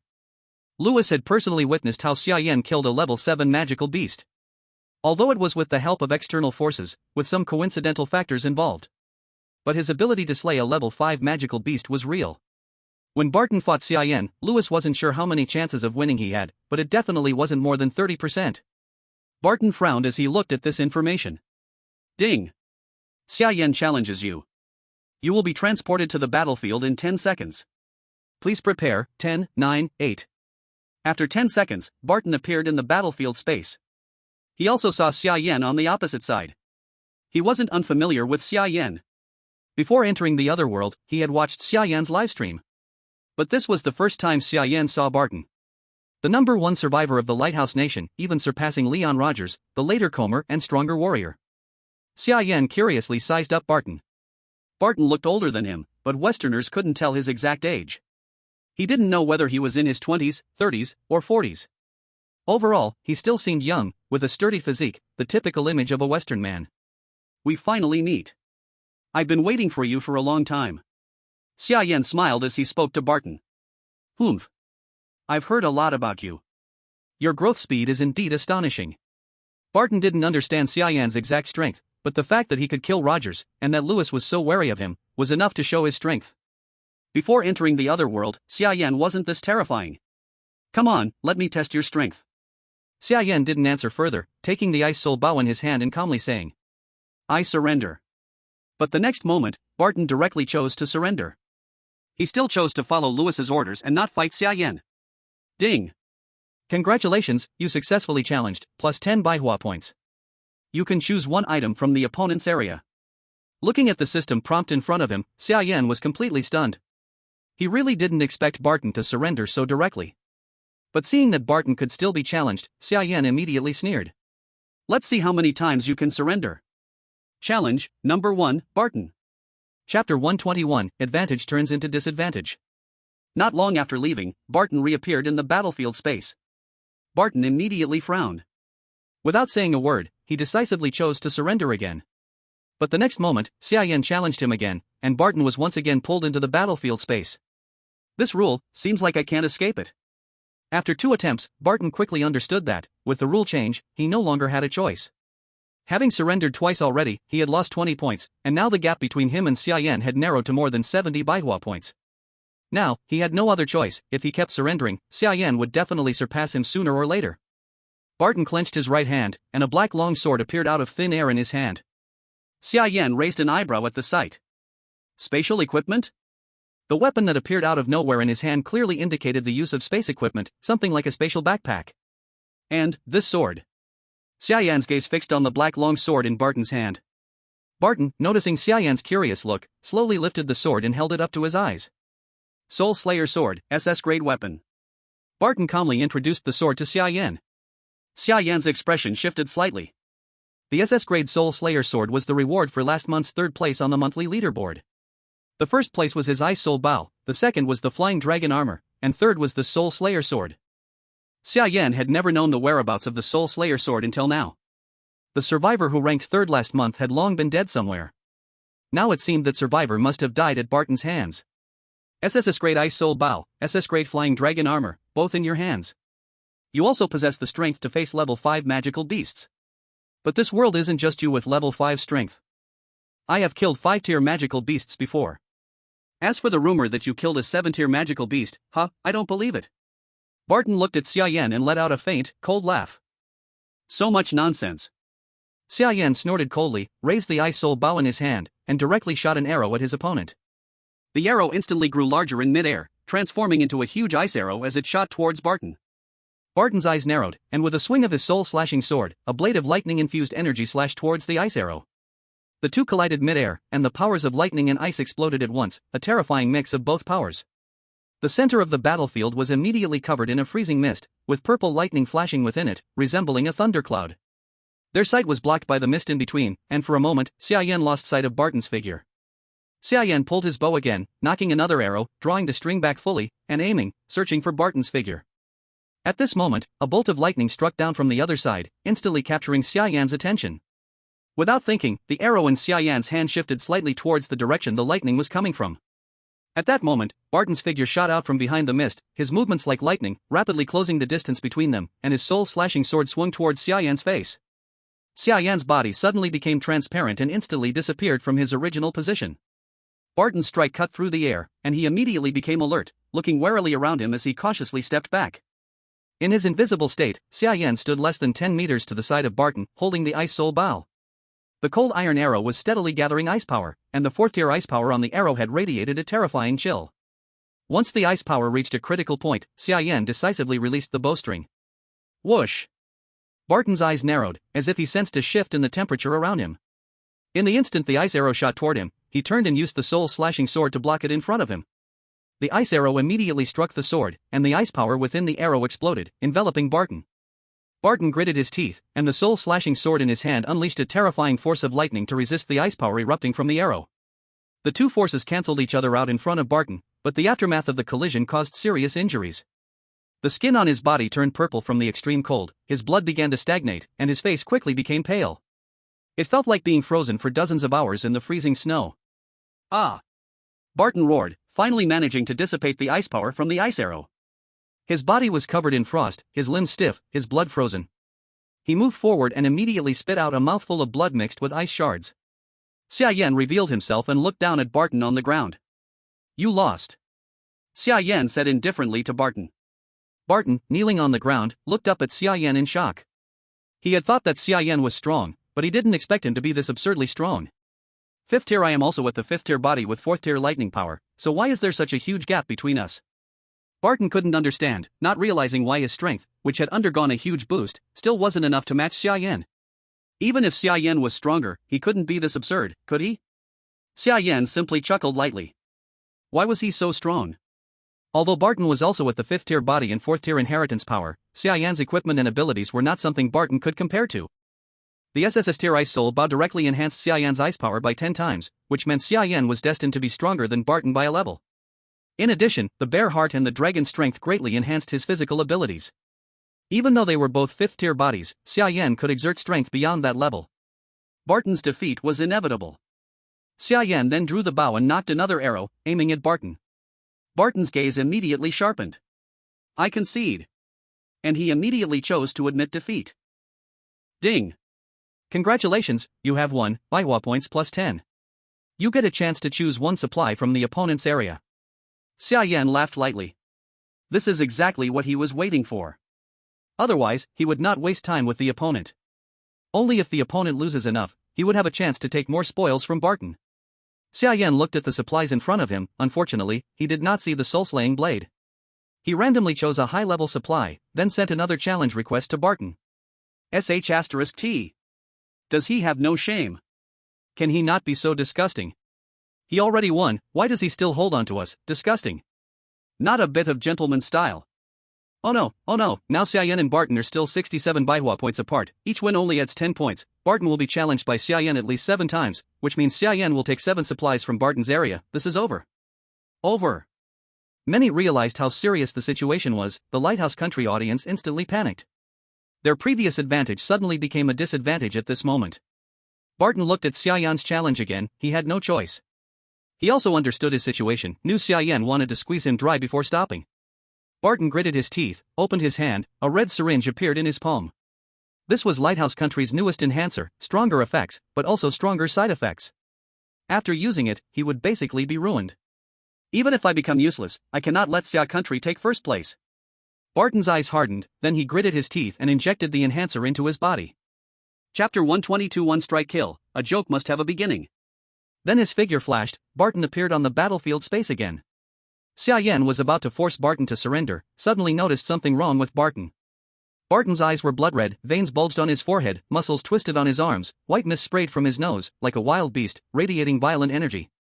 Seeing Xia Yan, Barton lost all reason and instinctively charged at him. His legs pushed hard, instantly reaching Xia Yan, grabbed Xia Yan's shoulders, pressing him forward. Boom! A loud crash rang out. Xia Yan was slammed by the irrational Barton into the space barrier behind. Xia Yan groaned, a sweet taste at the corner of his mouth, blood oozing from his lips. Xia Yan's eyes narrowed, quickly used Ice Force, forming a layer of ice armor on his body, raised his head and rammed into Barton. Lightning headbutt. Xia Yan's forehead hit Barton's hard, but Barton did not retreat. Though his head was injured, it seemed unaffected. Instead, Xia Yan felt dizzy from the recoil. Barton immediately swung his fist, smashing Xia Yan's chest. Bang! Xia Yan's ice armor shattered at the impact. Xia Yan groaned. If not wearing dragon flight armor, this hit would be hard to resist. Before Xia Yan could react, Barton grabbed his shoulders and threw him. Xia Yan flew out. Then Barton pushed off the ground, leapt, caught Xia Yan in midair, kicked him in the stomach. Xia Yan's body flew like a cannonball toward the ground. In Barton's hands, Xia Yan was like a rubber ball, powerless against the enhanced Barton. Lighthouse Country's online fans immediately cheered. Haha, a small country is always small, no match for us Lighthouse Country. God opened his eyes, Barton suddenly became so strong, Xia Yan is definitely doomed. As long as Xia Yan dies, Xia Country can forget turning around, first place is forever ours, Lighthouse Country will always be the world's #1. This Xia Yan is still too weak, he can't even compare to our Barton. Barton is the strongest, truly the #1. #1. Looking at the change in the situation in the livestream, the netizens from Xia Country also started to worry. Is the God of Flame okay? How did Barton suddenly become so strong? Do we even need to ask? He must have taken drugs, this isn't the first time. When have the survivors from the Lighthouse Nation not taken drugs? Indeed, they have no other tricks besides taking drugs, but I have to admit, those drugs from the Lighthouse Nation are really terrifying. They can give someone such powerful strength. They are powerful, but it's draining their physical potential. Once they take the drugs, they're basically done for. Let's not talk about that for now. Can the God of Flame hold on? Don't worry, he will, no doubt. Who else can we trust if not the God of Flame? In the battlefield space, Xia Yan was injured in multiple places from Barton's attacks. Xia Yan frowned, just steadying his body when Barton's figure suddenly appeared behind him. Barton's right hand was in a claw shape, with the power of lightning, he reached for Xia Yan's back. Xia Yan furrowed his brows. At this point, Barton's strength must be at least at the 6th level of ordinary body strength, and his lightning power has also increased. Although it may not have reached level 5, it's definitely above level 4. With his current state, it would be difficult to defeat the opponent. And he had already been heavily injured. I can't hesitate any longer. Xia Yan sighed, and then golden light flashed across his body, instantly activating the Emperor's body. Barton's claw, filled with lightning power, struck Xia Yan's back. The tremendous force only ripped Xia Yan's clothes, but inside, it felt like steel was blocking the way. Xia Yan quickly turned around, grabbing Barton's right hand with his left. Barton, lost in his mind, had only the instinct to fight. Even though Xia Yan grabbed his wrist, he showed no sign of retreating. He opened his mouth and bit down towards Xia Yan's neck. But his sharp teeth hit Xia Yan's neck and couldn't even break the skin. A knee strike knocked Barton back, and then a rusted, half-drawn broken knife suddenly appeared in Xia Yan's hand. He grabbed the hilt and swung it hard, with the exposed 1/3 of the blade aiming for Barton's neck. Because of the enhancement drug, Barton no longer had his own consciousness and didn't even know to dodge. With a whoosh, the sharp blade effortlessly pierced through his neck. The enraged Barton trembled, freezing in place. Then, the pouch on his neck fell with a soft sound, and blood instantly sprayed out from his chest like a human fountain. Ding! Congratulations, challenge successful. 100 flowers points plus 10. Ding! 100 flowers ranking has increased, current rank, first. Ding! You may select one item from the opponent's area. Looking at the sudden change in the situation in the livestream, the bullet comments went silent for a moment. At this moment, it felt like the entire world had quieted down. Everyone was stunned, speechless in shock from the scene in front of them. The Lighthouse Nation netizens, who had just been cheering for Barton, suddenly fell silent as if their throats had been squeezed. How could this be possible? How could Barton, who had taken enhancement drugs, lose? Cheating! Cheating! The Xia Country contestant must have cheated. I report him. No! This can't be true, how can we lose? The netizens from the Lighthouse Nation couldn't accept this result at all, shouting that Xia Yan was cheating. This naturally led to the displeasure of the netizens from Xia Country. Winning means cheating? Our god of flame didn't take any drugs, didn't ask for help, and just beat you drugged people fairly. How can this be called cheating? Those who take drugs calling others cheaters, this really cracks me up. Do you have no shame? Lewis looked at the live stream of Barton, which had turned dark, and suddenly, as if losing his soul, sat down on the ground. His whole body shivered uncontrollably. Ring ring ring. The phone on the table suddenly rang, pulling Lewis back to reality. Lewis looked at the phone on the table, his hands trembling as he reached to answer it. Mr. Lewis, the president is very unhappy with the recent results and thinks you are not suitable to serve as the head of the command. A new minister will soon come to take over your position, please prepare for the handover. A cold voice came from the other end of the line. Lewis felt a sudden shock in his heart. After many consecutive failures, he had finally drawn the attention of the president.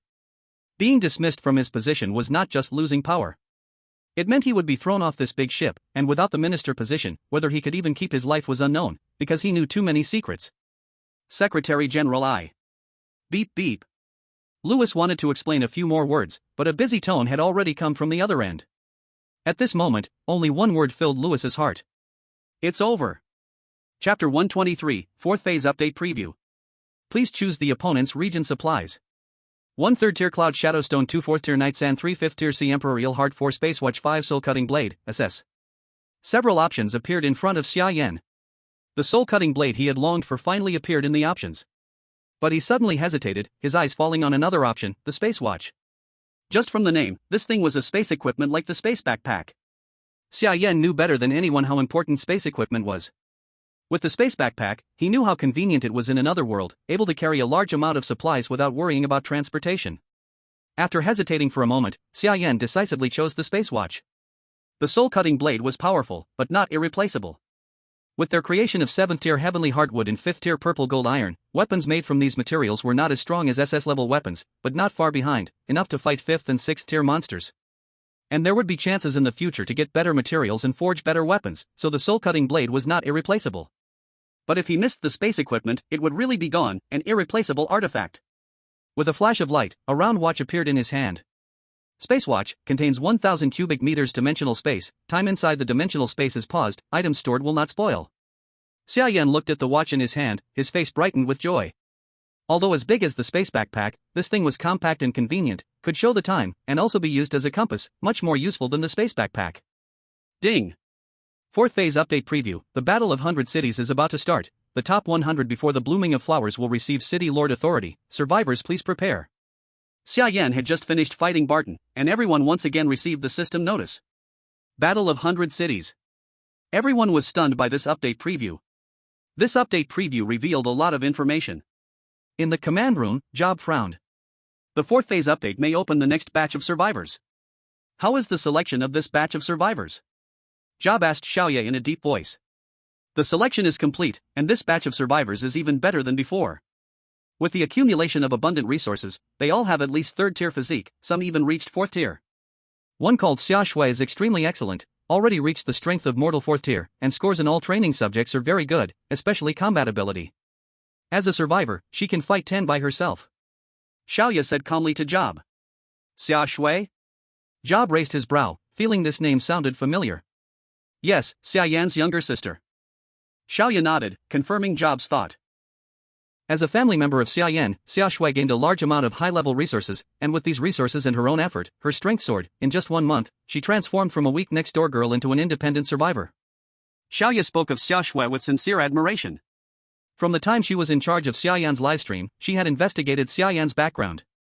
She was naturally not a stranger to Xia Shui. It took only 1 month for her to grow from a simple next-door girl to a top survivor, which required not only resources but also talent and perseverance. Good, good, good. The Xia family actually produced two extraordinary people, truly a family of double talents.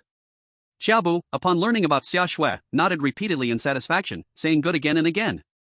For this batch of survivors, do not be stingy. Go find Zhao Donlin and have him provide the highest level supplies to them.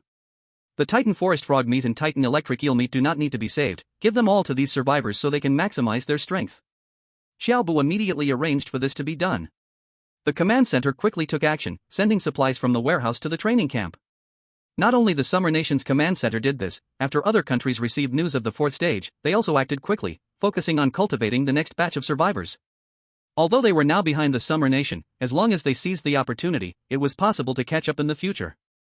Especially the Lighthouse Nation, where Lewis had stepped down, and the new minister, Dasky, was directly appointed from above. A Western woman with blonde hair and blue eyes, she was not old, around 30, expressionless, with a cold face. Looking at the mess Lewis left behind, Dasky frowned slightly. Gather all resources and use all resources on Mihawk. Dasky issued the order expressionlessly to the command center. This minister, isn't this improper? Should we hold a meeting to decide? After all, gathering so many resources on one person might be wasteful. He cannot consume so many resources in such a short time. Someone raised an objection. With only a few days left in the month, even if all resources were given to Mihawk in these days, he could not use them all. Dasky's face turned cold as she looked at the person, her eyes icy as if ready to kill. Are you teaching me how to do my work? Dasky's cold voice entered the other's ears. He immediately felt like a snake was staring at him, and he swallowed nervously. And no, I dare not. Dasky did not need to explain to them, as the highest commander, she had the right to decide everything. But to prevent doubt among her subordinates, she still explained a little. Xia Yan of the Summer Nation has surpassed all survivors and is at the forefront. If we want to catch up, we must create a survivor stronger than him to lead the Lighthouse Nation onward. Mihawk is the only person who has undergone two of the latest enhancers without being affected. He is different from ordinary people. He can absolutely consume a large amount of resources in a short time and catch up with Xia Yan. Dasky explained in a deep voice. After hearing Dasky's explanation, everyone at the command center looked at each other. They also understood the current situation of the Lighthouse Nation. Upon learning Dasky's purpose, they no longer objected. Fazaran, Command Center. Minister Sullivan looked at the 100 Flowers list. Among the top 30, not one was theirs. Half of the spots were occupied by the Summer Nation. The main reason was that their seed players had been in a deep sleep since last month. The live stream was completely black and had not changed. Only a faint light revealed a little of the scene. A Western man lay in a temple. It's been more than a month, and the man has never woken up, but his body has shown no change. This gave Sullivan hope that he might bring a miracle to himself. Elvin, I hope you can bring me a miracle. All the hope of our Fashion is on you now. Chapter 124, the fourth phase begins, 11 in total. In the next 2 days, Xia Yan and the others continued with their work, not stopping their plans because of the system update announcement. 2 days quickly passed. On the last day of the month, after finishing the final bits of work, everyone gathered together, waiting for the system report. Ding! The third phase of the 100 Flowers competition has ended, and now the rewards of the 100 Flowers list are announced. First place reward, City Blueprint X1, City Lord Crystal X1, Wall Construction Materials, 7th Stage, X100, Survivor Slots X50. Second place reward, City Blueprint X1, City Lord Crystal X1, Wall Construction Materials, 6th Stage, X100, Survivor Slots X45. Third place reward, City Blueprint X1, City Lord Crystal X1, Wall Construction Materials, 5th Stage, X100, Survivor Slots X40. Fourth place reward, City Blueprint X1, City Lord Crystal X1, Wall Construction Materials, 4th Stage, X100, Survivor Slots X35. Fifth place reward, City Blueprint X1, City Lord Crystal X1, Wall Construction Materials, 3rd Stage, X100, Survivor Slots X30. Sixth place reward, City Blueprint X1, City Lord Crystal X1, Wall Construction Materials, 3rd Stage, X80, Survivor Slots X25. Seventh place reward, City Blueprint X1, City Lord Crystal X1, Wall Construction Materials, 3rd Stage, X60, Survivor Slots X20. Eighth place reward, City Blueprint X1, City Lord Crystal X1, Wall Construction Materials, 3rd Stage, X40, Survivor Slots X15. Ninth place reward, City Blueprint X1, City Lord Crystal X1, Wall Construction Materials, 3rd Stage, X20, Survivor Slots X10. 10th place reward, City Blueprint X1, City Lord Crystal X1, Wall Construction Materials, 3rd Stage, X10, Survivor Slots X5. Xia Yan looked at the 100 Flowers list rewards and found that they were all pretty much the same. The top 10 were almost identical, only differing in the tier level. But from the 11th to the 30th place, there were no survivor slots, and the wall construction materials became second stage. After the 30th place, there were no wall construction materials at all. But the city blueprint and city Lord Crystal were still there. It seems the main rewards of this 100 flowers list are the city blueprint and city Lord Crystal. Since everyone has them, it proves these will be of great use in the fourth phase. Xia Yan thought to himself in secret. Except for the second and third places not being from Xia Kingdom, everyone else in the top 10 were their own people. Apart from Shen Nanxiao and Zhao Xinxin not being with them, Xia Yan and the others claimed all the rewards from 1st place and 6th to 10th place. All rewards have been distributed, and the fourth phase will begin tomorrow morning. Please be prepared. The system prompt came, and the next moment, the system's light screen appeared in front of everyone, displaying all that was waiting for them to claim. City Blueprint. The blueprint can only be placed at the location of the City Lord Crystal. After placement, consume the corresponding materials to directly construct walls, houses, and other buildings. The city's strength is related to the materials consumed for construction. City Lord Crystal represents the City Lord's authority. Once placed, it cannot be moved. If the crystal breaks, the City Lord's authority is lost. Wall construction materials, 7th stage. The primary materials for building a city, which can replace materials like wood, stone, and metal. Survivor slots represents the number of survivors that your country can deploy in the next phase. Everyone looked at the rewards in front of them, and their faces immediately lit up with joy. Forget about the city and other things, the number of survivors was already a terrifying number. Xia Yan alone had 50 slots, and with Huang Xiaoyun and the others, they had a total of 125 people. This was terrifying. That's great. I was worried about not having anyone to use, now we have enough people. Zhou Jianpain said excitedly. We have enough, but do we have enough food? Wang Yating said with a bitter smile. Her words immediately made the excited group feel a chill. Although their food reserves weren't small, they were raising a pack of wolves, and with their large appetites, it was. They were not very rich to begin with, and now more than 100 people had arrived. How much food would over 100 people need every day? Xia Yan naturally understood the problem of food shortage. The purple jade spirit rice should be ready to harvest now, right? Xia Yan remembered the rice seeds he had obtained from other survivors before. We have already harvested 2 crops, but the farmland is limited. Although we got a lot, it is far from enough to eat. For the few of us, it would run out in 2 days at most. We are spending more than we have. Zhang Xihan said with a bitter smile. Forget about the food for now, first put down the city blueprint and see what it is. Xia Yan knew this was not something that could be solved quickly, so he decided to put it aside for now. He took a few people to the outside of the cave. He selected the city blueprint. A huge blue ghost image appeared around them immediately. As Xia Yan moved his finger, the blueprint moved along. The blueprint was not very big, but not small either. A city wall 200 meters square, with other things inside. The houses were secondary, the key was that in one corner of the wall, there was a piece of cultivated farmland. And, it even had a greenhouse. Xia Yan's face lit up with joy. Although the farmland was not large, taking up only about 1/5 of the whole city, don't forget, they still had 10 more cities like this. Lu Weiqiang. Arrange your cities tightly around my city. Xia Yan quickly gave orders to Lu Weiqiang and the others. Soon, a huge city cluster blueprint appeared on the ice field, centered on Xia Yan City, covering 440,000 square meters. But they did not have enough building materials to construct such a large city. Captain, we do not have enough materials, but we can use other stones and wood instead. Should we use the diamond wood and heavenly heart wood? Lu Weiqiang asked Xia Yan. Xia Yan shook his head. Shipbuilding cannot stop, the heavenly heart wood cannot be moved. Gather all materials and first build the surrounding walls and farmland. The buildings inside can come later, piece by piece. Xia Yan instructed them to prioritize the most important walls and farmland. As for the houses, they could live in the cave for now, no need to live outside immediately. That night, none of the survivors on the 100 flowers list slept. After seeing the city blueprint, everyone was too excited to sleep and all were looking for building materials to construct the city. For the top 10 survivors, it was naturally easiest. Shen Nanxiao and Zhao Xinxin easily built the walls, and even used extra materials to build a house. After a busy night, early the next morning, the humans on Blue Star were already waiting in the livestream room. A new stage had arrived, and everyone was looking forward to what changes would come. And Xiaobu had already gathered this batch of survivors, preparing to send them to the extreme cold land. At 8 o'clock in the morning, the livestream opened on time. Xia Yan and the others stood on the snow, surrounded by a circle of tall walls already built. Ding!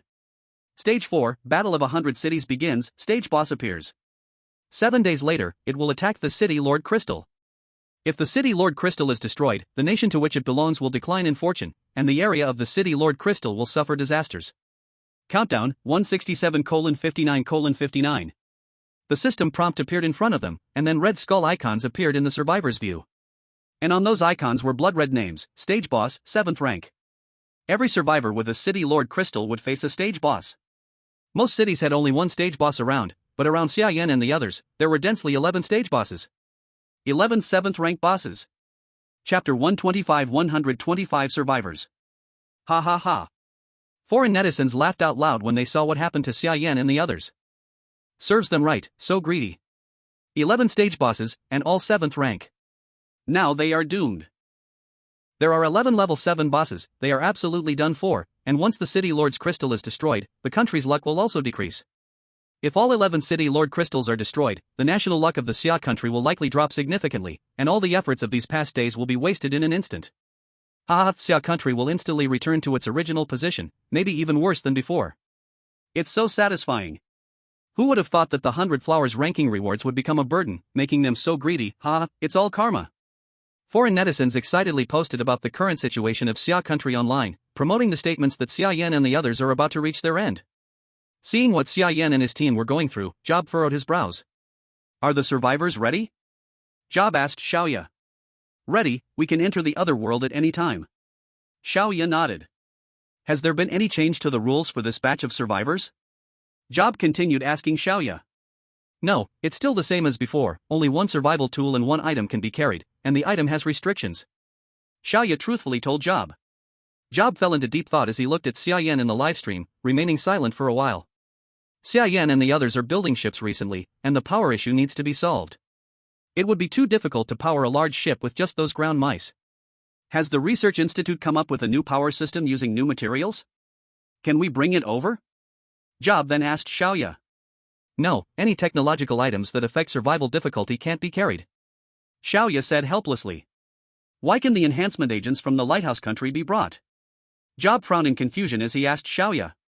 The enhancement agents from the Lighthouse Country are immature biological technology. Once injected, most people won't survive for long, so they don't count as affecting survival difficulty. Xiaoya explained to Job. Job nodded slightly. So, what you're saying is, this restriction isn't really that strict, right? Xiaoya nodded slightly. That's one way to put it. Job suddenly smiled. Since the entire power system can't be brought, what about disassembling it into parts? Xiaoya was stunned for a moment. Instantly, she understood what Job meant. I'll go arrange it right away. Xia Yan and the others looked at the boss icons appearing around them, shocked. 11 level 7 bosses surrounded them, only about 10 kilometers away, locking their movement range within a 10-kilometer radius. What should we do? Lu Weiqiang and the others couldn't help but worry. They currently didn't have the strength to deal with level 7 beasts, not even Xia Yan was confident. Although they had killed 2 level 7 beasts before, that was accidental, done with external help, not by facing them directly. Let's not worry about that for now, open the portal and bring the people back first. Xia Yan said lightly. Then everyone used their respective survivor numbers to open the portal, connecting to Blue Star. The survivors, already prepared, stepped out from the portal one by one. A total of 125 people stood in neat rows. After a brief training, they were now a well-trained group of survivors, almost like soldiers. Xia Yan looked at the over 100 people in front of him and nodded slightly. There are too many of you, so I won't introduce each of you individually. Time is limited. Your current task is to build a building that can accommodate 125 people before nightfall, or you'll have to spend the night in the freezing cold. Xia Yan said lightly to them. But don't worry, as you can see, there are ready-made house blueprints around. As long as you find enough building materials, you can construct the house, and it can be done before dark. Lu Weiqiang, take them and show them the nearby resource points. Xia Yan called Lu Weiqiang over and instructed him to lead these people to mine building materials and construct the house. Otherwise, these 100+ people really wouldn't know what to do. Living in the cave with more than 100 people was too chaotic. If the ventilation was poor, it could easily cause oxygen shortage. Yes. Lu Weiqiang nodded, then began to introduce the surrounding environment to the newly arrived survivors. These survivors were not unfamiliar with the environment here. Watching Xia Yan's live streams had become a compulsory lesson for them. Moreover, before coming, Xiaoya had already shown them the distribution map of the area around Xia Yan and his team. Report.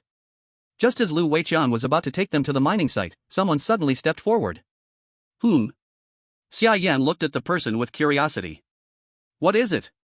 Seeing his idol in front of him, the person was very excited. But he still restrained his excitement and took out a strange part from behind him. Report, Captain, the command center asked each of us to bring a part, saying it's very important, and we must personally deliver it to you. Xia Yan took the part from him, unable to tell what it was for. Did you all bring yours? Xia Yan asked the others remaining around him. Everyone nodded. Then give me the things first. Xia Yan gestured for them to hand over the parts. Since the command center had instructed them so seriously, it had to be something important. One by one, the people lined up to hand Xia Yan the parts they brought, from the smallest screw to the largest casing. Xia Yan still could not tell what they were for. But keeping them first would definitely be fine. Soon, a petite figure came in front of him, lowered their head, placed the part in his hand, and then quickly turned to leave, as if afraid to see him. Xia Yan frowned. Stop. He called out to the person. The person stopped only because Xia Yan called out. Looking at the person's back, Xia Yan felt a strange sense of familiarity. Turn around. Xia Yan said softly to the person. The person hesitated for a moment, clenched their small fists, and reluctantly turned their head, looking at Xia Yan with a face full of grievance. Brother. This person was Xia Shui, who had come specifically to find Xia Yan, but upon seeing him, was extremely nervous. Xia Shui. Xia Yan's eyes widened in disbelief when he saw Xia Shui. Why are you here? Xia Yan questioned Xia Shui. Xia Yan looked angrily at the live stream. I alone was enough to come, why did you send my sister too? Xia Yan demanded answers from the command center through the live stream. He became a survivor for his family, and now his own sister had been sent to another world. How could he not be angry? If he couldn't even protect his family's safety, what was the point of being a survivor? Brother! I wanted to come myself. Chapter 126, Power Engine, Solving the Food Problem. Xia Yan turned to look at Xia Shui. Xia Shui pouted. Brother, I wanted to come myself, it has nothing to do with anyone else, Mom and Dad also didn't agree, I stole the family registration book to sign up. Xia Yan looked at Xia Shui angrily. What are you messing around for? Do you know what this place is? This is not a place for playing. Go back immediately. Xia Yan scolded Xia Shui fiercely. He yelled at Xia Shui until she was overwhelmed. The other newly arrived survivors were shocked. Wasn't Xia Shui the stable first place in our training camp? How can she be so useless in the captain's words? Didn't you hear? Xia Shui is Xia Yan's sister. If your sister was sent to another world, wouldn't you yell? Yell? I can't even break her legs. Xia Shui became more and more aggrieved under Xia Yan's scolding, her small mouth pouting like it could hold oil. Never seen Xia Shui so soft and cute, this is really a case of one thing defeating another? Who says not? When training with us, she was so fierce, but in front of Xia Yan, she wouldn't even fart. Stop talking, careful Xia Shui hears and secretly takes revenge on you. Xia Shui's little eyes had quietly glanced at the few people who were talking, marking them in her mind. Xia Shui, stay here properly, you're not allowed to go anywhere. Xia Yan sternly told Xia Shui. Since the situation has already occurred, there's no way to regret it now. The portal is one way, so it cannot send Xia Shui back. They could only wait for the next opportunity. But to protect Xia Shui, he could only make her stay in the shelter and not let her go out. I won't. I'm really strong, don't believe me? Try me. Xia Shui pouted and said unhappily. Nonsense, Chef Wang, please keep an eye on her. Xia Yan couldn't be bothered to argue with Xia Shui. He asked Wang Yiting to watch over her, and then began to study the parts in his hands. It was obvious that these parts could be assembled into some kind of machine.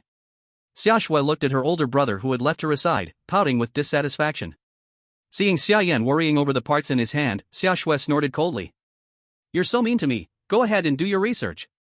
After saying that, she turned around and, still upset, began to explore the scenery of this different world. Before, she had only seen it in the live stream, but seeing it in person was a whole different experience. Xia Yan looked at the strange parts in his hands, unsure of what to do. He didn't know what they were for, and assembling them recklessly might break the parts. This wasn't Blue Star, there were no spare parts to replace them. If they broke, there wouldn't even be a chance for repairs. At this moment, the spatial tablet in Xia Yan's arms suddenly vibrated. A message came from the command center.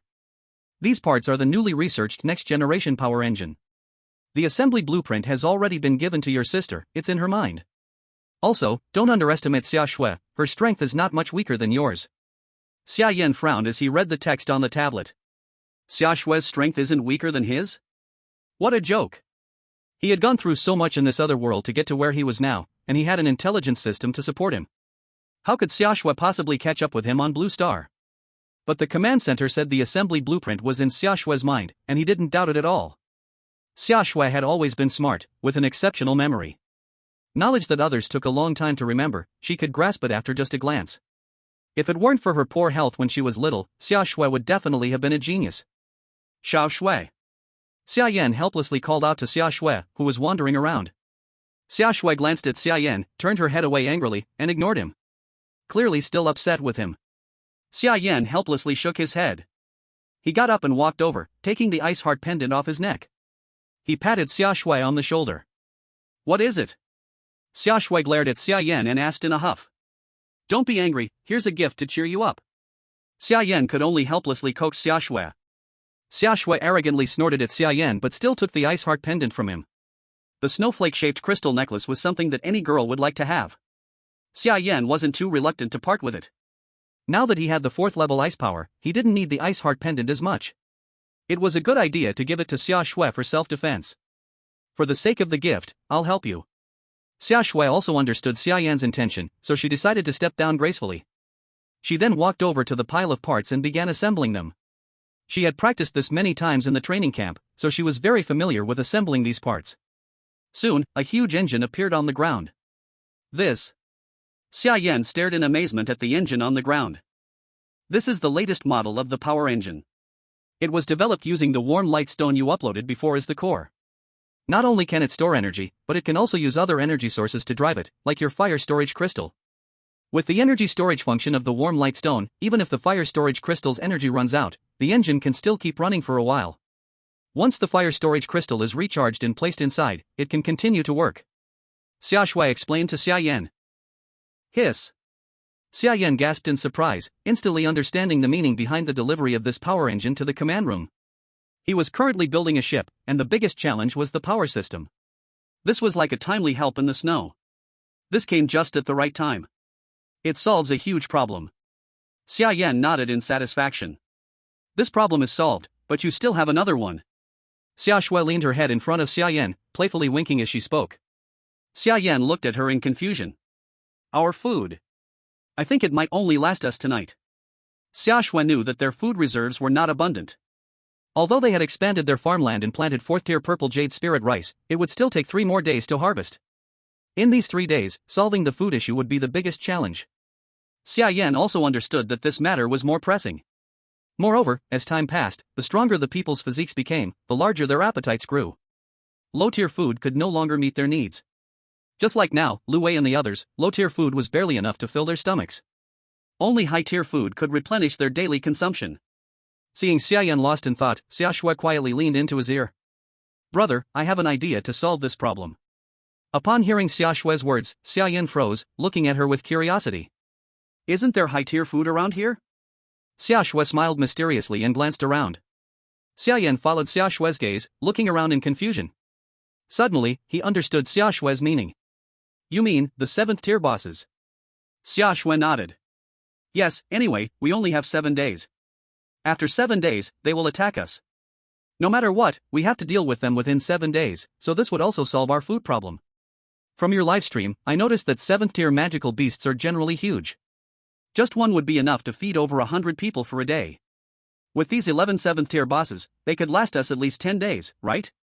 Xiaxue said with a smile to Xia Yan. Chapter 127, Investigating Boss Information. Xia Yan fell into deep thought. I have to admit, what Xiaxue said made sense.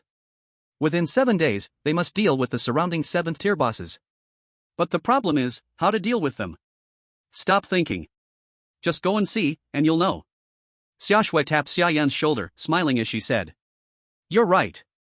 Xia Yan nodded. But you stay here. You're not allowed to go anywhere. Xia Yan said to Xiaxue with a serious face. Xiaxue immediately pouted in dissatisfaction. Big fool. Xia Yan shouted in the direction of the wolf pack. The mischievous second husky, who had been showing off among the ice wolves, immediately ran over. Xiaxue's eyes immediately brightened upon seeing the second husky, her eyes practically sparkling. Is this the second husky? It's so cute. Xiaxue pounced on it, tightly hugging the second husky's neck, feeling its furry body. The second husky was startled, looking at Xia Yan with an innocent expression. Alright, let go of it. I need to go out for a bit. Stay here and wait. When I come back, you can pet it all you want. Xia Yan helplessly said to Xia Shui. I won't. Unless you take me with you. Xia Shui held onto the second husky's neck tightly, not letting go. Xia Yan knew Xia Shui too well. Once she clung onto him, it was impossible to pull her away, not even with 10 oxen. Moreover, if Xia Shui stayed in the shelter alone, who knew what kind of trouble she might cause? If she stayed by his side, at least he could keep an eye on her. Alright, fine. I'll take you with me, but you behave yourself. Don't alarm those bosses. Xia Yan had no choice but to give in. Yay! Xia Shui cheered, as if she had won a victory. Xia Yan could only helplessly bring Xia Shui to check the boss information. When they were just a few hundred meters away from the boss, they already saw its figure. A giant spider, 10 meters tall, as high as a 3-story building. 7th tier Titan Demon Spider, Poison Attribute Magical Beast. What a massive beast! The first time Summer Snow saw the magical beast up close, she immediately gasped in awe. Her shout seemed to alert the Titan Demon Spider, which slowly turned its massive body towards them. Summer Flame's face changed. Tu-ha! Run! He immediately signaled Tu-ha to turn and escape. Fortunately, Tu-ha was quick, and by the time the Titan Demon Spider fully turned, they had already vanished from its sight. I told you to be quiet. If you make another noise like that, don't follow me next time. Summer Flame scolded Summer Snow, his brows furrowed. Summer Snow lowered her head in shame, saying nothing, knowing she had made a mistake. I'm sorry. Although Summer Snow had undergone survival training, she realized that training and real combat were two different things. No matter how good her performance in training, mistakes were inevitable in real combat. But after this experience, she understood that this world was unlike Blue Star, danger lurked everywhere, and one had to be extremely cautious, never letting their guard down. A mistake here would not give the chance for a do-over like in training. Seeing Summer Snow's guilty expression, Summer Flame couldn't stay angry. He said nothing further. Soon, they arrived at another boss's location following the coordinates. The boss icon quickly approached them from a distance. Summer Flame immediately pulled Summer Snow and Tu-ha into the snow, hiding their figures against the white snow. Then, a massive flying creature flew overhead. 7th grade Titan Rock, a thunder elemental beast, capable of flight, with thunder abilities comparable to a beast-shaped bomber. Seeing the Titan Rock's attributes, Summer Flame immediately understood that this creature was not one to provoke. After the Titan Rock left, they continued on toward the next boss's location. Arriving near the next boss, they were shocked to find that the snow ahead had vanished, replaced by a vast expanse of yellow sand, stretching for hundreds of meters like a desert. Something was moving beneath the sand, creating a bulge in the ground. Then, the bulge broke open, revealing a giant insect with sharp teeth and a mouth like a meat grinder. 7th grade Death Sandworm, an earth elemental beast, capable of swimming underground and altering terrain.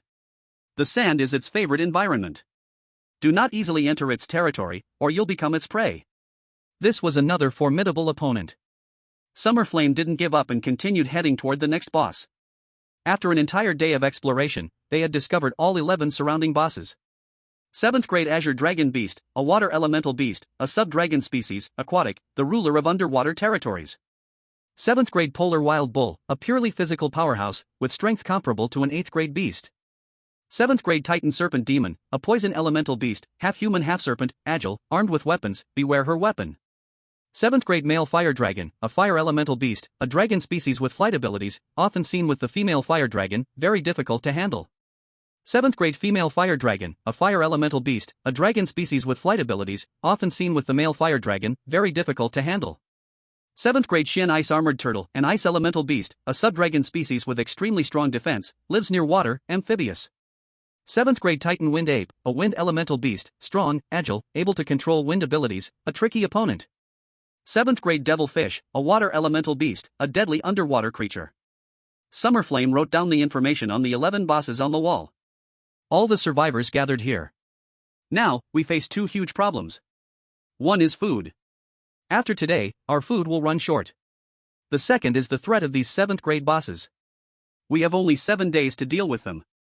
Summer Flame laid out the challenges ahead. Seeing that no one was intimidated, none of the survivors flinched in the face of these problems, Summer Flame continued speaking. There is one way to solve both problems at the same time. Then we just need to find a way to kill them. Once they are dead, we won't need to worry about food, and if we don't deal with the surrounding bosses, we will die sooner or later. At most we can survive 7 days. After 7 days these bosses will attack us. Do you all have any ideas? Xia Yan didn't have a good plan either, but when there are many people, brainstorming together is always better than thinking alone. We have many people. If we surround one of the bosses, would there be a chance? As soon as Xia Yan finished speaking, a survivor stepped forward. Xia Yan shook his head. A 7th level boss is not something numbers can overcome. This method won't work. Xia Yan decisively rejected it. Since numbers can't make a difference, we can only rely on top strength, and our top strength is only you. Another survivor stepped forward. Xia Yan looked at him with curiosity. I studied your strength. Your inherited power is ice type, and the only elements that counter ice are thunder and water. My suggestion is to choose between the sea dragon beast and the devil fish.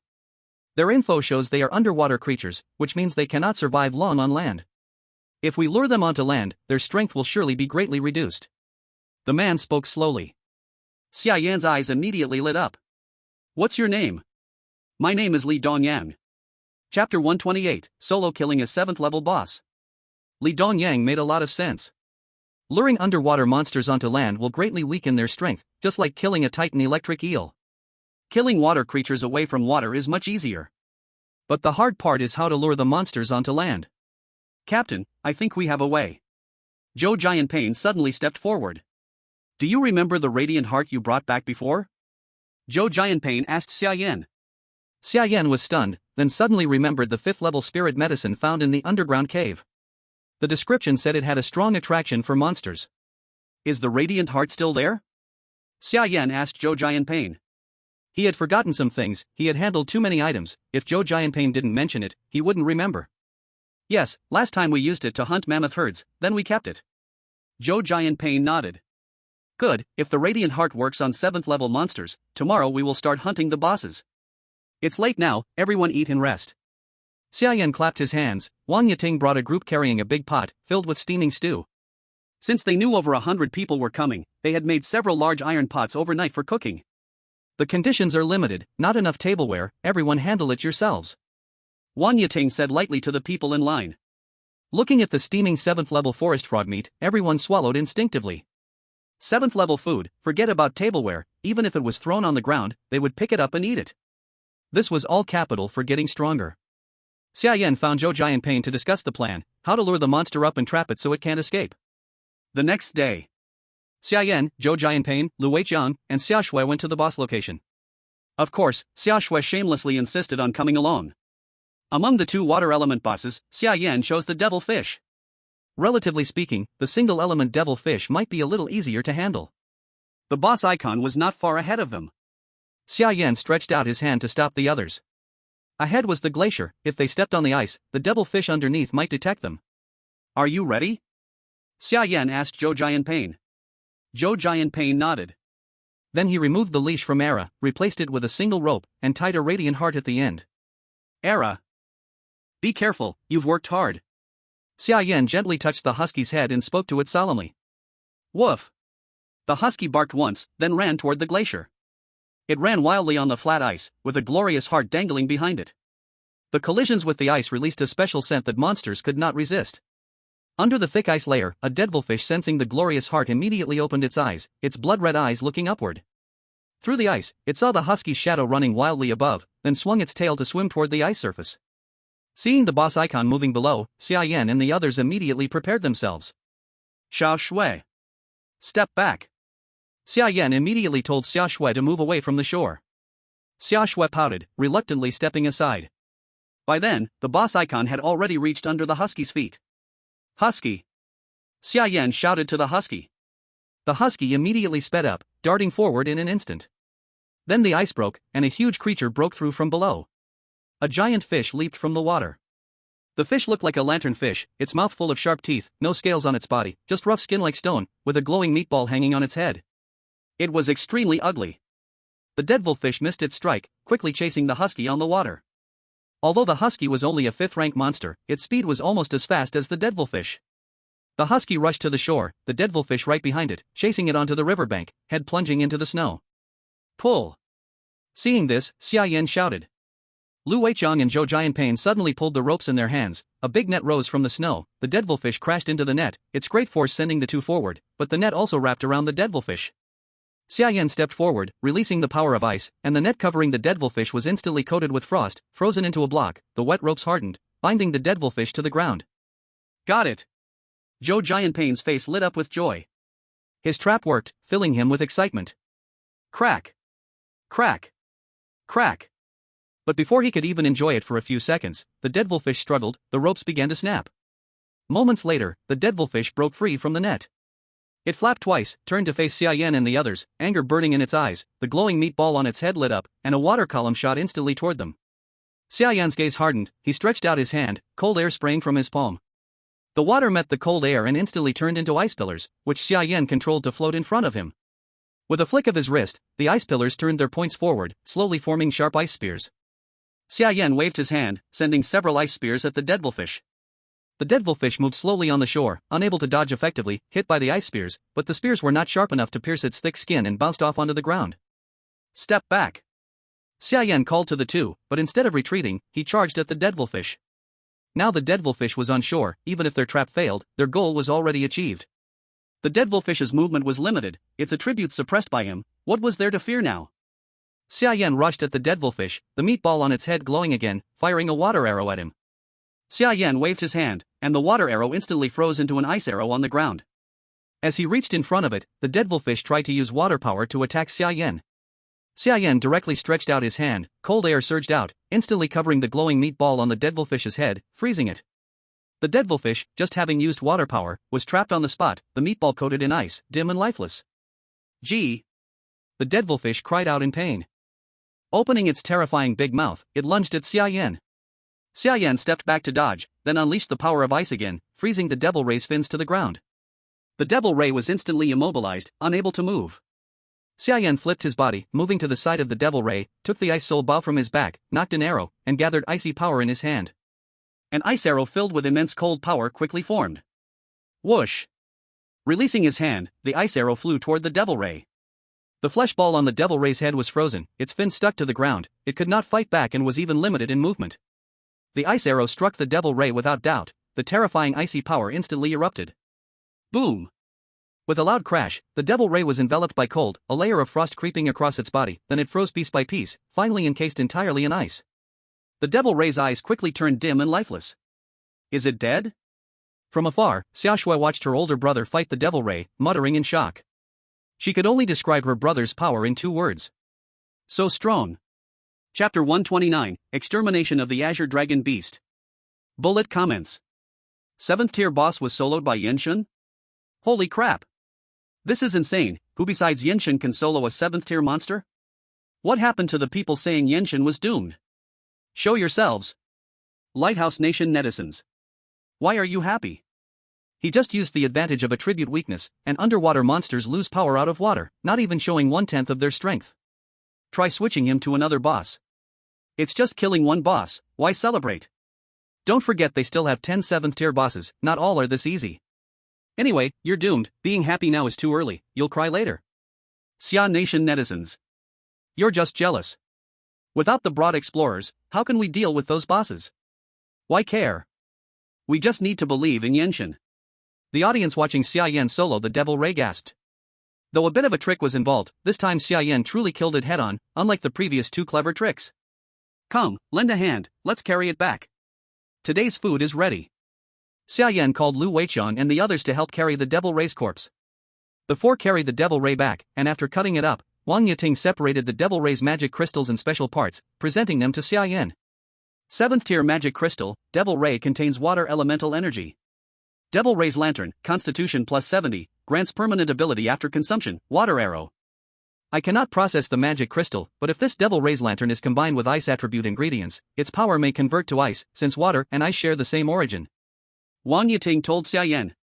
Worth a try. Xia Yan nodded, water elemental power was somewhat useful to him, but limited. Energy conversion would consume power, like when he gained electric ability before. The conversion rate was too low, and power limited. If Wang Yiting could convert water power to ice, that would be best. Wang Yiting nodded and took the devil ray's lantern away. Xia Yan sat cross-legged with the 7th tier sunglasses, absorbing the energy inside. After absorbing all the energy from the magic crystal, his legacy power growth value increased by 60 points. Ice power, beginner level 4, 60/100. Although absorbing different element crystals had low conversion rates, the tier was high, so a 60-point increase was a little small. If it were an ice crystal, he believed it could increase a full level. Captain, hurry up, it's still hot, almost cold. When Xia Yan opened his eyes, he saw Wang Mozhe beside him, holding a large bowl of exquisite food. In the bowl was a meatball. A layer of crystal-clear sauce was poured on top. Ice water lantern, Constitution plus 80, after eating gains permanent ability, Ice Arrow. Did it really work? Xia Yan looked at the meatball in his hand, a little surprised. He had only wanted to try it, but unexpectedly, Wang Mozhe really turned a water-type food into an ice-type food. I saw you training, so I didn't disturb you. It's almost cold, try it. Wang Mozhe smiled and gestured for Xia Yan to taste it. Xia Yan immediately took a bite.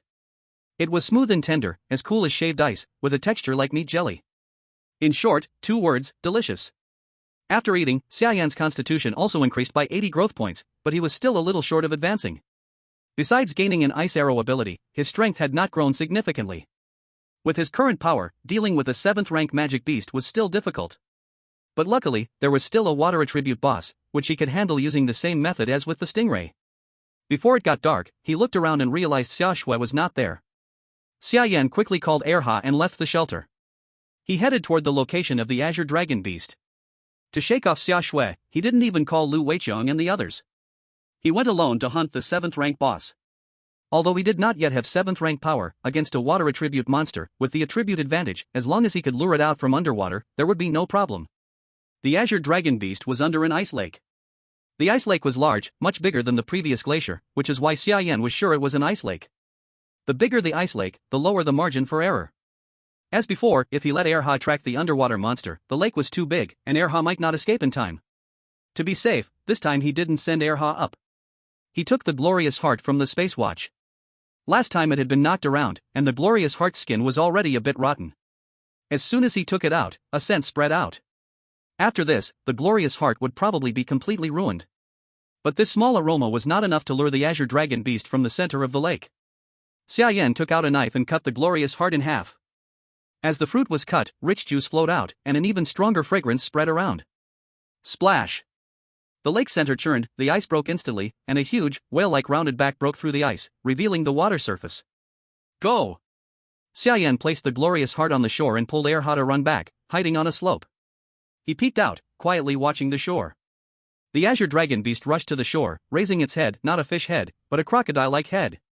Seeing the glorious heart split in two, it crawled out of the water.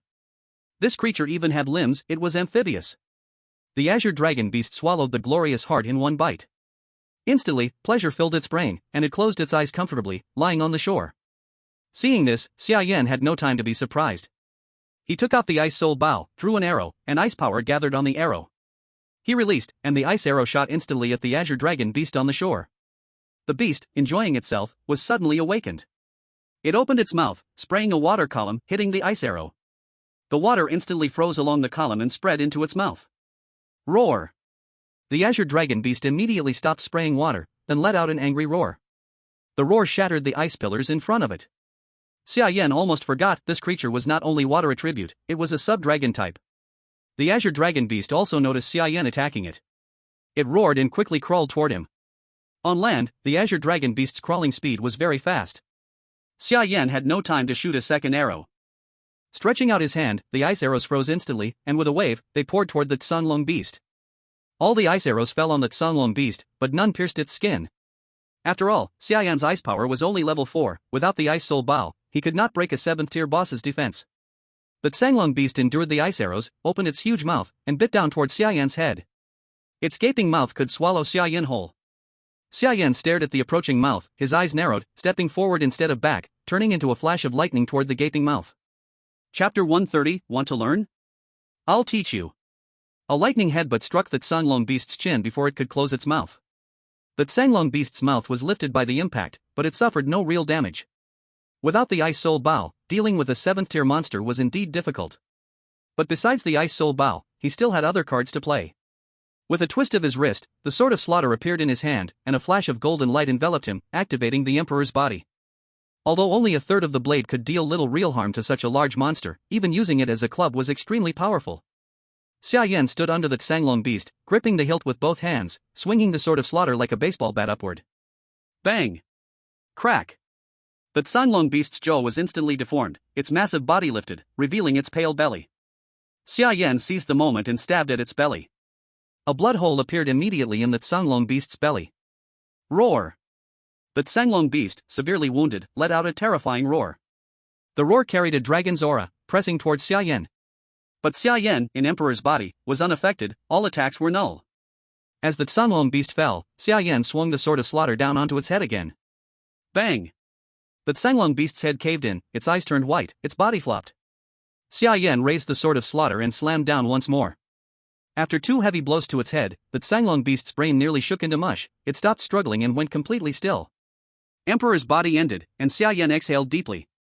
Fortunately, the Emperor's body was strong enough, and combined with the sword of slaughter, the Tsanglong beast was finally defeated.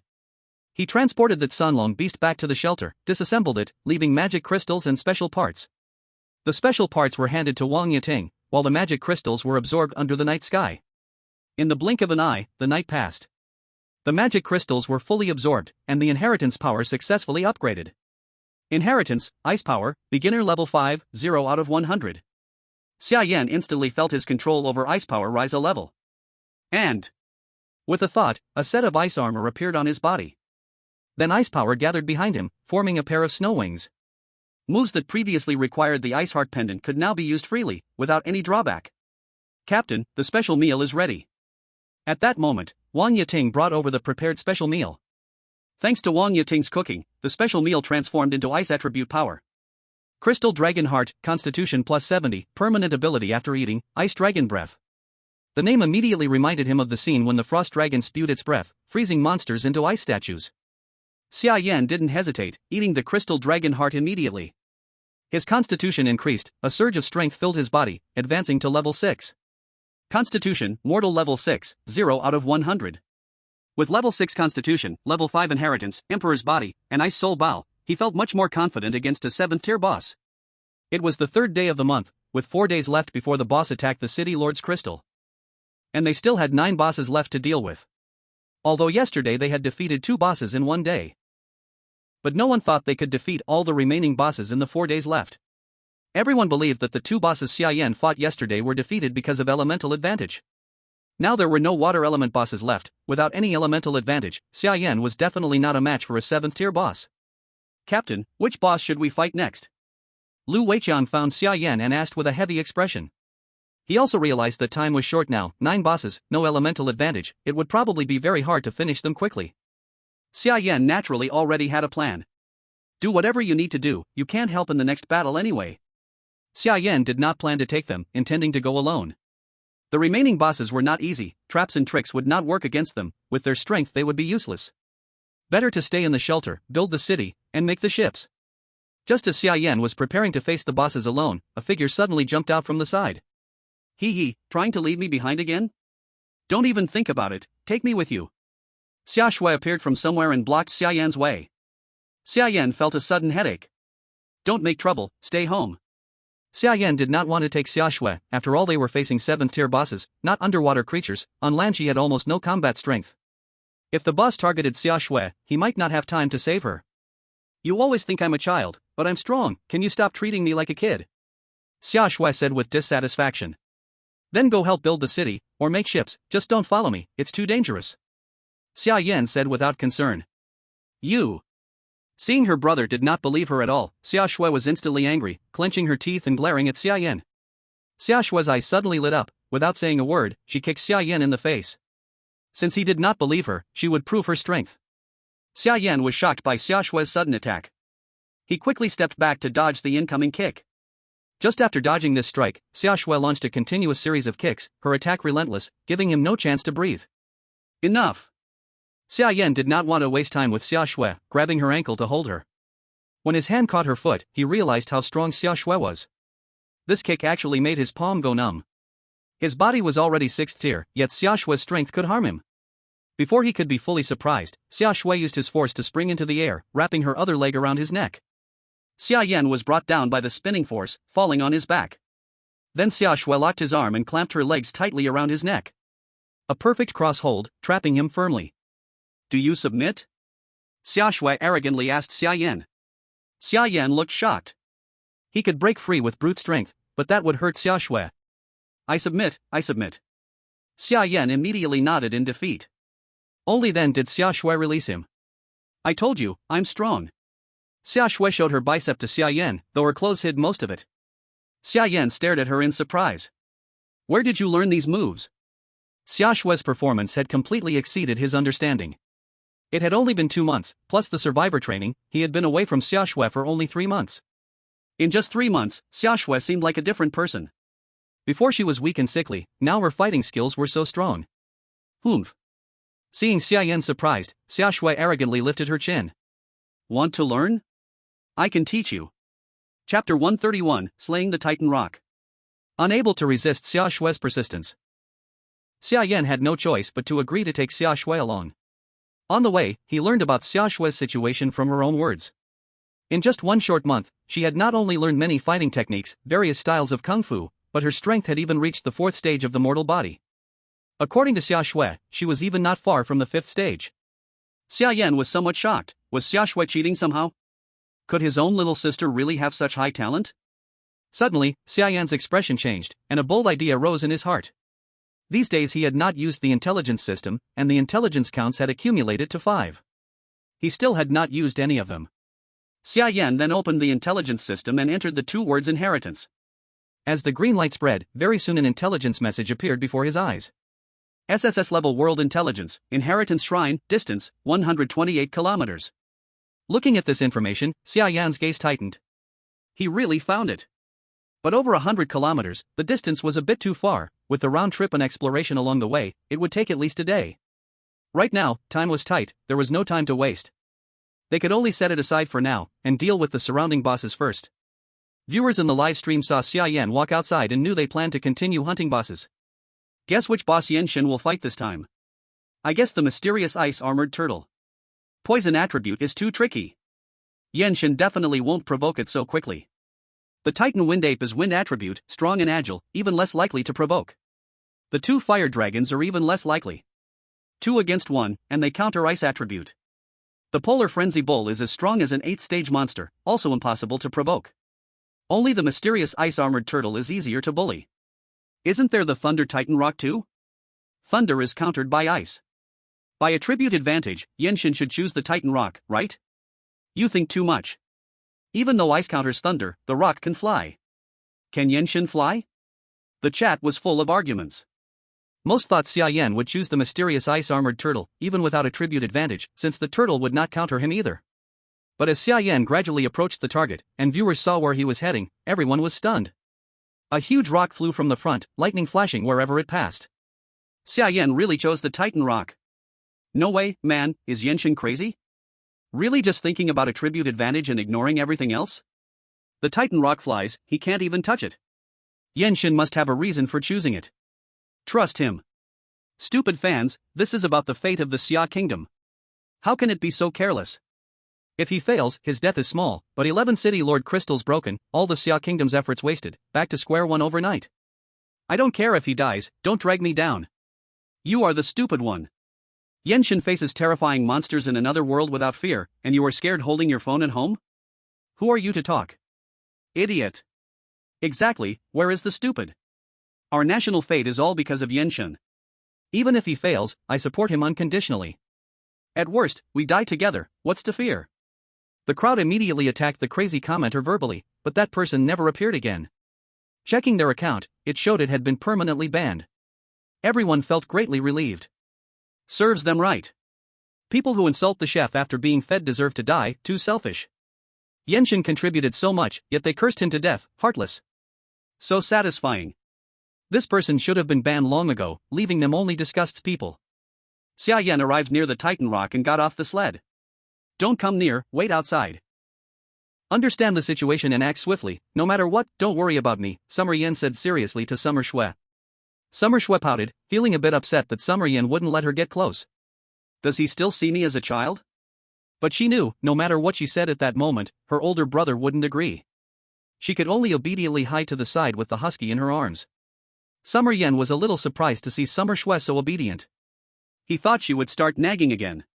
But this saved him trouble, so he walked ahead alone. As he got closer, the Titan Rock, standing on the hill ahead, noticed his presence. Its sharp eagle eyes locked onto Summer Yan. Caw! With a long cry, it spread its wings and flew toward Summer Yan. Its sharp claws glittered coldly under the sun, and sparks of lightning crackled between its wings. Summer Yan raised the ice soul bow and shot an arrow directly at it. The Titan Rock dodged the attack with a quick movement, its sharp claws crackling with lightning as they struck toward Summer Yan. With a thought, Summer Yan summoned a set of ice armor. The Titan Rock's claws grabbed onto Summer Yan's shoulders and lifted him into the air. However, the claws didn't tear through his ice armor and flying dragon armor. The lightning power was blocked by the ice armor, causing no harm to Summer Yan. The Titan Rock glanced down at him and, seeing that Summer Yan wasn't hurt at all, flapped its wings and flew higher. 20 meters, 30 meters, 50 meters, 100 meters, 200 meters, 300 meters.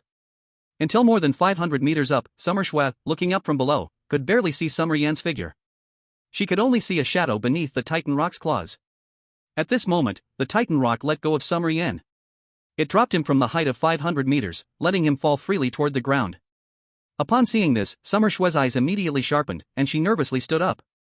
The viewers watching the livestream felt their hearts clench as well. Damn! It's over.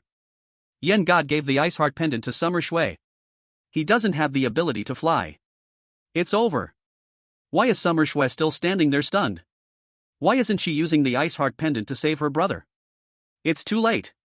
Even if Summer Shue uses the Ice Heart Pendant now, she won't be able to save him in time. The viewers exclaimed, and Summer Shue, also nervous, stood up, ready to use the Ice Heart Pendant to rescue Summer Yan.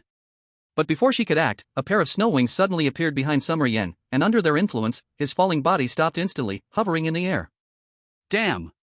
Didn't Yan God give the Ice Heart Pendant to Summer Shue? How can he still gather snow wings? Wait. Something doesn't feel right. Why do I feel like Yan God's power has gotten stronger? Of course. Yesterday, he killed 2 level 7 bosses. Yan God must have absorbed their power. It's only normal that his strength increased. This is great. Now Yan God doesn't have the disadvantage of not being able to fly. He has a chance to defeat the Titan Rock. Flying in the air, Summer Yan looked up and gazed calmly at the Titan Rock above. You want to crash me to the ground? You're dreaming. As soon as the words left his mouth, the snow wings behind him flapped, and he shot toward the Titan Rock with explosive speed. Chapter 132, True Solo Kill of a Level 7 Boss. Caw! Seeing that Summer Yan was charging straight at it without hesitation, the Titan Rock screeched and folded its wings, diving toward him. Its body crackled with lightning, the terrifying power of thunder surrounding it. As a level 7 magical beast, the Titan Rock's physical strength was far beyond that of any human, and colliding with it head-on would be certain death. Bullet comments. Although Yan God's strength isn't as strong as the Titan Rock's, his advantage is his agility. As long as he avoids direct combat in the air, there's still a chance of winning. Wait. Why isn't Yan God dodging? Why is he speeding up? Has he gone crazy? How can a human body clash with a magical beast head-on? Isn't this asking for death? Everyone saw Xia Yan rushing straight at the Titan Rock and felt confused. In everyone's eyes, Xia Yan's figure compared to the Titan Rock was like an eagle to a sparrow. To the Titan Rock, Xia Yan seemed so tiny and helpless. The Titan Rock folded its wings and dove faster, gathering the power of lightning before it, ready to deliver a deadly blow to Xia Yan. Even so, Xia Yan did not hesitate at all, accelerating toward the Titan Rock. Crazy, crazy. Simply crazy. Seeing Xia Yan recklessly charging at the Titan Rock, the spectators could not understand, thinking Xia Yan must be insane to act so irrationally. Even if Xia Yan's strength had improved, he could not possibly confront a 7th rank boss head-on. But Xia Yan clearly knew what he was doing. His eyes narrowed slightly as he stared at the approaching Titan Rock, and just before collision, he instantly activated the Emperor's body. Bang! The large and small figures collided instantly. How is this possible? Amazingly, Xia Yan was unharmed, while the Titan Rock was stunned, dizzy for a short moment, then fell downward. The Emperor's body briefly ignored all damage. Now the duration changed from 4 seconds to 6. With terrifying force, a single strike stunned the Titan Rock. The fierce lightning power ravaged it, but caused no harm. Xia Yan then retracted his wings and dove freely after the Titan Rock below. The Titan Rock was large and had strong wind resistance, so Xia Yan quickly caught up. At this moment, the Titan Rock regained consciousness and realized it had been knocked out by a tiny ant, instantly furious. Screech! With a cry, it turned to stabilize, flapping its wings, and the lightning power poured like a waterfall towards Xia Yan. Xia Yan acted as if he did not see it and dove straight into the storm of lightning. Bathing in the terrifying lightning waterfall, Xia Yan suffered no harm. The fierce bolts hitting him felt like mere tickles. Xia Yan took a deep breath, gathering the power of ice in his mouth, then blew out in one strong breath. The ice breath instantly covered the Titan rock. A layer of frost coated the Titan rock's head, the extreme cold stiffened its body, its wings could not move, and it lost balance, wobbling toward the ground. Xia Yan's eyes narrowed, seizing the opportunity, and with a lightning headbutt, he rushed at the Titan rock, holding the slaughter god sword. Gripping the sheath, exposing 1/3 of the blade, he slashed at the Titan rock's wing. Although 1/3 of the blade was short, the wings were thin. Xia Yan accurately cut the Titan rock's wing with it. The massive wing was severed right at the base. With one wing gone, the Titan rock could no longer maintain balance and spun down to the ground. Boom! It crashed into the ground, snow scattering, sinking deep into the snow. Screech! The Titan rock struggled to stand, flapping its wings, but could no longer fly. Even walking was hard, wobbling and unable to stay balanced. The Emperor's body duration ended, but Xia Yan's goal had been achieved. The Titan rock without wings was now a living target in front of him. He took off the ice soul bow again, drew the arrow, and gathered the power of ice. Aiming at the Titan rock below, he fired an ice arrow. Without wings, the Titan rock moved slowly, unable to dodge this time. The ice arrow struck, and the amplified ice power erupted tenfold, freezing tens of meters around instantly, turning the Titan rock into an ice sculpture. The level 7 boss, Titan Rock, is dead. Xia Yan fell from the sky, looking at the Titan rock frozen in ice, and let out a slight sigh of relief. If this didn't kill it, then he really had no other options. He then stepped forward, cutting off the Titan rock's head to extract the magic crystal. Xia, I have a task for you. Take the body back. Xia Yan immediately instructed Xia, who was still in shock. Xia came to her senses, jogged over, and stared at Xia Yan for a long, long time. Why are you staring at me? Xia Yan asked, puzzled. I'm looking, is my big brother being possessed by an immortal cultivator or something? How can he be so strong? Xia said seriously. Stop joking around, hurry up and take the things back. I'll give you a surprise in a couple of days. Xia Yan said indifferently. Okay. This time, Xia didn't say anything more. She nodded and used her dog to carry the Titan rock back to the shelter. Although she was Xia Yan's sister, she was also a survivor, so she had to follow Xia Yan's orders. As long as she could help, even if it was just carrying something, she was willing to do it. What she feared most was that Xia Yan would treat her like a child and not let her do anything. After Xia left, Xia Yan sat down cross-legged and began to absorb the magic crystal in his hand. Holy crap! Single-handedly killed a level 7 boss. This is really a single kill of a level 7 boss. Blackie, speak up. The flame god is way too overpowered, right? Now, even level 7 bosses can be soloed. How can other countries' survivors even survive, haha? I went to other countries' survivor livestreams, and those top 100 survivors are struggling with how to deal with bosses. Although they don't face level 7 bosses like Xia Yan, level 5 and 6 bosses have already left them helpless. Compared to that, the flame god is simply not human. His gap with others can really be called the difference between man and god. Indeed, right now, apart from the flame god, it seems like no one else has taken down a stage boss. Everyone said we were doomed this time, but I think they're the ones who are doomed. Not everyone is helpless. The Lighthouse Country's boss has already been dealt with. Someone suddenly reminded in the livestream. Who? Didn't all the survivors from the Lighthouse Country die? Several pioneers are dead, and there are still experts? A guy called Elvin.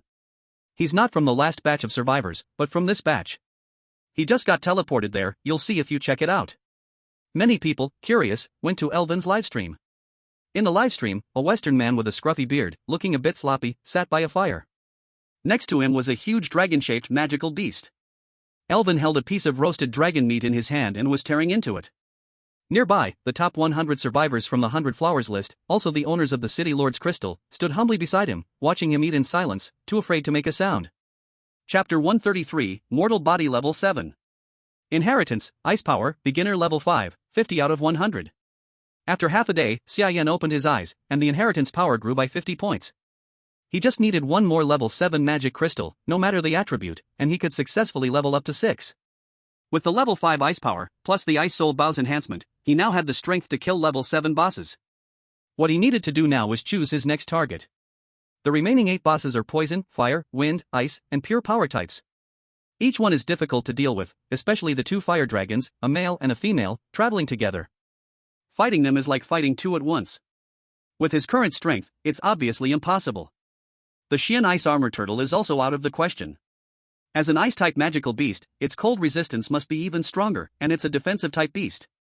Xia Yan wasn't confident in breaking through its defenses. The remaining ones are Titan Wind Ape, Titan Serpent Demon, Polar Wild Bull, Death Sandworm, and Titan Spider. The poison-type Titan Spider and Titan Serpent Demon are both poison types, which are tricky, so they are also not considered. Looking at the remaining three, Summer Yen already had an idea in his mind. He now had the ability to fly, and as long as he used the advantage of flying, he could stand undefeated, so the choice was clear. The Arctic Mad Bull, with no elemental attacks, was the best choice. Summer Yen immediately stood up and headed toward the location of the Arctic Mad Bull.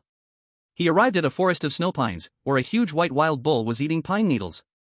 Summer Yen looked at the Arctic Mad Bull at his feet, drew his bow and knocked an arrow, aiming at the white bull below. Before the bull noticed him, he began to gather the power of ice. The Arctic Mad Bull, busy eating, suddenly froze and instinctively looked up at the sky, then noticed Summer Yan's presence. At that moment, the ice arrow in Summer Yan's hand was released. Whoosh, it flew toward the Arctic Mad Bull. Moo! The Arctic Mad Bull's eyes turned blood red, it raised its legs and charged forward, knocking down a group of snow pines, while the ice arrow fell behind it, turning the pine forest into a frozen land. Moo! The Arctic Mad Bull angrily roared at Summer Yen in the sky. But because it could not fly, it could only be furious and had no way to deal with Summer Yen. This was exactly the result Summer Yen wanted, and he let out a light laugh. He drew his bow again, aiming at his target. Whoosh! Another arrow shot out, and the Arctic Mad Bull could only dodge. It was so angry that it roared on the ground helplessly, but it could do nothing to Summer Yen, unable to fly, without elemental power for long-range attacks. It could only dodge passively. But several times in a row, Summer Yen's attacks were dodged by the Arctic Mad Bull. Although the Arctic Mad Bull could not harm him, he also could not easily hit it, after all it was a 7th rank boss and very agile. Summer Yen knew that simple attacks could not hit the Arctic Mad Bull, and if this dragged on, he would be the first to be worn out. Once his ice power ran out, he could do nothing. Summer Yen looked at the angry Arctic Mad Bull circling below, and suddenly a bright idea came to him. He drew his bow again, gathering ice power. The Arctic Mad Bull, seeing Summer Yen preparing to attack again, became alert, staring tightly at him, ready to dodge. But before the attack came, Summer Yan's figure suddenly disappeared from the Arctic Mad Bull's sight. He vanished from the spot. The Arctic Mad Bull froze, confused, circling and searching, but could not find Summer Yen anywhere. This left the Arctic Mad Bull very puzzled. Just then, Summer Yan's figure silently appeared behind it. The ice arrow in his hand was fully charged. The Arctic Mad Bull seemed to sense something and quickly turned, but it was too late. Summer Yen released his hand, and the ice arrow shot out instantly. The distance between Summer Yen and the Arctic Mad Bull was only 10 meters, and in almost a blink, it struck the bull. Terrifying ice power erupted instantly, and Summer Yen quickly retreated to a snowy cave. A cold aura spread over the Arctic Mad Bull, covering it with hard ice from its head down. Still charging, it was soon frozen into an ice sculpture. The Arctic Mad Bull was dead. Summer Yen landed, grabbing the frozen Arctic Mad Bull, pushing with both hands as he walked toward the shelter. By the time he brought the bull back to the shelter, it was completely dark. Seeing Summer Yen defeat another 7th rank boss, everyone shouted in amazement. Brother! You are amazing! Summer Shui excitedly ran up and hugged Summer Yen, speaking with joy. Alright. Summer Yen pulled Summer Shui off him. This food should be enough for everyone for 3 or 4 days. There were still 7 bosses left, and less than 4 days remained until the 7-day limit. Summer Yen looked at the city gradually being built, nodded slightly, and without interfering, went straight inside with the magic crystals to cultivate. As the number of people increased, aside from the burden of supplies, the rest were all advantages. First, a city was built, and even if they used all their building materials, they couldn't create a complete city. But with so many people, in just 2 days, they had almost finished one of the cities. As the buildings grew, they no longer had to stay in the caves. Moreover, these were people with skills from all walks of life, and with Lu Weiqiang and the others managing, there was no need for him to worry. He only had to set a goal, and everyone would work towards that goal together. Before dawn, Xia Yan had already absorbed all the magic crystals and opened his eyes. A layer of frost had formed on his body, but he didn't feel cold at all. On the contrary, he felt a refreshing sensation. The power of ice had leveled up again, reaching level 6, and Xia Yan felt that his control over the ice power was even more effortless. The cold air he released was even colder. You're awake, it's all ready for you.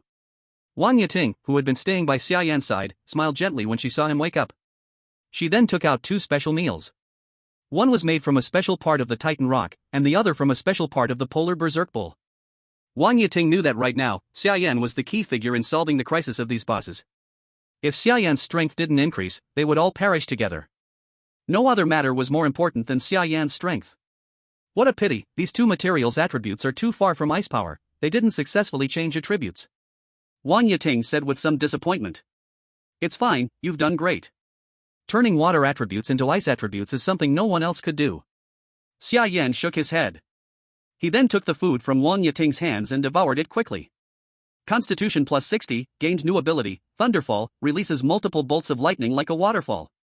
Constitution plus 60, gained new ability, Berserk, overdrafts physical strength to gain a greater power boost, overall strength increased by 30%. Both abilities were extremely powerful, and Xia Yan also successfully advanced to the 7th stage of the mortal body. With the Berserk ability, Xia Yan felt that he now had the strength to single-handedly take on any 7th stage boss. With 3 days remaining, Xia Yan felt that before then, he had to do something else. While the sky was still dark, Xia Yan directly pulled Xia Shui up from her bed. What's going on? It's the middle of the night. Xia Shui, still half asleep, complained to Xia Yan. I told you I was going to give you a surprise, do you want it? Xia Yan said lightly to Xia Shui. Xia Shui's eyes immediately lit up, all sleepiness gone, and she looked at Xia Yan with anticipation. What surprise? Chapter 134, The Legacy Temple, The Power of Slaughtering Gods. Taking advantage of the night, the husky led Xia Yan and Xia Shui swiftly towards the left side of the Legacy Temple. So far? We've probably walked over 100 kilometers. Where exactly are we going?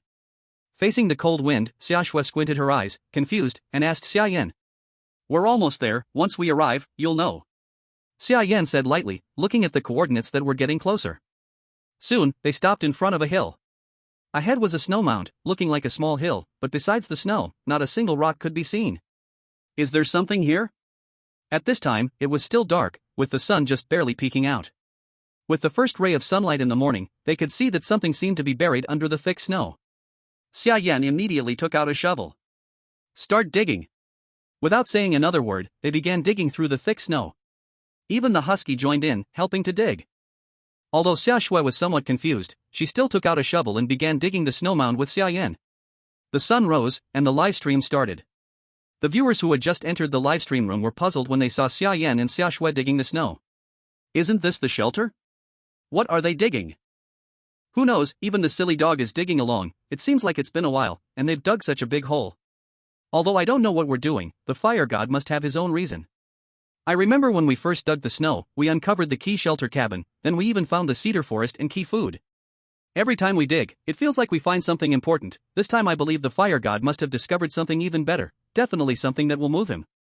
Even though what was said upstairs seems a bit far-fetched, I actually think there's some truth to it. The viewers immediately looked at Xia Yan and the silly dog, eagerly watching them dig in the live stream. The three of them dug, and soon, Xia Shui started to lose patience. The key thing is, she had no idea what she was digging for. The promised surprise hadn't shown up, and instead, she was just working. Just as she was about to complain, a shovel hit something with a clang. It seemed like she had hit something hard. Xia Yan and the silly dog's eyes were immediately drawn to it. Xia Shui quickly dug a few more times, and a stone brick appeared in front of her. Brick? Looking at the neatly arranged stone bricks, Xia Shui was stunned for a moment. How could there be bricks here? Xia Shui said in confusion. And this stone brick looked old, showing many signs of weathering. Xia Yan looked at the stone brick and smiled slightly.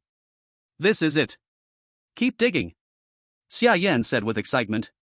He then began to dig around the stone brick, expanding the digging area, and the surrounding environment of the stone brick was soon revealed. It wasn't just a stone brick, it was a stone wall, a black stone wall that was incredibly hard. I'll go left, you go right, tell me if you find the door. Although Xia Yan knew the location of the Temple of Inheritance, he didn't know where the entrance was. He could only feel around the stone wall on the outside, confident they would eventually find the entrance. Xia Shui nodded. The moment she saw the stone wall, she realized that the surprise her brother was going to give her wasn't simple. She had seen her brother's live streams before and knew that there were traces of human life in this other world. The last time, there were those murals and the mysterious palace beneath the mine, and so on. Now, with the appearance of this stone wall, it was clear that this was also a relic of ancient humans from the other world, and maybe there would be some adventure inside. As they continued digging around, not long after, Xia Shui dug into a recessed wall. After clearing away the snow, she discovered that it was a heavy stone door. Brother! Xia Shui quickly called Xia Yan over. Is this the one? Xia Shui pointed at the stone door and asked Xia Yan. Xia Yan nodded. He pushed hard, but the door didn't move. The two of them cleared away the snow from the stone door. Looking at the mysterious symbols on the stone door, Xia Yan knew that brute force wouldn't open it. So heavy, what kind of door is this? Xia Shui tried pushing the stone door, but it wouldn't budge. Xia Yan looked at the symbols on the door. After so many times of analyzing world information, he had learned to recognize some of the human characters from this world. Although he couldn't recognize all of them, he could understand simple words, and by combining them, he could get a rough idea of the meaning. Though he couldn't fully read the symbols on the stone door, he could still roughly understand their meaning. The general meaning was, this is the palace of the gods, and human followers must worship with sincerity and offer tributes to enter. Xia Yan didn't know what tributes were required, but worship. Xia Shui, would you be willing to kneel and worship? Xia Yan asked Xia Shui. What do you mean? Xia Shui looked at Xia Yan in confusion. Xia Yan explained the symbols on the door to Xia Shui. Xia Shui immediately shook her head. I don't even know who this god is, why should I worship him? At least I should know who I'm worshipping, right? Just like Xia Yan, Xia Shui wouldn't easily submit to anyone. How could she kneel before a god she didn't even know what it was for? Impossible. Xia Yan smiled, he already knew Xia Shui would not kneel. But they still had to go in, right? Xia Yan immediately took out the slaughter god. Since soft did not work, he could only use strong. Luckily, he was now at 7th stage of the mortal body, not sure if he could pull out the slaughter god. Xia Yan held the handle of the sword with one hand and the sheath with the other, then exerted force with both hands. Ah! Xia Yan let out a low roar, but the sword in his hand did not move at all. Body of the Great Emperor. Then golden light flashed on his body, the body of the Great Emperor activated, and his power surged instantly. The blade in his hand was slowly pulled out a little, but only a little, just over an inch. Rage. Xia Yan gritted his teeth and let out a low roar again, his eyes turning blood red, and his power soared once more. The blade was slowly pulled out, but when it reached halfway, it seemed to hit a limit. No matter how hard he tried, it could move no more. Enough! Xia Yan snorted coldly, while the body of the Great Emperor still lasted. He held the sheath with both hands and swung it at the stone door. Bang! The blade and sheath hit the stone door, making a dull sound, but the stone door did not move at all. The body of the Great Emperor ended, the golden light on Xia Yan's body disappeared. Looking at the unmoved stone door, Xia Yan sighed. Really can't do it? Just when he felt utterly helpless, a click sounded, and a neat smooth crack appeared on the stone door. It was where the slaughter god blade had hit. Crash! Bang! Then the upper part of the right half of the stone door slid down along the smooth cut and fell to the ground. Xia Yan looked at the sword in his hand in shock. Even with 7th stage power, plus the body of the Great Emperor in rage, he could not break the stone door, yet the slaughter god cut it open. The slaughter god was worthy of its name, it could slay gods, cutting open a temple was reasonable. The two of them cautiously entered the hole, and just after landing, the temple suddenly lit up with a burst of firelight. Inside the temple, there was not a trace of corrosion, it was perfectly preserved. Chapter 135, 10,000 Poison Demon Princess, 2 paths for you. The palace was more than 20 meters high, 6 stone pillars in the middle supported it, and the stone walls around were carved with murals and mysterious characters. On the walls were oil lamps, made of unknown material, that lit up automatically the moment they entered, illuminating the palace. Xia Shui did not understand the characters, but was drawn to the murals. The main figure in the murals was a woman with the upper half of her face black, her fingers also black, giving a very gloomy feeling. All races knelt under her feet, a black cloud covered the sky, with snakes, insects, rats, and ants in the black cloud. Xia Yan was also drawn to the murals, but unlike Xia Shui, he could read the characters. Eyes bones wither breath poison singing body decay. Although Xia Yan could read some words, he could not understand the meaning of them combined. But that did not trouble him. He opened the intelligence system, selected World Intelligence, and started analysis. World Intelligence analyzing. Analysis complete. With a flash of green light, the words on the wall transformed into something he could understand. Eyes of destruction, charm that eats bones. One thought of withering and flourishing, every breath a punishment. Poison to subdue, decay to praise. Poison law binds the body, all things wither. 10,000 Poison Demon Princess. The words on the wall introduced the woman in the murals. She was the master of this temple, the 10,000 Poison Demon Princess. A goddess who mastered the law of poison, bringing disaster to the world. Wherever she went, plagues arose, one thought could turn life to nothing. Humans, to ensure no sickness or disaster, worshipped and prayed to her for protection. As Xia Yan finished reading the words, a flash appeared before his eyes, and he was instantly pulled into the spiritual world. In this pure white spiritual space, a figure shrouded in black mist slowly walked toward him. The figure in the black mist stretched out a pitch-black hand. Submit to me, and I can protect you from disease. Xia Yan looked at the other's slender fingers calmly, their height only reaching his shoulders. This venomous demon princess is a bit short. Here we go again, in my spiritual space, can you still touch me? Xia Yan sneered coldly, not even opening his eyes to look at her. Human, do not be ungrateful, submit to me, and I can give you great power. The venomous demon princess snorted coldly, warning in a deep voice. Do you gods only know how to threaten in this way? Can't you try another method? Also, I already have a legacy, and still an M. If you don't mind, I don't mind having one more. Xia Yan shrugged casually. The venomous demon princess on the opposite side was clearly stunned, circling around Xia Yan. Xia Yan could feel the dark, terrifying aura from her, giving a sense of deathly silence. It's her. The venomous demon princess sensed a familiar aura from Xia Yan. She took it first, humph. The venomous demon princess snorted unhappily. Wasting my time. After saying this, she flicked her hand, about to leave. Wait. Xia Yan quickly called after her. Human, each person can only have one legacy, do not be greedy, your body cannot bear two powers. The venomous demon princess warned Xia Yan coldly. No, we came all this way, awakening you is not easy, it should not waste too much of your power, right? Xia Yan waved his hand to explain. The venomous demon princess did not speak, implying consent. The war between humans and gods caused both sides heavy losses, almost all gods were destroyed. They relied on temples or murals to place a fragment of their consciousness, waiting for a destined person to receive the legacy. Every awakening consumes much divine power, once it is exhausted, the consciousness disappears, and the legacy is broken forever. Although I cannot accept your legacy, there is another person beside me, I think he is very suitable. Xia Yan calmly recommended Xia Shui to her. Human, not everyone can get my approval, my power is only worthy to those I recognize. The venomous demon princess snorted coldly. I see, that is very unfortunate. Xia Yan shook his head in disappointment. What a pity for this palace, you must have put a lot of effort, destroying it would really be a pity. Xia Yan clicked his tongue with regret. What did you say? The venomous demon princess' eyes narrowed sharply, scolding Xia Yan coldly. Since you do not plan to give us the legacy, keeping this palace is useless, I do not want my enemies to get the legacy, naturally destroying it is better. Xia Yan said calmly. How dare you? The venomous demon princess became furious, staring angrily at Xia Yan. You want to destroy my palace? Aha, what a joke. But then she laughed carelessly. This palace was made of special materials, ordinary people cannot touch it. With this human strength, it seemed impossible. Is that so? Do you want to see how we entered? Xia Yan smiled calmly. The venomous demon princess frowned and immediately checked the palace gate. Seeing the neat cuts on the gate, she was instantly shocked. How is this possible?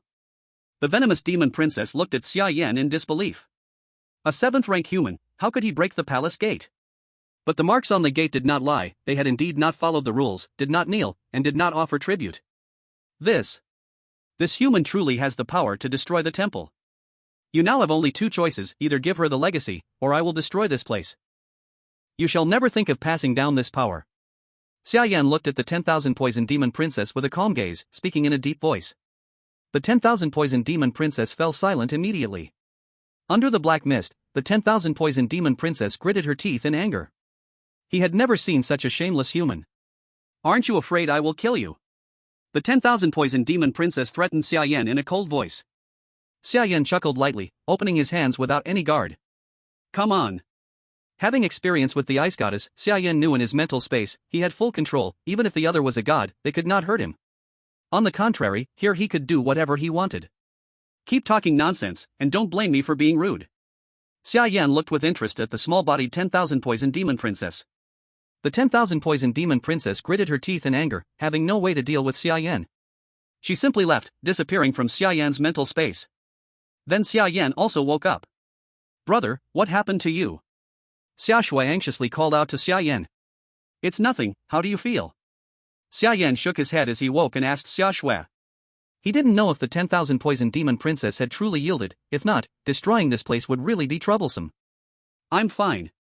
Xia Shui shook her head, but just as she spoke, she froze in place, her eyes vacant, and collapsed weakly to the ground. Xia Yan quickly caught her. Here it comes. Chapter 136, Immunity to Poison? Is this reasonable? Looking at the unconscious Xia Shui in his arms, Xia Yan did not worry. Because he knew Xia Shui had been pulled into the mental space. Apparently, the 10,000 poison demon princess had yielded. After a while, Xia Shui slowly woke, a hint of joy appearing on her face. She was about to speak, but Xia Yan held out his hand to stop her. Talk about it when we go back. Xia Yan told Xia Shui not to make a sound, since many people were watching their livestream, too many eyes, and if someone with ill intent heard, it would not be good for them. Xia Shui understood her brother's meaning, closed her mouth, and nodded slightly. Let's go back. Xia Yan glanced at the empty temple. Besides murals and writings, the temple had nothing else. He didn't know if it was because of long time, weathering, or some other reason. The two headed toward the sanctuary. But they did not go back directly, even though it was almost night. Xia Yan planned to kill a boss before returning. It was on the way anyway. They arrived at the place where the Titan spider lived. The Titan spider had built a huge web nest here, surrounded by silk. Any prey entering its territory could not escape. Xia Yan even saw an iceblood rampage bear stuck in the web. A third-tier demon beast could not break free. Brother, are you going to deal with it? Xia Shui looked at the Titan spider, her eyes lighting up. Xia Yan nodded slightly. Yay! Can I help? Xia Shui cheered excitedly. Sure, wait until dark. Xia Yan signaled Xia Shui to keep her voice down, so as not to alert the Titan spider inside.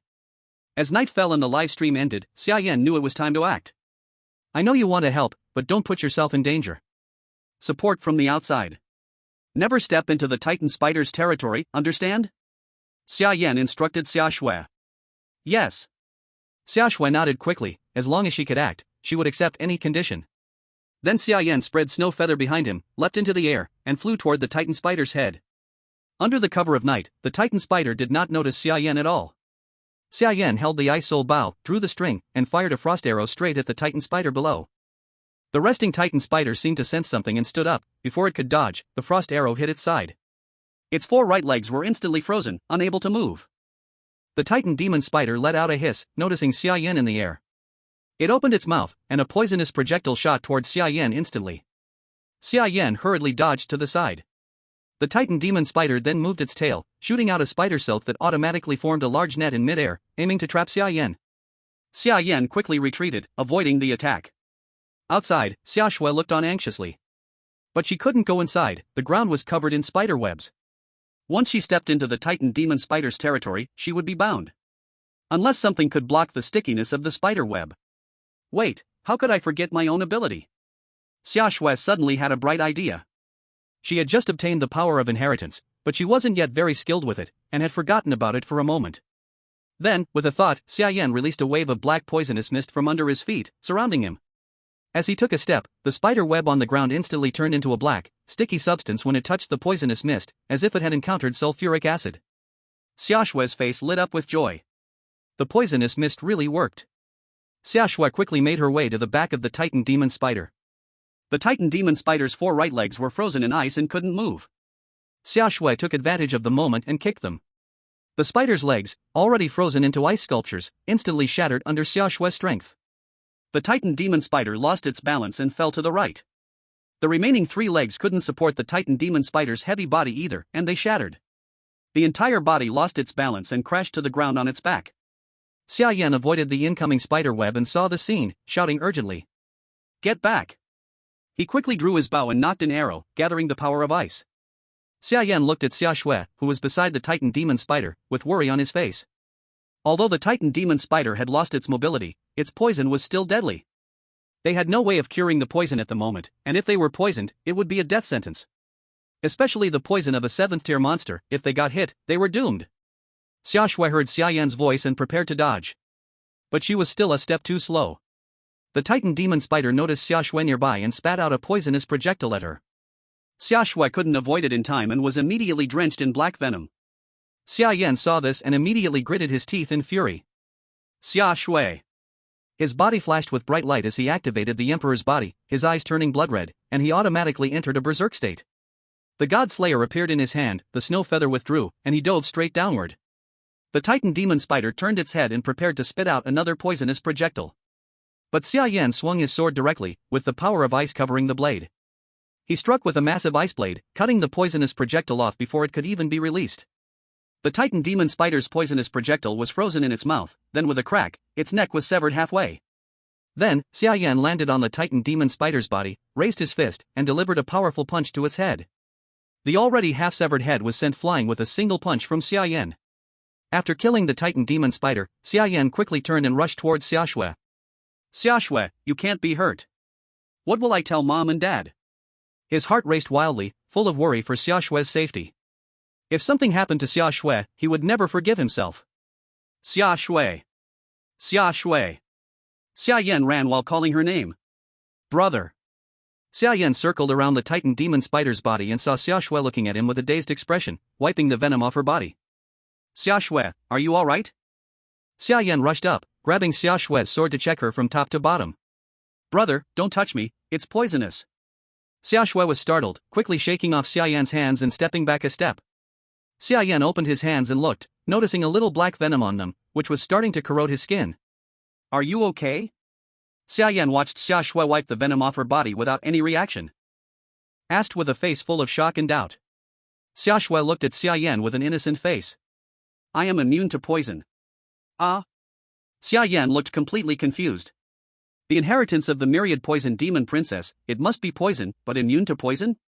Xia Yan obtained the inheritance of ice power, yet it didn't say he was immune to ice, he still had to slowly improve his resistance himself. Xia Shui, on the other hand, was directly immune to poison? Is this reasonable? Is the inheritance of the myriad poison demon princess really that strong? Xia Yan drew a cold breath. Wow, little Shui had really found a treasure. Seeing Xia Shui was fine, Xia Yan also breathed a sigh of relief. His tense heart was finally released. Xia Yan walked to the head of the Titan demon spider, split it with a single strike, and took out the magic crystal inside. This is for you. Then he directly gave the magic crystal to Xia Shui. Chapter 137 Full Firepower, near 8th level strength. The two carried the Titan demon spider back to the shelter. The city was getting bigger and bigger, now 2 cities had been built, and everyone no longer lived so crowded.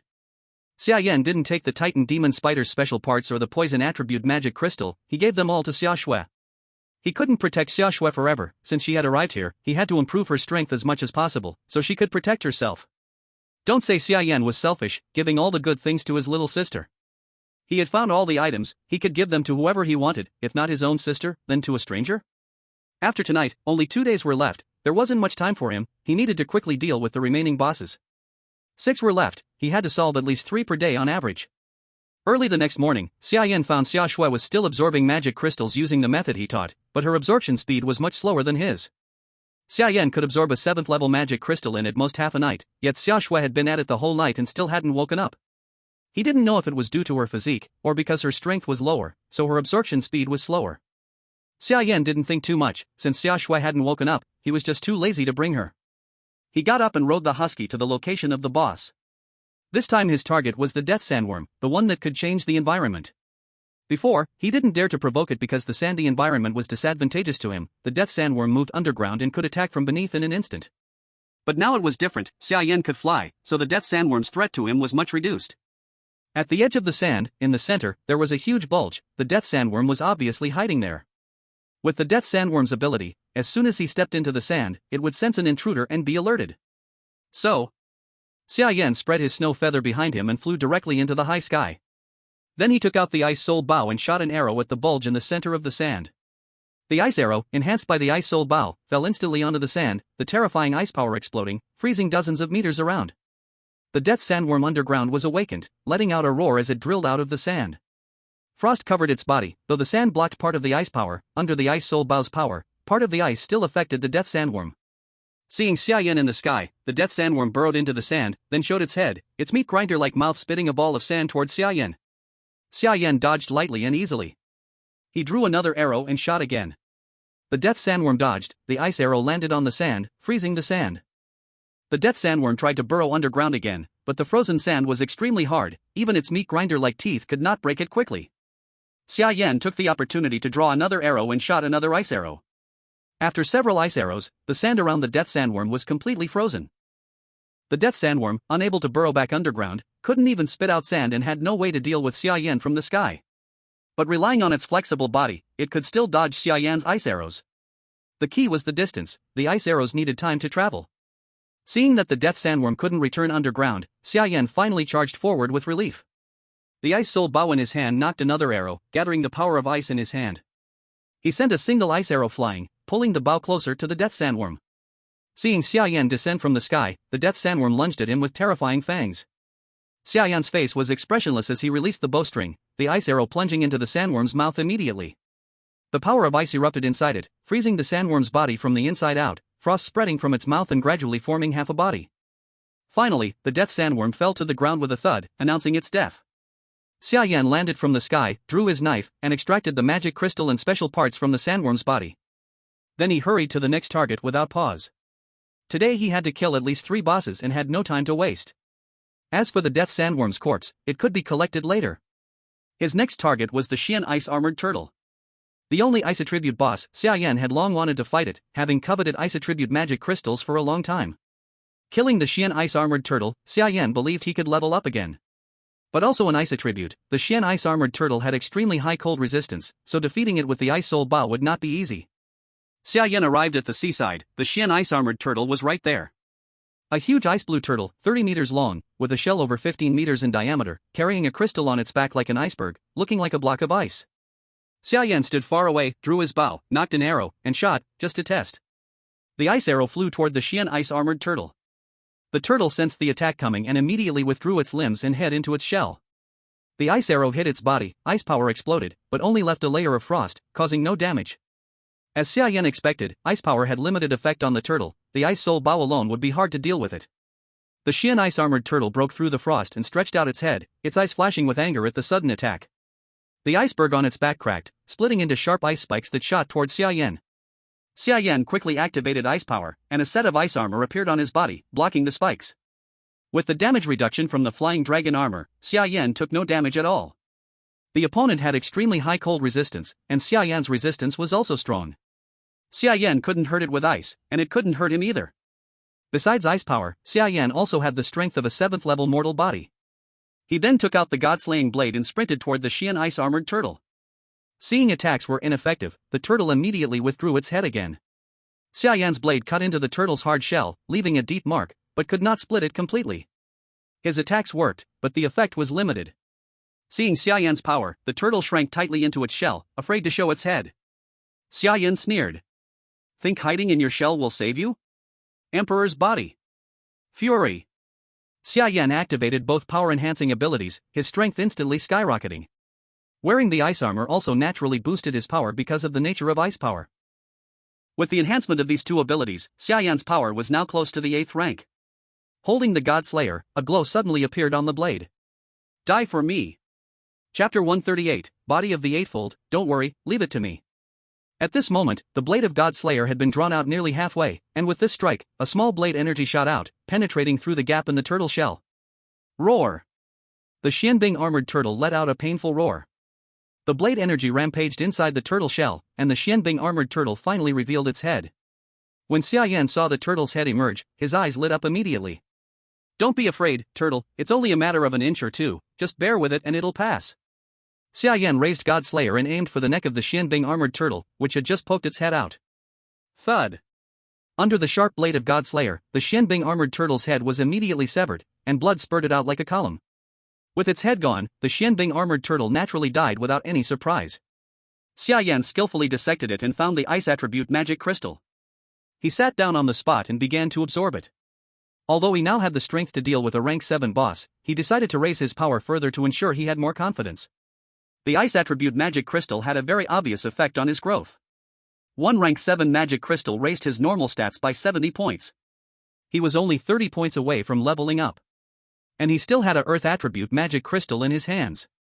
Although the sun was already about to set, Xia Yan had no intention of leaving, sitting cross-legged and continuing to absorb energy. As time passed, when Xia Yan opened his eyes again, the sky was completely dark, and the livestream had already been turned off. And he had successfully advanced. Inheritance, Cold Ice Power, Beginner Level 7, 0/100. Xia Yan thought, and an ice armor appeared around him, thicker and colder than before. Even though he now had over 200 cold resistance, he could still feel the cold. If his resistance didn't improve soon, he might not be able to withstand the low temperatures of the cold ice power. Looking at the remaining 4 boss icons, Xia Yan took advantage of the night and headed toward the location of the Titan Serpent Demon. He quickly reached his destination, and ahead of him was a humanoid snake-tailed demon holding a trident, coiled in a cave. Xia Yan quietly took out the Ice Soul Bow, aimed at the serpent demon in the cave, and gathered the cold ice power onto the arrow. An arrow that looked like it was made of crystal formed, surrounded by a terrifyingly cold aura. Compared to the previous ice arrows, this one was even more terrifying, and Xia Yan could feel the chilling coldness. With a release of his hand, the ice arrow instantly shot forward.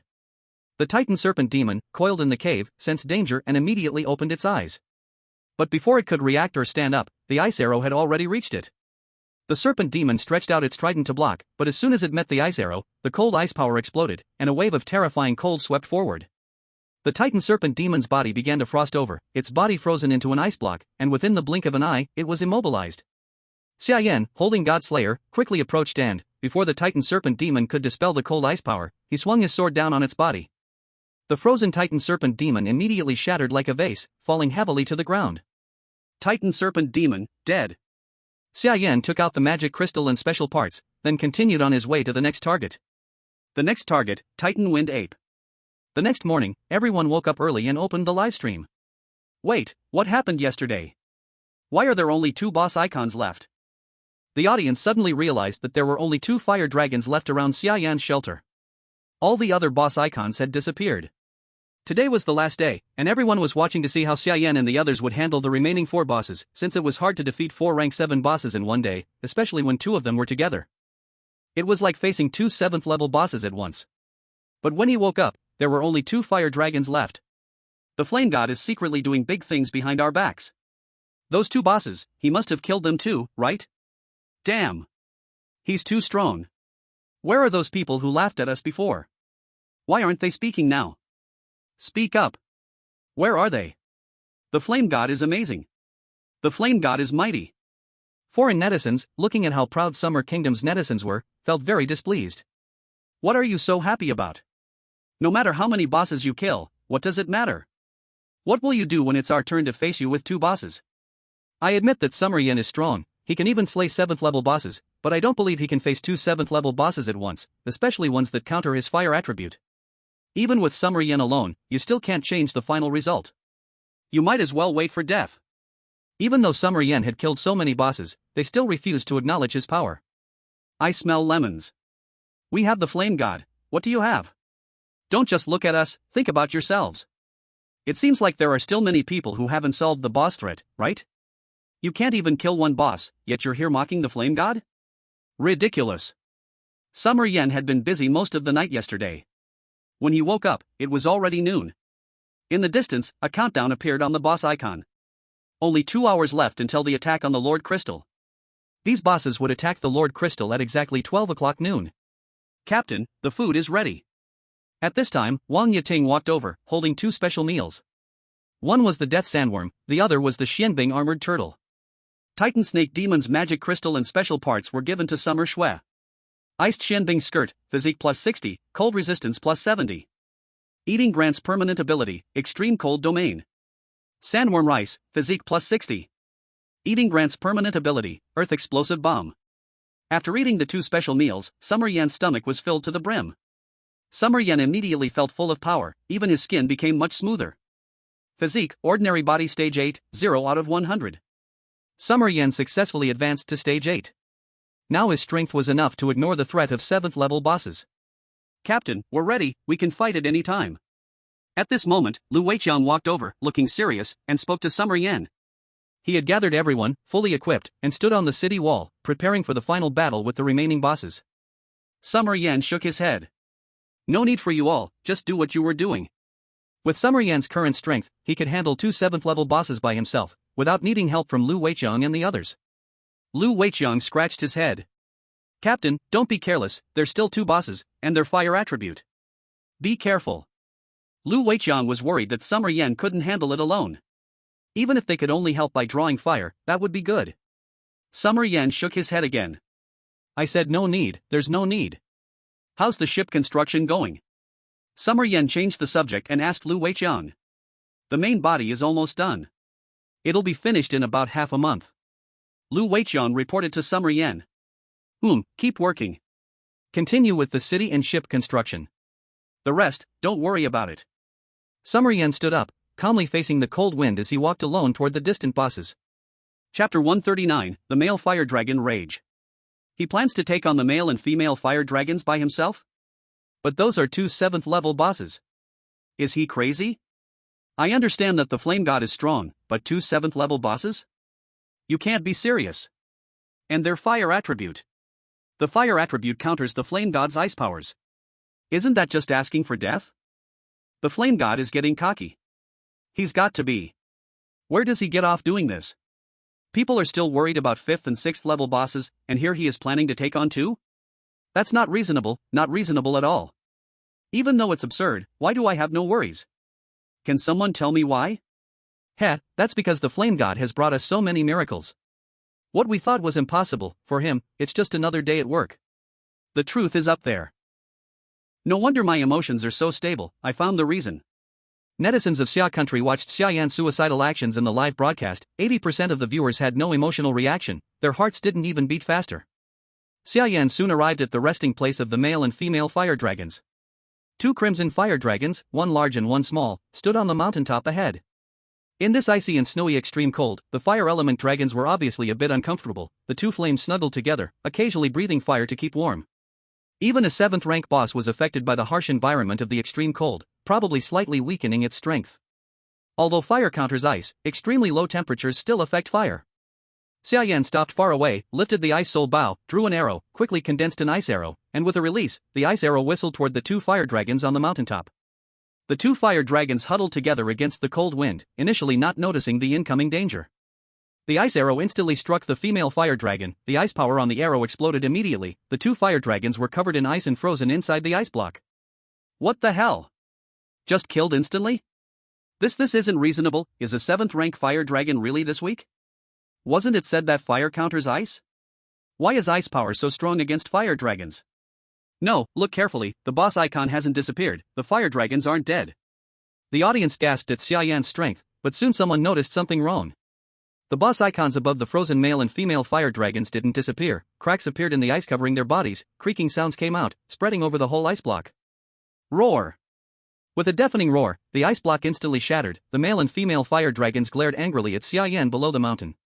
They spread their wings and rose into the sky, flying over Xia Yan's head, circling above him. The female fire dragon seized an opportunity, diving from behind, opening its mouth to release a breath attack towards Xia Yan.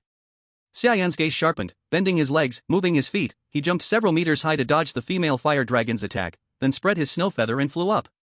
As Xia Yan rose into the air, the male fire dragon directly attacked his face, huge claws shining with sharp light, swiping at his body. The fire dragon was huge, its claws alone were as big as Xia Yan's entire body. Xia Yan clenched his right fist, ice power gathered in his hand, forming a snowball. He punched toward the incoming claw. The snowball exploded instantly on the claw, the impact knocked Xia Yan back, and the male fire dragon's claw was injured by the blizzard fist, covered with frost. Roar! The male fire dragon roared angrily again. It opened its mouth and a fireball shot towards Xia Yan. The female fire dragon below also charged up, breathing fire directly at Xia Yan. Attacks came from front and below, blocking most of Xia Yan's retreat. Facing 2 7th rank bosses at the same time is too hard, these flame gods are troublesome. Dragon-type beasts are too strong, the last ice dragon crushed same-rank beasts, dragon-type creatures are the strongest among same ranks, calling them half-step 8th rank isn't wrong, Xia Yan is in danger. Xia Yan's eyes moved, looking at the 2 incoming attacks, with a thought, his figure suddenly disappeared from the view of the 2 fire dragons. The 2 fire dragons were stunned when they saw the target disappear. The female fire dragon quickly stopped moving, the male fire dragon's gaze narrowed, a hint of doubt flashing across its face. They looked around cautiously, but could not find Xia Yan's figure at all.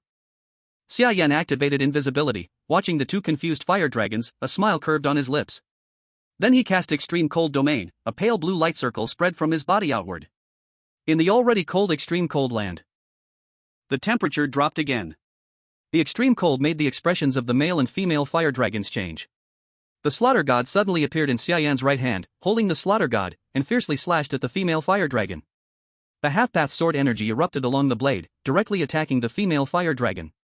The female fire dragon reacted, seeing the suddenly coming sword energy, and roared angrily. Dragon power spread out, a visible shockwave rushed towards Xia Yan. The sword energy passed through the vibration wave straight toward the female fire dragon. The sword energy instantly struck the female fire dragon, and without a doubt, the female fire dragon was instantly cut open. Xia Yan was hit by the shockwave, his body was thrown nearly 100 meters back. But the female fire dragon's injuries were heavier, leaving a huge wound on her chest deep enough to see bone, letting out a painful roar. Roar! The male fire dragon saw the female fire dragon attacked, let out a roar, spread its wings and rushed toward the female fire dragon. The female fire dragon, struck at a vital point by Xia Yan's blade, staggered and fell from the sky, crashing to the ground with a thunderous sound. The male fire dragon crouched in front of the female fire dragon, looking at her on the ground, the wound on her chest trickling blood. The male fire dragon stretched its head, sticking out its tongue to lick the female fire dragon's wound. But it could not stop the blood from flowing. Roar! The female fire dragon weakly let out a roar. At this moment, an arrow flew from afar. The ice arrow hit the wound on the female fire dragon's chest. The power of ice spread through the wound into the female fire dragon's body, her blood and organs gradually covered by frost, freezing. The already weak breath of the female fire dragon instantly stopped, her eyes, mouth, and nose covered with frost, her body hardened, completely lifeless. Seeing this, the male fire dragon let out an angry roar. Roar! The dragon power unique to dragons spread out without restraint. The energy lifted the snow on the ground, a visible punch vibration wave rushed outward. Even Xia Yan, 100 meters away, was thrown backward several meters by the shockwave. At this moment, the male fire dragon's power unexpectedly jumped from 7th rank to nearly 8th rank. Xia Yan's face instantly changed. A special mark appeared above the male fire dragon's head. Male fire dragon, Fury. Chapter 140 Male fire dragon, Death. Everyone could see the change above the male fire dragon's head, including viewers watching the live broadcast. Damn, this aura, this movement, it must be 8th rank, right? No matter the rank, all are small before the eye of the god of flames. It might not be that simple. The male fire dragon's fury appeared too suddenly. Look at the surprised expression on the god of flames' face, clearly didn't expect this. Whether he can beat the enraged male fire dragon is still unknown. Foreign netizens. Stupid Xia Country people, you are not dead yet? Our explorers have already killed the bosses, and you haven't finished yours, so weak. At this time, many explorers had already defeated the stage bosses around the city. They came to see how Xia Country was doing. Seeing Xia Yan facing the enraged male fire dragon, they immediately mocked him in a sarcastic way. Xia Country netizens wanted to refute but felt helpless, clicked on the other's info and immediately laughed. You tiny country people acting so proud? I alone could drown you. What pride is there in defeating a 5th rank boss here? If you dare, let your explorers come and fight the god of flames? Need the god of flames to fight? Come on, let your explorers come, I will train with him. I just reached 4th rank, about to register as a survivor, just right to practice. Facing the foreign netizens' mockery, the Chinese responded decisively. When it came to verbal attack, no one could beat the Chinese. The mocking people dared not show their faces. In the live broadcast, the male fire dragon completely entered the enraged state. The power surged dramatically, and with a fierce roar, he charged towards Summer Yan. A burst of fiery dragon breath was launched towards Summer Yan. Summer Yan's eyes narrowed. He took a deep breath, gathering a massive force of ice within his mouth, and shot out an icy dragon breath in return. The fiery dragon breath clashed with the icy dragon breath, and the fire and ice cancelled each other out in the air. However, overall, Summer Yan was at a disadvantage. The icy dragon breath was continually pushed back by the fiery dragon breath. Fire attributes are indeed superior to ice attributes, and in a direct confrontation, Summer Yan was no match. The fiery dragon breath quickly overcame the icy dragon breath, reaching Summer Yan's body, but he immediately summoned the power of ice to cover himself with an icy armor. The icy armor melted at a visible speed. Summer Yan furrowed his brows tightly and immediately retreated to avoid the attack. The mighty fire dragon relentlessly pursued him, showing no intention of giving him any chance to catch his breath. Summer Yan was forced to retreat step by step, his icy armor rapidly melting under the intense heat of the fiery dragon breath, looking like it would soon collapse. He couldn't even find a chance to escape. The ferocity of the fire dragon's attack was overwhelming. It seems like Yenshin might not make it. Will he be okay? The audience, witnessing this scene, all felt a bead of sweat on their foreheads, anxiously staring at the screen. In the Moonbay neighborhood, Summer Donghai and Li Ruoying watched Summer Yan's livestream with nervous expressions, Li Ruoying clutching Summer Donghai's arm tightly. Summer Donghai's arm was turning blue from the tight grip, but he didn't even notice. Their child had entered the other world, and seeing Summer Yan facing such a perilous battle, how could they, as parents, not worry? In the command room, Zhou and the others were also concerned. All the staff in the command room were anxiously staring at the livestream. This battle of Summer Yan's was a matter of life or death. If Summer Yan lost, the others in the shelter would also be no match for the mighty fire dragon. At that point, if the city lord's crystal shattered, no one would be able to escape, and Summer Country would also suffer a decline in national luck, worsening the environment for the entire country, affecting the people nationwide, and they couldn't afford not to worry. In the screen, Summer Yan had been forced back several hundred meters, his icy armor completely melted, and the approaching heat was causing beads of sweat to form on his forehead. As the sweat dropped from his face, it was immediately evaporated into steam by the intense heat. Summer Yan knew that if he didn't act soon, he would be burned into a crisp. With a thought, Summer Yan's figure immediately vanished from the spot. The mighty fire dragon lost its target, looking around in anger, unable to find Summer Yan, and let out a furious roar, releasing its frustration and rage. Not far from the mighty fire dragon, a transparent figure floated in the air, breathing lightly. Summer Yan had used his invisibility ability just in time, temporarily shaking off the fire dragon's pursuit. But this didn't completely solve the current problem. There was less than a minute left before the boss attacked the city lord's crystal. Summer Yan looked up at the countdown above the mighty fire dragon's head, his mood heavy. Once the fire dragon launched its attack, Lu Weiqiang and the others would absolutely be no match. Under the fire dragon's onslaught, the newly constructed city would be flattened in an instant.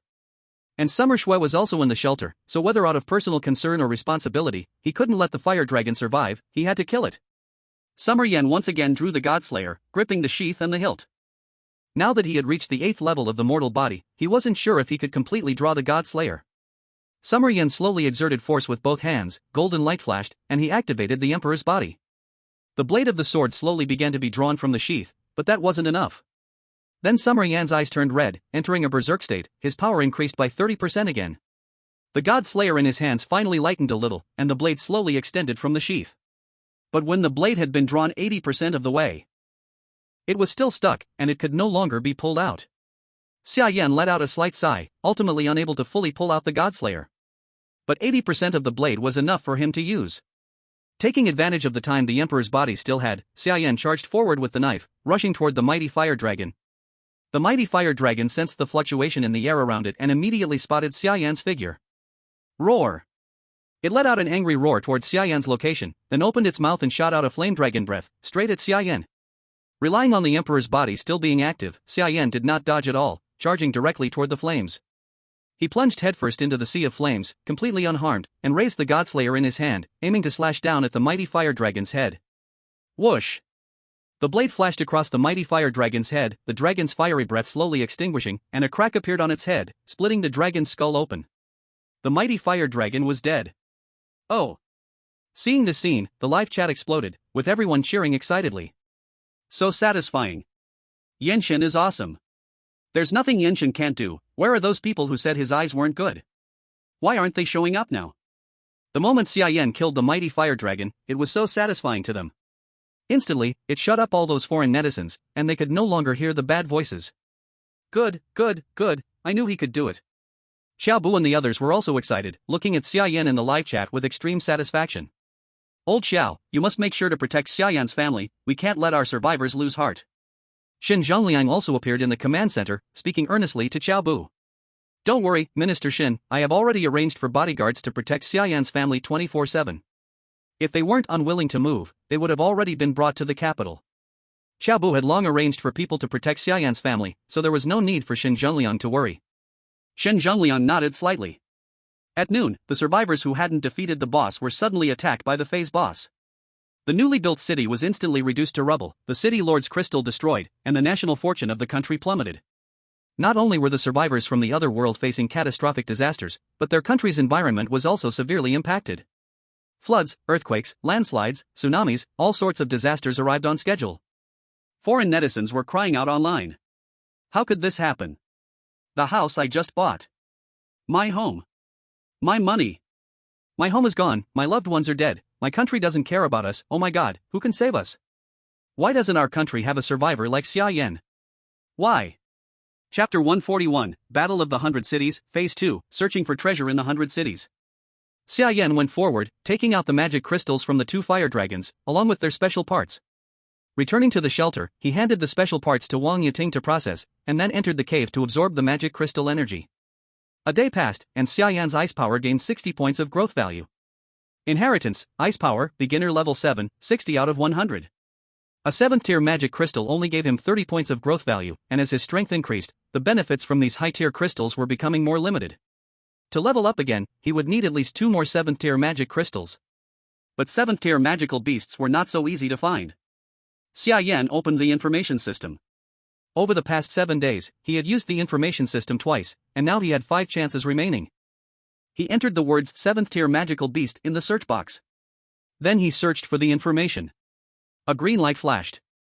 No relevant information found. Xia Yan shook his head. As expected, 7th tier magical beasts weren't easy to find. He glanced at Wang Yiting beside him, who had already placed the special meal she had made for him. Xia Yan immediately picked it up and ate it. Unfortunately, even the 7th tier special meal couldn't help him level up again. Constitution plus 20, heat resistance plus 70, permanent ability, fire dragon breath. Constitution plus 20, heat resistance plus 70, permanent ability, fireball. Heat resistance breakthrough 100 points, learned intermediate fire resistance, high temperatures below 200 degrees cannot harm you. Although Xia Yan did not ascend again, he still gained some improvements, 2 abilities, and a lot of heat resistance. Ding! Phase 2 of the 100 Cities War begins, treasure hunt in 100 cities. In the next 7 days, areas with intact City Lord crystals will randomly refresh treasure chests. Each City Lord crystal refreshes 1 chest per day. Today's treasure chests have refreshed, will disappear after 11 hours 59 minutes and 59 seconds hours. Time reached 8 o'clock, a system light screen popped up, and a system message appeared in front of everyone. Phase 2 of the 100 Cities War? Xia Yan raised his brow, 7 more days. But treasure chests are really important. Before, only uploading supplies gave a chance to get treasure chests, now they refresh directly. Just don't know what the treasure chest levels are like. Xia Yan was about to go out and discuss with everyone when the space tablet in his arm suddenly vibrated. The spatial flow turned into a line of words. Someone has already found an S-level treasure chest. Be sure to seize the chance quickly. Do not miss this opportunity. S-level treasure chest? Someone already found it so fast? Xia Yan was a little surprised, the system message had just arrived, and someone had already found the chest. Can only say that person is very lucky, probably the chest appeared right in front of them. And it is an S-level chest right away, indeed a great opportunity. Xia Yan walked out of the cave, Lu Weiqiang and other core members had not left, obviously they all saw the system message and were waiting for him here. Everyone saw it, right? Next, follow my orders. Xia Yan looked at the people in front of him, no need to say much, he directly opened the intelligence system. He entered the words treasure chest in the intelligence system. Ding. Found A-level intelligence, distance, 15 kilometers east. Ding. Found A-level intelligence, distance, 18 kilometers southeast. Ding. Found S-level intelligence, distance, 23.4 kilometers west. A large amount of intelligence information appeared in front of Xia Yan, 11 pieces in total. That means each City Lord crystal will refresh 1 treasure chest. Lu Weiqiang, you take a group to the east, target 15 kilometers, search carefully at 15 kilometers. Wang Yiting, you take people to southeast, 18 kilometers. Huang Xiaoyun, you take people to west, 23.4 kilometers. Xia Yan gave instructions one by one, everyone had clear targets and directly went to the treasure chest locations. While other survivors were still clueless, struggling to find the chests, Xia Yan had already marked all treasure chest positions. Remember, when you reach near the destination, be careful, check the surrounding situation, and only act after confirming safety, understand? Xia Yan solemnly instructed them. He always felt that this 100 cities treasure hunt was not so simple, is it just giving them treasure chests? The system had never done such welfare before. Yes. Everyone accepted the task without doubt, taking people to the direction Xia Yan instructed. No one doubted why Xia Yan controlled the distances so accurately. Xia Yan was called the Flame God, in the hearts of the people of Xia Country, his status was already different, completely beyond human scope. Whatever ridiculous action Xia Yan did, they would not be surprised. All along the way, wasn't every action of Xia Yan ridiculous? But pointing a direction is too normal for him. After everyone left, Xia Yan looked at the last piece of intelligence. It was also the farthest intelligence. SSS level intelligence, distance, 123 kilometers west. Over 100 kilometers, Xia Yan immediately took airha and went. Xia Yan also left, the city instantly became quiet. Except for some people left building the city, all others left. In a finished room, Xia Shui suddenly opened her eyes. Her eyes shone as she looked out the window. Then feeling the changes in her body, her face immediately lit up with joy. 5th stage. I actually directly reached 5th stage. Xia Shui shouted in joy. His inherited power actually jumped directly to level 5, crossing 2 major stages. He quickly got off the bed and ran out to find Xia Yan to tell his older brother the good news. But searching the whole shelter, he couldn't find Xia Yan's figure anywhere. Where is older brother? Where did everyone go? Xia Shui asked confusedly, finding the person who had returned with construction materials. The system updated, they all went out to explore treasure chests, the captain should have gone too. The others were also unclear about Xia Yan's whereabouts, guessing he went to explore treasure chests as well. Explore treasure chests? Only then did Xia Shui notice the system prompt. Her eyes lit up immediately. Treasure chest. She still remembered watching her older brother's livestream before, how hard it was to get a treasure chest, needing to upload massive supplies and get system approval to obtain the corresponding chest. And this was a right exclusive to survivors. People like them, Xia Yan's subordinate survivors, had no such right. If she could find an SSS-level treasure chest, her strength would surely increase greatly, and then she could help her older brother. Xia Shui didn't know that all the treasure chests had already been found by Xia Yan and people had been sent to search for them. She still wandered around aimlessly exploring, and in the end, returned empty-handed. Xia Yan sat on the sled, the husky running ahead, racing through the wind. Over 100 kilometers, it took just over an hour to arrive. As Xia Yan got off the vehicle, the spatial tablet in his arms vibrated. Opening it, he saw a message from the command room. Some treasure chests are guarded by magical beasts. The higher the level of the chest, the stronger the guarding beast. Be careful. Seeing this information, Xia Yan muttered inwardly, as expected. His guess was correct. The system wasn't so kind as to give them benefits for free. Xia Yan looked forward. Not far ahead was the intelligence coordinate, and below the coordinate was a treasure chest glowing golden, surrounded by 2 golden dragons. Next to the chest lay a huge long-haired creature on its side. Long-haired snow lion, level 8 magical beast. Chapter 142, Level 8 Magical Beast, Attribute Restriction. The SSS-level treasure chest's guarding beast turned out to be a level 8 magical beast. The S-level chests Huang Xiaoyun and the others went to find, could they handle them? Xia Yan couldn't help but worry for Lu Weiqiang and the others. Although Lu Weiqiang and the others were not weak, if they truly met a level 7 magical beast, they still couldn't deal with it. Even level 6 would be difficult, level 5 they could barely handle. But now, saying anything was useless, he had no time to support them, he could only take the chest in front first. He trusted that even if they were not a match, they wouldn't easily die when facing an unbeatable enemy, so Xia Yan had no need to worry so much. Only the long-haired snow lion in front needed him to solve personally. Looking at the long-haired creature crouched on the ground, Xia Yan felt solemn. A level 8 magical beast was no less threatening than a level 7 boss to him. The long-haired snow lion size, compared to the treasure chest, was at least 15 meters. Standing up, it was not smaller than the titan mammoth he had encountered before. And it was a lion, king of beasts, a terrifying existence even among the same level. Before Xia Yan could step forward, the long-haired snow lion seemed to sense his presence and suddenly lifted its head. Roar! The long-haired snow lion roared at Xia Yan, its huge blood-red mouth seemingly able to swallow him in one bite. Maybe because guarding beasts couldn't leave the chest too far, the snow lion only warned Xia Yan with a roar, but did not actively attack. Xia Yan raised the ice soul bow, gathering icy power on the arrowhead. A giant ice arrow immediately shot toward the long-haired snow lion. The snow lion's gaze hardened, letting out a roar. Roar!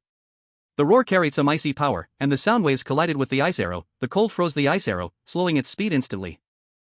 When it landed on the long-haired snow lion, it no longer had much power, and the ice force could not cause any real harm to the long-haired snow lion. The long-haired snow lion was struck by the ice arrow, and although it caused no real damage, it still glared angrily at Xia Yan, baring its terrifying sharp teeth. Roar! With a furious roar, this time the long-haired snow lion did not hesitate and charged directly at Xia Yan. 8th tier beast. Damn! This is 8th tier. Is this 4th stage really this crazy? We just passed the 7th tier boss, now comes an 8th tier beast. Are they trying to kill the survivors? This is truly ridiculous, ridiculous to the max. If this keeps going, will there be a 9th tier beast next time? Next time? Let's survive this first. This is 8th tier. I've seen other people's treasure chest guardians at only 5th or 6th tier. Why is it 8th tier with Yenshun? This isn't fair. Fair? Since Yenshun entered the extreme cold land, when was it ever fair?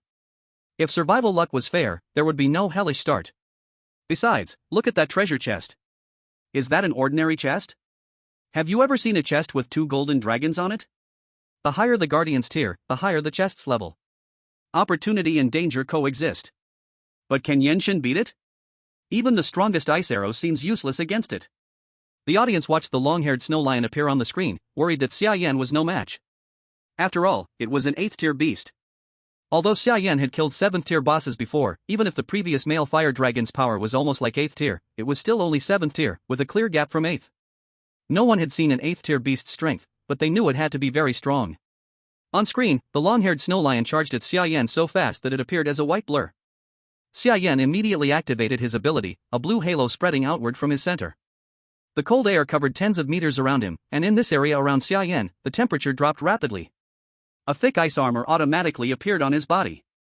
He took a deep breath, the ice force circulating in his mouth, then he exhaled it toward the long-haired snow lion ahead. The icy breath instantly covered the long-haired snow lion's body. Frost rose from the long-haired snow lion's body. But since it could withstand ice arrows, the long-haired snow lion was naturally not afraid of this bit of ice force. Its ice resistance was extremely high, and Xia Yan's attack had no effect. Even under the icy dragon breath, it exhaled a cold gust directly at Xia Yan's face.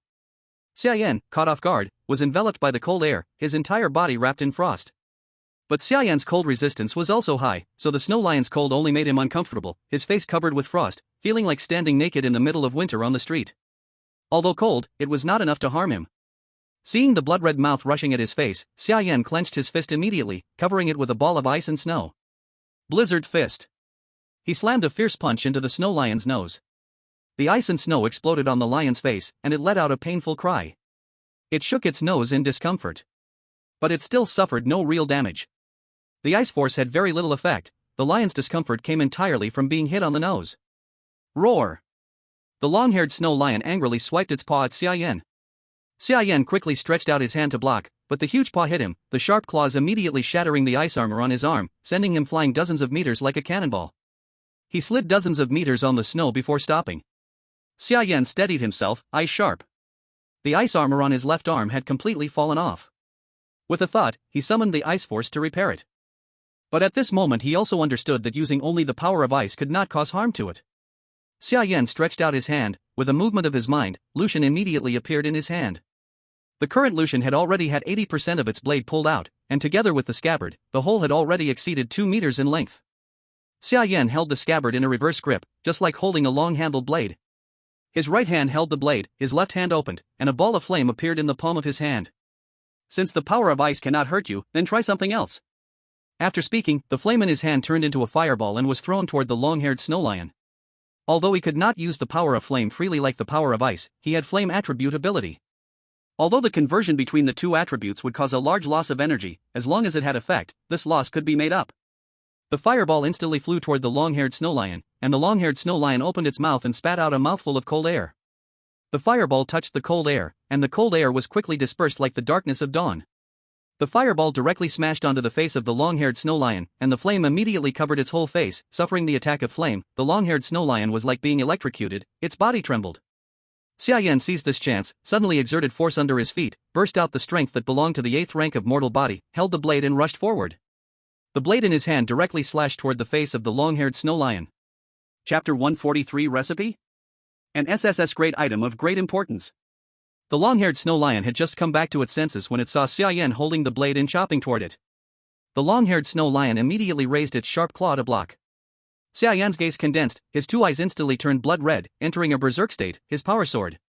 With a backhand slash, the blade struck onto the sharp claw of the long-haired snow lion. Under the sharp blade of Lucian, the sharp claw of the long-haired snow lion did not even have the ability to block, and Xia Yan cut off a whole paw with one slash. Roar! The long-haired snow lion let out a painful roar. Xia Yan seized this chance, took a deep breath, and the power of ice in his mouth transformed into the power of flame.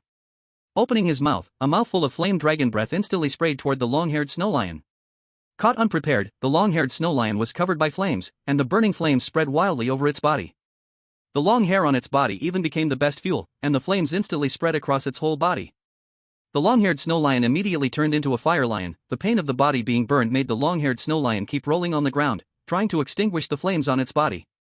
Xia Yan's gaze condensed, a flash of golden light appeared on his body, opening the body of the great emperor.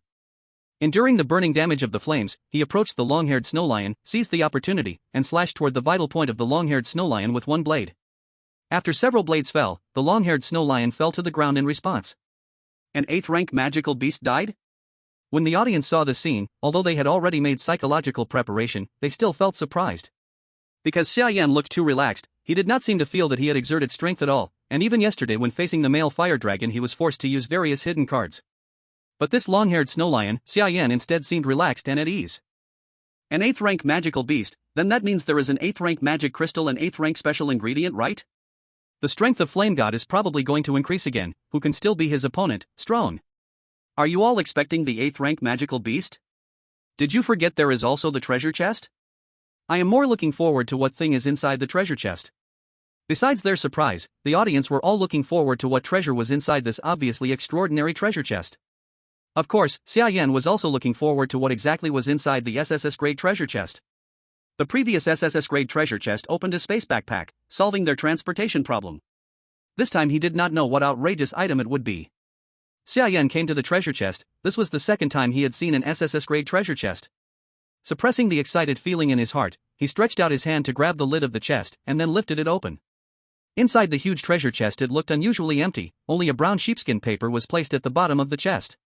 Some things were written on the paper. Xia Yan did not feel disappointed, and quickly took the sheepskin paper out. The items that come out of an SSS-level treasure chest, even if they're not great, can't be that bad. Especially since these words written down might be even more valuable than the items themselves. Unrolling the parchment, the contents instantly appeared before Xia Yan's eyes. Once he clearly saw the contents, Xia Yan quickly put the parchment away. The contents flashed by in the live stream, and the audience barely caught a glimpse of the beginning. Eternal Night's Lament Mixed Fruit Brew? What is this? The person above has sharp eyes. I couldn't make it out, but it sounds like the name of a drink. Is it a brewing method recorded on the parchment? After all this effort, this great treasure chest only gives a recipe? No way, that's so cheap, the system must be crazy. It even sends an 8th level monster to guard a recipe. As the audience complained on Xia Yan's behalf, people from various countries watching Xia Yan's livestream immediately pulled up the replay. They slowed down that part of the footage and carefully observed the content on the parchment. Report, because the image is unclear, and the full content is not shown, we can only see a name and the first 2 ingredients. The rest of the production method is impossible to analyze. Because Xia Yan's actions were quick, and he hadn't fully revealed it before putting it away, no country got the full recipe. But they had discovered several of the ingredients and effects. Permanently increases constitution, no restrictions on ingredients, and will also provide temporary buffs. This thing is definitely above SSS level. Minister Dasky from the Lighthouse Kingdom looked at the important data he had analyzed with shock on his face. If this were handed to Mihawk, he believed Mihawk would catch up with Xia Yan in no time. Dasky's gaze sharpened, and he quickly made a secret phone call. No matter the cost, get the full recipe from Xia Country. Dasky said solemnly into the phone. The other side said nothing and hung up immediately. At the same time, Xia Country's command center was also analyzing the information on the parchment. This. Xiaobu stared at the analysis result in shock. Different ingredients, no restrictions, and the effects are unbelievable. The key thing is that this can be spread just by text. As long as the ingredients are available, it can be replicated. Xiaobu immediately understood what this meant. It meant they could use this recipe to cultivate all of Xia Country's survivalists and rapidly improve their strength. Quick! Contact Xia Yan, make sure he protects the parchment and doesn't leak any of its contents. Xiaobu immediately issued the command to the information department. Xia Yan quickly received Xiaobu's cautious message. Looking at the text on his space tablet, Xia Yan knew the importance of this recipe.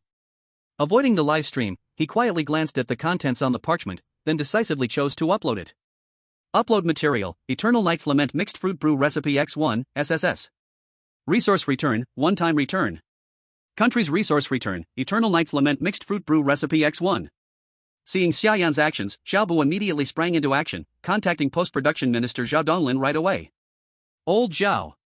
Go to the warehouse immediately, personally take care of the parchment and make sure no one sees its contents.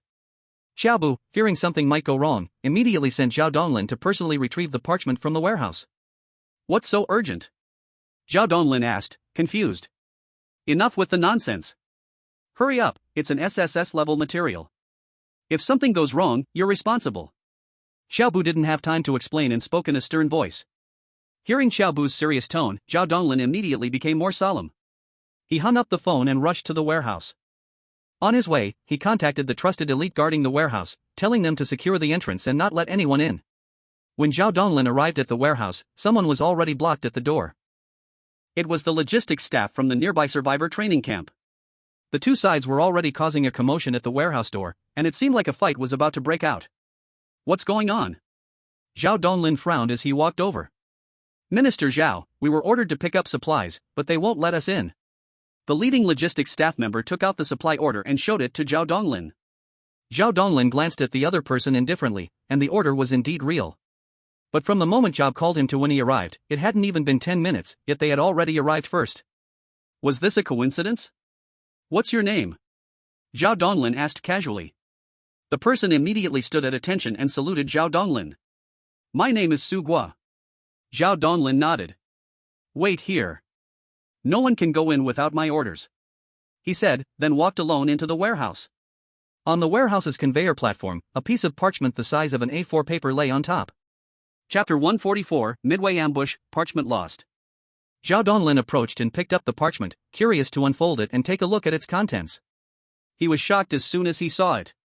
In an instant, he understood why Job had been so anxious. This was directly related to the fate of their entire Xia Country. As he understood how important the parchment was, he also thought of his daughter.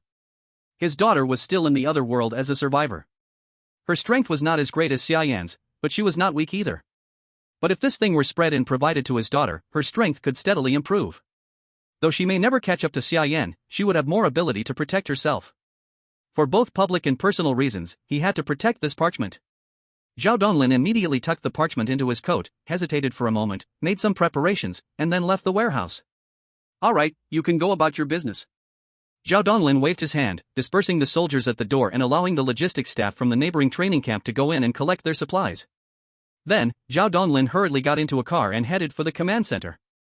Just as Zhao Donglin left, Sugwa squinted his eyes and watched the car drive away. Minister, I heard that Comrade Xia Yan uploaded another batch of high-level supplies. What is it? On the road, the driver curiously asked Zhao Donglin. Zhao Donglin frowned in displeasure. Don't ask about things you shouldn't. Just drive the car well. Perhaps Zhao Donglin was usually too kind to his subordinates, which led the driver to be a little careless. But this matter could not be taken lightly. The driver, sensing Zhao Donglin's displeasure, immediately shut up. At this moment, they happened to pass an intersection when a jeep, headlights on, suddenly charged from the right side. The driver swerved the steering wheel to avoid it, but it was too late. The jeep seemed to be coming straight for them and crashed directly into their car. The heavy sedan immediately flipped over, but because the car was specially made, the interior didn't deform, and the jeep also flipped over, landing on the roadside. Zhao Donglin's bodyguard immediately shielded him inside the car, pulling out a gun and aiming it warily at the car door. The bodyguard's car behind them quickly slid in front of Zhao Donglin's car, and the bodyguards got out holding guns, cautiously observing the surroundings. One bodyguard carefully walked to the overturned jeep to check. But before the bodyguard could see the situation inside the jeep, a faint gunshot rang out, and the bodyguard's head was instantly pierced. The remaining bodyguards immediately became alert, hiding behind the car doors and scanning the surroundings. From the trajectory of the shot that killed the bodyguard, it was clear the bullet didn't come from the jeep but from a distant building above. This was no accident, it was a premeditated ambush. Call. The logistics minister has been attacked. There are at least 2 attackers, and their position is still unknown. Requesting support. The bodyguard realized that this was a planned ambush and immediately called for backup through the intercom. At this moment, they were not far from the command room, and no one expected to be attacked here. As the bodyguard scanned the surroundings, trying to locate the enemy's position, a sharp bio sound rang out, and another bullet struck him right in the center of his forehead. The bodyguard was killed again, and with 2 of the 4 bodyguards already dead, only 2 remained, one in the car protecting Zhao Donglin and the other outside searching for the enemy's position. There's a sniper. Don't come out. The remaining bodyguard outside quickly shouted to the people inside the car. The driver and bodyguard immediately stopped trying to peek out. The car was specially designed with bulletproof features, so staying inside could provide protection. Without knowing where the sniper was positioned, sticking their heads out recklessly would only lead to death. Hearing the gunshots from outside, Zhao Donglin's heart sank, realizing that he might not survive to leave alive. He then took out a password device from his pocket, quickly entered the code, and stuffed the device under the car seat. Next, he took out a piece of parchment and used a lighter to burn all the important content on it. He knew that the enemy must have been after the parchment, and he couldn't let it fall into their hands no matter what. Bang! At that moment, another gunshot rang out from outside, and the remaining bodyguard outside fell to the ground. The bodyguard inside the car, his face serious, held his pistol, aiming at the car window. Come out, I don't have time to waste with you. I just want the thing, not your life. A man's voice came from outside. Zhao Donglin's eyes narrowed, that voice sounded familiar, he had just heard it. Su Gua! Zhao Donglin shouted. There was a brief silence outside. Then, with a loud bang, the car was violently struck again, rolling a few times on the ground. Zhao Donglin, the bodyguard, and the driver were all shaken inside the car. Before they could regain their senses, the car door was suddenly pulled open. The bodyguard raised his gun, ready to shoot, but Sugwa kicked the bodyguard's hand, instantly breaking his wrist. Bang! The bodyguard was immediately shot dead by Sugwa. Sugwa then raised his hand and shot the driver dead as well. Standing outside the car door, Sugwa looked at the panicked Zhao Donglin inside the car with a cold smile. I wasn't planning to kill you. I just wanted the thing. But since you recognized me, there can be no witnesses left. Sugwa said slowly, raising the gun in his hand. Where is the parchment? Zhao Donglin, fully aware that there was no way out, knew he could only delay time, hoping to stall until help arrived. It's not with me, I didn't take it, it's still in the warehouse. Zhao Donglin said calmly, his voice flat. Warehouse? Ha! Sugwa sneered dismissively. Do you really think I'm that easy to fool? At this time, running to the warehouse in a hurry, then leaving in a rush, and you say you didn't take anything? You expect me to believe that? Sugwa glanced indifferently at Zhao Donglin's bulging chest pocket. Then, he raised the gun and decisively fired at Zhao Donglin's head. Zhao Donglin was killed instantly. Sugwa stepped forward, tore open Zhao Donglin's clothes, and indeed found a piece of parchment inside. Ha, still claiming you didn't take it? What's this? Sugwa sneered, pulling out the parchment. However, when he unfolded it, he found that a large hole had been burned through the parchment, and all the important information was gone. Damn! Sugwa cursed angrily. But he knew it was too late, backup would be arriving soon, and he didn't have time to waste. He rolled up the parchment, pointed the gun at the car's fuel tank, and fired. Boom! The car exploded on the spot, bursting into a roaring fire. Even though he hadn't completed the mission, he couldn't leave any traces behind. After dealing with everything, he left the crime scene without hesitation. Just as Sugwa was leaving, backup arrived at the scene. Looking at the signs of fierce gunfire, Joe immediately felt his heart skip a beat. Old Zhao. Jobu stepped forward searching for Zhao Donglin's figure, but the fire was too fierce, and he could not get close. The soldiers quickly shielded Jobu behind them and moved forward to start the rescue. Soon the fire was extinguished, but unfortunately, there was not a single survivor. The bodyguards, the driver, and Zhao Donglin were all killed. Jobu looked at Zhao Donglin's mangled body, his heart boiling with rage. Although Zhao Donglin had opposed him at every turn, the two had known each other for decades, and now seeing him killed, it was impossible not to be angry. More importantly, the parchment was also gone. Chapter 145, Eternal Night's Sorrowful Song Mixed Fruit Brew. Report, Minister, no parchment material object was found. Soon someone came to report to Jobu, and as he had expected, the parchment was already gone. Jobu sighed, he did not know how to explain this to the country or to Xia Yan. Zhao Donglin had sacrificed himself for the nation, but what should he do now? If this thing fell into the hands of another country, all of Xia Yan's accumulated advantage would be lost. Although Xia Yan surely remembered the contents of the parchment, now if he wanted to spread it, he could only do so via live broadcast. If the message was spread via live broadcast, it would be no different from announcing it publicly. This could not be done unless absolutely necessary, unless someone truly got the parchment. While Jobu regretted and blamed himself, a subordinate came to report again. Report, we found this under the car seat. The subordinate handed Jobu a small mechanical code box. Jobu looked at the numbers on the code box and froze. He suddenly remembered the special codes he and Zhao Donglin used when serving in the special forces in their youth. Jobu immediately understood Zhao Donglin's meaning. Old Zhao, I will never let your death be in vain. The parasite hidden among us, I will dig it out and avenge you. Jobu swore solemnly at Zhao Donglin's body. To act this quickly and accurately, there could only be one possibility, a spy. Jobu immediately called the security department. Old son, old Zhao has fallen. Jobu said gravely to Sun Changying on the other end. Sun Changying was silent for a moment on the phone. I know, the killer cannot escape. Even without Jobu saying it, Sun Changying already understood, and he promised him. Soon the scene was taken over by the security department, starting to investigate nearby clues. Even though the traces at the scene were cleaned thoroughly, Sun Changying still found some clues. From the moment Zhao Donglin received Jobu's call, everyone he contacted was investigated one by one.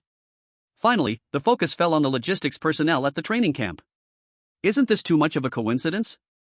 Sun Changying pulled up the operation track of Shuhua on that day.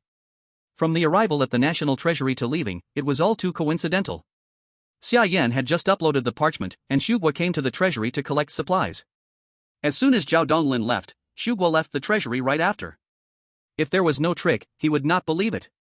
Training camp logistics personnel, using public resources for private gain, not only a spy but also a corrupt official.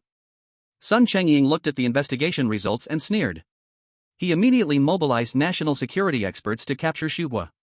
Shuhua sensed the danger and left first. Disguised, he went to the train ticket hall. Give me the fastest ticket to the Lighthouse Country. Shuhua handed the cover to the staff.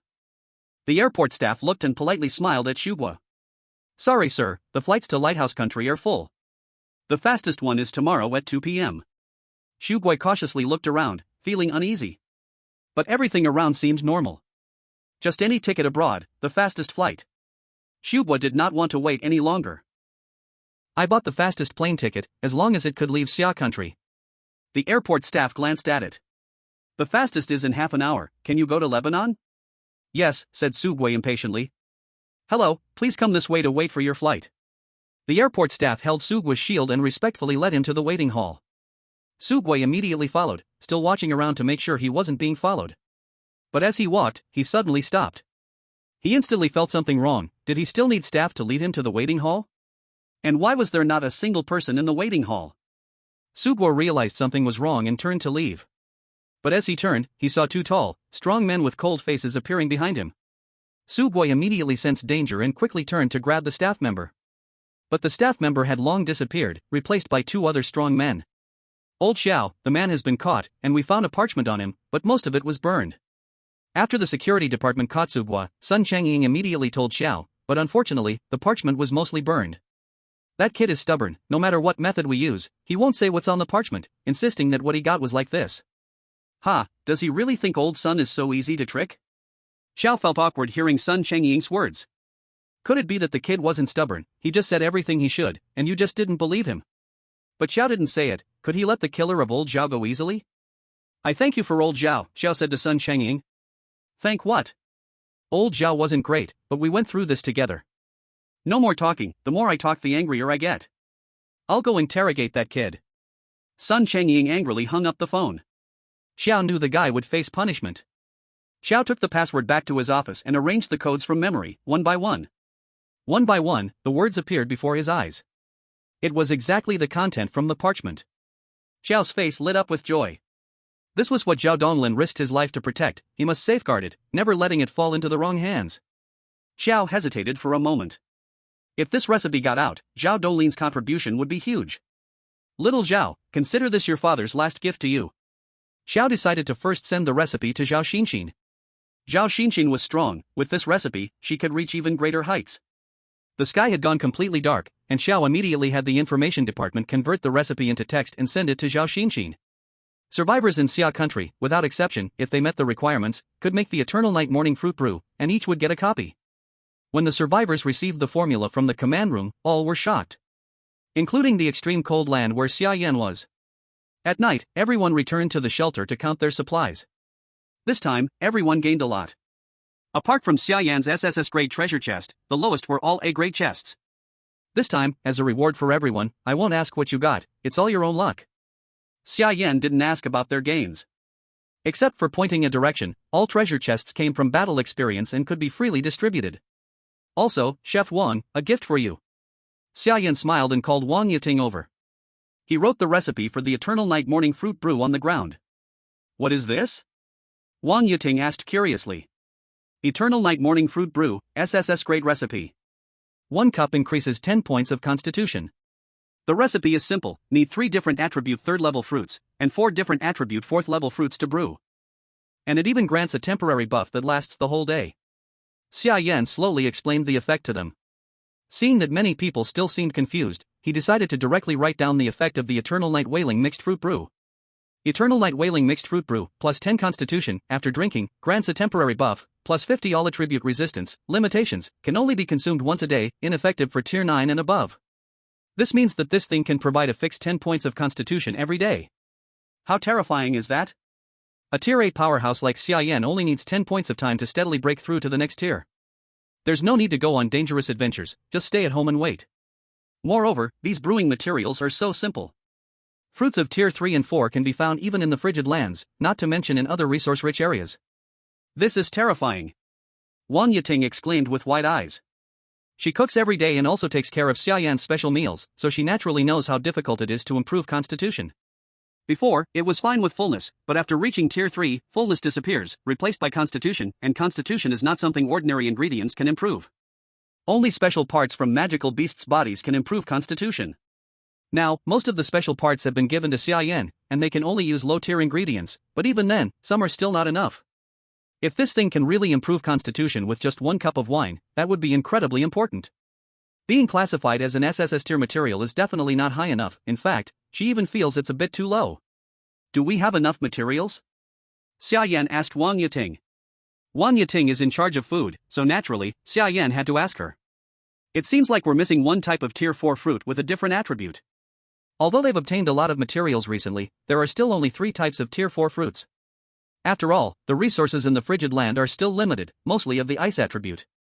These 3 types of fruits were obtained from other survivor regions during the 100 Flowers list period, otherwise, they wouldn't have even been able to gather 3 types. It's fine, whatever is missing, go find it every day. Xia Yan wasn't worried. He had the intelligence system on hand and wasn't concerned about not being able to find materials. Wang Yiting thought for a moment and quickly deduced the best attributes from the existing ingredients. It's best to find a Thunder Attribute 1, which doesn't conflict with the Tier 3 fruits. The effect might be better. Wang Yiting said seriously to Xia Yan. Got it, go sleep. We still have to go out early tomorrow to explore the treasure chest. Xia Yan nodded, signaling everyone to go back and rest. By the way, where's Xia Shui? Xia Yan suddenly realized he hadn't seen Xia Shui and asked in confusion. Wang Yiting and the others shook their heads, all indicating they hadn't seen her. Xia Yan frowned and immediately waved his hand to head out and search. He searched through the dormitory, the cafeteria, and all the newly built buildings, but there was no sign of Xia Shui. Xia Yan's heart instantly tightened. Captain, don't worry, we'll help you look for her slowly.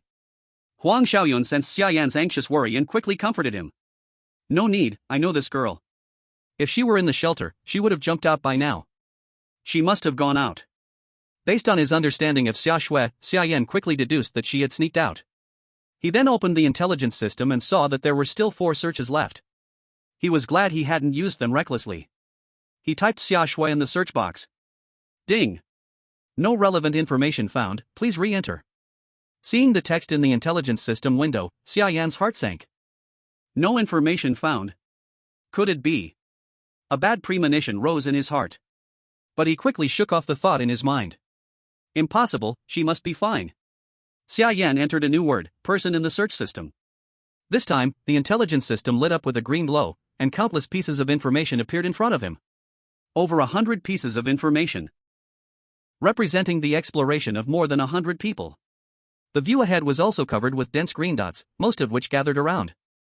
They were exactly people like Lu Weiqiang and the others. Only 2 green dots were farther away, one in the north, one in the east. Xia Yan frowned. How could there be 2 people? Xia Yan checked the intelligence numbers again. 136. 125 people came through in the 4th stage, plus Lu Weiqiang and his 10, which makes 136 people, so how could there be intelligence for 136 people? Xia Yan was very puzzled. But now there was no time for him to think, first find Xia Shui and then talk. But now a problem appeared again, which direction should he go to find her? One in the north, one in the east, different directions, different distances. Xia Yan looked to the east, that was the direction of the sea, could it be that Xia Shui was playing there with the boat? Xia Yan thought for a moment and immediately rushed east. No matter if it was Xia Shui or not, at least it was closer. If he went the wrong way, he still had time to go in the other direction. Xia Yan called Era and sped toward the east. Soon they arrived at the coastline. But there was no sign of Xia Shui here, and the coordinate was still far away, it was actually on the sea ahead. There were already many small boats built on the shore, and nearby was a newly built large ship. Xia Yan hadn't come here for a while, so he didn't know how many small boats had been made, and whether the coordinate point ahead meant Xia Shui went out to sea and got stuck. But no matter what, he had to check it out. Era, wait here. Xia Yan said, directly using the power of ice, spreading the snow wings, flying toward the sea. The coordinate was now 15 kilometers away. With his ice power, flying 15 kilometers was not a problem. Soon, a small island appeared ahead, a very small island, only over 1,000 square meters, with a patch of green land in the middle, growing some plants and trees, dense plants dividing the island into a ring shape. Xia Yan circled above the island, looking for Xia Shui. But the intelligence coordinate, after he arrived here, went straight into the dense forest. Xia Yan saw nothing. Not even a boat. Xia Yan frowned. No boat, then it's not Xia Shui here? Xia Yan frowned. But he still had to check, just in case it was Xia Shui. If he left like this, Xia Shui would be done for. Xia Yan then descended onto the island, walking toward the dense forest ahead. He took out the slaughter god, cutting the weeds in front piece by piece, moving forward. But as he approached, the person ahead started moving away, as if deliberately avoiding him. The closer he got, the further they retreated. Xia Yan frowned, continuing forward. The island was just this big. Once the surrounding grass was cleared, let's see where they could hide. The plants on the island became fewer and fewer. When only the last patch of grass remained, Xia Yan sneered. Hey! Stop hiding, come out. Xia Yan shouted to the person hiding in the last patch of grass. A gap opened in the grass, revealing a round eye, mostly white, small pupil, very strange. But Xia Yan could be sure, this eye was definitely not Xia Shui's. Xia Shui's eyes were not that ugly. Who is it? Come out. Xia Yan decisively slashed at the last patch of grass. With a swish, the last bit of grass was cut. But that person turned and ran straight into the sea, diving decisively into the water. So brave? I didn't plan to kill, just talk. Xia Yan stared blankly at the figure disappearing into the sea. Swimming skills are really damn good. Chapter 147 Trapped at the bottom of the cliff, underwater monster. The opponent moved very fast, diving into the water in an instant. Xia Yan didn't see what they looked like, but from the outline, it was indeed a person, at least a humanoid creature. Watching the coordinate moving away on the sea surface. Xia Yan also had time to chase after it. Xia Shui hadn't found it yet, so she turned toward the shore and flew. At the shore, she took the sled and continued toward another coordinate. The husky ran fast all the way, arriving near the coordinate point. Ahead, a cliff appeared in Xia Yan's view, and the coordinate was right below the cliff. Seeing this, Xia Yan felt his heart skip a beat. He immediately pulled the reins, and the husky stopped with a flick of its tail at the edge of the cliff. Xia Yan jumped off the sled, ran to the cliff's edge, and looked down. Below, the cliff plunged into a bottomless darkness, and the coordinate peeked out from the black abyss. Xia Yan's heart couldn't help but tighten. A dead person, does that still count as a person? Xia Yan thought in shock, worried that Xia Shui might be in danger. But he quickly calmed down. If it were a dead person, the number wouldn't match. After all, one Shinjunjia had already died before. So Xia Shui must still be alive. Husky, wait up there. Xia Yan told the husky not to run around, then jumped straight off the cliff. He spread his snow wings and glided downward. The further down he went, the darker it became. The weak moonlight couldn't reach the bottom of the cliff, so Xia Yan took out a warm light stone from his space watch for illumination. But the warm light stone had limited brightness, and visibility was low. Xia Yan could only slow down his flight and descend bit by bit. As he kept falling, Xia Yan soon reached the bottom, and the feeling of solid ground calmed him somewhat. Using the faint light, he slowly walked toward the coordinate ahead. Below the abyss was a flat ice surface, with no snow around, only cold, smooth stone walls. Because it was so deep, snow didn't fall here, but because it was so deep, the temperature was even lower. Xia Yan didn't feel the piercing cold, but that didn't mean Xia Shui didn't. And from such a high place, how did Xia Shui get down here? This hard ice surface, if she fell from above, Xia Shui's situation would definitely be dangerous. Thinking of this, Xia Yan hurried his pace. His feet stepped on the ice, making loud thuds. Xia Yan focused on running forward but didn't notice a huge dark shadow moving under the ice beneath him. He ran forward and saw a natural cave in the stone wall, with the coordinate inside. It was only a few dozen meters away. Xia Shui. Xia Yan quickly shouted into the cave. Brother? Hearing Xia Yan's voice, Xia Shui responded from inside. Hearing her strong, clear voice, Xia Yan's worried heart finally relaxed. Xia Shui soon ran out of the cave, their eyes met, each holding a warm light stone, both looking excited. Brother! Xia Shui ran towards Xia Yan in joy. Xia Yan also stepped forward quickly. Are you okay? From such a high place, are you hurt anywhere? Xia Yan asked with concern. No, you forgot I have the ice heart pendant you gave me. Xia Shui walked towards Xia Yan, shaking her head as she explained. Xia Yan then remembered he had given Xia Shui the ice heart pendant. It allowed Xia Shui to temporarily use 5th level ice power and gain the ability of the snow wings. That meant Xia Shui could use the pendant to survive the fall. But the ice heart pendant had a cooldown, so Xia Shui got trapped here. It's good that you're okay. Xia Yan understood the situation and let out a small sigh of relief. With only 10 meters left between them, the ice beneath Xia Yan suddenly creaked. The hard ice beneath his feet began to crack inch by inch. Xia Shui's face changed immediately, looking at the ice under Xia Yan in terror. Watch out! Xia Shui shouted. A huge dark shadow grew under Xia Yan, and cracks appeared in the ice. Boom! A gigantic creature burst out from under the ice, breaking through, opening its bloody mouth, and biting towards Xia Yan. Xia Yan became alert when Xia Shui spoke up, and when the monster attacked from below, he suddenly exerted strength, his snow wings spreading behind him as he flew up, narrowly avoiding the creature's blood-red mouth. Just as he was about to fly upwards, the giant beast below twisted, and its massive tail slammed down above his head. Xia Yan had no choice but to duck and dodge, glancing down at Xia Shui, his brows furrowing. He retracted his snow wings and rushed downward, catching Xia Shui in his arms and charging toward the front cave before the tail could strike down. With a loud crash, the enormous tail hit the open space at the entrance of the cave. The impact caused sharp stalactites to fall from the ceiling of the cave. Xia Yan quickly flipped over, shielding Xia beneath him, and with a thought, an icy armor rose around him. Once the shaking subsided, both Xia Yan and Xia were buried under the fallen stalactites. Brother, are you okay? Xia asked nervously, her voice filled with concern. I'm fine. Xia Yan propped himself up, brushing off the falling stones. There were just a few rocks, how could they hurt him? But...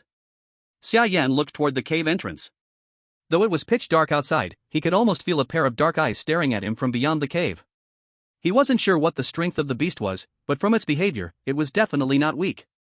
He didn't dare rush out. How did you end up here? Xia Yan turned around, a little frustrated, questioning Xia. I came here to do something important, to find the treasure chest. Although I didn't find it, I was doing serious work. Xia quickly explained, afraid that her older brother would blame her. Xia Yan opened his mouth, ready to scold Xia for being reckless, but then he paused. He suddenly realized that he couldn't completely blame her. He had some responsibility in this as well. He hadn't told her about the treasure chest, and there were no people in the shelter to pass on the information. Xia didn't know that all the treasure chests had already been located by him, so it made sense that she came out looking for them. It's fine, as long as you're safe. Next time, ask for information before acting. Don't rush into things. Actually, we've already found the treasure chest. Of course, you wouldn't find it on your own. Xia Yan gave Xia a reminder, then explained about the treasure chest. I see. No wonder I've been so unlucky. I didn't find the treasure chest and even accidentally fell off a cliff.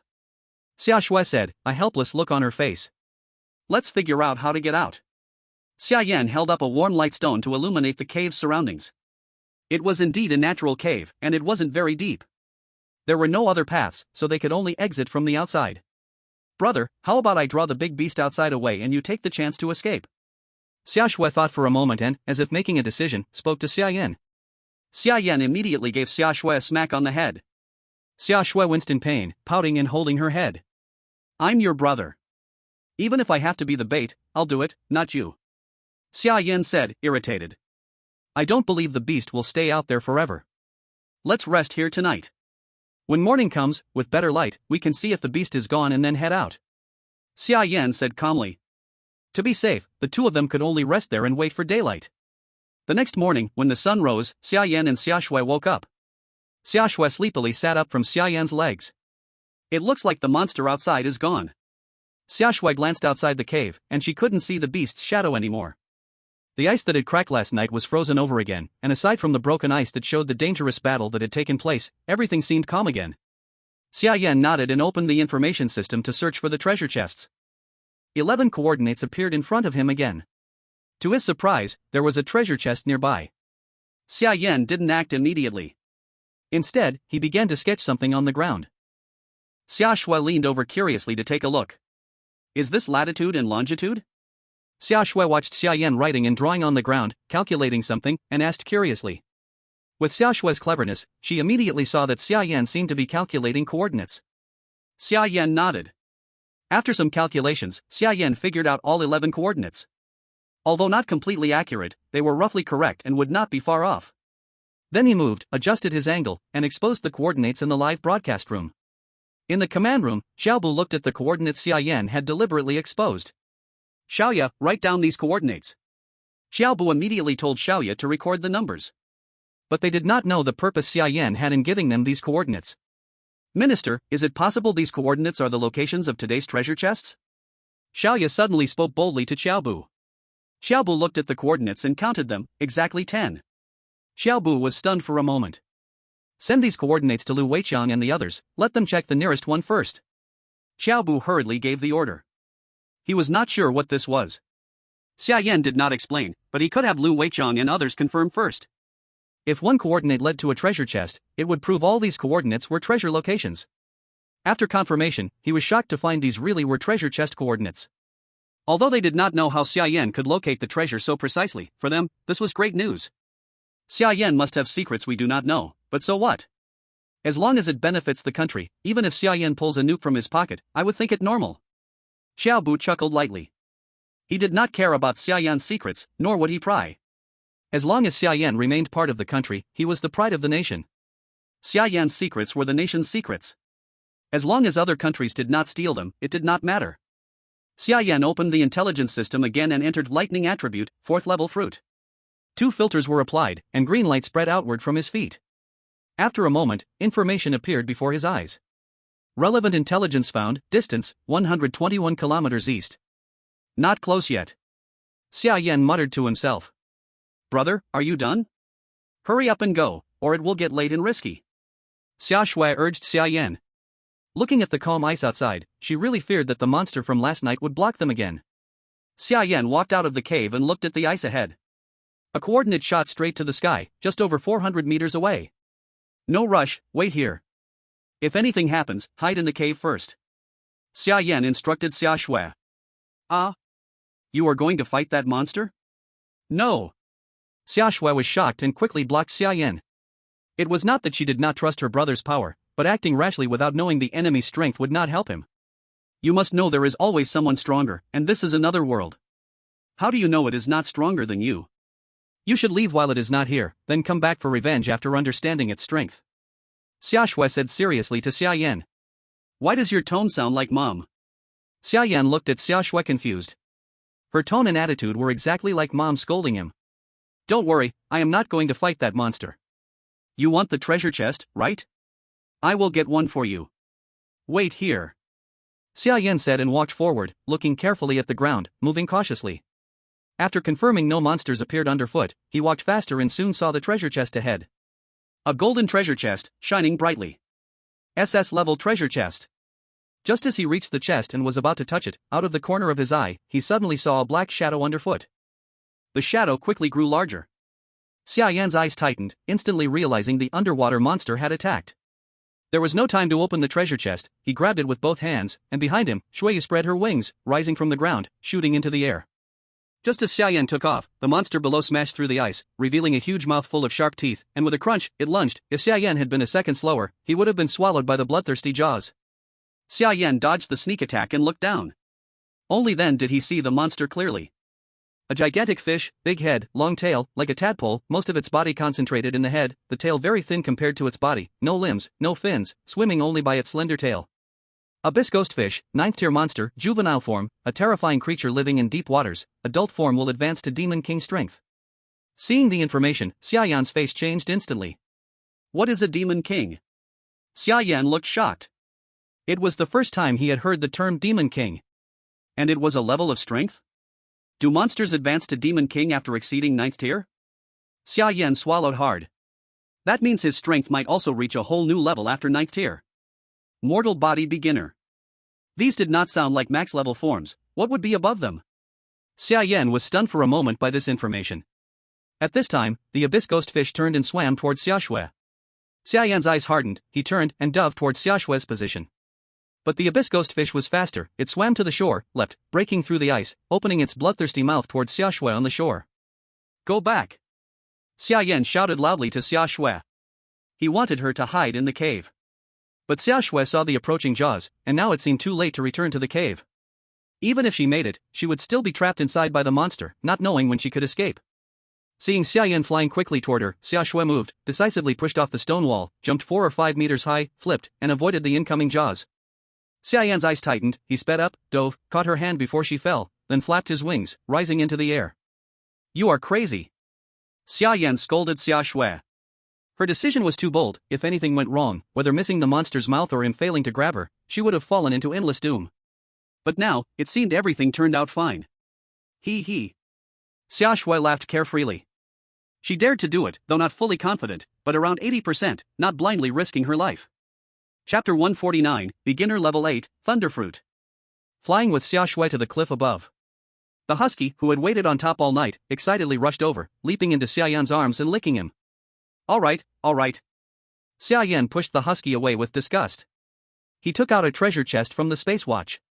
Here, it's yours, don't tell me what you get, I don't want to be jealous. Xia Yan handed the chest directly to Xia Shui. An SS-grade chest, it could open into something good, even if not a super powerful universal item like an SSS-grade recipe, at least a nice item. Xia Shui's survival tools were too few, Xia Yan felt safer giving it to her. Wait, you and the husky go back directly, don't worry about me. Xia Yan still had to find 4th-tier fruit, definitely could not take Xia Shui. This time Xia Shui nodded obediently. Maybe because of the gift. Behind Xia Yan, Shuiyu spread her wings and flew east. East was the sea, though not where they were building their ship, but after flying 20 kilometers, he arrived at the seaside. The coordinates were still on the coast, nearly 100 kilometers away. This was why he didn't let Era and Xia Shui follow. Neither Xia Shui nor Era could move on the sea. Now the only one who could go to the ocean without a boat was him alone. Unfolding Shuiyu, he immediately flew toward the sea. But the 100-kilometer distance was too far, constantly consuming the power of ice. With his level 7 strength, it wasn't enough to support such long consumption. Halfway through, Xia Yan directly found a small isolated island to stop. He took out the 8th level magic crystal obtained yesterday from his bosom. 8th level magic crystal, long-haired snow lion, contains a large amount of ice power. Xia Yan immediately sat cross-legged and began absorbing it. He was already close to leveling up, and an 8th level ice magic crystal would definitely let him successfully advance. After only a short time, Xia Yan opened his eyes again. The energy of the magic crystal in his hand had been completely drained, turning into a useless crystal. A cold light flashed in Xia Yan's eyes, and an uncontrollable chill rose from his body, making him shiver. Xia Yan frowned and quickly retracted the ice power. Inheritance, ice power, beginner level 8, 10 out of 100. He successfully reached level 8, but his power seemed a little hard to control. With the increase of ice power, the ice he released became colder. Now, with only 300 cold resistance, he actually found it hard to resist. Even the overflow ice power made him feel cold. If fully released, he might also be slightly affected. Not to mention level 9, or even above level 9 in the future. Now he had to quickly increase his cold resistance. Advanced cold resistance was already somewhat insufficient. That is to say, the temperature of his ice power now had exceeded -200 degrees Celsius.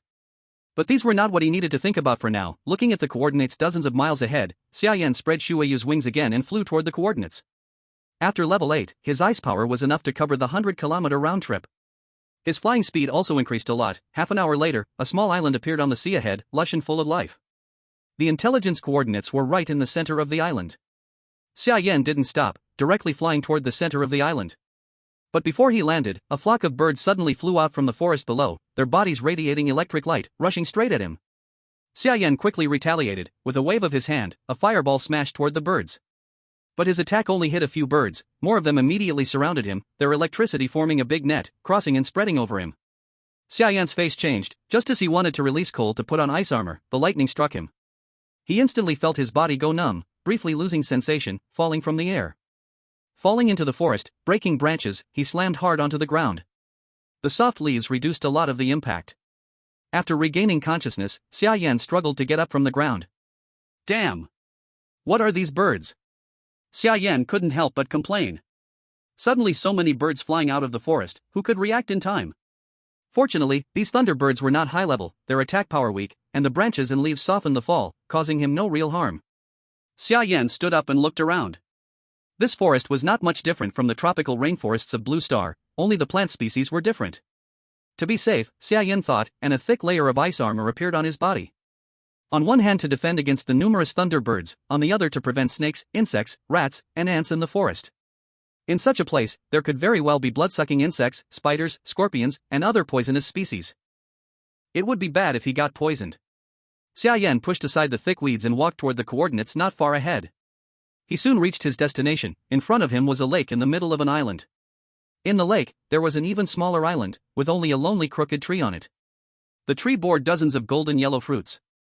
4th grade thunder fruit, contains lightning energy, using it can increase lightning resistance. 4th grade thunder fruit tree, grows in warm tropical areas, usually in the ruins of thunder, places with lightning environment. Xia Yan focused his mind and immediately moved forward to pick the fruit. Xia Yan spread his snow feathers and flew close to the lake surface. But before he reached the small island in the lake, a hand suddenly shot out from the water, wrapping around his ankle and pulling him into the lake. Xia Yan's face changed. A huge force came from his feet. He swung his wings to resist the tentacle under his feet. But then the tentacle seemed to feel it could not match Xia Yan's strength. Its suction cups began releasing lightning, spreading over Xia Yan's body, making the whole lake flash with electric light. The entire lake was filled with the power of lightning. Luckily, Xia Yan had worn ice armor in advance, which provided insulation. Xia Yan focused his mind, and a burst of cold air released from his feet, freezing the tentacle on contact. The cold reached the lake's surface through the tentacle, and the lake began to freeze. The tentacle sensed danger. With a crack it shattered the ice, let go of Xia Yan's ankle, and quickly withdrew into the water. Xia Yan landed, stepping on the lake's surface, which started freezing under the power of cold ice. Xia Yan calmly looked at the ground beneath his feet. From the tentacle just now, the underwater monster seemed like an octopus-type creature. Its strength was neither weak nor strong, around 6th or 7th grade. It posed no real threat to him. Seeing nothing else coming to ambush him, Xia Yan prepared to go to the island to pick the fruit. Splashing sounds came, dozens of tentacles erupted around him, full of electric light, wrapping towards Xia Yan all at once. He did not care about a 6th or 7th grade monster, but dozens at once would be troublesome. Xia Yan quickly spread snow feathers and flew upward. One tentacle wrapped around his ankle, pulling him toward the water. Xia Yan increased the cold ice power, suddenly breaking free. With the power of snow feathers, he flew up with the underwater tentacle, avoiding the dozens of attacking tentacles around him. The main body of the tentacle under his feet was also brought out. The tentacle's main body was indeed an octopus-like creature. 8 tentacles with suction cups and a big head, its body emitted electric light. 6th grade discharging octopus.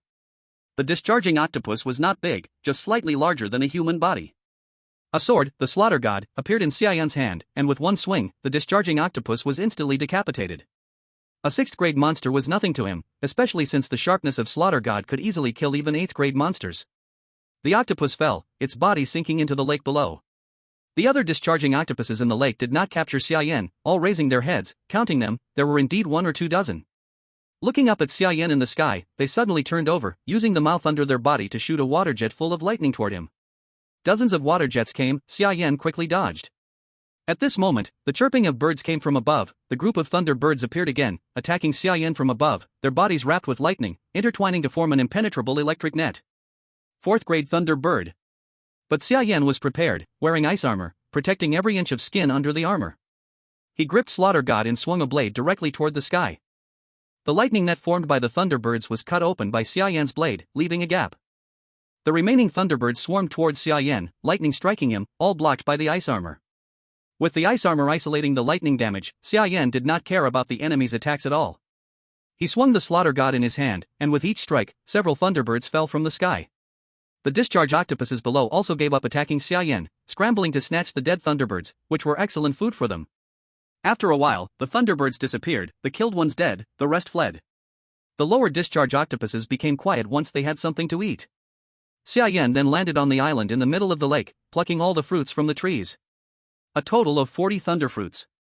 After picking the fruits, Xia Yan prepared to leave. Just as he was about to spread his wings and fly, Xia Yan caught a glimpse of a figure flashing in the forest with the corner of his eye. Who? Xia Yan was instantly stunned. How could there be someone here? But then he remembered the figure he saw last night. Curiosity immediately ignited in him. He cautiously walked towards the forest. As Xia Yan reached the place where he saw the figure, the grass ahead shook, and he hurriedly followed. Following the traces, he chased all the way. Now it was daytime, the vision was much better than last night, and soon he caught sight of a back. The moment he saw the back, Xia Yan knew immediately, the figure was definitely not human. He saw a cyan-colored skin back, with fins on it, clearly not a normal human. Native of another world? Xia Yan's eyes narrowed. But then he dismissed the thought.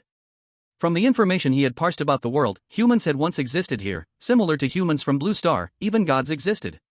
But those humans were normal, and this cyan back was obviously not human. Xia Yan immediately quickened his pace to chase forward. Through the dense jungle, he chased all the way to the beach. The cyan figure rushed straight into the sea. Here, without the cover of the forest, Xia Yan could fully see the figure. No clothes on the body, feet like frog-like flippers, hands the same, a layer of membrane under the armpits. The figure reached the shore, hurriedly looked back. Xia Yan instantly saw the face clearly. No nose, big mouth, below the ears were gill-like structures. Ears replaced by fins. Viewers watching the live stream were shocked and stood up. A mermaid? Are you crazy upstairs? Where is it beautiful? More like a fish person, never thought there would be humanoid creatures in another world. There are so many strange beasts in another world, a fish person is normal, right? The high-level officials of various countries were also shocked when they saw the fish person. After surviving for so many years, it was their first time seeing a humanoid creature. They wondered if it could speak, if diplomatic relations were possible. Without surprise, all national leaders thought about establishing relations with it. After all, getting help from the native of another world would be greatly beneficial. But first, they needed to confirm if it was an intelligent being, able to communicate. This was the most important. If it could not communicate, a non-intelligent creature did not deserve diplomatic relations with humans. For this, they closely watched Xia Yan's livestream, observing the fish person's reactions. Seeing the figure, Xia Yan did not hesitate, rushing forward. As the fish person leapt, about to dive into the water, Xia Yan waved his hand, an ice arrow fell into the sea, instantly freezing the water. The fish person hit the hard ice headfirst. Then Xia Yan activated the extreme cold domain, the chill spreading around, freezing a dozen meters into hard ice blocks. The fish person was dazed, looking back and seeing Xia Yan approaching. He retreated in horror. But behind him was all ice, with no way back to the sea. The frigid domain caused the temperature around to drop sharply, and the merman was shivering from the cold. Xia Yan slowly approached the merman, and the information about it appeared in front of him. Merman, level 5, a wise race of the sea, who survived the war between humans and gods due to the mercy of the sea god, and was not wiped out. The moment Xia Yan saw the information, his heart trembled. The merman was indeed a wise race. And it had survived the human-god war, a surviving intelligent species. Xia Yan slowly walked up to the merman. "Can you speak?" Xia Yan asked. The merman looked at Xia Yan in confusion. Clearly, it didn't understand Xia Yan's question. The merman also uttered some strange sounds, but Xia Yan couldn't understand them either. The language of Blue Star was obviously different from that of this world. Xia Yan quickly realized and took out his sword, writing a sentence in human language on the ice in front of the merman. After a few world analyses, Xia Yan had also learned some of the written language of this world, but he still didn't understand the spoken language. After all, aside from conversing with the gods of this world, he had never communicated with any intelligent beings of this world. And the gods were omniscient and omnipotent, so communication was possible even without a shared language. Looking at the writing that Xia Yan had written, the merman seemed to understand. It responded with a sentence in writing on the ground. Humanity didn't go extinct? Chapter 151, The Secrets of the World, Who is right? Extinct? Xia Yan immediately wrote a question on the ground. The merman then wrote a long paragraph, but Xia Yan could only recognize a few of the words, and couldn't understand the full meaning from the few words he knew. Seeing Xia Yan furrow his brows, the merman anxiously spoke something to Xia Yan. Xia Yan couldn't understand it at all. But then, he remembered the information system. He called up the information system and typed in a few words in the search bar. World information, language. World information parsing, found information, loading information. Then, a system prompt flashed across the screen. Immediately after, Xia Yan felt as if his brain was going to explode, and a flood of unfamiliar memories rushed in. Some unfamiliar languages appeared in his mind, merging with his original language system, gradually helping him understand the meaning of these languages' pronunciations. Who? Xia Yan took a deep breath, beads of sweat covering his forehead. The merman was startled by Xia Yan's reaction and nervously glanced at the sword in Xia Yan's hand. It could feel the heroic aura of the human race from this sword, so it was exceptionally wary. "Are you, alright?" the merman asked Xia Yan. This time, Xia Yan understood the merman's words. Xia Yan instantly learned the language of this world. "How do you know humanity went extinct? Why are you Mers still alive?" Xia Yan immediately asked the merman with confusion. The merman, hearing Xia Yan speak in a language he could understand, was surprised. "I thought you couldn't speak, but it seems you really are human. Why are you still alive? Wasn't humanity supposed to perish along with the gods?" Xia Yan was full of confusion, and the merman's confusion grew deeper. In the merman's knowledge, humans had long been wiped out in the war between humans and gods 1,000 years ago, and it was impossible for any humans to still be alive. But Xia Yan's appearance seemed to break this legend. "Now it's my turn to ask you. How many mermen are left? Do you all live underwater?" Xia Yan didn't plan to answer the merman's question. The current situation was that the merman was captured, and their positions were not equal. "We mermen are spread throughout the entire sea. Our traces can be found in all the seas. We have always lived in the sea and cannot stay away from it for too long. Don't worry, we won't threaten the survival space of humanity, just like 1,000 years ago. You control the land. We control the sea, and do not interfere with each other," the merman said calmly. "I have a question. You humans are still alive, but what about the gods? Are they still alive?" the merman asked Xia Yan nervously. "Why are you asking this? The war between humans and gods didn't threaten you, so even if the gods are still alive, you shouldn't be afraid, right?" Xia Yan said temptingly. From the information he knew, the merman did not participate in the war between humans and gods, not even mentioned, so the grudges between humans and gods had nothing to do with the merman. But the merman shook his head seriously. "No. If the gods are still alive, they will never give up conquering this world. They will come back, and we mermen cannot stay out of it. The merman said with a heavy face. Conquer? Xia Yan was stunned. He looked at the other person without understanding. From what he knew, the war between humans and gods started because human belief collapsed and humans threatened the gods' position. But hearing the merman, it seemed completely different. Why did the word conquer appear again? Have you forgotten the cause of the war between humans and gods? Are you really human? The merman asked Xia Yan with a puzzled face. Isn't it because of belief? Xia Yan asked confusedly. Of course not. The merman shook his head and was about to explain. Suddenly, the hard ice beneath him broke instantly, and a large blue hand shattered the ice under the merman, pulling him into the water. When Xia Yan came back to his senses, the merman in the sea was like a fish in water, disappearing into the deep ocean in an instant. Xia Yan did not dare to enter the water rashly, unable to chase him. But the merman's words shocked Xia Yan deeply. Was the memory the ice goddess showed him not true? Or was the merman lying? The two said completely different things, and the information did not match at all.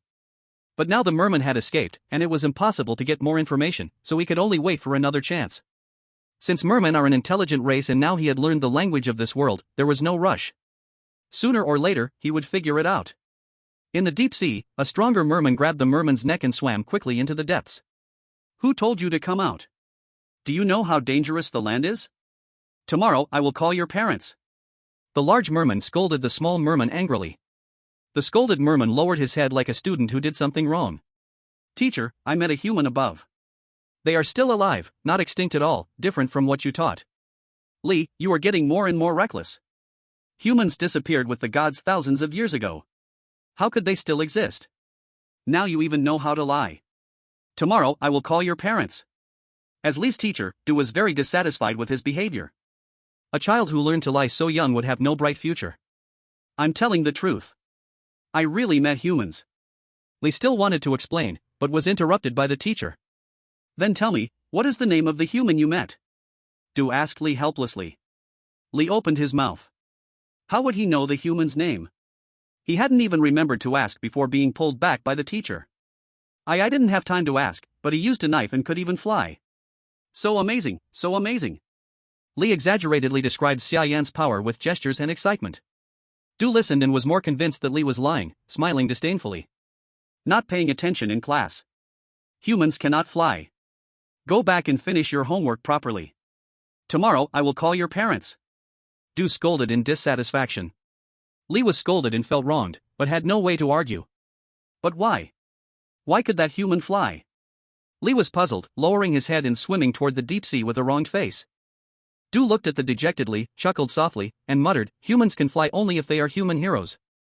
That is knowledge that will only be learned next semester, yet you dared to lie to me after reading some extracurricular books, thinking I wouldn't notice? Du said, following Li back into the deep sea. Blue Star, Summer Country Command Room. Record the conversation just now between Xia Yan and the merfolk. This could very well be an otherworldly language. When the merfolk appeared in the live broadcast and proved they were intelligent beings, everyone was shocked. What shocked them even more was that Xia Yan could communicate with them without any obstacles, using a language they could not understand at all. Although they did not know how Xia Yan knew the otherworldly language, it made everyone realize the importance of this conversation between the two. Immediately record this video and analyze it frame by frame. Chapter 152 Translation Language, Nationwide Promotion. Xia Yan returned to the shelter. Most people had already gone out to search for treasure chests and had not returned yet. Only a few people had returned. For example, Su Haoran and Wang Yiting. Give me a box of paper and pens, what use is this, Sai? Su Haoran looked speechless. Seeing others get all kinds of magical tools, he was very envious. But he had worked so hard and only got a box of paper and pens, which made him helpless. What? Paper and pens? Hearing Su Haoran, Xia Yan was stunned and quickly stopped him. Captain. Seeing Xia Yan, Su Haoran greeted him solemnly. What did you just say you got? Xia Yan asked him eagerly. This, a box of paper and pens, you can look for yourself.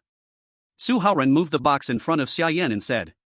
Opening the box, it was neatly stacked notebooks and gel pens. Xia Yan's eyes lit up immediately. Who says this is useless? This is so useful. Xia Yan looked joyful, like finding a pillow when sleepy. This what use is it? Su Haoran asked confusedly. To record, draw plans, write things down, it has so many uses. Xia Yan said lightly. The most important thing was that it could record the memories in his mind. To record the language of this world. Since this world had intelligent races, it was inevitable to interact with the merfolk in the future. It was not enough for only him to know the language, others must learn it too, to gain the advantage. Xia Yan immediately took a notebook and a gel pen and walked toward the office. Now that the room was spacious, Xia Yan also had his exclusive space. A desk and chair made of diamond wood, though not as comfortable as the sofa on Blue Star, were already luxurious in this environment. Especially the chair was covered with an animal hide, so it was not hard to sit on. These animal hides were left from before. Chef Wang, you handle this, and also these thunderfruits, you can start making the Eternal Night Bitter Fruit Blend. Xia Yan handed Wang Yating the special parts of the long-haired snow lion and 4th grade thunderfruits obtained yesterday, letting her handle them. After she left, Xia Yan buried himself in the notebook, writing furiously. He wrote the language of this world, noting the corresponding meanings and pronunciation below. It was a long and boring process. Translating a language could not be done in a day. But it could be done in batches, starting from the simplest daily phrases and the most common words. Xia Yan spent a whole day and night, finally filling the entire notebook with daily phrases. When Sasha came to the office to find Xia Yan, she saw that he had already fallen asleep. Quietly picking up the notebook beside him, Sasha looked surprised. Seeing the notes, she knew it was another language. Seeing her brother's hard work, Sasha felt a bit of pity. I'll help you. Sasha took away the translation notebook Xia Yan had just finished. When Xia Yan woke up and found the notebook missing, he was immediately shocked. This was something he had spent a whole day and night to complete. If he lost it, his time would be completely wasted. He quickly bent down to search for it. What are you looking for? At that moment, Xia Shui walked in, with a tired look on her face. Where is the notebook on my desk? Did you see it? Xia Yan quickly asked Xia Shui. Is this it? Xia Shui took out a notebook from behind her and asked Xia Yan. Why is it with you? Stop messing around, this is very important, give it to me quickly. Xia Yan quickly reached out to grab the notebook from Xia Shui. I know, I'm just helping you out. Xia Shui smiled, made a small gesture with her fingers, and the notebook immediately opened up. To his surprise, there was another notebook hidden behind it. Then she dropped it onto the desk. Why are there two? Xia Yan opened it in confusion, and found that both notebooks had writing in them, and they were identical, though the notes had some slight differences. I saw you working so hard, so I copied one for you. I knew you'd need to upload one to the country, so don't mention it, no need to thank me. Xia Shui smiled and tilted her head, waiting for her brother's praise. Xia Yan flipped through the pages and found that there were really no mistakes. He had to admit, Xia Shui's ability to learn was truly remarkable. In such a short time, she had copied down an entire script of a completely unfamiliar language. This was way harder than regular copying. After all, a script of a language you've never seen before, writing it on paper can't be called writing, it should be called drawing. Did you do all of this yourself? Xia Yan asked, astonished. Xia Shui proudly nodded. Not bad, you've done well this time. Xia Yan was delighted, as this saved him a lot of effort. He. Xia Shui immediately became as happy as a child when her brother praised her. Take this, find a few people to help copy it, the more the better, ideally one copy for each person. Xia Yan handed one of the notebooks to Xia Shui. Huh? More copying? Xia Shui's eyes widened in terror. She suddenly developed a kind of fear of studying. You copy fast, just find a few people to help you, what's there to be afraid of? Xia Yan said lightly. Xia Shui immediately looked bitter. If she had known, she wouldn't have interfered, now she had a new difficult task. After sending Xia Shui off, Xia Yan immediately opened the system. Upload material, unknown notebook X1, F. Resource return, one time. Country receives material return, unknown notebook X1. Xia Yan decisively uploaded the remaining notebook to the country. When Job received the notebook Xia Yan sent, his face was filled with excitement. The notebook contained the otherworldly language that the experts had been struggling to decode. Not only did it have meanings marked, but it even had the pronunciations. The problems that the experts had spent a lot of effort on had been solved by Xia Yan in one day. Xia Yan is simply our hero, a national hero. Job said excitedly. He then handed the notebook over to the language experts to organize and compile, creating a more rigorous foundational textbook, hoping to promote it nationwide. Although this step might leak the translation materials, it would allow them to seize the opportunity faster. No matter what, learning the otherworldly language early would only benefit them. By the time it was fully leaked, most of the people in the Xia nation might already have mastered the language, so there was nothing to fear. Xia Yan opened the intelligence system and searched for treasure chests. He gave all the coordinates to Lu Weiqiang and the others, asking them to go search. As long as there wasn't any information about an SSS-level treasure chest, Xia Yan didn't plan to act personally. This was a good opportunity to train Lu Weiqiang and the others. Before leaving, Wang Yiting also delivered the special meal for the long-haired snow lion to him. Xia Yan, having spent a whole day and night working hard, was already starving. Red Brace Snow Lion Head, Constitution plus 40, Cold Resistance plus 80, permanent ability gained after consumption, Frostbite Tooth. Unfortunately, it still didn't break through. The Constitution only increased by 40 points, still 20 points short of a breakthrough. But this skill is actually very good. Coming outside, Xia Yan looked at the big rock ahead and activated the power of ice. A chill rose from Xia Yan's body, gradually gathering behind him into a huge lion shape. As Xia Yan moved forward, the lion formed from the cold air instantly leapt forward. Opening its blood-filled mouth, its sharp teeth turned into solid ice, biting the rock, and the sharp ice teeth instantly crushed the hard stone. Excluding the Ice Soul Bow, this move could be considered the most powerful of his ice abilities. In Xia Yan's mind appeared the 9-rank magical beast below the cliff. He felt a strong urge to go meet it. But he still restrained himself. He was only 8th rank, facing a 9-rank beast without full confidence. Better to wait until his body broke through to 9th rank. Captain! It's ready! It's ready! Wang Yiting ran over, flustered. What's ready? Xia Yan looked puzzled. The Eternal Night Sad Song Fruit Brew is ready. Wang Yiting explained to Xia Yan. What? So fast? Xia Yan was surprised. It had only been 1 day. Isn't it a fruit brew? Shouldn't it take at least a few days to ferment?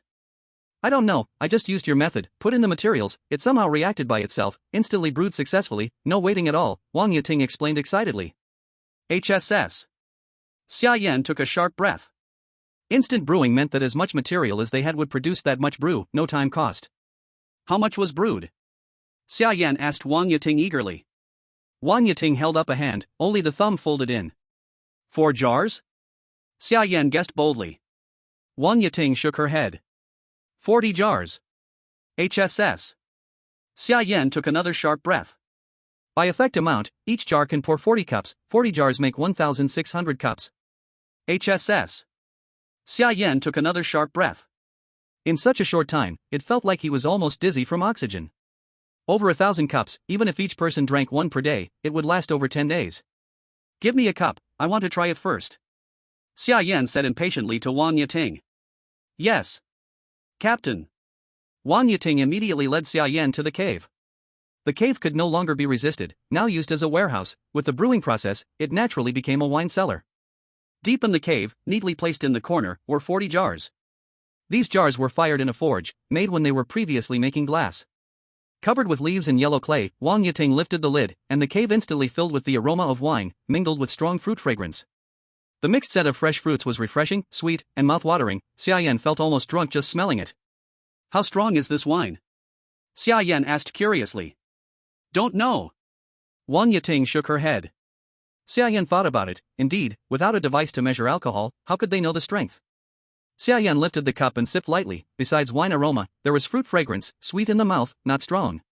Then he tilted his head back and drank it all. After 1 cup, Xia Yan felt his blood boil, his body quietly improved by 10 points, all resistances temporarily increased by 50 points. Xia Yan felt a little dizzy. The wine was not strong in taste, but the alcohol was really high. Just 1 cup had a strong effect. No wonder only 1 cup a day is allowed. A second cup would definitely make him collapse and lose consciousness. Tell everyone this good news, but remember, 1 cup a day, don't be greedy. Xia Yan patted Wang Yiting on the shoulder and instructed her. Also, pay attention to the brewing materials. If enough materials are collected, brewing can continue. Xia Yan continued to tell Wang Yiting. Yes. Wang Yiting nodded. Now the shelter's core was centered on Xia Yan. Lu Weiqiang and his 10 people assisted, their status only second to Xia Yan, while others followed the orders of the 10. Wang Yiting was responsible for logistics in the warehouse, Zhang Xihan handled medical care, and Zhou Jianping took charge of construction. The others were in charge of combat and exploration. Xia Yan's physique had now reached the 8th stage of ordinary body, and his growth value had reached 90 points. Tomorrow, with just a cup of Eternal Night Sorrow mixed fruit brew, he would successfully break through to the 9th stage. Lu Weiqiang led part of the group out to search for treasure chests. Following Xia Yan's location, they soon saw the shadow of a treasure chest ahead. But just as they were about to approach to pick it up, they suddenly noticed a monster guarding beside the chest. This was not the first time they encountered such a situation, so they immediately crouched down and hid their figures. Now, draw your bows and get ready. When I give the order, attack the target all at once. Let's try to kill it in one blow. Understood? Lu Weiqiang whispered to the few people beside him. Each of them had only brought 7 people, but that was not a small number. Including himself, it was an 8-person team. As long as they didn't encounter particularly outrageous monsters, even a 6-stage monster was within their fighting capabilities. Understood. The 7 nodded and answered softly. Lu Weiqiang raised his head and looked at the snow leopard curled up beside the chest, not yet aware of their presence. He gently raised his hand. Fire! With Lu Weiqiang's command, the others immediately released their fingers, and 7 sharp arrows flew through the sky toward the target. The snow leopard, sleeping, sensed danger and suddenly opened its eyes. It then noticed several arrows flying toward it. But it was too late to dodge, and all the arrows hit it. Roar! The snow leopard roared in pain, its deafening roar causing the figures of the group to waver. Not good. It's a 6-stage monster. Li Dongyang sensed the monster's aura and immediately changed his expression.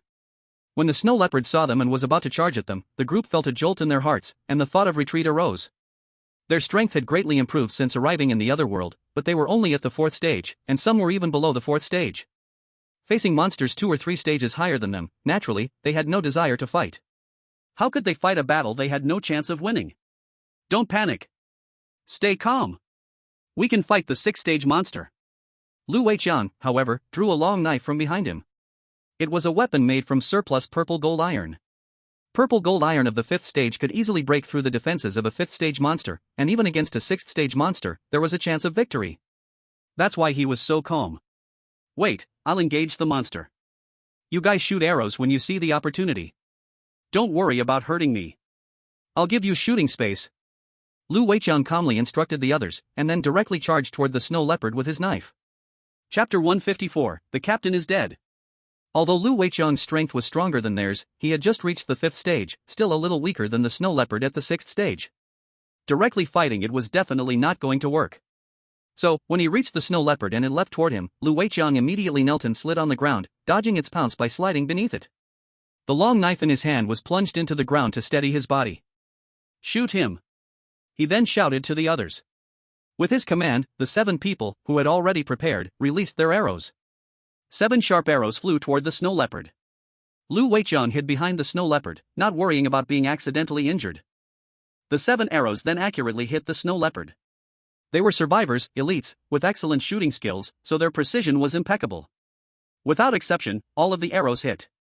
The snow leopard roared in pain, and the hate instantly shifted to the 7, its eyes burning with fury as it stared at them. Just as it was about to charge at the 7, Lu Weiqiang had already caught up behind it with his knife. Taking advantage of the snow leopard not noticing him, Lu Weiqiang slashed with his knife at the snow leopard's hind leg. The sharp blade directly left a deep, bone-visible wound on the snow leopard's leg, and blood instantly poured out. The snow leopard let out another roar. Its hind leg was severely injured, making its body slightly unstable, and it turned to swipe at Lu Weiqiang with a paw. Lu Weiqiang raised his knife to parry, and their claws collided. The power of the 6th-tier beast immediately knocked Lu Weiqiang back, his feet sliding on the snow for over 10 meters before he managed to stabilize himself. Taking advantage of the moment, the snow leopard glanced at its injured hind leg, noticing blood flowing steadily from its thigh. The snow leopard glared at Lu Weiqiang with fury, baring its sharp teeth and growling in anger. Shoot! Just as the snow leopard was about to chase Lu Weiqiang shouted loudly once again. The 7 people behind the snow leopard quickly drew their bows and arrows. At a command, 7 sharp arrows flew toward the snow leopard again. Having already suffered once, the snow leopard quickly became alert upon hearing Lu Weiqiang's loud shout and spun around. Seeing the 7 arrows coming, it immediately dodged, but with its hind leg injured, its agility was greatly reduced. Despite being prepared, several arrows still struck it. By now, nearly 20 arrows were sticking out of the snow leopard's body. With multiple injuries and pain, the snow leopard found movement difficult, and its strength was greatly diminished. At this moment, Lu Weiqiang once again charged from behind. The animal's instinct made the snow leopard feel the danger from behind, and it quickly turned around, only to see Lu Weiqiang slashing at its other leg. Roar! The snow leopard let out an enraged roar and lowered its head, snapping at Lu Weiqiang. Lu Weiqiang's knife was caught in the snow leopard's mouth, the blade firmly locked between its teeth. Lu Weiqiang's expression changed. No matter how hard he tried, he couldn't pull the knife out. The difference in strength between them was just too great. The gap in strength between the 5th tier and 6th tier was still too obvious. Before he could react correctly, the next moment, the snow leopard swiped its paw at Lu Weiqiang. Lu Weiqiang was sent flying by the blow. Being hit directly by the 6th-tier beast, the remaining 7 people's faces changed immediately. The 7 of them quickly drew their bows and arrows once again and shot at the snow leopard. But without Lu Weiqian holding its attention, their attacks were useless against a 6th-tier beast. The snow leopard, enraged, showed no intention of dodging the arrows, allowing them to land on its body. It then turned its furious gaze at the 7 people behind it. The 7 people, now the focus of the snow leopard's glare, immediately turned pale. Retreat! Li Dongyang immediately gave the order to retreat. We can't leave. We have to save him. I'll draw its attention away. Li Dongyang, you find a chance to save Captain Lu. Another survivor, Zhao Xian, directly rejected Li Dongyang's command and took the lead, bringing a team to use themselves as bait to lead the snow leopard away. This left Li Dongyang stunned for a moment. But he didn't reject the offer and nodded slightly. I'm enough alone. Be careful yourselves. Li Dongyang decided to stay behind alone to save Lu Weiqian. Zhao Xian didn't question it and quickly led his group in the opposite direction, drawing the snow leopard away. Li Dongyang watched them go and immediately ran toward Lu Weiqian's position. He found the unconscious Lu Weiqian in the snow. Lu Weiqian could not move, but there were no visible wounds on him, clearly just temporarily knocked out. Li Dongyang looked at the unconscious Lu Weiqian, then glanced up at the treasure chest not far away. The treasure chest, glowing with a golden light, stirred his greed. Both he and Lu Weiqian were affiliated survivors of Xia Yan, with no exclusive livestream channels. Now, no one could see what was happening here. A dark thought suddenly rose in his heart. If Lu Weiqian died, no one would know what happened here. And it was already close to evening. They had failed, and the others wouldn't have time to come back and collect the treasure chest. With that thought, an evil gleam flashed in Li Dongyang's eyes. Captain Lu. Don't blame me, I just want to get better. Zhao Xian led people to lure the snow leopard away, but their strength could not match the speed-famous snow leopard. If not for the hands on their hind legs, it would have caught up with them long ago. After some time of chasing, when passing a hillside, the snow leopard caught up. The snow leopard blocked the 7 in front, roared, and leaped toward Zhao Xian. Zhao Xian and the others had been running so long, they were already gasping, exhausted. Seeing the snow leopard pounce, the 7 didn't even have a chance to dodge, watching the sharp teeth approach their faces. Zhao Xian and the others looked desperate, instinctively closed their eyes. Now all that awaited them was death. But as they waited for death, they felt no tearing on their bodies. Zhao Xian opened his eyes in confusion, seeing the snow leopard's fierce face, wide-open bloody mouth, sharp fangs right in front of him. But it could not move a step forward. The snow leopard's body was stiff, as if uncontrollable. Run! A sudden voice from behind startled them awake. Turning, they saw Huang Xiaoyun standing behind, hands stretched toward the snow leopard. Clearly, she was controlling the snow leopard. Zhao Xian and the others immediately stepped back, leaving the snow leopard's attack range. As soon as they moved away, Huang Xiaoyun could no longer hold it. The snow leopard recovered instantly, roaring and leaping at them. Go! At her command, 4 snow leopards behind her charged. These ice wolves were specially trained by her, each with 4th stage strength. But compared to the 6th stage snow leopard, 4th stage was clearly much weaker. The snow leopard roared, about to attack the ice wolves. Huang Xiaoyun acted again, releasing gray power, freezing the snow leopard in place. The ice wolves immediately surrounded it, jumping onto it and biting. Although 2 stages apart, even a strong man cannot resist numbers. And with Huang Xiaoyun controlling nearby, although she couldn't control the snow leopard for long, only 2 or 3 seconds before it broke free. As long as her power was not completely exhausted, she could repeatedly control the snow leopard intermittently. Soon, the snow leopard was worn down to death by Huang Xiaoyun. Huang Xiaoyun knelt on the ground, a little exhausted. Captain Huang, are you okay? Zhao Xian hurried over and asked with concern. I'm fine. Weren't you with Lu Weiqian? Where is he? Huang Xiaoyun asked in confusion. Although she didn't know all the survivors, there were only about 100 of them, so even if unfamiliar, the faces were recognizable. She knew these people followed Lu Weiqian. Captain Lu was injured. We lured the snow leopard over. Let's quickly go see how Captain Lu is. Zhao Xian quickly led Huang Xiaoyun back the same way. The sky was already darkening. By the time they returned to the treasure chest location, it was completely dark. Entering the night, the chest timer reset, all disappeared. When they arrived, they saw Li Dongyang sitting on the ground, face full of despair. Where is the captain? Zhao Xian didn't see Lu Weiqian, hurriedly asked Li Dongyang. Li Dongyang looked up, sad. The captain, he's dead. Chapter 155 Lu Weiqian dies, investigating the truth. What? When Xia Yan heard the news of Lu Weiqian's death, he stood up in disbelief, voice rising several degrees. The body?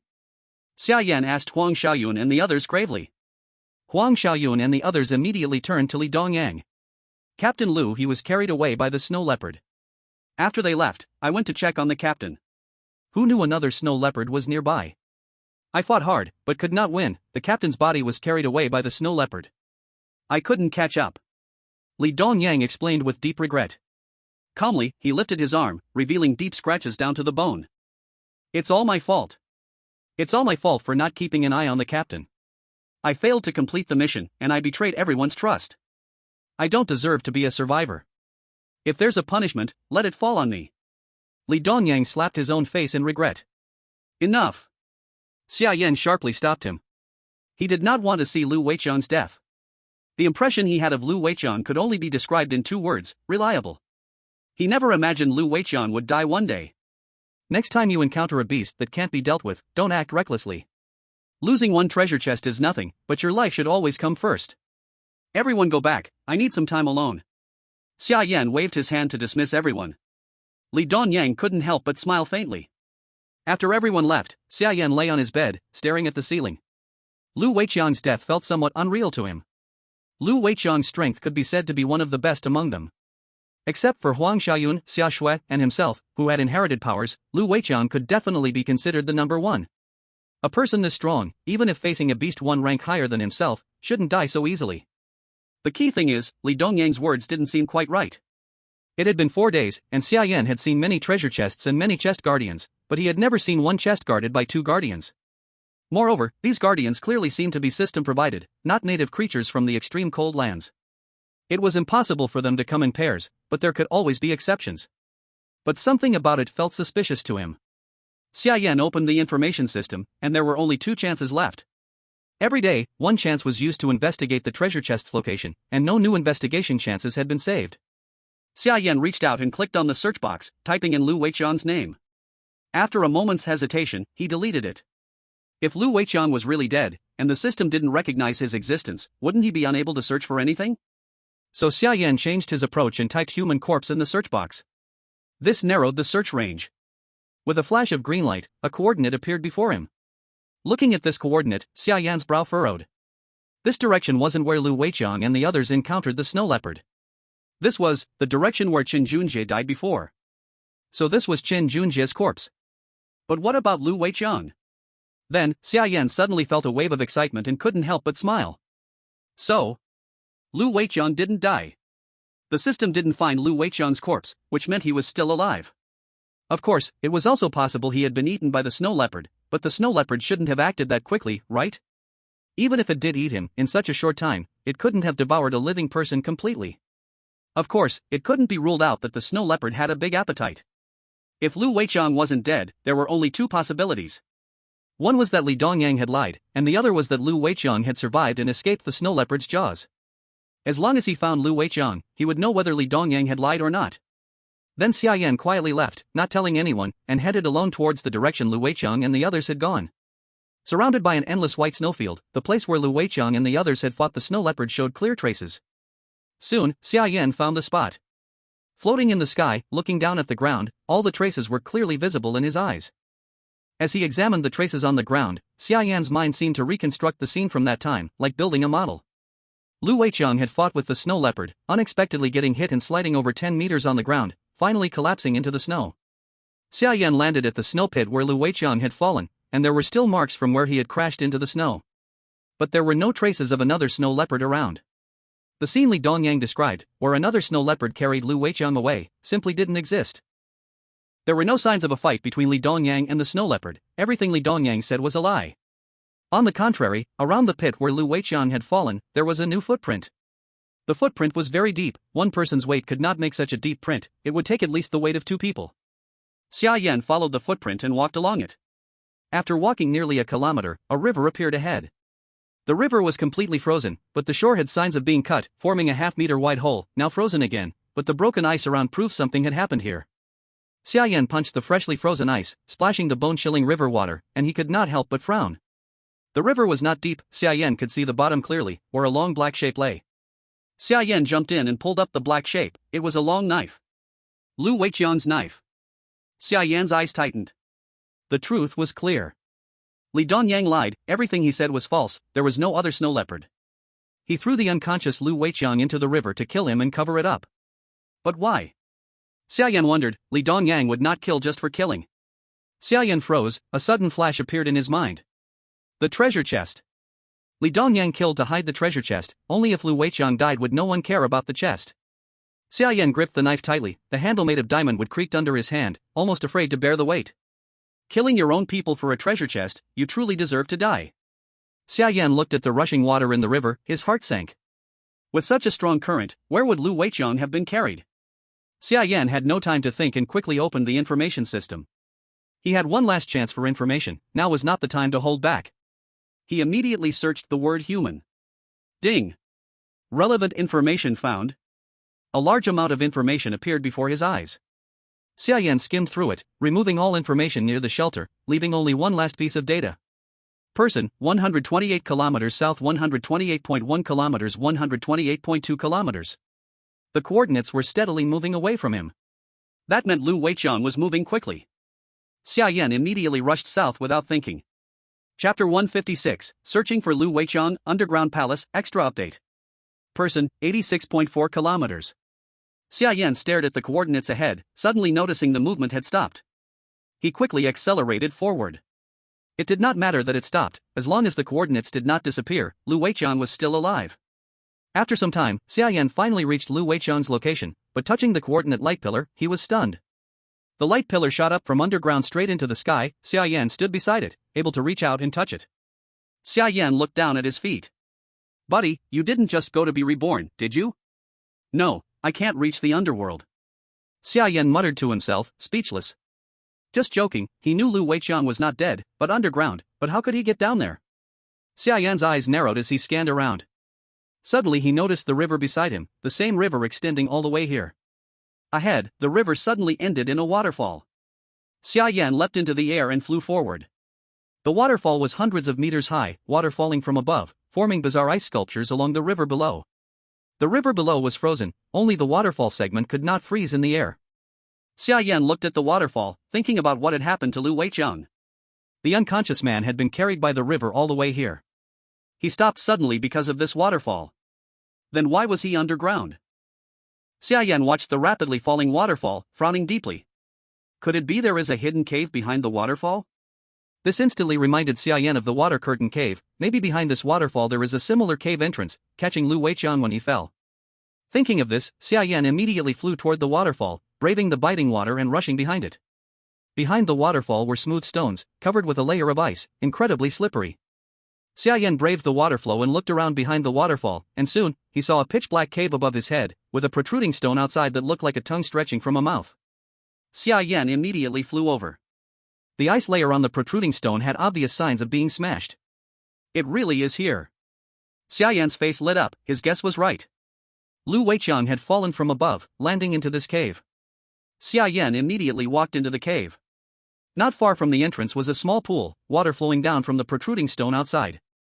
Xia Yan took out a warm light stone, illuminating the inside of the cave, and slowly walked in. Following the cave downward, it was unknown where it led. Gradually, a faint light appeared inside the cave. Inside the cave, lamps suddenly appeared one by one. After such a long time, these lamps were still burning. This instantly reminded Xia Yan of the temple he had found before, which also had the same lamps. Could this place be a temple? Xia Yan's expression changed, a bold idea rose in his heart. This was not a random guess. Such a hidden cave, with the style of those gods, was indeed possible. From the temples he had found, even ignoring the murals, each temple was hidden, whether because it could not be seen by people or some other reason. Anyway, they were hidden places, rarely openly built above ground. In such a hidden place, there were lamps. Something was definitely unusual. Xia Yan immediately walked quickly forward. With the lamps, vision was clear, no need to be cautious. After walking about 100 meters, suddenly, a huge space opened up before Xia Yan, surrounded by lamps illuminating the vast area. The walls were made of stone, for stone pillars supporting the structure, completely like a grand hall. At the far end in the middle stood a huge stone statue, over 10 meters tall, holding a long spear, wearing a crown, looking majestic like a king. In front of the statue was the figure of Lu Weiqiang. Lu Weiqiang was soaking wet, pale, kneeling before the statue, lips colorless, already unconscious. Xia Yan immediately went forward to check Lu Weiqiang's condition. Old Lu? Old Lu. Xia Yan gently shook Lu Weiqiang. Seeing no response, he used his fingers to feel his breath. Luckily, he was still alive. He also checked Lu Weiqian's pulse. Although he did not know medicine, he could feel the strength of the pulse. Lu Weiqian's pulse was so weak he had to press deeply to feel it. A weak pulse meant Lu Weiqian's condition was not optimistic. Xia Yan took out the Eternal Night Sorrow Fruit brew from his spatial watch, pried open Lu Weiqian's mouth and poured it in. The brew could increase 10 points of constitution growth and temporarily add 50 points of full resistance. This was enough for Lu Weiqian to recover. Inside Lu Weiqian's spiritual space, Lu Weiqian was pressed hard against the ground by a force, unable to move his limbs, stuck tightly to the ground. In front of him was a middle-aged man holding a long spear, wearing a crown, face full of majesty. "You are too weak, unworthy of my power." The middle-aged man slowly opened his mouth, voice full of pressure. Lu Weiqian gritted his teeth, body weak, his body trembling from weakness. Struggling to resist the oppressive force pressing him to the ground. Every movement was like lifting a mountain, and every breath felt like fire burning his chest. He could barely open his eyes, but in that gaze, there was stubborn defiance. The middle-aged man's eyes pierced through him, cold and unyielding, like a blade slicing his soul. "You will never reach the level to wield true power," the man said, each word heavy as a stone. Lu Weiqian tried to speak, but only a weak croak came out. Pain surged through his body, every fiber screaming in protest. Yet in that hopeless moment, a spark of determination ignited in his heart. Even if weak, even if crushed, he would not bow completely. Somewhere deep inside, he reached for the last bit of inner strength, desperately wanting to fight back. The oppressive figure above him seemed to sense it, tightening his grip with a force that could shatter mountains. But Lu Weiqian did not give in, his body trembling yet resisting, refusing to surrender to the overwhelming power. In the spiritual space, time seemed to stretch, each second like an eternity of struggle and pain. The clash of wills echoed silently, a war between ultimate oppression and stubborn human defiance. And in this battle, the tiniest spark could decide survival or destruction. In the spiritual space, he had no ability to resist. "What are you? I don't even want your power." Lu Weiqian snorted coldly, initially thinking he'd encountered a great opportunity, but he didn't expect it to be such trash. Without saying anything, the being immediately pressured him, saying something about surrendering and kneeling before him, recognizing him as his master. As a believer from the Summer Kingdom, he would never do such a thing, kneel before someone, recognize them as his master. He decisively rejected it, but little did he know, when the other party saw his refusal, they directly used invisible power to press him down, forcing his limbs tightly onto the ground. And now they were saying he wasn't worthy of receiving this guy's power. It was truly ridiculous. "Someone's coming? Heh, this guy is actually a bit interesting." Suddenly, the middle-aged man's expression shifted, sensing Summer Yan arriving outside, and he immediately smiled. Looking at Lu Weiqian on the ground, the middle-aged man suddenly smiled slightly. "I've thought it over, you're just trash. I plan to have the person outside accept my inheritance, and you'll become my first task for him. That is to kill you. Only by killing you will he be able to receive my power." "Ha ha ha."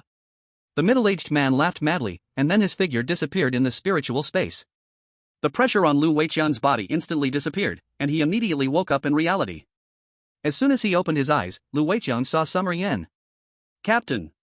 Hurry! Hurry and leave! Get out of here!" Thinking about what the middle-aged man said, Lu Weiqian quickly shouted loudly at Summer Yan. That middle-aged man was dangerous, with power he couldn't resist. He didn't want Summer Yan to face such a strong enemy. He couldn't let Summer Yan be in danger. But as soon as he finished speaking, Summer Yan was pulled into the spiritual space by a force, and he immediately stood frozen in place in the real world, fainting. Captain. Chapter 157, Inheritance, the Power of the Sea God. Summer Yan entered the familiar spiritual space once again. He immediately realized what had happened, as a middle-aged man appeared before him, looking exactly like the stone statue outside. "Human, are you willing to accept my power? I can grant you extraordinary abilities and lead you onto an invincible path." The voice from the man was full of authority, asking Summer Yan. Summer Yan tilted his head and looked at him. "Aren't you going to introduce yourself?" Summer Yan said to him calmly. Seeing Summer Yan's calm expression, the middle-aged man was a bit surprised but felt even more pleased. Staying calm in the face of something beyond one's comprehension, this attitude was perfect for being his successor. "Human, I am the sea god, possessing the power to control the seas. You only need to surrender to me, complete the tasks I give you, and you will receive my power, even becoming the ruler of the sea." The middle-aged man spread his arms wide, saying proudly, "Sea god." Summer Yan nodded. "Do you know about the merfolk?" Summer Yan casually asked the sea god. The sea god froze for a moment. "You know about the merfolk?" The sea god sized up Summer Yan, but he was sure Summer Yan was not a human from this world. But how did he know about the merfolk? The merfolk were once my subjects. He didn't hide anything and spoke decisively. Oh? During the Human-God War, was it you who intentionally hid the news and didn't tell the merfolk? Summer Yan asked further. How do you even know about the Human-God War? The sea god did not respond directly but instead wore a face of confusion. As his divine sense explored Summer Yan, the sea god froze. You've already received the inheritance power. The sea god felt the ice-cold power emanating from Summer Yan, and his expression instantly changed. Since you've already received the inheritance power, why are you still here? The sea god became somewhat angry. His divine power was already limited, and after interacting with humans twice, his energy was greatly drained. If he didn't find his successor soon, his power might completely vanish. This human had wasted the last bit of his divine power for nothing. Didn't you drag me in here? Do you think I wanted this? Did I agree to this? Xia Yan said angrily. His words left the sea god speechless. This is just wasting my time, but as long as you release the power of the inheritance, I can forget our past grudge and still pass my power to you. All you need to do is kill the humans outside, and from then on, just worship me, the sea god. The sea god lifted his head arrogantly and said to Xia Yan. What? Kill old Lu? Are you out of your mind? Xia Yan said, not even considering releasing the ice power, let alone killing Lu Weichang. Xia Yan's words greatly displeased the sea god, and his face immediately turned cold. Human, do you know who you're talking to? The sea god was a little angry at Xia Yan's rude words, and an invisible pressure was placed on Xia Yan. He tried to use the method he used on Lu Weichang to deal with Xia Yan. But he had chosen the wrong person. Xia Yan had always known the secret of the mental space and would never be easily intimidated by the sea god. With a thought, the invisible pressure on his body disappeared in an instant. Old man, do you think I don't know this is my domain? Don't try that trick with me. Xia Yan sneered. The sea god was stunned. He never expected Xia Yan could control the mental space. Did she tell you even this? The sea god's face sank.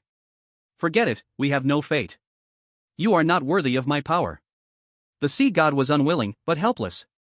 He could only watch the good seed leave. Wait. Just as the sea god was about to leave, Xia Yan stopped him with a voice. The person can leave, but the power stays. Xia Yan said indifferently. What? The sea god was a little shocked, thinking he had misheard, and asked again in disbelief. I said, the person can leave, but the power stays. Xia Yan repeated again. The sea god's face immediately darkened. Human, don't be too greedy. You already have a form of inheritance power. 2 powers inside your body will make you explode and die. The sea god sneered and warned. I am talking about the people outside. Give your power to him. Xia Yan said calmly. Ha ha ha. The sea god laughed as if he had heard the biggest joke. He isn't worthy. Also, what attitude is this? Do you think you can do whatever you want just because you think I can't do anything to you in the mental space? The sea god coldly warned Xia Yan, don't anger me, or it won't be good for you. Xia Yan raised an eyebrow. As a god race, you have temples and murals set up all over the world, passing on your divine power. There must be a reason for this, right? Wanting to start over with the help of humans? Borrowing bodies to revive? Or using the power of faith to fully resurrect? Xia Yan asked casually. From the intelligence he had gathered, Xia Yan concluded that there was a huge secret. If what the mermaid said was true, the divine inheritance power of the gods was definitely a conspiracy, not as simple as it seemed. Xia Yan asked this to test the sea god, but unexpectedly, the sea god went silent. Silence meant consent, or that he had been caught off guard and couldn't respond in time. I didn't expect you to know so much. The sea god remained silent for a moment and then seriously sized up Xia Yan. His gaze was no longer arrogant but equal, scrutinizing. Human, you're still too weak. Even if you know all this, so what? Can you stop it? Can you resist the temptation? The sea god sneered. Xia Yan shook his head. This has nothing to do with me. I don't care what conspiracy your god race has. But now, give your power to him. Xia Yan said indifferently. What if I don't give it to you? What are you going to do? The sea god smiled disdainfully, showing no sign of fear towards Xia Yan. Although his remaining divine power couldn't be used for attacks, humans still couldn't harm him. They were in the same situation, so what was there to fear? Xia Yan laughed. You all spent so much energy leaving temples and murals across the world, and the reason is only one: these temples and murals are the carriers of your divine power, and once they are destroyed, then you. Xia Yan did not finish his sentence, just looked at the other with a smile. Panic appeared instantly on the sea god's face. How do you even know this? That damn bitch told you everything. The sea god thought Xia Yan knew this because the ice goddess had told him. After all, that woman was closest to humans. Xia Yan looked at the sea god with a smile. So, this power, will you give it, or give it? Two paths were in front of him, no. Only one path. Now the sea god had no choice left. Chapter 158, Power of Water, Are You Picking a Fight? The sea god stared at Xia Yan for a long time. Xia Yan could hear the grinding of teeth and the gnashing sounds coming from him. The sea god was angry and powerless. After a long time, the sea god looked like a deflated ball. Human, you win. The sea god had no choice, he immediately gave in. As long as you can persuade him to submit to me, become my follower, and bow to my statue 3 times a day, I will give him the power. The sea god said helplessly to Xia Yan. Xia Yan shook his head. No. I think you misunderstood. You have no choice, no bargaining chips with me. I am notifying you, not negotiating. Xia Yan said expressionlessly. Xia Yan's stubborn attitude left the sea god helpless. Finally, he said nothing, snorted coldly, and disappeared from the mental space. Then Xia Yan regained consciousness. Lu Weiqiang was anxiously waiting on the side, and seeing Xia Yan awake, he finally breathed out. If you didn't wake up, I was ready to give you mouth to mouth. Lu Weiqiang said anxiously. Hearing this, Xia Yan's face changed immediately. No way, I'd rather die. Being given mouth to mouth by a man? That's no different than being bitten by a pig. Soon you will see that middle-aged man again, this time just accept his inheritance directly. Xia Yan instructed Lu Weiqiang. What? Lu Weiqiang was stunned, not understanding. Captain, I am from Xia Country, I have faith. He then looked seriously at Xia Yan and said. His faith did not allow him to kneel to others, nor submit to anyone. No need to submit. If he dares to make you kneel, just give him a big slap. Xia Yan instructed Lu Weiqiang. The sea god, possessing the statue, almost fainted hearing this. He really intended to trick Lu Weiqiang, but Xia Yan saw through it first. Lu Weiqiang was confused, not understanding the situation, and the next moment, he was pulled into the mental space again. Looking at the sea god in front of him, Lu Weiqiang was alert. The sea god looked at Lu Weiqiang, furious. How did he encounter these two, especially that human? So annoying. If it were not only his divine consciousness, he would have taught that guy a lesson. Human, come, accept my inheritance. The sea god said angrily to Lu Weiqiang, and without waiting for resistance, forcibly injected the power of water into him. When Lu Weiqiang woke again, he had already mastered basic water power. Although the level was low, with their resources and his current strength, as long as he found matching magical beasts, he could quickly improve. How is it? Xia Yan asked Lu Weiqiang. Captain, thank you. Lu Weiqiang looked at Xia Yan, full of joy, and thanked him. He knew the sea god's sudden change of attitude was related to Xia Yan. Without Xia Yan, he would not have received the inheritance power. Use it well, but remember, you can use his power, but do not do tasks for him, do not believe in him, do not worship him. Xia Yan explained to Lu Weiqiang. These words were heard by the sea god inside the stone statue, and he was so angry that he ground his teeth. He truly wanted to rush out and tear Xia Yan's mouth apart. Yes. Captain. Lu Weiqiang immediately made a solemn promise to Xia Yan. After that the two people left the cave. With Xia Yan there was no need to worry about not being able to go up, but when going out they were drenched by water again. When they came out, outside was already bright daylight. What exactly happened yesterday? Do you still have any memory? After coming out, the two people hurried back while chatting. Xia Yan asked Lu Weiqiang. Lu Weiqiang narrowed his eyes, faintly remembering some things. After I was hit by the snow leopard I fell into a coma. I don't know how long passed, I was choked awake by water. The first thing I saw when I woke up was a human shadow by the shore. That shadow was Li Dongyang. Lu Weiqiang calmly said to Xia Yan. Xia Yan nodded. This was basically the same as the situation he had guessed. This more than 100 kilometers of water route, how did you survive? Xia Yan asked Lu Weiqiang with confusion. Along this whole way, the river was completely frozen. Under the ice there was no place to borrow strength. Wanting to break the ice was basically impossible. How did Lu Weiqiang hold on until here without oxygen? Xia Yan was very curious about this. It was this. Then Lu Weiqiang took out a pill from his chest. I opened it from a treasure chest yesterday. It is called breath-holding pill. Holding it in the mouth can make you not need to breathe for a short time. Lu Weiqiang explained. Xia Yan curiously took it and looked at it. Breath-holding pill, as holding it in the mouth can enter a breath-holding state. Within half an hour there is no need to breathe air. It was actually an S-level item. Half an hour, how many did you use on this whole way? Xia Yan looked at the effect of the breath-holding pill and asked Lu Weiqiang with some shock. Lu Weiqiang stretched out one hand and turned it over. 10. 10 pills, that was a full 5 hours. Lu Weiqiang had actually soaked in the water for a full 5 hours, no wonder his whole body was pale. If he soaked a little longer he would probably be soaked rotten. I still have some here, although not many, but there are still 5. Lu Weiqiang thought Xia Yan wanted the breath-holding pills, and immediately took all the remaining breath-holding pills out from his chest. Looking at the wet breath-holding pills in Lu Weiqiang's hand, Xia Yan did not refuse, but only took one. Enough, in case of unexpected need, keep the rest yourself. These were Lu Weiqiang's own things. Taking one was fine, taking too many, even if Lu Weiqiang was willing, he would still feel embarrassed. The two people returned to the shelter together. Inside the shelter, everyone came early in the morning to look for Xia Yan, but discovered that Xia Yan was not there. After all, they were all waiting for Xia Yan to give them treasure chest coordinates. After discovering Xia Yan was not there, they immediately became anxious. Wait a little, if the captain meets danger when the broadcast starts, the command room will definitely tell us. The relatively calm one was Wang Mozhe. She thought of the key point immediately. If Xia Yan met danger, the command room would not just watch and do nothing. Only then did everyone react. They still had the space-flowing soil, the command room could contact them. Very soon a message from the command room appeared on the wall. When everyone saw the words on it they were immediately stunned. Capture Li Dongyang? Why? These were exactly the words Xia Yan passed through the live broadcast room, asking the command room to deliver the message. Everyone was extremely confused. They turned their heads to look at Li Dongyang behind them, and Zhao Xian from the same team looked at Li Dongyang with a face full of suspicion. Li Dongyang's face also changed. Why? Li Dongyang's heart thumped. Suddenly he had a feeling of bad omen, but he still forced himself to question. Order from the command room. When the captain comes back it will naturally become clear. Sorry brother, cooperate for a moment. As the first batch of subordinate survivors of Xia Yan, Yang Xiaoming and the others trusted Xia Yan without condition, they said sorry to Li Dongyang with apology, then immediately had people tie Li Dongyang up. Let me see who dares to touch me. Li Dongyang suddenly burst up, pushing the companion who tried to grab him flying away. He glared angrily at the people around him.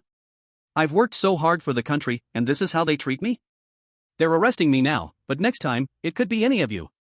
Li Dongyang looked around, starting to sow discord, stirring up dissatisfaction among the survivors toward the command room. Many people hesitated immediately. After all, many of them were brothers who came from the training camp with Li Dongyang, and now, without any reason, they were being asked to arrest him. It was hard to justify. Li Dongyang, are you intentionally causing trouble? At this moment, Xia Shui stepped forward, her gaze cold as she looked at Li Dongyang and asked. Xia Shui's prestige among these survivors was definitely top-notch, perhaps even higher than Xia Yan's. Most of the survivors in the training camp knew Xia Yan only through live broadcasts. They saw him as untouchable, almost like a god. But Xia Shui was different. She was one of them, a survivor. The difference was that Xia Shui's strength completely crushed theirs, and most of them had already been greeted by Xia Shui's iron fist. So when Xia Shui spoke, the survivors immediately quieted down, their unease disappearing in an instant. Li Dongyang looked at Xia Shui, feeling a sense of unease creeping up inside him. But when he thought about the treasures he had obtained, what was Xia Shui compared to that? Besides, with Xia Shui's relationship with Xia Yan, as long as he took her hostage, these people wouldn't dare touch him. What did I do wrong for you to arrest me? Just because of a piece of text? What if this information came from an enemy country? But for now, Li Dongyang still wanted to resist. He didn't want to reveal his strength unless absolutely necessary. Once he acted, it would be a complete break with these people. So, we are just temporarily restricting your movements. When my brother returns, he will naturally clear your name. Xia Shui spoke calmly to Li Dongyang. What if Xia Yan also betrayed the country? In his anxiety, Li Dongyang blurted out these words, immediately drawing unhappy looks from everyone around. What nonsense are you talking about? Wang Yiting and the others' faces changed, and they coldly questioned Li Dongyang. Li Dongyang immediately realized he had said the wrong thing. Xia Yan betraying the country? Such a thing could never happen. From the lowest rankings in the national fortune to now being in the top ranks, most of the credit was due to Xia Yan. If Xia Yan betrayed the country, everything the Summer Nation had built would collapse. So, this situation was impossible, it could never happen. Why would Xia Yan throw away a bright future, a chance to achieve greatness and leave a name in history, to become a traitor?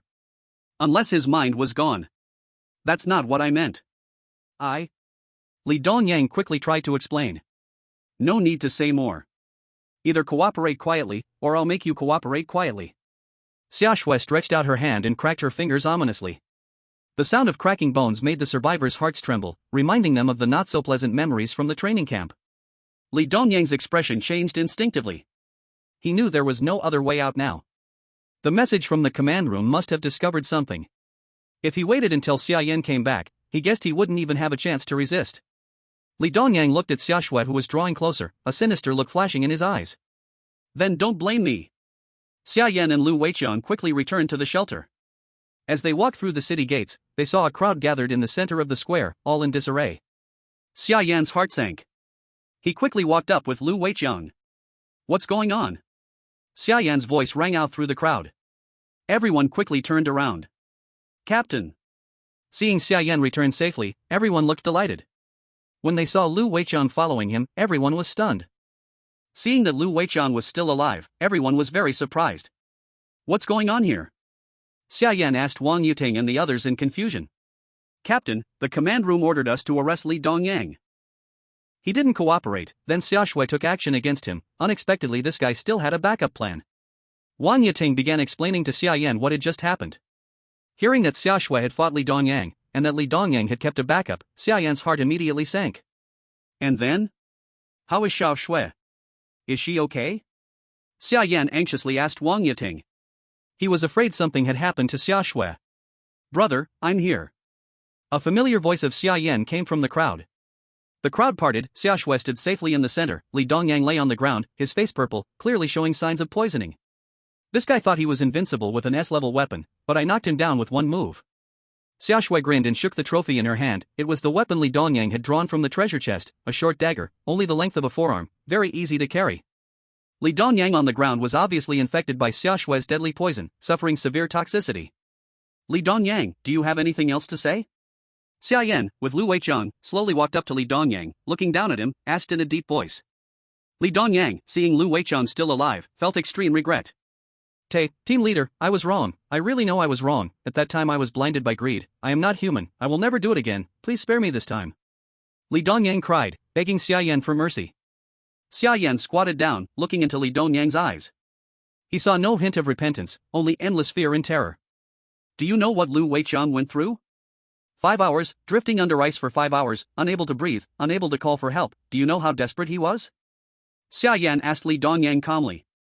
The fear on Li Dongyang's face became more obvious. Regret, endless regret filled his heart. He did not regret being wrong, he regretted not killing Lu Weiqiang first before throwing him into the river. If he had, there would be no trouble now. Team leader, I was really wrong, please spare me this time. Li Dongyang struggled, holding onto Xia Yan's leg, crying for mercy. Xia Yan stood up and kicked Li Dongyang away.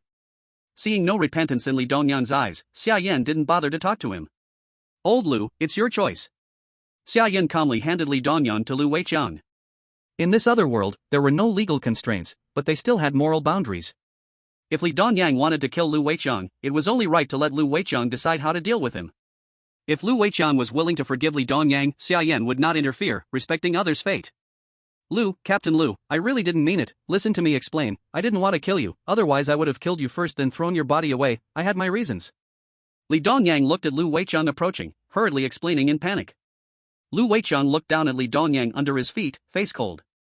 Do you know how cold the water was at night? Lu Weiqiang asked Li Dongyang calmly. Li Dongyang's expression changed, immediately realizing he had no way out. Why? Why could you survive under ice? Li Dongyang roared angrily. He did not understand how someone could survive underwater so long, 5 hours. How could anyone live underwater without breathing for 5 hours? Want to know? Lu Weiqiang gently raised his hand toward Li Dongyang. With the water power activated, a flow gathered in his hand. Before Li Dongyang could be surprised, the water rushed into his nose. Flowing through the nose into his lungs, filling his airways. Li Dongyang's face changed immediately, purple-black turning red from suffocation. Li Dongyang instantly experienced what drowning felt like, feeling what Lu Weiqiang had gone through. Chapter 160 Mortal Body 9th Rank, Fight the 9th Rank Magic Beast Again. Li Dongyang drowned to death on the square, and not a single survivor around him begged for mercy for him. After learning the truth, they sneered at what Li Dongyang had done, not to mention pleading for him. It was already the greatest kindness that they did not go up and add one more kick. Xia Yan opened the intelligence system and used today's system times to search for treasure chests. In an instant a large amount of 11 pieces of information appeared before his eyes. Xia Yan handed the information to Lu Weiqiang and the others to handle. When you meet magic beasts you must be careful. If you cannot defeat them then withdraw first. Life is more important than treasure chests. If treasure chests are gone you can find them again next time. Xia Yan calmly instructed several people. Several people nodded and kept Xia Yan's instructions in their hearts. Has today's fermented wine been given out? Xia Yan then asked Wang Yiting. Not yet. Wang Yiting shook her head. As soon as the sky became bright everyone had been busy with Li Dongyang's matter, and had not yet had time to deal with these things. Give it out, drink wine before leaving, it is a bit safer. Xia Yan instructed Wang Yiting. There was a lot of wine, for the moment it was enough for them to drink.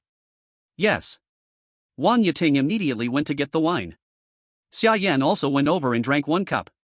The physique that had already reached the limit instantly broke through the shackle, a stream of pure power spread through his 4 limbs and 100 bones. Xia Yan felt his body become even stronger. Physique, mortal body 9th rank, 0 out of 100. Sure enough, after reaching the 9th rank it could still continue to rise. Xia Yan suddenly began to look forward to it. What was above the mortal body?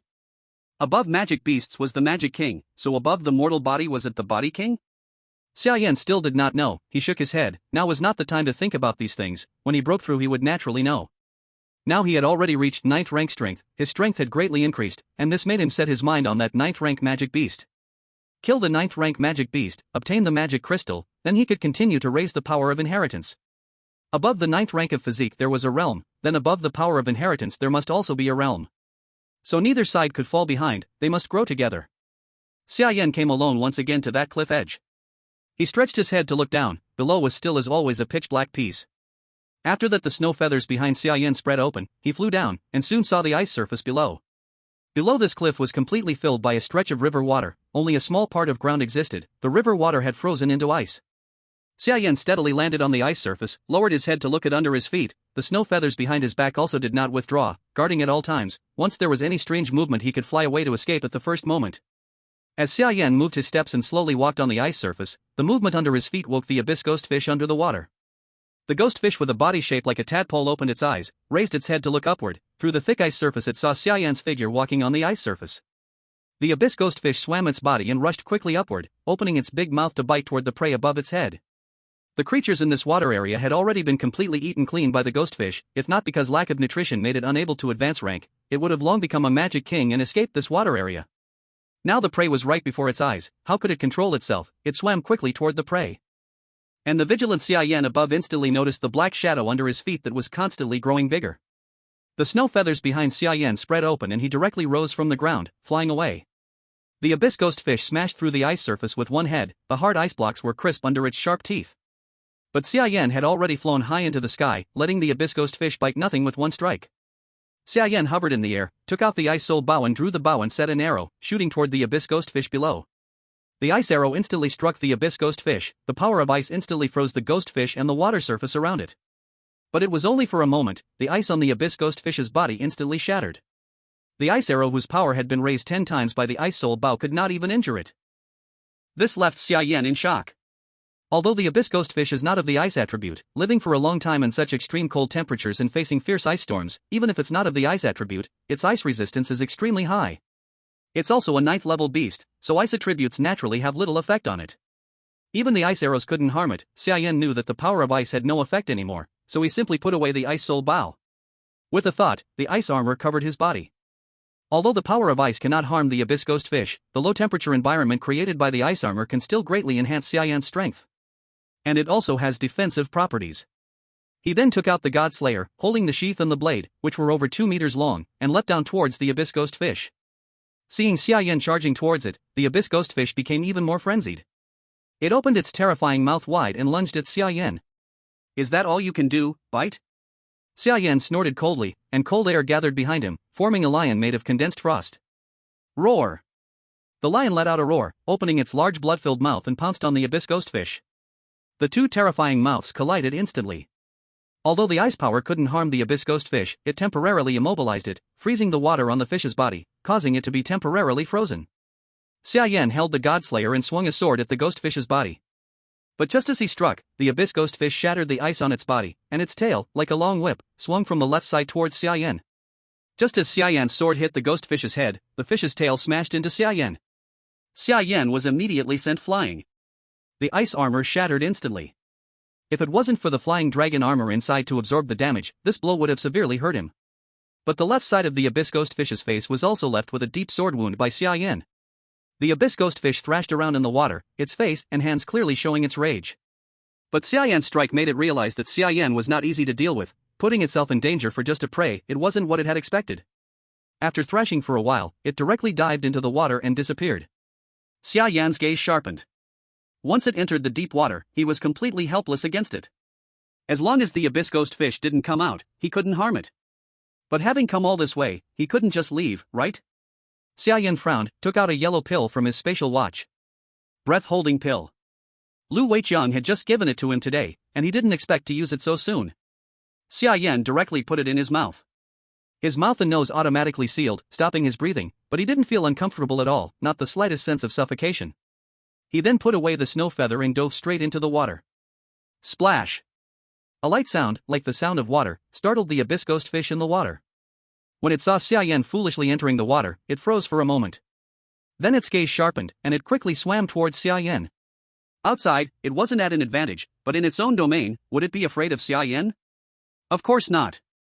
Chapter 161, Slaying in the Domain, Research Progress. Xia Yan opened his eyes underwater, and although the visibility wasn't high, he still saw the abyss ghostfish rapidly approaching him, its huge mouth opening wide. Xia Yan tried to swim away, but moving in the water was not as agile, and compared to the ghostfish, it was like heaven and earth. He couldn't dodge at all. The ghostfish's sharp teeth were instantly in front of him, and Xia Yan helplessly watched as it swallowed him whole.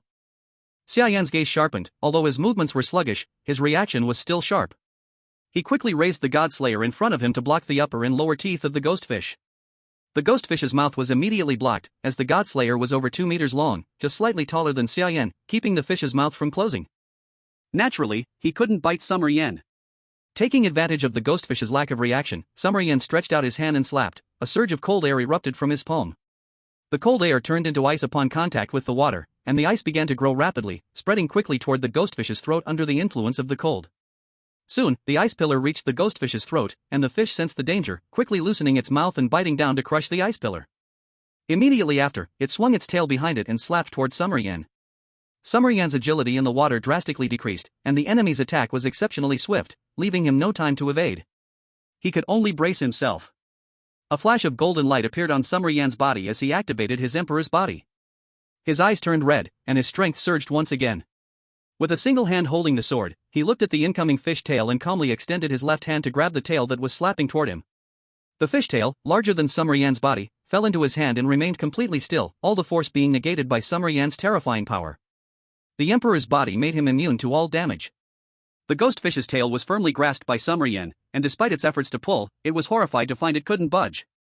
Its tail was firmly held in Summer Yan's hand, motionless. That's enough. Summer Yan tightened his left hand suddenly, his 5 fingers sinking deeply into the fish tail. Then, with a powerful force, he threw the ghostfish's massive body into the water. The giant body of the ghostfish spun continuously in the water. From the outside, the entire river seemed to be boiling, rolling continuously under the ice layer. Summer Yan struggled to throw the ghostfish out of the water, shattering the ice layer and sending it flying into the air. Summer Yan's figure flickered, transforming into a flash of lightning and chasing the ghostfish in the air. Behind him, snow feathers spread out as he held the god-slaying sword, slashing at the ghostfish in midair. The sword blade flashed with golden light, and a 2-meter-long sword aura shot forward, slashing at the ghostfish. The ghostfish, caught in midair with no support, had no ability to resist, and the sword aura hit it, effortlessly passing through its body. Swish! Splash! The massive body of the ghostfish fell again, smashing the ice on the sea surface and splashing into the water. The water waves drenched Summer Yan's body, and he calmly looked down. This strike had exhausted all his strength. If the ghostfish didn't die from this, then he could return home.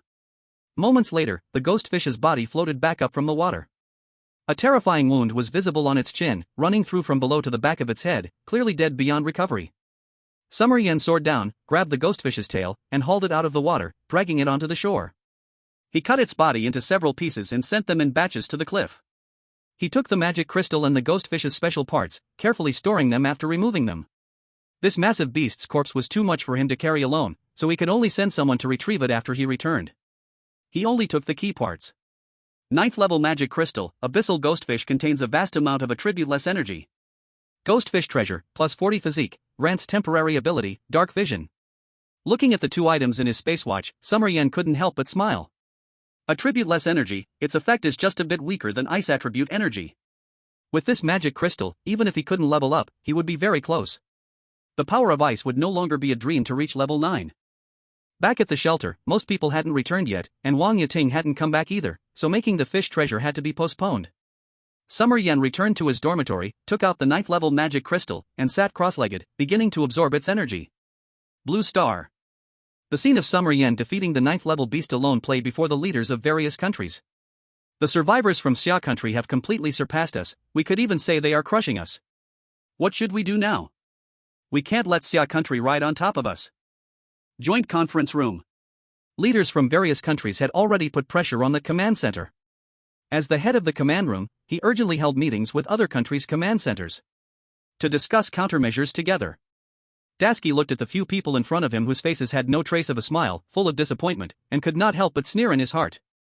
He didn't know how these guys had become heads of the command center. Everyone, were you defeated by just one Xia Yan?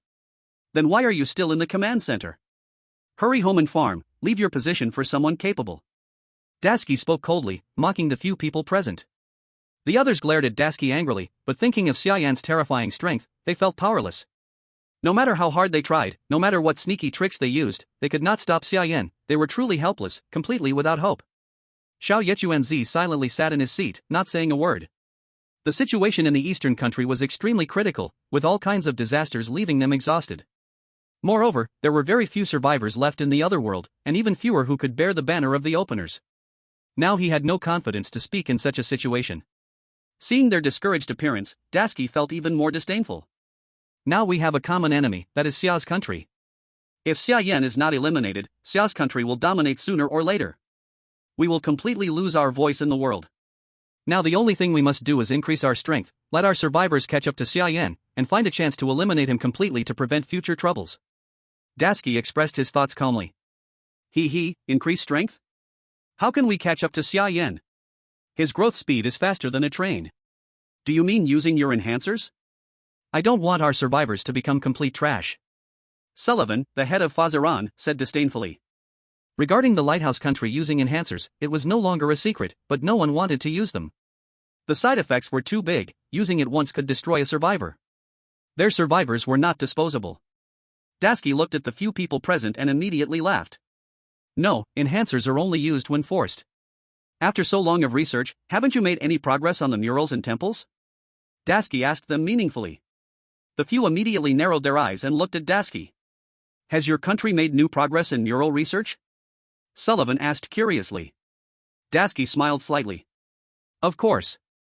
Chapter 162, Wang Mozhe was captured. Dasky lightly clapped his hands. A few people walked in from outside the door. These are the experts we trained using the murals. Show them off. Dasky said calmly to the few people. The few confidently stretched out their right hands, palms open, and a flame rose from their palms. The power of inheritance. The commanders of other countries were instantly shocked. They were naturally not unfamiliar with the power of inheritance. It was an important core for the future development of survivors. Only survivors with the power of inheritance could have a place in the future. Without it, they could only be vassals. And the lighthouse country had trained so many people with the power of inheritance at once? The key was, this was on Blue Star. Having the power of inheritance on Blue Star made it even more terrifying. Did you train these, on Blue Star? Xiao Yechuanzi immediately stood up, shocked, and asked Dasky. Of course. Dasky smiled. If you don't believe it, you can come to the lighthouse country anytime to visit. I will explain the training process in detail. It will definitely be worth your while.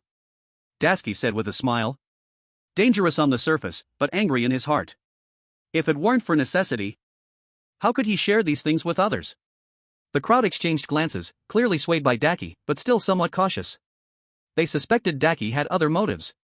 Ms. Dasky, you're giving us the results of your hard work just like this? No conditions? Kanazawa Sonoko asked in a deep voice. Although he was excited, he also knew there's no such thing as a free lunch in this world. Dasky's actions were unusual, there must be another purpose behind it. Dasky smiled faintly. I know you are cautious. Honestly, if I had a choice, I wouldn't disclose this, but I have no choice. It's the will of the gods, and I cannot disobey. Dasky explained with a helpless smile, shaking her head. What? The gods? The commanders of other countries exchanged glances. As commanders, you should understand where the power of inheritance comes from. Haven't your survivors told you the truth? Daki's words made everyone fall silent immediately. Everyone quickly understood the meaning behind Daki's words. The power of inheritance from the survivors came from the gods of another world. This wasn't a secret. Any country that had survivors who received the inheritance knew this. But those were gods from another world. They had nothing to do with Blue Star. Can gods from another world really come to Blue Star? Sullivan asked gravely as he looked at Daki. Daki smiled faintly. Yes, through analyzing the mysterious symbols on the murals and the partial fragments of murals uploaded by the survivors, we have established contact with the gods of another world. The fire god has agreed to provide us with power. The only requirement is for us to develop more of his followers. As long as they believe in him, they will gain the power of flames. Daki explained to the crowd with a calm tone. If it weren't for the fire god asking her to spread this news, she wouldn't have called this meeting. What? The crowd was shocked upon hearing that Lighthouse Country had made contact with gods from another world and reached a deal. Does that mean Lighthouse Country can now mass-produce super soldiers with inherited powers? The crowd immediately understood how terrifying this could be. But then they became puzzled. If Lighthouse Country could mass-produce super soldiers, why would they be here discussing it with them so peacefully? Is it really enough to just believe in him to gain his power? Kanazawa Sonoko suddenly asked a critical question. Daki nodded. Yes, you just need to believe in the fire god, but it has to be sincere. The fire god can judge whether the belief is genuine. Daki said calmly. If anyone could gain the inherited power, they wouldn't have just these few people with the power of flames. There is still a certain threshold to obtaining the inheritance power. Although there's a threshold, this only made them more excited. If there were no threshold, they would have doubted it. Our country, the Eastern Japan, is very eager to cooperate with Lighthouse Country. We will always be the best partners. Kanazawa Sonoko was the first to make a decision, expressing heartfelt support for Lighthouse Country. This is a critical moment. If the decision is made too slowly, it might be missed forever, or even fall far behind. Everyone here, sitting together, are naturally the most loyal allies. We of Fazilan will always be allies of Lighthouse Country, faithful followers of the Fire God. I will spread the Fire God's teachings within our country, and I hope your country can support us. Sullivan also began to express his stance. Other countries fought for a moment and then made their decisions, throwing olive branches towards Lighthouse Country one by one. Seeing this, Daki couldn't help but smile. Humph. What about Summer Country? What about Summer Flame?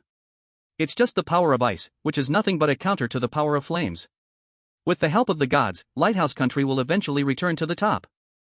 Summer Flame suddenly opened his eyes, looking at the growth value that was just one step away, with a helpless expression.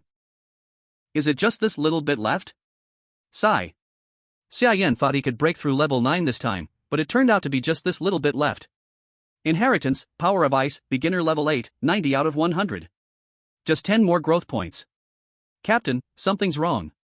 At that moment, someone suddenly rushed in, severely injured, with one arm hanging limply and swaying, clearly broken. What happened? Xia Yan quickly stepped forward to support the person, asking in confusion. He didn't know how the person had been hurt so badly. Captain Wang, she was captured. The person who came back said with a face full of terror, swallowing hard. What? Captured? Xia Yan looked puzzled. This freezing land has no people, how could someone be captured? Who captured her? Don't rush, speak slowly. Someone, bring Zhang Sihan's people here. Xia Yan instructed the person to speak slowly and told someone to bring medical department people to treat him. The person then slowly recounted the situation they encountered. It turned out that the treasure chest they were looking for was at sea, but the large ship wasn't ready yet, so they had to take a small boat. After getting the treasure chest on the small island, who knew they encountered a group of mermaids. The two sides couldn't communicate, and a conflict broke out. They were no match for the mermaids, most of them were captured, and only he hid in a sand pit to escape, coming back to report after the mermaids left. After hearing the person's account, Xia Yan's face darkened. He immediately got up and found Lu Weiqiang, who had rushed back into the city. Do we still have the breathing pills? Xia Yan asked Lu Weiqiang. Lu Weiqiang saw Xia Yan's expression and looked confused, but nodded anyway. There are 4 left. Lu Weiqiang took out the breathing pills from his pocket. What happened? Lu Weiqiang asked Xia Yan in confusion. Wang Yating was captured. Xia Yan briefly explained the situation to Lu Weiqiang. I'll go with you. Lu Weiqiang immediately made a decision after hearing it, planning to go with Xia Yan to rescue Wang Yating. No need, you don't understand the language of this world, it won't be much help. Let Zhang Xihan wait at the shore and bring the medicine. Xia Yan lightly instructed. Then, he set off alone toward the direction of the sea. Chapter 163, Going into the Sea to Save People, Underwater Palace, Extra Update. Without needing the person to say the location, Xia Yan still had some vague memory of the previous coordinates and quickly found the small island in the sea. There were several small boats moored by the shore of the island, the ones that Wang Yiting and the others arrived on. Xia Yan landed on the island, looking at the obvious traces of battle and the blood flowing on the ground. Xia Yan's heart tightened. Someone was injured, and the injuries were serious. Looking at the splattered blood, it was likely fatal. Xia Yan followed the bloodstains as they led down to the shore, eventually disappearing on the beach. It seems that what the person said was true, it really was the mermaids. But without the breathing pills, how would Wang Yiting and the others breathe underwater? Xia Yan couldn't help but worry more about Wang Yiting and the others' situation. He opened the intelligence system and looked at the used-up information points. Xia Yan's mood grew even heavier. The intelligence points were already exhausted, finding Wang Yiting and the others would be like looking for a needle in the sea. Today was already the 13th day of the month, and tomorrow was the last day of the second stage of the Battle of the 100 Cities. There were still 11 treasure chests that required him to explore using the intelligence system. But compared to the lives of Wang Yiting and the others, the treasure chests weren't that important. Xia Yan decided to sit cross-legged directly, waiting for time to pass. Although he was very anxious, with only 4 breathing pills, at most he could stay underwater for 2 hours. He needed to ensure that, in case of anything, he could find their location in the shortest time, so he could only wait for the intelligence system to refresh. Time passed second by second, and the sun peeked up from the sea. Xia Yan opened his eyes, the system refreshed right on time the next morning. Xia Yan immediately opened the system and entered the word person in the search box. With the green light spreading in all directions, green coordinates appeared on the sea surface one by one. Most of the coordinates are gathered in one place, with over 100 green dots, just 20 kilometers away from here. Xia Yan immediately stood up and flew toward the coordinates. He quickly arrived above the coordinates, where hundreds of dots were clustered together, filling Xia Yan's vision with green light. Xia Yan held a breath-holding pill in his mouth, then stored away his snow feathers and dove into the sea. Upon entering the ocean, he swam deeper. But as he dived deeper, his visibility lowered, and the sight continued to shrink, until eventually, everything before him was pitch black. Xia Yan could only judge his direction by the coordinates in front of him, swimming toward the green dot. This situation was actually extremely dangerous, as in the deep sea, there were unknown terrifying magical beasts waiting for him. The surrounding darkness made it difficult to spot them. If luck was bad, even if a magical beast got close to him, he might not notice. But now, he had no other choice. If he didn't dive down, Wang Yiting and the others would certainly die. Xia Yan was their only hope. At this time, the viewers watching Xia Yan's livestream were also filled with confusion. Xia Yan could still see the coordinates, but others could see nothing at all. The livestream was completely black. Those who didn't know better might think Xia Yan hadn't even started the broadcast. Based on the previous footage, did the flame god dive into the sea? Diving into the sea? When did that happen? Give us a website, wish you a safe life. Not sure what's going on, let's watch more closely. Look! There's a light ahead. After a while, the viewers suddenly spotted a light in the livestream. The light grew bigger and bigger, and soon its outline became clear. That's a palace? Xia Yan naturally noticed the light ahead. It was an underwater palace, surrounded by various glowing corals, casting a splendid reflection on the palace. It was no less impressive than human architecture, in fact, it was even more magnificent. At this moment, a green dot suddenly approached him quickly, and soon a merman with a spear appeared before Xia Yan. Upon spotting Xia Yan, the merman didn't say a word and immediately thrust the spear towards Xia Yan. Xia Yan's gaze sharpened. He quickly dodged to the side. Although he spoke the language of this world, he couldn't make a sound underwater. Opening his mouth just produced bubbles. The merman was very agile underwater, but Xia Yan's strength was also considerable. He dodged the merman's spear and then grabbed it, kicking the merman forcefully, sending him flying. The merman's face changed as he realized he was no match for Xia Yan. He turned and fled, heading back to the palace to call for reinforcements. Xia Yan threw the spear aside and chased after him to the top of the palace. Before he could enter the buildings below, a large group of merfolk swam out from beneath, surrounding him. The leader was Du, the teacher of Li. Upon seeing Xia Yan, Du's face was filled with shock. He hadn't expected what Li had said to be true. Humans hadn't been exterminated, and they possessed extraordinary strength. These humans were not an isolated case. Including this one, they had now seen 6 humans. Human, how can you breathe underwater? Du opened his mouth, sending a voice through the water. Xia Yan understood, but he couldn't answer, unable to communicate with Du. Xia Yan pointed at himself and then at the buildings below, indicating that he was here to find someone. But Du didn't understand Xia Yan's meaning. Seeing Xia Yan's silence, Du assumed he was like the other humans they had met before, uncivilized, unable to communicate. Capture him. Du waved his hand, giving the order to his subordinates to seize Xia Yan. The surrounding merfolk immediately rushed towards Xia Yan. Xia Yan looked at the dozen or so merfolk closing in on him, his expression serious. He couldn't afford to waste time here. He had to find Wang Yiting and the others as soon as possible. A chill spread from him as he activated the extreme cold domain. The surrounding temperature suddenly dropped sharply, and the seawater froze into ice blocks, spreading outwards. The surrounding mermaids, seeing the rapidly expanding frost, immediately retreated to avoid it. They certainly didn't want to become cold fresh fish. The frost stopped spreading when it reached a diameter of 30 meters, forming a massive iceball in the sea. Du stared at the iceball, his brow furrowed, and he directly thrust his harpoon into the iceball.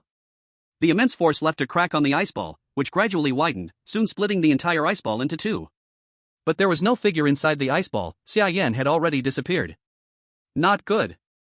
Du's face changed, and he immediately led his people back to the palace, searching for Xia Yan's voice. At this moment, Xia Yan, using his invisibility ability, had already entered the lower palace. Landing on the ground, Xia Yan finally felt the solid ground beneath his feet. But his movements were slow, as the buoyancy of the deep sea was too strong. Each step felt as if it was slowed down, and he had to move carefully. Any larger movement would cause him to float back up. Around him were well-equipped mermaid guards, who occasionally swam past him. Xia Yan looked around at the buildings, searching for the place where Wang Yiting and the others were most likely to be. However, Xia Yan was sure that Wang Yiting and the others hadn't died yet. If the mermaids wanted to kill them, they wouldn't have captured them alive. After all, humans and mermaids were once in the same camp. To the mermaids, the suddenly reappearing extinct humans, capturing Wang Yiting and the others, might be an attempt to figure out why humans were still alive. Since Wang Yiting couldn't communicate with the mermaids, they couldn't get any information, and naturally, they wouldn't kill them. They were probably being kept somewhere, a place where humans could survive. Xia Yan's gaze scanned the surroundings, and eventually landed on one of the buildings. The building was continuously bubbling upwards. Chapter 164, Rescuing Wang Yiting, Being Pursued by Mermaids. Humans surviving underwater, not to mention the deep-sea pressure, Wang Yiting and the others' physical strength was not low, so they could endure it. The main issue was air. Without air, they would have suffocated long ago. The bubbles coming from over there indicated that there was likely air in that place. Xia Yan immediately swam toward that direction. Du, leading his people, searched around for Xia Yan's figure, but found no clues. They searched the entire palace but didn't see any sign of humans. "Teacher, is it possible that he went to rescue someone?" One of Du's students suddenly spoke to him. Du's expression changed immediately. "Let's go." He quickly led the group toward the place where humans were imprisoned. Soon, they arrived at a special room. The room was surrounded by a bubble, and the entire room was enveloped in bubbles. Inside the room, several unique corals were growing, round in shape, with a hole in the center. Air was constantly being released from inside, and the excess air turned into bubbles, floating up through a hole in the ceiling.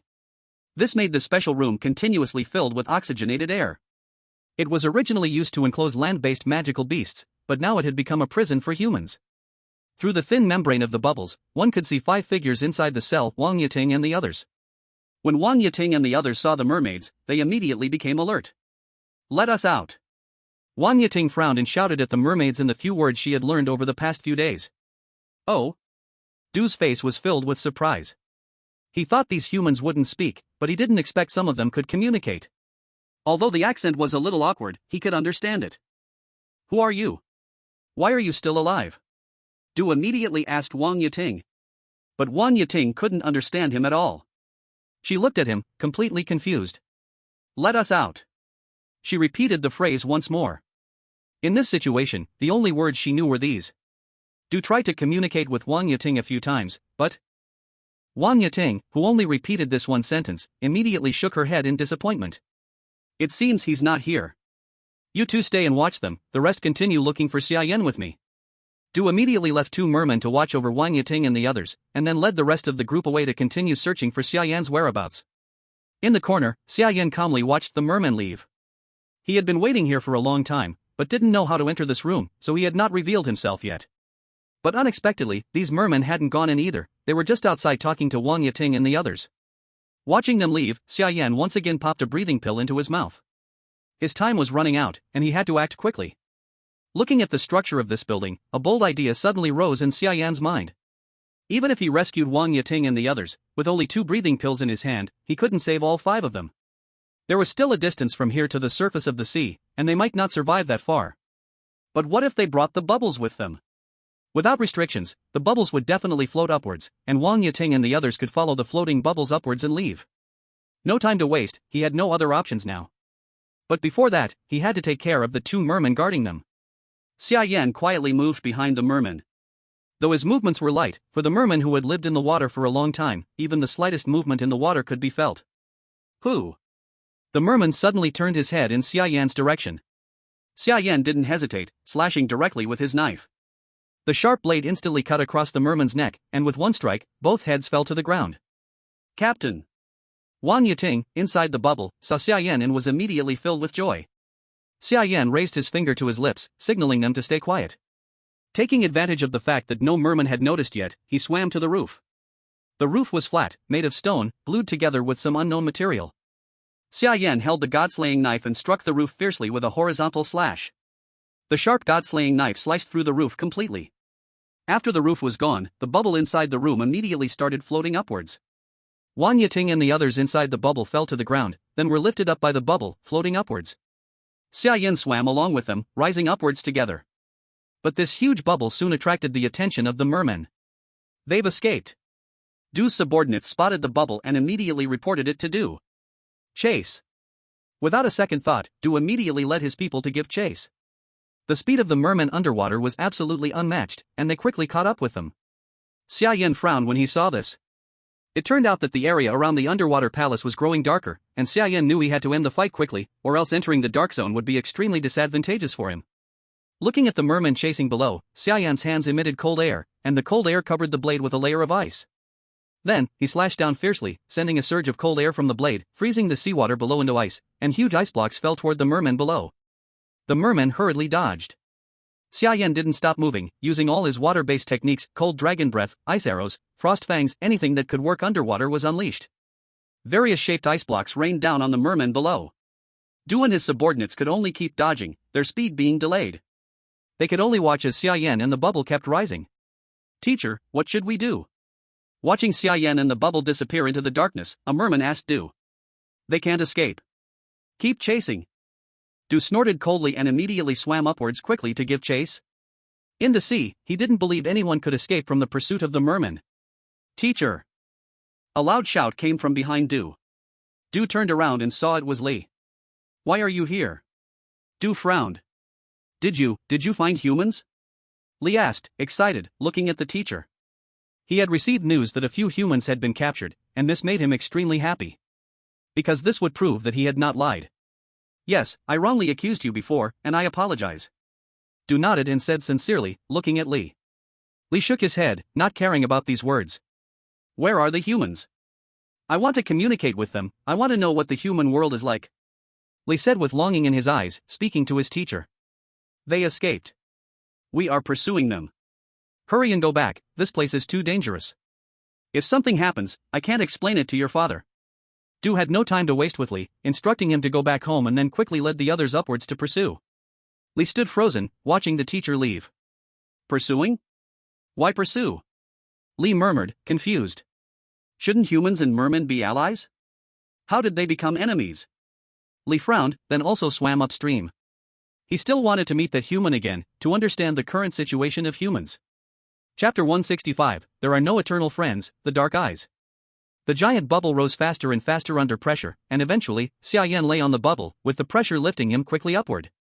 If not for their strength, the weakest among them exceeding the 3rd stage, this immense water pressure could instantly crush their internal organs. Splash! With the sound of water breaking, the bubble carrying Xia Yan shot out of the water, even flying several dozen meters high. Xia Yan's face changed. Behind him, snow feathers immediately unfurled. At the moment the bubble reached its peak, Xia Yan tightly grasped the bubble, and the snow feathers behind him flapped hard, finally catching up and suspending Wang Mozhe and the others in mid-air. At this moment, the mermen also pursued from below, their heads emerging from the water's surface. When Du saw Xia Yan flying in the sky, he was stunned. He didn't expect that what Li said was true. Humans really could fly. How is this possible? Who exactly is he? Looking at Xia Yan flying in the air, Du was powerless. Just as humans struggled in the water, mermen were also unable to effectively attack enemies in the sky. Humans! Who exactly are you? Du yelled angrily, questioning their origins. Xia Yan looked down at the merman beneath him. I don't intend to be your enemy. You better take care of yourselves. I'll let this go for now, but if you dare attack my people again, I will make the merman pay a painful price. Xia Yan coldly warned the merman. Hearing Xia Yan speak, Du immediately sneered. Human, you are too arrogant. Do you know who you're talking to? Du said dismissively. At that moment, Li quickly followed, emerging from the sea.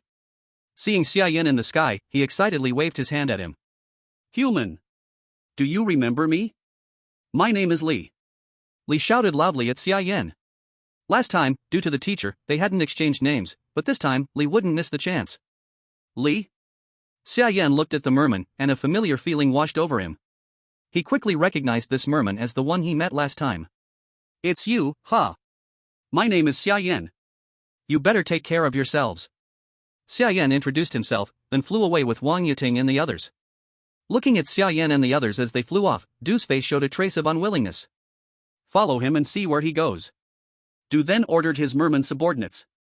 The merman immediately dove into the water, quietly following behind. Teacher, what are you doing? Li looked at the teacher in confusion, not understanding why Du was doing this. Du turned around and looked at Li, his smartest student. Li, as the heir to the king? You must understand, there are no forever friends in this world, nor forever allies. The coming of humans will surely threaten our place. Once humans appear, after they conquer the land's resources, they will inevitably look at our sea. Without a common enemy, then we are enemies, understand? Du said seriously to Li, explaining. Li shook his head. 1,000 years ago, weren't we allies with humans? Why must we be enemies now? If we could be friends then, why not now? Li asked in confusion. 1,000 years ago, the gods were there. Humans could live peacefully with us only because the gods restrained them, keeping them too busy to worry about other things. But even so, humans still fought against the gods under their oppression, and in the end, they perished together. If there were no gods holding them back, do you think they would not turn against us, the merfolk? Du asked Li with a grave face. Li fell into thought. Child, you only need to know, this world allows only one intelligent species to exist. Before humans fully rise, this is our chance to completely remove them. If this chance is missed, the future may never give us another. Du sighed, speaking softly. Li lowered his head, lost in thought. Xia Yan held the bubble and flew toward the coastline. No one knew what material the bubble was made of, its strength was very high, and it showed no sign of disappearing even after so long. It was only when they reached the shore that Xia Yan set them down. Looking at Wang Yiting and the other four in the bubble, Xia Yan held Lucian and struck the bubble with a single cut. The bubble broke with a sound and vanished into the air. Are you all okay? Xia Yan looked at the five and asked softly. The five looked at each other silently.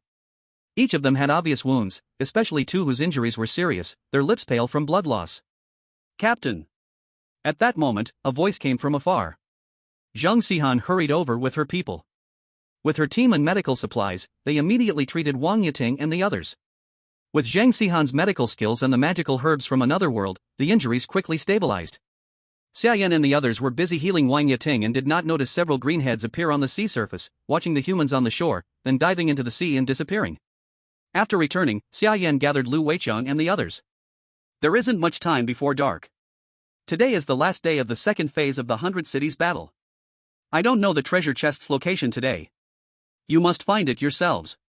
But no matter what, return before dark to prepare for tomorrow. Xia Yan said lightly to them. Yes. Lu Weiqiang and the others nodded immediately. Xia Yan kept Wang Yiting behind and sent Xia Shui instead to find the treasure chest. First, Wang Yiting was injured and not suitable for exploration. Second, he had something he needed her help with. This, please make a special meal for me. Thank you for your effort. Xia Yan took out the ghost fish treasure and handed it to Wang Yiting. Mainly because Wang Yiting had the ability. Apart from her, few could make this special meal, others might not fully trigger the effects of the special parts. Wang Yiting nodded. Cooking was not hard. Her injuries did not stop her from cooking. Taking the fish treasure, she soon brought a special meal to Xia Yan. Abyss ghost fish jelly, constitution plus 50, grants permanent ability after eating, dark eyes. Dark eyes, gains permanent night vision, ignores darkness, makes it easier to find prey in the night. I originally planned to add some ingredients to attract the ice attribute in the material, but it didn't work. Wan Yuting said a little disappointedly. No, this is already very successful. Xia Yan shook his head. It is not necessarily the ice attribute ability that is most useful to him, this ability is still very good for him. It directly fills in his disadvantage in the darkness. If he had the dark eye earlier, Xia Yan wouldn't have been so passive in the sea. Of course, it would be even better if he had the ability to breathe underwater. Unfortunately, it's not that whatever he wants will be given to him. Chapter 166, The Battle to Defend the City, The Terrifying Power of Mihawk. Lu Weiqiang and the others all safely returned before nightfall, but only 5 treasure chests were found. Today is the last day of the 100 Cities treasure hunt. Tomorrow morning, the new phase will begin. We don't know what will happen, so everyone should go back and rest well, save your energy, and meet at the square early tomorrow. Xia Yan gave some instructions to everyone, then they all went back to rest. Time passed quickly, and by the next morning, as the sky began to lighten, everyone was already up and gathered in the square. This treasure hunt journey had greatly increased their strength. Lu Weiqiang had obtained the power of inheritance, and others had received quite a few high-level items. Plus the Eternal Night's Wailing Mixed Fruit Brew, almost everyone's strength had been improved. Xia Yan stood in the square, looking at the 100 or so people below, saying nothing, just waiting quietly. Time quickly reached 8 o'clock, and the livestream began on time. Today was the end of the 100 Cities treasure hunt, and the audience was waiting in front of their screens, wondering what changes the new phase would bring. The live stream started, and at the same time, a system light screen appeared in front of every survivor, announcing the start of the new phase. 100 Cities Battle Phase 3, the battle to defend the city begins. 7 days later, the Demon King will arrive and attack the city you are in. If the city is destroyed, the national luck of the country will decline, and the conqueror's privilege will be revoked. The player who successfully kills the Demon King will elevate the city to a royal city. Seeing the light screen in front of them, everyone frowned. Including Xia Yan. Demon King? What is that? Another surprise every day. The boss just passed, and now there's a Demon King. This time, it's just one Demon King. It looks like it will be a creature even more terrifying than the boss. Whatever, with the Flame God around, no matter what, we'll kill them one by one. Right, with the Flame God, what are we afraid of? That's true, but look at the Flame God's face. He looks scared. Although the audience had great confidence in Xia Yan himself frowned in the livestream. Others didn't know about the Demon King, but he knew. The Demon King was a creature beyond level 9 beasts. It was a being from another realm, and although he hadn't encountered one yet, he could already imagine how powerful the Demon King would be. With 7 days left, could he break through level 9? Xia Yan didn't have much confidence in himself. It's over, the Flame God looks troubled. Could this Demon King be very strong? Brothers, I just searched for some information. Guess what? Don't keep us in suspense, tell us quickly.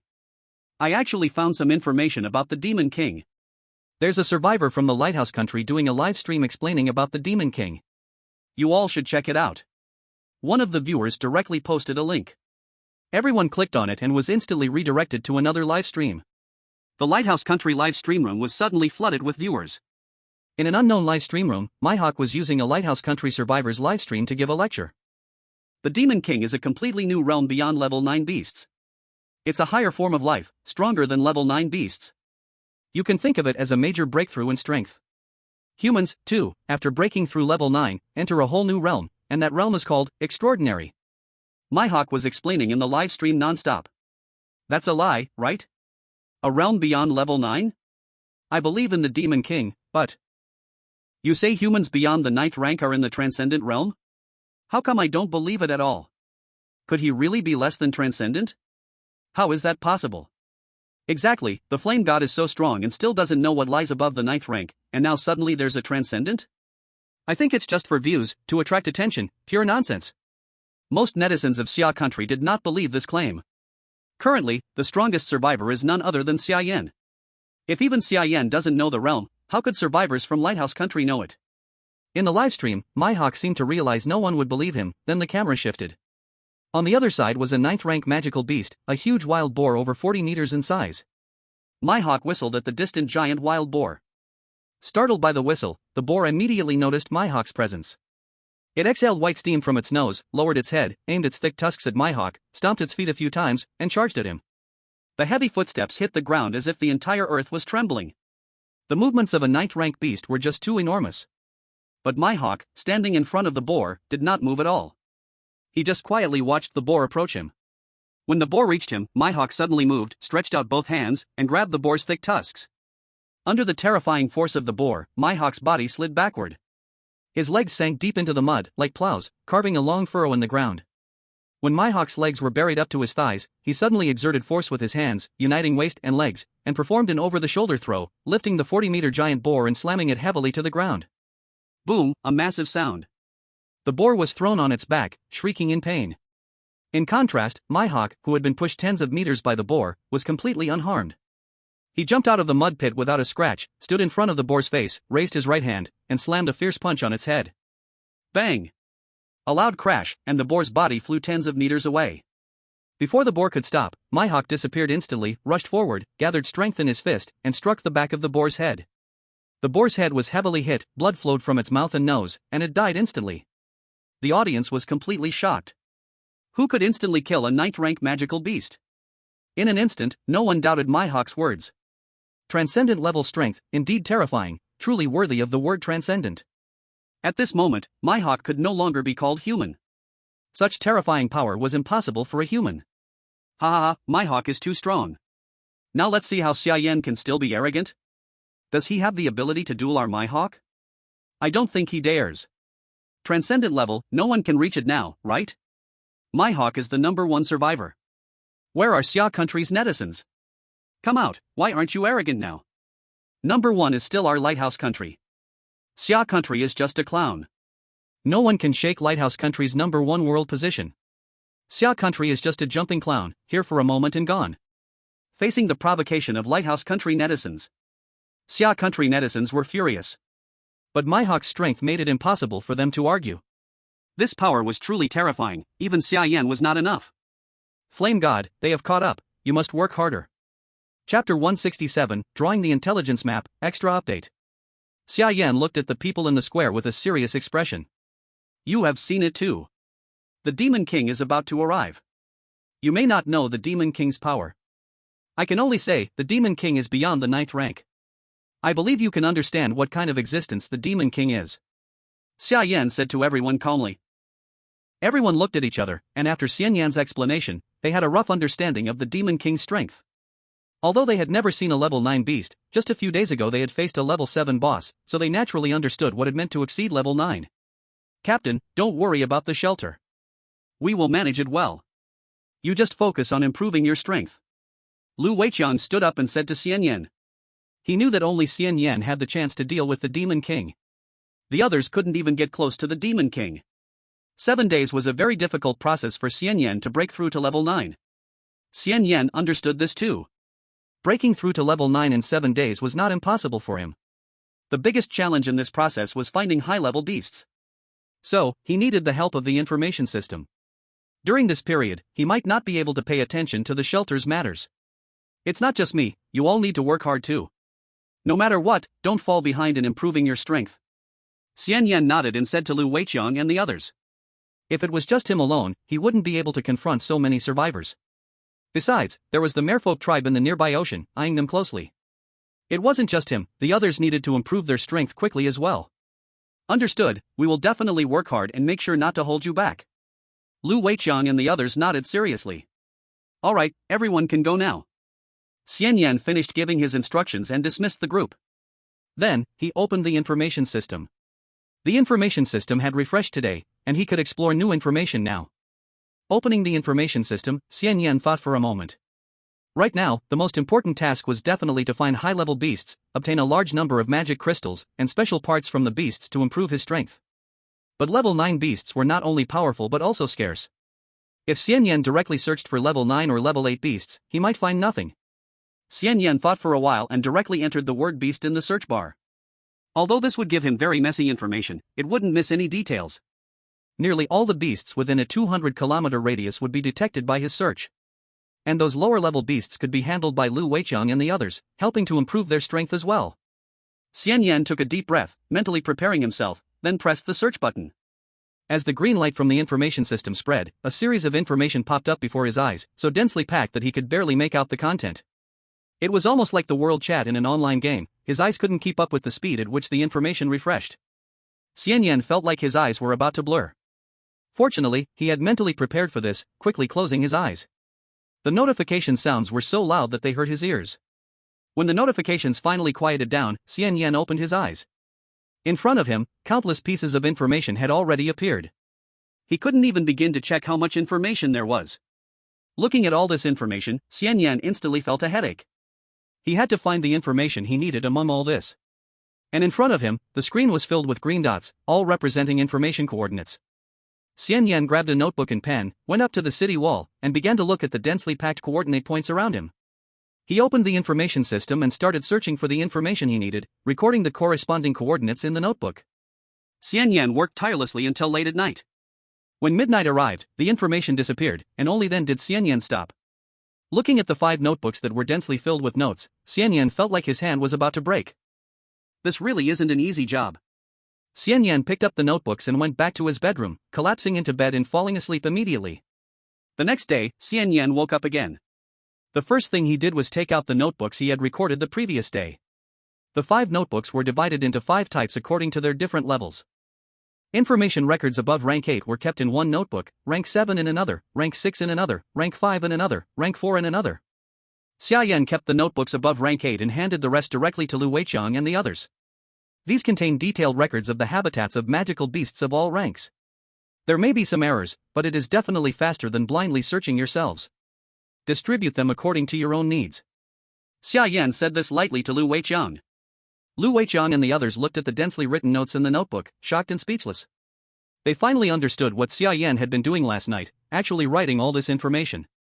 This was extremely important to them. Xia Yan didn't pay attention to them, opening the notebook to look for the most recent coordinates. Although he had already seen it once, there was so much information that his memory was already confused. Without checking, he couldn't remember where the coordinates were. Soon, Xia Yan found the coordinate point of an 8th rank magical beast. Southeast direction, 34 kilometers. Xia Yan set off immediately, walking toward the southeast. 34 kilometers was already the closest among these coordinate points. Luckily, Arrow was fast, reaching a speed of 100 kilometers per hour, so more than 30 kilometers would take at most half an hour. After taking some detours, 40 minutes later, Xia Yan appeared at the foot of a mountain. According to his calculation, this should be the activity range of that 8th rank magical beast. He was still not sure of the exact location. Era, stay here and wait for me. Xia Yan arranged Era, then spread Shuayu behind him and leapt into the air. As he flew into the high sky, the entire mountain environment came into view. The snowy mountain had no plants, completely bare, and Xia Yan could see everything at a glance. It was called a mountain, but it was only about 100 meters high, just a small hill. On the hill, a clearly protruding stone that was his target. 8th rank magical beast, Stone Demon. Xia Yan immediately flew down onto the top of the hill. The stone demon sensed someone in its territory and immediately awakened and returned. With the ground shaking, a small half of the hill lifted directly upward. Under Xia Yan's feet were the bodies of the stone demon, and the stone that was exposed was just the demon's head. Xia Yan quickly flew up, leaving the stone demon's body. Landing at a distance, he looked at the stone demon in surprise.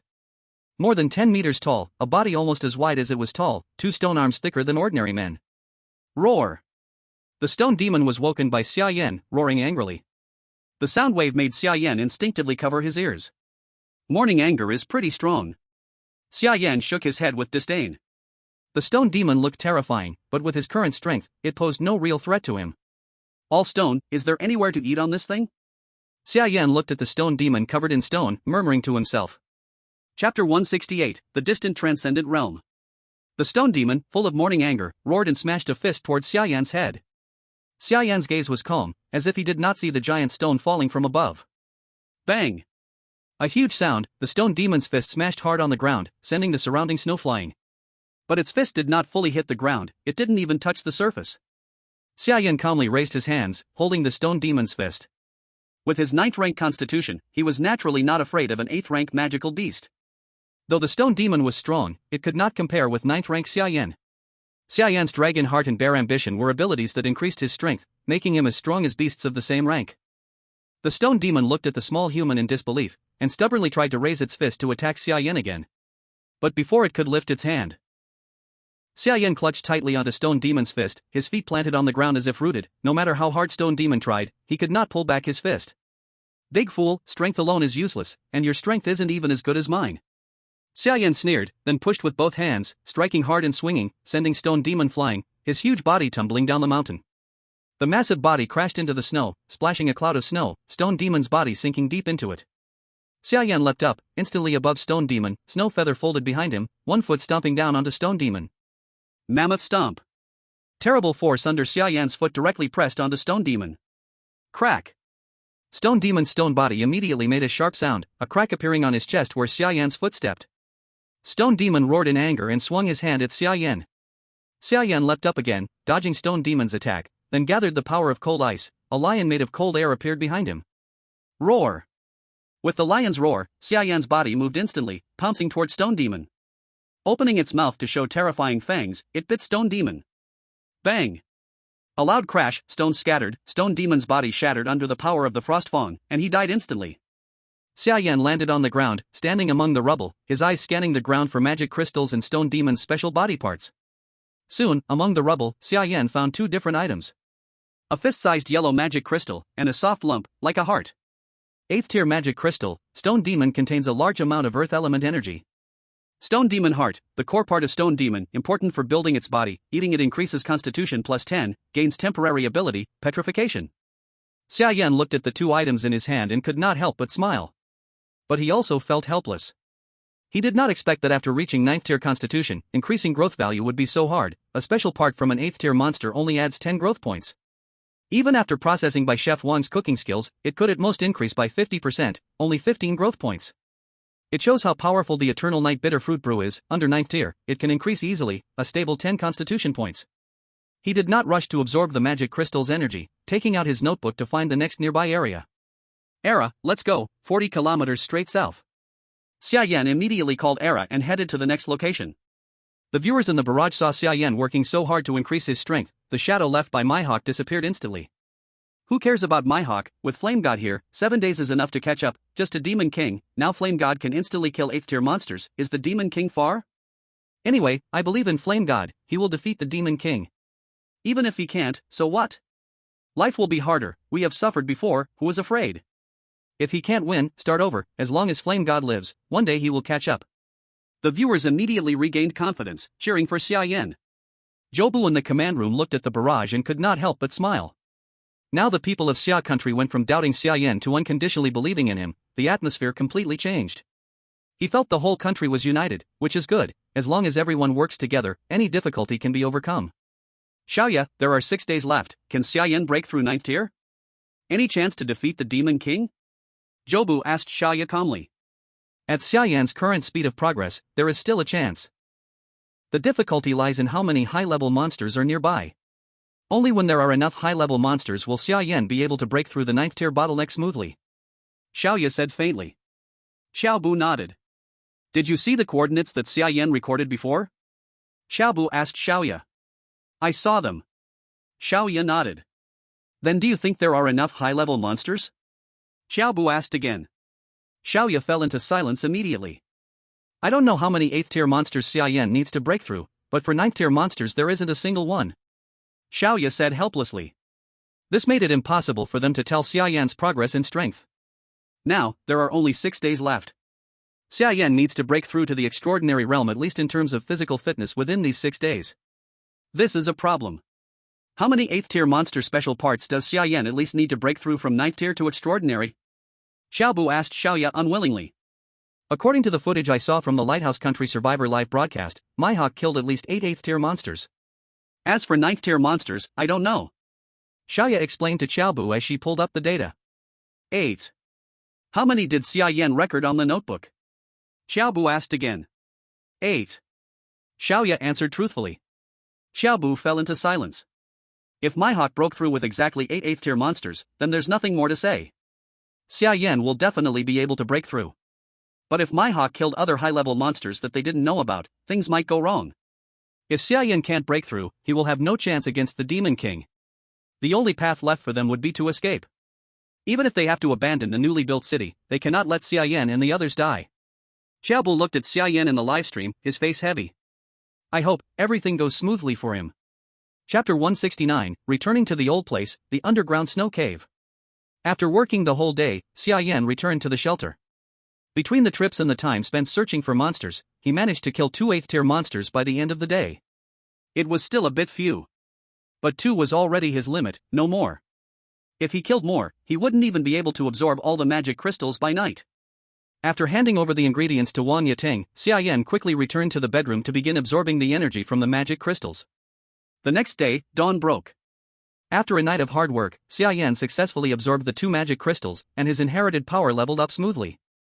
As soon as he opened his eyes, his irises turned into gem-like ice blue, and an aura of coldness surrounded him, instantly covering the surroundings with a layer of frost. Xia Yan thought, and the cold aura dispersed. Inheritance, Ice Power, Beginner Level 9, 20 out of 100. Alright, eat it while it's hot. As soon as Xia Yan woke up, Wang Mozhe, who had been waiting outside, heard the movement and entered the room, holding a special meal. Xia Yan had given her 2 portions of ingredients, but she only brought 1.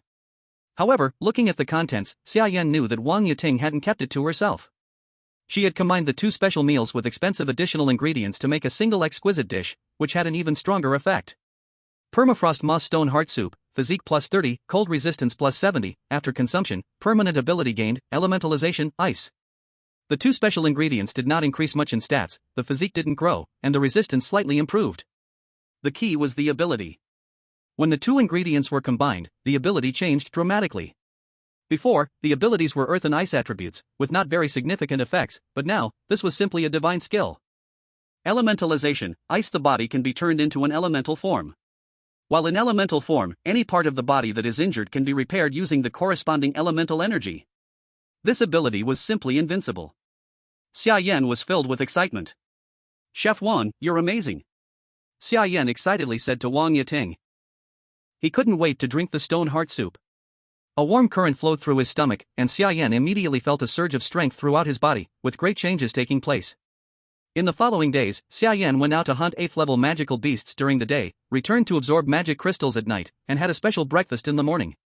2 days in a row, by the 5th morning, Xia Yan had already killed 6 magical beasts, with only 2 remaining 8th level beasts outside, yet to be found. His physical condition had reached its peak, but there was still no breakthrough. Physical condition, ordinary body level 9, 100/100. The growth value was already full, yet there were no signs of a breakthrough. Xia Yan furrowed his brows, unsure of the reason. It was already the 5th day, with less than 2 days left until the 7th day. If he didn't find the reason soon, he really wouldn't be confident in dealing with the Demon King. The power of inheritance had also reached its limit, and now the growth value had reached 80 points, only 20 points away from being full. Xia Yan thought for a long time but couldn't figure out why he couldn't break through the physical limit. He decided to try the inheritance power first. Looking at the location of the last 2 magical beasts, Xia Yan immediately headed there. If he obtained the magic crystals from these 2 beasts, he could break through to level 9 tonight. Guided by the husky, Xia Yan quickly arrived at his destination, 100 kilometers away. This place looks a bit familiar. Xia Yan looked around and realized it was the snowy pine forest ruins he had first discovered. It was here that he had found the frost mushrooms and the life-saving supplies. Are there 8th level magical beasts here? Xia Yan furrowed his brows and slowly walked forward. The snowy pine forest ahead looked the same as before, buried under thick snow, with only the tall pine trees slightly exposed. Some even only had a small snow mound, with the crown of the pine tree inside the snow. Without activating the information system, he wasn't sure where the magical beasts were exactly. He could only roughly judge that the beasts had appeared near this area a few days ago. Xia Yan focused on the snow under his feet, looking for any footprints or traces left by the magical beasts. Following the traces would lead him to the beast's position. But strangely, there was not a single trace on the pristine snow. Xia Yan left footprints as he walked, but the giant magical beasts left no marks at all. Could it be flying magical beasts? Xia Yan couldn't help but look up at the sky. At that moment, something suddenly moved under the snow ahead, rapidly coming towards Xia Yan from beneath the snow. Woof! The husky barked warily toward the front. Xia Yan was drawn to the husky sound and quickly looked ahead, but it was a little too late. The creature had already reached his feet, passing through the snow beneath him. Xia Yan immediately felt his feet soften, and the thick snow collapsed. He fell into a snow pit. Xia Yan steadied himself and cautiously observed his surroundings. Surrounding him were the snowy pine forest, glowing frost mushrooms, and a network of circular tunnels. He was very familiar with the snowy pine forest and frost mushrooms. This place had always been like this before. But these tunnels. Looking at the tunnels ahead, which were as tall as a person, Xia Yan frowned. These tunnels hadn't been here before. Husky, stay close to me. Xia Yan led the husky and slowly moved toward the tunnel ahead. The tunnel was just wide enough for him to walk through, and the snow on the ground was loose, as if it was just dug out. It was the hole the creature had just passed through beneath his feet. The creature's identity was still unknown, but it was fast, and only by finding it could he confirm what it was. Xia Yan slowly advanced, but these snow tunnels were all interconnected, and only this one was newly appeared.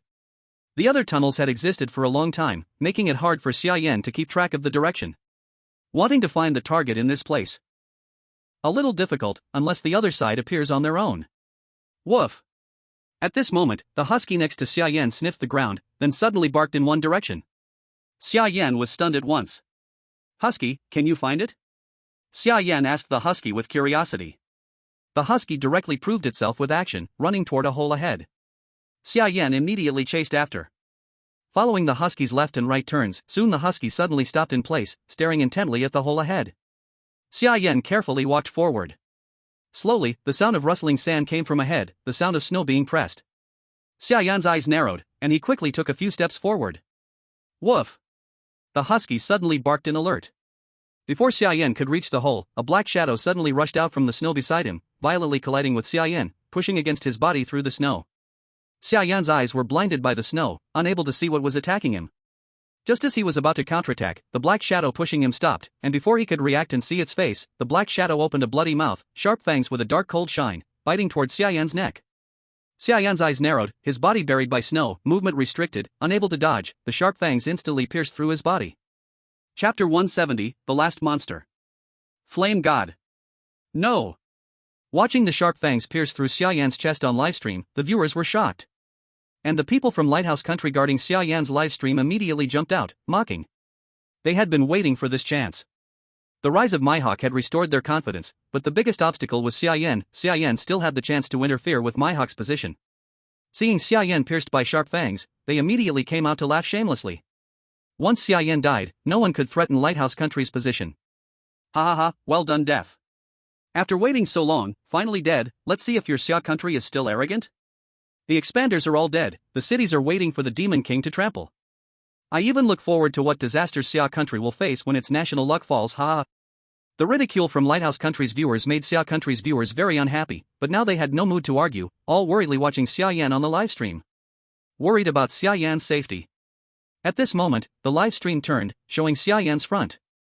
The sharp fangs indeed pierced Xia Yan's body, but Xia Yan was perfectly fine, his face showing no change. His body turned into solid ice, no blood flowing from the wound on his chest. Look! Flame God is fine. Someone shouted, watching Xia Yan lightly lift his hand and grab the fangs on his body. As the snow scattered, the monster attacking Xia Yan also revealed its true face.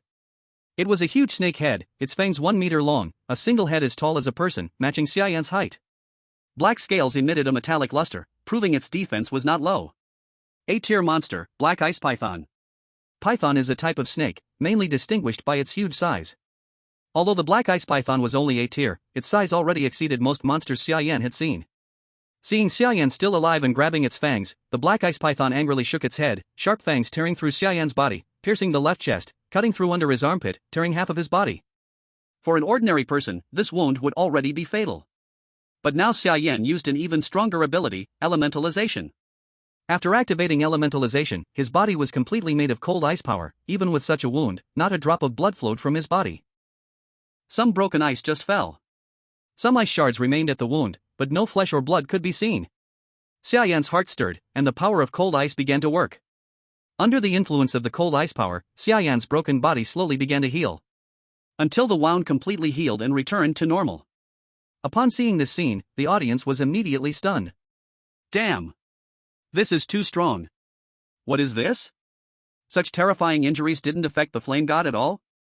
What about those foreign devils? Can your Mihawk do this? Come out and speak. Seeing Xia Yan unharmed and displaying such terrifying abilities, netizens from Xia Country instantly became excited. Netizens from Lighthouse Country were also stunned upon seeing that Xia Yan was completely fine. This doesn't make sense? He wasn't harmed even though the beast pierced his heart. Isn't he invincible? This isn't fair. I report him, he's cheating. Watching the Lighthouse Country viewers break down, the Xia Country viewers felt incredibly satisfied. However, at this moment, Xia Yan was not out of danger, as he was facing the Black Ice Python. Seeing Xia Yan escape from its mouth and remain unharmed, the black ice python once again opened its mouth, unwilling to believe, and bit towards Xia Yan. Xia Yan's gaze sharpened, and he reached out with both hands to grab the black ice python's two sharp fangs, stepping on its lower lip to prevent its mouth from closing. But the black ice python was massive, and unable to close its mouth, it immediately raised its head, lifting Xia Yan out of the thick snow beneath. Its tongue was trembling in front of Xia Yan. A suction force came from its mouth, trying to swallow Xia Yan whole. Xia Yan furrowed his brows. No longer polite, he released his cold ice power, gathering cold energy behind him into the shape of a lion. Roar! The lion let out an angry roar, opening its mouth and pouncing toward the black ice python. The black ice python was caught off guard and was immediately bitten by the lion's sharp teeth, the sharp frost power piercing through its mouth. After receiving the heavy blow, the black ice python immediately spat Xia Yan out. Xia Yan landed, stabilized his posture, and with a movement of his feet, charged toward the black ice python once again, gathering a snowball on his fist. A powerful uppercut hit the black ice python's jaw, causing the snowball to explode. The black ice python fell backward, eyes rolling white, and was knocked unconscious by Xia Yan's punch. Taking advantage of the black ice python's unconscious state, Xia Yan knocked an arrow, aiming for its vital spot and shooting. Moments later, Xia Yan dug through the black ice python's body, retrieving the snake's gallbladder and magic crystal. After putting them away, he headed toward the final coordinate. This coordinate was farther away and not in the same direction as the black ice python, meaning Xia Yan had to travel 2 trips back and forth. By the time he reached the seaside, the sky had already darkened. The location of this beast was in the southeast direction, and as Xia Yan arrived, he saw the ocean. However, the target was still over 10 kilometers away. Xia Yan furrowed his brows. The ocean was much more complex than the land, not only with sea beasts but also the lurking merfolk. But in order to improve his strength faster, he decisively spread his snow wings and flew forward. After flying over 10 kilometers, he realized there wasn't even a small island around, and he couldn't see his target. Xia Yan suddenly realized an important factor: this beast might be a marine creature, a water-dwelling magical beast living underwater. The ocean was vast, and the beast was likely long gone. Xia Yan shook his head and sighed helplessly. He only had one magic crystal, which could increase his cold ice power growth value to 95 points, but still needed a few more to break through to 100. Xia Yan then wondered if there were any 7th-tier beasts to hunt. A 7th-tier magic crystal might fill that gap of 5 points. As he was looking at his notebook in the sky, he didn't notice a dark eye watching him from below the water. Although Xia Yan was tens of meters from the water's surface. But the opponent still saw him as prey. Slowly rising to the surface of the water, he opened his mouth, gathering strength to strike at Xia Yan. A water arrow silently shot towards Xia Yan in an instant. Xia Yan, who was looking at his notebook, furrowed his brow, and the hairs on the back of his neck instantly stood up, a feeling of crisis washing over him. Xia Yan instinctively waved to Xia Yu to dodge backwards. A sharp water arrow came from below, shooting towards the sky in front of him. Xia Yan's gaze sharpened, and he looked down to see countless water arrows continuously attacking him. Xia Yan quickly dodged, and with a thought, he formed an ice shield beneath him to block the incoming water arrows. But the ice shield only blocked one water arrow before shattering instantly. The dense swarm of water arrows immediately surged towards Xia Yan. Chapter 171, The Unbreakable Boundary, Extra Update. Xia Yan furrowed his brow, continuously dodging the water arrows falling from above. Looking down at the dark sea, he tried to spot the culprit attacking him, but beneath the black sea surface, only a shadow was swimming continuously. Xia Yan couldn't see the opponent's appearance, nor could he judge their size. Xia Yan was getting irritated by the continuous attacks from the opponent. Without hesitation, he activated elemental transformation, giving up on dodging. The water arrows hit him and easily passed through his body, but the moment they did, they were repaired by the cold energy, completely restored. He waved his hand, and cold energy began to gather behind him, forming sharp ice arrows. Then with a flick of his wrist, the dense ice arrows instantly shot down towards the sea surface. The ice arrows plunged into the water, sweeping across the shadow beneath the surface. Returning the favor with the same method, Xia Yan was not someone to be easily bullied. The underwater beast was struck by the ice arrows, causing it to thrash around, and the sea surface immediately stirred like boiling water. In the waves, Xia Yan saw a golden fish tail flash by, and the palm-sized fish scales sparkled as if made of gold. Xia Yan was momentarily distracted by the shimmering fish scales. At that moment, a wave suddenly surged from beneath the water, crashing towards Xia Yan's face. Xia Yan reached out, and cold energy erupted, freezing the incoming wave right in front of him. Then with another wave of his hand, the frozen wave was sent crashing downward. Boom! With the massive block of ice crashing down, splashes flew up from the sea surface. The underwater beast cried out in pain as it was struck. With a flick of its tail, it once again shot countless water arrows towards Xia Yan. Xia Yan couldn't be bothered to waste more time with this creature, and directly waved to Xia Yu behind him to lift his body higher. As his position rose, the opponent's attacks all missed. Seizing the opportunity, Xia Yan took out the ice soul bow, knocking an arrow, and terrifying cold energy gathered on the arrowhead.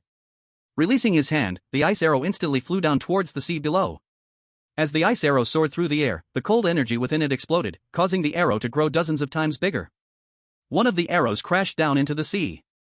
With the explosion of cold energy, the surrounding sea surface was immediately frozen, forming a small island of ice that floated on the sea. The underwater beast was immediately encased in the ice. With the 9th level ice energy and the 10-fold power of the ice soul bow, even an 8th tier beast couldn't resist and was instantly killed. Xia Yan landed on the ice island and, through the transparent ice, saw a golden carp sealed within. However, this carp was enormous, measuring about 4 to 5 meters long.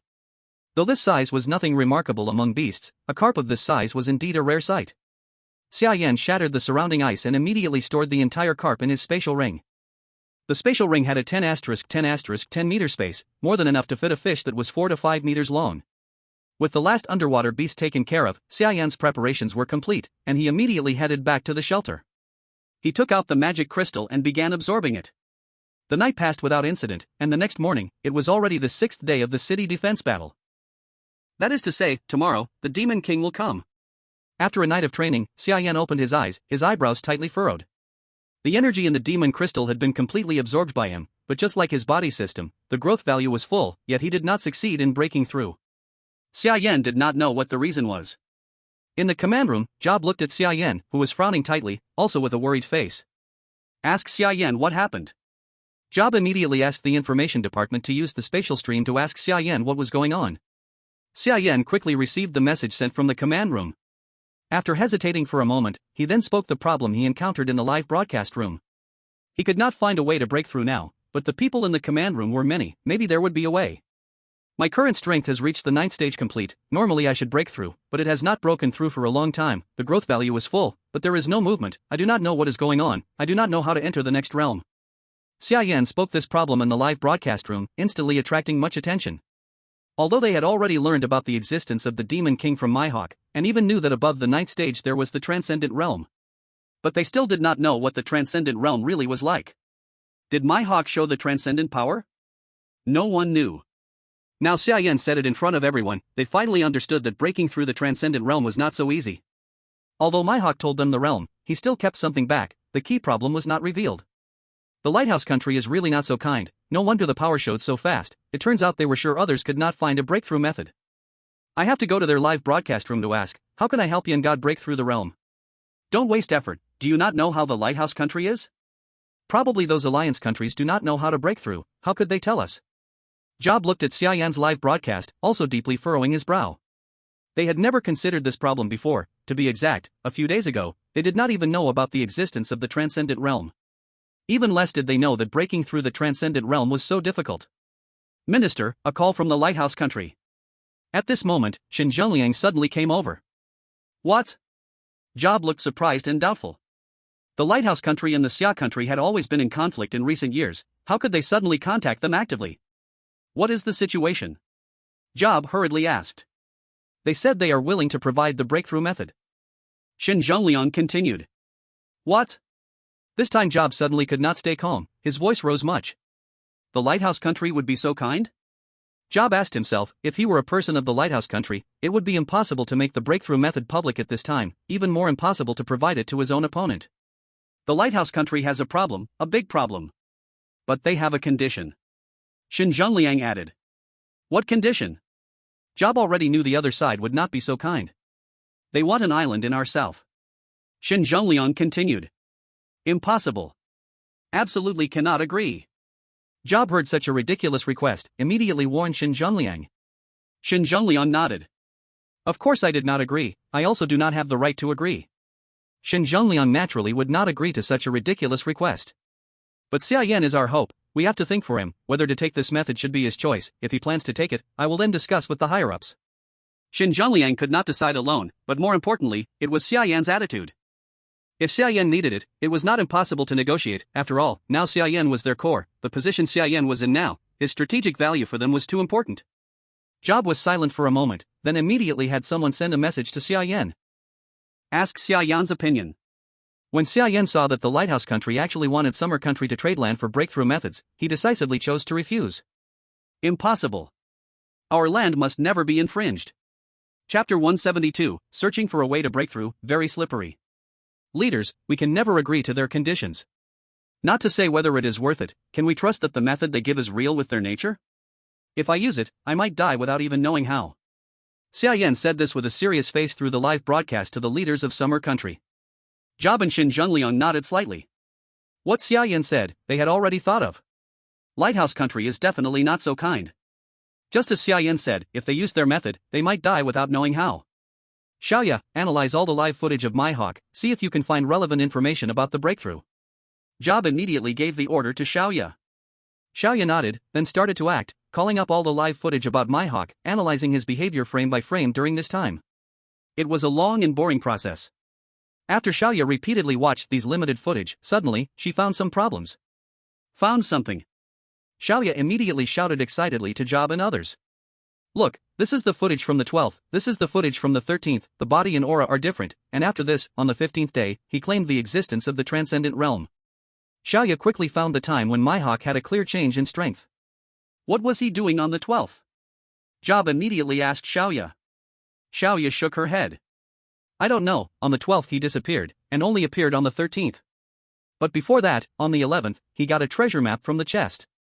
Xiaoya then called up the related footage again. In the footage, Mihawk opened the chest and took out an ancient map. Everyone studied for a long time, still not understanding what exactly Mihawk experienced to successfully break through. They could only guess that Mihawk's breakthrough was related to the treasure map, maybe he got some magical item, which let him successfully break his limitation. Job looked at the time. There was not much time left to waste. He immediately had someone pass the message to Xia Yan. Breaking the limitation may need external force. Mihawk got a treasure map, and he got something from the map to break through. Seeing the text, Xia Yan frowned. External force? What external force could help him break through the realm? Xia Yan fell into thought.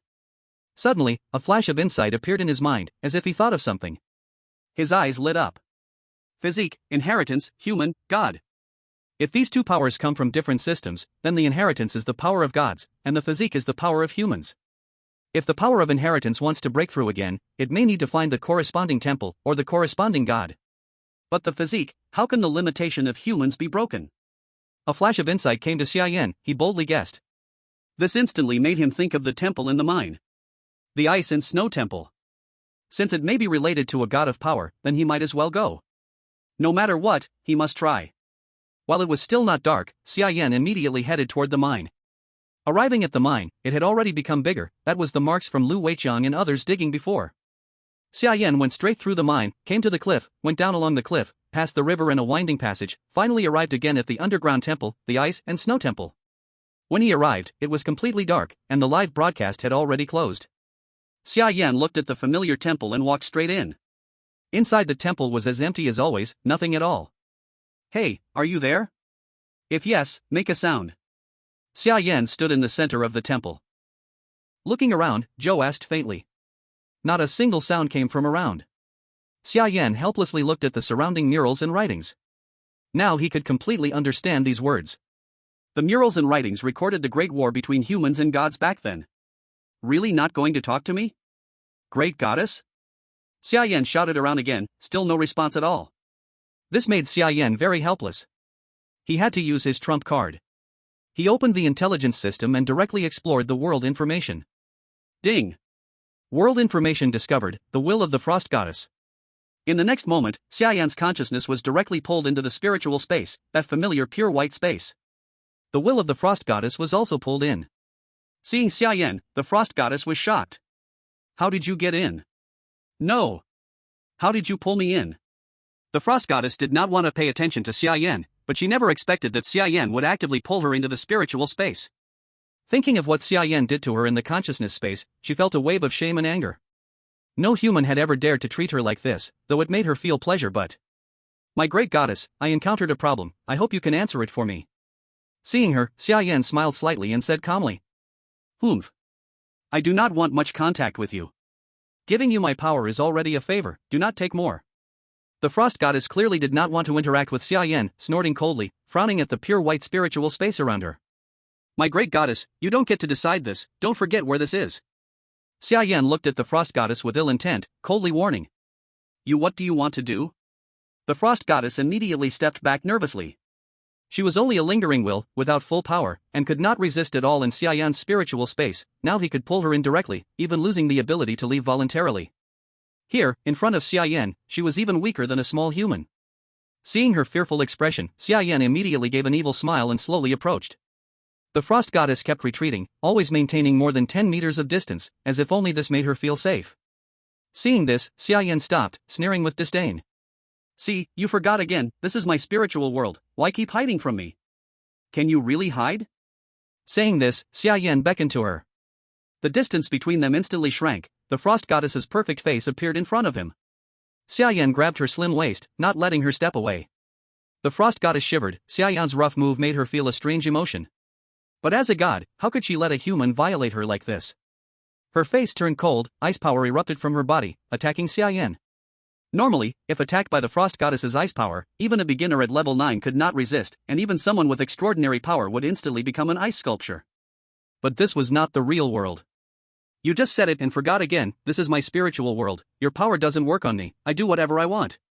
Xia Yan stretched out his hand, sliding it across her lovely face. It felt icy cold, but very smooth. Xia Yan's action made the frost goddess feel a wave of humiliation. Eyes closed, teeth clenched, a face full of disgust. But it seemed a little expectant, saying nothing and not resisting, as if waiting for something. Xia Yan was immediately speechless. He knew this frost goddess had a special fetish, otherwise she wouldn't be so bold. He was intentionally showing off his skills in the other person's area of interest, but he wouldn't let her truly enjoy it. Xia Yan immediately released the other person, stopping just at the right moment. My ice power has fallen into calm. After reaching beginner level 9, I can't break through anymore. What's the reason? Xia Yan asked the frost goddess with an expressionless face. The frost goddess came to her senses. She didn't wait for the situation she had expected and looked slightly disappointed. Looking at Xia Yan with cold eyes, Xia Yan felt, for some reason, that there was a hint of grievance in her gaze. You've reached beginner level 9 so quickly. After the frost goddess calmed down, she asked Xia Yan in shock. How long had it been? He was already past the beginner stage. This speed was indeed somewhat extraordinary. Did you come to find me for this? The frost goddess now understood Xia Yan's purpose for coming. Of course, what else would it be? Xia Yan nodded. The frost goddess fell silent for a moment. I can tell you, but I have a condition. The frost goddess said to Xia Yan in a calm tone. She understood that her inheritor was a rebellious one. Although his talent was outstanding, it was impossible to make him believe in her. But she needed the power of belief, and since Xia Yan couldn't provide it, she would have to use other methods. What is it? Xia Yan wasn't in a hurry and asked her calmly. You know that the reason for the war between our gods and humans is because of belief. Humans no longer believe in us, and that's why the war broke out. The power of belief is very important to us gods. The original purpose of passing on the ice power to you was so that you could believe in me and provide me with belief power. But now it's clear that you have no belief. The frost goddess said coldly. Xia Yan shook his head. I have faith, but it's not in you. Xia Yan said calmly. He indeed had faith, and that faith was in socialism. I don't care who you believe in. What I need now is belief power. Since you can't provide it, I'll have to use other methods. My condition is, for you to become my vessel. The frost goddess looked at Xia Yan with a serious expression. Whom? Xia Yan was startled. He understood the concept of a vessel. The wills of these gods existed through vessels, like murals, temples, statues, and so on. But, can a human body also be a vessel? Xia Yan looked at her with a puzzled expression. You don't mean, you want to take over my body, do you? Xia Yan suddenly had a strange thought. Body snatching?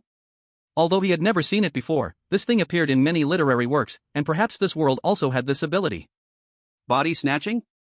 The frost goddess didn't understand the term at first, but soon, through her divine ability, she understood its meaning. I am female, you are male. I don't want to become male. Disgusting. The frost goddess reprimanded coldly with a look of genuine disgust. Seeing the disgust on her face, Xia Yan understood that she wasn't pretending. But the matter about the vessel still had to be clarified. If something went wrong, it would be too late for regrets. How can I trust that you won't have ulterior motives? Why must I be the vessel? And what does this have to do with the power of belief? Xia Yan asked the Frost Goddess with confusion. Don't worry, it won't harm you, and it will be completely under your control. Once you try it, you'll understand. As for the power of belief, as long as you become my vessel, I can absorb external belief power through you. This will also benefit you greatly. Because you are my vessel, the belief power must pass through your body to reach me, and half of it will remain in your body. To put it simply, as my vessel, the belief power will be split 50-50 between us. The Frost Goddess explained to Xia Yan calmly. Also, even if no one believes in you, you can still seize the power of faith by killing those who have it, even gods, and it will still be a 50-50 split. After the explanation, Xia Yan basically understood the role of this carrier. It is just an intermediary for the power of faith, but this intermediary is dark, with a fee as high as 50%. Then let's try it. If I feel anything is wrong, don't blame me if something happens. Xia Yan nodded and said lightly. No matter what, he must ensure his own safety first. If he finds any strange actions from the other, he would resist immediately. The Frost Goddess did not speak again. Her figure flashed, directly colliding with Xia Yan's spiritual body. The two spiritual bodies immediately fused together.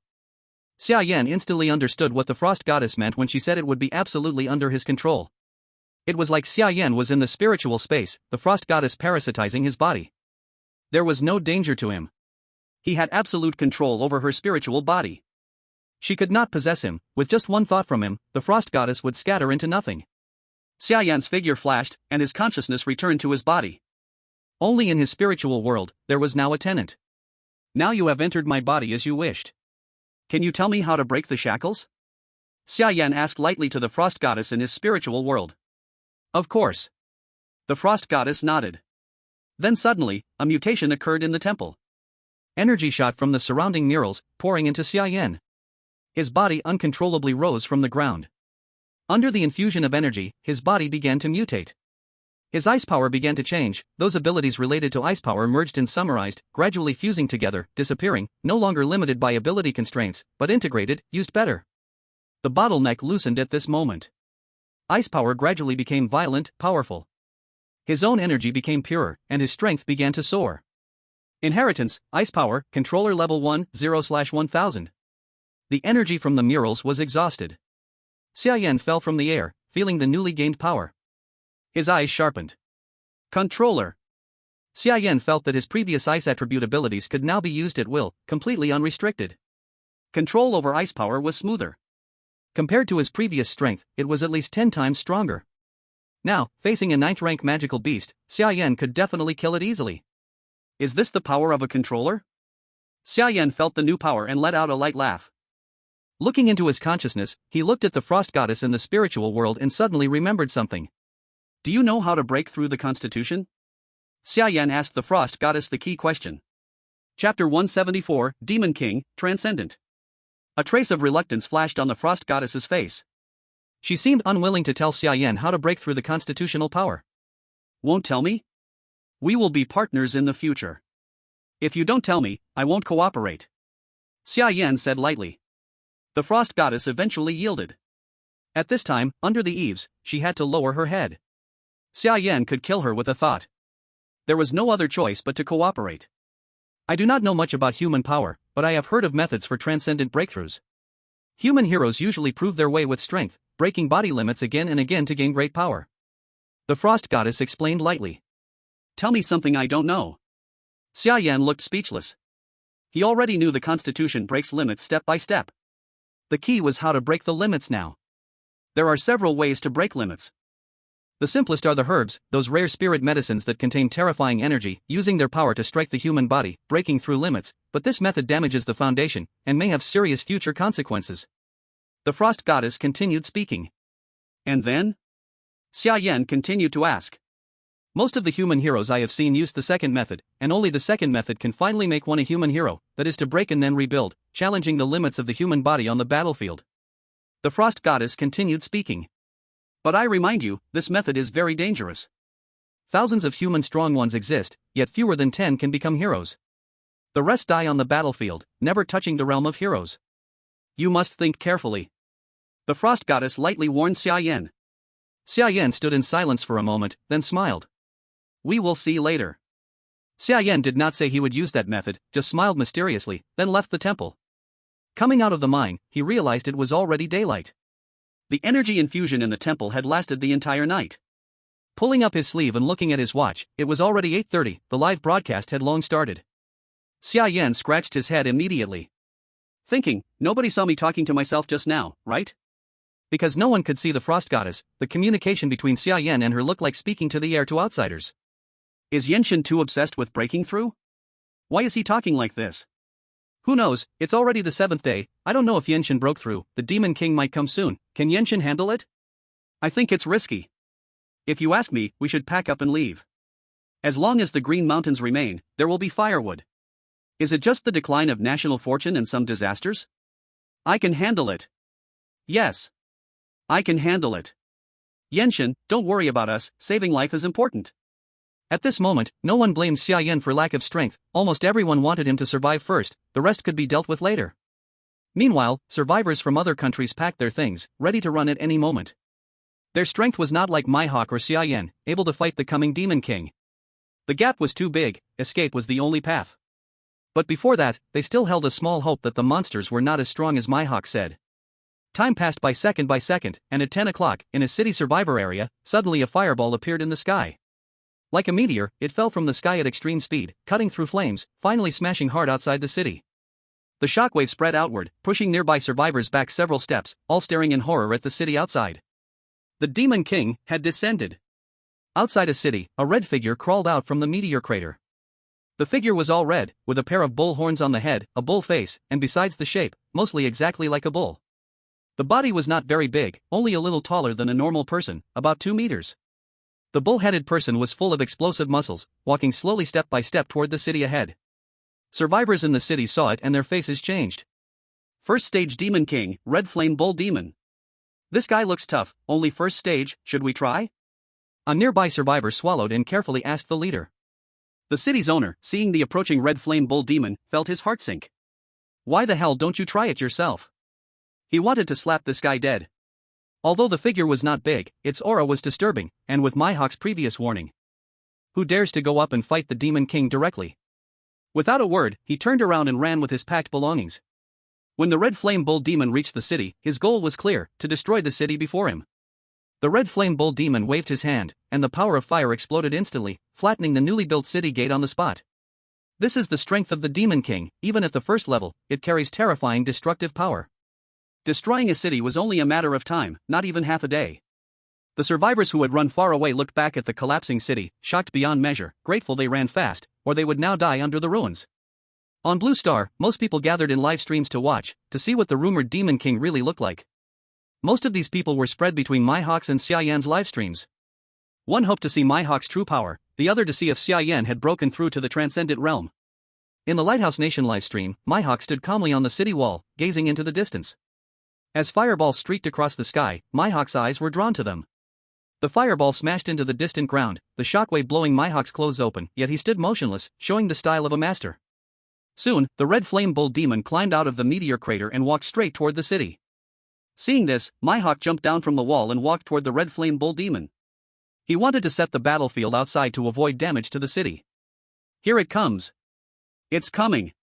Seeing Mihawk take the initiative, the audience was instantly excited. Mihawk was the first to suggest the Demon King in Transcendent Realm, showing that his strength had already reached Transcendent, otherwise he wouldn't know of such a realm. Everyone was eager to see the fight between the Transcendent and the Demon King. The Red Flame Bull Demon soon saw Mihawk approaching him. Moo! The Red Flame Bull Demon roared, then stepped forward to attack Mihawk. He rushed to Mihawk, pushed hard with his legs, leaped into the air, held his fists, and slammed them violently toward Mihawk. Chapter 175 Courage is Humanity's Anthem, Extra Update. Flames burned on the Red Flame Bull Demon, and his punch hit Mihawk, the firepower exploding, the heat instantly engulfing him. The audience watched in shock. This was their first real feeling of the Red Flame Bull Demon's terrifying power. Before, destroying the city was not enough to show his killing force. Now, watching, it was truly overwhelming power. Humans had no chance to win under such an attack. But when the flames dissipated, Mihawk stood unharmed in the fire. Not only that, it was as if the flames did him no harm. Not only was he fine, but with a wave of his hand, the flames seemed his to control. Firepower, interesting. Mihawk sneered, breaking through the fire's surround, instantly arriving before the Red Flame Bull Demon. He punched toward the demon's chest. The red flame bull demon did not expect a small human could block his red flame demon punch. He clenched his right fist and punched Mihawk as well. Their fists collided instantly, a shockwave spreading around.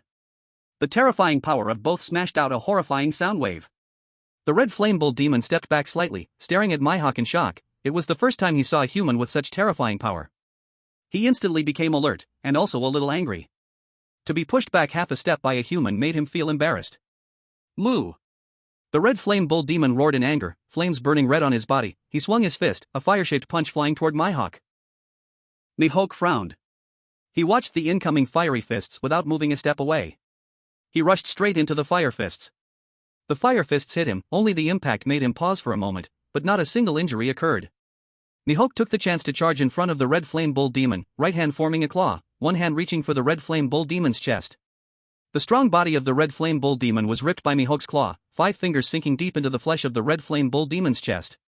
The red flame bull demon screamed in pain.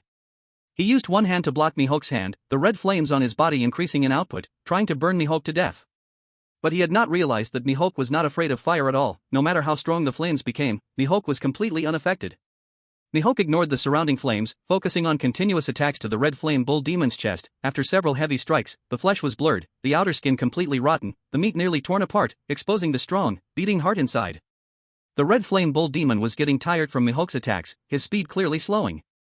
Mihawk seized the chance and struck again with his claw at the red flame bull demon's heart. This time, it easily pierced through the chest flesh and grabbed the red flame bull demon's heart. Mihawk could clearly feel the strong beating of the red flame bull demon's heart. Moo!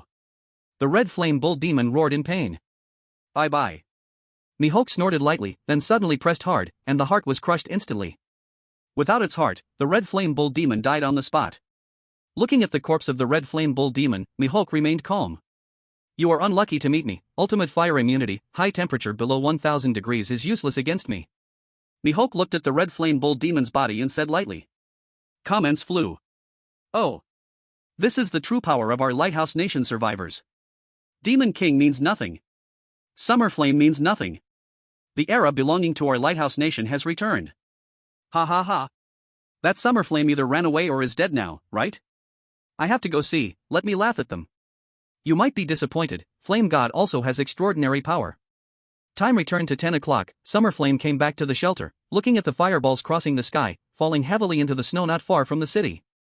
The flames instantly melted the snow within dozens of meters around. A red flame bull demon crawled out from the meteor crater, slowly walking toward the city. Everyone immediately became alert, standing on the city walls, pulling bows and aiming arrows at the target, waiting for Summer Flame to give the order to attack the red flame bull demon. Fire! Summer Flame did not understand the red flame bull demon's strength, so while it was still far, he immediately gave the order to release the arrows. Everyone released their arrows at once. Over 100 sharp arrows flew toward the red flame bull demon. Among them were special arrows, one Summer Shue's poison arrow, one Lu Weichan's water arrow. Huang Xiaoyun also added beast control power to try to control the red flame bull demon. But the power gap was too big, surely without effect. There was also a bigger arrow, Summer Flame's ice arrow. Looking at the dense arrows coming, the red flame bull demon remained calm. Opening his mouth, a wave of flame power gathered, then red flame shot out. Nearby arrows instantly turned to ashes, the poison arrow disappeared before reaching. Lu Weichan's water arrow lasted until the bull demon but was weaker than a spit. The highly watched ice arrow flew toward the red flame bull demon in everyone's expectation, but melted quickly when meeting fire. Han completely turned into a puddle. Flame power suppresses ice power, especially since the red flame bull demon's strength was at Demon King level. The attacked red flame bull demon was full of anger. With a burst of power in his legs, he leapt directly into the air and struck the ground with a punch, causing terrifying flames to spread in all directions, instantly destroying the first city wall ahead. Xia Yan's expression changed as he realized that this was not a battle Lu Weichan and the others could participate in. You all hurry and retreat. Leave this to me. Xia Yan immediately ordered them to leave, knowing that staying would likely lead to casualties. At this moment, they didn't try to be brave and quickly took their people away. Xia Yan immediately jumped off the city wall, confronting the Crimson Flame Bull Demon. He had to buy time for Lu Weichan and the others. Flame power counters ice power, you're not his match. Wait until your strength improves and then fight back. Don't act impulsively. The Frost Goddess in his mental world spoke to Xia Yan, trying to advise him. Now, she and Xia Yan were one, with Xia Yan being her vessel. If Xia Yan died, she would vanish too. She didn't want him to seek death. Xia Yan's face remained expressionless, as if he hadn't heard the Frost Goddess's advice, charging straight towards the Crimson Flame Bull Demon. Hey! Are you crazy? Don't drag me into this if you want to die. Seeing that Xia Yan didn't listen to her, the Frost Goddess panicked, shouting at him. Shut up! Xia Yan's cold rebuke immediately silenced the Frost Goddess. Do you know why you're losing to weaker humans? It's because you lack the courage to face death and challenge the strong. Courage is humanity's greatest anthem. Xia Yan's words immediately caused the Frost Goddess to fall into deep thought. Courage is humanity's greatest anthem? Those words instantly unraveled the doubts she had carried for nearly 1,000 years. Why could weak humans challenge divine authority and gain powers comparable to the gods? Courage, after hearing Xia Yan's words, she understood. Everything stemmed from courage. So, this is it. The Frost Goddess instantly understood the reason for the fall of the divine race. As Xia Yan charged towards the Crimson Flame Bull Demon, his body was covered with ice armor, snow wings unfurled behind him, and his eyes turned blood red, entering a berserk state. His strength surged greatly. With a thought, a blue light circle spread out, and the temperature around him dropped by dozens of degrees. Extreme cold domain. A snowball formed over his fist as he charged forward, the Crimson Flame Bull Demon throwing a punch towards Xia Yan. Xia Yan's snow wings flapped, instantly lifting his body higher, dodging the Bull Demon's attack, and then he jumped onto the Bull Demon's head, punching down towards its skull. The Blizzard Fist exploded on the Bull Demon's face, and the power of ice erupted, instantly covering the Bull Demon's face with a layer of frost. The Crimson Flame Bull Demon staggered back a few steps, stabilizing itself and irritably swiping at the frost on its face. Shaking its head, the frost on its face vanished. Before it could even gather its wits, Xia Yan's next move was already prepared. Cold air gathered behind him, forming a lion that opened its mouth and charged at the Crimson Flame Bull Demon. The sharp icy fangs struck the Bull Demon's body. The ice fangs dug deeply into the Crimson Flame Bull Demon's body. The spectators were overjoyed at the sight. Who said the Flame God is weak? He's just a demon king, and he can still fight. He hit the Crimson Flame Bull Demon so hard that it didn't even have a chance to fight back, and you're calling him weak?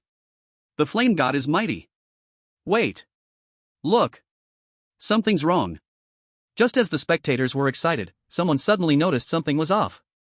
The Crimson Flame Bull Demon took Xia Yan's attack, but the damage was limited. Even though the icy fangs pierced the Bull Demon's defense, they only pierced its skin. At this point, the Crimson Flame Bull Demon had regained its senses. Its eyes turned blood red, and it let out an angry roar. Moo!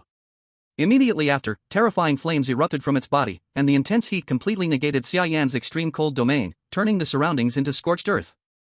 The temperature around them instantly skyrocketed. Xia Yan's ice power grew stronger the lower the temperature, but now that the temperature had risen, the cold temperature's effect on him instantly disappeared. If not for his intermediate fire resistance, he might not even be able to stand in such a high temperature. The Crimson Flame Bull Demon angrily charged at Xia Yan, flames igniting in his hands as a fiery fist slammed towards Xia Yan. Xia Yan quickly summoned the power of ice, forming a shield in front of him to block. The fire fist landed on the ice shield, and as expected, it shattered instantly. The flames continued to spread, seizing the ice armor on Xia Yan, which slowly cracked under the high temperature. The Crimson Flame Bull Demon, wielding the power of a demon king, struck Xia Yan with a punch that sent him flying. Xia Yan's body rolled across the ground, like a stone rapidly falling down a mountain. His ice armor was completely shattered, and the snow feathers on his back also became torn apart as he rolled. Xia Yan flew several dozen meters before finally stabilizing himself, covered in dust, looking disheveled, with a trickle of blood flowing from the corner of his mouth. Cough, cough. Xia Yan felt like his internal organs were about to be displaced, wiping the blood from the corner of his mouth. He didn't give up. It was just a setback, after all. He hadn't even used his full power yet. He swung his hand and took out the God Slayer. Then, his body disappeared in an instant.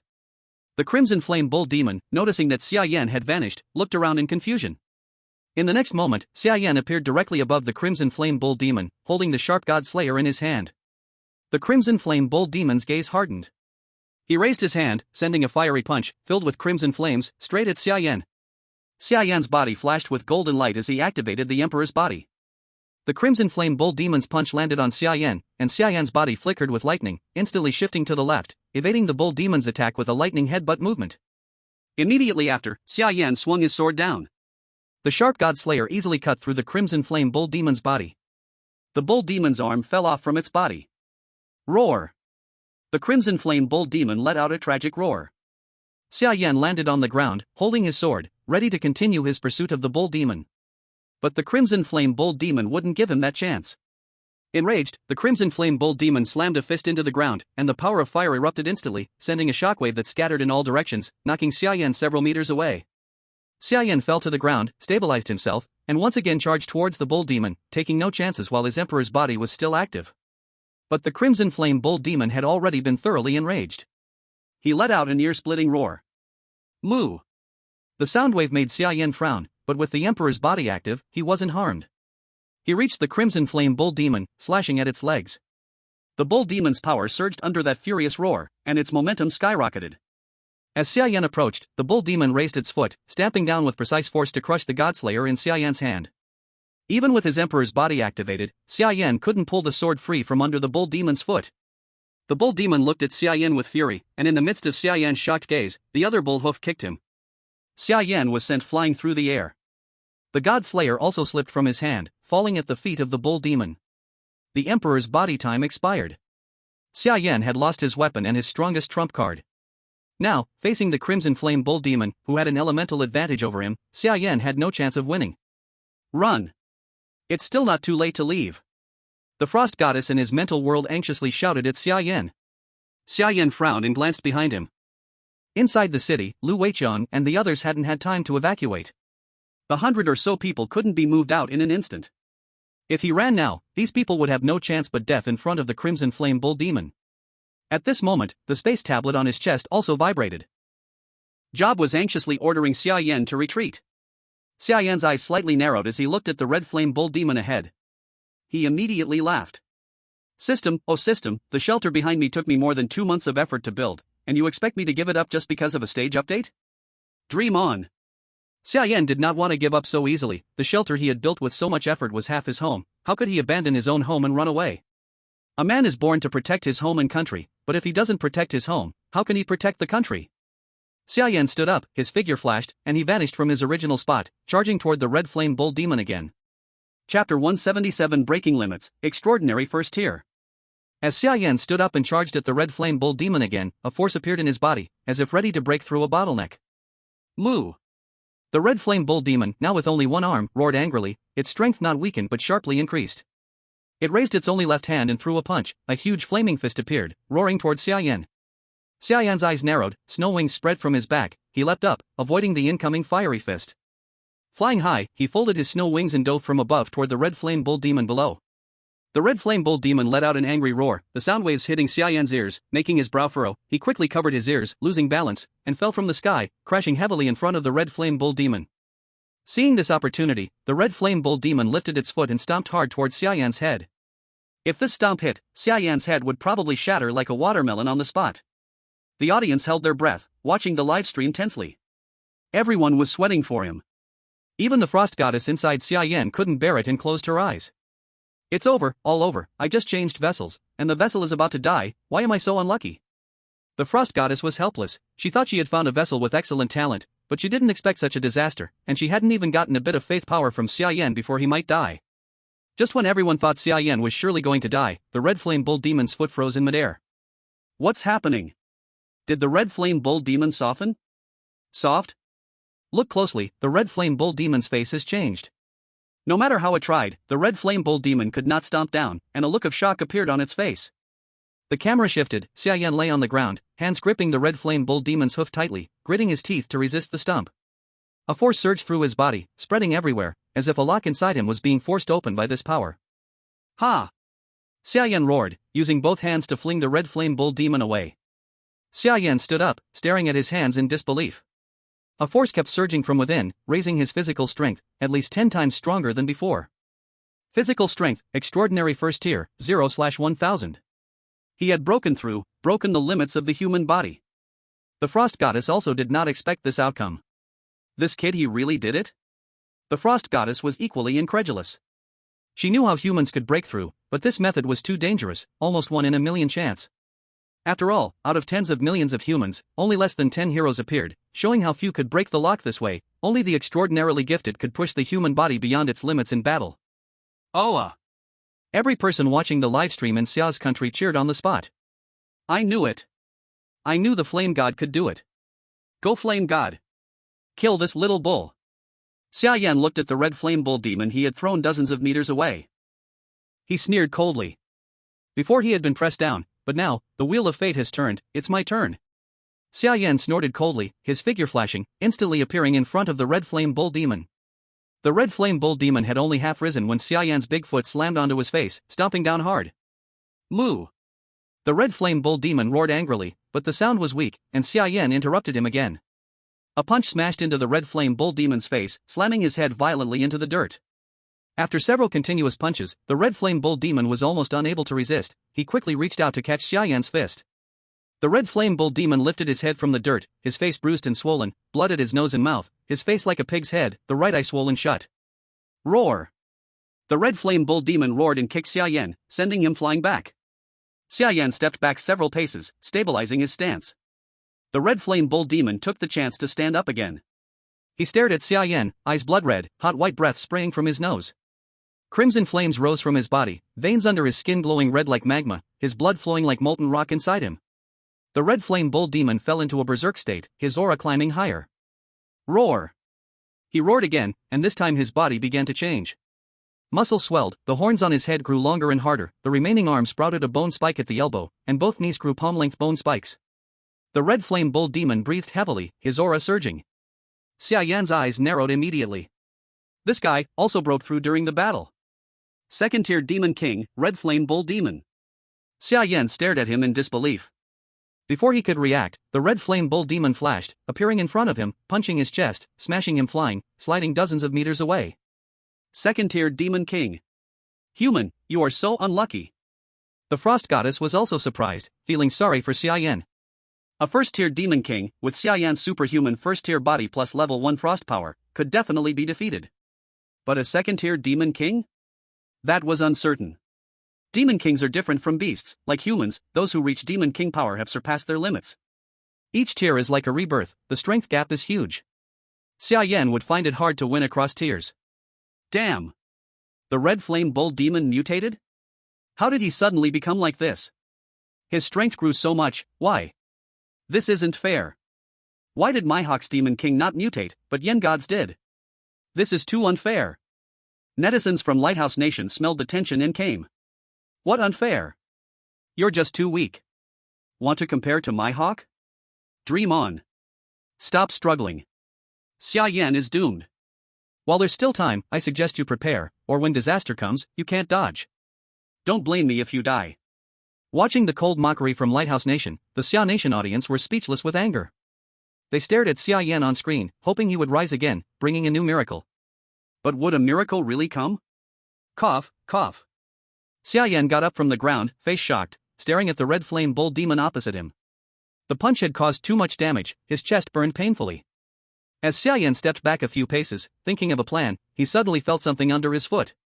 Looking down, he was instantly delighted. Under his foot was the Godslayer he had let go earlier. Xia Yan hurriedly picked it up. With the Godslayer in hand, his strength would rise one more level. Facing the second-tier demon king, Xia Yan felt even more confident. The red flame bull demon rushed at him in an instant, its figure like lightning, leaving only a shadow behind. Xia Yan hurriedly raised his blade to resist, slashing forward. In the next moment, the red flame bull demon grabbed the sheath of the slaughter god, easily blocking the strike. Xia Yan's face turned pale with shock. The sheath on the slaughter god severely affected his power. Without it, the enemy would never dare to catch it with his hands. The next moment, as Xia Yan prepared to draw his blade to change attack direction, the red flame bull demon struck his abdomen with a knee. The bone spike on the knee pierced deeply into Xia Yan's lower stomach. Xia Yan's eyes widened instantly, and he spat a mouthful of blood. The red flame bull demon raised its arm, aiming the elbow spike at the back of Xia Yan's head, preparing to deliver the final deadly blow. Just as the spike was about to land on Xia Yan's head, a dagger came flying from afar, striking at the red flame bull demon's arm. The red flame bull demon instinctively dodged, breaking the deadly attack. The dagger missed, flew in a circle, and returned to Xia Shue's hand. Xia Shui, Lu Weiqiang, and Huang Xiaoyan stepped out of the city, coming specifically to help Xia Yan. Seeing Xia Yan gravely injured, the three frowned deeply. Save him. Facing the red flame bull demon with no chance of winning, the three did not hesitate and charged at it. Their attacks landed on the red flame bull demon, but had no effect, not even a scratch on its skin. But their action instantly enraged it. Moo! The red flame bull demon roared, flames bursting from its body, and a fiery fist struck toward the three. Dodge! Lu Weiqiang's face changed, and he quickly made the others step aside, waving his hand as a huge water flow appeared to block them. Boom! The fire fist hit the water flow, instantly turning it into steam. Although water counters fire, the strength gap was too large. Lu Weiqiang's power had almost no effect. The three were blown away by the residual force of the fire fist. At that moment, a figure seized the distraction of the red flame bull demon, darting past it and carrying Xia Yan away. It was Ha. The three and the beast successfully rescued Xia Yan. Ha brought Xia Yan back to the three.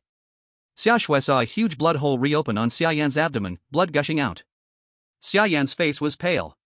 Brother! Captain! The three were shocked seeing Xia Yan's injury. Why did you come back? Leave quickly. Xia Yan gritted his teeth, standing up, sternly scolding them. He forced himself upright. Indeed, the red flame bull demon did not stop, moving toward them. Seeing the approaching red flame bull demon, Xia Yan ignored his injury, grabbing the sheath with one hand and the blade with the other. He then pushed with both hands, his eyes turning blood red instantly. Entering the berserk state again. Ah! Now, only by drawing the slaughter god could he kill the enemy, otherwise, everyone would die here. The red flame bull demon moved its feet, disappearing instantly and rushing at them. The blade in Xia Yan's hand slowly came out a little, but only a tiny bit, stopping, which solved nothing. Xia Yan's gaze hardened, golden light flashing on his body, once again activating the Emperor's body. Meanwhile, the red flame bull demon had already charged forward. Seeing this, the three immediately wanted to help Xia Yan block it. Don't come! Get out! Xia Yan, eyes red, roared, ordering them away. The power of the fight could even kill them with shockwaves. Xia Yan did not want to watch them die in front of him. The three hesitated, and the red flame bull demon reached Xia Yan. It raised its arm, turning to strike Xia Yan's chest with an elbow. The sharp bone spike landed instantly on Xia Yan. Bang! Golden light shone from Xia Yan's body. The Emperor's body could block all damage for a time. This strike naturally could not harm him. Xia Yan staggered and stepped back one step, both hands suddenly forcing strength. The god-slaying blade slowly pulled out from the scabbard. Ha ah! Along with Xia Yan's one roar of anger, the scabbard was finally completely pulled out by him. The 1-meter-3 blade body completely appeared in Xia Yan's hand, the scabbard and the blade body separated. Xia Yan finally saw the full appearance of the Godslayer. The blade length was 1-meter-3, and on the blade there spread a burst of cold dim light. A smile appeared on Xia Yan's pale face. Looking at the red flame bull demon in front of him, he smiled very happily. You should go die now. Just as the words fell, Xia Yan directly cut down with one blade. The red flame bull demon subconsciously used his hand to block. Shwa! The sharp blade easily spread open the red flame bull demon's fingers, wrist, arm. The only remaining other hand was cut off again and fell onto the ground. The sharp Godslayer did not even let the red flame bull demon feel pain. The brain still thought the arm was on the hand and even wanted to throw a punch to attack Xia Yan. But as his body twisted, the arm had no response at all. Only then did he realize that his arm had already been cut off. A shocked expression appeared on his face. The red flame bull demon without both arms had his strength greatly reduced. Even when turning around and stepping back he lost some balance, the body crooked in swing, almost falling down. And Xia Yan, while the effect of the Emperor body was still there, stepped close to the body and cut down with another blade. This time the blade directly slid from the red flame bull demon's shoulder down to the waist. The red flame bull demon's body immediately shook and froze in place. Then the upper body slowly slid down. The body was cut by Xia Yan with one blade slanting into two halves. Red flame bull demon, dead. Xia Yan looked at the red flame bull demon finally dead. His spirit suddenly relaxed. The completely overdrawn body suddenly went soft. The body fell backward. 3 pairs of arms supported Xia Yan from behind and caught him. Brother! Quick, send him back. Go find Zhang Xihan. Lu Weiqiang and the others caught Xia Yan, looked at Xia Yan's condition, and quickly took him back, bringing Zhang Xihan to check Xia Yan's injuries. The audience at this time were also watching the live broadcast. Xia Yan defeating the red flame bull demon did not make them cheer. All were nervously looking at Xia Yan, whose face was pale. If Xia Yan died because of this was not good news for them. Only Xia Yan living could make them happy. How is it? Xia Shui, with tears at the corner of her eyes, with a worried face, asked Zhang Xihan. The injuries are very serious, but the captain's physique is very powerful. Injuries that are fatal to us are still within an acceptable range for him. He only overused his strength. After Zhang Xihan checked Xia Yan's condition, did the bleeding stop work, and said lightly. Xia Yan used Berserk and Emperor body 2 times in a row. The strength overuse was not small at all. The injuries were secondary. For a person with transcendent first-order physique it was not fatal. He only needed a period of recovery. After Xia Shui heard Zhang Xihan's words, a big stone in her heart immediately fell to the ground. Chapter 179, 4th Stage, Royal City Struggle, Extra Update. Oh. Hearing Zhang Xihan say Xia Yan had no big problem, the audience immediately cheered. At the same time, inside Xia Yan's spiritual world, the frost goddess suddenly frowned her delicate brows. Where did so much power of faith come from? The frost goddess looked puzzled, not knowing where this power of faith came from. But she used Xia Yan's body as a carrier precisely to obtain power of faith. Naturally she refused none that came, through Xia Yan's body beginning to convert it into her own power. However, during this process, half of the power of faith was absorbed by Xia Yan's body. You got it cheap. After absorbing the power of faith, the frost goddess arrogantly snorted once. Time passed little by little. Other survivors also made their choices one after another. But most chose to abandon the city and escape. Including the other two survivors of Xia Country were no exception. Shen Nanxiao and Zhao Xinxin both chose to abandon the city and preserve their strength. Because the gap in strength between them and the Crimson Flame Bull Demon was so vast, they had no ability to fight at all. In this city defense battle, besides Mihawk and Xia Yan, no one else succeeded, and all failed. The country of the defeated survivors would experience a decline in national fortune, while the winning country's national fortune would rise. However, Xia Yan's victory cancelled out the national fortune loss of Shen Nanxiao and Zhao Xinxin's countries, so the national fortune neither declined nor increased, and the rankings remained unchanged. But Mihawk was different. His actions caused the national fortune of the lighthouse country to rise once again. With one move, it surpassed the number 1 position held by Fazilan. It once again stabilized in the first place. Xia Country, on the other hand, remained third. Xiaobo looked at this result and immediately breathed a sigh of relief. This was the best outcome. Xia Yan didn't die, and they had won. The national fortune didn't decline, and although they didn't gain any major benefits, there were no significant drawbacks either. Except for Xia Yan being injured. But other countries weren't so lucky. Apart from Xia Country and Lighthouse Country, almost all other countries were struck by natural disasters. Storms, tsunamis, earthquakes, floods, typhoons, and various other disasters descended simultaneously across the world, and the people suffered greatly. Xia Yan remained unconscious and didn't wake up even by the next day. But on the second day, which was the 22nd of this month, the fourth phase began as scheduled. A system notification came through. Ding! The fourth phase of the Battle of the 100 Cities begins. King City Contest. Defeated defenders lose the privilege of the expansive domain, and the position of City Lord is stripped, returning to a regular survivor status. Defeated players can choose to attack one of the king cities at any time within 7 days. Success in the attack will grant them ownership of that king city. Number of king cities, 2. The survivors looked at the text on the system screen and fell silent for a moment. The live stream room was eerily quiet. They knew very well whose king cities these were. One was in Mihawk's area, and the other was in Xia Yan's area. Were they supposed to challenge these two? Wasn't that like asking for death, like an old man hanging himself? If they had the strength, would they need to lose their cities in the first place? This phase made them feel speechless and helpless, as if the system had forced a mouthful of dirt into their mouths. Mihawk looked at the system update with a face full of disappointment. Only the losers can attack the king cities? If I had known, I wouldn't have killed the Crimson Flame Bull Demon. Mihawk was deeply disappointed, missing the chance to meet Xia Yan. Had he known the final result would be like this, he wouldn't have killed the Crimson Flame Bull Demon. Even if he had to give up the city, he still wanted to face Xia Yan in battle. The live stream began, and Xia Yan was still lying in bed, with Xia Shui taking care of him. The viewers saw that Xia Yan hadn't woken up yet, and their worries began to resurface. The flame god hasn't woken up. Doesn't this King City contest put us at a disadvantage? What if those defeated players attack us now? Damn it, if you don't speak, no one will treat you as a mute. As soon as this person spoke, it was as if they had reminded the defeated survivors of the other countries. Especially those from the Eastern Kingdom, who harbored resentment against Xia Yan. Koyama Izumi looked at Xia Yan lying in bed and couldn't help but show a cold smile. Xia Yan, I know you're strong, but right now you're lying in bed. Without you, your king city is just an empty shell. Taking your king city would be a piece of cake. By the time you wake up, your king city will probably have already changed its name. Ha ha ha ha. Thinking of this, Koyama Izumi couldn't help but laugh loudly. Send them a message, no matter what it takes, attack Xia Yan's king city. Koyama Izumi immediately had people use spatial flow to send messages to their survivors. The survivors of the Eastern Kingdom didn't have many City Lord crystals, but they had enough. At least 3 or 5, and under his careful training, these individuals had grown strong enough to stand on their own. Even if they couldn't beat Xia Yan, could they not handle his subordinates? He wanted to take the Summer Flames royal city before anyone else could even react. Except for the Eastern Sea Country, survivors from other nations also noticed this problem, but a few were still observing and had not acted so quickly. In the freezing land, in a corner outside the city, suddenly two shadows appeared. These two had the faces of Eastern people, but when they spoke, it was gibberish, speaking the great cold language. They definitely haven't reacted yet. While Summer Flame is unconscious, we take the lead and capture the royal city. This place will be ours. These two great cold survivors laughed wildly. I have to say, this place is really not for humans. It's so cold.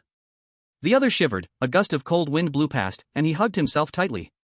Then they carefully crept towards the city. Because the siege had no system broadcast, no one had noticed the two yet. But at this time, Lu Wei-Chang was already arranging people to patrol. In the city square, Lu Wei-Chang gathered everyone and began arranging troops. Huang Xiaoyun, you take people to guard the east gate. Yang Xiaoming, you take people to guard the west gate. Su Haoren, you guard the north gate. The remaining south gate is mine. Lu Wei-Chang instructed the stronger ones to lead people to defend the four gates. Wu Chang, Huang Bo, you two lead people to patrol inside the city. If you find anyone suspicious, send the signal immediately.